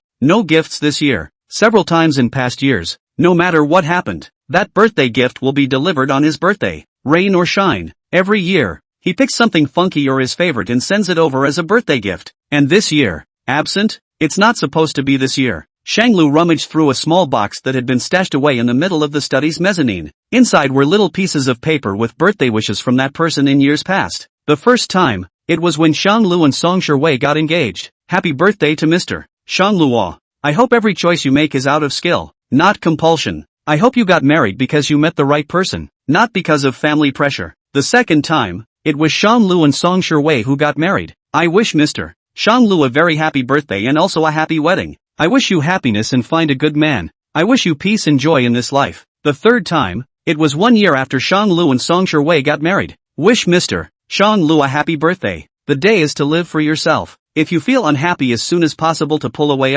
Do not have to be for unworthy people and things delayed for life." The fourth time, it was the day when Shanglu and Song Shiwei, who had been married for 2 years, filed for divorce. "I wish Mr. Shanglu a happy birthday, and may you always be happy as a teenager. Stay true to yourself, and be as free and enthusiastic as a basketball. The man's last name was Kong. This year, accompanying Shanglu is Gingshu Jiang. Gingshu Jiang. This persistent gift giver also seems to be Ginger. Jiang was not a rare surname, but Shanglu did not think there were such coincidental things in the world either. He had once inadvertently glimpsed Jiang Jingshu's handwriting, and at that time, he felt very familiar with it. He looked at the handwriting in front of him, though the handwriting in front of him was more youthful and childish, but the style is very much the same. Shanglu searched out the sticky note that Jiang Jingshu had written yesterday and brought it over to compare it with this anonymous person's handwriting. Jiang Jingshu's handwriting was elegant and small, and this anonymous person's handwriting changes every year. The only thing that hasn't changed is the word, Shangluo. The strokes and handwriting of these two words can be half-assed. It was even exactly the same as what Jiang Jingshu had written, beautiful and neat. It was like writing the word, Shanglu, with extra care and attention. Even though time has changed, the treatment of these two words has not changed at all. The handwriting is similar, both surnamed Kong, never together. Jiang Jingshu gave a gift and the man disappeared without giving it. Shanglu had reason to suspect that they were the same person. Shanglu walked to the door of the room and looked at Jiang Jingshu, who was shrunken and thin on the bed. Jiang Jingshu would always say that she never lied to him, and that she would tell him the truth as long as he wanted to know. But there were too many secrets on Jiang Jingshu. Shanglu had been curious about why Jiang Jingshu had acted so enthusiastically from the very first time they met, and was deeply in love with him. Until today Shanglu seems to have gotten the timeline straight. A commercial land perspective. In his first year of high school, he met Jiang Jingshu in front of the school. She calls herself Little Jiang. Shanglu helps Xiao Jiang find someone and gives her her first painting. Xiao Jiang persuades him to stick to what he loves and helps him call the police when he is beaten up, and Shanglu opens his heart to her when she runs away from home.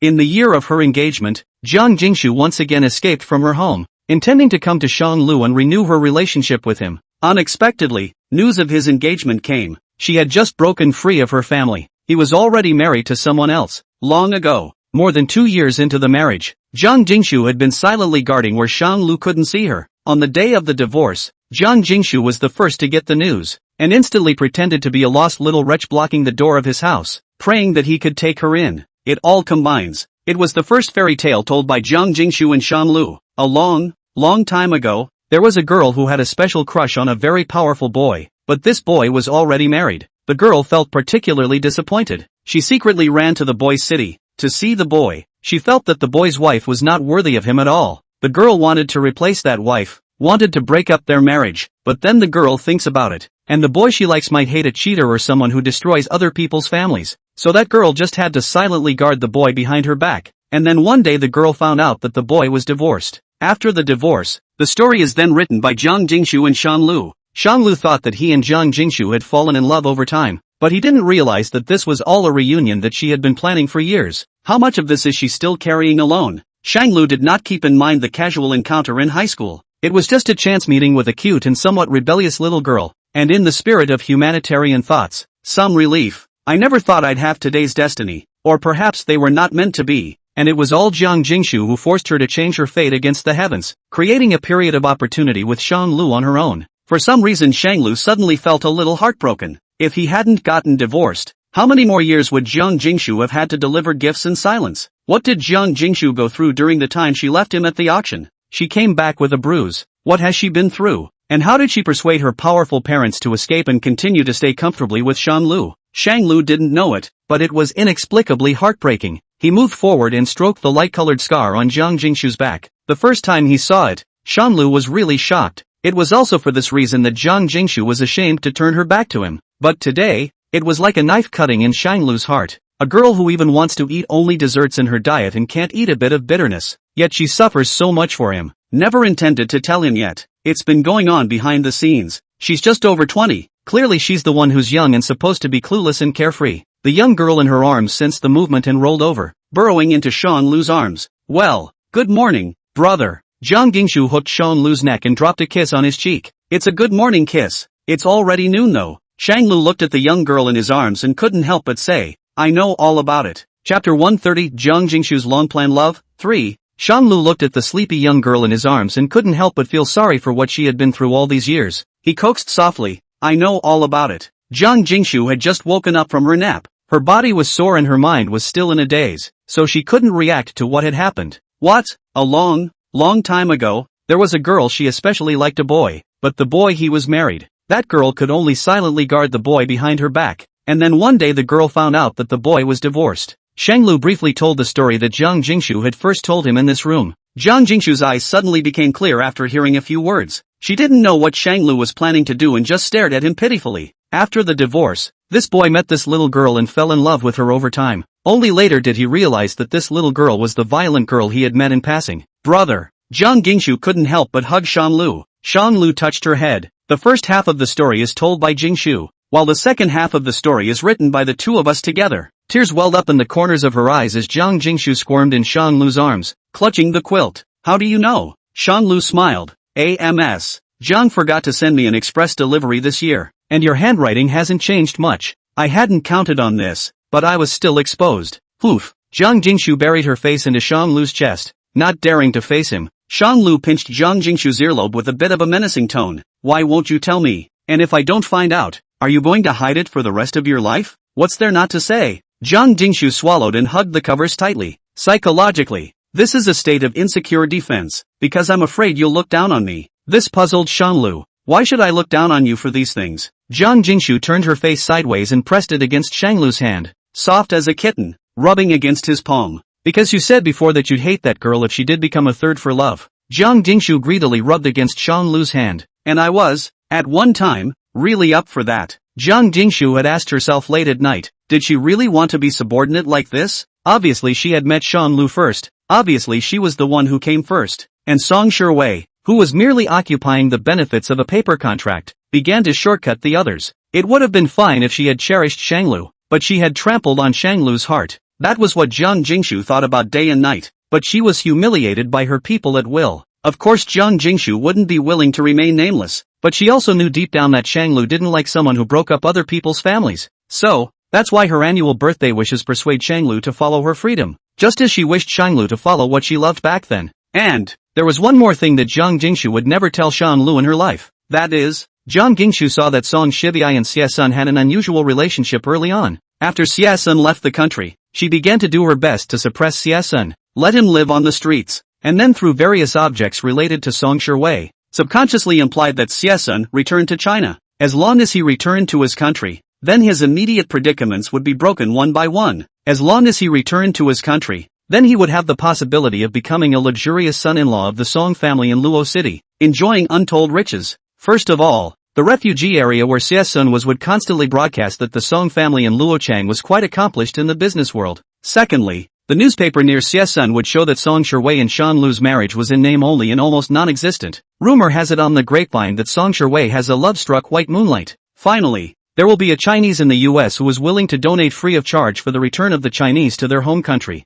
Jiang Jingshu didn't know what the hell she was doing. While she never directly interfered in the marriage between Shanglu and Song Shiwei, she was constantly magnifying the biggest disconnect in their marriage. It was even at her behest that Xie Sun, the trigger that led to the breakdown of Shanglu's marriage, was able to make his way to the top. She had asked herself if that would be too bad, but it was better than having to hide in a corner and watch Shanglu for the rest of his life, unable to stand by his side in name only. Jiang Jingshu would rather be bad. So what if it's bad? Jiang Jingshu never directly interfered. The person who failed to be sincere was Song Shiwei, and the person who left her husband behind and chose temptation was also Song Shiwei. If Song Shiwei hadn't been confused, she wouldn't have been able to take advantage of the situation. If Song Shiwei had been as respectful to Shanglu from the beginning, she wouldn't have invited Xie Sun all the way here. The choice was always in Song Shiwei's hands. She, Jiang Jingshu, was nothing more than the medicine that accelerated the breakup of their marriage. Even while you were still in the cooling-off period of your divorce, I moved in with crooked ideas and some intentional behavior.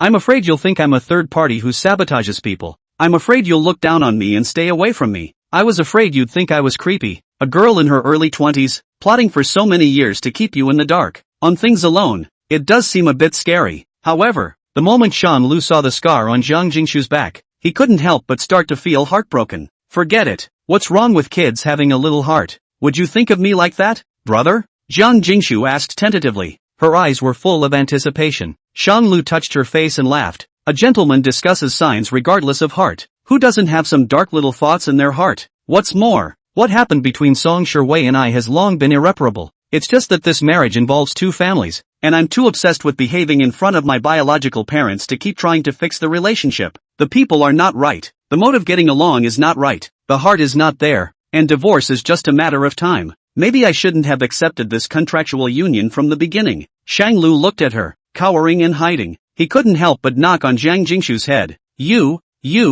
always like to think too much and discuss everything. Since we've decided to be together, then as you said, we need to support each other together and trust each other. From now on, no more rambling, do you hear me? Jiang Jingshu nodded obediently. Good. Shanglu followed her body and stroked up her back. Linger on that deepest of scars. The scar looked like a mark from a fight with someone who had been struck with a huge object with brute force, and then left behind only because of improper treatment. Shanglu gently rubbed that spot. He couldn't help but ask, did it hurt? Chapter 131. Does it hurt? Shanglu gently rubbed the scar and asked softly, does it hurt? Jiang Jingshu blinked and lowered her eyes, hiding the emotions under her eyes. Whitewash. It doesn't hurt. Shanglu tapped her forehead not too gently. Liar. How can a scar that deep not hurt? Little liar. Lying to me again? Jiang Jingshu could see that Shanglu wasn't angry, so she turned on her pampering to avoid his questioning. What then? Is brother going to punish little Shu? Jiang Jingshu hugged Shanglu's arm. Then how is brother going to punish me? Shanglu knew what she had done, but was never able to get really angry at her. He tapped Jiang Jingshu's brow hard. You're punished for peeling walnuts for me,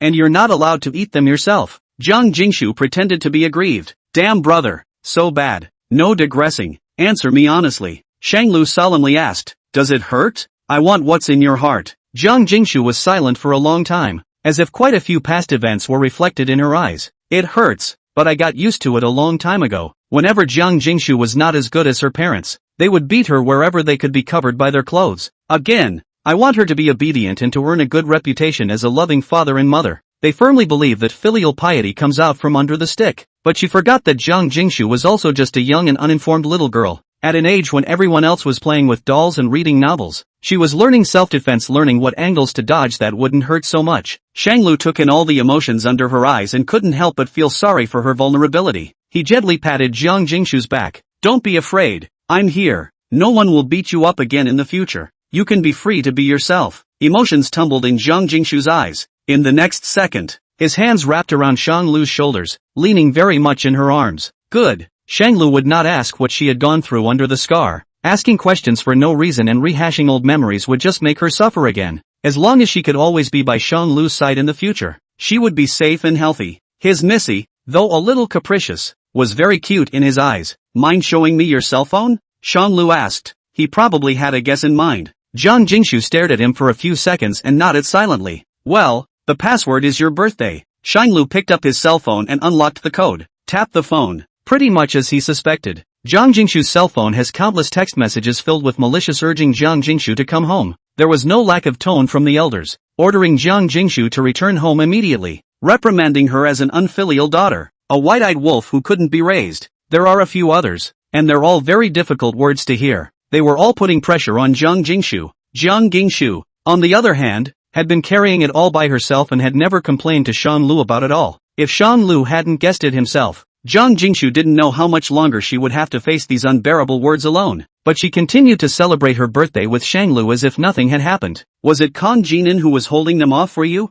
Stopping your parents from coming over? Aha! Jiang Jingshu eyed Shanglu's frown and immediately hugged his waist and began to pamper him. You didn't ask me. It's a conflict between me and my family. There's no point in telling you and adding to your troubles. Shanglu looked at her. Did you say you were willing to marry me before? And I said I was willing to marry you? Aha! If that's the case, then we'll be family from now on. Don't your family matters count as my family matters? Jiang Jingshu was a bit confused. She was well aware of her parents' stubbornness. How could it be solved in a moment? It was nothing more than adding to Shanglu's troubles. What then? Is your birthday coming up? If Shanglu hadn't guessed correctly, Jiang Jingshu's birthday was around a few days after the last auction, the time when she disappeared. Shanglu just missed spending her birthday with her. Jiang Jingshu was a bit surprised that she had never mentioned it. Yeah, how did you know? On your birthday, we'll go see your parents together. Shanglu and her were wide-eyed, and he couldn't help but laugh. Don't be afraid, we'll see each other sooner or later. It's still a festive day on your birthday, so maybe they'll be in a good mood and their attitude will loosen up a lot. Shanglu also began to speak crookedly.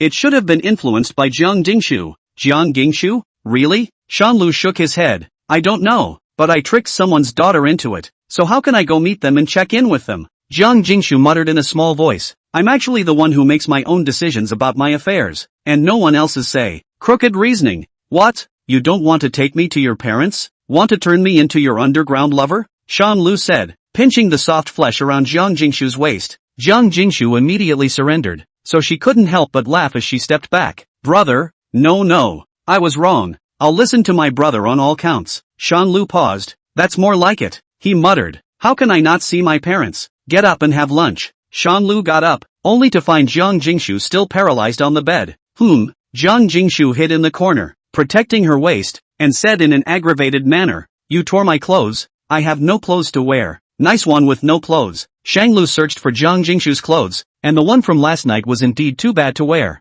No way. Shan Luo's pot. He ran to Jiang Jingshu's room and found the same couple's pajamas that were hidden in the corner of the check room. No. Shang Lu was too lazy to cook and ordered 3 takeaways early. There were 2 copies for Jiang Jingshu. After so much starvation and physical labor, you should be able to eat a cow. So much for a half day of peace. Shan Lu has to go to school in the afternoon. Shan Lu wore a watch from Jiang Jingshu on his left hand, a diamond ring from Jiang Jingshu on his right hand, shoes from Jiang Jingshu on his feet, and a coat from Jiang Jingshu on his body. Went to school with a full face. On the way, he met a colleague who was also a teacher. Lu, going to class? Yes.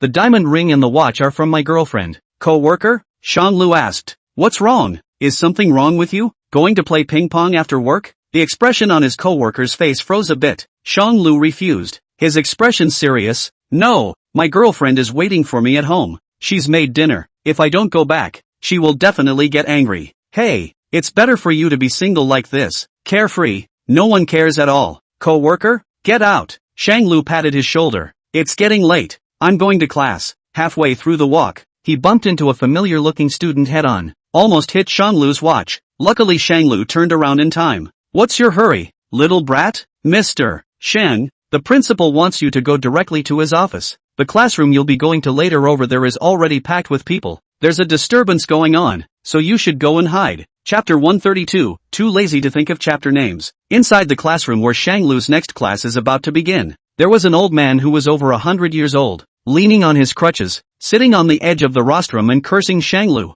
Ungrateful son. Ungrateful son. We worked hard to raise Shang Lu in the hope that he would become a pillar of the nation. I didn't expect him to be a white-eyed wolf. The other day I went to his house to celebrate his birthday, but it turned out that he resented us for being poor and that our Shin family was defeated. And he couldn't look at a small family like us. We are now beyond the reach of the great artists of the commercial land. But, cough cough, the old man couldn't stop himself from starting to cough, looking exceptionally sad. But for him to be where he is today, isn't it without us nurturing him? Without us, would he Shang Lu have been born? Without our cultivation, would he have gotten to where he is today? Now he's good and forgets his roots when he succeeds. You are all knowledgeable and educated college students. Come and judge. Come and make a decision for this old man of mine. The people at the bottom were all students of Shang Lu, and basically believed in Shang Lu's character. How bad can a teacher who doesn't name names be? Classmate A, is he telling the truth? Mr. Shang is not such a person, is he? Classmate B, who knows? They're such family insiders who are so real and so fake. We'd better not comment on it freely for now. Just eat and watch the show.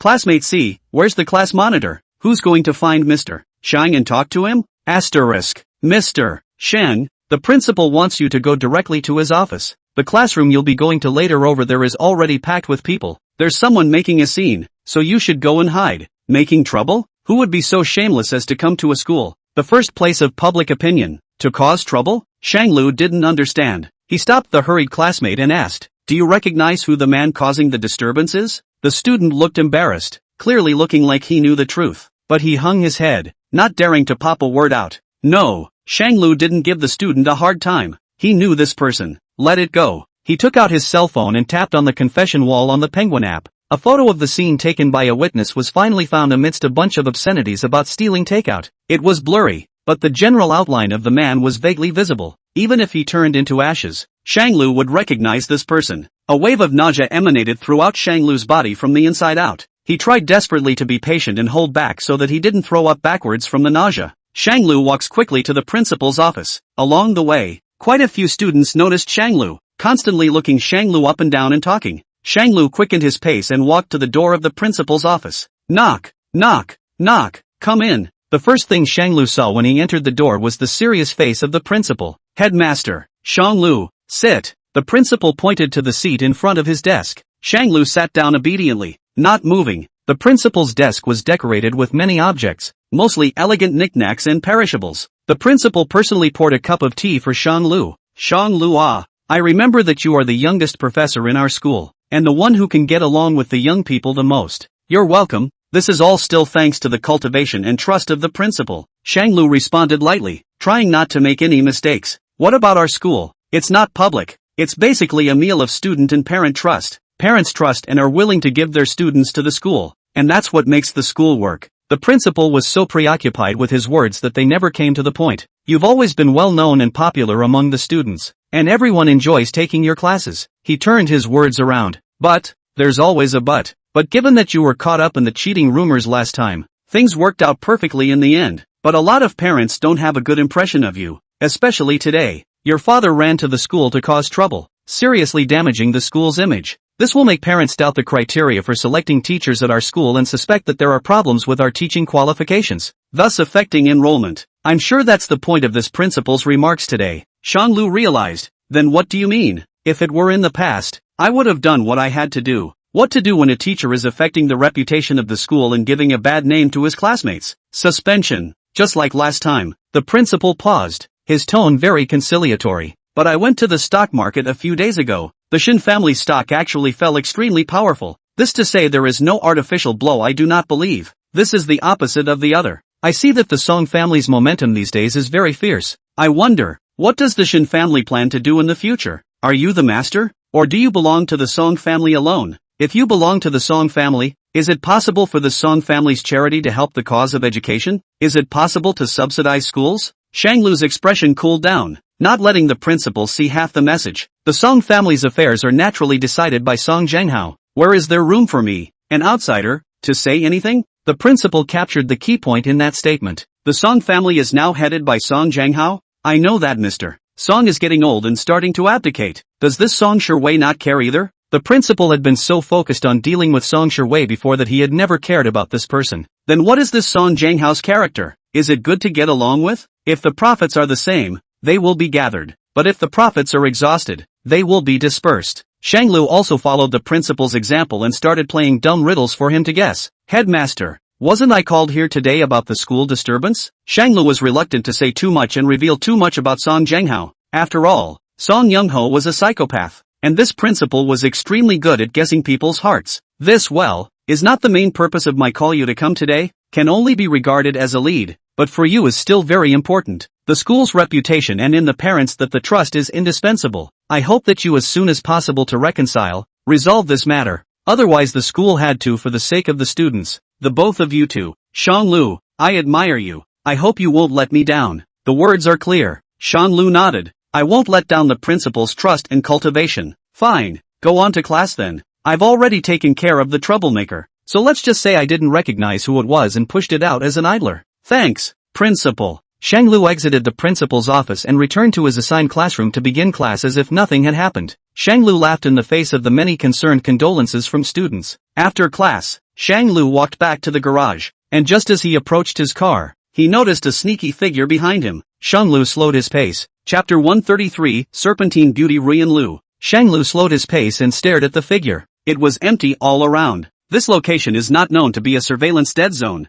Shanglu gradually began to hold his breath, concentrate, and still his breath. In this pitch-black place, not knowing the physical size of the opponent, is it useful to call for help or to beg for mercy? Hard to say. In the next instant, Shanglu was blocked from his eyes by a pair of large, soft hands. This feeling, it's not like you're ready to murder for money. Guess who I am? Shanglu recognized who was behind it and pretended not to know, deliberately saying, it's not clear. It's so hard to guess. What? You couldn't even guess my voice. Zhang Jingshu hugged Shanglu's waist and came around to his front, puffing up. It's too much. Shanglu scraped the tip of Zhang Jingshu's nose. What's wrong? You disguised yourself well. Isn't it normal that I can't guess? Humph. Crooked reasoning. Zhang Jingshu tugged on Shanglu's tie and brought him towards her. Get in the car. Today, this young lady is driving you home. Phew. So awesome? Shanglu followed Zhang Jingshu to the car. He got into the passenger side and got in before asking. You have a driver's license, right? Zhang Jingshu replied rightfully. I'm an adult. Good. Shanglu unconsciously buckled his seatbelt a little tighter. Unexpectedly, Jiang Jingshu's driving skills were quite smooth. They also had a chat. I've gotten mixed up in your school's freshman group and I've heard about you. Do you need my help? That principal didn't give you a hard time, did he? Shang-Lu shook his head. No need. The principal didn't make things difficult for me either. He just told me that in order not to affect the image of the school, he asked me to reconcile as soon as possible and not to let outsiders cause trouble again. Reconciliation? Jiang Jingshu didn't like this solution. In her eyes, it should just be dragged into an alley and beaten, to be honest. If it's an old man, just be careful with the joints and the force, and don't maim or kill him. You think it's unbelievable too? Shang-Lu asked. No one cares about right or wrong. Everyone just wants a result. Jiang Jingshu held out for Shang-Lu. Always. Shang-Lu has long been used to it. Then do you really want to reconcile? Jiang Jingshu was a bit intolerant. You've suffered so much. It's not easy to break back a bit. Reconciliation? Why do you want to reconcile? Shang-Lu returned to her. Everyone just wants a result. They just need to put things to rest. If Shin Jiyang can no longer have the energy to come out and make a scene, wouldn't it be settled just the same? Traffic stops before the stoplight. Jiang Jingshu quietly turned to look at Shang-Lu. Brother, your heart should be tormented. If it were me, rather than tossing all this around, I would have preferred that this nominal father could have been treated fairly from the start, and would not have favored one over the other. It's the hope that leads to disappointment. As great as the hope is, so great will be the disappointment. Brother, Jiang Jingshu held Shang-Lu's hand. I will always be with you. Shang-Lu backhanded her small hand and clutched it firmly in his palm. Song Jianghao and Shang-Lu reached an agreement to cooperate. The two came up with all kinds of ideas, crazy in the market to seize the market share of the Shin family, all kinds of high-priced cut-off orders against, almost to annex the Shin family. Shang-Lu's cell phone was busted. Shin Jiyang changed countless cell phone numbers to find Shang-Lu, and his attitude went from violent anger at the beginning to pleading at the end. Shang-Lu didn't even respond, just intercepted the stranger's message. These things weren't worth putting on his mind. He was now going to meet Jiang Jingshu's best friend. Shang-Lu's best friend, Jiang Jingshu, has met and tested them all. But Shang-Lu had rarely been involved in Jiang Jingshu's life yet. If you want to get involved in Jiang Jingshu's life, you have to take your time, starting with your friends and then moving on to your family. Jiang Jingshu doesn't have many friends in L.A. One is Susanna Zhong, and the other is another girl who looks somewhat familiar but can't recall, named Li Chu. Susanna, Chu. This is my boyfriend Shang-Lu. Jiang Jingshu is also very worried. Fear that your best friend and boyfriend will not see eye to eye with each other. Hello guys, my name is Shang-Lu. Zhong Susanna greeted very warmly. Hello, Mr. Shang, nice to see you again. You don't know, every time I play poker, Jingshu calls me always about you. It annoys me to death. Oh, she mentioned me to you guys? Shang-Lu thought she wouldn't mention anything. Yeah, I was the one who came up with that great birthday present idea you had earlier. And I matched Jingshu's outfit when you guys met the parents. Susanna Chung spoke eloquently. Oh, Shang-Lu looked at Jiang Jingshu. So you introduced me to your friends so early? Zhong Susanna you looked over at Shang-Lu and coughed a few times. Ahem. As Jingshu's best friend, it's still necessary for me to keep an eye on her. Let me ask you a few questions. Okay, you ask. Shang-Lu was always ready for the test. Excuse me, how many relationships have you been in? Are you still in touch with your ex-girlfriend? Is the ex-girlfriend good-looking or Youngshu good-looking? What's the main reason for breaking up with your ex? Susanna Chung opened her mouth like a machine gun. Jiang Jingshu frowned in dissatisfaction. Susanna are you checking the household accounts? I know all this. Don't ask like that. Ri Chu coldly spoke. Come on. This one's heart has already run away with someone else. There's absolutely no need to ask. The card god's right. Jiang Jingshu is a woman who forgets her friends when she sees color. Jiang Jingshu said accusingly. Chu, why are you fooling around with her too? Shang-Lu thought about it, but decided to answer formally. There was a period of time, and the ex-girlfriend had occasional contact, but all of them would let Jingshu over. Jingshu good-looking. The reason for the breakup was that the three views did not match. Joan Solve nodded in satisfaction.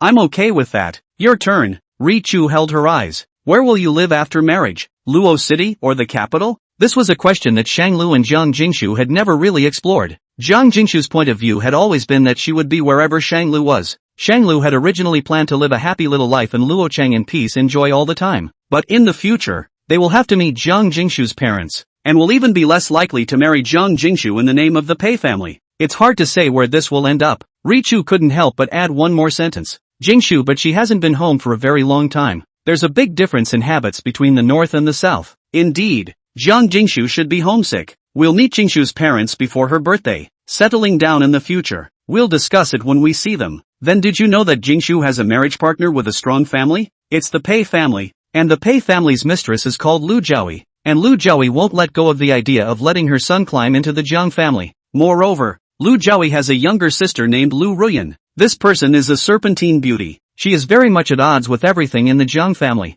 and she didn't have many conflicts with Jingshu in the early years. She once threatened that she would snatch everything from Jingshu. Did you know this? Chapter 134, Patricide, 2 in 1 chapter. Lu Jiaoyi has a sister named Lu Ruyan. This person is extremely at odds with the Jiang family. Once threatened that she would snatch everything from Jingshu. What's that alluding to? Shanglu didn't quite understand. Well, I will cherish Jingshu. Ri Chu frowned and shook her head. That's not right. I mean, you have to be on guard against this person. I always feel that this person will have crooked thoughts about you in order to target Jingshu. So this is paving the way for both of their futures today? A reminder of what to look for? I understand. I will pay attention. Shanglu thought about it and still planned to ask. Speaking of which, I also have questions I need to ask a few of you. Susanna Chung, what? I've never met and don't know Jingshu's parents. In your eyes, what kind of son-in-law would they like? Susanna Chung slapped her thighs and couldn't stop being excited. You're asking the right person. How? Jingshu's parents are a bit old-fashioned. Old-fashioned and serious. Full of rules every day. They favor either a great talent in the field of science and technology and academics, or a male son with a strong family background. In short, it's just not a penny to spare from Shanglu. Chung Solenoy sized up Shanglu and noticed this as well. But don't be discouraged. At least Jingshu is on your side. Be cautious and proper in front of your in-laws. Zhang Susanna sighed. Actually, as long as it's not Pei's family, no matter how you do it, it's useless. Just don't doubt yourself because of this. Shanglu looked at Zhang Jingshu. She didn't tell her friend? He thought that girlfriends like them had nothing to say to each other. Zhang Jingshu read his eyes and nodded silently. Aha! Because of Zhang Jingshu's extra favoritism, Shanglu passed the test of her mother's family with flying colors. On the way home, Shanglu's cell phone received a message from the property. Mr. Merchant, I'm sorry to bother you. There is an old man here who claims to be your father, and at this moment is splashing and rolling around in the neighborhood, and as soon as we touch him he says that his old bones are being tortured by us, so please come and take a look. Shanglu held his forehead. Reasonable people always lose out to unreasonable old farts, but what Shanglu didn't expect was that one day property could be that reasonable person. Shanglu Hui, on the way. Asterisk. Shanglu returned home. The group of property owners were also really at their wits' end with an old man, fearing that if they touched him, it would turn out that they had pushed the old man. When Xiao Chen saw Shanglu, he was like a savior and instantly came to Shanglu's side. Mr. Shang, this old man took out his family register and all, and flatly insisted that he was your father. Can you quickly see how this should be handled? The property owner did one good thing by dispersing the onlookers. I know, leave it to me. Shanglu thought for a moment and continued to explain. Call an ambulance in 10 minutes. Tran, huh? Is it such a big deal? I don't think he's to blame, is he? Xiao Chen had already figured out how to get his subordinates to take the blame, taking his own people to hide far away for fear of being implicated. Shanglu walked into the compound and urged Zhang Jingshu. Jingshu, go hide inside for a while. I'll talk to him alone. Zhang Jingshu was a bit uneasy and urged. Brother, be careful yourself. I'll be right inside. Aha. Zhang Jingshu quickly slipped into her home. Shen Zhiyong relied within the lawn and messed up the flowers that Zhang Jingshu had managed to raise. Let Shanglu come out to see me. Let Shanglu come out to see me. He kept repeating the words. The voice was shrill and hard to hear. Shanglu kept some distance from him and asked coldly, what do you want to see me for? Shen Zhiyong saw Shanglu when he raised his eyes, and at the first moment a hint of delight flashed through his eyes. Shanglu, I knew you wouldn't not see me. Good son. Shanglu surveyed him. At some point his hair had turned gray and the wrinkles at the end of his eyes had become distinct. The old man smells bad. He used to have a nourishing life, and it was only after deliberate grooming that he appeared more imposing. Nowadays, it is probably true that the survival space has been squeezed too much to be in such a mess. I'm not your son. Shanglu did not want to recognize the person in front of him as his father. He would prefer a lump sum alimony payment and early closure. A hint of panic flashed in Shen Zhiyong's eyes as he braced himself to speak to himself. Nonsense! Who in this Luo city doesn't know that you are my Shen Zhiyong's son? He knew the stigma in Shanglu's heart.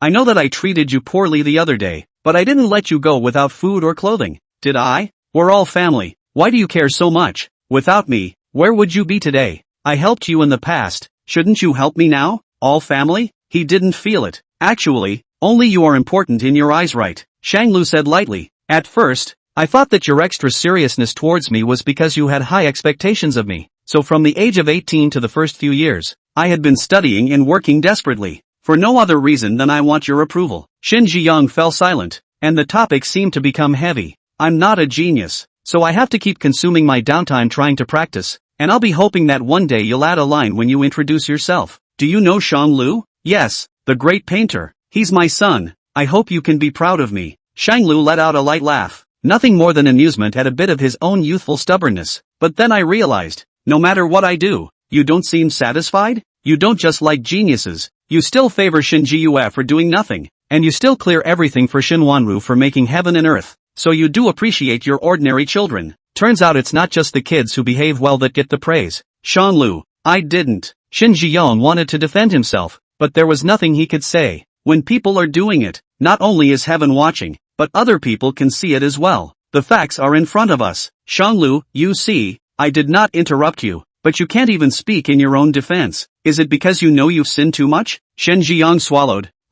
This is a father's love like a mountain, being strict with you because you're a moldable talent. Shin Jiyue, they're just a bunch of do-nothing punks. I don't want them to be talented at all. My favorite is still you are. Otherwise I would not have gone to such lengths to give you a change of identity, just to avoid Pei Xingjian. Shang Lu closed his eyes, his voice determined. But I can't feel it. Nor is it rare to find your silent and selfish love. Everything you do is actually for your own sake. Give me a new identity because my mom wants to keep me. Because of my existence she stopped the idea of self-mutilation. And you sorry my mom, too afraid of Pei Xingjian's revenge, so leave my mom as a shield at the same time comply with her request. Use a child to tie her down. Your purpose, in fact, is to solidify your wealth. Your industry is completely derived from Shin Renqing's father, and everything in the Shin family will be handed over to the child born to Shin Renqing. You like Shin Jiyue because he is an adopted son with no inheritance rights, and will not threaten the Shin family's estate. You like Shin Wanru because she is the daughter with no upward mobility, and likewise will not threaten your estate. I,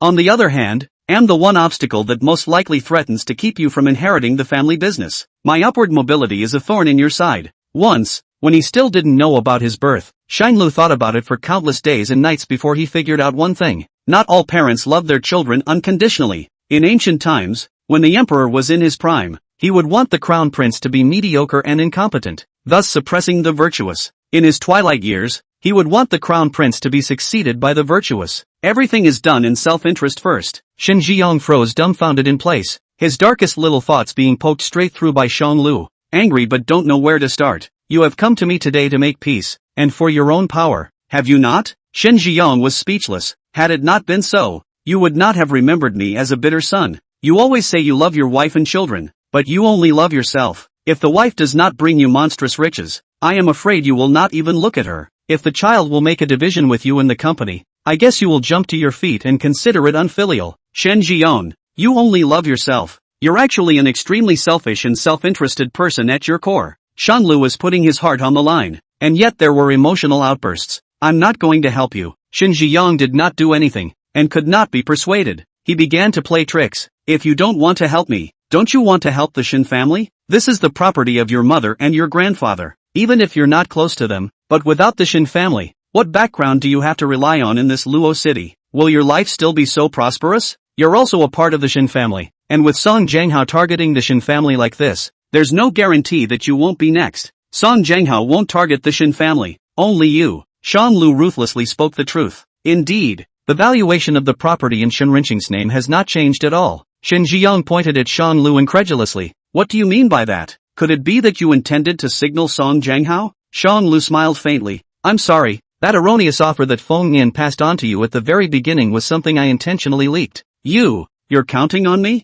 Shin Ziyang's eyes widened as anger filled his entire body. You dare to count on me? You can fall for such a clumsy little trick. It's really old age that makes your brain not work. If you could be less greedy and slightly decentralized, maybe someone would have warned you that it was a trap. Shanglu did not expect that in the end Shin Jiyan lost to his usual dictatorial brutality. Trickery counts on family and friends for a lifetime. And in the end, it's because they weren't warned by family and friends that they ended up in this situation. Shanglu half crouched down and surveyed his curved spine and hunched body. I'm happy to see that. I'll never cut you off. I'll be your first signer, and I'll be in control of signing off on all your surgeries from now on. Is that a threat? A sense of fear filled Shin Jiyang's entire body. His physical state was indeed getting worse, and he could feel it himself. With that heedless nature of Shin Renqing, she really wouldn't care. Of all the children, Shanglu is by far the most promising. In order to prostrate themselves at the feet of Shanglu to survive, there was no guarantee that they would not follow only Shanglu. In the future, Shin Jiyan's life and death and surgery,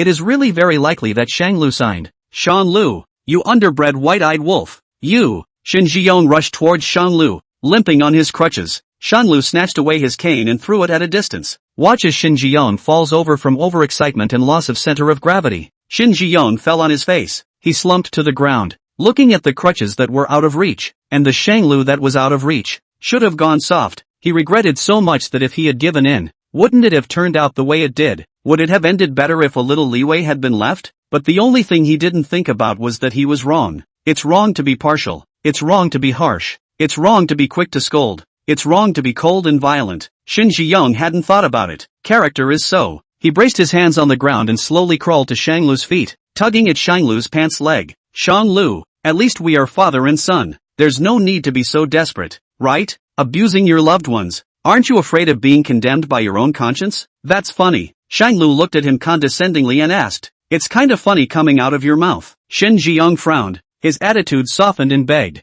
Shanglu, I know you've been wronged. You give me a chance to make up for it. I do not want you to go to the Song family to help. You just forgive me and I get along. Can not it? Indeed. More than out-of-body things. Shanglu Fang's sentence about the right to sign for surgeries brought more killing power to an old man. Even someone as greedy as Shin Zhiyong could give up his wealth. Shanglu asked rhetorically, make amends? Shin Zhiyong thought that he had persuaded Shanglu, and his tone became a little s ******ing. Yes, I'll treat you well in the future. Take good care of your offspring. Bring you children, and we'll enjoy heavenly happiness for 3 generations. But, I have already prepared to go to the capital, to meet Grandpa, and even, to the Pei family. Shanglu harshly admired the shock and anger in Shin Zhiyong's eyes. Are you going to defy your mother? Don't you know that your mother hates him? Knowing that it was useless, Shin Zhiyong brought out Shin Renqing. Again, you forget that once upon a time when I wanted a divorce you told me I was stubborn and wouldn't listen. In that case, how could I listen to you or my mother? Shin Renqing didn't care about him in the past, so she had no right to interfere with his choices in the future. Shanglu didn't have to have a father. He had long since stopped expecting affection. Going to the capital. One is for Jiang Gingshu. The second is to tell the people on Grandpa's side of his existence and Shin Zhiyong's downfall. The third is a bigger platform to develop. The fourth is the best medical level within the country is still in the capital. Zhang Jinan has also once mentioned that the next treatment to go to the capital is the most appropriate. As for which city to stay in the future, let's wait until Shanglu gets tired of staying in the capital. He can go wherever he wants and shouldn't be tied down. Shanglu looked toward the ambulance coming in the distance, and he slowly crouched down to look at Shin Zhiyong, who was too furious to speak and staring at him with a deadly stare. He couldn't help but laugh. Rest assured that your spirit will live to be 100 years old, and every surgery you have in the future will drop my signature. You, are the most deserving of enjoying your happiness and living to be 100 years old? Psychopaths. Chapter 135 Guardian of the Raised Cabbage. Shanglu took care of everything and watched Shin Zhiyong leave. For the rest of his life, all that awaits him is endless surgery, chemotherapy and psychotherapy. Covetousness that goes so far as to harm a loved one is a disease. It's time to get some therapy treatment. It wasn't until the ambulance that was scheduled to leave that it was finally over. The ambulance was called to the property for humanitarian reasons and had nothing to do with Shanglu. And Shanglu simply called the nearest hospital to the neighborhood. It is normal to be over half a century old, gray-haired, and suddenly ill. In the future, the people who could approach Shin Zhiyong's side all grew the same mouth. And even if Shin Zhiyong had the intention, no one would publicize what he said. Shin Zhiyong's life is nearly over, and Shanglu's life is just beginning. Shanglu entered the room and looked for Jiang Jingshu in the first place. He asked, waiting in a hurry? Jiang Jingshu collapsed on the living room sofa in a loose manner. The shirt buttons on her collar casually loosened by 2, revealing her delicate collarbone and the little scarlet bite mark that remained on it. She heard movement and lazily lifted her head. It's okay. Shanglu leisurely walked over to her, embraced her waist, and pressed her against himself. Why do you look so tired? Hungry? No. Jiang Jingshu wandered over to hang on to Shanglu and hugged his waist. Just having a feeling. Shanglu laughed lightly. Tell me about it? The reason why Mr. Shin will come to seek you out today is not because he realizes that he, as a parent, does not treat his children equally, but instead only wants to use his offspring to pave the way for himself that these behaviors are wrong. He just regrets that he didn't pinpoint you earlier, and didn't do the planning earlier. Jiang Jingshu lazily leaned on Shanglu, her fingertips randomly circling Shanglu's heart. Shanglu flicked her head. Why are you suddenly thinking about this? It won't affect you. Never consume yourself internally for other people's things you know? How will not affect me? There really isn't a normal person around my brother. I dare not think about how you have survived all these years, brother. It's hard for me to think about what my brother might have suffered.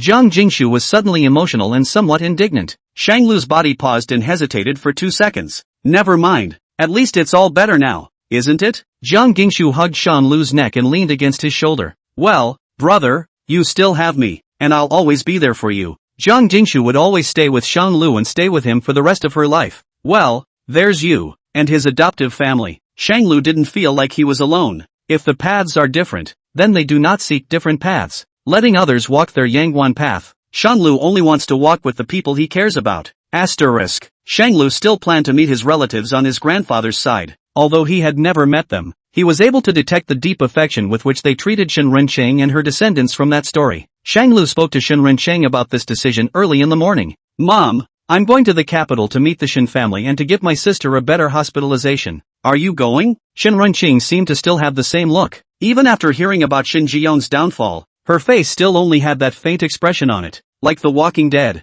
After some days, she replied, I don't have the face to go. You go and offer your condolences for me. Each person had their own choices, and Shang Lu did not intend to interfere. Shan Lu, good. He and Jiang Jinan agreed to go to the hospital today. Asterisk. Inside the hospital, I don't know who passed on the news, but Li Hearing Evening followed. Shen Jion's next psychological healing program was fully entrusted to Li Listening Evening. Shang Lu and her briefly thanked her. I'm counting on you for Shen Jion's affairs from now on, and I'll send someone to call you as usual with the salary. Li Hearing Evening seemed preoccupied, looking like she hadn't slept well for a long time. It's okay, I'm happy to have helped you. Do you really want to go? Didn't you say you still like L.A. some? Li Hearing Night looked towards Jiang Jingshu, who had been standing at Shang Lu's side, and seemed to understand something. Is it for Sister Ginger? Shang Lu deliberated for a moment. That's only one aspect of the reason. I seriously considered a lot and thought of many possibilities before making this decision. A hint of loss flashed in Li Hearing Night's eyes,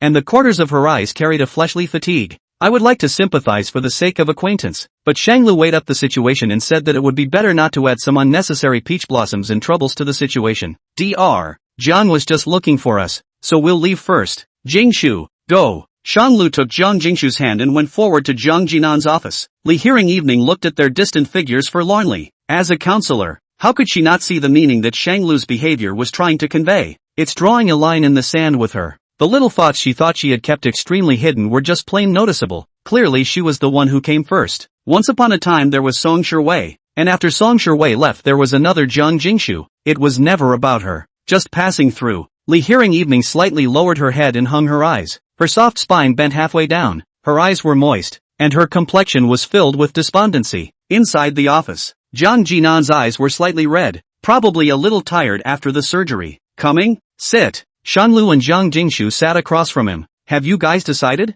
Are you really planning to meet your parents on Jiang Jingshu's birthday? For the millionth time, Shang Lu replied seriously. Yes, we've decided. We can't let Jingshu spend her birthday not being able to return to the place where she lived as a child. Mr. Shang, I'm looking at. Jiang Jinan pointed to Shang Guanqi's profile. Guanqi's family members seem to be a bit old? Are you at ease? Shang Lu had a sharp mind and detected something wrong in those words. It's not right. It's so wrong. Mr. Merchant, watching chess. This affinity is immediately distinguishable. Is this how Jiang Jinan used to call his sister Guanqi? Alarm bells went off in Shang Lu's mind. Back to the main topic. They didn't want to leave the place where they were born and raised, so I had to ask a friend to help watch them a little bit. That's true for the older generation. You don't have to blame yourself too much. Jiang Jinan didn't notice Shang Lu's skepticism and continued arranging. Don't be afraid when you meet our parents, and if there are any tricky dilemmas, you can push them onto me. For example, why are you so late to meet the elders? Just say that I'm the one dragging you guys along. And anyway, if something is pushed onto me, I'll answer it. Shang Lu's skepticism transformed into gratitude in this instant. Thanks. I'll try to make as few mistakes as possible. Jiang Jinan, out of the care of a healer's heart, I can take care of Guanqi on your behalf and spare you the worry of distracting you, as long as you're willing to trust me. Shan Lu? He asked for it? Chapter 136, Heirlooms. Jiang Jinan, out of the care of a healer's heart, I can take care of Guanqi on your behalf and spare you the worry of distracting you, as long as you're willing to trust me. The corners of Shang Lu's mouth twitched, and his expression wasn't very pleasant, and a little snicker. Can't say what the emotion was. On the one hand, do not want to raise their own cabbage by the pig arch. On the other hand, Jiang Jinan is not like a pig. People are actually quite good. Good looks and family history, said Shang Guanqi high climbing. On the other hand, Shanglu also arched the cabbage of Zhang Jinan's family. Emotions are all over the place. Just when did these two start? Does Shang Guanqi have this in mind? Shang Lu hid the doubts in his heart, intending to ask Shang Guanqi about it. If Shang Guanqi also had such a mindset, then he had nothing to say. It's certainly not as convenient to be around me as it is to be at the hospital, and I definitely trust the doctors. Zhang Jingshu felt curious. Meaning the four of us will go home together? Yeah, the four of us will go together so we don't run into some bad people and things along the way. Zhang Jinan and Zhang Jingshu knew in their hearts who he was referring to. Shang Lu nodded in agreement. Good. Did you get things done at work? Zhang Jinan remembered that Shang Lu's job was in Luochang. School I long ago do not want to stay. That the principle as a whole to engage in infighting. The heart is completely not in the teaching. A whole lot of rules and regulations can only be constrained to the students and teachers. Only think of promotion. Pay Xinjiang in order to let me go to the capital as soon as possible. Helped me transfer to a university in Beijing next month before the inauguration. As for the studio, I fired one of the traders, and the others who wanted to stay in L.A. City. I arranged for them to go to Song Jianghao's company, and the ones who wanted to go to the capital are already on their way. Pretty good. As Zhang Jingshu and Shan Lu exited the office, they met the foster parents who had been waiting outside. Shang Lu eagerly asked, "Mom and Dad, how long have you been waiting here?" "Not long, just arrived a little while ago." The foster mom smiled and replied, "It's not like I know you're all leaving. It's going to be hard to see each other again. If you guys want, Jingshu and I can come pick up the second oldest at any time." Zhang Jingshu followed suit and replied, "Yes, uncle and aunt. We all wish we could have a family reunion." The foster mother cheerfully grasped Zhang Jingshu's hand. "These two old bones of ours won't follow you young people around. We only seek peace and stability, as long as we know you're happy." The foster mom took out a bracelet from her canvas bag and slipped it onto Zhang Jingshu's wrist. "Auntie, what are you?" Zhang Jingshu was flattered and flustered. "Take this. This, was given to me by the old man's mother in a pair. Now it is for me to give you one, and the other I intend to give to Quanqi, and it is for her to decide to whom she will give it hereafter." The adoptive father's usual serious face also melted halfway. "Take it. This is considered our merchant's recognition of you. In the future, you and Shan Lu should be good." Zhang Jingshu didn't know what to do. The significance of this bracelet was too great. She looked at Shang Lu as if for help. Shang Lu smiled faintly. "Keep it. My parents are recognizing you as their daughter-in-law." "Daughter-in-law?" These three words made Zhang Jingshu's heart blossom. She smiled sweetly. "Thank you, uncle and auntie." The foster mom touched her head. "I hope the next time we see each other, it won't be an aunt and uncle, but a mom and dad." Zhang Jingshu's cheeks blushed slightly, unable to greet her adoptive mother's enthusiasm. Shan Lu held her shoulders. "Well, this bracelet is a family heirloom. Even I don't have it. Feel like mom and dad like you more already? Which is not." Zhang Jingshu smiled cheekily. The corners of her eyes curved into a crescent shape. "Extremely cute." The foster mother was beaming with joy. "Where not? Xiao Jiang is so cute and pretty. Who wouldn't like it? This brat of our family is a high climber." Zhang Jingshu bit her lip, looking extraordinarily serious. "It's me who has climbed high above my brother." Shan Lu dared to show all his dark sides to Zhang Jingshu because he was clean and bright in his dealings, but Zhang Jingshu had never dared to. She would be afraid that Shang Lu would dislike her after learning of those dark thoughts and actions she had taken. She'd always felt above her station. The adoptive mother struck Shang Lu. "Look at her. How good she is at talking. And then look at you. Treat her well in the future, okay?" Shang Lu cried and laughed. "I know. Jingshu has you guys to cover her. How dare I bully? That's more like it." Foster mother held Zhang Jingshu's hand and urged, "If this guy bullies you in the future, just come and talk to me. I'll clean him up even if I have to run to the capital." "No, brother is very good to me," Zhang Jingshu replied shyly. The adoptive father laughed out loud. "See, where do you need you to clean up? People's young couple has a good relationship. Let's go back early. Don't disturb the romance of the young people." The adoptive father pulled the adoptive mother away, and the adoptive mother mumbled, "Where am I old? I'm much younger than you." After the second old man left, Zhang Jingshu flashed the bracelet on her hand. "Does it look good? Does it go with me?" Shang Lu propped his chin up and stared at her seriously, admiring her. "Good looking. It goes well together." Zhang Jingshu played with the bracelet with satisfaction, her heart bursting with joy. Shang Lu took her to see Shang Guanqi. Shang Guanqi reads a book in a single room. Shang Lu approached and saw that it was knowledge related to medicine. He asked, "What's the interest in these books?" Shang Guanqi gestured. Translated by Jingshu Kong. "My sister said that because she was in pain, she wanted to study medicine to help more people." Shang Lu paused, overcome with emotion. He touched Shang Guanqi's head. "Don't put too much pressure on yourself. For now your recovery is more pressing. It's better to rest." Shang Guanqi nodded his head. indicating that he knew. And then there was an endless silence. Shanglu didn't know how to speak. It's a little awkward. Zhang Jingshu could see that the atmosphere was off and found a reason to leave, leaving the two of them alone time. Ahem. How are you reading this book? Find it difficult? Shanglu asked as many yes or no questions as possible. Nod or shake your head to answer. Shang Guanqi nodded honestly. It was indeed difficult and boring, and she couldn't understand a lot of the terminology. She can't go to school again for the time being, so she can only watch online classes on the internet. She grew up with a different education and knowledge than others. Learning the online classes that the average person learns seems to be more of a struggle, very slow. Shang Lu continued. If you find it difficult, then do you usually ask for advice? Please? How can she ask for advice? Writing for advice is also too much of a delay for others. Doctor's time is precious. It's a race against death. Shang Guanqi shook his head.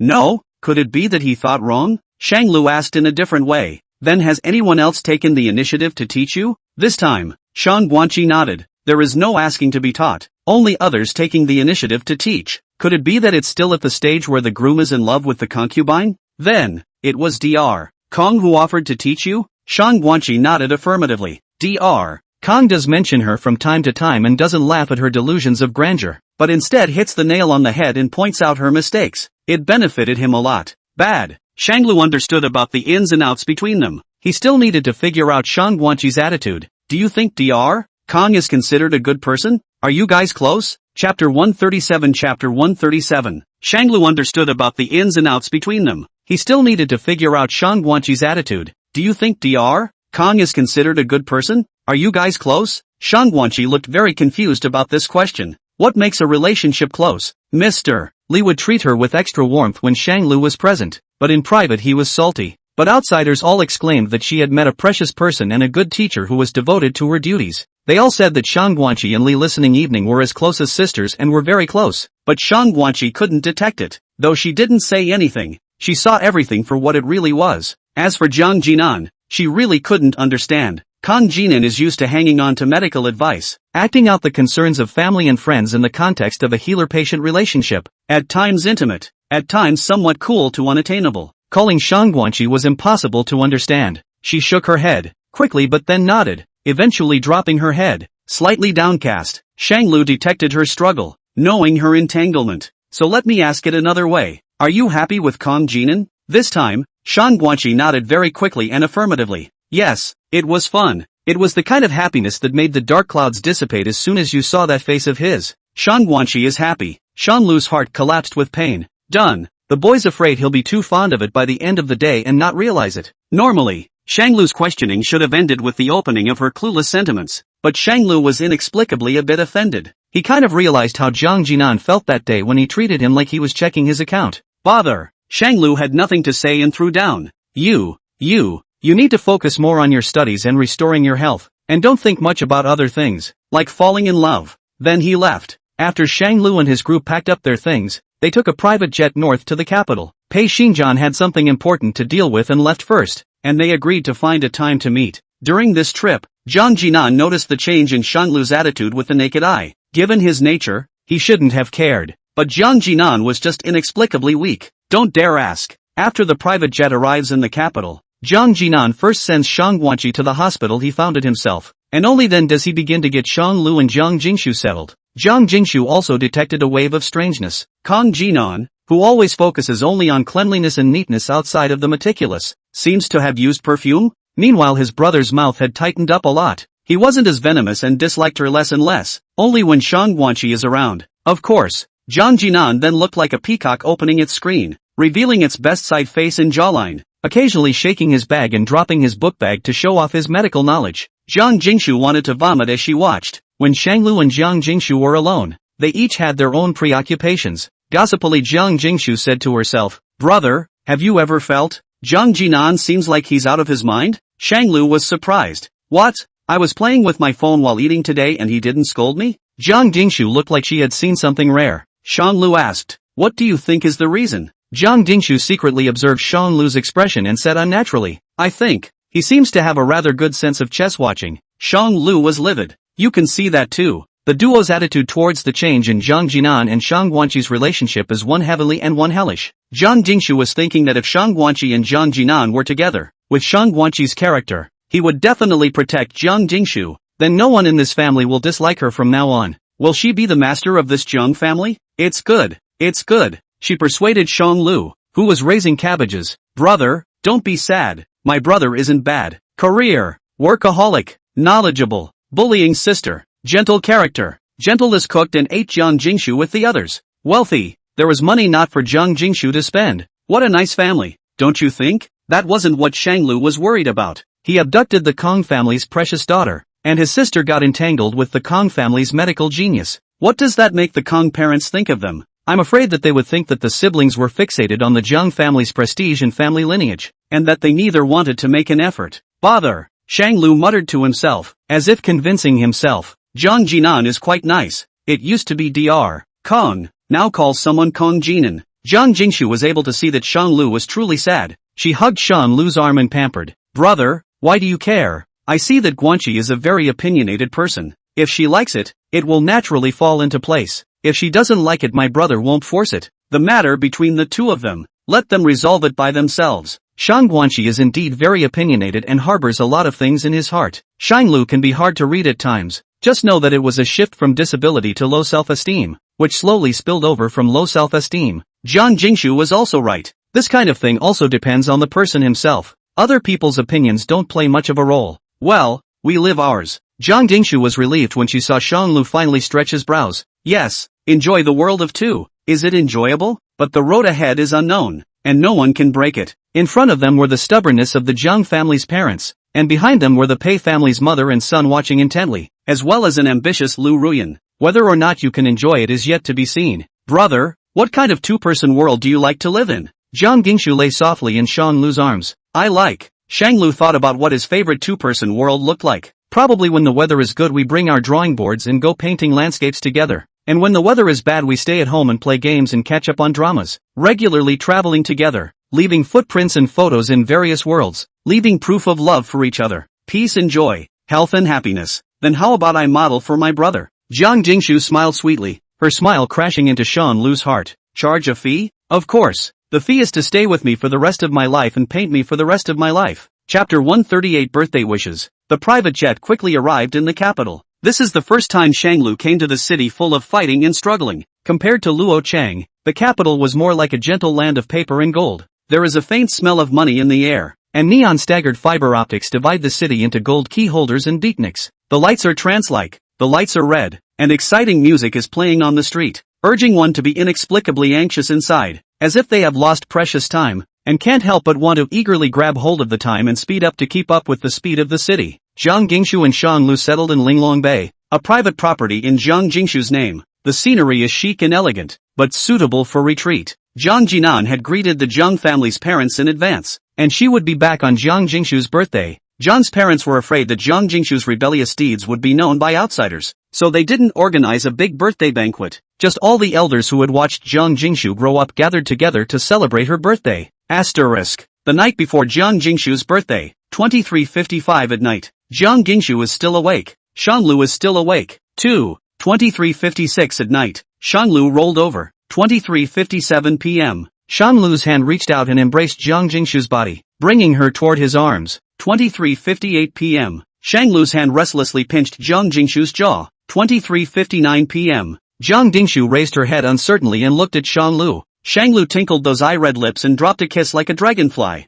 Jiang Jingshu's birthday. Midnight. Shang Lu and Jiang Jingshu kissed passionately and lingeringly. 0:01 a.m. Shang Lu let her go and gently pinched her cheek. Jingshu, happy birthday. Jiang Jingshu was slightly stunned and somewhat flattered. Thank you, brother. The gift is given to you at night. Now well. Shang Lu gave a bad smile. Keep it a secret for now. Jiang Jingshu was eager to know what the gift was, and she lay on top of Shang Lu and pampered herself. No, no, no, show me now. Shang Lu strictly refused. No, tomorrow to meet your parents must get up early. See the gift, do not know how much time to delay. Come back to say. Jiang Jingshu was itching to return without any success, so she huffed and puffed and broke away from Shang Lu's embrace, shrinking in the corner to sulk. Humph. When Shang Lu didn't respond, she grunted a few more times. Shang Lu cried and laughed, poking her itchy flesh, causing her to have no way to pretend to be angry and keep laughing. Ha ha ha ha ha ha ha. Brother, don't tease me, don't touch anywhere. Shang Lu doesn't listen and must be given her color. The covers became crumpled as Jiang Jingshu messed around with him on the bed. Shan Lu, you big bad bastard. Shan Lu paused. Why did you start shouting your full name? You don't even yell brother anymore? You're just a big, bad man. Jiang Jingshu fought with him. The two of them did not have their arms and legs divided, and the clothes they wore were relatively thin, so they were at a disadvantage if they were not careful. She blushed and her body heated up. No more fooling around. No more fooling around. I have to get up early tomorrow. Shang Lu scraped the tip of her nose. Now you know to be good? Aha. Jiang Jingshu nodded obediently. It's rare to see her so honest in bed. Shang Lu reached out with his big hand and once again wrapped the person in his arms. Go to sleep and get up early tomorrow to meet your parents. It was to Jiang Jingshu. It's also a reassurance and a warning to yourself. He was really in need of peace and quiet to sleep. Pure sleep. Early the next morning, both Shan Lu and Jiang Jingshu woke up early and dressed themselves in a generous and decent manner according to the stereotypical preferences of the elders. Shan Lu took Jiang Jingshu's hand. Shall we go? Jiang Jingshu replied affirmatively. Yes. The birthday banquet was said to be not a big one, but it was still a big one. The party was held at the Jiang family. The architectural style of the Jiang family was extremely solemn and serious, and at a glance, one could feel the oppressive force. Most of the people who arrived at the scene were elders and peers that Jiang Jingshu knew, and there were also a few confidants. Shang Lu and Jiang Jingshu waited for Jiang Jinan at the entrance of the Jiang family home, ready to go in with him. As soon as Jiang Jingshu appeared, she attracted everyone's attention. Jiang Jingshu pulled a simple bun, wearing a fresh and elegant beige cheongsam with a gardenia tattooed on the neckline. This cheongsam was atmospheric and elegant, greatly outlining Jiang Jingshu's exquisite physique, especially the thin waist, more like a weak willow. I feel sorry for her. To her side stood two men in flat suits. One person everyone recognizes as Jiang Jinan. The other one, Eye Candy. He was only seen holding Jiang Jingshu's arm, lowering his head and talking to Jiang Jingshu the moment he got extremely close, looking exceptionally intimate. Jiang Jingshu's cousin sized up Shang Lu. Is this person on the invitation list? Who is this? I don't know. But my sister seems to think highly of him. Perhaps it was for this person that she disobeyed her parents and ran away from her marriage. It's really a good story. Another person replied. Cousin Jiang Yuning couldn't help but laugh out loud as she covered her mouth. That's really a good daughter of the Jiang family, ha ha ha. Between the words, there was a stern line of sight sweeping over. Jiang Yuning was startled when she steeply met the man's line of sight. She bowed her head in fear, knowing she had said the wrong thing. Jiang Jingshu takes Shanglu around to look for her parents and Pei Xingjian. If Pei Xingjian was there, maybe her parents' attitude towards Shan Lu would be much better. Pei Xingjian walked towards them and gave a leisurely greeting. Hello again. The old lady and the others have been waiting for quite a while. Hurry up. Jiang Jinan was not quite at ease, and instructed Shan Lu. Remember, everything that is not easy to answer or is embarrassing later, throw it all at me and pour dirty water on me. Shan Lu answered. I know. Jiang Jingshu was cheering for Shang Lu, and she was also adding confidence to herself. Brother, don't be afraid. Shang Lu wasn't afraid. It was only Jiang Jingshu's body that was shaking. You too, take it easy. Jiang Jingshu was too concerned about whether or not her parents would be able to accept Shan Lu, which was why she seemed extra nervous. She mouths off. I'm not afraid. Jiang Jinan snorted and habitually tried to dislike it, but then suddenly remembered what the dictate was and instantly shut his mouth. Not hearing Jiang Jinan's mockery, Jiang Jingshu was a bit uncomfortable. Come on, stop it, Pei Xingjian urged. This matter was also on his mind. He wanted Shang Lu to be accepted by the Jiang family more than anyone else. Good. The four of them went to the front room together to check in with their elders. From a distance, Shang Lu saw the rumored Jiang family parents. Old man Jiang's face was stern, and the moment he saw Jiang Jingshu and Jiang Jinan, he didn't feel overjoyed, but instead carried a hint of gravity and reproach. Elderly Mrs. Jiang looked very kind, and when she saw Jiang Jingshu, her eyes were slightly red, as if she missed her extremely. Sure, come here. She waved at Jiang Jingshu, and there seemed to be tears in her eyes. Jiang Jinan handed Jiang Jingshu a look that told her to go at ease. Jiang Jingshu understood, and she walked over to her mother. Elder Lady Jiang hugged Jiang Jingshu and held her in her arms, tears streaming indisputably from the corners of her eyes. It's good to be back. It's good to be back. It's been a long time and I miss it. Jiang Jinan bowed slightly. Mom and Dad, there were some academic matters delayed in Luochang before, and I just happened to meet Jingshu, thinking that since they bumped into each other, they might as well just come back together and forget about it, so that's why there was a delay. With a single sentence, Jiang Jinan shifted the reason why Jiang Jingshu had been relying on Luochang to herself. Ha! The old man snorted coldly. I don't think so. His eyes landed on Shang Lu, and he sized him up in a less than polite manner. Which son of the family is this man? I wasn't invited. Chapter 139, I will not marry. Old man Jiang snorted coldly as his eyes landed on Shang Lu, sizing him up in a less than polite manner. Which son of the family is this man? I wasn't invited. Zhang Jinan and Pei Xingjian immediately stepped forward to explain. They had already prepared a set of words. The temporary statement was that Zhang Jinan's friend, Jiang Jingshu's benefactor that she had met in Luo City, had helped Jiang Jingshu a lot. Pei Xingjian spoke up and explained. This man was brought by me, my most trusted partner and a friend of Amon. Zhang Jinan followed and echoed. Yes, Shang Lu is extremely talented and Mr. Pei attaches great importance to him. Old Mr. Jiang looked at the three people in front of him suspiciously. The unkind gaze fell on Shang Lu, probing him. Shang Lu responded calmly, unafraid to meet his probing gaze. Hello old Mr. Jiang, my name is Shang Lu. Old Mr. Jiang had heard of the name a little and probably knew something about what happened between Jiang Dingshu and Shang Lu. It was also clear that what Pei Xingjian and Jiang Jinan were doing was backing up Shang Lu and Jiang Jingshu. It's a brace and a warning. Jiang Jinan has had a lot of ideas since he was a child, and Jiang's parents couldn't care less, nor did they care why he favored Shang Lu and abandoned the Pei family, which he knew well. But Pei Xingjian's attitude surprised Mr. Jiang. The marriage of Pei Jiang will benefit both families. Why is he favoring outsiders? For Jiang Jingshu's birthday party, why didn't he bring his own child to accompany him? And why did he bring this brat? This one and two, both toward Shang Lu. What kind of magic is in this man? The old gentleman pressed the doubts and discontent in his heart. Pei's relatives are all present. Family scandal cannot be publicized. Secondly, this Pei Xingjian's attitude was not clear to him for the time being. Even if he was disgruntled and unwelcoming to Shang Lu, he was not in a position to snap. He looked at Jiang Dingshu, but realized that Jiang Jingshu, who was being held by old lady Jiang, had been staring at him. The eyes were firm, as if they were proving something to him, having to distinguish right and wrong with him. This child was extremely well behaved and obedient as a child, then started piano lessons and became more and more rebellious and disobedient. It had to be against him. A good marriage is dead set against it, even to the point of running away from home. Both Jiang Jinan and Jiang Jingshu were one and the same. Same as old Mr. Khan, dead stubborn. He's a deadbeat, and he won't listen to advice. It used to be okay, though the kids were stubborn. They couldn't be stubborn. Ever since Jiang Jinan became financially independent, he automatically ignored all unloved opinions, and along with that,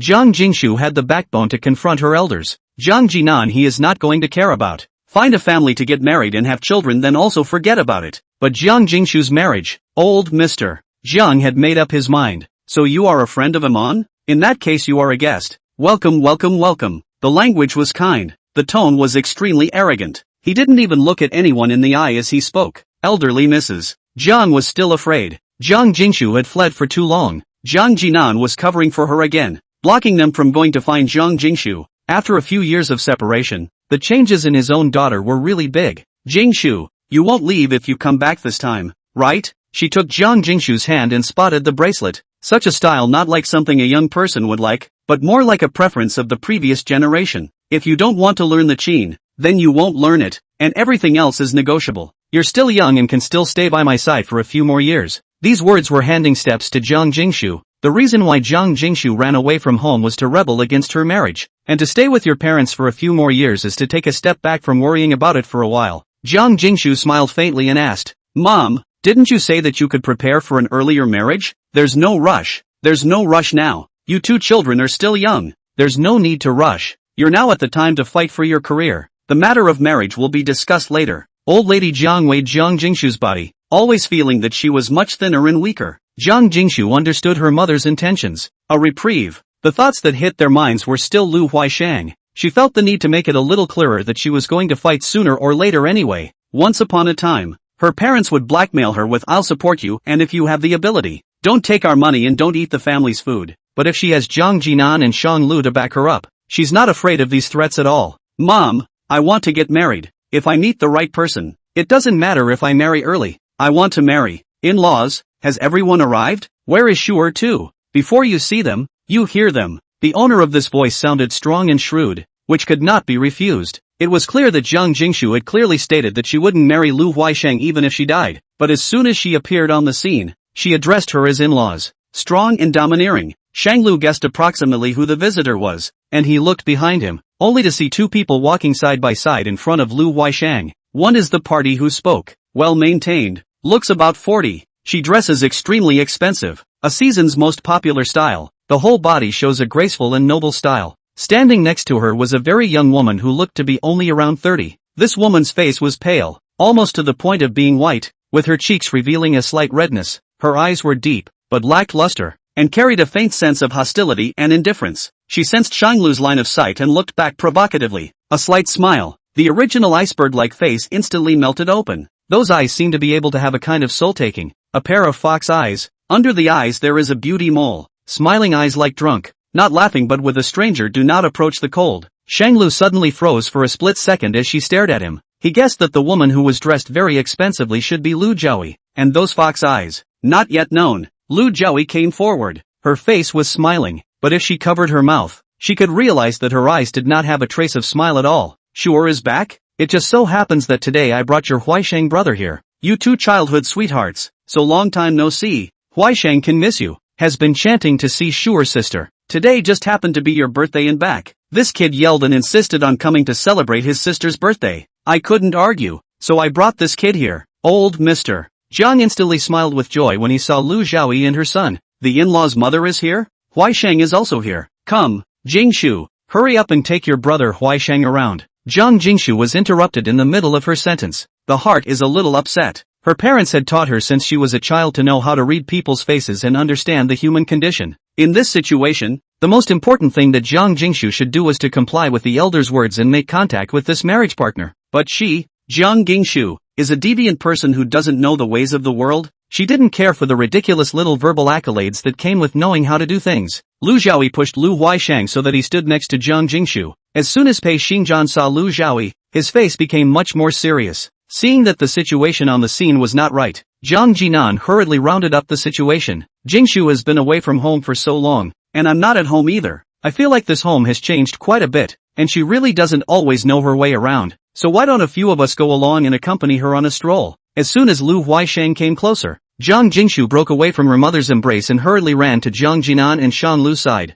The expression on your face is the attitude. Old Mr. Jiang looked at the rounding up Jiang Jinan with dissatisfaction and exasperation. Lu Jiaoyi's eyes moved along with Jiang Jingshu's figure and finally landed on Shang Lu. After seeing Shang Lu's face that was 3 times similar to Lu Huaisheng's, Fang had eavesdropped outside for a while and realized that Pei Xingjian was extremely protective of this person. She understood the general situation by and large. She let out a cold laugh and looked toward Pei Xingjian and the others. Shure and Huaisheng are too young and of similar age, so I'm afraid it's not too convenient for a few of you to have a generation gap with both of them, right? She insisted. Why don't we let Shure and Huaisheng get along with each other? After all, sooner or later this is going to be a marriage, so it's good to get familiar with it earlier. I'm not getting married. Chapter 140, he's not an outsider. I'm not getting married. Jiang Jingshu pulled Shan Lu's hand tightly in front of everyone. I don't like him. I won't marry. The last time they met, Jiang Jingshu had already torn her face off. When it came to this, Lu Jiaoyi actually brought Lu Huaisheng with her. That is, it only cares about the opinions of both parents, and it does not even care whether both parties to the marriage mind. In her place, Jiang Jingshu didn't have a voice yet. The person standing on Lu Jiaoyi's side did not hesitate to speak out and sneer. This marriage was set by your grandfather and Huaisheng's grandfather. If you're not satisfied, you run to the 2 grandfathers' side and talk about it. 2 grandfathers who have passed away. Jiang Jingshu frowned. What business is it of yours? This is my birthday banquet. I don't welcome you here. Yo, Miss Kong of the hall. Why are you talking like this? Is this driving away the guests? Well, then it's inconvenient for me to stay longer. I'll just leave first. Wait. Old Lady Jiang hurriedly pulled her back and spoke kindly. Sure was joking. You know this child's character. He doesn't know any better. This eye opened. How could you be unwelcome? No, I don't think so. I do feel like Jiang Jingshu doesn't seem to welcome the 3 of us. She just scolded Huaisheng, disliked my sister to her face, and now she's kicking me out. Her foot was already half a step away. Old Lady Jiang was a bit embarrassed and angrily rebuked Jiang Jingshu for not knowing her place. Jiang Jingshu, how do you talk? Come over here and apologize to Auntie Lu and Huaisheng. You and Huaisheng grew up together and are engaged. What's wrong with hanging out with him? Others are guests. You are the host. Who taught you to be so unruly? Come over and apologize. Old Lady Jiang stepped forward and reached out her hand, so she wanted to pull Jiang Jingshu to apologize. The moment her hand came up, Shang Lu and Jiang Jinan simultaneously blocked in front of Jiang Jingshu. Shang Lu was not in a position to interfere in other people's family affairs, but he did not want to let Jiang Jingshu suffer for nothing, and showed an attitude of his own. He's here. Jiang Jinan knew of the many times that Jiang Jingshu and Lu Ruyan had fought with each other, and the 2 of them usually disliked each other. with neither one of them letting the other get along. The two already had a lot of grudges, and old lady Jiang still wanted Jiang Jingshu to apologize. Wasn't this adding fuel to the fire? And that Lu Huaishang, in his eyes, was really not worthy of Jiang Jingshu, and it was a struggle to talk to this person. It was also because of the comparison of Lu Huaishang that Shanglu seemed extremely normal. Let him slowly accept Shanglu. Her sister couldn't be any worse. She has to be with a normal person, right? For the sake of his sister being with a normal person, Jiang Jinan was going to be on Jiang Jingshu's side all the time. Mom, wouldn't it be better for all of us to accompany Huaisheng together? Moreover, Jingshu is still young. There's no rush for marriage, and you just said that your career is the main focus right now, so why get in touch so early? It's just contact. It's not like we're tying the knot now. What's wrong with contact now? When we elders speak, the younger generation should not interrupt. It's not your place to talk, old mister. Jiang moved to the elders and juniors set of theories. It was originally Jiang Jingshu who was unhappy. Now it's Kang Jinan who is also upset. Jingshu is the person involved in this matter. Does her word not count? Jiang Jinan laughed coldly and sneered. Since Jiang Jingshu's words don't count, then let the one who does count get married to Lu Huaishang. Old woman Jian was shocked by this irrational comment and was stunned for half a day without daring to speak. Once upon a time, although Jiang Jinan was also mouthy, he wasn't this blatant and unpleasant. Old mister. Jiang disliked back nonchalantly. Jiang Jinan, how do you talk? Is there a way for you to talk to your elders like that? Is this the attitude you should have with your elders? Where is it hard to hear? Are those words hard to hear compared to what Jingshu heard? Jiang Jinan Jiang Jingshu protected behind her, questioned. Now is not the Qing dynasty. Marriage matters, parents can matchmaking, but there is no need to be so arbitrary and forceful, right? Why does Jingshu have to be forced if she doesn't like it? Old mister. Jiang stared at Jiang Jinan and Jiang Jingshu. Huaisheng, this child is a prodigy and a genius. His family lineage is good, and he knows his roots. So what's wrong with him? Jiang Jingshu, are your eyes on your head? What kind of person do you want? The scene was awkward, and Lu Huaisheng cowered and hid behind Lu Zhaoyi. Lu Zhaoyi's expression did not look too good. So the in-laws have only superficially made a deal with us? If you had said so earlier, you wouldn't have to go through so much trouble. No.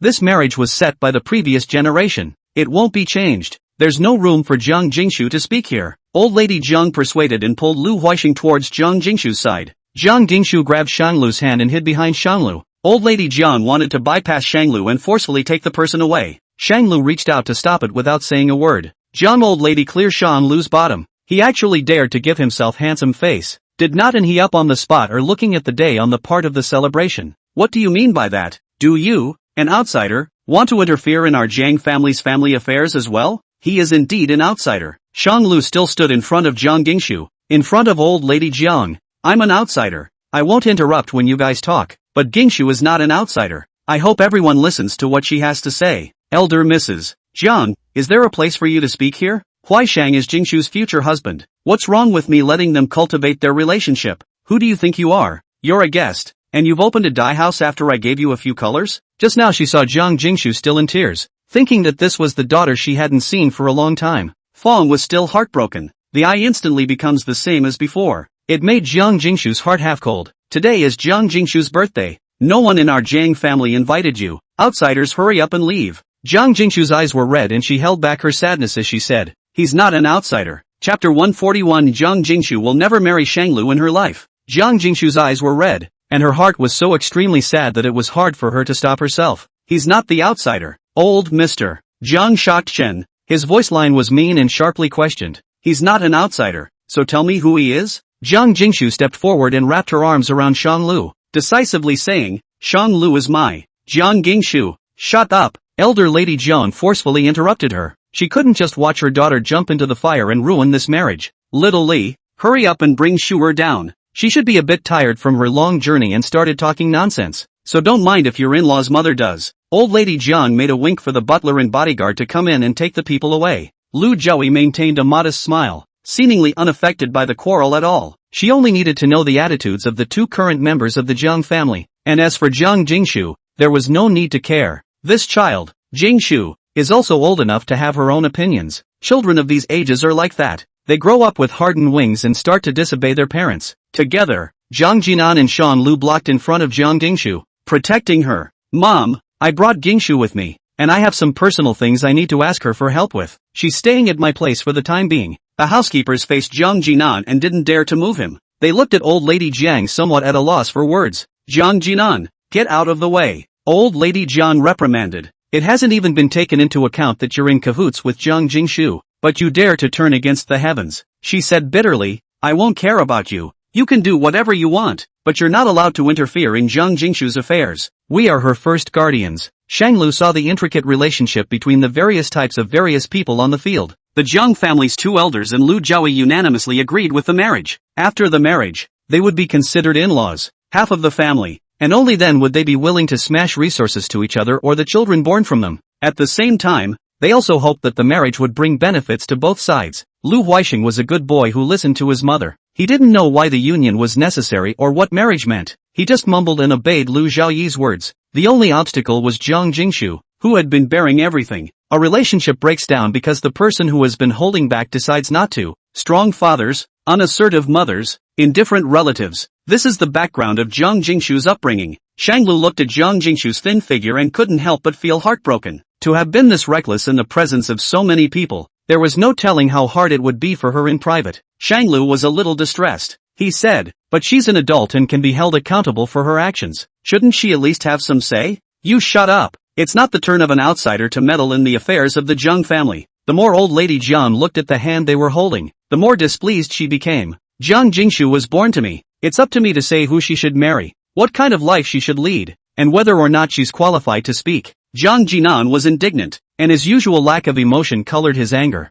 Mom, it's a bit much. Jingshu is a human being, not a puppet on strings. Am I wrong in what I said? If it wasn't for me, would she be able to live in this world? Old lady Jiang was a bit angry and pointed at Jiang Jingshu. Don't disgrace yourself here, and don't talk nonsense. Hurry and go down with little Li, get back to your room, and don't come out again without my permission. Li, pull her away. Xiaoli was full of apologies and said to Jiang Jingshu, I'm sorry, miss, we were also following orders. After saying that, Xiaoli was about to go forward and forcefully take away Jiang Jingshu, but it was slightly watered down. Jiang Jingshu pulled off the hairpin on the tip of her hair and placed it against her neck. Something wasn't right, she thought. Soon after, it went straight behind Jiang Jinan again and pressed the hairpin against the knot of Jiang Jinan's throat. No one is allowed to come over. Nobody move. Jiang Jingshu, old mister. Jiang pounded his cane twice heavily and almost stood up. What are you doing? Jiang Jinan didn't move a muscle. Somewhat speechless. Sure, don't be impulsive.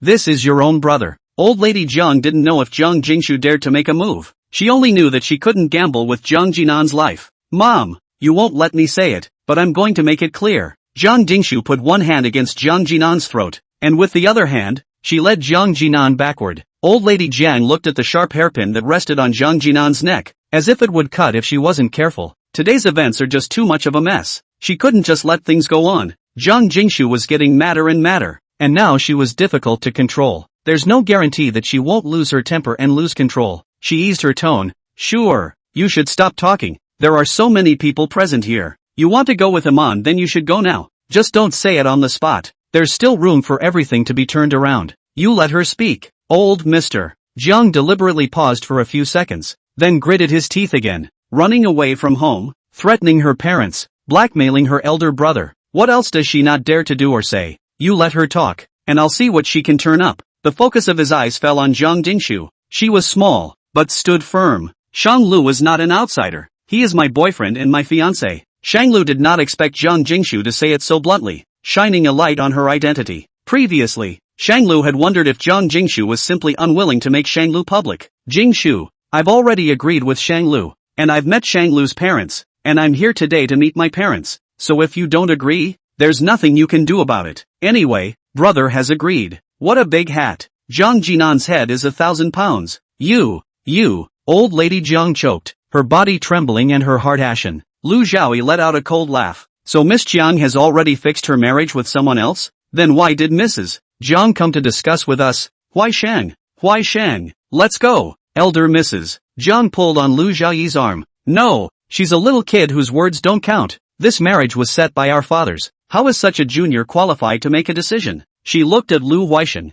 Huixing, don't take it personally. Sure, didn't mean that. That's what I mean. Jiang Jingshu nonchalantly refuted old lady Jiang's words as she handed the hairpin to Jiang Jinan and told him to hold it against his throat himself. Jiang Jingshu took Shang Lu's hand and interlocked her fingers with his, lighting up the ring on Shang Lu's hand. It was a couple's set with hers. I, Jiang Gingshu, will not marry Shan Lu in this life. No one can be my master. Chapter 142, Severance. I, Jiang Gingshu, will not marry Shan Lu in this life. No one can be my master. You, elder Mrs. Zhang's eyes were crimson, her eyebrows raised in anger. You unfilial daughter. Lu Huaixing first time to see someone dare to so blatantly against his parents. He has not yet disobeyed his parents. He cowered in the corner, afraid of being involved. Today is Miss Zhang's birthday banquet. Only her own family and friends are invited. And since Huaisheng has nothing to do with her, we're not much of a family and friends, so it's inconvenient for us to stay here. Lu Zhaoyi pulled on Lu Huaisheng. Elder Lady Jiang, farewell. Wait, Mrs. Lu. Elder Mrs. Zhang had her heart in the right place, not knowing how to deal with what came next. Lu Zhaoyi didn't listen to his explanation and left with Lu Ruyan and Lu Huaisheng in his company. The scene was awkward for a while. I don't know how it's going to end. Old Mr. Zhang was helped to get up, his cold gaze falling on Jiang Gingshu and Shan Lu. The marriage between the daughter of my Jiang family and the son of the Pei family was set by my father and will not be changed. Since you don't want to marry the Pei family's son, you are not my Jiang family's daughter from now on. Old Lady Jiang was so anxious. How can you say that? Sure is our own daughter after all. My daughter will know how to share the family's worries and put the family's interests first. Someone as selfish as Jiang Gingshu doesn't deserve to be my Jiang family's daughter. Selfishness? Since she was young, Jiang Gingshu has been raised with the standards of the best luxury family daughter-in-law. Still at the age of losing teeth, he began taking piano lessons, golf lessons, and skipping classes. The rest of the 24-hour day, excluding the 7 hours spent sleeping, is spent studying. Even during meals, they played the English radio. If you cannot learn well, you will be taught with a stick. Jiang Gingshu's small hands are not suitable for piano. She likes guitar. But because the Pei family and the two Jiang family members love the piano, they made Jiang Gingshu cut her hobbies and forced her to learn the piano. At the age when others were still reading novels and playing games, Jiang Gingshu began to study housekeeping to learn knowledge beyond her age. When other people were still at the age of growing their bodies, Jiang Gingshu began to diet and eat nutritious meals, 3 meals a day in strict accordance with the standard. You can't gain an inch in the waist, and your legs can't get any wider. Jiang Gingshu had lived like this for more than 10 years. Now she's become the selfish one. Jiang Gingshu let out a cold laugh, as if she was laughing at herself. Then I'll just leave. From today onwards, I no longer have any relationship with the Jiang family. Jiang Gingshu pulled Shanglu and turned away without hesitation. Sure. Old Lady Jian was at a loss for words. Jinan, hurry and persuade your sister. The old man is this character. Sure is the same character as him,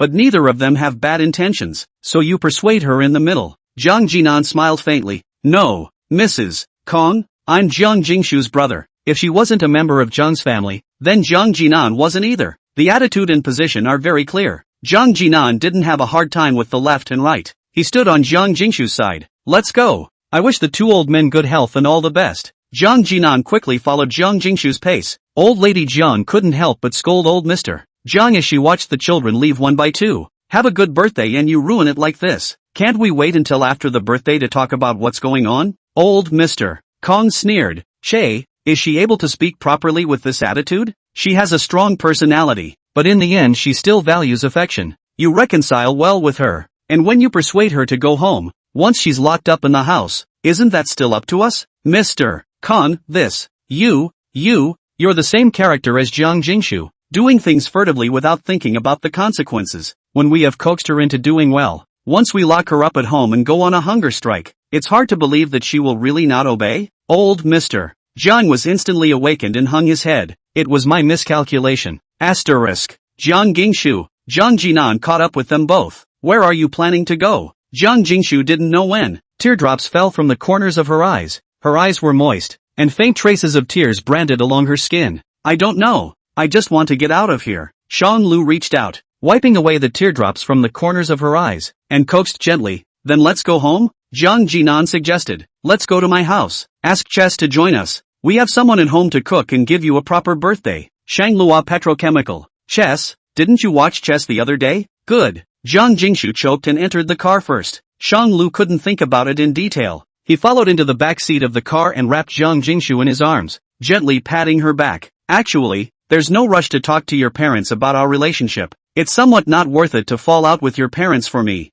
Jiang Jingshu cried into tears as she hugged Shang Lu's waist and hid in his arms. I'll say whether it's worth it or not, and if I don't say it today, I won't necessarily have the chance to say it later. Sooner or later we're going to have to say it anyway, so why not just tear it up a little sooner? Jiang Jinan instead followed Jiang Jingshu's nonsense this time. I support Jiang Jingshu. Today's mess was ugly, but at least it's basically irreparable with Lu Huixing, and it also lets mom and dad know that Jiang Jingshu won't change her mind once she's made up her mind. Shan Lu frowned. It was as if he had reacquainted himself with Jiang Jinan. It was always assumed that he was detached and polite, and how his personality was calm and cool. I didn't realize that he was extremely rebellious in his bones, and unlike Jiang Jingshu, he was introverted and hidden, while Jiang Jingshu was outgoing and unobtrusive. Why do you think you were all born of the same parents? How come they don't care about you? They just focus on Jingshu? Shanglu was curious. Jiang Jinan tugged at the corner of his mouth with a meaningful smile. Guess who Jiang Jingshu learned the whole running away from home and fighting with her parents thing from? Shanglu was silent. So it is. A brother and sister deserve that.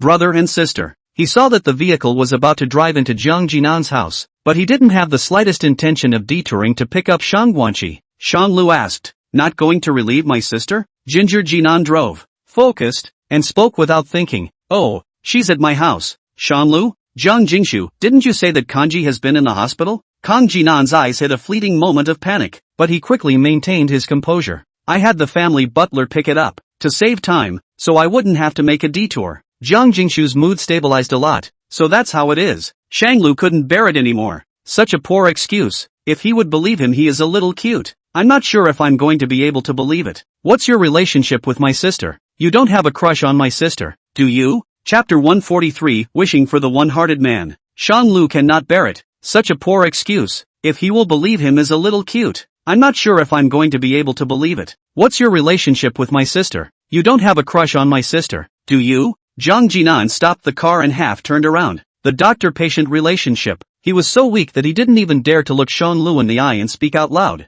Shanglu was a bit anxious. Shang Guanqi was handed over to Jiang Jinan by his own hand, and now that it had developed to this point, he had the most responsibility. Shang Guanqi was so uninvolved in the world that he hadn't even come into contact with any normal people. But Jiang Jinan is a wilting fox. Shanglu questioned, doctor-patient relationship, you call her Chi-Chi? You let her stay in your house temporarily? Do you believe that I'll file a complaint against you for molesting a patient? Jiang Jinan shrugged. At the moment it's a doctor-patient relationship, at most it's sister-in-law's brother. There is indeed no other relationship. You're still sophomoric? Shanglu was furious. You're not. Why do you have to look at my sister? Then why do you have to look at my sister? Jiang Jinan asked rhetorically. Shanglu was speechless, too angry to want to talk. He was a good brother, personally letting his sister go into the tiger's mouth. Seeing his tense face, Jiang Jinan soothed him. Don't worry about it. I will respect Chessa's opinion. If she doesn't like me, I won't force her. Shanglu sneered. Ha! What you're feeling now is what I felt in my heart when Jiang Jingshu made a scene and insisted on staying in Luochang.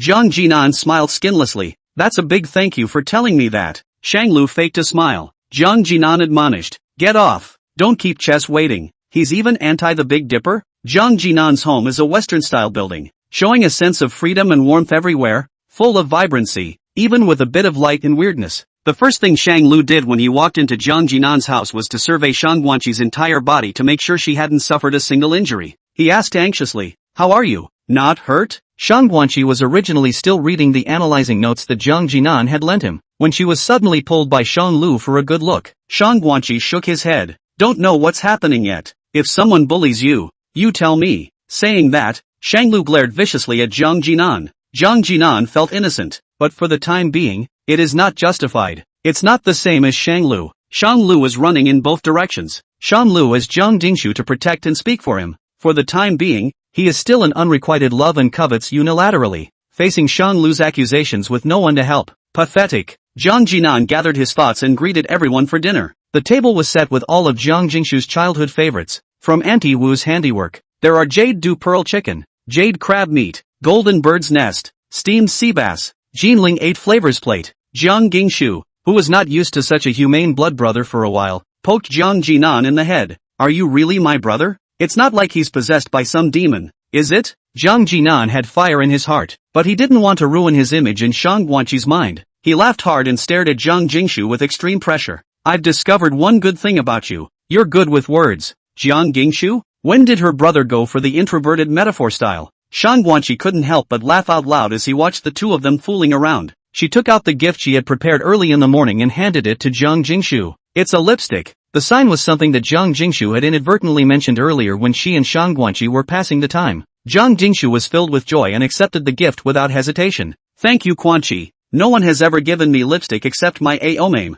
Ginger Jinan, yes, I'm a pig. Jiang Jingshu flattened her mouth. What you gave me is too ugly. It doesn't count as a gift and I don't want to accept it. Kong Jinan? Jiang Jingshu carefully put the lipstick away and reached out again towards Jiang Jinan. Where's yours? Jiang Jinan stalled for half a day and finally made a direct call to Jiang Jingshu. You don't like the gift. I'll give you a penny. You go buy it yourself, okay? Insincere. Jingshu Jiang made up a cry. When it was Shanglu's turn, he explained, I didn't bring the gift with me. Jiang Jingshu smiled. I know. Jiang Jinan lights the candles on the centermost cake, breaking the bubble of fans between Shanglu and Jiang Jingshu. Make a wish. Jiang Jingshu sniffed and closed her eyes. It was the 20th birthday of her life, but it was also the happiest birthday she had ever had in her life. Once upon a time, on her birthday, she needed to show her excellent social skills and was forced to talk to a large group of raw-faced elders, and even more so, she would be arranged by her parents to deliberately make things difficult for her in order to train Jiang Jingshu's coping skills. She really didn't want to spend a day like this. Once upon a time she wouldn't have made a birthday wish. For one thing, there was no expectation of a birthday. Secondly, it's because there's no desire for anything. Today, it's different. She has 3 wishes. The first wish is for Shang Guanqi to get well soon, so that Shang Lu won't always worry about it, and Jiang Jinan can breathe a sigh of relief, and ideally, they can mend their ways. The second wish was for her parents to stop pushing and for her to be able to do as she pleases. Third wish, she wants to grow old and stay with Shang Lu for the rest of her life. I wish to find a man of my heart and not to part with him. Wishes don't work when they are spoken. Jiang Jingshu hid it in her heart and did not make a sound. After wishing, Jiang Jingshu opened her eyes and blew out the candles. When the cake was divided, Jiang Jingshu gave the first piece of cake to Shang Lu. Brother, I'm really lucky to have met you in the middle of my boring and miserable life. Kong Jinan, TSK,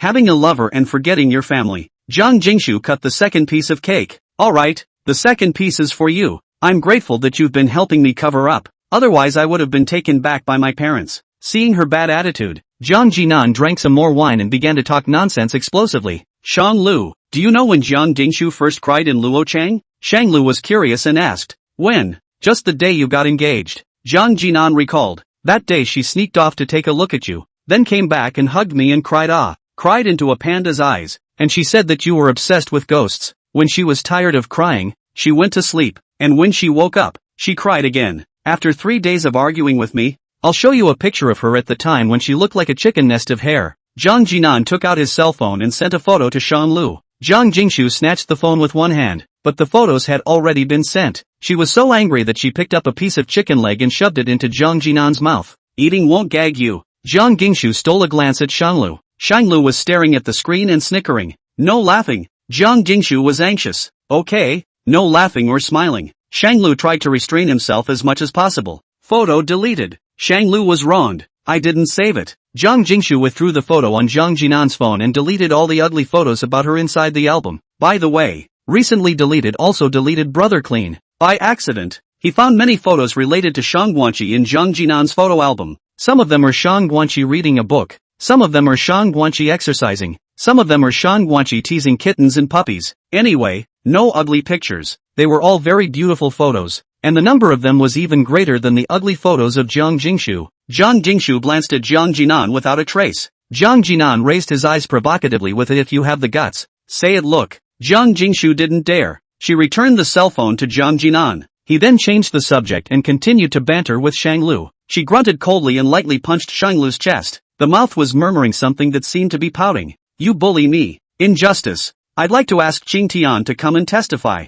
This has nothing to do with Shang Lu na. How am I the one bullying you? Not your brother? Jiang Jingshu muttered. I don't care about you. You're just bullying me. You have to kiss me and I'll forgive you. Her hand sneaks down. Under the table. Censored. Shang Lu smiled. His hand restlessly resting on Jiang Jingshu's waist. My sister is here. Go back and talk. Well then, go back and pack this disobedient goblin hard. Chapter 144, She Stirs Up Trouble. During the meeting, Jiang Jinan revealed a lot of embarrassing things about Jiang Jingshu's childhood. Jiang Jingshu didn't show any weakness and added more fuel to the fire, whispering a lot of bad things about Jiang Jinan in Shang Guanqi's ear. Shang Lu was satisfied with Jiang Jingshu's behavior, so I didn't stop it. It was fortunate that he and Shang Guanqi got along well. or else they would have revealed their shortcomings to each other so well. After the meal, Zhang Jinan urged Zhang Dingshu and Shang Lu to leave quickly, but Shang Lu insisted that Shang Guanqi should go first, and only after he had watched Shang Guanqi being taken away from Zhang Jinan's house did he leave in peace. Zhang Jingshu was not in a good mood today, drank a lot of wine, used the wine to dispel her sorrows, and collapsed unconscious on the passenger side. Shang Lu had to drive, so he didn't drink a drop of alcohol. The vehicle was traveling down the road and was forced to stop by someone cutting in while turning into some alley. Shang Lu was startled,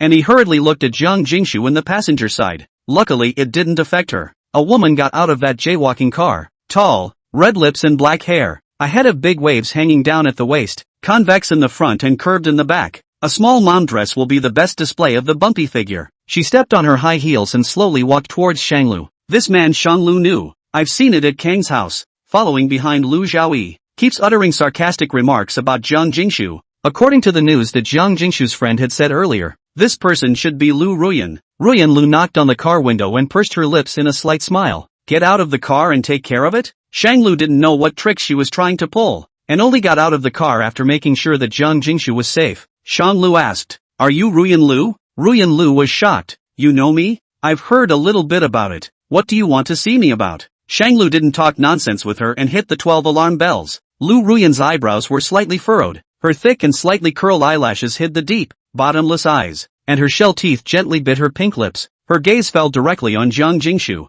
Ruyan Lu asked, "Do you know what she is?" Shang Lu was unimpressed. "Are you planning to sow discord?" Ruyan Lu admitted unexpectedly. "Yeah, I'm here today to stir up trouble. Honest snake charmer. Thought you'd cover it up." Lu Ruyan brushed her hair and said disdainfully, "I, Lu Ruyan, am a righteous bad woman and never do things like stealing chickens and dogs." Shang Lu laughed. "Do you want me to give you an award certificate? If you don't mind, you can make the prize and wait until it's late at night and I'll come search your room. If you accidentally touch something you shouldn't." Her gaze fell on the spot on Shang Lu's body. Shang Lu is no better than a female hooligan. Sowing discord doesn't work with me, so don't waste your breath and die while you can. "Wait," Lu Ruyan called out to him. "Since I, Lu Ruyan, dared to come, I am fully certain that I can make that insignificant trust between you fall apart." "What? Don't you want to know what kind of person Zhang Jingshu, who has been pretending to be a good girl in front of you, really is inside?" Shang Lu frowned and bluntly denied it. "I don't need to know her through others. I know best what kind of person Zhang Jingshu is." Lu Ruyan let out a shallow smile. "Don't be in a hurry to reject. I have evidence here.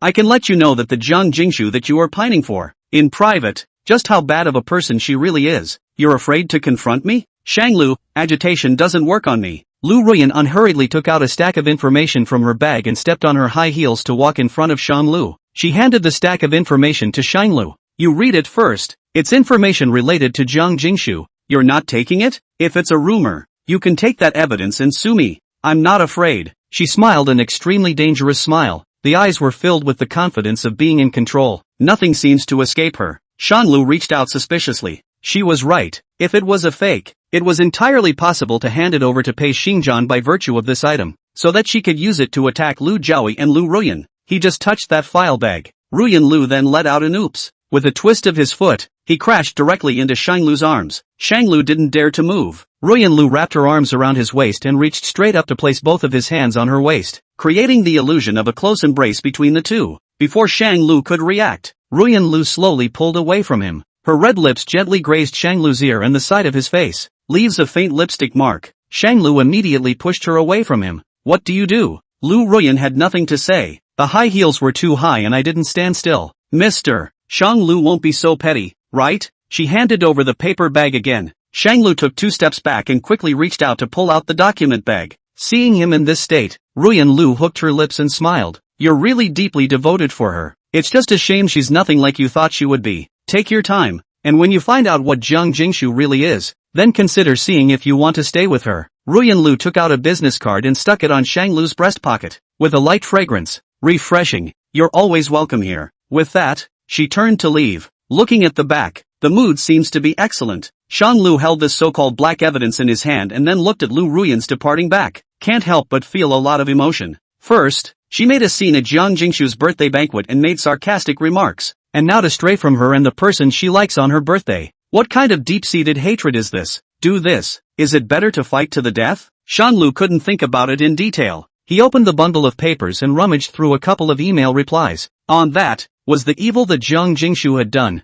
Chapter 145. If I hadn't gotten divorced, how would you live with yourself? When Jiang Jingshu woke up, she opened her eyes but saw an unfamiliar environment. Her body was covered with Shanglu's jacket. The vehicle is in a parking space. The person in the driver's seat was gone. The sky outside the window was half dark, and it was scary to look at. Brother? A wave of nervousness arose in Jiang Jingshu's heart for no reason. Brother, where are you? Jiang Jingshu draped her jacket over her body and got out of the car to look for Shanlu. The temperature outside the car inexplicably dropped a few points, and a breeze blew with a faint chill, causing Jiang Jingshu to shiver. Jiang Jingshu searched the neighborhood before finding the person. Shanglu was standing next to a bush not far away, his eyes vacant as he looked at the flowers and trees. I don't know what I'm thinking. Jiang Jingshu had an uneasy feeling. She walked silently behind Shanglu and asked softly, Brother? Shanglu, who was originally smoking, was instantly awakened by her, slowly stubbing out his cigarette and turning around. Awake? Aha! Jiang Jingshu surveyed him, and no other abnormalities appeared. Why is brother standing here? Aren't we going home?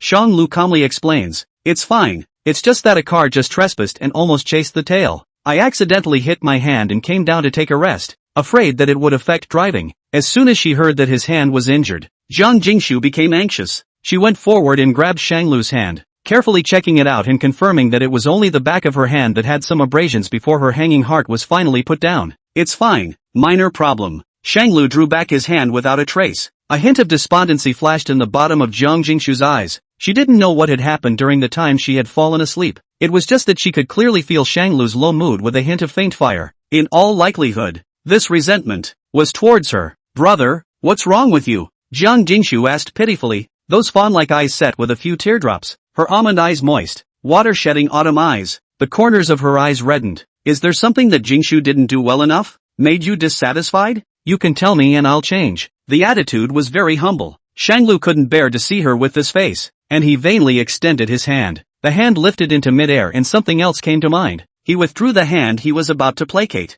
Jiang Jingshu was quick on her feet and grabbed Shanglu's hand and pressed it against her cheek. Jiang Jingshu rubbed against Shanglu as if to curry favor. Brother, today is my birthday. Can't you bear to ignore Ashu? If Shu makes any mistakes, you punish me well. Jiang Jingshu paused, her tone seeming very despondent. As long as brother doesn't ignore me. Jiang Jingshu's body temperature was cool, and her posture was so thin that it seemed like the wind could blow it away. Her skirt blew gently with the breeze. Shanglu rubbed her earlobe. Let's go home first. Good. At least it's still willing to live under the same roof as her. At least it didn't abandon her. Shanglu drove Jiang Jingshu home, and the air pressure in the car was very low along the way. Jiang Jingshu had tried to say something, but for fear of saying too much and making too many mistakes, she tacitly kept silent as well. The first thing she did when she got home, Jiang Jingshu placed today's and previous pairs of high heels in a regular order as she took them off. Shanglu looked in his eyes and didn't move. Looking at Jiang Jingshu, who had been waiting blearily for him to speak, Shanglu changed the subject. Let's eat first,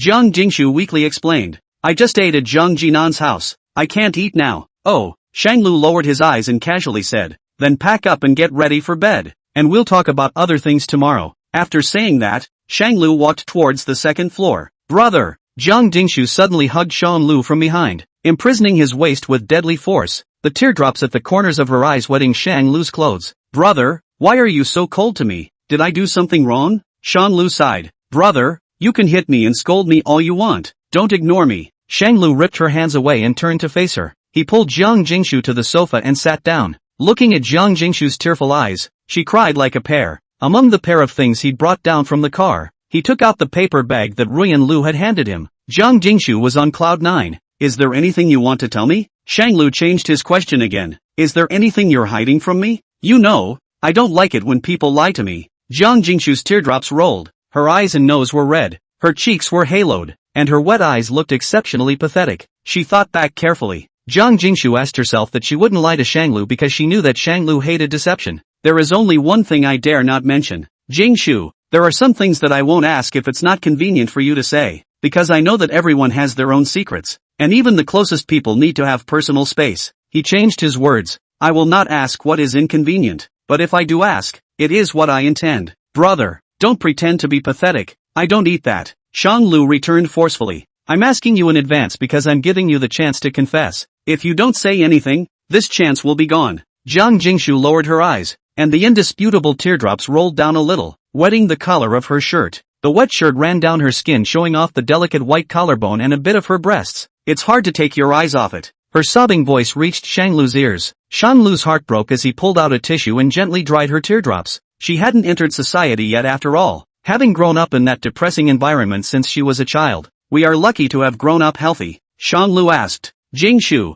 have you thought this through? To remain silent? When I say that, will you still treat me like before? Jiang Gingshu choked. Shanglu's index finger gently rubbed the corner of her eye. I gave you a chance. You didn't say anything, that's why we can't go back to the old days. I'll say then. Jiang Jingshu had the expression of a strong man going to his death. Xie Sun's sudden return to China was something I pushed to find. I purposely made Xie Sun have a miserable time abroad, and then posted multiple hints on the road he had to travel, saying that Song Shiwei and your marriage face to face and heart to heart, suspected of having a broken relationship. Shanglu didn't have much of an expression. What else? The Chinese who financed his return are also my people. Jiang Jingshu lowered her head and admitted her mistake with a very good attitude. I was the one who moved to break up your marriage and even did some unseemly things, consciously or unconsciously. Shanglu smiled slightly and asked, why did you do that? Who taught you? No one taught me. Jiang Jingshu was full of stubbornness and didn't regret her behavior. I'm just jealous of Song Shiwei. Why is it that she can be your wife and instead doesn't cherish you? I just can't stand to see her eating from the bowl and looking at the pot. I'm just going to force her to make a choice. If she chooses you and doesn't have second thoughts, then I'll be dead and won't bother you guys anymore. If she chooses Xie Sun, then she doesn't deserve to occupy your wife's position. I'll have my own way to make her get out on her own. Had never seen Jiang Jingshu swear before. Shanglu smiled darkly. If in the latter possible scenario, I don't get divorced, what are you going to do? Chapter 146, A Coyote in Sheep's Clothing. Shanglu smiled darkly. If in the latter possible scenario, I don't get divorced, what are you going to do? Jiang Jingshu raised her head stubbornly and said it all in her head. Two ways. The first one makes the Song family bankrupt. The Song family has no power. Then Xin Jiang will not be able to look at Song Shiwei, and sooner or later he will force you to divorce. At this time, I will then show the strength of the Jiang family and a bit of goodwill towards you. Xin Jiang will definitely let you pursue me. Shanlu? He seems to be wrong about this guy. Jiang Jingshu reads people quite accurately. In 3 or 2 clicks you can see clearly what a person cares about the most, hitting the key points. In fact, she is the same as Jiang Jinan. The surface is noble and elegant, but inside is bad and bad. A living fox. No, Kong Jinan is a fox. Jiang Jingshu is a wolf in sheep's clothing. The second is. Jiang Jingshu paused and stole a few glances at Shanglu. What is it? Although Song Shiwei is acting improperly, she is pretentious. If you don't divorce, I'll let her file for divorce. And you have a high moral bottom line. If I make love to you, you'll feel sorry for me and want to make it up to me. Song Shiwei will feel that you've betrayed her while ignoring her relationship with Xie Sun. In short, if you act with candor and are willing to be tolerant, then the person with the wrong intentions and moral turpitude will be me. Shanglu's brows furrowed as he nudged Jiang Jingshu's head. Why is your mind filled with such dark things? Jiang Jingshu, who taught you this? Jiang Jingshu felt sorry for herself. My parents said that life is like a shopping mall. As long as you want it, without breaking the law, try to get it and become the winner. As long as you become a winner, the winner will decide what is right and wrong. Not true. Shanglu tapped her forehead. Besides the law, there are morals and ethics. A gentleman discusses the signs regardless of the heart. Fortunately, Shanglu saw Song Shiwei in time and drew back. Otherwise, if he really acted according to her 2 possibilities, as Jiang Jingshu had said, Shanglu really didn't know how to face Jiang Jingshu. If she really did, then they would really be 2 ways. How can you just stick to the law? The law is the lowest bottom line. Shanglu felt that the child had been taught a bad lesson and had a bad taste in his mouth. I'm sorry. She honestly admitted her mistake. I'm just jealous. Why should the person who fails to be true, the one who trifles, get to be with you? Obviously I'm the one who met you first. Obviously I'm the one who came first. Even if love doesn't come first, at least both parties should be sincere, right? If Song Shiwei did her duty as a wife and didn't have second thoughts, then I would be willing to give you my blessing. But she didn't, and since she refuses to cherish it, why not let the one who was willing to cherish it take over? And you talk back. Shanglu was so angry that he pinched Jiang Jingshu's cheeks, not too gently but not too heavily, and did not cause Jiang Jingshu to feel pain. Well, Jiang Jingshu looked at Shanglu's face as he came closer, and could tell at a glance that he wasn't particularly angry, hanging on for dear life. Brother, I was wrong. I will be a 5 good youth in the future. Jiang Jingshu tentatively asked, if I change, will you leave me? The reason for the breakdown of my marriage with Song Shiwei was because there was no love and no responsibility. Song Shiwei was double-minded and had other thoughts. Even if there was no Xie Sun, there would still be someone else. As you said, if she hadn't had other thoughts, then neither Xie nor you would have been able to take advantage of it. In the end, right or wrong, I should still thank you. If it wasn't for you designing to call Xie, I might still be indulging in the beautiful dream I drew, fantasizing that when Song Shui thinks about it, it'll be fine. When I waited for that moment, I realized that I was the only one guarding that home since the beginning. No one cares but me. Listen to this tone. Jiang Jingshu carefully asked. Then you're not angry? Brother. Anger. How can you not be angry? Shang Lu's face sank, the sulk in his eyes intensifying. Jiang Jingshu didn't dare to speak. Shang Lu's voice had little warmth and his tone was unruffled. Do you know what I'm most angry about? Jiang Jingshu shook her head.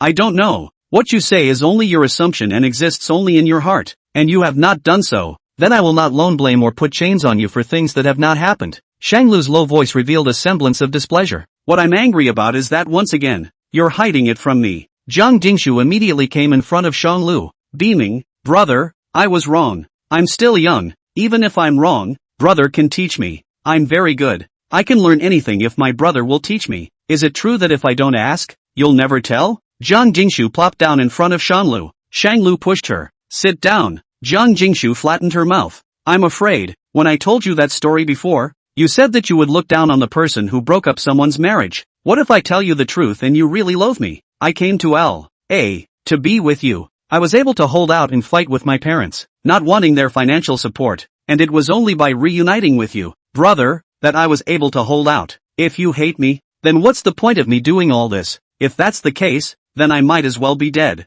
Don't talk nonsense. Shang Lu frowned. It is indeed immoral for you to do so, and if you did indeed do the two behaviors you assumed, I would certainly not let you off easily if I knew about it. I know it's wrong. Jiang Jingshu was very sincere in admitting her mistake. In the future, you are not allowed to have such thoughts again, and you are not allowed to hide them from me. Shang Lu knocked her head. I will teach you well. Those unscrupulous behaviors that your parents taught you, you must forget all of them. Good. Jiang Jingshu agreed quickly. I'll definitely change. If my brother says east, I'll never go west. She held up 2 fingers and swore to God. Afterwards, she lay down in Shang Lu's arms, biting her red lips. And what about my birthday present, brother? Chapter 147. Jiang Jingshu lay on her back in Shang Lu's arms, biting her red lips and pouting in a soft voice, as if she was pouting for Shang Lu to fulfill her small request. And what about my birthday present, brother? She still has her birthday present on her mind. Shang Lu grabbed her ears and warned. We haven't finished yet. Listen to me first to make things clear. Shang Lu's scrutinizing gaze swept around Jiang Jingshu's body. Sit down. Upon hearing this, Jiang Jingshu braced herself with a brain and immediately sat cross-legged. Go on, brother. Shang Lu picked up the stack of papers. This information was given to me by Lu Ruyan. Just now, she suddenly intervened to force stop my car and gave it to me while you were sleeping. Jiang Jingshu had an I knew it look on her face. It's really her. She's a person who really can't see the good in me. Shang Lu was slightly curious. Is there some deep hatred between you two? Why does it feel like she hates you extraordinarily? For everyone else, it seems to be faint. I don't know. Maybe it's just bad luck? From the first time I met her, she's been pushing me around, intentionally or unintentionally. She said that I grabbed the tips and sold them out, and that I was just messing with her. I don't know where such comments come from. For as long as Jiang Jingshu could remember, she and the ruthless snake beauty Lu Ruyan had become bitter enemies. At first, Jiang Jingshu had absolutely no idea where this malice originated from, and by the time she tried to explain, Lu Ruyan had already hated her so much that she couldn't even listen to a word she said. In the face of Ruyan Lu's targeting over and over again, Jiang Jingshu couldn't stand it anymore and boldly declared war with her. As soon as the two met, they would start fighting. At first it was just a few underhanded tactics, and then even explicit peace and harmony could not be maintained. For example, at Jiang Jingshu's birthday banquet, even in front of so many people, Lu Ruyan and Jiang Jingshu still did not hesitate to tear each other apart. There is not the slightest regard for decency. Shang Lu summarized. That is to say that even when you didn't know Ruyan Lu, she already hated you to the bone? Yeah, she's really particularly inexplicable as a person. Didn't even give me a chance to sit down and make peace. Jiang Jingshu was indignant. So, Shang Lu always felt as if someone or something had been overlooked. Looking at just two women who are purely looking at each other, but so nonsensical that it gives the impression of a hidden agenda. Don't mention her. It's too bad luck. Jiang Jingshu organized her annoyance and asked with a good-natured smile. Brother, is there anything else you'd like to caution me about? In the future, you need to think twice before acting, and you need to discuss with me what you yourself don't feel is quite right, so don't be reckless. Shang Lu pinched the tip of Jiang Jingshu's nose. For example, You're too reckless to cut off your relationship with your parents today. Your brother and you said well to ease your relationship for now. Wait until I've taken care of things with Pei's family and then let me meet your parents as your boyfriend. But what about you? Jiang Jingshu obediently lowered her head. You were enraged by Riani Lu in 3 words and got into a fight with her, screwing up everything your brother had prepared. Jiang Jingshu muttered. She's ridden over my head. Why should I endure? What did you say? It's not like my brother's going to treat me badly anyway, and neither are you. I've long wanted to be so hardy and big. Jiang Jingshu was quite proud. It's kinda about being on your own and being self-reliant. Who did you learn all this crooked reasoning from? Like a teacher. Jiang Jingshu raised her face and gloated. My brother. Even though what she did was a little wrong. Could her brother do anything wrong? Definitely right. Shanlu felt that it was necessary for him to interfere in things between Shang Guanqi and Zhang Jinan. You're not allowed to follow your brother's example. Your brother has a stable job. His family can't control him. He's relaxed, and he seldom gets entangled with other people. He can do whatever he wants, because he can cover for himself. But you're different. You've been confined and educated by your parents for so many years. To a certain extent you're out of touch with society, and you don't have a stable job, relying on your brother who raised you to be $1,000 lady. Without your brother you'll have no ability to stand on your own feet. Shanglu nodded the tip of Jiang Jingshu's nose and said in a serious tone, there are some things that your brother can do with impunity, but you can't. Wait until you're on the same level as your brother and can take all the consequences for what you've done before you say any of this. Jiang Jingshu seemed to understand. She grabbed Shanglu's hand. But brother, I think it's most important for me to be happy. Sometimes if I'm not happy, even if there's no way back I'm willing to take a gamble. Even if there is no one to back me up, then I won't fall in front of the people I hate. Even if you end up with your head in the sand, that's better than tolerating tolerance and being put down all the time. Shanglu smiled and didn't get angry. Is that a nod to me? Jiang Jingshu raised her eyebrows daintily, a touch of spirituality hidden in her smiling eyes. No, life circumstances are different and everyone cares differently. My brother's adoptive parents were especially friendly and kind, and when I was a child, I was afraid of causing trouble for my adoptive parents, so I tolerated them as much as I could. Therefore, my brother valued family love and sacrificed his ego for the sake of the whole family, so much so that when facing the Shin family's parents, he would habitually sacrifice himself for the sake of family harmony. But I'm different. Jiang Jingshu's eyebrows were as picturesque as her eyes, and her gentle tone was like a beam of warm sunshine in the morning. I hadn't met anyone as nice as my brother's adoptive parents, so I didn't have much fondness for kinship, and naturally I blew up at the slightest point and tore myself away from my parents. The only person who treats me well is my brother, who tells me, watch and learn and follow. I don't know how to put up with things, so why should I have to? I don't have much kinship with them. Shanglu thought about it. Indeed it varies from person to person. Each person has their own karma. But after coming into contact with Jiang Jingshu, he did seem to slowly change a lot. Perhaps this is the kind of healthy love that allows people to grow. It will make people unconsciously learn the shining points in each other, support each other, grow slowly and realize the transformation. You're also right. It's just that when you say you want to learn from your brother, you've only learned half of it. Your brother is now a reigning figure in the medical world. Your parents can't control him at all, and you're still just a fledgling for the time being, so it'll be much more difficult for you to get out of your parents' control than it would be for your brother. I know, brother, you're trying to say I should get serious about my career, on my own. Jiang Jingshu's fighting spirit was high. Yeah, that's the idea. So what are you going to do? The children are teachable. Let Zhang Jinan beg Big Brother to give me a high-paying, idle position in his own company. Halo, Chapter 148 The Proposal of Marriage. You call that getting a career? It's not really a no-no. Jiang Jingshu smiled sweetly, haloing her cheeks. Brother, connections and background are also part of strength. I'm hanging on to a casual position and have money, and I can still be with you every day. Isn't that good? And what if your brother and Big Brother stop helping you? How are you going to handle yourself? Children raised in poor homes fear losing their jobs and running out of money. Poor and scared. Then,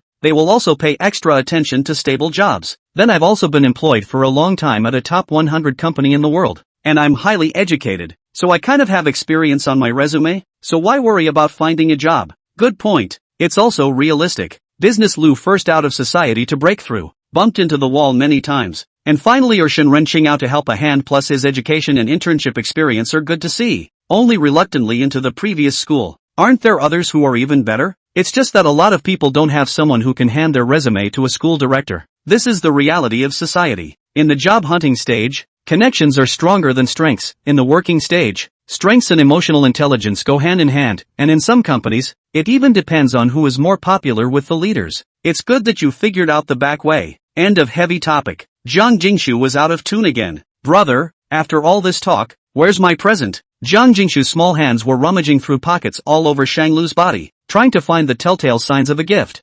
Hey, wait. Shanglu grabbed her hand that was groping around carelessly. You. Shanglu took out a blindfolded ribbon from somewhere. Blindfold yourself for now and follow me. Jiang Jingshu took Shanglu's arm and followed him, allowing Shanglu to lead her into action. Where are we going? Jiang Jingshu asked. There are steps here. Lift your feet. Shanglu laughed lightly. Just follow me. Oomph. Mysterious. Although his mouth was reproachful, his tone carried a hint of pouting. Shanglu led Jiang Jingshu to the flowers in the backyard. The backyard was decorated with a variety of starry lights hung up at some point, making it extremely atmospheric. Is this a garden? Jiang Jingshu felt a cool breeze that gently brushed her skin. Well, lift your foot and step over it. Jiang Jingshu lifted her foot and took a big step out. Shanglu led her and set her face in the right direction. You count 3 minutes here, and then you take off the ribbon after 3 minutes. So mysterious? Jiang Jingshu had a premonition in her heart. Well, I'll go first. No early picking, Shanglu admonished and quickly drew back. Jiang Jingshu stayed alone, her fingers gripping the corner of her coat. 1, 2, 3. Jiang Jingshu gave a bad joke. 7, 8, 12. How did you count? Shanglu caught her in the act. Start over. Jiang Jingshu snorted coldly. 1, 2, 3, 4. When Shanglu saw that she was being honest, he was relieved to go to the first floor to change his clothes, bringing along the gifts he had prepared in advance. Bored, Jiang Jingshu continued to count randomly. 103, 104, 105, 155, 156, 159. Brother, I pick? I really took it off? Jiang Jingshu couldn't wait to untie the ribbon. The moment he opened his eyes, he saw the lights around him dimmed and flickered with starry lights, and she herself stood within a wreath of love. The love wreath was covered with roses. Jiang Jingshu seemed to understand what was about to happen. Young Shu, there was a call from behind him. Jiang Jingshu turned around. At this moment, her eyes reddened slightly, and an indescribable softness welled up in her heart,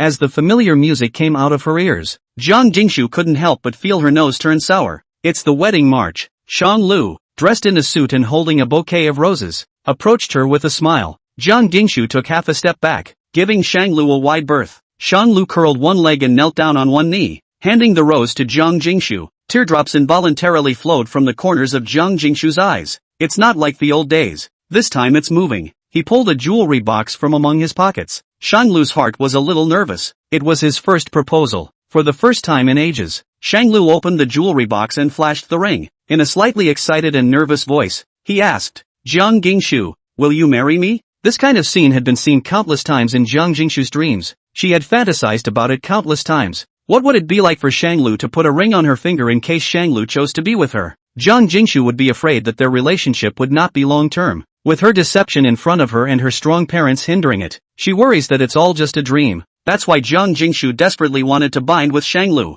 So on Shanglu's birthday, she gave a wedding ring. Jiang Jingshu didn't dare to propose, because if it was given as a gift, Shanglu couldn't refuse it. If it was given, she wouldn't take it back. If she sends it in the form of a proposal to Shanglu, what if Shanglu rejects it? What if Shanglu was worried about her parents getting in the way and puts it on hold for a while? Jiang Jingshu didn't dare to bet, so she gave her wedding ring away straight away. Receiving the wedding ring, if Shanglu was determined to leave him one day in the future, Jiang Jingshu would still be able to use the excuse of responsibility to keep Shanglu by his side for a while longer. Even if it was to steal time, Jiang Jingshu had to force her way into a sweet time that belonged to Jiang Jingshu and Shanglu. Now Shanglu is courting her. Jiang Jingshu viciously pinched her arm, until the pinch is red and painful. It was only then that Jiang Jingshu was sure that it wasn't a dream. Tears of happiness welled up in the corners of her eyes. She had never been happier. Jingshu? Shanglu asked tentatively. Brother, you've gone too far. Jiang Jingshu pouted. What?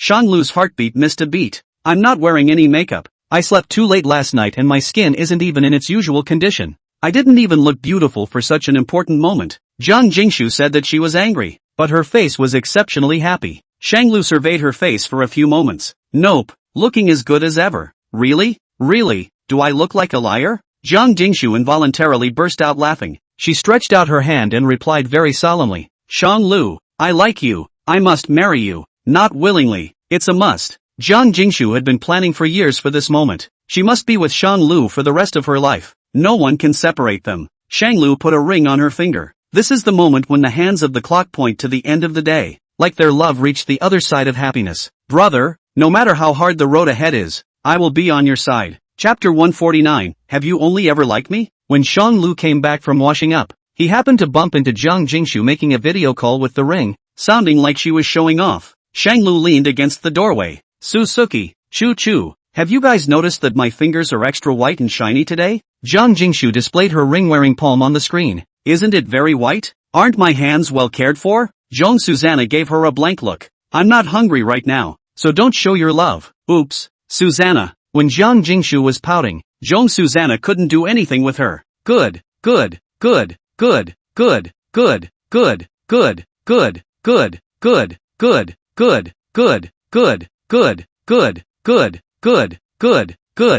He. As the words fell here, Jiang Jingshu remembered something else. I have a question I want to ask you guys. Say, Jiang Jingshu looked a little embarrassed and torn. When I agreed to my brother's marriage proposal, the clock hand was just pointing to 12 o'clock in the morning. So which day is this anniversary counted as? Joan Susanna thought for a while. I think it should be counted as your birthday. After all, Shang Lu proposed before 12 o'clock. Richo was in science and engineering and didn't understand these little thoughts. On your birthday next year, celebrate your birthday during the day, and then celebrate the anniversary of the proposal near 12 o'clock, and take out the gifts you want to give to your boyfriend. Won't it be fine? 2 for the price of 1. Jiang Jingshu froze for a moment. That's a good point. Hatsumomo, you're truthful. Shanglu didn't know if he should know about the fact that Jiang Jingshu was planning to give herself a gift this time next year. He coughed a few times to get Jiang Jingshu's attention. Ahem. Jiang Jingshu turned around and did freeze for a moment the moment she saw Shanglu. She quickly responded and hung up quickly. Brother, it's unkind of you to eavesdrop on people's phone calls,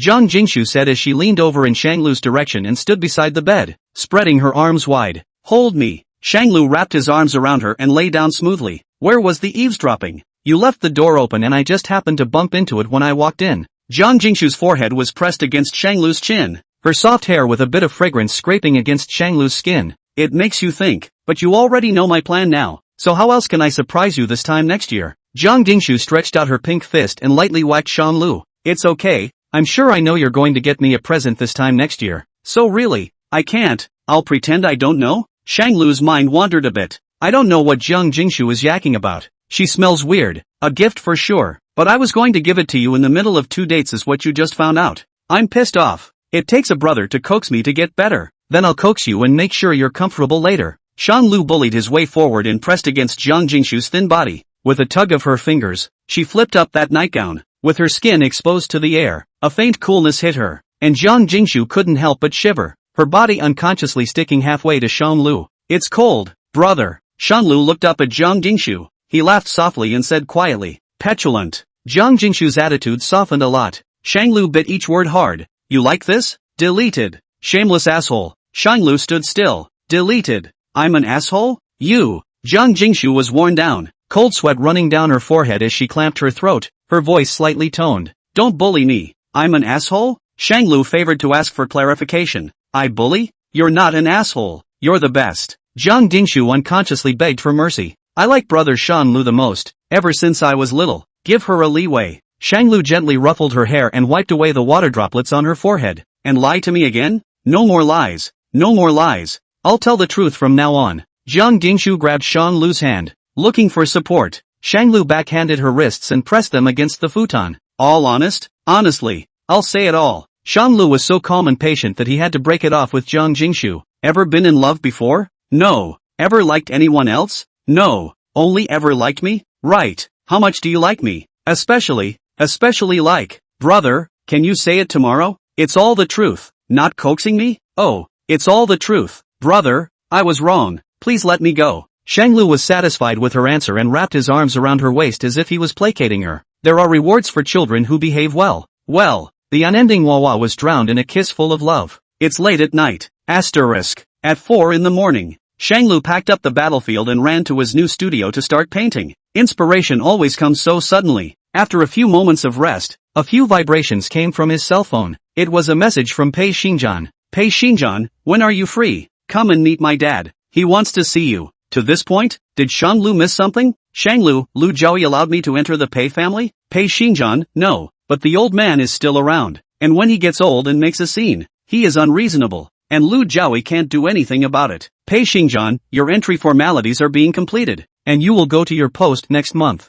Are you free today? Make a date to have dinner at home? Shanglu thought back to the last words Jiang Jingshu had said when she was awake. No one is going to separate me from my bed, and don't call me in the morning. He silently replied back. Tomorrow, Pei Xingjian, line. Shang Lu glanced at the clock. Are you awake at this hour or have you not slept? You're not getting any younger. It's time to take care of your health. Pei Xingjian, when you are old, you wake up early. Are you not sleeping? You stayed up too hard. Shang Lu, yay. Victory hand. Shang Lu waited for a long time as he watched the other parties prompt that he was in the process of typing. Pei Xingjian, understood. Take care of your body. Be moderate. Asterisk. Shang Lu slept and woke up at 11 noon. Jiang Jingshu on her side was still asleep. Shang Lu got up and went to the kitchen to fill himself with a bowl of noodles. A message pop-up window popped up with a message from Jiang Jingshu. Jingshu, I woke up hungry. My body has no strength and I can't walk. Need brother to carry me to dinner. Shang Lu snickered. I'll be here as soon as I've laid the noodles. Shang Lu ordered another bowl of noodles and served it on the table.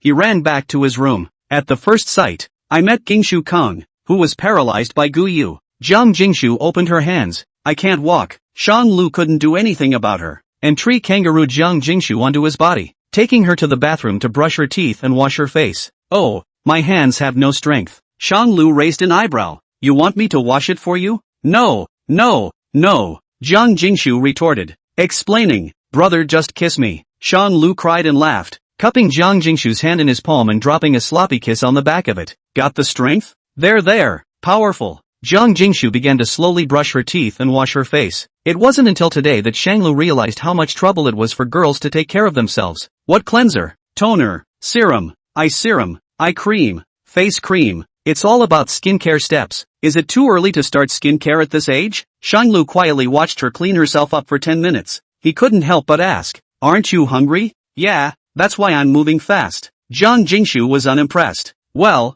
there's no rush. And the noodles can be eaten even if they're humped. No way. Filling your stomach is most important. Go. Chapter 150, Her Good Medicine. Shang Lu carried Jiang Jingshu, who had finally finished washing up, to the dining room. He seemed to anticipate what Jiang Jingshu was going to say. Have the strength to hold chopsticks for dinner? Jiang Jingshu's face was a smile she couldn't hide, but her mouth was soft and conciliatory. No, the strength was all used to wash up. That kiss from brother just expired. Shang Lu let out a light laugh, squeezed Jiang Jingshu's hand and kissed it again. Now what? Jiang Jingshu instantly acted energized. There's strength. Brother, you are truly my good medicine. Shang Lu played with her, and his mood unconsciously leaped much higher. Jiang Jingshu ate the noodles clean in 3 tries. Only after seeing her finish eating did Shang Lu start talking. I made an appointment with Pei Xingjian to go to Pei's house tomorrow to meet old Mr. Pei. Then is it inconvenient for me to go? Jiang Jingshu asked cautiously. Not really. It's just that I'm afraid that you and Ruyan Lu will meet and start pinching each other again. The two of us can't afford to have one more obstacle against us. For now, Shang Lu explained slowly. Then I'll wait at home for you to come back, and let me be alone. All alone. Jiang Jingshu began to pout again. I said I was going to go today, and I put it off for a day because I saw that you might not be able to get away from me today. It has to be tomorrow. Jiang Jingshu rubbed Jiang Jingshu's head. Hey, then I'll wait for your news at home, so I won't trouble you. Be a good boy and I'll come back and make you happy again. Jiang Jingshu felt more and more that Shang Lu was a bit stuffy. In the past it was her who spoke nonsense and Shang Lu put on an elder posture to reprimand her. And now, Jiang Jingshu could no longer speak to him. Her cheeks flushed slightly and she didn't know what to say. I need a break. Shang Lu smiled badly. Isn't it true that a kiss gives you power? Jiang Jingshu reddened her face and lowered her head slightly. Bummer. What did you say? Shang Lu grabbed Jiang Jingshu's wrist, blocking out all the light within her line of sight. Just like last night. Jiang Jing was a bit timid. Her back was still sore. Can't do it again. I'm a nuisance. I said myself. Unintelligent. Jiang Jingshu looked around for a remedy. So, yes, I am. Jiang Jingshu smiled with her. That's more like it. Asterisk. The next day, Shang Lu arrived early at the address Pei Xingjian had given him. Not the Pei family residence, but in a single house extremely close to the hospital. There were several bodyguards guarding the yard. Shang Lu had a conjecture in his heart. All of them had to live next to the hospital. How bad should this body be? Estimating the age, Pei Xingjian is about 50. Then this old Mr. Pei should be more than 70? An old man of this age wishes most of all for peace among his children and harmony among the whole family. When he is young, he may not necessarily be able to accept Shangluo, but when he grows old, he will be extremely eager for affection. Even if Shanglu is in such an awkward position, he will do his best to keep it for the sake of this bloodline. Pei Xingjian was waiting for him not far away and greeted Shanglu when he saw him. The old master at this age likes people who are a little more calm and generous. You will speak less later. If Lu Zhaoyi is sarcastic explicitly or implicitly, you won't lift a finger with her. Pretend you don't know and don't understand. The old master will be able to see it. Pei Xingjian barked. I know. Go go go. Pei Xingjian led Shanglu inside. As soon as Shanglu entered, he smelled a strong odor of Chinese medicine, and he glanced at the kitchen, which was cooking Chinese medicine. That dosage is about as good as taking your medicine for dinner. All around were servants who were packing up their residences. As soon as Shanglu entered, those servants handed him new slippers and even sterilized his whole body. What a big show! Shanglu sighed. Shanglu followed Pei Xingjian to his room on the first floor. Pei Xingjian knocked on the door. Dad, I brought Xiao Lu to see you. Xiao Lu? Come quickly, come to Grandpa. A hoarse, aged voice came from inside the house. Shanglu followed him in. Mr. Pei's room was full of people. There are Lu Zhaoyi, Lu Ruyan, Lu Huaisheng, Pei Huayan, Pei Ji-su. Several people's gazes couldn't help but fall on Shanglu. Eyes with various colors of scrutiny scanned Shanglu from top to bottom. Shanglu stepped in with one foot and met eyes with Lu Ruyan. Those fox eyes of hers seemed to see through Shanglu. Seductive and dangerous. Pei Xingjian reminded Shanglu, who was lost in thought. Call someone. Shanglu woke up and said peacefully, Good day, Grandpa. Old Mr. Pei was lying on the bed with water hanging beside the bed. He surveyed Shanglu, his eyes filled with delight. Indeed, eyes and eyebrows like Xingjian, mouth and nose like that girl Xiaoqing. When Lu Zhaoyi heard this, she became unhappy. I heard that Shanglu became involved with the Jiang family's daughter after the divorce. But who in the capital knows about the marriage between the Pei and Jiang families? There are so many women in this world. How come Shanglu chose to find the daughter of the Jiang family? She let out a cold laugh. Those who don't know would think that Shanglu and Huaisheng have a grudge against each other, and specifically have trouble with him. Shanglu thought for a moment and followed Jiang Jingshu's example. I was separated from my mom when I was young. My adoptive father's family is very poor, and I have to work every day while going to school, so I really don't know about this news in society. Luo City and the capital are far apart. I really don't know the relationship between Jingshu and brother Huaisheng. I know that Aunt Lu doesn't like me, because my bloodline is impure and my identity is not right. I am also just a teacher of painting. I simply cannot compare to brother Huaisheng who is so smart. Brother Huaisheng could have Aunt Lu and Grandpa's attentive care since he was young, and he had no worries about food and clothing. He was a young talent, and I simply couldn't compare to him. It's actually quite normal for everyone to prefer brother Huaisheng. In the end, I also like brother Huaisheng more and envy him for being able to grow up under the care of his grandfather. Lu Zhaoyi, Pei Xingjian, Lu Huaisheng. Chapter 151. Chapter 151. I also envy brother Huaisheng for being able to have grandpa's personal nurturing care. That's why nowadays, brother Huaisheng is only young and successful, while I'm just a mixed-up university teacher on staff. It was the first time Shanglu mentioned his profession so consciously or unconsciously. Generally speaking, elderly people would prefer stable jobs such as teachers, doctors and civil servants, right? Especially at this age. It's more about seeking stability. Old Mr. Pei's face pulled down at once. Some heartbreakingly admonished, teachers are good teachers are stable you can rely on yourself to get to this point, shows that your own ability is very strong you cannot be presumptuous. Old Mr. Pei had someone research Shanglu's past. This person didn't lie. Shanglu did have a miserable childhood.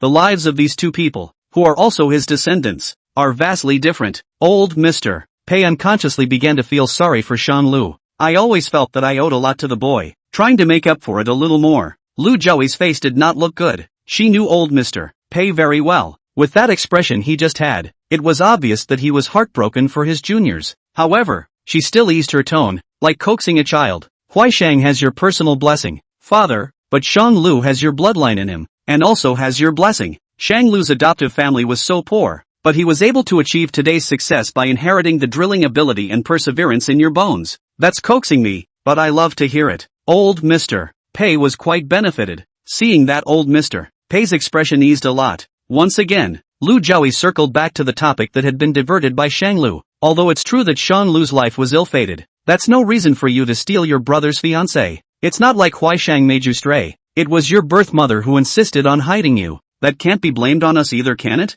Shanglu didn't say anything and was filled with a forlorn expression. Wanted to say something and then stopped. A moment later, she looked at Pei Xingjian. A moment later she looked at Lu Zhaoyi. And a moment later she looked at Lu Huaisheng with a face full of envy. Old Mr. Pei noticed his abnormality. What are your woes and grievances, my child? Speak boldly, with Xinjiang and I backing you up. No one in the Pei family can bully you. Between the words, his eyes intentionally or unintentionally glanced at Lu Jiaoyi. It's a reminder, also a warning. Shang Lu deliberated again and again, brewing the right emotions. My mother told me, when the Pei family couple had a rumor, the husband and wife do not interfere with each other's private life, but not allowed to stay in love, not allowed. Shang Lu paused, and finally, in the midst of old Mr. Pei's worried gaze, he uttered the words, no seeds are allowed to be kept, or else a portion of his own power will be ceded. Mr. Pei acted as if he didn't know about this and seemed to have learned about it on the first day, but Shang Lu felt incomprehensible. If these things had even reached the ears of a boudoir child such as Shin Renqing,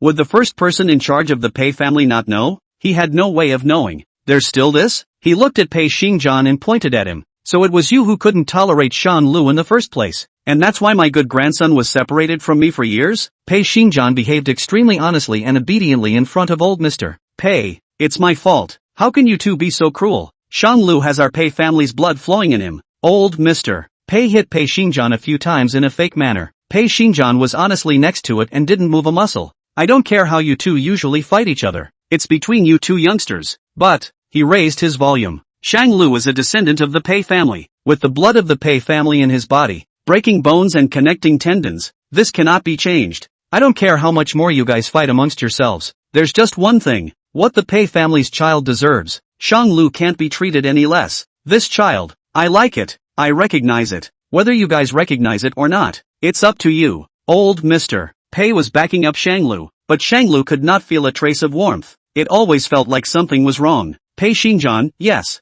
Lu Jiaoyi, yes. Old Mr. Pei took Shang Lu's hand. Shang Lu from now on, treat this place as your own home. Don't be constrained and don't be afraid. If anyone dares to cause trouble for no reason, you can come and find me. I will make the decision for you. Shang Lu gave a shallow smile. Grandpa, no one will bully me. Aunt Lu and brother Huaishang are both very good to me. Before, when I was still in Luo City, brother Huaishang came to look for me and advised me a lot. When did you go to Luo City to look for Shang Lu? How come I didn't know about this? Old Mr. Pei looked at Lu Huaishang. This child actually dared to break away from his control? Didn't you say that you went to Guangnan to participate in a competition? When did you learn to lie to grandpa as well? Until this moment, Shang Lu realized where that strangeness of Pei's family came from. The way Mr. Pei Lao and Lu Huaisheng communicated with each other did not seem like a conversation that should be had with an adult. Instead, it was more like coaxing and disciplining a young, ignorant child. Lu Huaisheng, in front of old Mr. Pei, completely abandoned the bratty and untamed,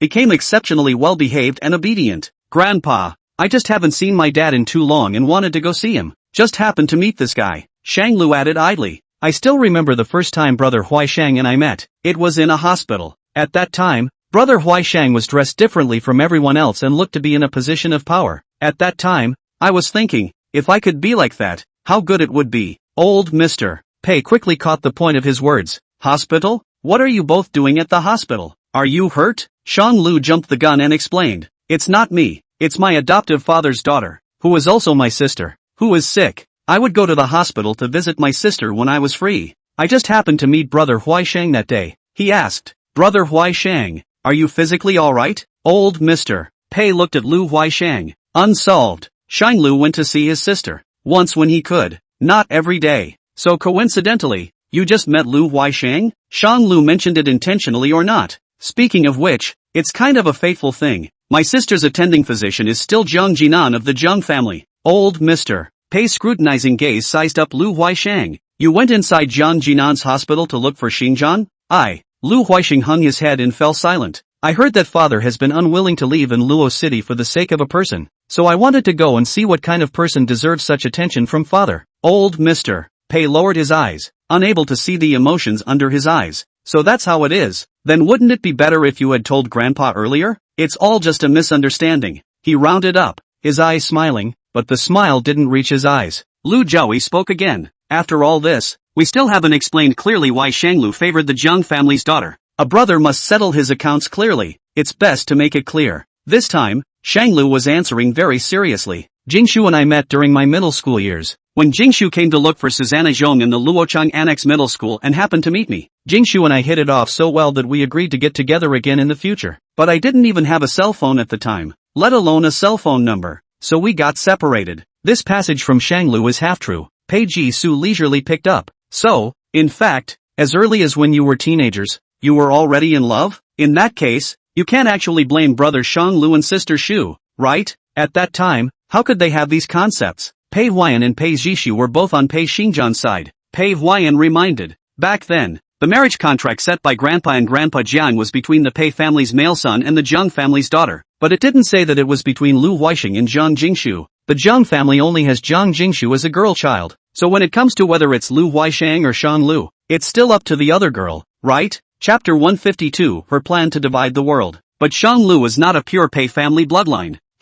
Lu Jiaoyi was already unhappy with Pei Xingjian for keeping his seat outside, and if it weren't for the old man's old age and nonsense, she wouldn't have let that wild seat appear in front of her for a day at all. Now, these people even want to come and steal her son's marriage? Never. What's more, what happened between Huaishang and Jingshu is well known. It's not good for both Huaishang's and Jingshu's reputations to suddenly change, is it? It would look like our two families aren't treating their marriages with enough rigor. Pei Ji-su didn't seem to be able to understand the twists and turns in this and only recognized the dead truth. But Shumi likes Shanglua, and didn't Shumi say at the last birthday banquet that she only wanted to marry Shanglua? She only wants to marry Shang Lu. Mom, you are also a daughter. Can't you bear to see Shumi marry someone she doesn't like? Lu Jiaoyi frowned. How would a person of this age know what liking is? It's nothing more than seeing Shang Lu as his brother. Pei Ji-su spoke out. Shumi is 21, not young anymore. Adults still can't tell what they like? Mom, I'm also a daughter, and the same age as Shumi, so heaven and earth know why she went to Luochang,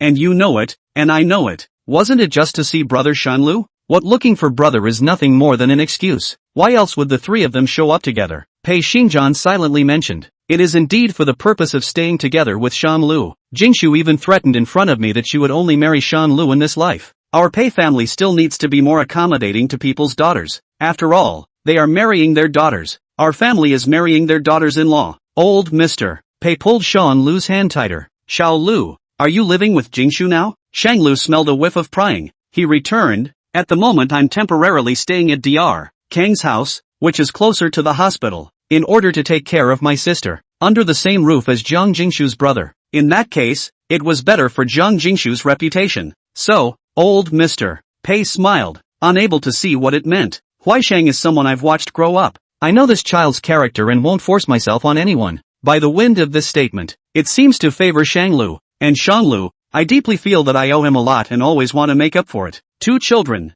hand on heart, I can't afford to favor anyone. Saying that he couldn't be biased, he was already giving Lu Huaisheng a high hat between words. Old Mr. Pei sighed. Xingjian is right. This matter still depends on the person's daughter's meaning. After all, the one getting married is Zhang Jingshu, not us, not Xingjian, and not Jiaoyi. Don't you think so? Lu Jiaoyi looked embarrassed. But, old Mr. Pei crossed over to Lu Jiaoyi and asked Lu Huaisheng. Huaisheng you're the older brother. Would you fight with your younger brother? Lu Huaisheng didn't know how to speak and passed a look of help to Lu Jiaoyi. Lu Ruyan pinched Lu Jiaoyi's arm and made a wink. These things are not urgent yet. The marriage can be put aside. Nowadays, the Zhang family is in internal turmoil, and it is even rumored that they are going to sever their relationship. It is better to wait for that matter of the Zhang family to be resolved, and then sit down and talk about it. Lu Jiaoyi helped. That's right, Jingshu is also young and doesn't understand feelings. These things are not urgent, also cannot be rushed. Let's talk about it later. Our Pei family's first major event today is your health. Father, when you get well, only then will you have the opportunity to see the wedding of several younger generations. My body and bones are like this. A day to live is a day. Old Mr. Pei laughed. Grandpa, don't say that. Pei Jisoo came forward in feigned anger. You will definitely live a long life. Yes? Yeah, when Jisoo gets married, I'm going to kowtow to Grandpa. Although Pei Jisoo intentionally didn't understand the open and shut battles at home, he was very good at pleasing the old man. Look, it's better to have a granddaughter. Pei Xingjian chatted some more, and only after half a moment did he bring Shang Lu out. He looked at Shang Lu with a stony face. Why do you look in a bad mood? Pei's family, see any doorway? Shang Lu smiled. Elder Pei doesn't seem to like Lu Jiaoyi and Lu Huaisheng very much. You think he likes you better? No, Shang Lu retorted. It's just that I have no power or influence. If it's me and Zhang Jingshu who join in marriage, all the benefits of these two families joining together will fall on you. If it's Lu Huaisheng, I'm afraid that this marriage will turn into the Lu and Zhang families. The enemy of my enemy is my friend. Pei Xingjian was quite appreciative. Seeing is very thorough. Although my dad is old, his heart is like a mirror. The child born to Jiang Jingshu will end up with the father's surname, Lu or Pei. It's a big difference. You're also lucky that the enemy you met happened to be Lu Huaishang. Otherwise I'm afraid it would be difficult to make it work between you and Jiang Jingshu. Shang Lu thought of the atmosphere between old Mr. Pei and Lu Huaishang's speech. Old Mr. Pei, it seems that he intends to. He suddenly felt uncomfortable describing it that way and switched to a different phrase. There seems to be a child-teasing atmosphere between old Mr. Pei and Lu Huaishang. Lu Huaishang into today's appearance. I am afraid that the mastermind behind is Mr. Pei. Pei Xingjian didn't say anything, just smiled faintly. No denials. No wonder you and old Mr. Pei were willing to loosen up and give up the family name. Lu Xiaoyi forced herself. She has the ability and capability. We can't say anything. It's just that once people get busy, there will always be oversights. When an old person takes care of a child, it's inevitable that they will spoil them. It's human nature. Pei Xingjian looked at him. It's you. You've seen everything in just an hour. It's a good thing you only like to draw. Otherwise I'd have to guard against you as well. Suspicion is a disease. Shanglu nonchalantly sneered. Pei Xingjian didn't count. The duo took a stroll through the backyard. Shanglu recalled that look in Lu Ruyan's eyes, as well as the few words he had said from time to time out of the blue later on. It always felt unlike her. Ruyan Lu's style wasn't as gentle, and was usually spot on and to the point. How about today? What's wrong again? Pei Xingjian saw that he didn't look right. Shang Lu hesitated. I always feel that Lu Xiaoyi and Lu Ruyan won't lose so easily. Don't you think they look like they're stalling for time today? A bunch of holes in what they said against me. It's not the same as the Lu Xiaoyi and Lu Ruyan I know. It's more like dragging me and you, temporarily trapped inside Mr. Pei's room so that you can do something on your own out there. Asterisk. Jiang Jingshu was bored and swiping her cell phone at home, dazzled by all kinds of small videos of new dishes. She slid downward, happened to meet a marketing number. The first beauty of the Beijing circle, Lu Ruyan, is suspected to be in a relationship. Lu Ruyan actually embraced a strange man in the street? Jiang Jingshu wanted to click, not interested, but she inadvertently saw the diamond ring on the strange man's hand. She gave it to Shanglu. Chapter 153, The Heart of a Woman. It's more like dragging me and you, temporarily trapped inside Mr. Pei's room so that you can do something on your own out there. Shanglu tried to voice the strange feeling in his heart. Pei Xingjian propped up his chin and couldn't figure it out. What can such a little thing do? Shanglu calmed down. Lu Xiaoyi's purpose is to take this marriage on Lu Huaishang, and now Lu Huaishang is not liked by Jiang Jingshu. Trying to change Lu Huaishang's image is hard to do. If I were Lu Xiaoyi I would do this. If I were Lu Xiaoyi, I would break up the emotions between you and Jiang Jingshu. The key to the success of this union lies in Jiang Jingshu's heart. Whoever Jiang Jingshu likes will win. If she doesn't let go, no one will be able to do anything. So if it were me, I would destroy your image in Jiang Jingshu's heart. Pei Xingjian took out his cell phone and said faintly, the best way to ruin a relationship is for you to have an affair with the person Jiang Jingshu hates the most. That is, Pei Xingjian showed the screenshots of the new hot search phrase with the word #explode and the short video software being screened to Shanglu. Shanglu picked up, Ruyan Lu. At this angle in this photo, you look like you're hugging and kissing passionately, and it was taken on Kang Yongshu's birthday. Pei Xingjian smiled and couldn't help but marvel at how Lu Xiaoyi deserved to be Lu Xiaoyi, always able to pull off a surprise. On her birthday, she breaks off her relationship with her parents in defense of her boyfriend, but he's passionately kissing the woman he hates the most, which is a trick that only a woman who knows women can pull off. Gamely, Shanglu hurriedly took out his cell phone to call Jiang Jingshu. The number you have dialed has been turned off. Can't get through. Jiang Jingshu couldn't get through to her cell phone or the landline at home. He was a little flustered. In that case, it seems that summoning you to meet my father on this day was also part of the plan. From the first day you landed in the capital, I proposed for you to come to the Pei family, but Lu Xiaoyi never relented. It wasn't until the other day that he acted like he couldn't say anything to me. Pei Xingjian recalled the time before when everything seemed to have become a closed loop. That's why they've been planning this since early in the morning. Come uninvited on the day of the birthday banquet to piss off Jiang Jingshu and her parents and intensify the family conflict, so that Jiang Jingshu would break with her parents for you, and then turn around and go to you and take misplaced photos. 1 second Jiang Jingshu is fighting for you, and the next you're being photographed in an intimate photo with Lu Ruyan. Then agree that you go back to Pei's house, and when we're all slacking off, have the marketing numbers and water army work together to heat this thing up so that Jiang Jingshu is sure to brush it off. Pei Xingjian didn't feel grief. He had a feeling of chess match in his heart. He asked Shanglu, this place is far from your home. I'm afraid it's already dark when I rush back. The landline phone doesn't work. Either they don't want to answer the phone and just want to be quiet, or they're not at home. It's useless for you to go back. Shanglu stared at the picture. I can see this misalignment picture at a glance. Pei Xingjian said coldly. Jiang Jingshu hasn't learned composition. Shanglu's heart was hanging in midair when he suddenly remembered that Jiang Jingshu had taught a little bit of art before in order to draw him a picture of the evening sun. I taught her composition. I just didn't teach it carefully at the time. And I don't know if she listened carefully. Shanglu began to regret that he should have been taught properly. No, I'll go back first. Look for the neighborhood surveillance and see which way she went. Wait, Pei Xingjian called out to him. You're not a professional driver. I'll have my driver take you there. Good. Shanglu took Pei Xingjian's special car and returned home. On the way he had gone ahead and asked the neighborhood property to pull all the surveillance for him to see. But Jiang Jingshu had apparently deliberately avoided the surveillance. None of the surveillance cameras captured Jiang Jingshu's figure. The internet travels fast. The fermentation of public opinion was mixed with half-truths and half-false news. There were quite a few people who claimed to be in the know who broke the news about the relationship between Shanglu and Lu Ruyan. And some people claimed that the reason why Shanglu was able to transfer from a new tier to the capital was because of his relationship with Lu Ruyan. There are also people who claim that the two sides have long been engaged, picking up all kinds of so-called I heard news. These messages, coupled with Ruyan Lu's ability to spread them, quickly swept the internet. Unless one doesn't surf the web, one is aware of the news. After the car drove to Jiang Jingshu's home, Shanglu hurriedly rushed out of the car and took out the key to open the door. Young Shu? Shanglu shouted towards the house. No response was received. He looked toward the shoebox in the doorway. One less pair of shoes. Pei Xingjian followed. People aren't here? Well, the surveillance didn't catch anyone either. Shanglu made a few more calls, none of which were answered. I've already arranged people near Lu Ruyan's house to send the news back once they see Jiang Jingshu's figure. Shanglu shook his head. No, Jingshu will not go to Lu Ruyan.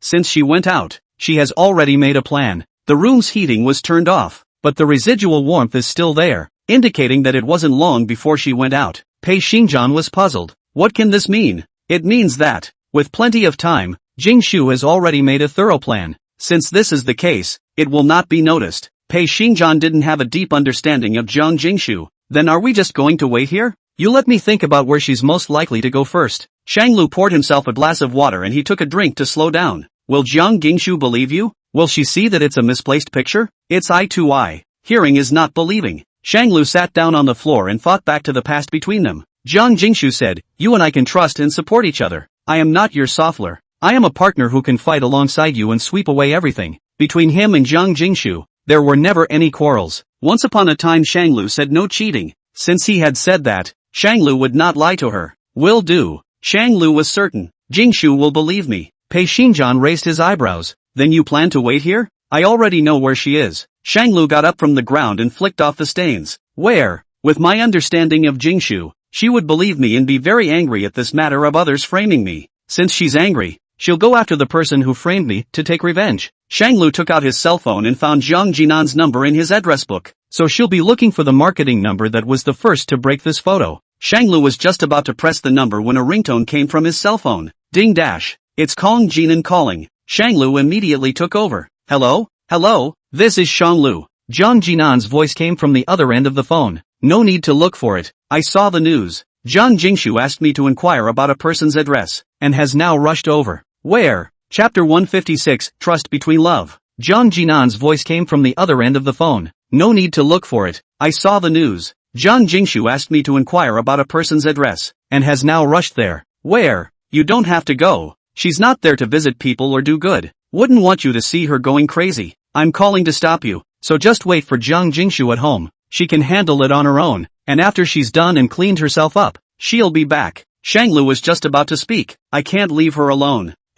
Look at that marketing number that claims to be in the know. It's already posted a clarification message. See for yourself. I'm hanging up. The phone hung up. Shanglu rushed to see about clarifying the message. At DYI apologize for taking up public resources. The so-called the capital city's first beauty Lu Ruyan's love affair exposure news posted today was fabricated by me. And that photo is a misplaced picture. It's a photo that I utilized the structure of the composition to take an unfounded photo. For this, I am deeply sorry for causing bad rumors about Miss Ruyan Lu and this man. I hope that everyone will take me as a warning and stop rumor mongering about others and spreading falsehoods. The face of this North man on the screen doesn't look to be in good shape. However, the exposed portion did not show the wound. It's supposed to hit where it's not easy to see. Pei Xingjian was quite surprised. Solved so quickly? This bureau is supposedly perfect. How could it be solved so easily? It's more than that. Shang Lu put down his phone. On my birthday, Ruyan Lu also handed me a stack of information. saying that it was Jiang Jingshu's handle, but it was something Jingshu had done between them that she hadn't told me about, and it wasn't very ethical. So, not only did he lay out those previous ones, he even separated the two of you,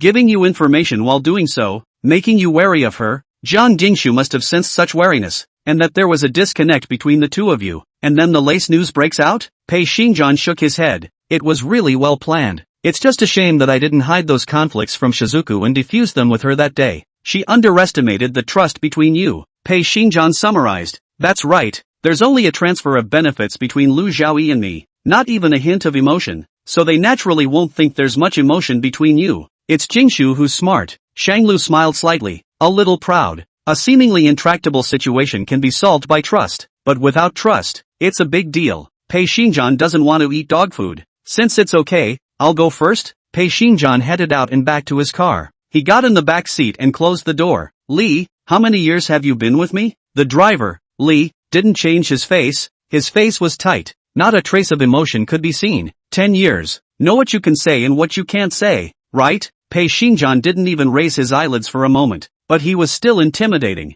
making people look at him and not feel afraid. Mr. Pei, you're joking. My whole family is in your hands. I won't betray you. Not a trace of blood could be seen on Li's face. Although he has been working for Pei Xingjian trusts him to give him a chance and at the same time will temporarily keep his whole family so that his weaknesses are under Pei Xingjian's control. Shang Lu is clear and high. There are some things that he can't know. Jiang Jingshu is really too much in love with him, and he has too much say in front of Jiang Jingshu. This person must be a friend, not an enemy. No matter what, he must stand against Lu Xiaoyi. Pei Xingjian looked like he was talking to himself, but also looked like he was talking to Xiao Li. Yes, he opened the second system on his cell phone. To the occasional contact, a message was returned. It's done. Then back to the first system. Another message was sent to Shanglu. Don't worry, I'll take care of Lu Xiaoyi's side. Pei Xingjian put down his cell phone and let out a light laugh. Go home. Yes. Asterisk. Shanglu made a few more calls to Jiang Jingshu. None of them are connected, but at least they're in the service area. He sat in the living room waiting anxiously. It seemed to have thought of everything that could be thought of in this life. He surveyed everything in his home. Jennifer Kang's favorite scarf is unworn these days.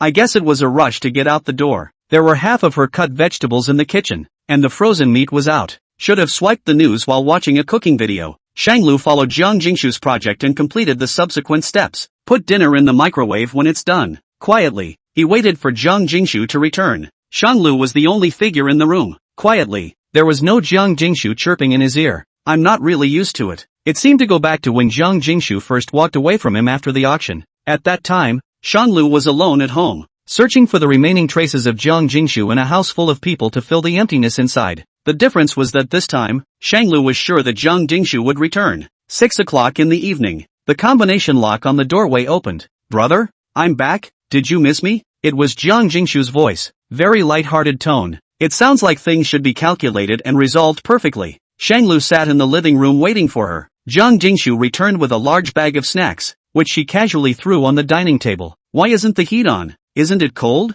Jiang Jingshu ran to turn on the heat as if nothing had happened. She pinched her earlobe and burrowed into the middle of the couch. Why don't you say something, brother? Jiang Jingshu blinked her eyes and stared innocently at Shanglu. Shanglu asked, what have you been doing? Me. Jiang Jingshu couldn't help but burst out laughing. I'll find my brother to ask for a group of 07. Take them to arrest the rumor monger. Beat him up violently, and directly beat him into submission, so that he can clarify for you. Shanglu lost his smile. Do you remember the picture structure I taught you? Jiang Jingshu was bewildered. What structure? Why am I learning this? It's not seen through the composition? Didn't I tell you about composition the other day? Jiang Jingshu was suspicious. When? It was the day I taught you how to draw evening pictures. Didn't I teach you myself? It undermines Shanglu's dignity as a teacher. Jiang Jingshu blushed, embarrassed. How could I have the heart to listen to knowledge in that situation? All I could think of was your voice, and your hand grabbing me. Shanglu held his forehead. So this girl was being a prude in the first place. Well, he couldn't teach then either. So you didn't listen to me again. How did you learn to paint the evening sun? Self-study. I often skip grades. I'm used to self-study. Jiang Jingshu was unimpressed. You'll learn as you go along. Okay, that's not the point. Shanglu asked. Since you can't see that it's a misplaced picture, how do you know it's a rumor? Chapter 157, Black Lotus Flower. 6 hours ago, Jiang Jingshu was bored and swiping her cell phone at home when she happened to brush up on a marketing number. The first beauty of the Beijing circle, Lu Ruyan, is suspected to be in a relationship. Lu Ruyan actually embraced a strange man in the street? Zhang Jingshu wanted to click, not interested, but she inadvertently saw the diamond ring on the strange man's hand. She gave it to Shanglu. The finger that was originally slicing the vegetable ground abruptly stopped, and accidentally sliced into Zhang Jingshu's index finger. But Zhang Jingshu didn't react at all. She watched coldly as the blood slowly seeped into her palm. Not a single pain could be felt in the heart. Lu Ruyan had once threatened that she would personally take away everything that Zhang Jingshu held dear. Now, as Ruyan Lu moved towards Shanglu,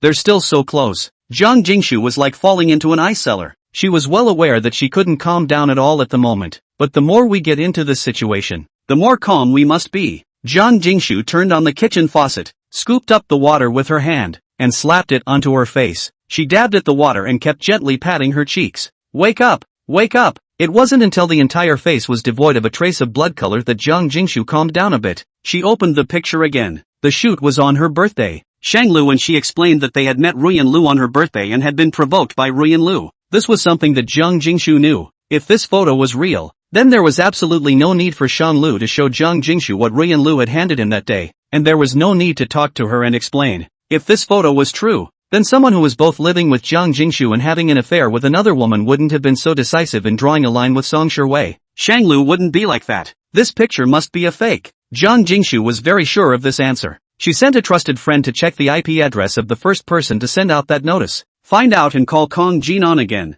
Hey brother, you're my real brother, right? The weasel pays homage to the chicken. No good intentions. Tell me what's up first and I'll decide if it's your brother. With a flourish, Zhang Jingshu simply said it all in her head. Brother, Ruyan Lu sent someone to separate Shanglu and I. Now that I've found out the address of the person behind that, I need you to lend me a little manpower. Zhang Jinan was silent for a long time. Then you should go to your big brother. I'm just a doctor, but they don't always understand what I do. And you do. You know I can't live without Shanglu. Zhang Jingshu's tone was almost pleading. Humble to the bone. Kong Jinan has been having a headache with this love-brain sister. In his eyes, being in love is just the spice of life, not the whole of one's life. There's absolutely no need to chase love so much, especially a young lady like Zhang Jingshu. There's even less need to dwell on love affairs with men. It's just a shame that this sister is as stubborn as he is, not listening to advice. How much? Zhang Jingshu was overjoyed that everything was ready. Just to be clear, no one is allowed to get killed, and no one is allowed to cause a bad influence on the Zhang family. I know. I'll get a handle on it. Zhang Jingshu borrowed the person and inquired about the address from her friend. She was followed by a group of people who followed her, deftly shaking off the surveillance trail and arriving at the rumor monger's doorstep. Bang! A loud noise spread. Zhang Jingshu kicked in the door of the rumor monger's house. Who are you? The man's voice was tinged with the slightest tremor. For this kind of battle, he had never seen it before. Are you the one who started the rumor on the internet? Asterisk. Zhang Jingshu said she did not listen carefully to Shanglu's class time. But if that's the case, then how did she see it? Shanglu asked. Since you can't see that it's a misplaced picture, how do you know it's a rumor? Because I believe you are. Brother, you don't like deception. If you really don't like me and like Ruyan Lu instead, then you would definitely make it clear to me. You wouldn't be with me while flirting with Ruyan Lu at the same time. Zhang Jingshu swore. If you were such a person, brother, then you wouldn't have been so resolute in rejecting Song Shiwei in the first place. That was an angle Shanglu had never envisioned. I thought you'd believe I only liked you.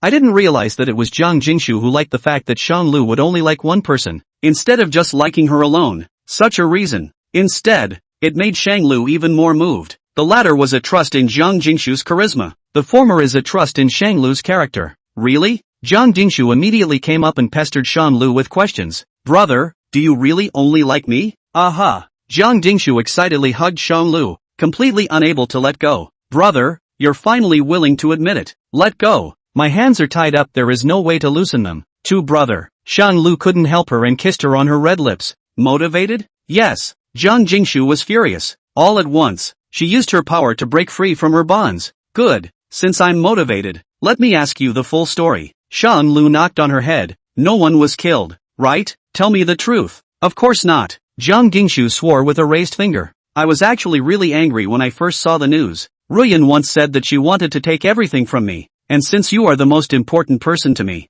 I was always afraid that you, brother, would be seduced by her. Zhang Jingshu clung to Shanglu, dragging him along without much fuss. At first I was really worried, but it was only after I calmed down that I began to think normally, and slowly realized that it could all be a trap, designed to separate you and me. It's a good thing I chose to trust my brother. Shanglu squeezed Jiang Jingshu's hand and kissed it, accidentally noticing the deep mark on her index finger. He was a little heartbroken. How did you get it? Look at your cell phone while chopping vegetables. Jiang Jingshu answered honestly. Shanglu let out a light laugh and grabbed Jiang Jingshu's hand and blew on it. Don't we have band-aids at home? It's inside the locker. Jiang Jingshu couldn't help but laugh. I'm almost done here. There's no need. Shanglu replied. Okay. So, brother, I wanted to ask you, what was your mood when you were waiting for me at home? Me? Shanglu didn't expect her to ask that. Right. As for me, when I first heard that you weren't at home, I was scared to death, afraid that you'd get angry and go straight to Lu Ruyan for a fight. Jiang Jingshu pouted, a bit of anger coloring her brows. Ah, brother, am I such an impulsive person in your mind?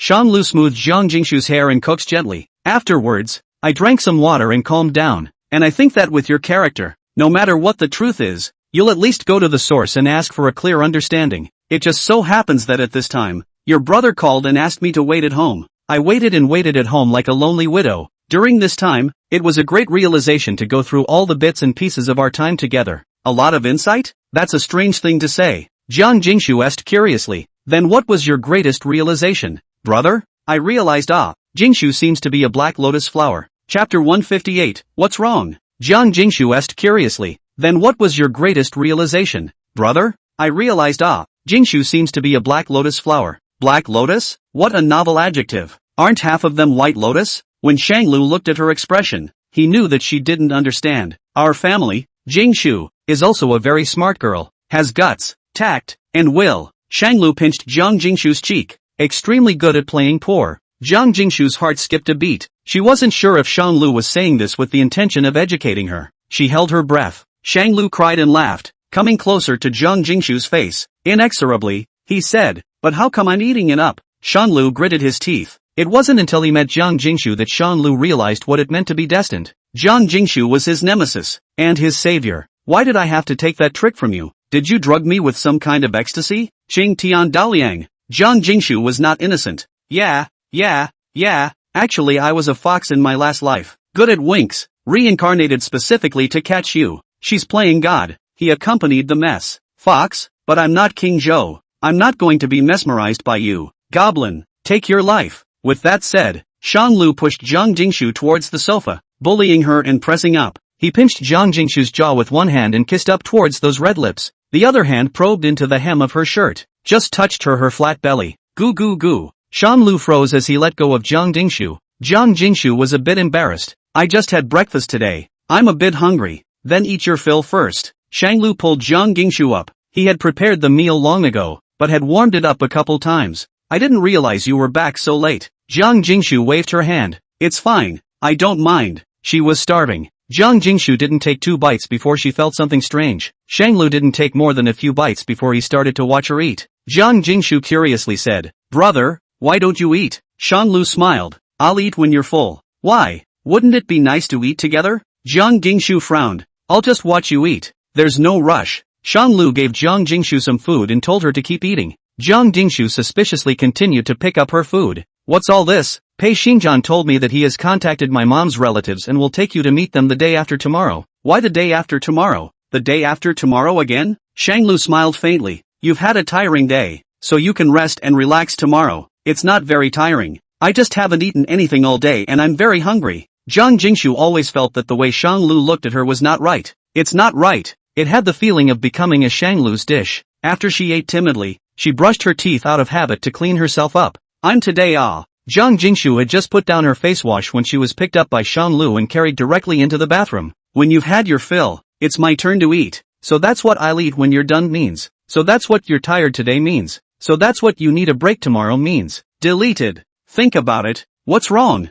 Deleted. I shouldn't have disappeared without telling my brother ahead of time. I shouldn't have disappeared without leaving a message. I shouldn't have worried my brother. I shouldn't have turned my phone off so my brother couldn't find me. Shanglu bullied his way in and kissed the red marks. Good to know. Shanglu patted her buttocks. Will you dare next time? No, don't. Jiang Jingshu tried to crawl out. Shanglu grabbed her delicate ankles and dragged her in front of him. You must learn your lesson today, and see if you dare to go without a word. Jiang Jingshu grabbed the edge of the bathtub and bit her red lips. She really wouldn't dare to do it again. Terrible. It's just horrible. An angry brother is really scary. Jiang Jingshu and Shan Lu fought for a whole day, but in fact, it was mainly Jiang Jingshu's one-sidedness. This day, Jiang Jingshu spent in bed. She came with clothes and food, and made sure that Shan Lu fed her to her mouth before she was relieved of her anger. Shang Lu knew that he was in the wrong, so he followed her and accommodated her in everything. After all, if he was comfortable and happy, he had to read Jiang Jingshu happy as well.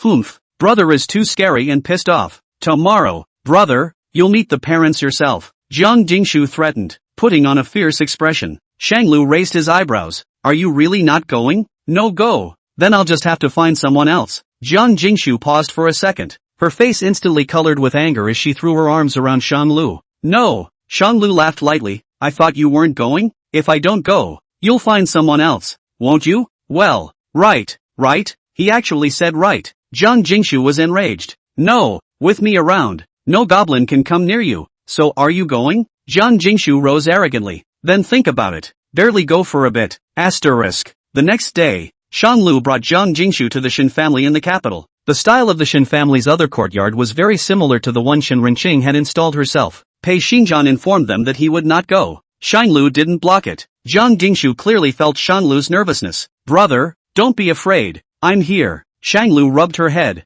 I know. He sent a message to Shen Renqing. Shang Lu, Mom, I'm at Shen's house. Shen Renqing, good. One good word, but waited 5 minutes for it to be sent. It was like 1,000 words had coalesced and finally turned into a promise. Shang Lu had just walked to the door when the man who was cleaning the courtyard began to panic. Too much like. Sir, the attendant yelled toward the inside. From within the separate courtyard came out an old man who was over half 100 years old and had gray hair. He was on crutches, hoofing it towards Shang Lu. The moment she saw Shang Lu's face, her eyes filled with tears. Child, are you called Shang Lu? Shang Lu nodded. Yes, my name is Lu Zhanpeng. I'm your mom's uncle, your maternal uncle. My sister Lu Xingxin is your grandmother. Lu Zhanpeng was afraid that Shang Lu would not be able to make sense of these relationships and carefully explained for him. So that's where the word Lu comes from. His name on the account book is Shen Shanglu. The word Shen comes from Shen Renqing's father. The word Shang comes from his adoptive parents. And the word Lu comes from Shen Renqing's mother. This is probably the family member who cares the most about Shang Lu, and also one of the few trusted family members of Shang Lu in this world. Son, didn't Qinger come with you? How is she now? Shang Lu paused, not knowing where to begin. Can't Qinger forget those things? Chapter 159. Lu Zhanpeng did not see the familiar figure beside Shang Lu and asked worriedly, Child, did Qinger not come with you? How is she now? Shang Lu paused, not knowing where to begin. Can't Qinger forget those things? The past is like a flood, and the culprit fades into oblivion of what he did in the past, content to live a stolen life. The victim, on the other hand, remains trapped by the former events for the rest of his or her life. The things of this world are always so unfair. Mother Shang Lu was vague. Her health is not particularly good these years, all the way from Luo City to the capital. Mother can't eat. In fact, she also misses you, and dragged me to bring gifts to you. Jiang Jingshu had the eyesight to hand over a box of tea, a specialty of Luo City. Pei Xingjian had said that most of Shen's family members liked to sip tea, so much so that Shang Lu brought some tea. I hope Lu Zhanpeng will like it and be able to ease the relationship between Lu Zhanpeng and Shen Renqing. Fortunately, Lu Zhanpeng looked a bit flattered, and he hastily accepted the gift. It's from Greenie, I'm sure I'll love it. Lu Zhanpeng looked at the girl beside Shang Lu with some familiarity, and always felt that he had seen her somewhere. This one? Could this be the girlfriend of Xiao Lu that Xingjian was talking about? Jiang Jingshu. Seeing this, Shang Lu wrapped his arm around Jingshu's waist and explained rather proudly, Come on in, don't stand around talking. Lu Zhanpeng pulled Shang Lu and Jiang Jingshu inside and greeted the mates by bringing almost all the goodies for the guests. Jiang Jingshu was a little embarrassed by the greeting. Thanks, Lu Zhanpeng naturally said. Your things, Lin Jane has told me. This thing I go to Pei family to talk about. Try to so that Shang Lu as soon as possible to sit in the Pei family scion identity. Shang Lu didn't expect Lu Zhanpeng to be so honest, and the moment he opened his mouth, he wanted to help the two of them. In this way, there is a sense that he has come to this trip just to make connections. His intention was actually that Shen Renqing wanted him to go and meet the few relatives, with his own expectations and Shen Renqing's thoughts of not seeing him for many years. But Pei Xingjian did explain to him, Mr. Pei's old man. Pei's family and John's family is a longtime friend if Lu Zhanpeng can go out. The old man once he saw a good brother and good friend, always will not refuse. Pei Xingjian knew that Shang Lu would be in trouble, so he contacted Lu Zhanpeng on his own. Lu Zhanpeng looked at Jiang Jingshu in feigned anger. You child, how can you talk to your parents like that? Old people don't ask for anything else in their lives, They just ask for their children to be obedient and understand.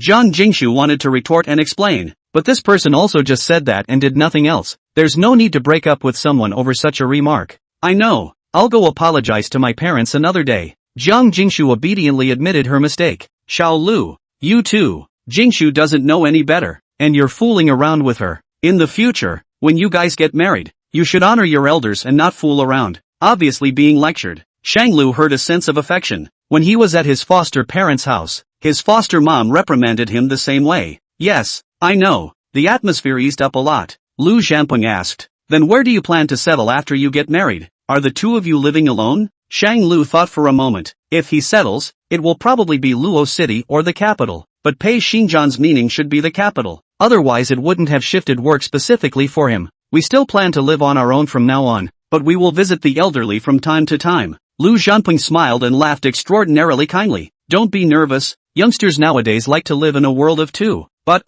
he laughed twice. But although you guys like the world of two, but this holding a child can't be too late. Old Pei and we are not young anymore. In a few more years pressure, we still hope that you guys will have a child earlier, so that we old ones can also help carry it. Lu Zhanpeng looked lonely. Is there no one else in the Lu family? Shang Lu hesitated for half a minute before asking, where are the rest of your family? Why didn't they come along to keep you company? Lu Zhanpeng lowered his eyes, and the despondency under his eyes looked like he was about to fall into an abyss. Those who study abroad, those who travel, and those who move out and start their own businesses, not to mention all that. No wonder he was so bothered by the conflict between Jiang Jingshu and her parents. Perhaps it is because he does not have much contact with his juniors. Overly homesick, so extraordinarily understanding of the love of parents for their children. Then, Uncle Grandpa, in the future, Jingshu and I will come to see you when we have time. Lu Zhanpeng was very surprised. Really? As long as Uncle Grandpa doesn't mind us being noisy. Jiang Jingshu followed along and replied. Shang Lu glanced at Jiang Jingshu, who also used the title Uncle Grandpa. It's kinda amazing to feel that way. It was as if they had really become a family. His relatives were Jiang Jingshu's relatives. Of course I won't mind. The livelier the better. You guys, you'd better get your kids early and come play with me. Lu Zhanpeng smiled openly, and in a trance, he remembered the Shen Rencheng once, who also loved children. Little Lu I want to ask you guys, when you guys get married, will Qinger come? Can I meet her? Shanglu hadn't said anything yet. It doesn't have to be much trouble. I'll just stand at a distance, look away and see that she's doing well now. Shanglu wasn't sure. Shen Rencheng had been keeping out of the world for all these years, like a great recluse. It's hard to say if we can hire her. I'll send my mother an invitation, and as to whether or not she wants to come, that's something I may not be able to keep. After all, it's a long way to travel, and her health hasn't improved over the years. What's wrong with her? Not even coming to her son's marriage affairs? Lu Zhanpeng had an ominous feeling in his heart.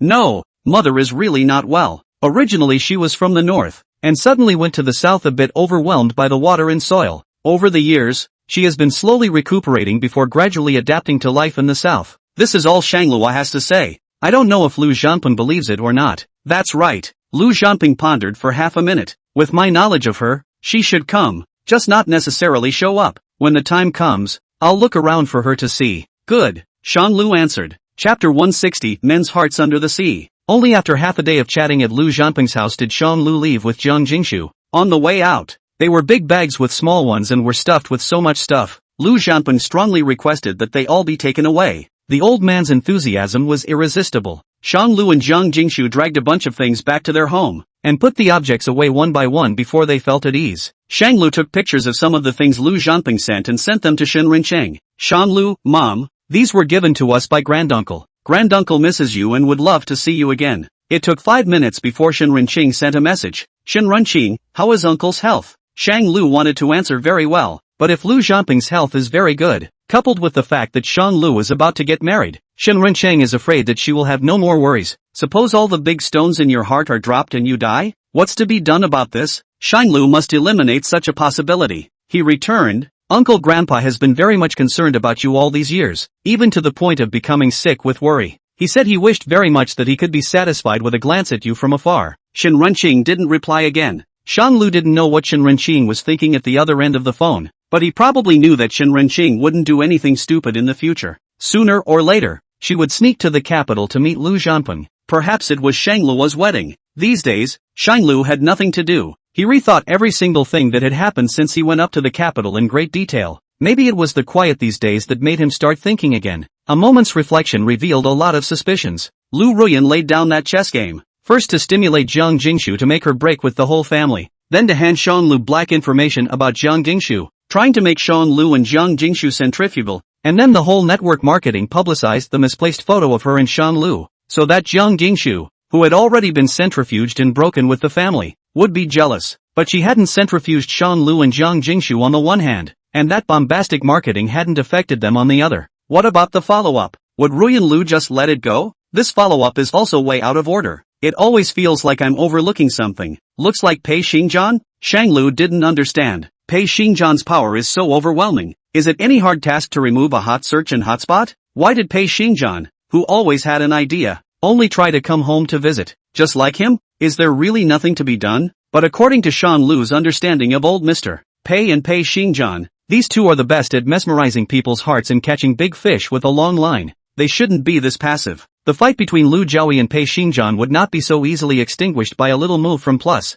There must be more to it than that. Brother, what are you thinking about? Jiang Jingshu saw that Shan Lu had been holding the brush, but had not moved a single stroke. Somewhat curious, Shang Lu came back to his senses. It's nothing. It's been a while since I've held a paintbrush. I don't know how to paint. I know. My brother must be stressing about recognizing his family and writing it into the family tree. Jiang Jingshu was smug and snatched the answer. Pei Xingjian was in a monkey's hurry and desperately wanted to put the marriage between Shan Lu and Jiang Jingshu on the agenda. He first asked Shan Lu to meet Mr. Pei, and then asked Shan Lu to meet Lu Zhanping to persuade Lu Zhanping to come as a lobbyist, as soon as possible to facilitate the marriage between Pei Zhang's two juniors. Lu Jiaoyi was staring too closely, and Pei Xingjian was afraid that if he waited one more day, there would be one more day of failure. Luckily, he didn't have a grudge against Shang Lu, otherwise he didn't know how tricky it would be. It's also okay, I haven't met Pei's family a few times, and didn't care much about it. Shan Lu didn't have much of a problem with it. It really didn't matter whether his name was written in the Shin family in Luo City or the Pei family in the capital. In his heart, the merchants were his home. You guessed wrong.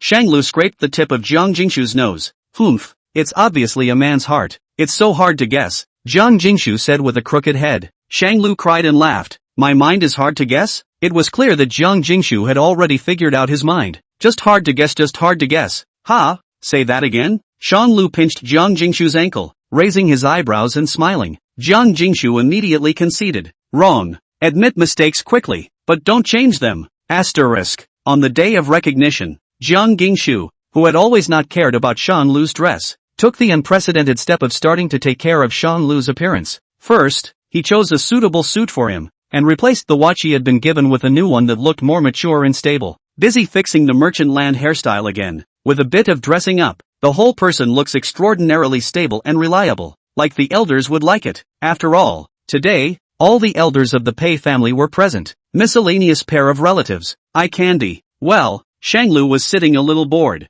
Jiang Jingshu fixed the last strand of her hair before replying. Alright. She stood and sized up Shang Lu. Without mincing words of praise, he said, nice, very handsome, it's usually okay. Shang Lu was vain. The styles are different. Jiang Jingshu sweetly pillowed Shang Lu's arm and explained. Usually it's my favorite style. Today it's the elder's favorite style. Shang Lu smiled. Quite the talker. That's not true. Shang Lu had specially found someone to drive today, probably to show off his status. He had previously observed that Jiang Jinan and Pei Xingjian both had specialized drivers. Shang Lu and Jiang Jingshu came to Pei's house again. The Pei family seemed to attach extreme importance to this recognition of kinship and had specially held a conference, in this way to declare the identity of Shang Lu to the whole world, to show how important Shang Lu is for the Pei family. Only Shang Lu himself knew clearly that all of this was done by Pei Xingjian to show the two Jiang family members. I hope that the two Jiang family members know that Shang Lu and Lu Huaishang are the same as the Pei family's descendants. No different. Their daughter, on the other hand, prefers Shang Lu, and their son, Jiang Jinan, also looks toward Shang Lu. The next choice was left to the two oldest members of the Jiang family. As soon as Shang Lu appeared, he was found by Pei Xingjian's assistant. Mr. Shang Lu, Mr. Pei is waiting for you in the study. Please come over. Shang Lu answered. Okay, I'm on my way. Shang Lu brought Jiang Jingshu with him, holding her hand tightly as he prepared to go over together. Wait. The assistant stopped Shang Lu. Mr. Pei said he only needs you to go over alone. Ah, it's okay, brother. It'll be much easier for me to recognize people over here. And when you come out later, I can introduce you to. Jiang Jingshu said nicely and was about to walk into the crowd. But the people here, each with their own mind, with their own purpose, there was no guarantee that they wouldn't think that Jiang Jingshu was not old enough to inquire about something. I'm still a little uneasy. The study seems to be on the second floor. Why don't you come with me to the second floor and find a place to rest alone? The incident at the Song family's house last time had really scared Shanglu. The assistant was embarrassed. It's not his house, and he's not a butler. Sister-in-law, follow me. The person who spoke was Pei Jisoo.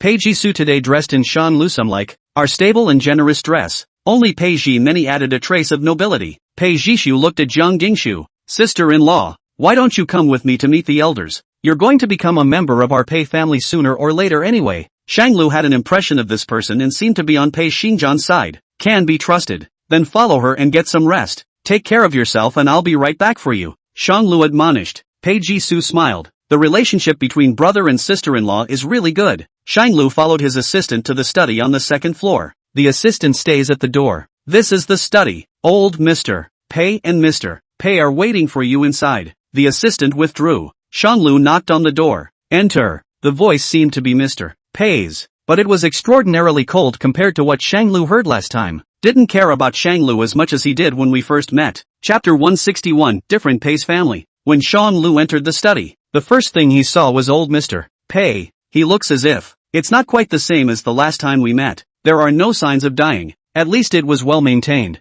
looked healthy, and wasn't as life-threatening as they claimed. Shanglu did not move. His mind was still dotted with doubts. Seeing Shanglu is here? Come on, sit down. It's a commercial land. Last time it was Lu. Shanglu frankly sat down and tried to get a little closer to Pei Xingjian. He opened the door and didn't say much. Do you have something important to say to me at this time? Old Mr. Pei smiled and didn't beat around the bush with Shanglu. The main reason for finding you here today is to discuss the future of you and Jiang Jingshu. After all, it's not entirely up to you guys to make it. You do need to give something. This is something Shanglu was aware of, and it was originally a cooperative relationship between him and Pei Xingjian. He never had the luxury of expecting a person of Pei Xingjian's character undertone to treat him with much sincerity. You say. Pei Xingjian patted Shanglu's shoulder to reassure him. Old Mr. Pei spoke eloquently. Jiang Jingshu is from the capital, and the job Xingjian transferred to you is also in the capital. To be honest, you guys can totally settle in the capital city. Our college entrance exams are less difficult here. Not much competition. If you want to go to an aristocratic college or a happy education, it's totally fine. Moreover, you have to think about Jiang Jingshu as well. She's all alone in Luo City, without a single family member, and there's still the possibility that she'll be overwhelmed by the water. But you do have the Shin family and us in the capital. And yes, your sister is over here for the time being. This is something that Shizuku and I will think about. Shanglu answered ambiguously. He couldn't jump to conclusions. There was still a need to confer with Jiang Jingshu together first. Old Mr. Pei smiled. You've misunderstood. Shanglu, what? Old Mr. Pei, our Pei family's children are to be joined in marriage with the Jiang family's children. If you are not in the capital, not in the Pei family's sphere of influence, how can you be considered a descendant of the Pei family? Pei Xingjian saw that the atmosphere was a bit awkward and hurriedly came out to round things off. Shanglu, it would be more beneficial for you if you settled in the capital. Thinking differently, if you were Jiang Jingshu, where would you prefer to stay for the rest of your life? Jiang Jingshu has accommodated you quite a bit, so you should also accommodate her a bit. And if you're in the capital, you can also take care of your uncle and grandpa, can't you? He continued to persuade. Everything you spend in the capital will be covered by our Pei family, so you don't have to worry about anything. You only need to make an appearance on the occasional New Year's festival when the two families are reunited, and the rest of the time you can go out and travel if you want to without a problem. It's just that this account has to be in the Pei family. This father and son, one comes hard, the other soft, take turns attacking. My sister's not well and Shang Lu guesses that sooner or later, Shang Guanqi will become with Jiang Jinan. At that time, if he could stay in the capital, it would be considered a backing for Shang Guanqi. She probably won't leave the capital in the future. Sort of a yes. Upon hearing this, old Mr. Pei immediately smiled with joy. I knew it. Our Pei family men all love their wives. Shanlu? He looked to Pei Xingjian and smiled. Pei Xingjian raised his eyebrows. What's the problem? Old Mr. Pei continued to pursue. And although your name on this account is Shin, but your child with Jiang Jingshu,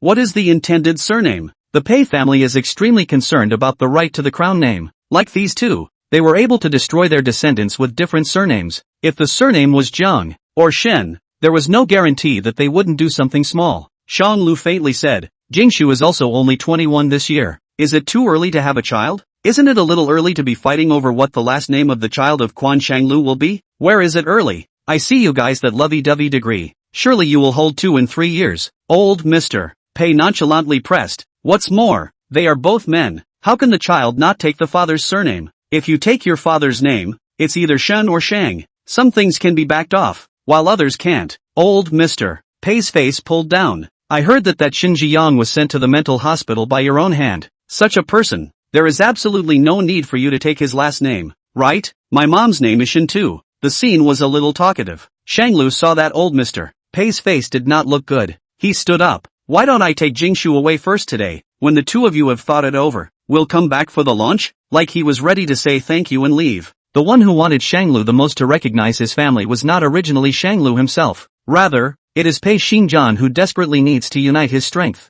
Pei Xinjian was like a palliative and started to round up again. Shanglu, that's not what we meant. You've misunderstood. He pulled Shanglu to sit down, and in a trance, he realized that Shanglu's stubbornness was exactly the same as Mr. Pei's old man. It's just that one is outgoing and one is introverted. Shanglu looked toward Pei Xinjian. What does that mean? Pei Xinjian looked at Shanglu and then at old Mr. Pei, helplessly said, boys, at least a boy can have the last name of Jiang and Shen. You can consider Pei, Shang, and Shang as well. No matter what, the Jiang family should not be allowed to seize the advantage. Shanglu did think that the Shang surname was the best. Neither side was offended, or he was the most satisfied. In his mind, he was originally a businessman himself. The adoptive parents are the most important people in his life. All other so-called parents in every sense of the word have to be relegated to the back of the line. I'll discuss it with Jingshu. Let's quarrel about these things after at least 2 or 3 years. Isn't it a bit premature to talk about it now? Shanglu's tone was not as gentle as it was initially, but instead had more than a hint of warm anger.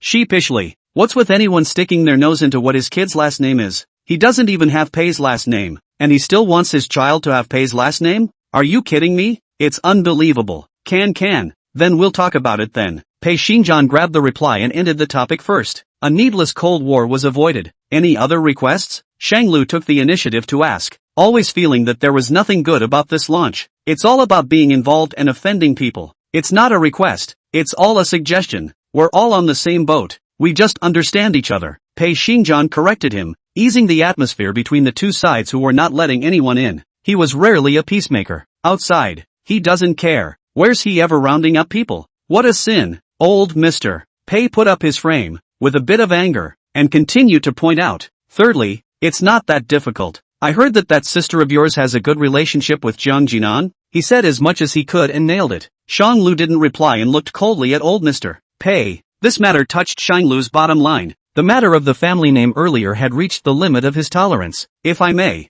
No, Shanglu replied before him, not letting old Mr. Pei continue. All of Guanxi's matters are up to her. I won't be in charge of it, and no one else should want to be in charge of it either. Shanglu saw that old Mr. Pei's face was very ugly and became more and more gloomy. Instantly, it also became clear how much was being asked for on this trip to recognize the family. If you are not happy with me, you can always cancel the launch. There are some things that I can back down on, but the people I care about, I won't back down. Shanglu coldly said, the big deal is that Jingshu and I will be in a relationship for the rest of our lives, and we don't need the Pei family's support. Chapter 162, Sister-in-law. Do you have any? If you are not happy with me, you can always cancel the launch. There are some things that I can back down on, but the people I care about, I won't back down. Shanglu coldly said, the big deal is that Jingshu and I will be in a relationship for the rest of our lives, and we don't need the Pei family's support. He can be aggravated, but not his family. Shanglu looked at Pei Xinjian. If the Pei family doesn't intend to accept me, Mr.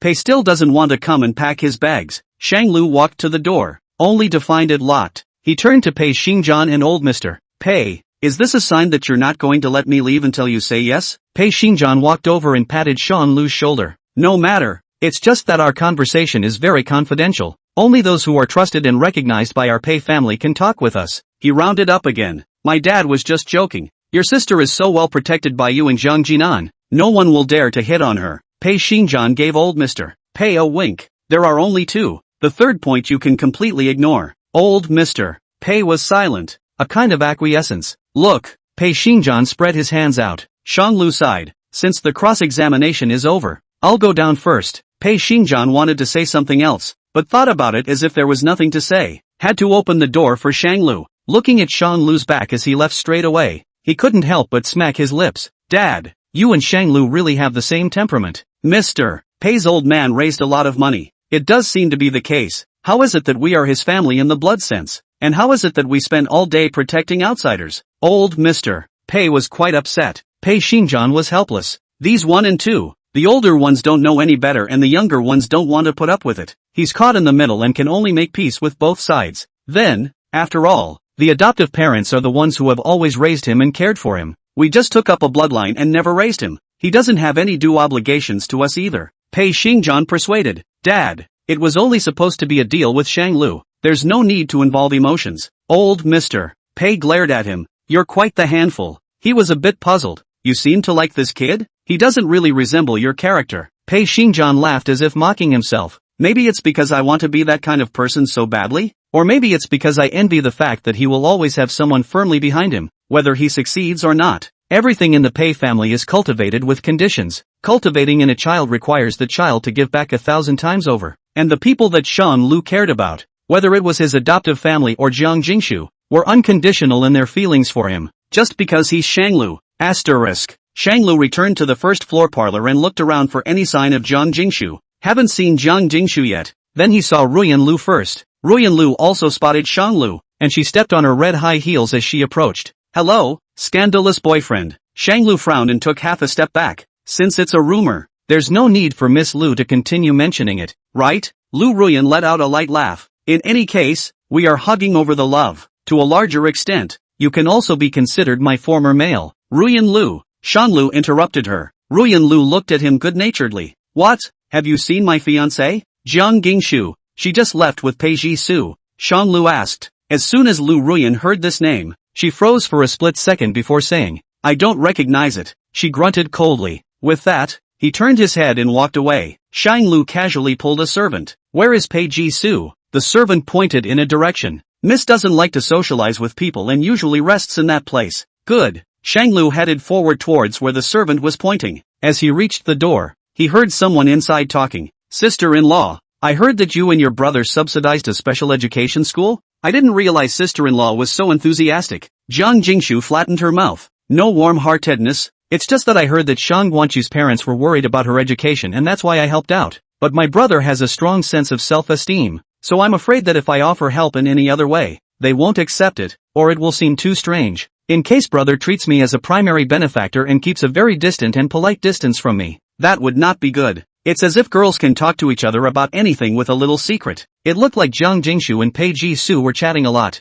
Pei Ji-su was horrified. Ah, sister-in-law, so you're this hang-up. You look so gentle. Ha, what's wrong with me doing this? Jiang Jingshu didn't understand. No problem. What's wrong with it? Pei Ji-su smiled. It's nothing. I'm just lamenting that my sister-in-law is so affectionate. I'm really stoned. Detailing the daily routine of you two makes me happy too. Have you guys? Pei Ji-su smiled badly. Jiang Jingshu was smug. Guess. Is my brother good? Guess what? Who initiates a general? Guess what? Who confessed first? This question, Jiang Jingshu didn't let her guess. It was me. Me first. Pei Ji-su admired her bravery. Wow. What was my brother's reaction? Was he flattered? Jiang Jingshu, guess. Pei Ji-su. Bummer. Shanlu couldn't listen on the outside. Is this what the servants call unsociable? How long has it been? Just start talking about something so personal. Shanlu knocked on the door, trying to interrupt the conversation inside. Enter, Pei Ji-su said. Shanlu walked in. Why are you here? The people outside are always dragging my sister-in-law around asking questions and prying for news about you from time to time.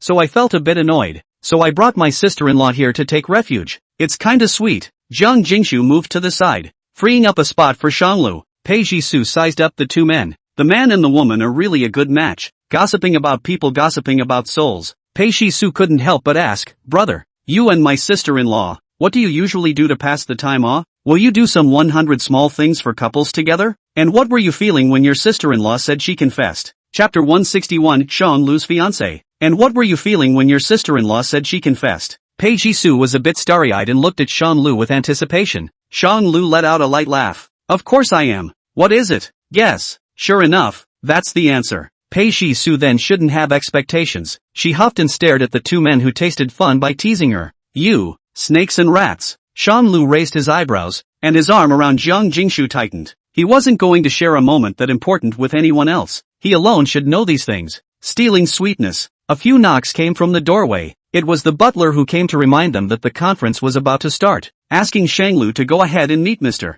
Pei as soon as possible. Shang Lu looked at Jiang Jingshu. Your place should be next to Jisoo. Take care of yourself. I'll be on the stage. Good. So cloying, Pei Jisoo said sourly, shrugging her shoulders dismissively. Not envious. Shang Lu didn't fool around with them and went to the backstage as quickly as possible. He had memorized his prepared script ahead of time and was ready to take the stage and thank everyone. Pei Xingjian personally presided over the ceremony. In this night of power and desire, the Pei family's long silent past is lifted. There were many people at the banquet, most of them from the rich and noble families of the capital, or news reporters who were always ready to capture the most important moments and be the first to report on the matter. The guests raised their glasses and drank to the solemn and elegant music, wishing the Pei family a thriving future. Good evening, ladies and gentlemen. There is no host today, mainly because Shang Lu was a jewel that I once lost, and now that I have lost and found it, I am extraordinarily happy, so I will personally preside over a solemn end to the family ceremony. That is, the parentage between Mr. Shang Lua and Mr. Pei Xingjian.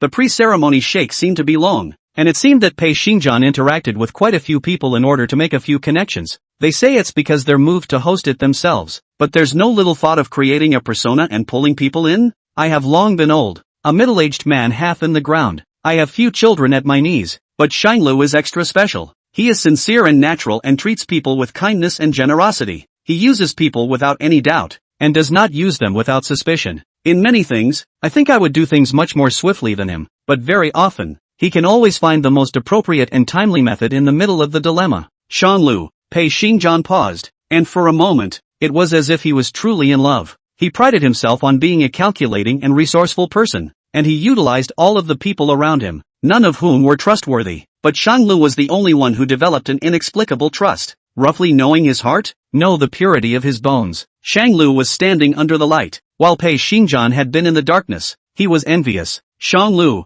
he is a very lucky and knows how to take advantage of opportunities. Between the words, a wave of envy unconsciously flowed out. There was a long pause in the training. Only then did he say, next we have Shang Lu. Applaud. In the midst of the crowd's lively cheers, Shang Lu walked over to Pei Xingjian's side. Thanks. It was thanks to him that he had been mediating between himself and old Mr. Pei. The media was quick to capture this image as the Bei family recognized their family for a group photo. Under the watchful eyes of all the guests and the media, Pei Xingjian handed over a long lifelock collar to Shang Lu. Long lifelocks are mostly used as children's jewelry to protect themselves from evil spirits. Every child and grandchild of the Pei family at birth will all be given one. Now, Shang Luo's has made up for it. Shang Lu held the long lifelock with a lot of emotions in his heart. He looked like he cared and valued Shang Lu very much. Shang Lu smiled. Pei Xingjian invited. Shang Lu, say a few words? Shang Lu nodded his head. Hello everyone, my name is Shang Lu. First of all, I would like to thank this Mr. Pei Xingjian,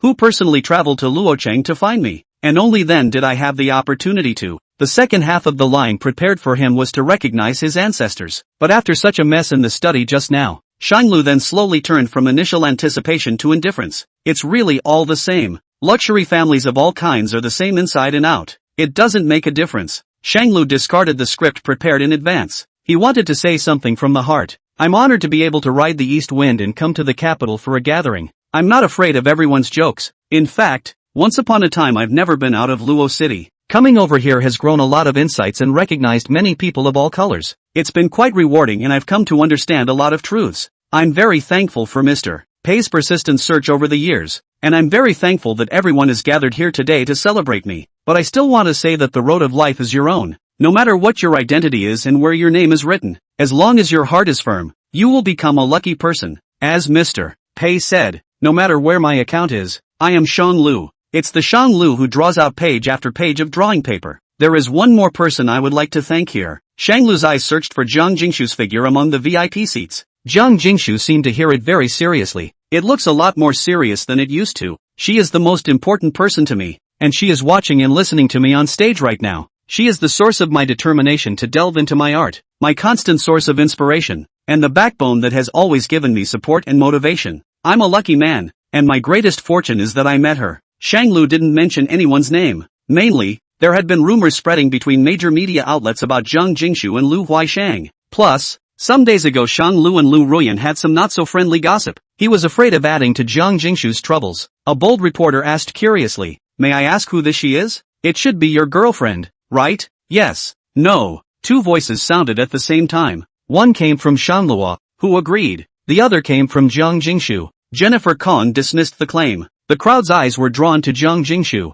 Today she was dressed in a very colorful and glowing manner. Her face was like a rose under the first beam of sunlight. Her skin was as delicate as porcelain, with a light glow. Those clear eyes seemed to be able to see everything. Her features were as delicate as a sculptor's well-cared-for work of art. It even had an unearthly temperament that was out of place with the people around it. Many recognized the man. That's the first lady of the Jiang family. Rumor had it that she was spoiled and untouchable, untamed and unruly, with an innate contempt, even daring to go against her parents all day long. Now is this delicate young lady also going to come to smash Shanglu's scene? Did Shanglu offend her in some way? If that's the case, then Shanglu is in deep trouble. The reporter was energized and continued to ask questions, wanting to dig out more material. "May I ask Ms. Jiang, how do you know it's not? If it's not a girlfriend, then what could it be?" "I'm not Shang Lu's girlfriend. I'm his fiancé." Chapter 162, Meeting the Parents. "I'm not Shang Lu's girlfriend. I'm his fiancé." This message was like a heavy bomb. It instantly startled everyone in the room. Jiang Jingshu is Shang Lu's fiancé? Although it was known earlier that there was a marriage between the Jiang family and the Pei family, didn't you say before that the marriage was with Lu Huaisheng? The two families' previous affairs have been rumored. How come it's now a commercial land, or a first-time bastard? Quite a few people murmured in hushed tones. Passerby, what's going on here? Jiang Jingshu is his fiancé. Then who is Lu Huaisheng? Passerby B, who told you that the marriage between Pei Jiang's two families is Jiang Jingshu and Lu Huaisheng? Who named the two of them? Passerby A, this Jiang family has only one daughter, Jiang Jingshu, and the Pei family has only one unmarried male, Lu Huaisheng. So who is it if not the two of them? Passerby C, this rumor only says it's a marriage, but it doesn't say who's the daughter and who's the son, so I can't guarantee it's Pei Ji-su and Jiang Jinan. What's more, the Pei family isn't the only one of age in the Pei family nowadays. He was referring to Shang Luo. Passerby A, this rumors on the internet really can't be trusted. Jiang Jingshu looked at the crowd's reaction and continued to explain. My brother and I have known each other for 7 years, but there has never been a 7-year itch. It's because, as brother said, we trust each other to support each other. Today is the first day that my brother and I officially declared our relationship, and I hope that everyone present will be able to attend on our wedding day. The crowd did not understand, but all celebrated. Who cares about the internal problems of the giants? Let's make a fuss first. At least we'll have the front page headlines tomorrow. Jiang Jingshu rushed at Shanglu and smiled sweetly. Shanglu couldn't help it. This girl, she always likes to catch people off guard. This was great. She had completely blocked the path of Lu Zhaoyi and Lu Huaisheng. In the most direct way, it blocked the path of Lu Huaisheng and Jiang Jingshu. She always has her ways. Asterisk. The second half of the conference looked a little noisy, and most people's eyes were not on the host Pei Xingjian. Instead, it was Shang Lu and Jiang Jingshu who were sitting together. Quite a few gazes poked around with probing questions as to whether they were a business marriage or genuinely in love. In a circle like theirs, it's a blessing to be able to honor each other and not have a third party on the outside on either side. How can we talk about sincerity? A front like marriage before love would only be found in online literature. No one would believe that people who didn't have a heart to begin with would fall in love with each other over the course of a few moments. After the press conference, Pei Xingjian called out to Shang Lu and Jiang Jingshu, taking the two who had gotten into trouble. Meet the parents. The Jiang family was the first to receive two pieces of news. For one thing, Shang Lu was a descendant of the Pei family. Secondly, Jiang Jingshu admitted on the spot that Shang Lu was in a relationship with her. The former was giving the Jiang family's two elders a step down. The latter was blocking the retreat of the two Jiang family members. It would have been possible to force down all the news, wait for the noise to pass, and then sneak in a wedding. But the two Jiang family members realized that the Pei family seemed to be more in love with this bastard Shang Lu. On the contrary, he didn't care much about the pro-life Lu Huaisheng. This then makes them think carefully. On the one hand, it is the favorite of the two power holders and daughter of the Pei family. And on the other hand, it is an agreed habit. Which side to choose? Obviously. So such a meeting of both parents began without a break. Shanglu and Jiang Jingshu weren't even prepared. The young couple was just suddenly brought to one of the most formal occasions to meet their parents. Shanglu was a little uncomfortable seeing a room full of people he didn't recognize. That's a lot of people. When the two oldest members of the Jiang family saw Jiang Jingshu and Shang Lu, they still had a stern face, not very happy with either of them. But there is no other way out of this situation. Had to stop. Old mister. Pei and Pei Xingjian discussed the matter of their offspring with the two Jiang family members. Although heir Lu Jiaohui was seated as an elder, he could not insert a word. She had anticipated this day. The Pei family has always been such an embracing group. As always, the two oldest members of the Jiang family and Pei Xingjian conferred together, and together they chose an auspicious day for the marriage, and discussed the contributions of both sides to the discussion and to Jiang Jingshu's newly established little family. The dowry is reciprocated with the dowry, not in terms of money, but in terms of company, commercial building, share equity, inheritance rights as units, and the future education of the children born to them, officialdom and the mall or roads. The two sides argued and disagreed with each other. It was left in abeyance for the time being, given over to the future course of the child born to them, to be chosen by that child. The wedding process is quite complicated, as Shanglu knows well. After the negotiation was over, the second elder of the Jiang family stared at Shanglu and asked, "You've been married before. Originally I wasn't too happy about you and Sure, but Sure is willing to do so, and with you being a descendant of the Pei family, it's only right for you to be joined in marriage with Sure. For the sake of Mr. Pei, our Jiang family will temporarily accept you. I heard that when you were in Luo City, your ex-wife pestered you. Let me ask you, have you and your ex-wife made a clean break? Our Jiang family can't afford to lose face." Jiang Jingshu had wanted to retort that Shanglu would not be like this, but Shanglu insisted on answering himself. "Auntie and uncle, when I was with Jingshu, I had already divorced my ex-wife. Besides, I never had any half-hearted thoughts about my ex-wife, which Jingshu can testify to. In the future, I am also willing to accept the supervision of the two of you, and if there is anything that I have done wrong, I would ask you to point it out." Seeing his humble attitude, that breath in Jiang's father's heart was loosened. This child, Jiang Gingshu, is the same as Jiang Jinan. They can no longer control it. Jiang Dingshu followed Shanglu's words. "Mom and Dad, my brother and I will be happy, so don't worry." For the transformation of her parents, the commission startled Jiang Jingshu. Earlier that kind of argument, the final enemy of the two families to find a compromise, seeking to a mutually beneficial. Looking at it this way, Jiang Jingshu and Shanglu are really the real tools of the marriage. It won't be in their willingness or unwillingness. It just so happens that the people who can contribute to maximizing the interests of both families fall in love. Like it was meant to be. It happens to be her. It happens to be him. Pei Xingjian also vouched for Shanglu. "Don't worry, Shanglu's character is trustworthy. If he wasn't nice, then Jingshu wouldn't have fallen for him, right? But actually, the one with the best vision is still Shanglu." These words warmed the hearts of the two oldest members of the Jiang family. With a single glance, he took a liking to the child raised by the second old man, and none of this other people could enter his eyes. The second elder of the Jiang family's face eased up a lot. Elder Lady Jiang smiled and blossomed. "That's true. Our Sure is the most well-behaved and understanding. Other than being well-behaved and understanding, nothing else was a compliment in old Lady Jiang's eyes. Jiang Jingshu had a bad taste in her heart. Shanglu sensed it and held Jiang Jingshu's hand tightly, gesture her not to be afraid. Shanglu didn't want to live with his elders either, and planned to live in a two-person world with Jiang Jingshu. Immediately after the negotiation, he then pulled Jiang Jingshu away. "This meeting with the parents is open like a round table. Headache. What do you want to eat today, brother? Is it a celebration? It's fine, the weather is getting cold. Why don't we have a hot pot?" Shanglu proposed. Yeah, whatever he said. Jiang Jingshu agreed. The two took the same steps and walked home. But then, in front of the house, he saw a familiar figure. Chapter 163, Don't Care. The two took the same steps and walked home. But then, in front of the house, he saw a familiar figure. Shanglu froze slightly. "Can't believe who I found." The person sitting on the swing in front of the house has a well-dressed, a simple but exceptionally atmospheric and noble white dress, combed with a high ponytail, without powder, water out of hibiscus.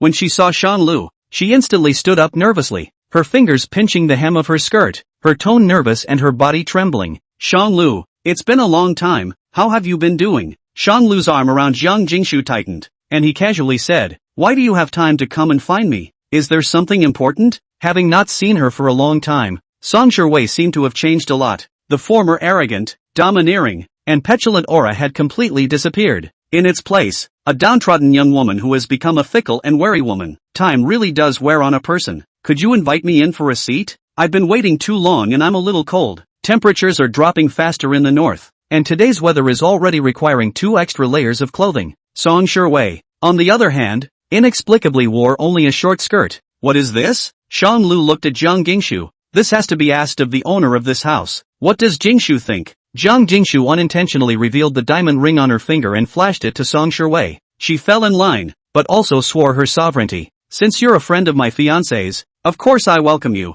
Come in. Not much of a friend either. It was just that Zhang Jingshu wanted to bring out the words fiancé. After entering the house, Zhang Jingshu poured a cup of hot water for Song Shibai and turned the heater on. Song Shibai shivered and drank a whole cup of hot water, watching Zhang Jingshu and Shan Lu getting closer and closer. Thanks. Shang Lu sat closer to Zhang Jingshu. He asked Song Shibai, "What's so important about coming to me at this time? Is it hard to believe that you want to come to our wedding?" Song Shiwei's eyes were shocked for a split second as she hesitantly asked, "Are you getting married? So soon?" Shang Lu smiled slightly and answered rightfully, "Because I like it. I can't wait to have a home with her and want to give her the best of everything." He looked to Song Shiwei. "You wouldn't understand," knowing full well that this is sarcasm. Song Shiwei, however, couldn't get angry. Zhang Jingshu took out the heir of the main palace. "Do you want to come? I don't have an ex. If you want to come, I'll arrange a separate X table for you." Can I come?" Song Shiwei timidly looked at Shang Lu, asking for his opinion. Shang Lu returned, "Jingshu's opinion is my opinion." He asked again, "So, you've come here specifically to bless us? To ask for an invitation admission? It's kind of funny, running specially to beg for admission." Song Shiwei was coy. I actually was planning to come and say goodbye to you guys. Farewell, have a safe trip then." Song Shiwei was surprised. "You know where I'm going?" "I don't know, just don't want to understand." Song Shiwei lowered her eyes, and it was hard to hide the loss in the bottom of her eyes. "I have engaged in a long period of self-reflection and I realize how outrageous what I did before was. I know you hate me and I'm not asking for your forgiveness. It's just that no matter what the outcome, I wanted to come and apologize to you in person for what I did before." She spoke eloquently and with humility. "Admit your faults openly." But he didn't dare to look at Shang Lu at all, scared to see his reaction. "I don't hate you, Song Shiwei," Shang Lu voiced. Song Shiwei sniffed and met Shang Lu's line of sight with expectation. There was a flash of surprise in his eyes. "I don't hate it, I just don't care," Shang Lu said faintly. Hate is a very extreme emotion, at two extremes from love. To hate is to remember and to be unforgettable. But you're just a passerby in my life, and if you hadn't suddenly appeared today, I think I would have already forgotten about you. I don't hate you, I don't love you, I don't care where you're going, I don't care what you're up to in the future. We're just strangers. All the past has been turned over. Shang Lu has found a life partner and doesn't need to dwell on the past. Song Shiwei's heart felt like it had been gripped. Such a reply clearly broke her heart more than hate. She would rather Shang Lu hate her. Hate lasts longer than love. If she hated it, at least for the rest of her life she would have been occupying a territory at the tip of Shang Lu's heart. Just strangers. There won't even be a memory. A teardrop escaped from the corner of Song Shiwei's eye, as if with remorse. Shang Lu. Song Shiwei stood up, looking very rushed. "I'm sorry, I know everything is my fault. It's not just you. It was a joint effort between the two families that caused that result. There's no need for that. If it's for my own good and you want me to be happy, just hang around in front of my eyes less in the future and don't remind me of what happened before." Shang Lu rebuffed, as he put it, without hate or love or affection. "Don't care. Did you come to say goodbye?" Shang Lu asked. It was to say goodbye and to see Shang Lu one last time before leaving. She didn't dare to talk to Shang Lu in advance for fear that he would refuse, so she had to dress up and block the door, hoping that Shang Lu and Zhang Jingshu would have a soft heart and let her go. I didn't realize it was something else, and to see it again on an occasion as momentous as a wedding. When it did, she was overjoyed. "Well, I'm going to go abroad to further my education and give myself some time to adjust and reform and make a fresh start." Song Shiwei was resolute, as if she had made up her mind. "But your wedding, I still want to attend." Song Shiwei was eager to witness what it was like the moment Shang Lu loved someone. The wedding between her and Shang Lu was a simple one. After all, neither side really cared. She wanted to keep the moment Shang Lu said "I do" in her heart forever. "Sure, I'll send you an invitation then," Zhang Jingshu replied generously. "Thank you very much for your blessing. My brother and I will be happy all the time." With such a frank attitude? Rather, it surprised Shang Lu.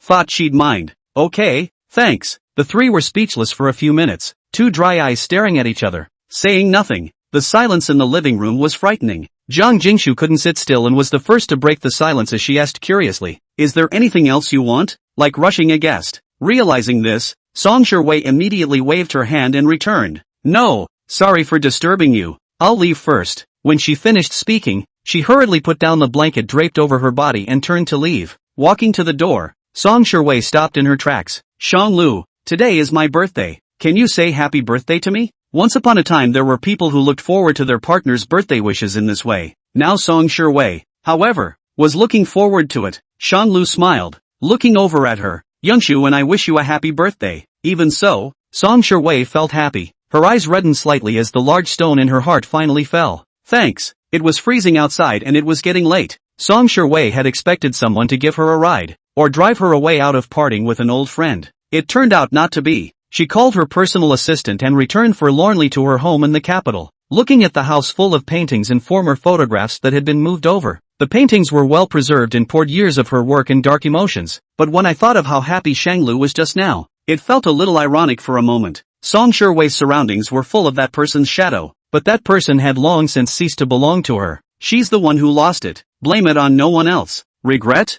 Of course it's regrettable. It's just that Shanglu once said that not all apologies can be forgiven. Song Shui knew the meaning of these words. In the days to come, she would slowly find her original self and slowly repent. Chapter 164, Hate Lasts Longer Than Love. Shanglu felt that Jiang Jingshu was somewhat abnormal. You don't mind? And you're really going to invite Song Shui? Don't they say that girls who are jealous will mind all this? Jiang Jingshu looked very frank. In the past, I minded her because you guys had really been together and I wasn't a couple with you yet. It's different now. What? Now that you're my fiancé, she's always bossy and pampered, but she's got to have a face, right? So it's not like she's coveting a married man, right? Jiang Jingshu came up. What's more, it's normal for someone to have an eye as good as mine. It's also normal for her to like you, like my family's brother. There will definitely be a lot of people who will like you. Wouldn't it be better to let them witness your happiest moment with me and die completely? Shanglu sighed. That is indeed your style. Jiang Jingshu crookedly clamped her head around Shanglu's waist and hung onto him, like a sloth. Yeah, I do. Do you like it, brother? Shanglu pretended to think. Well, some days less crying is more like it. Jiang Jingshu became angry and bit Shanglu's cheek hard. How dare you? Don't you know why I'm crying? And reversed the big dipper up. Bad brother. Just bullies me. Shanglu let out a light laugh, his palm stroking the itchy flesh on her waist. These days together, he clearly knew all of Jiang Jingshu's sensitive spots, how to make contact, how to make her beg for mercy. He knows it all. Yeah, then I'm really bad. Don't ha ha ha ha ha ha ha. Jiang Jingshu was itchy and uncomfortable, completely unable to resist. Ding! Shanglu's cell phone made a vibrating ring. He held Jiang Jingshu's hips with one hand and opened the chat interface of his cell phone with the other. It was a message from Li Hearing Night. Li Hearing Evening, Xin Ziyang passed away. Who is it? What's up? Looking for you this late? Jiang Jingshu asked curiously. Li Hearing Evening. She told me that Xin Ziyang passed away. Jiang Jingshu realized. Sad news. Aha. Let's just live our lives. Good. There is a custom that it is inauspicious for the marrying parties to meet a few days before the wedding. However, Shanglu and Jiang Jingshu kept getting mushy together. Jiang Jingshu was curious. Brother, aren't you afraid of bad luck? Are you afraid? Shanglu asked rhetorically. Generally, I don't believe in all that. I'm more worried about not being able to meet with you, brother. It was the fact that she couldn't see Shanglu that made her feel unlucky. Before the wedding, Shanglu couldn't be bothered to flaunt it around. He even runs to inspect the progress between Kong Jinan and Shang Guanqi. Since the last time he knew that old Mr. Pei was playing with the idea of using Shang Guanqi's land, Shang Lu changed his face. He is now very much in favor of Jiang Jinan and Shang Guanqi being together. At least with Jiang Jinan around, Shang Guanqi's safety was guaranteed. Jiang Jinan looked shocked at the change in Shanglu. Are you seriously in favor of me in chess? It looks like Jiang Jinan has a bad belly. He hadn't really approved of Shanglu and Jiang Jingshu before, and it was only because Jiang Jingshu had insisted on speaking up for Shanglu that he had reluctantly sat back and watched. Well, be nice to her. Guanqi is introverted, hides everything in her heart, and is a little sensitive, always wanting to share for the family. This guy, I hope she has a smooth life. Shanglu had a feeling. The water in this capital is too muddy. He was afraid that it would be difficult for him to protect Shang Guanqi by himself. I will, and please don't worry. Shanglu hesitated, but still asked, what exactly is your relationship now? Tell me about it? Jiang Jinan did have some troubles. She has a very low sense of worthiness and has always been reluctant to accept gifts from me. There's a lump in her heart. She always felt she didn't deserve me. After all, she wasn't alright yet. Jiang Jinan was quite distressed by this. No matter what he said or gave, Shang Guanqi never accepted her gift. There was really nothing else he could do. What is your relationship? You keep insisting on gifts? Shanglu asked. Friendship? Kong Jinan hesitated. As if it were. Shanglu laughed. If you give her such an expensive gift when you're friends, how could she possibly accept it? It seems to make sense. What should I do then?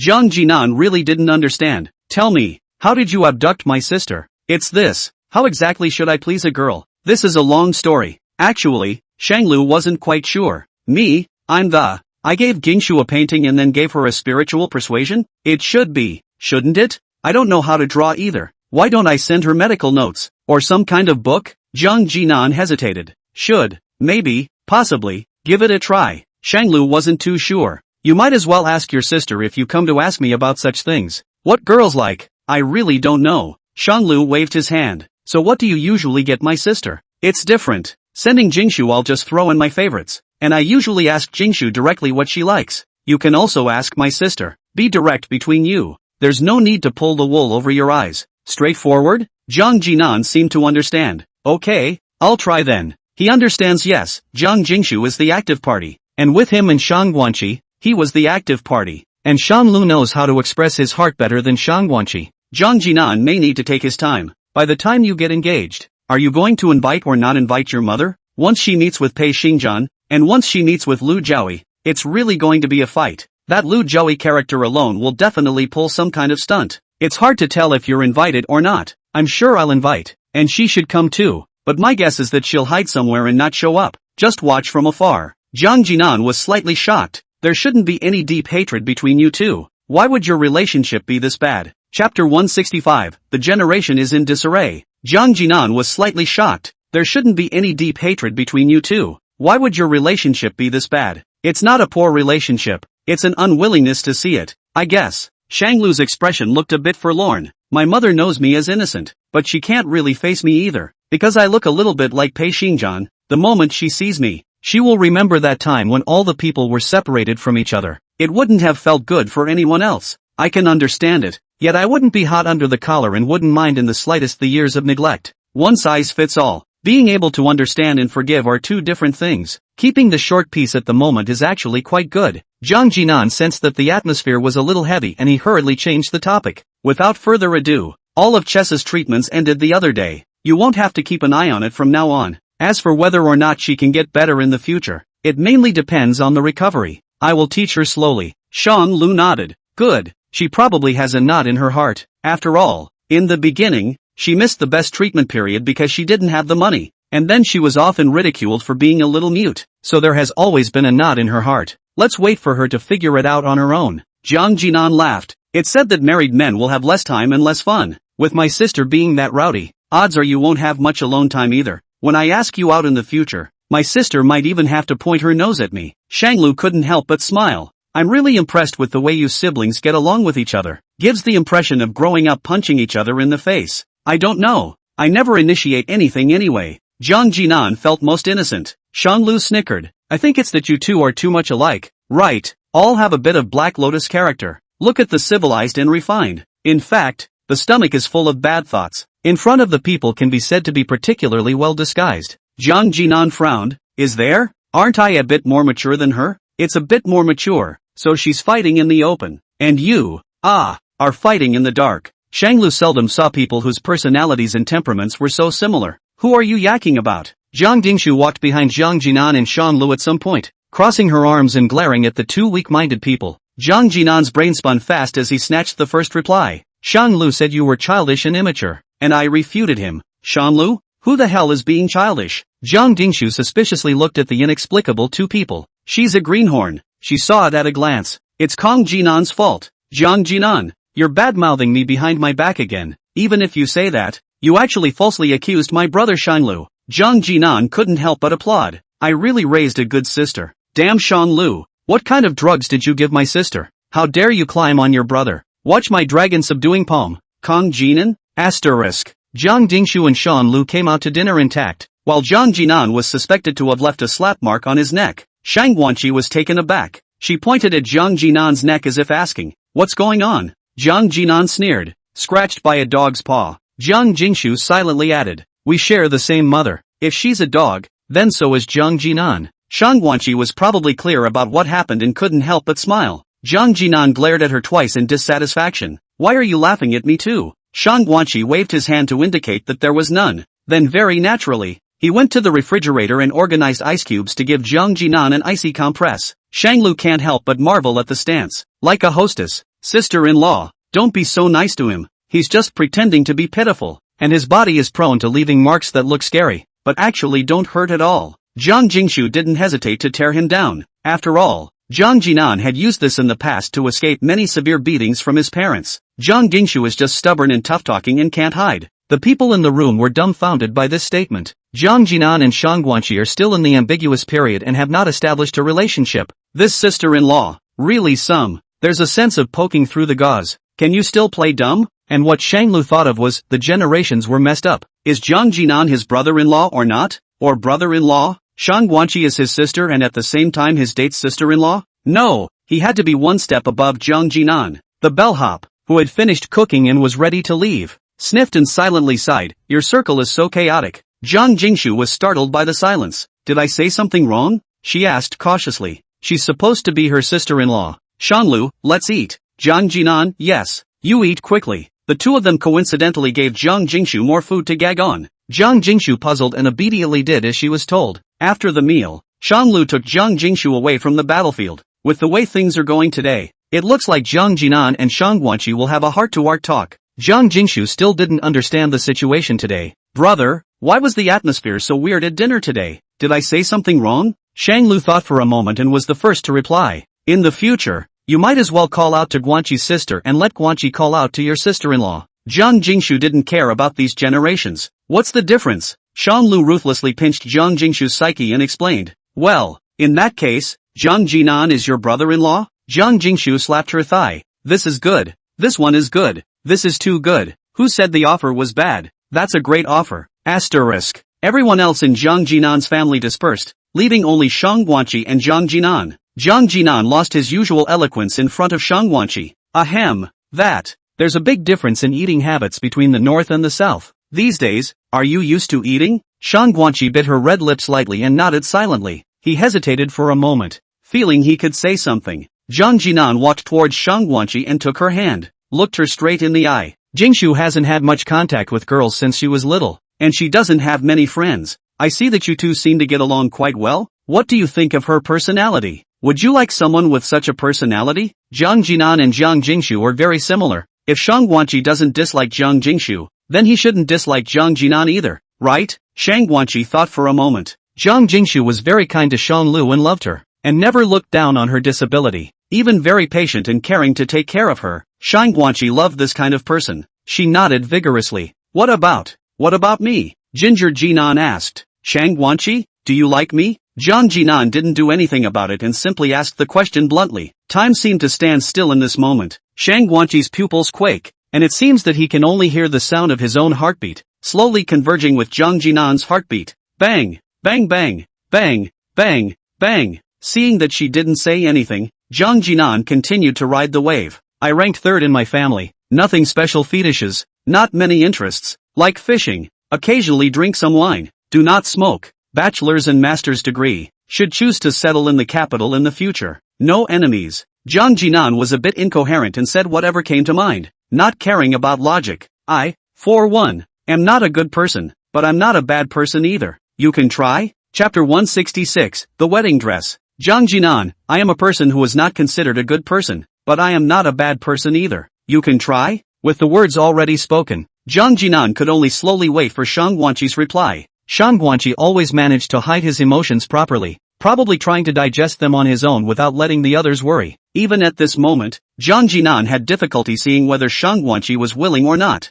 I'm not forcing you to want anything, so if you're offended, forget I said anything. Jiang Jinan seemed to be trying to get his hand back, but Shang Guanqi turned the tables on him and grabbed his hand backhandedly. Jiang Jinan's heart was beating violently. He had a premonition. Would you like to? Shang Guanqi nodded seriously. She's willing. Jiang Jinan's pupils instantly dilated and his heartbeat accelerated, as if the entire world had brightened up. With a pull of his hand, he embraced Shang Guanqi in his arms. It was rare for a man to be so nervous but lose his temper. He was always calm and self-possessed. Shang Guanqi tentatively reached out and hugged Kong Jinan's waist. Of course it's a favorite. From a very early age, it has been a favorite. It's just that Shang Guanqi has always felt that she doesn't deserve it. After all, the gap between her and Jiang Jinan is too big. Only this time, she wanted to be brave for once. All for yourself. For once. Asterisk. Song Sherwei sent many people to poke around and collect news about Shanglu. The school she had applied to had already started and she was supposed to report to it, but she was eager to see Shanglu again, to witness the moment when he was truly happy and joyful. There was no possibility for her and Shanglu but hopefully we can still see each other again, even from a distance. On this day, the prying assistant came up coyly, as if he had something to say. What's wrong, sister? The assistant's sister hesitated before saying, Miss, there is a Miss Lu outside who wants to see you, saying that she can help you take back Mr. Shang Lu. Take it back? Shang Luo? When the assistant saw Song Shiwei's expression, she seemed to be a bit moved. She hurriedly persuaded, Miss, this Miss Lu has a bad reputation in the industry. She won't help you for nothing. It must be for her own benefit. What's more, you and Mr. Shang Lu are at least not old and dead at the moment, and you can still meet Mrs. Shin Renqing on her side when you have the chance in the future. There's absolutely no need for you to tear your face off with Mr. Shang Luo. Is it to be a stranger who will be slowly forgotten? Or is it a gamble? Either that or keep Shang Lu on a leash, even if he hates it? So it's all about Song Shiwei herself? Miss, wake up. Song Shiwei couldn't listen to her. It's freezing outside. Invite her in for a cup of tea. Asterisk. With the wedding date approaching, Shang Lu and Zhang Jingshu changed into many dresses in the bridal store. Shang Lu surveyed the gowns and felt that they were all actually the same, and it looked so tedious to change. I don't know why I have to wear clothes that are so cumbersome and poorly cared for. He changed into his suit early and sat in the store waiting for Zhang Jingshu to come out. Shang Guanqi and Zhang Jinan are dragged over to watch it together. Shang Lu knew that these two people got on well, and did not say anything, just instructed, since they are together to live well. Never feel unworthy. Like is a kind of feeling. There is nothing worthy or unworthy. Shang Guanqi was surprised, not realizing that his brother had completely guessed what he was thinking. She nodded. Zhang Jinan chimed in, yes, chess. Speaking of which, it's still me, the old cow eating the young grass. Shang Guanqi smiled slightly. Shang Lu said with a stern face, you have to call out to my brother, following the seniority of Guanqi. Zhang Jinan, on what grounds? I'm your brother too. Jingshu never called you brother either. She always called you Zhang Jinan. Shang Lu began to play tricks. Guanqi never called you brother either. Zhang Jinan also began to play tricks. Ha, that seems right to say. Shang Lu sneered and began to admonish Shang Guanqi. Guanqi, when you can talk in the future, make sure you call me brother first. Shang Guanqi nodded meekly. Zhang Jinan retorted, chess, ignore him. He's your brother-in-law. Zhang Jinan. Shang Lu pointed at him. Neither of the two could talk to the other, so it was decided to call a truce. Each does his own thing, until Zhang Jingshu's voice came over. Brother, this is my favorite. What do you think? Zhang Jingshu walked out of the fitting room. Shang Lu put down the magazine in his hand and raised his head to survey Zhang Jingshu. In this instant, he suddenly froze. Until this moment, he had never understood the meaning of a wedding dress. Holy and pure white. True love is pure. Shang Lu felt that a wedding dress only looked good on Zhang Jingshu. It's a waste to leave it on the counter, when it's really a waste. A white wedding dress, as pure and beautiful as an angel. The hem of the wedding dress was like a blooming flower,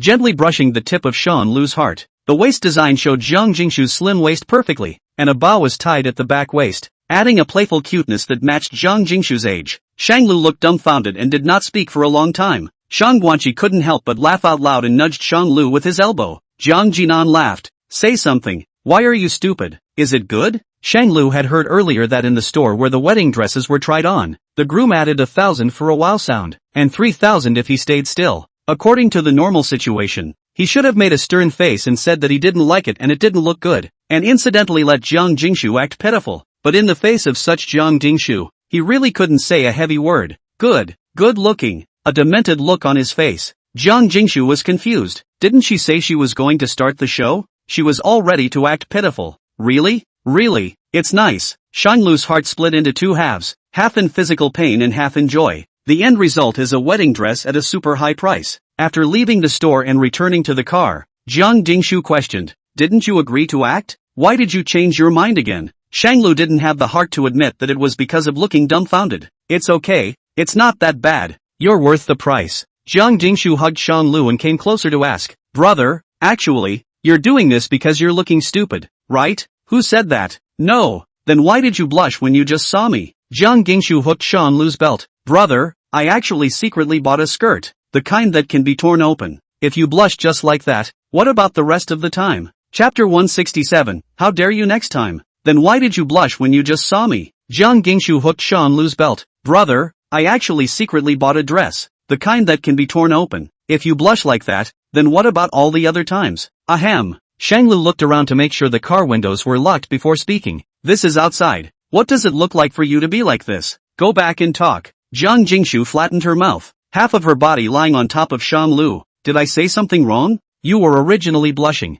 Shanglu's body was hot, and he thought it should be because the heat was on in the car. There's no other reason to be right. Shanglu grabbed Zhang Jingshu's fidgeting little hand. Let's talk about it when we get back. I'll clean you up when I get back. Zhang Jingshu was full of innocence and pulled out the seatbelt on Shanglu's car seat. What are you thinking, brother? I was just trying to help you with your seatbelt. Shanglu? Well, he was teased. Zhang Jingshu tugged at the seatbelt and crossed over Shanglu's chest, her palm intentionally brushing over the spot as she was about to plant the seatbelt. It only lasted 2 seconds before it flew away, then acted as if nothing had happened. There, that's safe and sound. Shanglu sneered. His body was not in a good mood. Indeed, it was soon safe. He put his foot on the gas and traveled as fast as allowed. Shanglu just wanted to rush home as quickly as possible to clean up this abrasive little goblin. Zhang Jinan and Shang Guanqi, who were supposed to have dinner together, were left behind. Where is everyone? Zhang Jinan scanned around and didn't find Shanglu's car. He made a call to Shanglu, didn't pick up. Zhang Jinan was afraid that something would go wrong and called Zhang Jingshu again. Hello? Where are you? Zhang Jingshu stammered over the phone, gasping for air. Their car was parked in a secluded corner. Zhang Jingshu gently pushed Shanglu, who was pressing on top of her, and replied with a twisted voice. We're already on our way home. Zhang Jinan instantly heard the wrongness in Zhang Jingshu's voice. What's wrong with you? Is it a cold? He assumed that it was because in this weather, Zhang Jingshu had changed her clothes multiple times, resulting in a slight cold, and that was why she was brought home by Shanglu. How do you pay so little attention to your body? I tell you how to quickly and effectively scientific cooling off. First of all, Shanglu snatched Zhang Jingshu's cell phone as he growled lowly. She's not available right now. With that, hung up. Shanglu threw Zhang Jingshu's cell phone casually, picked up her chin, and kissed her viciously. Tell her to run wild. Back and forth, not long enough to remember. The last time I lay down for a day, I was still regretting my back pain and crying about why Shanglu hit so hard. It seems to have gotten better. Wait.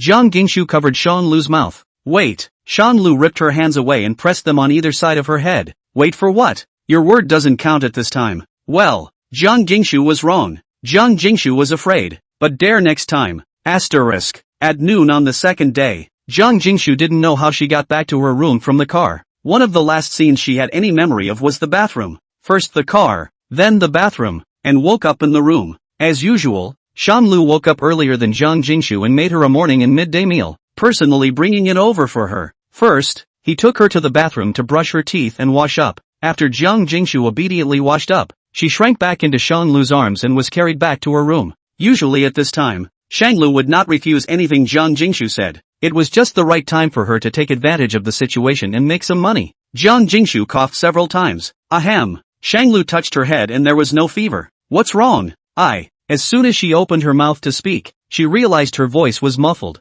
I'm so miserable. My brother doesn't care about me at all. He just knows how to bully me. Zhang Jingshu wiped the tears that weren't there. A few more furtive glances at Shanglu. I'm just an unloved child. Shanglu set up the small table and dishes. Looking at Zhang Jingshu, who was starting the show, she said hopelessly, what do you want to eat? Brother's least favorite junk food and milk tea. Zhang Jingshu answered almost in seconds. Shanglu was really curious. What kind of magic does that thing have? Why do you girls all love it so much? Let's not rush the answer just yet. Zhang Jingshu found a wa point. You girls? Who else likes it? She tugged at Shanglu's collar as she picked up his chin. Who else? Shanglu smiled ambiguously and naturally. Jealous? Zhang Jingshu admitted it with a big smile and said with a straight face. Yes, I'm just jealous. Shanglu stared into her eyes and explained. My sister likes it too, but she just never says it out loud for fear of spending money. So it is. Zhang Jingshu couldn't see him getting the upper hand and molesting herself. She preferred not to follow Shanglu's wishes. So it's little sister-in-law. Little sister-in-law and brother should be hard to eat too. My brother, that person is the king of health. It's sister and brother-in-law. Shanglu corrected her. I just want to eat. Otherwise I won't learn. Shanglu couldn't do anything with her. And she did suffer, even passing out. Eat less of what's bad for you. Aha. Zhang Jingshu blinked and looked at Shanglu, anticipating his next words. Just this once. Yeah, Shanglu reminded. If I make it, you have to finish it too. Zhang Jingshu cut her teeth. Brother, how can you think of me like this? Brother made it with his own hands. Of course I'll eat it clean. Zhang Jingshu looked at every time Shanglu will be inaugurated to work next month. Then she will also go to the company as a playboy Shihua. The two come back at times that don't always coincide. What if she came back late and Shanglu happened to be hungry? Brother, why don't we hire a cooking aunt? That way if we can't make it later, We won't even have to cook. Shang Lu thought for a moment. With outsiders around, it's always uncomfortable. And a bit inconvenient. Inconvenient? Or how about hiring a bellhop? Yeah, Shang Lu had eaten. And he watched Jiang Jingshu eat with a pretty good appetite. A ringing bell broke the tranquility. Shang Lu picked up his cell phone, still taken aback at the sight of who was coming. Who is it? Jiang Jingshu glanced toward his cell phone. Who's psycho? Shang Lu made a gesture, signaling for her to keep quiet. Jiang Jingshu obediently closed her mouth and moved closer to listen on the side. Hello? I'm here. What's up? Song Jianghao, who has a cooperation agreement with Shang Lu, had a sudden emergency and called on the hoof. Hey, Shang Lu, have you ever seen Song Shiwei? The shrill sound stung Shang Lu's ears. Shang Lu held his cell phone away from him. Seen it? Why? Don't take her word for it. Be careful of her. What the man said was unintelligible and a bit puzzling. To be clear, what's going on? Chapter 168. Don't take her word for it. Be careful of her. What the man said was unintelligible and a bit puzzling. To be clear, what's going on? Shang Lu had an ominous feeling. Song Shiwei has an assistant by her side, and that one is one of my people. The other day she told me that Song Shiwei met someone called something like Lu Ruyan in private. How come you have people everywhere? Forced to not to get some means. How to fight over people's pro-life. Song Jinghao continued. I don't know what they talked about. Song Shiwei doesn't have much heart, but that Lu Ruyan strongly requested to let the assistant out. At that time when they met and talked, it was only two people who were present. Shang Lu asked, do they know each other? What can we talk about? I don't know, but that Willow Ruyan is claiming to be able to help her. Song Jinghao couldn't open his mouth. What? Is Jiang Jingshu next to you? Shang Lu and Jiang Jingshu locked eyes. Jiang Jingshu clasped her hands together and begged him bitterly. Shang Lu returned. Go ahead. There's nothing I can't say to her. Ruyan Lu claims to have a way to help Song Shiwei take back you. Shang Lu? Jiang Jingshu. Song Young-ho heard silence on the other side of the phone. He hurriedly finished his next words. I've brought the words. I heard that your current identity is Pei family. In the future, if you have any latest news, remember to bring it to me. And if you have any benefits, you must also think of me. I'm hanging up. Shang Lu was dumbfounded. He's still up for grabs. He looked to Jiang Jingshu. Jiang Jingshu's expression was crumpled and she looked in a bad mood. Damnable Ruyan Lu. Damnable Song Shiwei. The big fool who can't be stopped. Jiang Jingshu was furious. The next meeting with Song Shiwei is my wedding. And Ruyan Lu is definitely trying to make a move on my wedding. I'll cross her off the guest list right now and forbid her to come back. With that, Jiang Jingshu made her move. But he was stopped by Shang Lu. No, this will alert the snakes. Shang Lu spoke. Since their cooperation has been reached, it means that even without the wedding, they can find other ways. For now, we do know when they'll most likely choose to act. Why don't we pretend we don't know for the time being, and take our time with Jiang Jinan and the others to plan what we plan to do on the wedding day? That way we kind of have the upper hand. What do you think? Looking at it this way is indeed the best way. Jiang Jingshu deliberated for a moment and thought it was a good point. What would they do? Shang Lu pondered for half a minute. On such a momentous occasion as a wedding, what would immediately spread far and wide? Lu Ruyan's purpose is to help her sister while tripping you up. Song Shiwei's purpose is to break us up. They really do stink together. Last time, Ruyan Lu had utilized the point of possessiveness and love to try to separate Jiang Jingshu and Shang Lu. And this time it was on such a momentous occasion as a wedding. Jiang Jingshu knew that Lu Ruyan was bound to want to make herself lose her reputation and never be able to turn over a new leaf. Both made it absolutely impossible between her and Shang Lu, and made Jiang Jingshu's parents dislike her as well. Or even make everyone put on colored glasses when they look at Jiang Jingshu? Could it be cheating? Shang Lu? Nope. Jiang Jingshu reorganized her thoughts. Rekindling an old flame with your ex-wife? Shang Lu came to a realization. No wonder you want to work with Song Shiwei. If it was discovered at the wedding site that Shang Lu and Song Shiwei were involved, or even something unseemly, then both Shang Lu and Jiang Jingshu would be the talk of everyone after dinner. Ruyan Lu got the result she wanted, and Song Shiwei at least had a size to negotiate with. They are really open-minded. They don't even want to lose face. Shang Lu sneered. Willow has always been like that. Jiang Jingshu asked, then should we discuss the countermeasures with Pei Xingjian? After all, the wedding will be at Pei's house at that time, and with his permission, everything will be much easier. Let him know and have them keep an eye on Lu Ruyan and Song Shiwei when the time comes. Pei Xingjian. Shang Lu recalled Pei Xingjian's perversity last time. Pei Xingjian can't believe it all. He works with anyone. There was no guarantee that Ruyan Lu wasn't one of his people. After all, Ruyan Lu hadn't really done anything that indicated that it would help Joey Lu and harm Pei Xingjian. It's all thunderous noise and abuse. I do have another candidate in mind, and I think she is a much better guesser than Pei Xingjian's mind. Confused, Jiang Jingshu cocked her head and asked, who is it? Pei Ji-soo. Pei Ji-soo's mind can be said to be much simpler to guess. She also doesn't care to set people up and pull head flowers with them. Pei Ji-soo is Pei Xingjian's daughter. Is that okay? Shang Lu smiled faintly. Lu Huaishang is also Pei Xingjian's son then. Even if they are children, they will always have their own social circles and friends, as well as their own little secrets.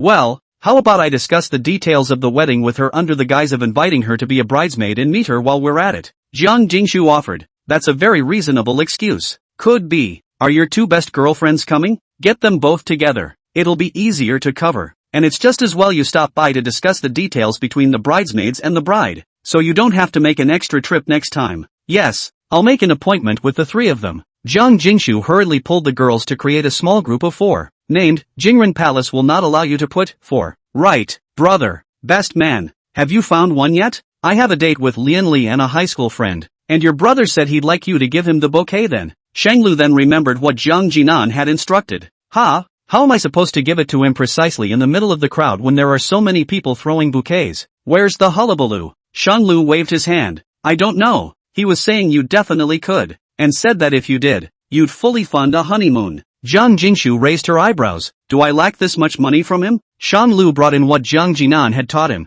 You don't lack it, but if he says a few words on your parents' side and walks around your big brother's company, you might very well lack this money. That's the threat. Bullying. What does a big man like him need a bouquet for? Shanglu had an odd smile on his face. What do you say? Chapter 169. Chapter 169. Jiang Jingshu couldn't guess what was in Jiang Jinan's mind and asked suspiciously. What does a big man like him need a bouquet for? Shanglu had an odd smile on his face. What do you say? Seeing Shanglu in this state, Jiang Jingshu came to a realization. My brother is really progressing fast. She thought things were moving fast enough between herself and Shanglu. I didn't realize that Jiang Jinan and Shangguanqi were even faster. How long have they been together? Just to the point of proposing? Is chess watch ready? Jiang Jingshu's heart was in the right place. As far as I can remember, Shangguanqi has always had concerns, often suffering, always caring about Jiang Jinan's parents minding her origins and state of health. Shanglu took Jiang Jingshu's hand. Then this is something that needs to be resolved by them. Even I can't go too far in meddling with her emotional life. Only when Guanqi herself figures it out will the future between them be good. Poor sister. Poor brother-in-law.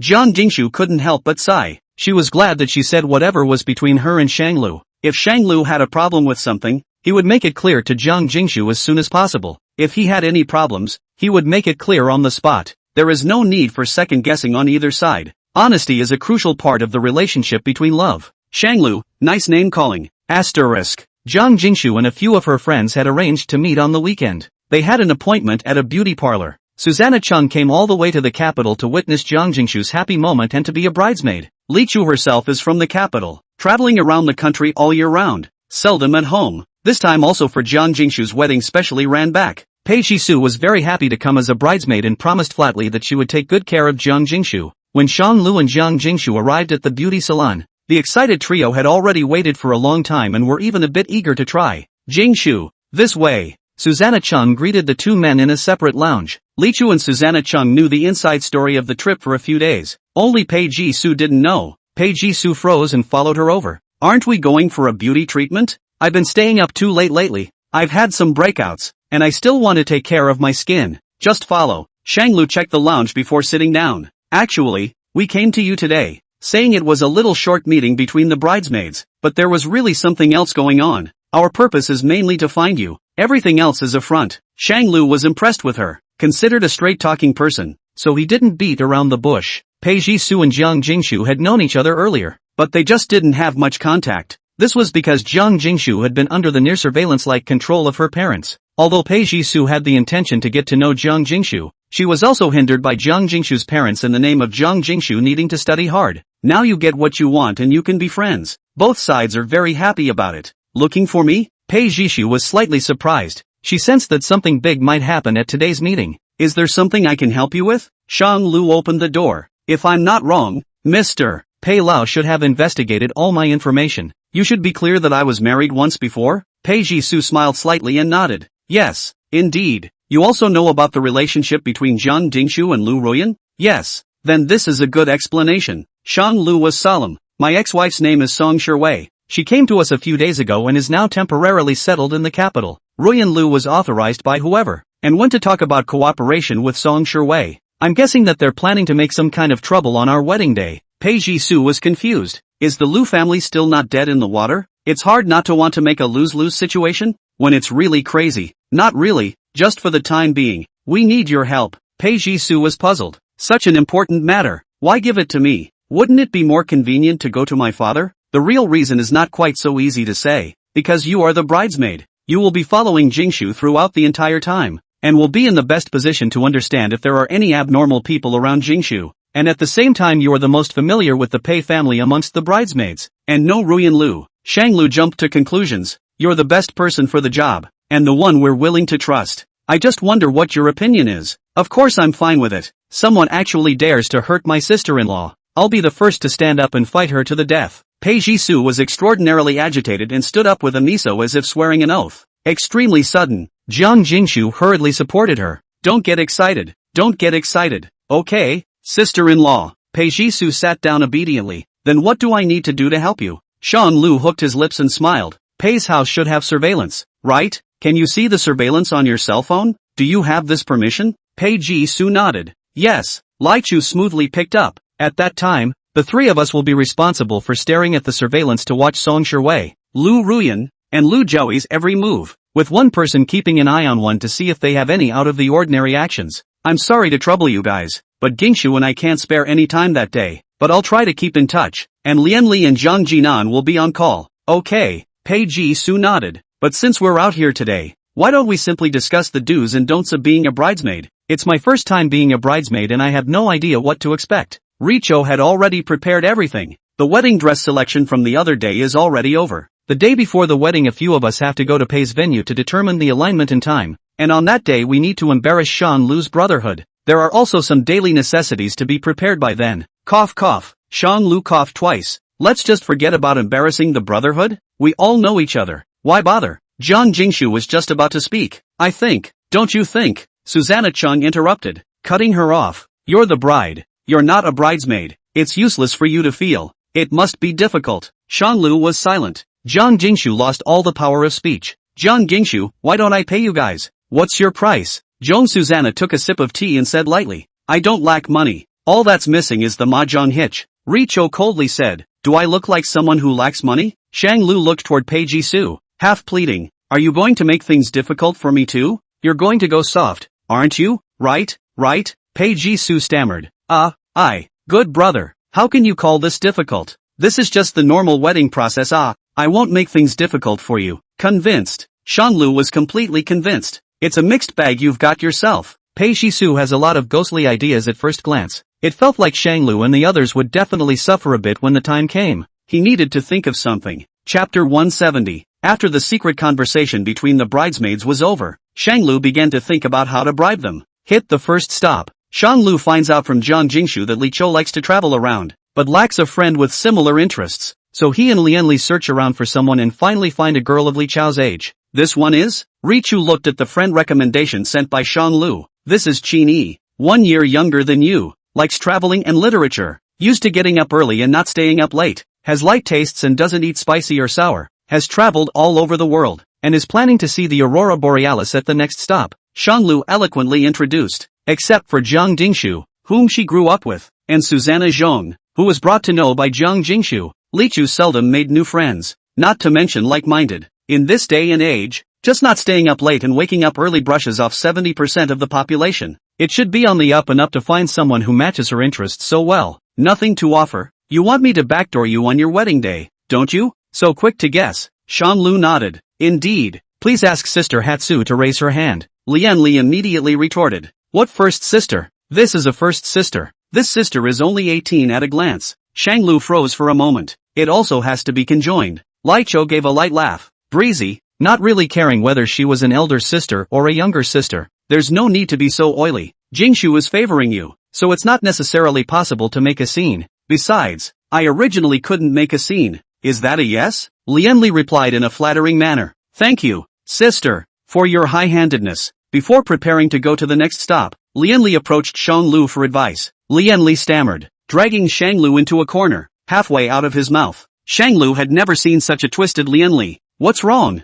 He asked. That. Lian Li stammered. Say what you have to say. Don't be so unhinged. It's not like you at all. Lianli sighed and made up his mind. Can you push that Lai Chao's WeChat just now to me? Shanglu, oh. His expression was intriguing. You're looking at people? Think they're pretty? Lianli smiled slightly and nodded seriously. Cold and noble. Out of the mud and not stained. Okay you. But Shanglu's words changed and threw a pot of cold water. But I advise you to dye this heart. She and Susanna Chung are friends and have been in L.A. City for a while. She knows more or less about all your gossip. And with her character, it's hard for you guys to make it work. I know. But couldn't resist Richu's aura was too attractive to Lianli. But I want to try. Shanglu has said all he has to say and will not comment further. Okay, then I'll ask her a question and if she agrees I'll push it. If she doesn't agree, Shanglu couldn't look at Lianli's despondent appearance. It was unlikely, but Lianli was his brother after all, and had helped him a lot. If you don't agree, I'll ask Jingshu to see if we can find a suitable opportunity to make a bureau to meet.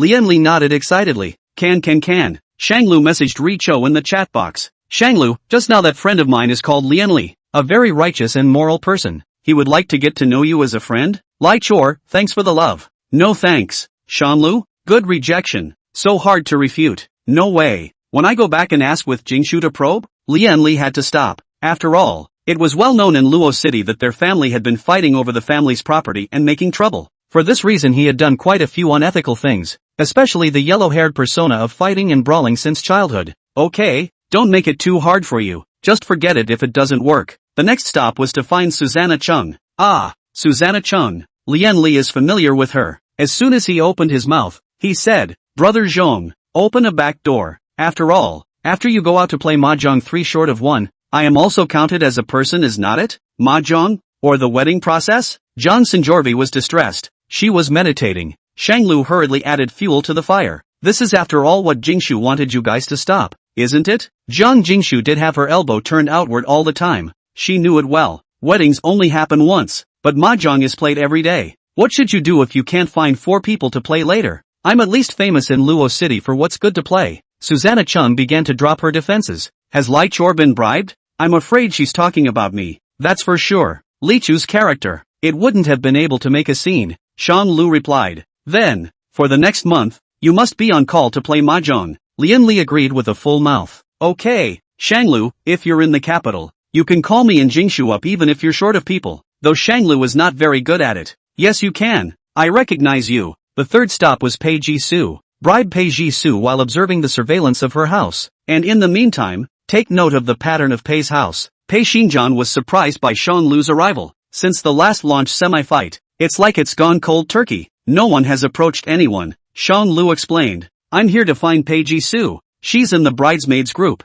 I'm here to bribe her today. Pei Xinjian was filled with confusion. Bribery? I hope she doesn't block the door or give me a hard time so I can see my bride as soon as possible. Pei Xinjian instantly understood in seconds. Understandable. Pei Xinjian reminded. Jisoo likes to keep pets and also likes photography and bungee jumping. Bungee jumping is so out of sync with the previous 2 hobbies and with Pei Jisoo himself. Right, can't see it. Pei Xinjian seemed to know this daughter very well. I'm fighting with Lu Xiaoyi. She's caught in the middle, with her father on one side and her mother on the other. She's under a lot of pressure, so she needs to find some exciting activities to relax. Shanglu understood. Pei Jisoo didn't seem as heartless as he appeared to be. No wonder she isn't very fond of contact with others. If even her own parents fought amongst themselves, how did that make her believe that there was pure friendship and no hookups with others? Shanglu and Lianli found Pei Jisoo. What brings you here? Shanglu took out the camera, rubber, organizer bag, etc. that he had prepared in advance. These are gifts for you. Pei Jisoo raised his eyebrows. Do what? I hope you don't give me a hard time on your wedding day.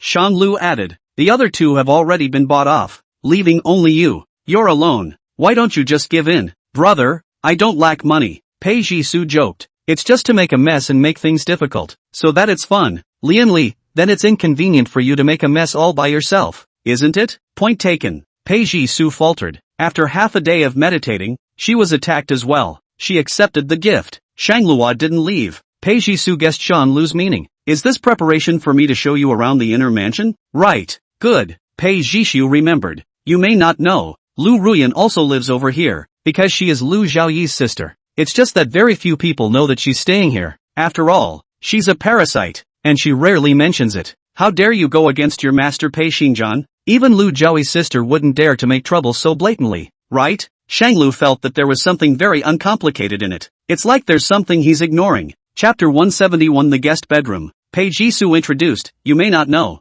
Lu Ruyan also lives over here, because she is Lu Xiaoyi's sister. It's just that very few people know that she's staying here. After all, she's a parasite, and she rarely mentions it. If they were parasites, why did they go against the master of the house so many times? Even if he had Lu Xiaoyi's backing, it wasn't like he was going around causing trouble. Even if they were crazy, they wouldn't be crazy to this extent, right? Even so, doesn't Pei Xingjian care? Shanglu had seen Pei Xingjian's moments of thunder and lightning, and such a person could not tolerate sand in his eyes. How can you allow someone who has been bad many times to show up in front of your eyes? Shanglu was puzzled by this. Almost everyone in the Pei family hides and has their own untold but always revealing secrets. Shanglu wanted to pretend he didn't know, but it all seemed to be about him. It was like there was a big invisible hand that made him have to know everything. He was deep in it and couldn't do anything about it. Shanglu was quite curious about this. What is she like in the Lu family? Is she as ostentatious as she is outside? Pei Jisoo thought for a moment and replied, it won't be as vicious to sister-in-law, but it's also come and go as it pleases, sneering at me and big brother a few times from time to time, with a powerful mouth. Shanglu was very surprised. Who would be arrogant enough to be a parasite? Doesn't Pei Xingjian mind? Old Mr. Pei doesn't mind either? Grandpa in front of the different. Our whole family in front of Grandpa is not dare to breath, are afraid in love. My father well, I also think it is very abnormal. He usually rarely in Lu Ruyan contradictions. Sometimes Lu Ruyan mess, although he is harsh, but to my understanding of my dad, he did not get angry. Like this? If my dad were to get really angry, he wouldn't just give a small punishment, he'd just make Ruyan Lu disappear. Pei Jisoo muttered, but it could be because Ruyan Lu is mom's sister. Even though I don't like her much, she's really our family. Maybe dad doesn't want to mess with mom too much either? That's why he didn't do anything to Ruyan Lu. According to seniority, Pei Jisoo should address Lu Ruyan as sister-in-law, but after years of getting along, Ruyan Lu didn't see her as a relative and didn't treat her with much politeness. So on occasions when Lu Xiaoyi was not present, she would not address her as sister-in-law. It is really unwilling. Maybe, Shanglu didn't think that was possible. But just now Pei Xingjian had said that Pei Jisoo had always wanted Pei Xingjian and Lu Xiaoyi to reconcile, and it was very difficult for her to be caught in the middle. In that case, Shanglu would not refute these fantasies offers with the color of a beautiful dream. Let's go for a stroll first. You lead the way and I'll follow your lead. Pei Jisoo agreed in one breath. Good. Although he had been here a few times, the Pei family mansion was so large that it would be really difficult to remember it if he didn't pay attention to his memory. Pei Jisoo first took her to view the parlor and the outdoor wedding site that was being decorated. There are 6 cameras in the parlor, but there's one place where the surveillance is dead, because there's a corner over there that covers it, and since there's nothing important, and it's in your own home, there's no rush to add an extra camera. Pei Jisoo pointed at the corner. Over there is the surveillance dead zone. Shanglu surveyed the corner. Where does that lead? The guest bedrooms, too, don't have multiple cameras because they don't feel the need to guard their guests like burglars, so as not to give a bad experience to their friends who are visiting the house. Guest bedroom. Shanglu fell into a deep thought. Pei Jisoo knew what he was thinking and vetoed his idea. Ruyan Lu's room isn't there. She likes the upper floors with sunlight. That's right. Shanglu continued to ask. Then on the day of the wedding, assuming that there are guests who are drunk and need a short rest, or other friends and family who have traveled from thousands of miles to stay temporarily for a few nights, where will they stay? Pei Jisoo froze, her pupils instantly widening. First floor guest bedroom. Dad won't let guests stay above the second floor. Shanglu realized. How long does it take to install a hidden camera? It won't take a day. Pei Jisoo replied. But mom will notice. No need to pretend. I have a miniature pinhole camera. It was the stereo that Pei Xingjian had to give to Shanglu earlier. When Shanglu came to the capital, he purposely brought the objects with him. After all, it was the first gift from Pei Xingjian. I didn't realize it played a role in this level. It's just not cracked yet, so you can only monitor it and not view the screen on your own. Wait for me to go back and disassemble it. I'll find a chance to bring it to you next time. And even if I can't find a chance, I'll have Jingshu give it to you on the wedding day. It's removable anyway. Pei Jisoo responded. Okay, then I'll show you the layout of the guest bedroom again.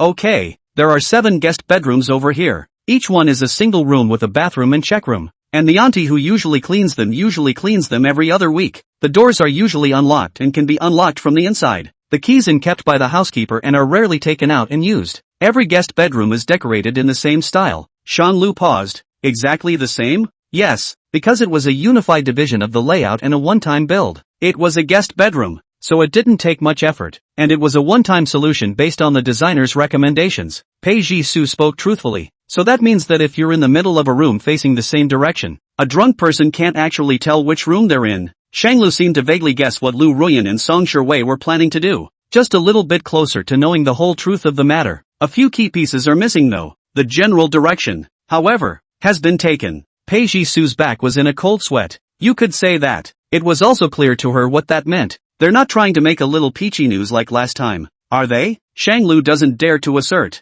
but there is a high probability. Brother, you can trust your band of brothers, right? Do they drink well? I'm afraid that when the time comes, someone will pour alcohol and you'll be confused. Zhang Jinan's drinking capacity. Shanglu wasn't clear, but wasn't he aware of Lian Li's vastness? That's no problem. It's just that when the time comes, I may have to bring my own drinking water. I'm afraid someone has put some ecstasy in it. You could totally get someone to write you a certificate saying you're allergic to alcohol so that no one would ever fill you up with alcohol. And if there's more, then that means he's got a problem. Do you know any doctor friends? A doctor friend? There's really one. Asterisk. The hospital where Kong Jinan is. You want me, a doctor, to give you a fake certificate? That's a lot of nerve. Zhang Jinan took off his glasses and rested his eyes half squinted. Are you a good drinker? How much alcohol can you help hold back? What if there's ecstasy or incense in the wine? Am I going to lose my virginity? Can you bear to see your sister upset? Speaks volumes. Can you bear to see Quan Chi worry about me? If I get a bad reputation, it'll be harder for you to make it drinking Quan Chi. Speak word for word.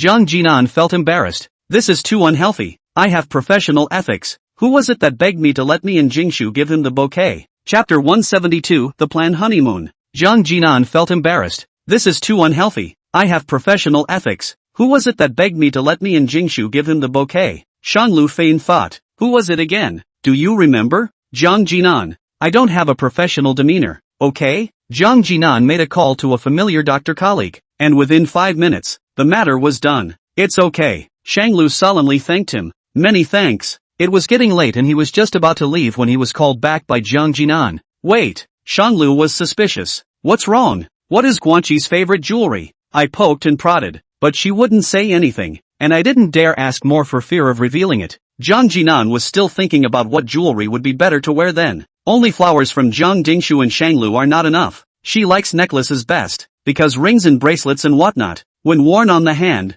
are easy to get dirty when working. On the contrary, necklaces are worn around the neck, instead of needing to take them off many times. Even if it's a personal preference, it's this. Knowing things is heartbreaking. I got it. Thanks. Zhang Jinan had a bad taste in his mouth. Shanglu is now very supportive of what's going on between them and slowly begins to advise Kong Jinan. Dress handsomely when you get there. People are visual creatures. Shanglu admonished. Zhang Jinan raised his eyebrows. How handsome are you dressed up? Aren't you afraid I'll steal your thunder? Shanglu would smile. It's not like I care about that. If you and Guanqi can make it, I'll be happy too. It was Zhang Jinan's turn to be puzzled. I remember you were quite upset with me for coveting your sister earlier? Raise the cabbage. Shanglu paused. It needs a buffer. You should understand this mentality of mine. Kong Jinan, that's true. And, unlike you, I'm more upset. Why? Jingshu is the one we both had the fate to meet. While you and Guanqi, I introduced you to each other. That is, I personally gave my sister away. Can I feel good in my heart?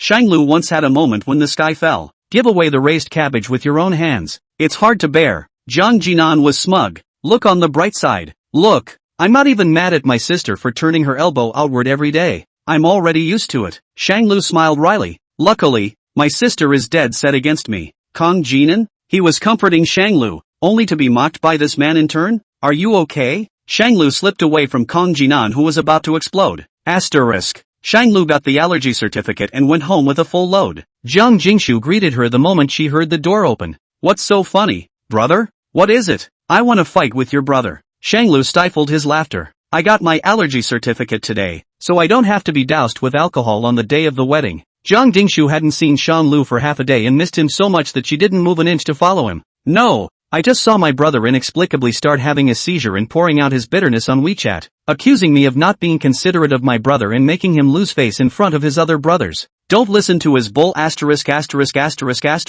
You're doing great. Shanglu evaded the question. I think so. There are two modes of getting along between siblings. Either it's like Shanglu and Shang Guanqi who understand each other and care about each other, or it's like Zhang Jinan and Zhang Jingshu who Having a common enemy or pinching together at critical moments is the biggest thing you can rely on each other for. The rest of the time, they are each other's worst enemies. One of Jiang Jingshu's skills was learned from fighting with Jiang Jinan, even though Jiang Jingshu had refused to admit that she was the one who was being bullied unilaterally. Externally, she has always called herself double strong. No distinction between superior and inferior. Shanglu thought about Lian Li's lifelong endeavors. By the way, Ri Chu. Jiang Jingshu was curious. What happened to Li Chu? Shanglu explained. Has she ever been in a relationship before? Lian Ideal and her knew each other, but it died at the friending step. Jiang Jingshu thought back to her experience with Li Chu. Lai Chor was very precocious, because he understood too much too early, saw too clearly and understood too much, could not ignore the things done in the family for the sake of money and power, but could not do anything to change it, so he began to fall into a daze. Instead of being cool, it was more like being bland, or even indifferent. If you don't like what you see,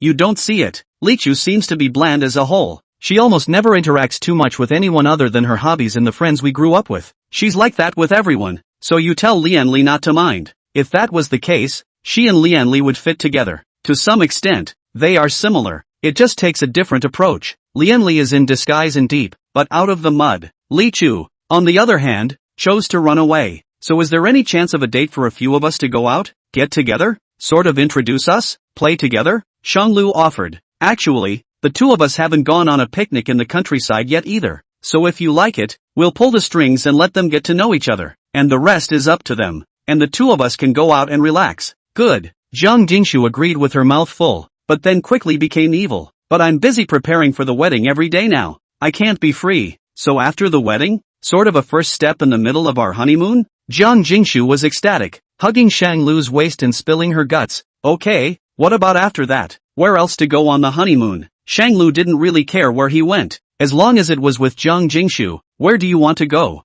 Jiang Jingshu softly said. With brother, go anywhere. Just as he thought. Then why don't we go to see the natural beauty of the west and southwest first? Then go to Jiangnan to see the small bridges and rivers? And then go to the center to see the desert? If you want to go abroad, we can go there too. It's just that I don't have a lot of vacation time, and although Pei Xingjian helped me push back my tenure, we only have a month's honeymoon at most. Jiang Jingshu, a month is a long time. I want to take pictures with my brother all over the country, leaving behind proof that we are in love. And when we are old, we can sunbathe while looking at the pictures and remembering the fun things that happened at that time. What she said was reverie-inducing, and smell-inducing. Being with Jiang Jingshu is the best memory. Chapter 173. Jiang Jingshu and Shanglu are not superstitious, but yet, they still believe that the wedding should be on a suitable day for marriage to get a license, probably for good luck and good mood. The license is the day before the wedding, and the proximity of the two makes it easier to commemorate. Today, Jiang Jingshu wore a light-colored long dress, revealing a white and slender swan neck,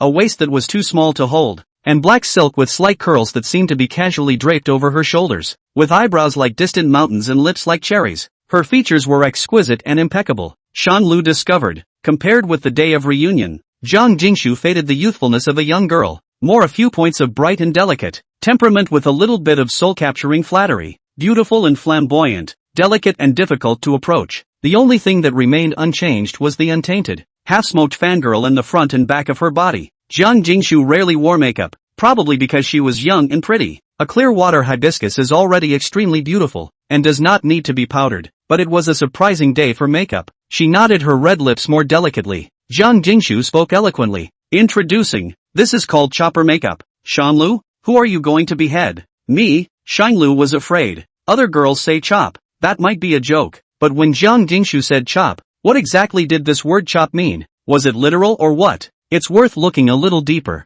Jiang Jingshu froze and joked. Yeah, I'm actually a vixen, deliberately hooking up with you just to decapitate you to suck your essence and fuel my own mana. She stretched out her two hands in a cat's paw shape and terrorized Shanglu. Ow, I'm going to eat you now, Elder Tang, take your life. Saying that, Jiang Jingshu pounced on Shanglu and began to move against him. Little monk, will we eat your neck or your heart first? Before Shanglu could answer, Jiang Jingshu made the decision for him. Jiang Jingshu bit down on Shanglu's neck. It's crunchy, Your Majesty, spare me. Shanglu said spare his life on his lips, but his hands started to grab Jiang Jingshu's thighs. King, aren't you getting a license? If you keep it up, you'll be wearing makeup for nothing. Jiang Jingshu let go of Shanglu and fought hard. Indeed, fair enough, then I'll let you off the hook for now, and when you get yourself cleaned up for the night, walk into my room at your own risk. Scary Goblin. Lovely Jingshu Jiang. As you wish. Obedient Elder Tang. Fished for warbling commercial landings. After a bit of fooling around,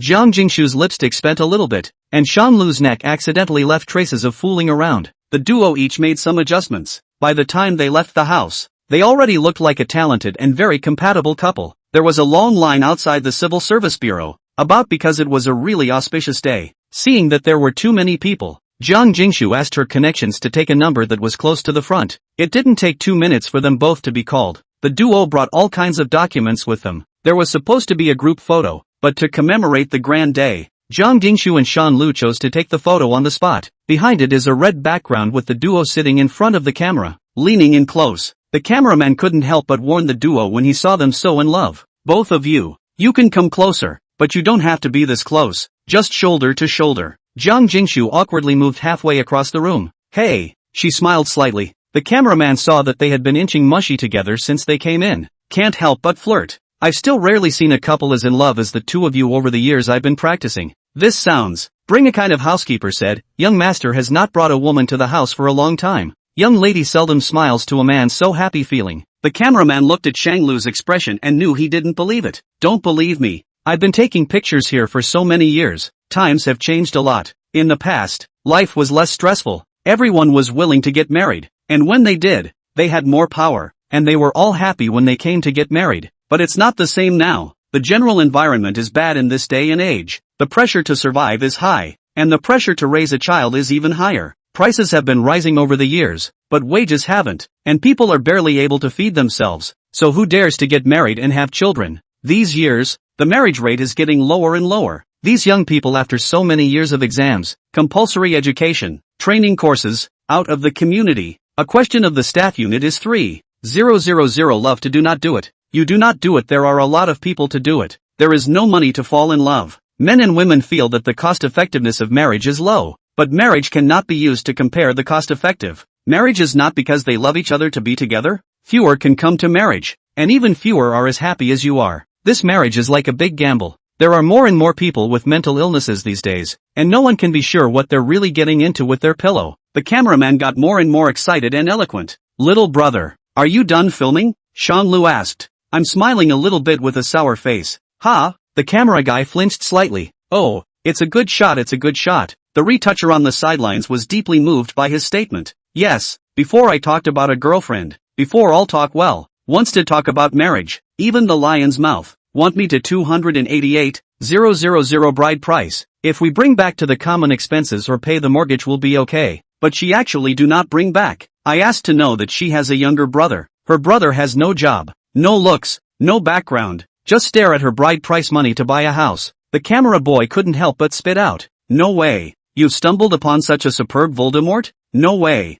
College acquaintance. Good looking. Character is also meek. Do not make no trouble. Has been chatting quite good. He sighed a sigh. Her college days on a penny living expenses no, but also part-time to the family. At that time I had a hunch maybe Voldemort, but cannot help her good-looking character is also good but I forgot. This personality is mild easier to be controlled by the family brainwashing. The cameraman was smug. 10 years ago, when I got married, my wife and I each contributed 150,000 each as a bride price and dowry, and we put that together with our own savings to buy a fully paid house. And now we lie flat every day with little incentive to work hard. The retouching guy gave him a blank look. Proper Versailles. So what happened with you and your girlfriend after that? Retouching small brother said, break up the chant. Break up before I also find people to go to her brother beat up. In there that street posting large print exposure of their family sell their daughters to raise their son's behavior. Then she went on a blind date. I heard their family background. Are afraid of the brother of the lion's mouth. 2 people to now are single. A head empty only think of subsidizing the younger brother. A nothing only want a blood-sucking family members. Excellent. Still envy you. Meeting normal people. The retoucher said as he retouched the picture. But there seemed to be nowhere to do so. Jiang Jingshu is indeed good-looking. He sized it up halfway. Dude, how much is your bride price? Seeing how good-looking this sister is, it should be quite a lot, right? He asked Shanglu. Shanglu thought his tone was a bit strange. It said that money doesn't come out, let alone in a man who has stumbled over a bride price and a woman. About as acceptable as this camera guy, I guess. Not bad, brother, the wife is so good-looking, and still doesn't screw you. Hey, how did this superb woman let me run into her? What bad luck? Shanglu looked at the photo. it was a good shot. It means you're not a good match, right? At least you saw it before the wedding. If you bite the bullet and say yes, I'm afraid that brother will have to suck more blood after the wedding. And at that time, it's only when you want to get rid of it that you can't get rid of it. Timely stops are also rare. Like Shanglu, this delayed a few years before separating. It's even harder. It's nice to be able to realize that it's not a good fit before you get married. The camera boy also comforted. Yeah, what kind of cooling off period is there now? Some people can't even leave if they want to. You at least enjoyed a few years of that Voldemort's youth, didn't you? Cooling off periods are indeed scary. Well, it does look good. Thank you two brothers for enlightening me. Shanglu came to the stamping place. Zhang Jingshu didn't say a word about the conversation between the three men in the party. She didn't start talking until she left the location. Why do I get the feeling that the retoucher, it seems, still likes his ex-girlfriend? It was also because Shanglu had sensed this that he had not followed the cameraman in scolding the man's ex. It's gotten to this point, and the average person would have already turned on their ex. But the fact that he can still make the comment, good looking and good personality, shows that when they were in a relationship, they really liked each other and really got along. Probably that person doesn't have any other shortcomings except that he can't figure out the boundaries between a big family and a new small family. Hey, she listens to her family too much. Why sacrifice her little family just to support her brother? It's hard to comprehend that the one person who can be there for you from your 20s until you die is not a partner. It's not like her brother will always be there for her. Zhang Jingshu was not a good match for meekness. She never burned her ego without restraint to shine a light on a family that didn't love her very much. If I could understand it, wouldn't I become just like her? Also, come to the registration office. Shanglu put the photo ID and proof of identity, Huku certificate and other materials. The process was much quicker than expected and the staff was all business. Zhang Jingshu had mixed feelings in her heart. She had been looking forward to this day for years, until the moment of stamping. Only then did the big stone in Zhang Jingshu's heart fall. Finally, a marriage. This is the fourth time Shanglu has walked into the Civil Affairs Bureau. The first was a first marriage, the second was a divorce, and the third had a cooling off period cut off. The physical sensation is different every time. He remembers that the last time he got married, he and Song Sherwei were asked by the receptionist if they were divorced because they acted too aloof. Nowadays, it's commented that it's rare to see a couple that laughs so much. Fortunately, it was stopped in time. The moment she walked out of the Civil Affairs Bureau, Zhang Jingshu jumped up and down. Brother, we are legally married. Aha. Suddenly, her little face scrunched up. So should I call you husband now? Shanglu froze for a split second. Husband? Husband, husband, husband, husband, husband? Zhang Jingshu pestered Shanglu and kept shouting in his ear. Seeing that Shanglu didn't say anything, Zhang Jingshu pinched the flesh on his waist. Why don't you respond? Is it that you don't like it? How could you not like it? Zhang Jingshu's eyes rolled. Then you call me your wife? It seems like these days, the love is so deep that they don't call it something like husband and wife. Shanglu liked to call her by her name, always feeling extremely at ease with the name. And Zhang Jingshu liked to call him brother for no other reason. At first it was a playful pity to call him that, but later she felt that it carried a slight sense of taboo. It's slowly getting called smooth. Don't want to change it. Shanglu froze slightly. Why don't you scream, honey? Ahem, wife. As soon as she heard about her wife, Zhang Jingshu burst into joy and smiled like a flower. Hee hee. Zhang Jingshu took out her cell phone, held up the two red books, and took a picture. Sent a friend's circle with the caption, he is the joy of youth. Susanna Chung, have a heart. In reverse, the teenager who likes him. Shang Guanqi, sister-in-law is very beautiful. Lai Chor, a dream come true. Zhang Jinan, don't be a stinker. I've been waiting for you for half a day. Hurry up and come to take pictures. If you don't come, I'll leave. Pei Ji Su, gosh, this is too good a match. Brother and sister-in-law are real. Swear to defend brother and sister-in-law's stunning love. Forgot about it later. Shanglu also took the photo and sent a circle of friends, with the text, fortunate to recognize the peach blossom face of Qing, from now on the road more warm spring. Shang Guanqi, brother is very handsome. Shanglu Hui, the sense of man machine and chess watching is very strong. Pei Xinjian, going home for dinner? Pei Ji Su, gosh, this is too good a match. Brother and sister-in-law are real. Swear to defend brother and sister-in-law's stunning love. Forgot about it later. Shang Lu Hui, Kong Jinan, strong. Lianli, 99. Shanglu had a premonition that for the next week, he and Lianli couldn't escape this topic in their conversation. We're taking wedding pictures this afternoon. Zhang Jingshu had wanted to go shopping with Shanglu after the wedding photos and buy some goodies to celebrate.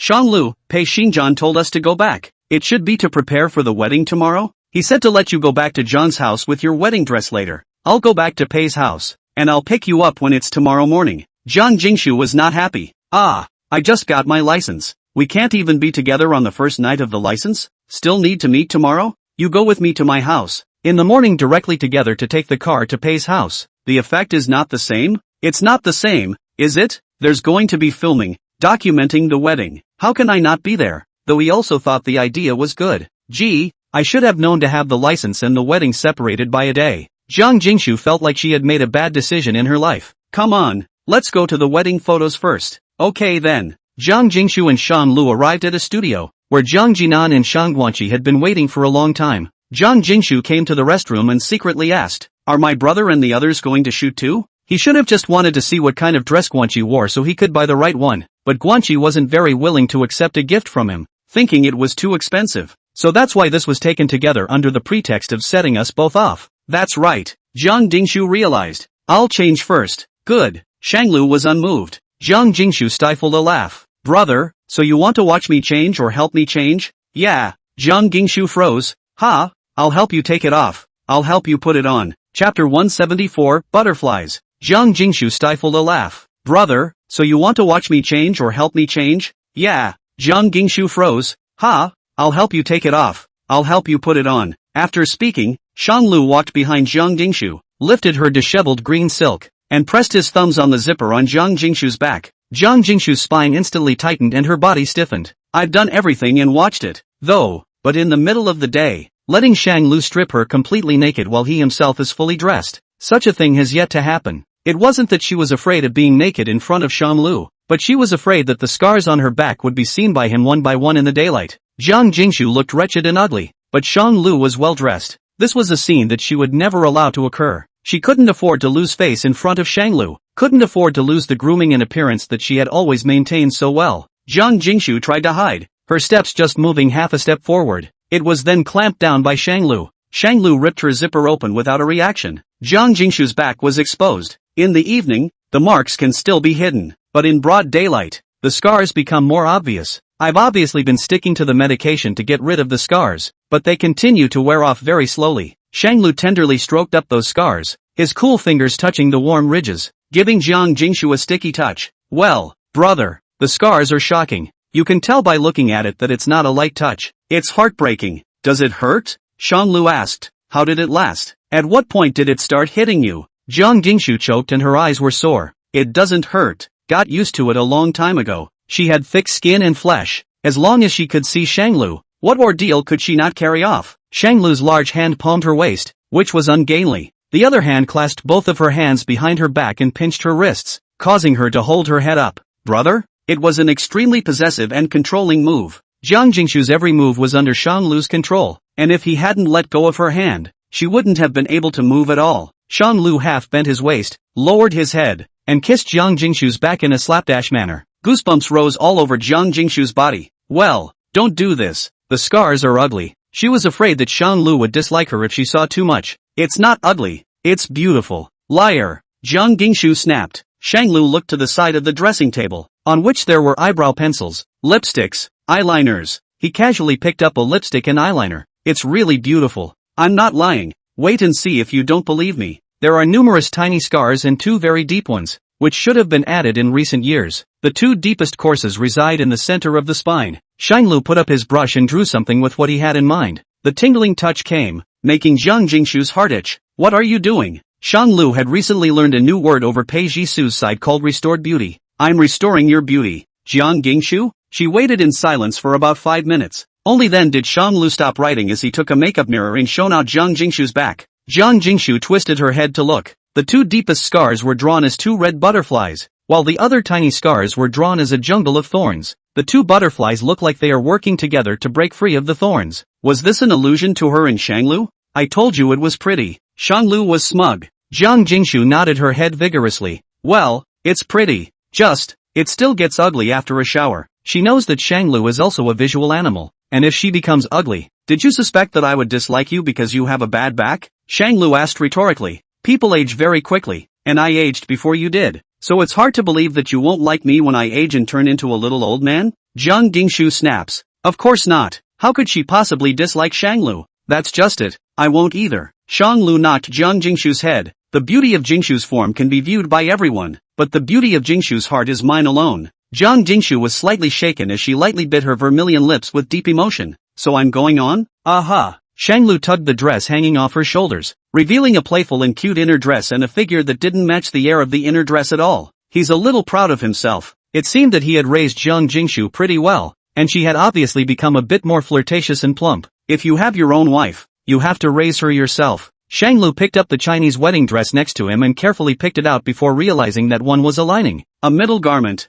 and an outer garment. One by one, he helped Zhang Jingshu put them on. What if the lipstick rubs off on your clothes? Zhang Jingshu asked. Then buy it. Zhang Jingshu listened to his words and followed his movements to put on her Chinese wedding clothes. After putting it on, Shanglu turned Zhang Jingshu around and sized her up. Good looking. Perfunctory. My hair hasn't been done yet. It won't be too late to brag about it when I pin on the gold pin. Still not happy to hear the truth? Shanglu's hand climbed onto Zhang Jingshu's waist. Once she reached this point, Zhang Jingshu knew that this was to scratch an itch and force herself to give in. She instantly recognized her mistake. Love to hear it, love to hear it. Shanglu then let her go. That's more like it. Zhang Jingshu was shy. Humph, I'm going to do my hair. With that, she trotted off. Shanglu changed himself into that new Chinese groom's outfit and followed suit with a Republican-style haircut. When I came, I saw that Shang Guanqi and Zhang Jinan had already changed their clothes and put on their makeup, and Zhang Jingshu's side is coiling her hair. I heard that this is called a woman bun. In ancient times only married women,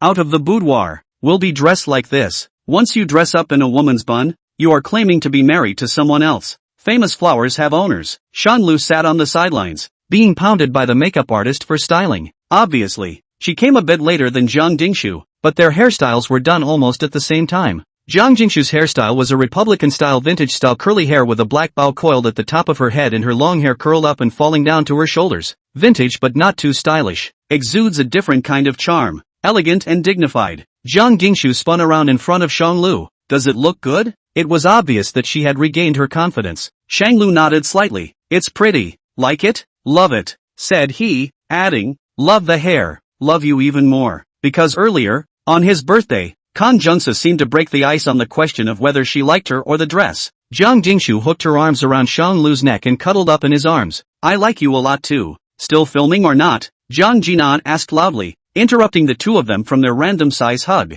Shoot. Why don't you shoot? Asterisk. The first set of photos are of the Republican style. Zhang Jingshu's outfit was somewhat like that of a warlord's wife, as she sat on an office chair resembling the commander-in-chief of a Republican warlord with a bouquet of flowers in her hand, while Shang Lu held one of her hands and lowered his head for a kiss. The second set of moves featured Shang Lu sitting in an office chair and Zhang Jingshu falling into his arms, curving and fawning with a great sense of atmosphere. The third set of moves was shot with Shang Guanqi and Kang Jinan. Shang Guanqi and Zhang Jingshu looked like handkerchief friends from an ordinary family, strolling along a Republican scenic street, while Shang Lu and Zhang Jinan were high up on the second floor of the restaurant, overlooking the two of them. It's like two rich dudes. Looking at these two. The fourth set of moves is playing mahjong. 4 people gathered at a card table, each playing mahjong with their own thoughts, some with expressions of distress, others with expressions of joy. The folk-style set of wedding photos is done. The cameraman yells for the next group. The next group is ancient Chinese dress. All 4 were dressed in old-fashioned costumes. Zhang Jingshu plays the role of a clueless imperial courtesan, while Shang Lu is a powerful emperor.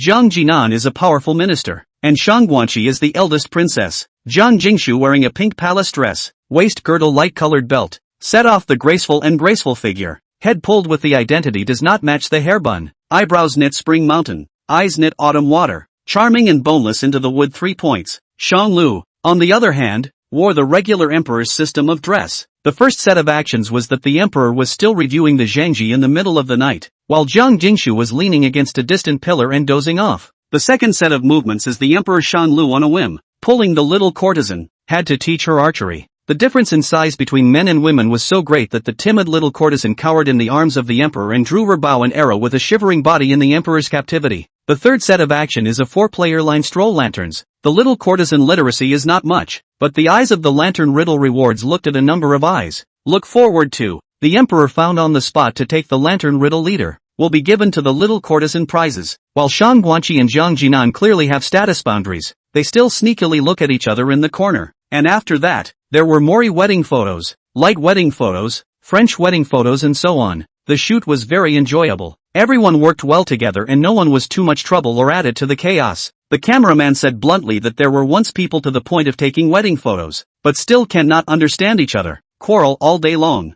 Some even quarrel and break up because the shooting time is too long. It's gotten to the point where you realize it's inappropriate? It's also very childish. It would be a while before the movie came out, but the four were already exhausted. 3 business days later is the day to pick up your album photos. As Shanglu walked away, he was stopped by the store manager. What's wrong? The store manager pointed to the picture of Shanglu and Jiang Jingshu in their ancient costumes, with the little courtesan dozing off and the emperor smiling dotingly. This photo I think I've taken very well, especially with a sense of atmosphere and emotion. I want to ask if we can print and enlarge this photo and put it in our studio as publicity? There aren't many couples like you two who are so talented. The store manager then explained, the credibility of our studio is guaranteed. Absolutely will not take this photo to do something else. Just use it for publicity. I believe you two are also trust our studio this choice to come here. You see how it? It didn't matter if Shanglu was against it. He just didn't know what Jiang Jingshu thought. You decide. Gingshu Khan loved that photo too. The public relationship was more reassuring and joyful to her. I'm fine with that. The store manager immediately thanked the two. Thank you both. I wish you 100 years of happiness and an early birth. Once out of the studio, the two sides were to separate. Jiang Jingshu pouted. Brother, can you really not come home with me? I don't want to be separated from you. Shanglu touched Jiang Jingshu's head. Silly girl, even if I go to your house, then I'll have to sleep in the guest bedroom for the time being. We still have to separate tonight. Jiang Jingshu didn't understand and didn't want to understand. Jiang Jinan, however, surprisingly stood in line with Jiang Jingshu's thoughts. I agree with Jiang Jingshu. The remaining 3 were stunned. The Ginger siblings actually stopped fighting. Jiang Jinan explained, the shooting side can make up for the shooting. Anyway, it is only shot to you two as a souvenir. At most there is a media to send a notice. A little less camera time won't affect the overall picture. But on Jingshu's side, I'm afraid that mom and dad will make things difficult for her the night before the wedding, or force her to agree to something difficult to resolve. You've already been licensed. You're husband and wife. There are some things you need to decide together. I can't pass messages in the middle. Jiang Jinan carried it well and drew the line at once. In Shanglu and Jiang Jingshu's little family, the two of them were the backbone, the ones who made decisions. Even if he was Jiang Jingshu's own brother, then he could only give advice. Can't be next to Jiang Jingshu to make decisions for her when things go wrong. Fair enough. He was aware of the ferocity of the Jiang family. As a husband, how could he let his wife go back alone? Right, then I'll go with you to meet the elders? Shanglu loosened his tongue. Jiang Jingshu was beaming with joy and was instantly happy. Yeah, I'm not afraid of anything with you, but there's one more thing. What about chess watching? According to the situation of the last conversation in the Pei family study, Mr. Pei's old man had the idea of hitting Shang Guanqi's idea and wanted to use her. All 3 of them went to the Jiang family. In what capacity should Shang Guanqi go? It's not good to let Shanglu drag his family to the Jiang family. It wasn't like Shanglu was comfortable leaving her alone to fend for herself. Jiang Jingshu's eyes twinkled. Why don't we take Guanqi to Zhong Susanna E and Li Chu's side? Li Chu's home won't be in the slightest bit of danger. Part of the reason why Li Chu dared to travel around so assuredly was because of the family's backbone. She has enough family to support her for the rest of her life, not working and looking around the world enjoying life. That's going to bother the Li Chu girls, isn't it? It's okay, Auntie and Uncle Lai won't mind. Jiang Jingshu started to pick up her cell phone to send a message to Lai Chou, and soon got Lai Chou's permission. Jiang Jinan, then I'll send chess to the Lai family first. You guys go back to the Jiang family first. I'll be back as soon as I can? Shanglu nodded. Then come back as soon as you can. Good. Jiang Jinan took Shang Guanqi away. Shanglu and Jiang Jingshu were also ready to go home. They had just returned to the car when they received a call from the 2 oldest members of the Jiang family. Jiang Jingshu picked up the phone. Hello? You girl? Where did you go to play? Why aren't you back by 8 o'clock? Do you know what time you have to get up tomorrow morning? Still fooling around outside? You really don't let me worry at all. Chapter 175, as far as the eye can see. You damned girl. Where did you go to play? Why aren't you back by 8 o'clock? Do you know what time you have to get up tomorrow morning? Still fooling around outside? You really don't let me worry at all. Jiang Jingshu turned down the sound of her cell phone a bit and helplessly explained. I'm a bit late after taking wedding photos today, and I'm on my way back now. Wedding photos? She rolled her eyes. You're the one with the most to do. Hurry back and don't dawdle. Old lady Jiang directly hung up the phone without waiting for Jiang Jingshu's response. What's with all the wedding photos? It was rare for her to see Shang Lu dressed so formally. You can also experience a new identity story with Shang Lu. How is it that there's so much going on? Jiang Jingshu was dissatisfied. Shang Lu glanced at her little face that was puffed up because of her anger and soothed. Alright, be happy, we're getting a license today. Right, today is a license. She didn't need to have her good mood dampened for someone else or something else. Brother, you're so nice. Jiang Jingshu's voice softened, obviously aggrieved. It's a good thing you're here. Otherwise, She really didn't know how she was going to walk into that place she had so easily escaped from all by herself. I always am. If we love each other, we will always be there and stay together until we grow old. Asterisk. Upon returning to the Jiang family, Shanglu experienced a powerful sense of oppression. From the moment they got out of the car, no one greeted them. Because of the late return, no dinner had been left at home. Old Mr. Kong saw Shanglu and sized him up with renewed scrutiny. His eyes scanned Shanglu from top to bottom. You are the child of Pei Xingjian and Shen Renqing? Shanglu nodded, acquiescing. Old Mr. Jiang carefully explored Shanglu's features, as if he was trying to see the sound and smile of his late friend in Shanglu's face. He let out a long sigh. Xiao Qing is a good boy, and Xingjian is also a mindful one. I didn't expect them to give birth to a descendant like you, empty of heart, but not of ambition. I don't know if that's positive or negative. Come on, these 1 and 2 are as defensive as if they've seen a ghost. Old Mr. Jiang waved his hand. You few should stop covering up. Our task of raising a child will be over by the moment she marries and becomes an adult. And the path of your future life, whether you die or live, and what it really looks like, is all yours to bear. Arguing with your parents over a man is really not the style of my Jiang family's daughter. In the future, since you are married off, you can make a living for yourself, but I hope you can keep this man's heart for the rest of your life. After all, you don't have parents behind you who can back you up. Jiang Jingshu couldn't refute it. She knew it was her choice. Jiang Jingshu just wants to marry someone she likes and be together for the rest of her life. Don't want to spend the rest of my life with a man I haven't seen 2 or 3 times and who constantly picks on me. Love is a fling, but marriage is a fag. If there is no love from the beginning, how can we spend these long years? Since Jiang Jingshu had chosen, she would not turn back and would not regret it. Dad, between Shanglu and I, it's true love. How can you talk about sincerity when you're in the class of the Jiang family and the Pei family? In order to maintain the honor of the family, it is a good idea to have the right family, be of similar age, and look past it. The last thing people in this position of status believe in is sincerity. Where's the sincerity in that? For the sake of self-interest, even brothers can fight against each other, and fathers and sons can turn against each other, not to mention a pair of men and women who are not related by blood. It's a wonder that Mr. Kong would believe it. When children get older, they don't like to listen, but when they have suffered,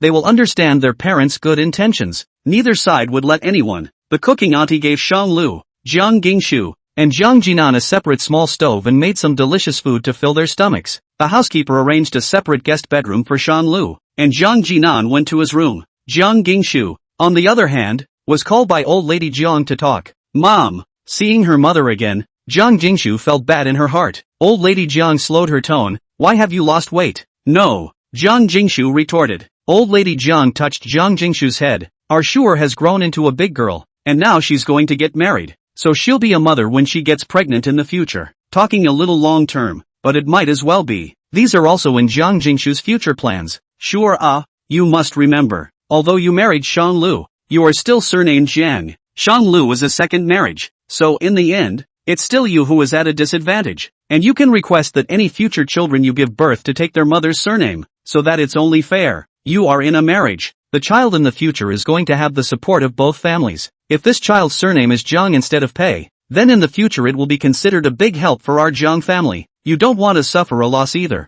do you? Of course she knew her child was very strong to say such things. Old lady Jiang changed her sharp and pointed attitude from the past and instead became very gentle. It was a pity that Jiang Jingshu didn't eat soft or hard. Mom, marriage is not just about calculations and weighing the pros and cons. There is also sincerity. Shanglu and I have shared hardships and have known each other for many years. Not just a couple on the surface, but the only one who lives in each other's hearts. The one in your heart? Old lady Jiang snorted. He said those words to you? How do you know that he only said those words to you? Didn't he say it with that ex-wife? Sure, you're still young. You can't read people well. Men are all the same, and every time they say something they don't change a word. Sweet words, you fooled. But you have to know, only parents are unconditionally love you. Other people like you with all kinds of conditions. He just sees you as young and beautiful. But what if you get old and don't have the support of your family? Jiang Jingshu was silent for a long time. Old lady Jiang thought that she had succeeded in her persuasion, but she said, parents' love is also conditional, only one's love for oneself is unconditional. Old lady Jiang froze slightly, frozen in place. If I can't get my looks right, I can't meet the requirements to be chosen as a child of the union.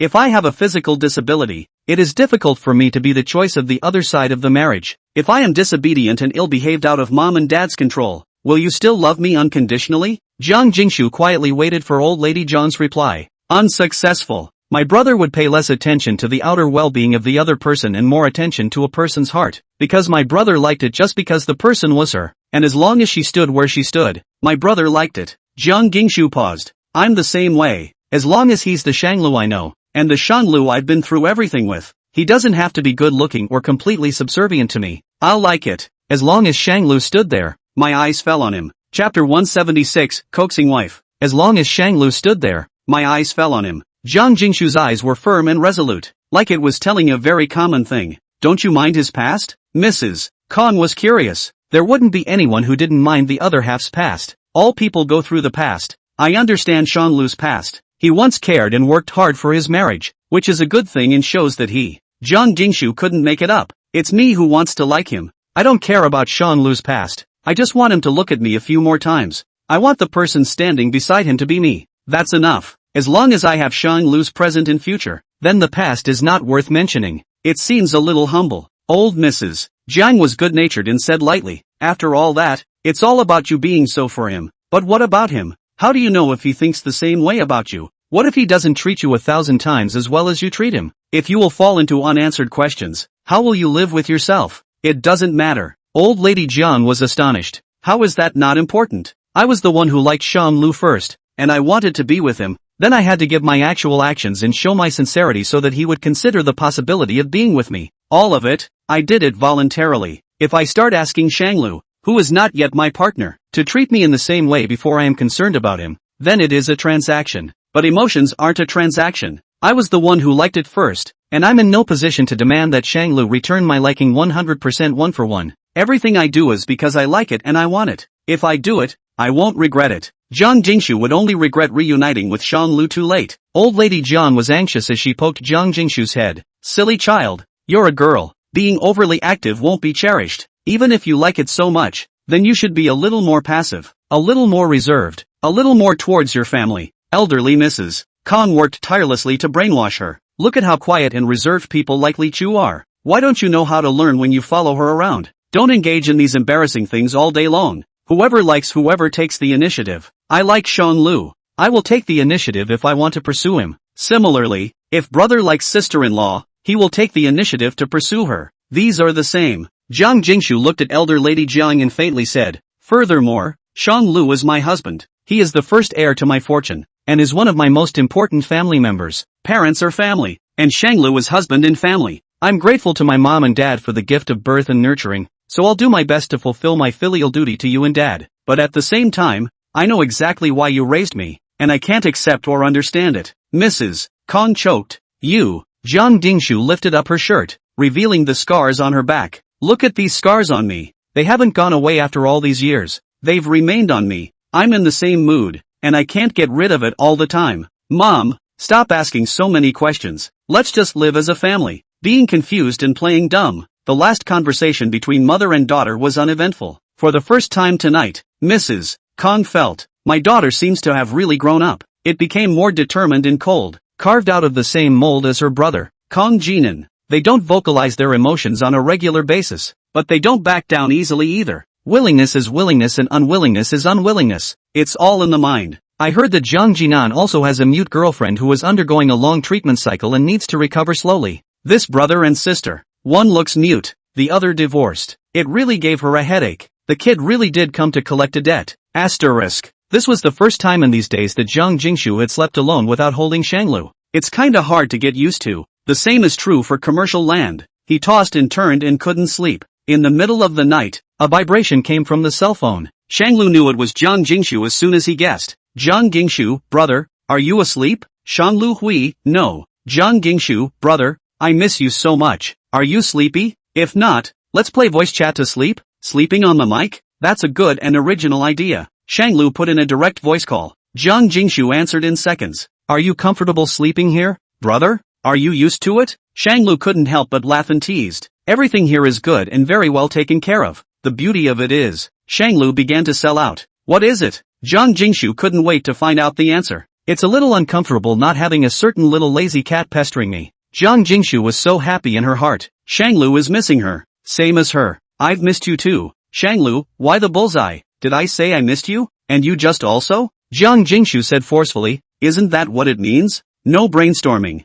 Okay, that's me unilaterally wanting my brother, okay. Jiang Jingshu took a half step back, but concessions are made in order to seek more favors. I miss my brother so much that I can't sleep fast enough. It's your fault that you kept me awake most of the night, brother, and that I have to get up early in the morning. Shanglu was speechless. My fault? Of course, it's your fault for messing with my mind. It's your fault. Jiang Jingshu spoke righteously, and those who didn't know really thought that she had been wronged in some way. Shanglu was helpless. What then? How does Jingshu want me to compensate? Then brother, you tell me bedtime stories to put me to sleep. Jiang Jingshu fantasized. When I wake up from a nap, then I'll attend the wedding with my brother and make our marriage public. That sounds romantic. Yeah, well, I'll go search for bedtime stories and see what tells some. Then I'll be good here and wait for my brother. Aha! Shanglu searched on his cell phone, bedtime stories to coax his wife. Once upon a time, a long time ago, there was a little rabbit. He loved the big bad wolf who was in both worlds with him.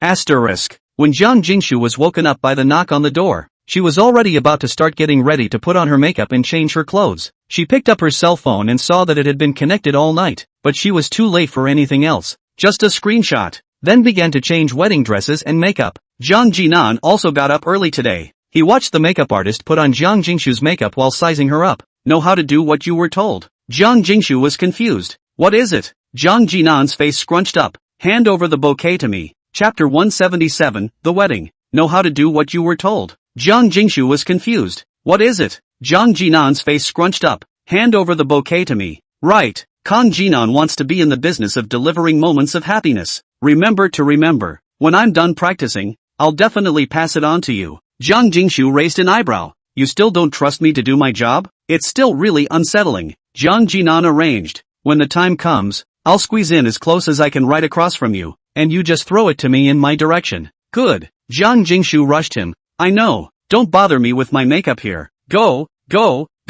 The four bridesmaids also came to Jiang's house early, guarding Jiang Jingshu's side like three walls, keeping a close eye on the surroundings for any figure of Shanglu. It must not be superstitious, but it must be lucky. Today's Jiang Jingshu had collected her misbehavior and looked like she had a quiet and cool demeanor that matched her appearance, but between her brows and eyes, she carried a few moments of brightness and happiness. As long as she smiled faintly, her entire person would emit a bright and warm aura, clean without a trace of smoke and fire. A wedding dress was extremely atmospheric and dignified on her. Good looking. Joan Susanna couldn't help but praise. I didn't realize that Jingshu, who has always been a mother single, would actually be the first among the few of us to get married. Richo seems to be in a good mood and can't help but snicker. Is that what she calls a mother single? That one of hers is clearly non-someone. Jiang Jingshu said righteously. Yes, I am non-Shanglu. If it's not Shanglu, then I'd rather be single for the rest of my life. Richu smacked her hand. No unlucky words. Yeah, can't say that. When the Pei family's wedding car came to pick them up,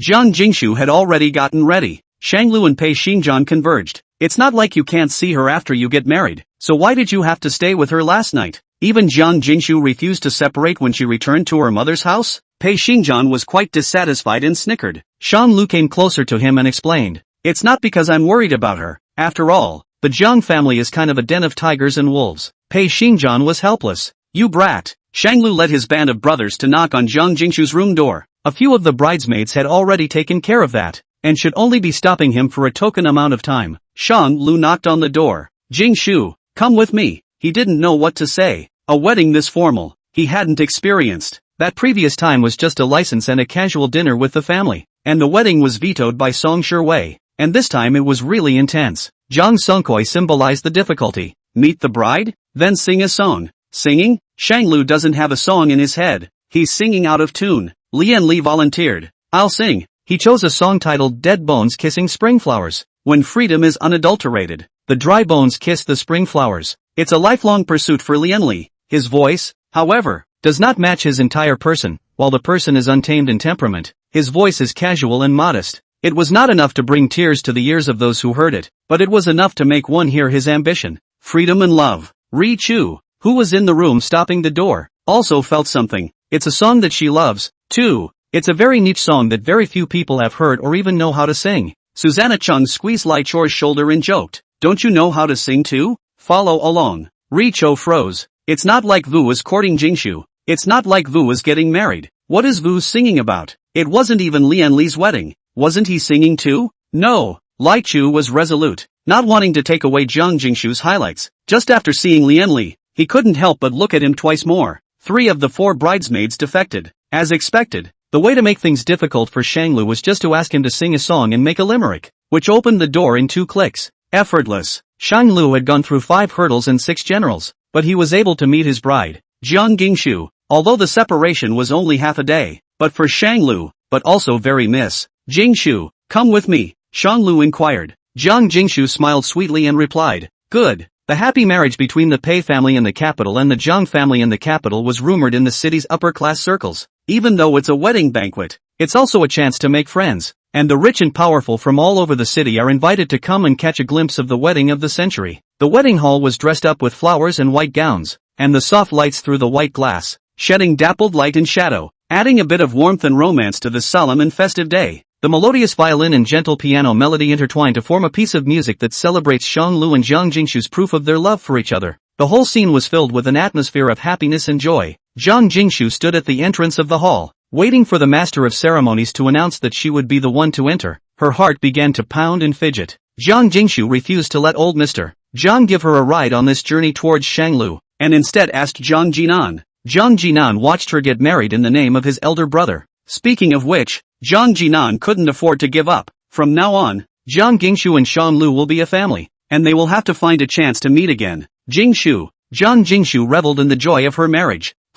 What's going on? Jiang Jinan urged. From now on, you will be a wife. You can't do anything arbitrarily. You can't be anxious and arrogant when things happen. Your temperament has to be collected. If you encounter anything and can't make up your mind, you need to discuss it with Shanglu, and not to make up your own mind. Do not be arrogant. Do not be capricious. Understand? In a trance, Jiang Jingshu always felt that something was changing. When Jiang Jinan teaches Jiang Jingshu, he always leads by example, using his own words and actions as a model, like today's tireless verbal instruction, rarely seen. Jiang Jingshu always felt that Jiang Jinan's mood was not right. Brother, I understand. Jiang Jinan touched Jiang Jingshu's head. You, don't quarrel with Shanglu, and communicate in time if you have problems. If you can't solve it, you can always come to me, and I'll cover for you. Jiang Jingshu choked. Thank you, brother. I will. Master of ceremonies, let's invite the bride to make her entrance. Jiang Jinan patted Jiang Jingshu's shoulder. Stand still. The door is about to open.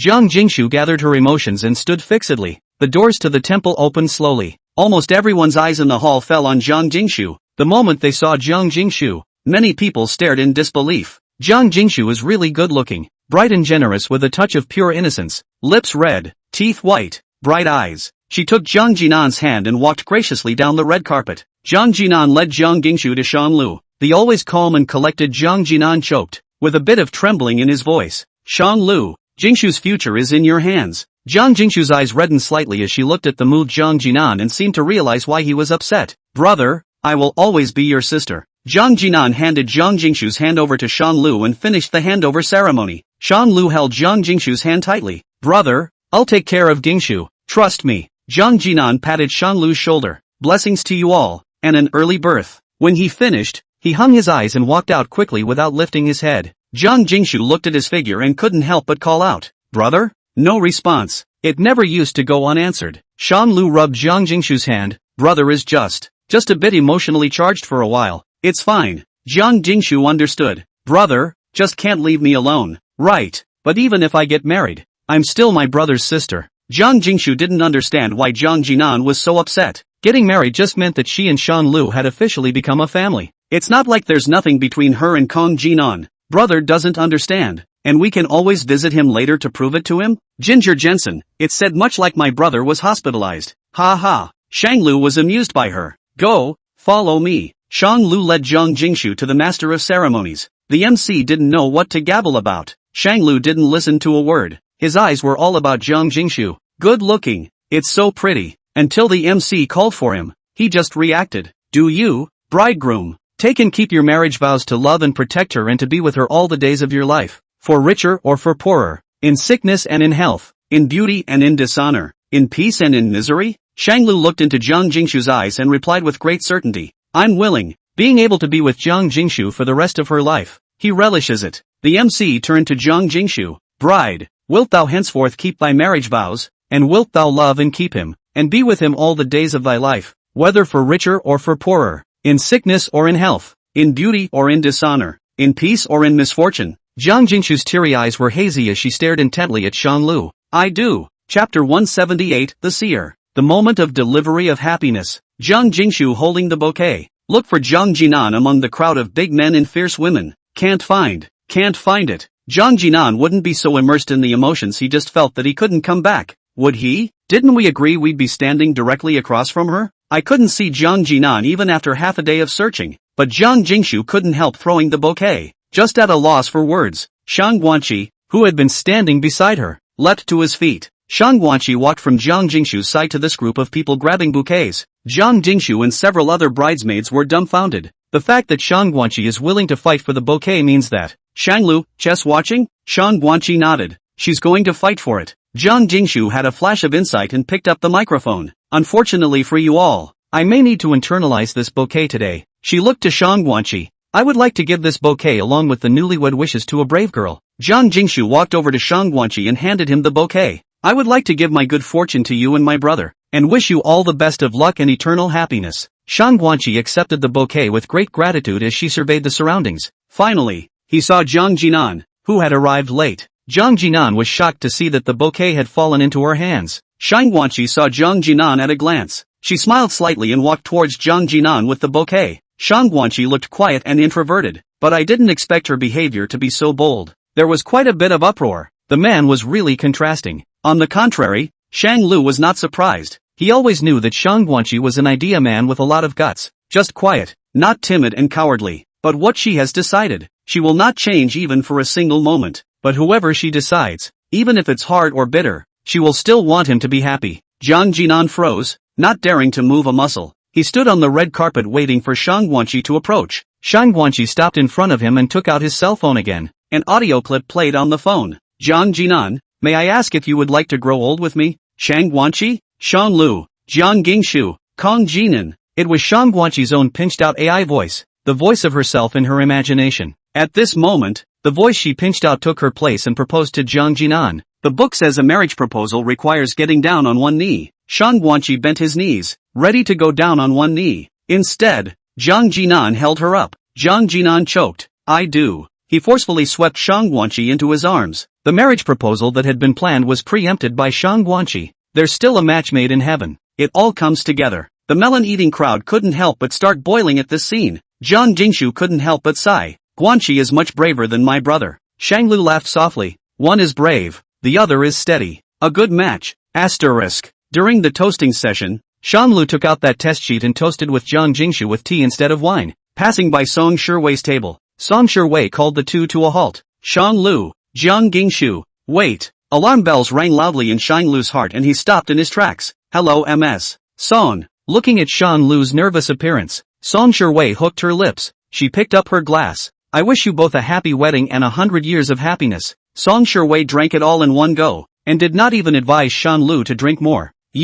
Shang Lu didn't know what to say. Having heard earlier that Shang Lu was poking around the Pei family's residential roadmap, and knowing that Shang Lu didn't have an alcohol allergy, Song Shiwei knew that this was in her defense. I'm not working with Riani, Song Shiwei said frankly. She did come to me, wanting me to drug the drinks, have sex with you in the Pei family's first-floor guest room, and then get caught so that your wedding wouldn't happen. I could also use it as blackmail to tangle with you for the rest of my life, to the mutual benefit of both parties. Shang Lu was curious. You didn't say yes? Song Shiwei paused. I did move such crooked thoughts, and I also thought about whether I should answer and forget about it. Even if it makes you hate me, it's still better than forgetting that I want it. But, Song Shiwei lowered her eyes, and the bottom of her eyes was a color that she couldn't hide. But I've already done too many things wrong in my life, and I don't want to make more mistakes than I can undo. I'm afraid that when I'm old, I'll regret what I've done and won't have the face to see my parents. Song Shiwei needs to be redeemed, not remembered. Shang Lu casually picked up a wine glass, poured a glass of wine, and drank it down. Good luck finding that right person and finding your true self. I am not a good match. Forget about me. Song Shiwei didn't say anything, but was grateful that he cracked the drink. Thanks a lot. She looked at Jiang Jingshu. MS. Jiang, I wish you happiness. Jiang Jingshu didn't squirm. Thank you MS. Song for your blessing. I will be happy with my brother all the time. Shang Lu and Jiang Jingshu left Song Shiwei's table and continued to go elsewhere. Song Shiwei didn't agree. And Ruyan Lu actually wasn't there? I thought she was preparing to create an alibi for herself. Shanglu was curious. She's outside the door. Jiang Jingshu pointed at Lu Ruyan, who was standing and stopping outside the door. Lu Ruyan's dress today was extraordinarily out of the ordinary. She was wearing a casual outfit, comfortable and relaxed, and her entire person had faded into aggressiveness. It even has a faint layer of warmth. Ruyan Lu saw the duo and greeted them. Gesture them over. Shanglu and Jiang Jingshu walked over suspiciously. Jiang Jingshu asked, I seem to remember inviting you? Lu Ruyan laughed lightly. I'm too lazy to go. If I go, I'll have to fight with you two again. It annoys me to death. So she didn't want to fight either? Shanglu found it more and more interesting. Are you one of Lu Zhaoi's people? Or are you Pei Xingzhan's man? Ruyan Lu was slightly stunned, not expecting him to see this layer. I, Ruyan Lu, will only be my own person, never serving anyone, not being anyone's lapdog, not bowing down under anyone. Ruyan Lu snatched the freshly poured tea from Shanglu's hands. A frown was raised at the sight of it being tea land, but still one drink. May the two of you be united in eternal love and have a son soon. She looked at Jiang Jingshu. How are you feeling after having your wish fulfilled for so many years? Jiang Jingshu raised her eyebrows. Very well. I didn't want to be your enemy. It's just that a lot of things can't be helped. You've been living under the shelter of Jiang Jinan. You don't understand the cruelty between adults. You don't understand me. I understand. But I also sincerely wish you the best, to be able to be with the person you like. Ruyan Lu's voice was laced with choking sobs. Seriously, I envy you, living under the light and never seeing the darkness. Shanglu, MS. Lu, people are having a hard time nowadays. Jingshu has her own difficulties, and so do you. You can't see Jingshu's difficulties, so you think she's lucky. At the same time, there will be people who can't see your difficulties and envy you just as much. Instead of being envious, live your own life. Ruyan Lu was silent, pondering Shanglu's words. Shanglu took the opportunity to leave. There are others waiting for us, so I won't keep you. He led Jiang Jingshu on to the middle of the hall. Asterisk. Lai Chor played with his cell phone in boredom. There are too many people here. She doesn't like it. Playing around, the phone ran out of battery. The rechargeable battery seems to be in Susanna Chung's bag. Lai Chor looked for Susanna Chung in the crowd. At that exact moment, a bony hand handed over a rechargeable battery. There's still 70% of the power. It should work. Ri Chu looked to the owner of the voice. It happened to be the man who sang Dead Bones Kissing Spring Flowers. She froze for a few seconds before taking the rechargeable. Thanks. Ri Chu plugged her cell phone in. Remembering the song he had just sung, couldn't help but ask, what type of music do you usually listen to?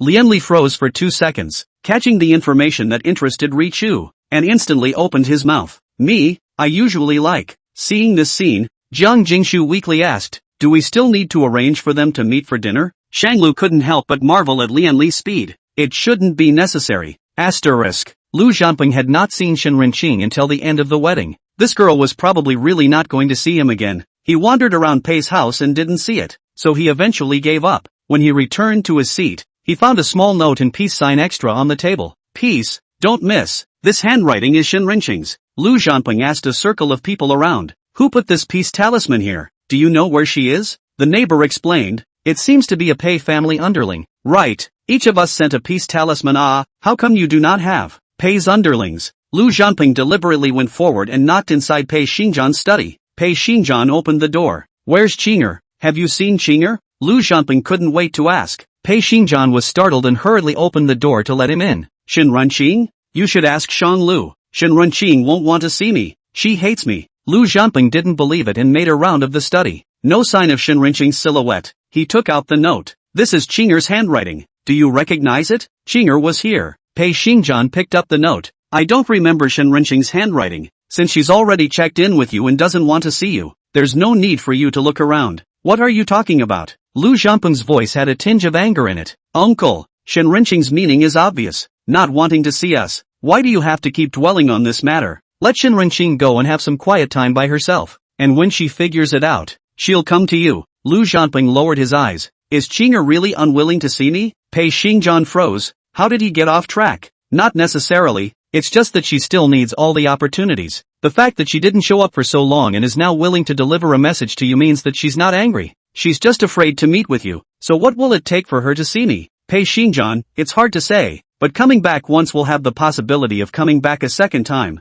It depends on whether you are willing to wait. Lu Zhanping was probably clear. I know. I'm willing to wait however long it takes. Thank you. Pei Xingzhan didn't understand where this inexplicable thanks came from. Lu Zhanping walked out on his own and closed the door. Until a minute later, it was estimated that Lu Jianping had gone downstairs. Pei Xingjian said to the dark compartment of the study. The people are gone. Shen Rinqing heard the sound and walked out from within the dark compartment. Thank you for being willing to carry the message for me. Pei Xingjian raised his eyes and looked at Shen Rinqing. No need to thank you. This is me returning your favor. Don't worry, Shang Lu is a good boy. He doesn't have to get involved in power struggles. He just needs to be a good artist for him. He looked at Shen Rinqing and remembered those sketches of Shen Rinqing that he had collected in his villa in Luo City. Shang Lu's paintings are much better than yours. Shen Rinqing was not very excited and softly said, Shang Lu is indeed more capable and blessed than me. Lu Jiaohui shouldn't want to see me, so I'd better go first, so I won't bother you. Just, gone? Pei Xingjian raised his eyes and stared intently at the fidgety Shen Rinqing. Years in a hurry, but the years seemed to have mercy on Shen Qiang. In her face did not give birth to a trace of wrinkles, but rather add a few more points of flavor. Retain? Times have changed. There's no need for that. Pei Xingjian had something more important than love in his heart power. He suppressed his emotions and answered calmly. I'll send you away without anyone finding out. Shen Rinqing carefully thanked. Thank you. Outside the door, Lu Jianping has not left. He stood guard at the door and heard Shen Rinqing's voice, suppressing the urge to rush through the door. As long as Shen Rinqing is doing well, that's enough. If you don't want to see it, don't see it. Peace is excellent. Peace be with you. Asterisk. After the wedding, both Shang Lu and Jiang Jingshu were exhausted. Being married is blissful and exhausting. As per normal procedure, tonight is the wedding night, but the two of them were in the penthouse star room of their little home. Jiang Jingshu cowered in Shang Lu's arms, wearing her in Shang Lu's couple's pajamas. I heard there are shooting stars tonight. Who did you hear that from? What's with the meteors at this time of year? I said it myself. Jiang Jingshu said forcefully. Shang Lu? Shang Lu silently sized her up for a few moments and eventually catered to her words. I thought there would be, too. With that, Shang Lu took out his paintbrush and drew the shooting star with a few simple strokes on the drawing paper. Look at the shooting star I drew. She liked it, and he fulfilled it as best he could. Jiang Jingshu was quite proud. Or I'm a bit better. When I say there's a shooting star, there's a shooting star. So powerful. Lord Jiang. I worship Lord Jiang. Shang Lu feigned obeisance. So shady. Learned the essence of Jiang Jingshu's dislike. Pissed Jiang Jingshu off. Jiang Jingshu hooked Shang Lu's tie and slammed into his arms. The pounding heartbeats overlapped. More talk is better than more action. Inside the starry room, clothes were strewn all over the place. Shang Lu hugged Jiang Jingshu warmly. Jiang Jingshu struggled to open her eyes and looked at the sky. There was a meteor streaking across the sky above. Brother, it's a shooting star. She wanted a chance to relieve her strength and give herself a little breathing room. Shang Lu was dissatisfied. Call your husband. Jiang Jingshu said pitifully. Hubby, there really are shooting stars in the sky. Shang Lu looked over in the direction she was pointing. When there are really shooting stars, it's really by you? Shang Lu was surprised as he took Jiang Jingshu in his arms. Jiang Jingshu's back ached and she relied on Shang Lu's arms, pounding him as if she was pampered. I've told you. What I say will come true. I'm a prophet. Shang Lu laughed softly and asked, what other prophecies does the prophet have? Tell me? Jiang Jingshu raised her head and kissed Shang Lu in a slapdash manner. Shallow. Jiang Jingshu will be with Shang Lu for the rest of her life. End of main article, with extras, post-wedding routine and explanation of some supporting characters. Tap the new book collection the latest chapter of the rush page. Then turn back a page as the new book publicity. Daily flow of small sweet text. Chapter 1 extra, the so-called honeymoon one. The honeymoon trip was something that Jiang Jingshu and Shang Lu had planned long ago. This current stop is Sea City. Sea City is more famous netroute city. Not to mention, the food and human landscape is rare. Inside the pedestrian street, Jiang Jingshu and Shang Lu were lined up in front of a store and a snack bar. About the reason for the off-peak tourist season. The line wasn't too long. Without waiting 5 minutes, it was the duo's turn. After spending 2 days in Sea City, Jiang Jingshu had a little understanding of the city's tastes. Shang Lu's order, 2 grilled cold noodles, 1 mildly spicy and 1. Shang Lu looked at Jiang Jingshu.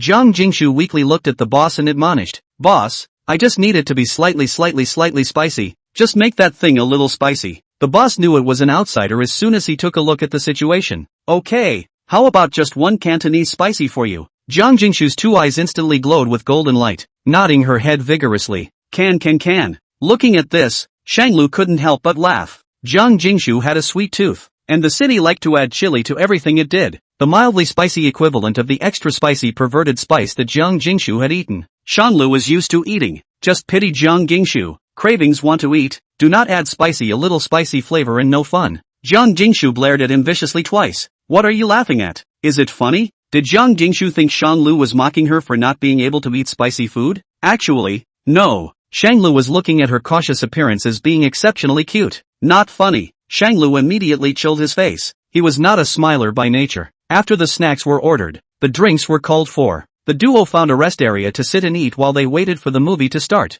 Wait. With a big wave of her hand, Jiang Jingshu set the milk tea and snacks on the table. What's wrong? Shanglu was confused. Cell phones eat first. Jiang Jingshu took a shot at the food. My brother must be on duty right now. This looks like this has no appetite. He can't be envious of him. Shanglu had no choice but to watch her shoot. If it were in the past, Shanlu would not have let Jiang Jingshu eat so much junk food. But honeymoon travel, just figure a happy. Local specialties can be tasted. There is no need to spoil the fun. It's okay. Jiang Jingshu sends the photo in Jiang Jinan before she starts moving her chopsticks. Moving her chopsticks to take a bite, Jiang Jingshu was so moved that she wanted to cry. That's the flavor. With a bit of spice, sweet and spicy, and all the right kinds of processing into one piece that just explodes the taste buds. Shanglu sensed her reaction. What? After so many days, I'm finally eating slightly spicy food that I recognize. Jiang Jingshu reacted greatly. God knew how bitter her taste buds were these days. Is there such a big reaction? Shanglu tasted Jiang Jingshu's portion. You ordered sweet? He clearly remembered that there was no such flavor as sweet mouth. Jiang Jingshu grimaced. What do you know? This is sweet and spicy. Sweet and spicy? Not like a flavor, but more like a description of Jiang Jingshu herself. A cosplayer in a Monkey King performance costume near the rest area? This person had been surrounding Jiang Jingshu and Shanlu. At the sight of Jiang Jingshu taking a picture of the food and herself with her cell phone, she came up with an arrow and squeezed into the frame. Jiang Jingshu? Jiang Jingshu was dumbfounded. What for? Female enchanter. This is the first time you've come to our Flower and Fruit Mountain Split Mountain walking street, isn't it? Do you want to take a picture with old Sunmi? Sun Wukong crooked his head and smiled kindly. Shanglu secretly said that it was not good. It's a money scam. Miss Jiang doesn't eat the earth. I'm afraid I've never seen such a rogue maneuver.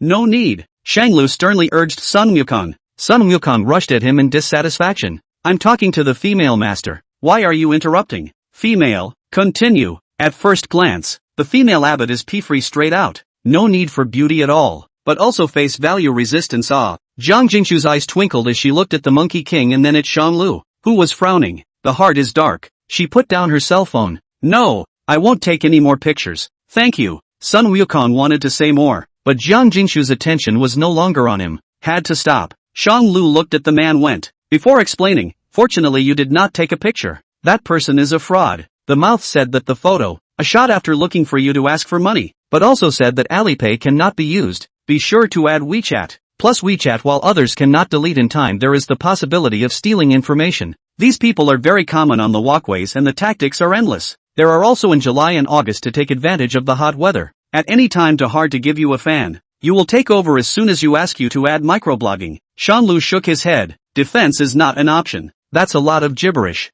What's it say? Jiang Jingshu didn't hear it. You're jealous. State the tone of the affirmation. Shanlu? No, sis. Shanglu cried and laughed in exasperation.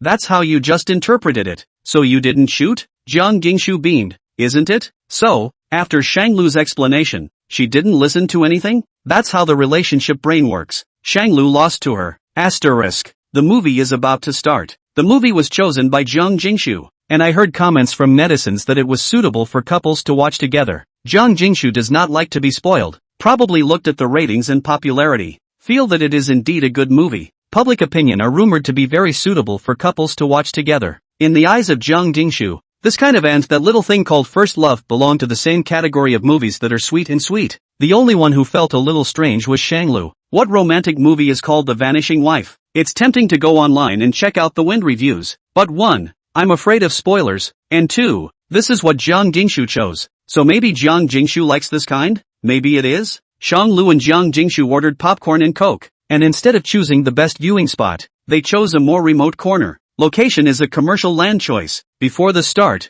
Shanglu freed the handrail between the two positions, arranging the two positions into one big one. Jiang Jingshu obediently lay in Shanglu's arms, ready to enjoy the love movie. But as soon as the scene started, Jiang Jingshu sensed that something was wrong. This is a suspense movie, right? Where's the right place for a couple? Jiang Jingshu was tugged by her emotions and watched the whole scene. Come out pissed off. In the middle of the movie review, I wrote, highly recommended. Perfect for couples. Very sweet. Sweet to the point of explosion. 5 stars. How can there be such bad people in the world? How can they recommend such a movie specifically for couples? Too bad. Shanglu ambiguously concurred. Right, that's it. Seeing him being perfunctory, Jiang Jingshu questioned. You were just at the movie theater too. Why didn't you react at all? Because Shanglu had been looking at Jiang Jingshu, he hadn't even noticed what the movie had shown. Was going to take advantage of the remote location, but Jiang Jingshu's entire attention was on the screen. Seeing that Jiang Jingshu was looking so seriously, Shanglu didn't want to disturb her interest. It's angry, but the content is still pretty good.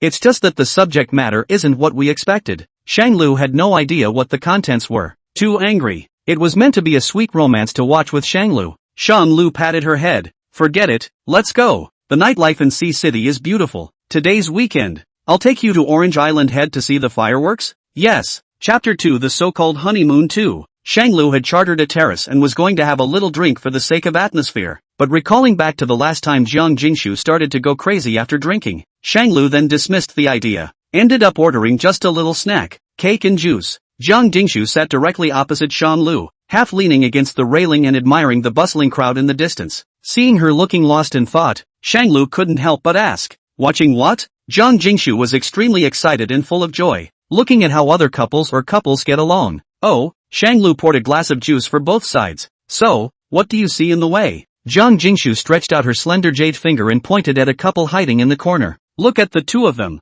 It feels like a flirtation period. They don't look too familiar. They want to get close but don't dare to. Shanglu followed the direction she was pointing and saw that the two men were squirming, as if they wanted to hold hands and hug but were too embarrassed to do so. In his eyes, it looked like the man was the one trying to initiate more. I'm guessing that the moment the fireworks go up, the guy will take it upon himself to stop the girl on the shoulder. Shanglu thinks so. Jiang Jingshu's eyes flowed, her eyebrows curved downwards, and her eyes were full of laughter. Shanglu was puzzled. What are you laughing at? Jiang Jingshu picked up her wine glass and took a small sip. Brother, do you believe that when the fireworks go up, that girl will be tired of standing in her high heels and fall down into the boy's arms? Wearing heels is going to be a little tiring, but it wouldn't have stuck the timing that well. Shanglu looked at her suspiciously. You see something? Shanglu glanced at the two men's dresses. That girl doesn't look like she'd be so forthcoming, so she'll pretend to twist her foot. What Jiang Jingshu said seemed to be true. What's the reward if I'm right? Brother? Shanglu raised his eyebrows. What kind of reward do you want? The terrace was wrapped up by Shanglu, and there were only two people in the venue,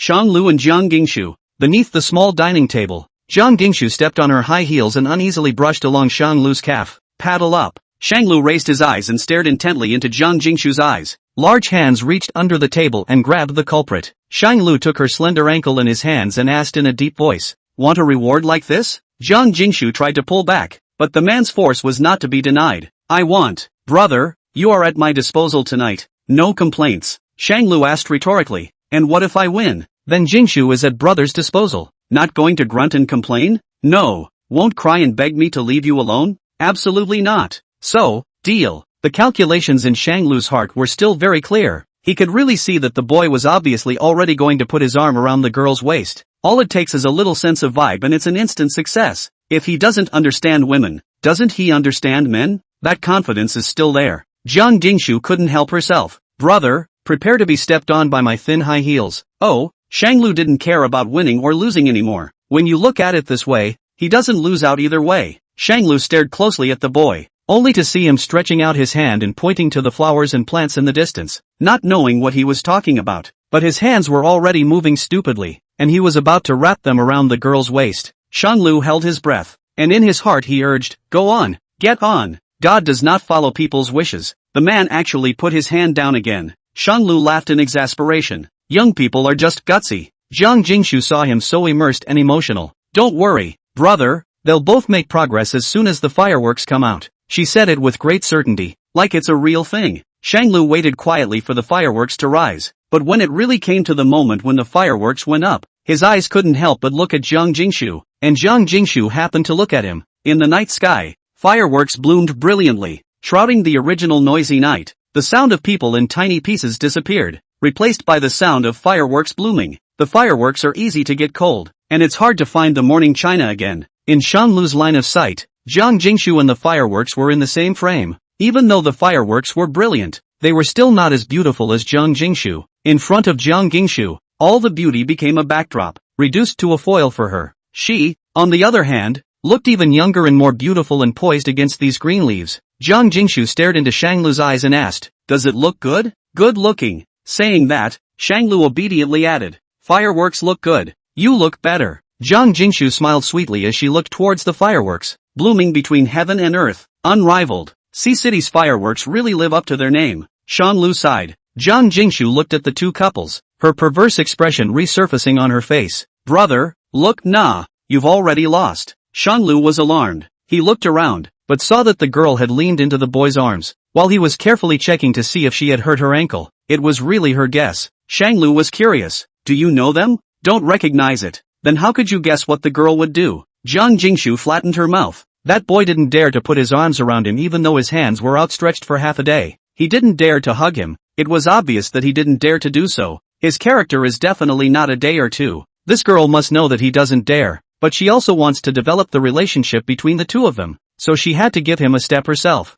"I don't know them, but I know how girls think, yeah. Giving steps, playing soft, pulling strings. This seems logical, but this routine, why does it always feel so familiar?" It seemed that from the beginning of the reunion, Jiang Jingshu had been giving steps and playing soft as a way to bring the relationship closer. Many times Shanglu crossed the line and the relationship between the two changed radically. Most of it was because of certain small actions of Jiang Jingshu, reunited with a rain-soaked little wretch, a young girl who fainted in the bath because of a fever. "I had to ask Shanglu to help me because I couldn't pull the zipper at the back, because the men's clothes were too big, and the scented shoulders were half exposed, because I forgot to put on my clothes, and I've been exposed." Pestering Shanglu to sleep with her because she's afraid to sleep alone. The things that happen when you get mad because you're not a good drinker. And today, when the victory was assured, he proposed a bet in order to punish him properly tonight. Stake out. Looking at it today, it seems to be all about Jiang Jingshu deliberately playing soft and pretending to be pitiful to gain sympathy. Good-looking people are bound to know they look good. Using this as bait, Jiang Jingshu lured Shanglu into taking the bait. Shanglu falls into a trap named Jiang Jingshu. Doesn't Shanglu know anything? It's just something you know you can't do, because it was her, willing to fall. "I won. You're mine tonight, brother." Chapter 3, So-Called Pregnancy 1. According to the original plan of Shanglu and Jiang Jingshu, they also planned to go together to see the snowy mountains, the water towns of Jiangnan, the desert, and the world of ice and snow. But plans never catch up with change. The change happened at noon one day. Shanglu ordered a candlelight dinner. The lighting, the ambience, the food and the people across the street, everything was just right. But Jiang Jingshu had only just taken a few bites when there was a churning in her stomach. Shanglu sensed that something was wrong with her. What's wrong? Obviously the diet purposely avoided Jiang Jingshu's taboos. Jiang Jingshu couldn't say what was wrong as she covered her mouth and ran to the bathroom. Shanglu stayed quietly outside the bathroom. His mind probably had a guess, but it's not certain. Only when Jiang Jingshu came out did she ask, "Did you have your period this month?" Jiang Jingshu thought about it and shook her head. "No, didn't come last month either." Shanglu was stunned. "You didn't come last month, so you should have paid attention." Thinking about these days, he and Jiang Jingshu had played on all kinds of rides, and there was not a single taboo in their diet at all. Shanglu immediately felt a pang of fear in his heart. Jiang Jingshu's stomach was hard and she beamed in dissatisfaction. "What?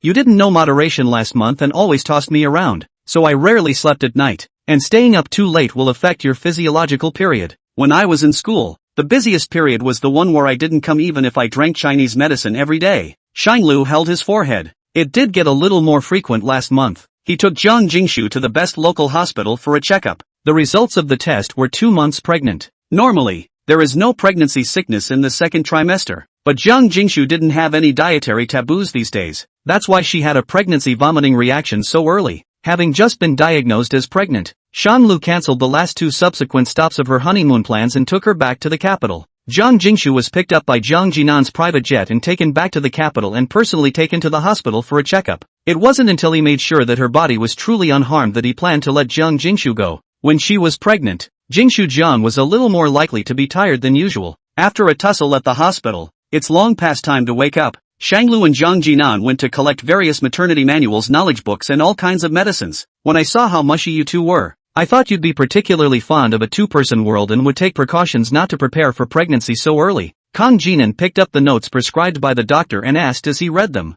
Shanglu sighed softly. "Did the measures? But May, too many times? Not 100% protected, I guess." Jiang Jinan laughed it off. "What do you think? Are you planning to move in with me? Or are you going to hire a monthly nanny to take care of you and continue to enjoy these last few months of undisturbed 2-person world?" "I'm fine with both. Let's wait for Jingshu to wake up and ask her what she wants. Jiang Jinan hooked her lips. Then if you ask her, it must be the second one. After all, this taboo is so much. I won't be soft and let her have a chance to steal food. He handed Shanglu the maternity medication. But you'll spoil her. Asterisk. Brother, let's not disturb my brother and sister-in-law's two-person world. After all, they are still in the bonding period of establishing intimacy. With two more of us, that sister-in-law will be unable to let go. Every word Jiang Jingshu said was in consideration of Jiang Jinan and Shang Guanxi. Shanglu raised an eyebrow. It was really guessed by Jiang Jinan. So we'll hire a monthly wife? Jiang Jingshu was pleased with the offer. She nodded vigorously and rubbed her belly again, asking curiously,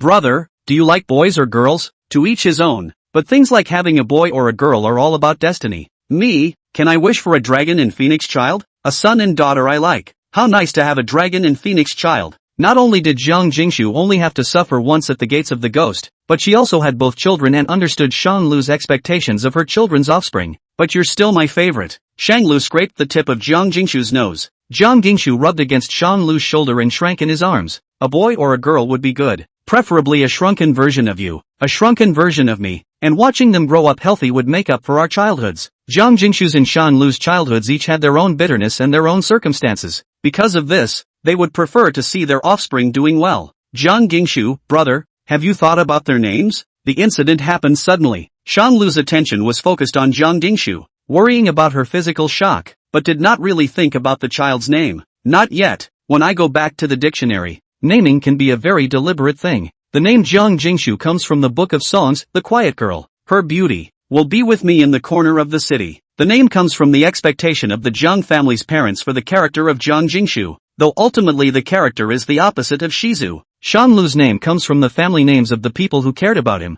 Shang was chosen from his birth parents who raised him. Lu was taken from his uncle and grandfather Lu Zhanping who cared about him very much. And half of the word Shen came from Shen Renqing, Shen's family. Their names are all very suggestive. Then their baby's name must not be random. So cautious. It looks like brother cares a lot about the child in his belly. Jiang Jingshu squeezed the comforter and leaned closer to Shang Lu. Shang Lu stroked her head. It's not that I like children. It's that I like Jingshu's and my children. With the beautiful emotions that we both had in the beginning. Humph. My brother has begun to be unashamed now. If I had been before I would have said I had no decency. Jiang Jingshu made a bad move and tickled his waist. Shanglu has become immune to this set. There is no tickling flesh at all. It was useless to let Jiang Jingshu play around. You really don't have a straight face now. Shanglu grabbed her face and pinched it. Your brother and I have agreed to take turns watching you. All those junk foods you indulged in the past are not allowed to be eaten anymore. And you are not allowed to stay up late anymore. You must go to bed early and get up early in the future. He really couldn't be seduced by Jiang Jingshu's one pouty, one cute, one seductive sentence anymore. Jiang Jingshu's face fell. Then do I have to fast for 8 months? Is that too bad? I don't want to. Brother, you're the best. Please, you can eat less, but you can't not eat at all. You don't want to see Jingshu upset either, do you? Jiang Jingshu hung her hands around Shanglu's neck and sat across him, fidgeting in his arms as her body pressed against him. If it were in the past, Shanglu would have surrendered with both hands and started burying his head in the sand immediately. But times are different now. For the sake of his child, he must overcome enduring the petulant demon Jiang Jingshu. Say nothing. You basically don't want to think about that frequency you used to have. And it's not like you're being asked to fast.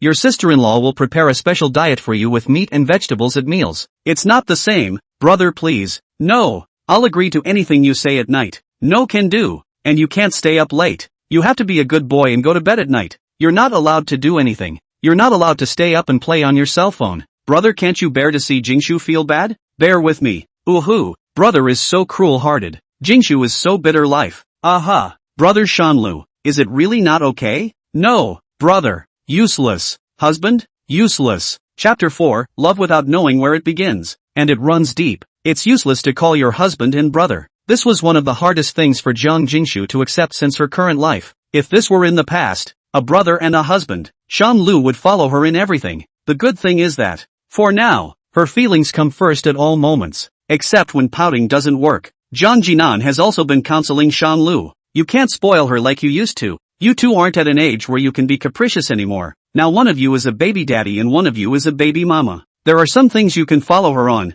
but there are some bad habits that can't go on like this. Shanglu also took Jiang Jinan's words as an order, and as soon as Jiang Jingshu tried to cross the line at night again, she would immediately put a stop to it. carrying a baby for 10 months. Then they will have 10 months between them where they can only talk purely under the covers. Shanglu was bitter. They were newlyweds. What kind of newlyweds lose their great nightlife after less than 3 months of marriage? What a scandal. Furthermore, since her pregnancy, Jiang Jingshu's skin condition was conversely more delicate than ever. And apart from a larger stomach, there was basically no change elsewhere. Other people who are pregnant are each wrinkled and haggard. But Jiang Jingshu is an exception. It's probably because these days Jiang Jingshu, the little tyrant, is controlled to go to bed early and get up early. All the taboos do not touch. 3 meals a day are carefully taken care of by the sister-in-law, in accordance with the dietary balance of nutritional regulation. That's why Jiang Jingshu appeared to be in better shape than ever. The only thing was that her eyebrows were always furrowed. Jiang Jingshu was not happy. So much for a good honeymoon. At least she was still spending the whole day with Shanglu. But gradually, more and more people came to visit the family. Pei Xingjian came to visit Shanglu and Jiang Jingshu with a bunch of gifts. Pei Xingjian hid in the shadows and quietly asked, "Have you checked?" Shanglu didn't quite understand. "What?"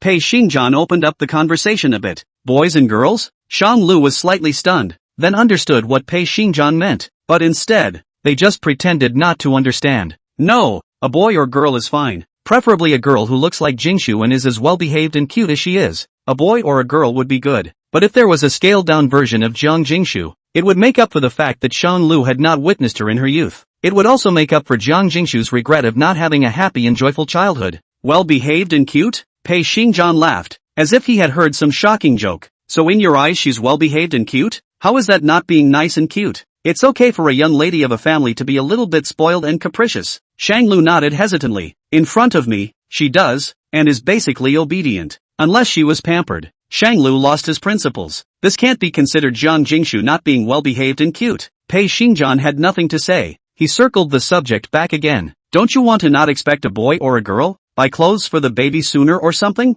Shanglu once again pretended to be confused. "Boys and girls are the same. They both need to be well nourished. The most urgent thing right now isn't buying clothes for the child, but rather Jingshu's physical condition." It's an irrefutable argument. Seeing that he couldn't ask from this aspect, Pei Xingjian changed direction. "So have you named the baby yet?" These days, Shanglu did go through the dictionary, looking for a lot of words with meaning. The name of this piece of roughly have a direction, but boy and girl names are indeed different. Commercial land has alternative names, but they are not yet finalized. "No, not yet. Still thinking about it, just probably in the right direction." Seeing that Shanglu was so tight-lipped and still didn't reveal whether the child was a boy or a girl, Pei Xingjian understood that Shanglu didn't care much and didn't try to ask the doctor. Had to leave it at that. "Is that all right?" Of course it won't stop. Shanglu was unwilling to talk, so he'd just go to the hospital and ask. What can't be solved with money? Pei Xingjian rushed to the hospital and retrieved Jiang Jingshu's pregnancy test report. It seems that Jiang Jingshu is pregnant with a dragon and phoenix child. Fate seems to favor Shanglu from time to time. The dragon and phoenix child not only satisfies Shanglu's wish for 2 daughters, but also is a pill of reassurance during the current period of fear and trepidation of Pei Zhang's 2 families. It's good to have a dragon and phoenix child, sons and daughters. Who says this LW is bad? This LW is wonderful. Pei Xingjian, who has been exhausting himself for a long time, finally put down his heart. The pregnancy seemed to be a struggle, but there was only a limited amount that Shanglu could do to help. An October pregnancy is not too long and not too short. It was probably because when he stayed with Jiang Jingshu, Shanglu was happy and joyful, and the happily ever afters always go by fast. Asterisk. On the day of production, Shanglu stood outside the operating room with a tense face, his mind going blank inside. The operating room was a mess, with nurses coming in and out every now and then. The screams of Jiang Jingshu could even be heard outside. Shanglu was heartbroken. He had never heard Jiang Jingshu cry so heartbreakingly. Even when she had looked at the shocking scars on her back earlier, she had said that she had never cried, never been afraid, and the situation at hand seems particularly worrisome. Shanglu could do nothing about it, but he could only wait. Jiang Jinan could see Shanglu's anxiety. He was nervous too. It happened so suddenly. Originally, they just gathered together to cook their own clean and healthy meal hot pot for Jiang Jingshu to satisfy her cravings.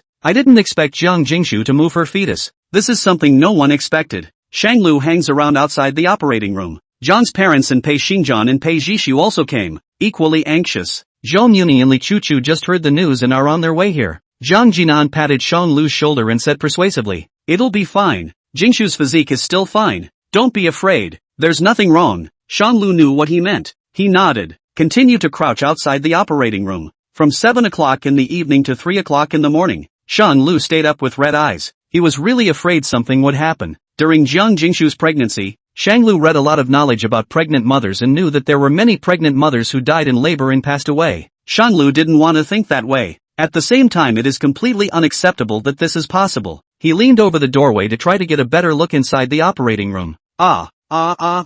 Two crisp baby cries drew everyone's attention. People are gathered outside the operating room. A nurse pushed the crib out. Congratulations, the mother and child are safe. The birth is a pair of dragon and phoenix. Congratulations. Shanglu saw the two wrinkled children, but not Jiang Jingshu. Where's my wife? He asked anxiously. Slightly relieved, the guard explained. Handle it and come out right away. You don't want so many people to go and talk to her. She's too tired and needs to rest. 1 or 2 people accompanying and taking care of her will be fine. And the hospital can't be crowded with so many people. Good. I'll accompany and take care of it. Shang Lu looked at the rest of the people. All of you have worked hard tonight. It's fine for me to keep watch here. Everyone go back and rest. John's parents and Pei Xinjian both stayed by the child's side, teasing the child. Pei Jisoo volunteered to come and take care of it. I'm a girl. It's most convenient for me to take care of sister-in-law. Even though big brother Jiang is a doctor, there are a lot of things that sister-in-law doesn't necessarily want to be seen by you, so it's best for me to do it. Big brother Jiang should still go and send little sister Guanqi home properly. What Pei Jisoo said made sense. Zhang Jinan thought deeply and agreed. Pei Jisoo went to hand over to the doctor, leaving Jiang Jingshu and Shang Lu with private alone time. Shang Lu clutched Jiang Jingshu's hand and stood by her hospital bed. Jingshu, worked hard. We'll just have these two and never again. Whoever wants an heir, have one yourself. Shang Lu didn't care about this nonsense, and Jiang Jingshu was the one who suffered in the end. Jiang Jingshu was lazy, when she was really exhausted, but her mind was unusually happy. She and Shang Lu have a child. With the child as a tie, she would be bound to Shang Lu forever in this life. Live and let live and never part. Brother, we have a child. Did you take a look at the baby? Does it look like you or me? Shang Lu was bitter. We can't see it now. Let's slowly see it together later. Shang Lu saw that she was a bit sleepy, but the doctor had just advised that after childbirth, new mothers experience the hardships of labor and delivery and are in a state of extreme physical and mental exhaustion. Therefore, many new mothers want to go to bed immediately after delivery. However, sleeping immediately may affect the discharge of bad dew, the recovery of the uterus, and the secretion of breast milk, so it is not recommended. So he had to desperately talk to Jiang Jingshu to attract her attention. Jingshu, don't go to sleep yet. Talk to me. Jiang Jingshu was exhausted. But brother, I'm so sleepy. Sleepy? So do you want to know when I started to have a crush on you? From that incident? Shang Lu said this. Jiang Jingshu then came to her senses. Even though she was sleepy, she fought the urge. Think. Shanglu, then I'll talk to you slowly now. Good. When I first saw you at the reunion, I thought that you were beautiful, soft and protective, but there is a stubbornness in your eyes. When it comes to when his heart is moved, Shanglu can't quite say. By the time Shanglu realized that his heart had moved, the lingering emotions had long since penetrated his bones. Love doesn't know what it's all about. End of text.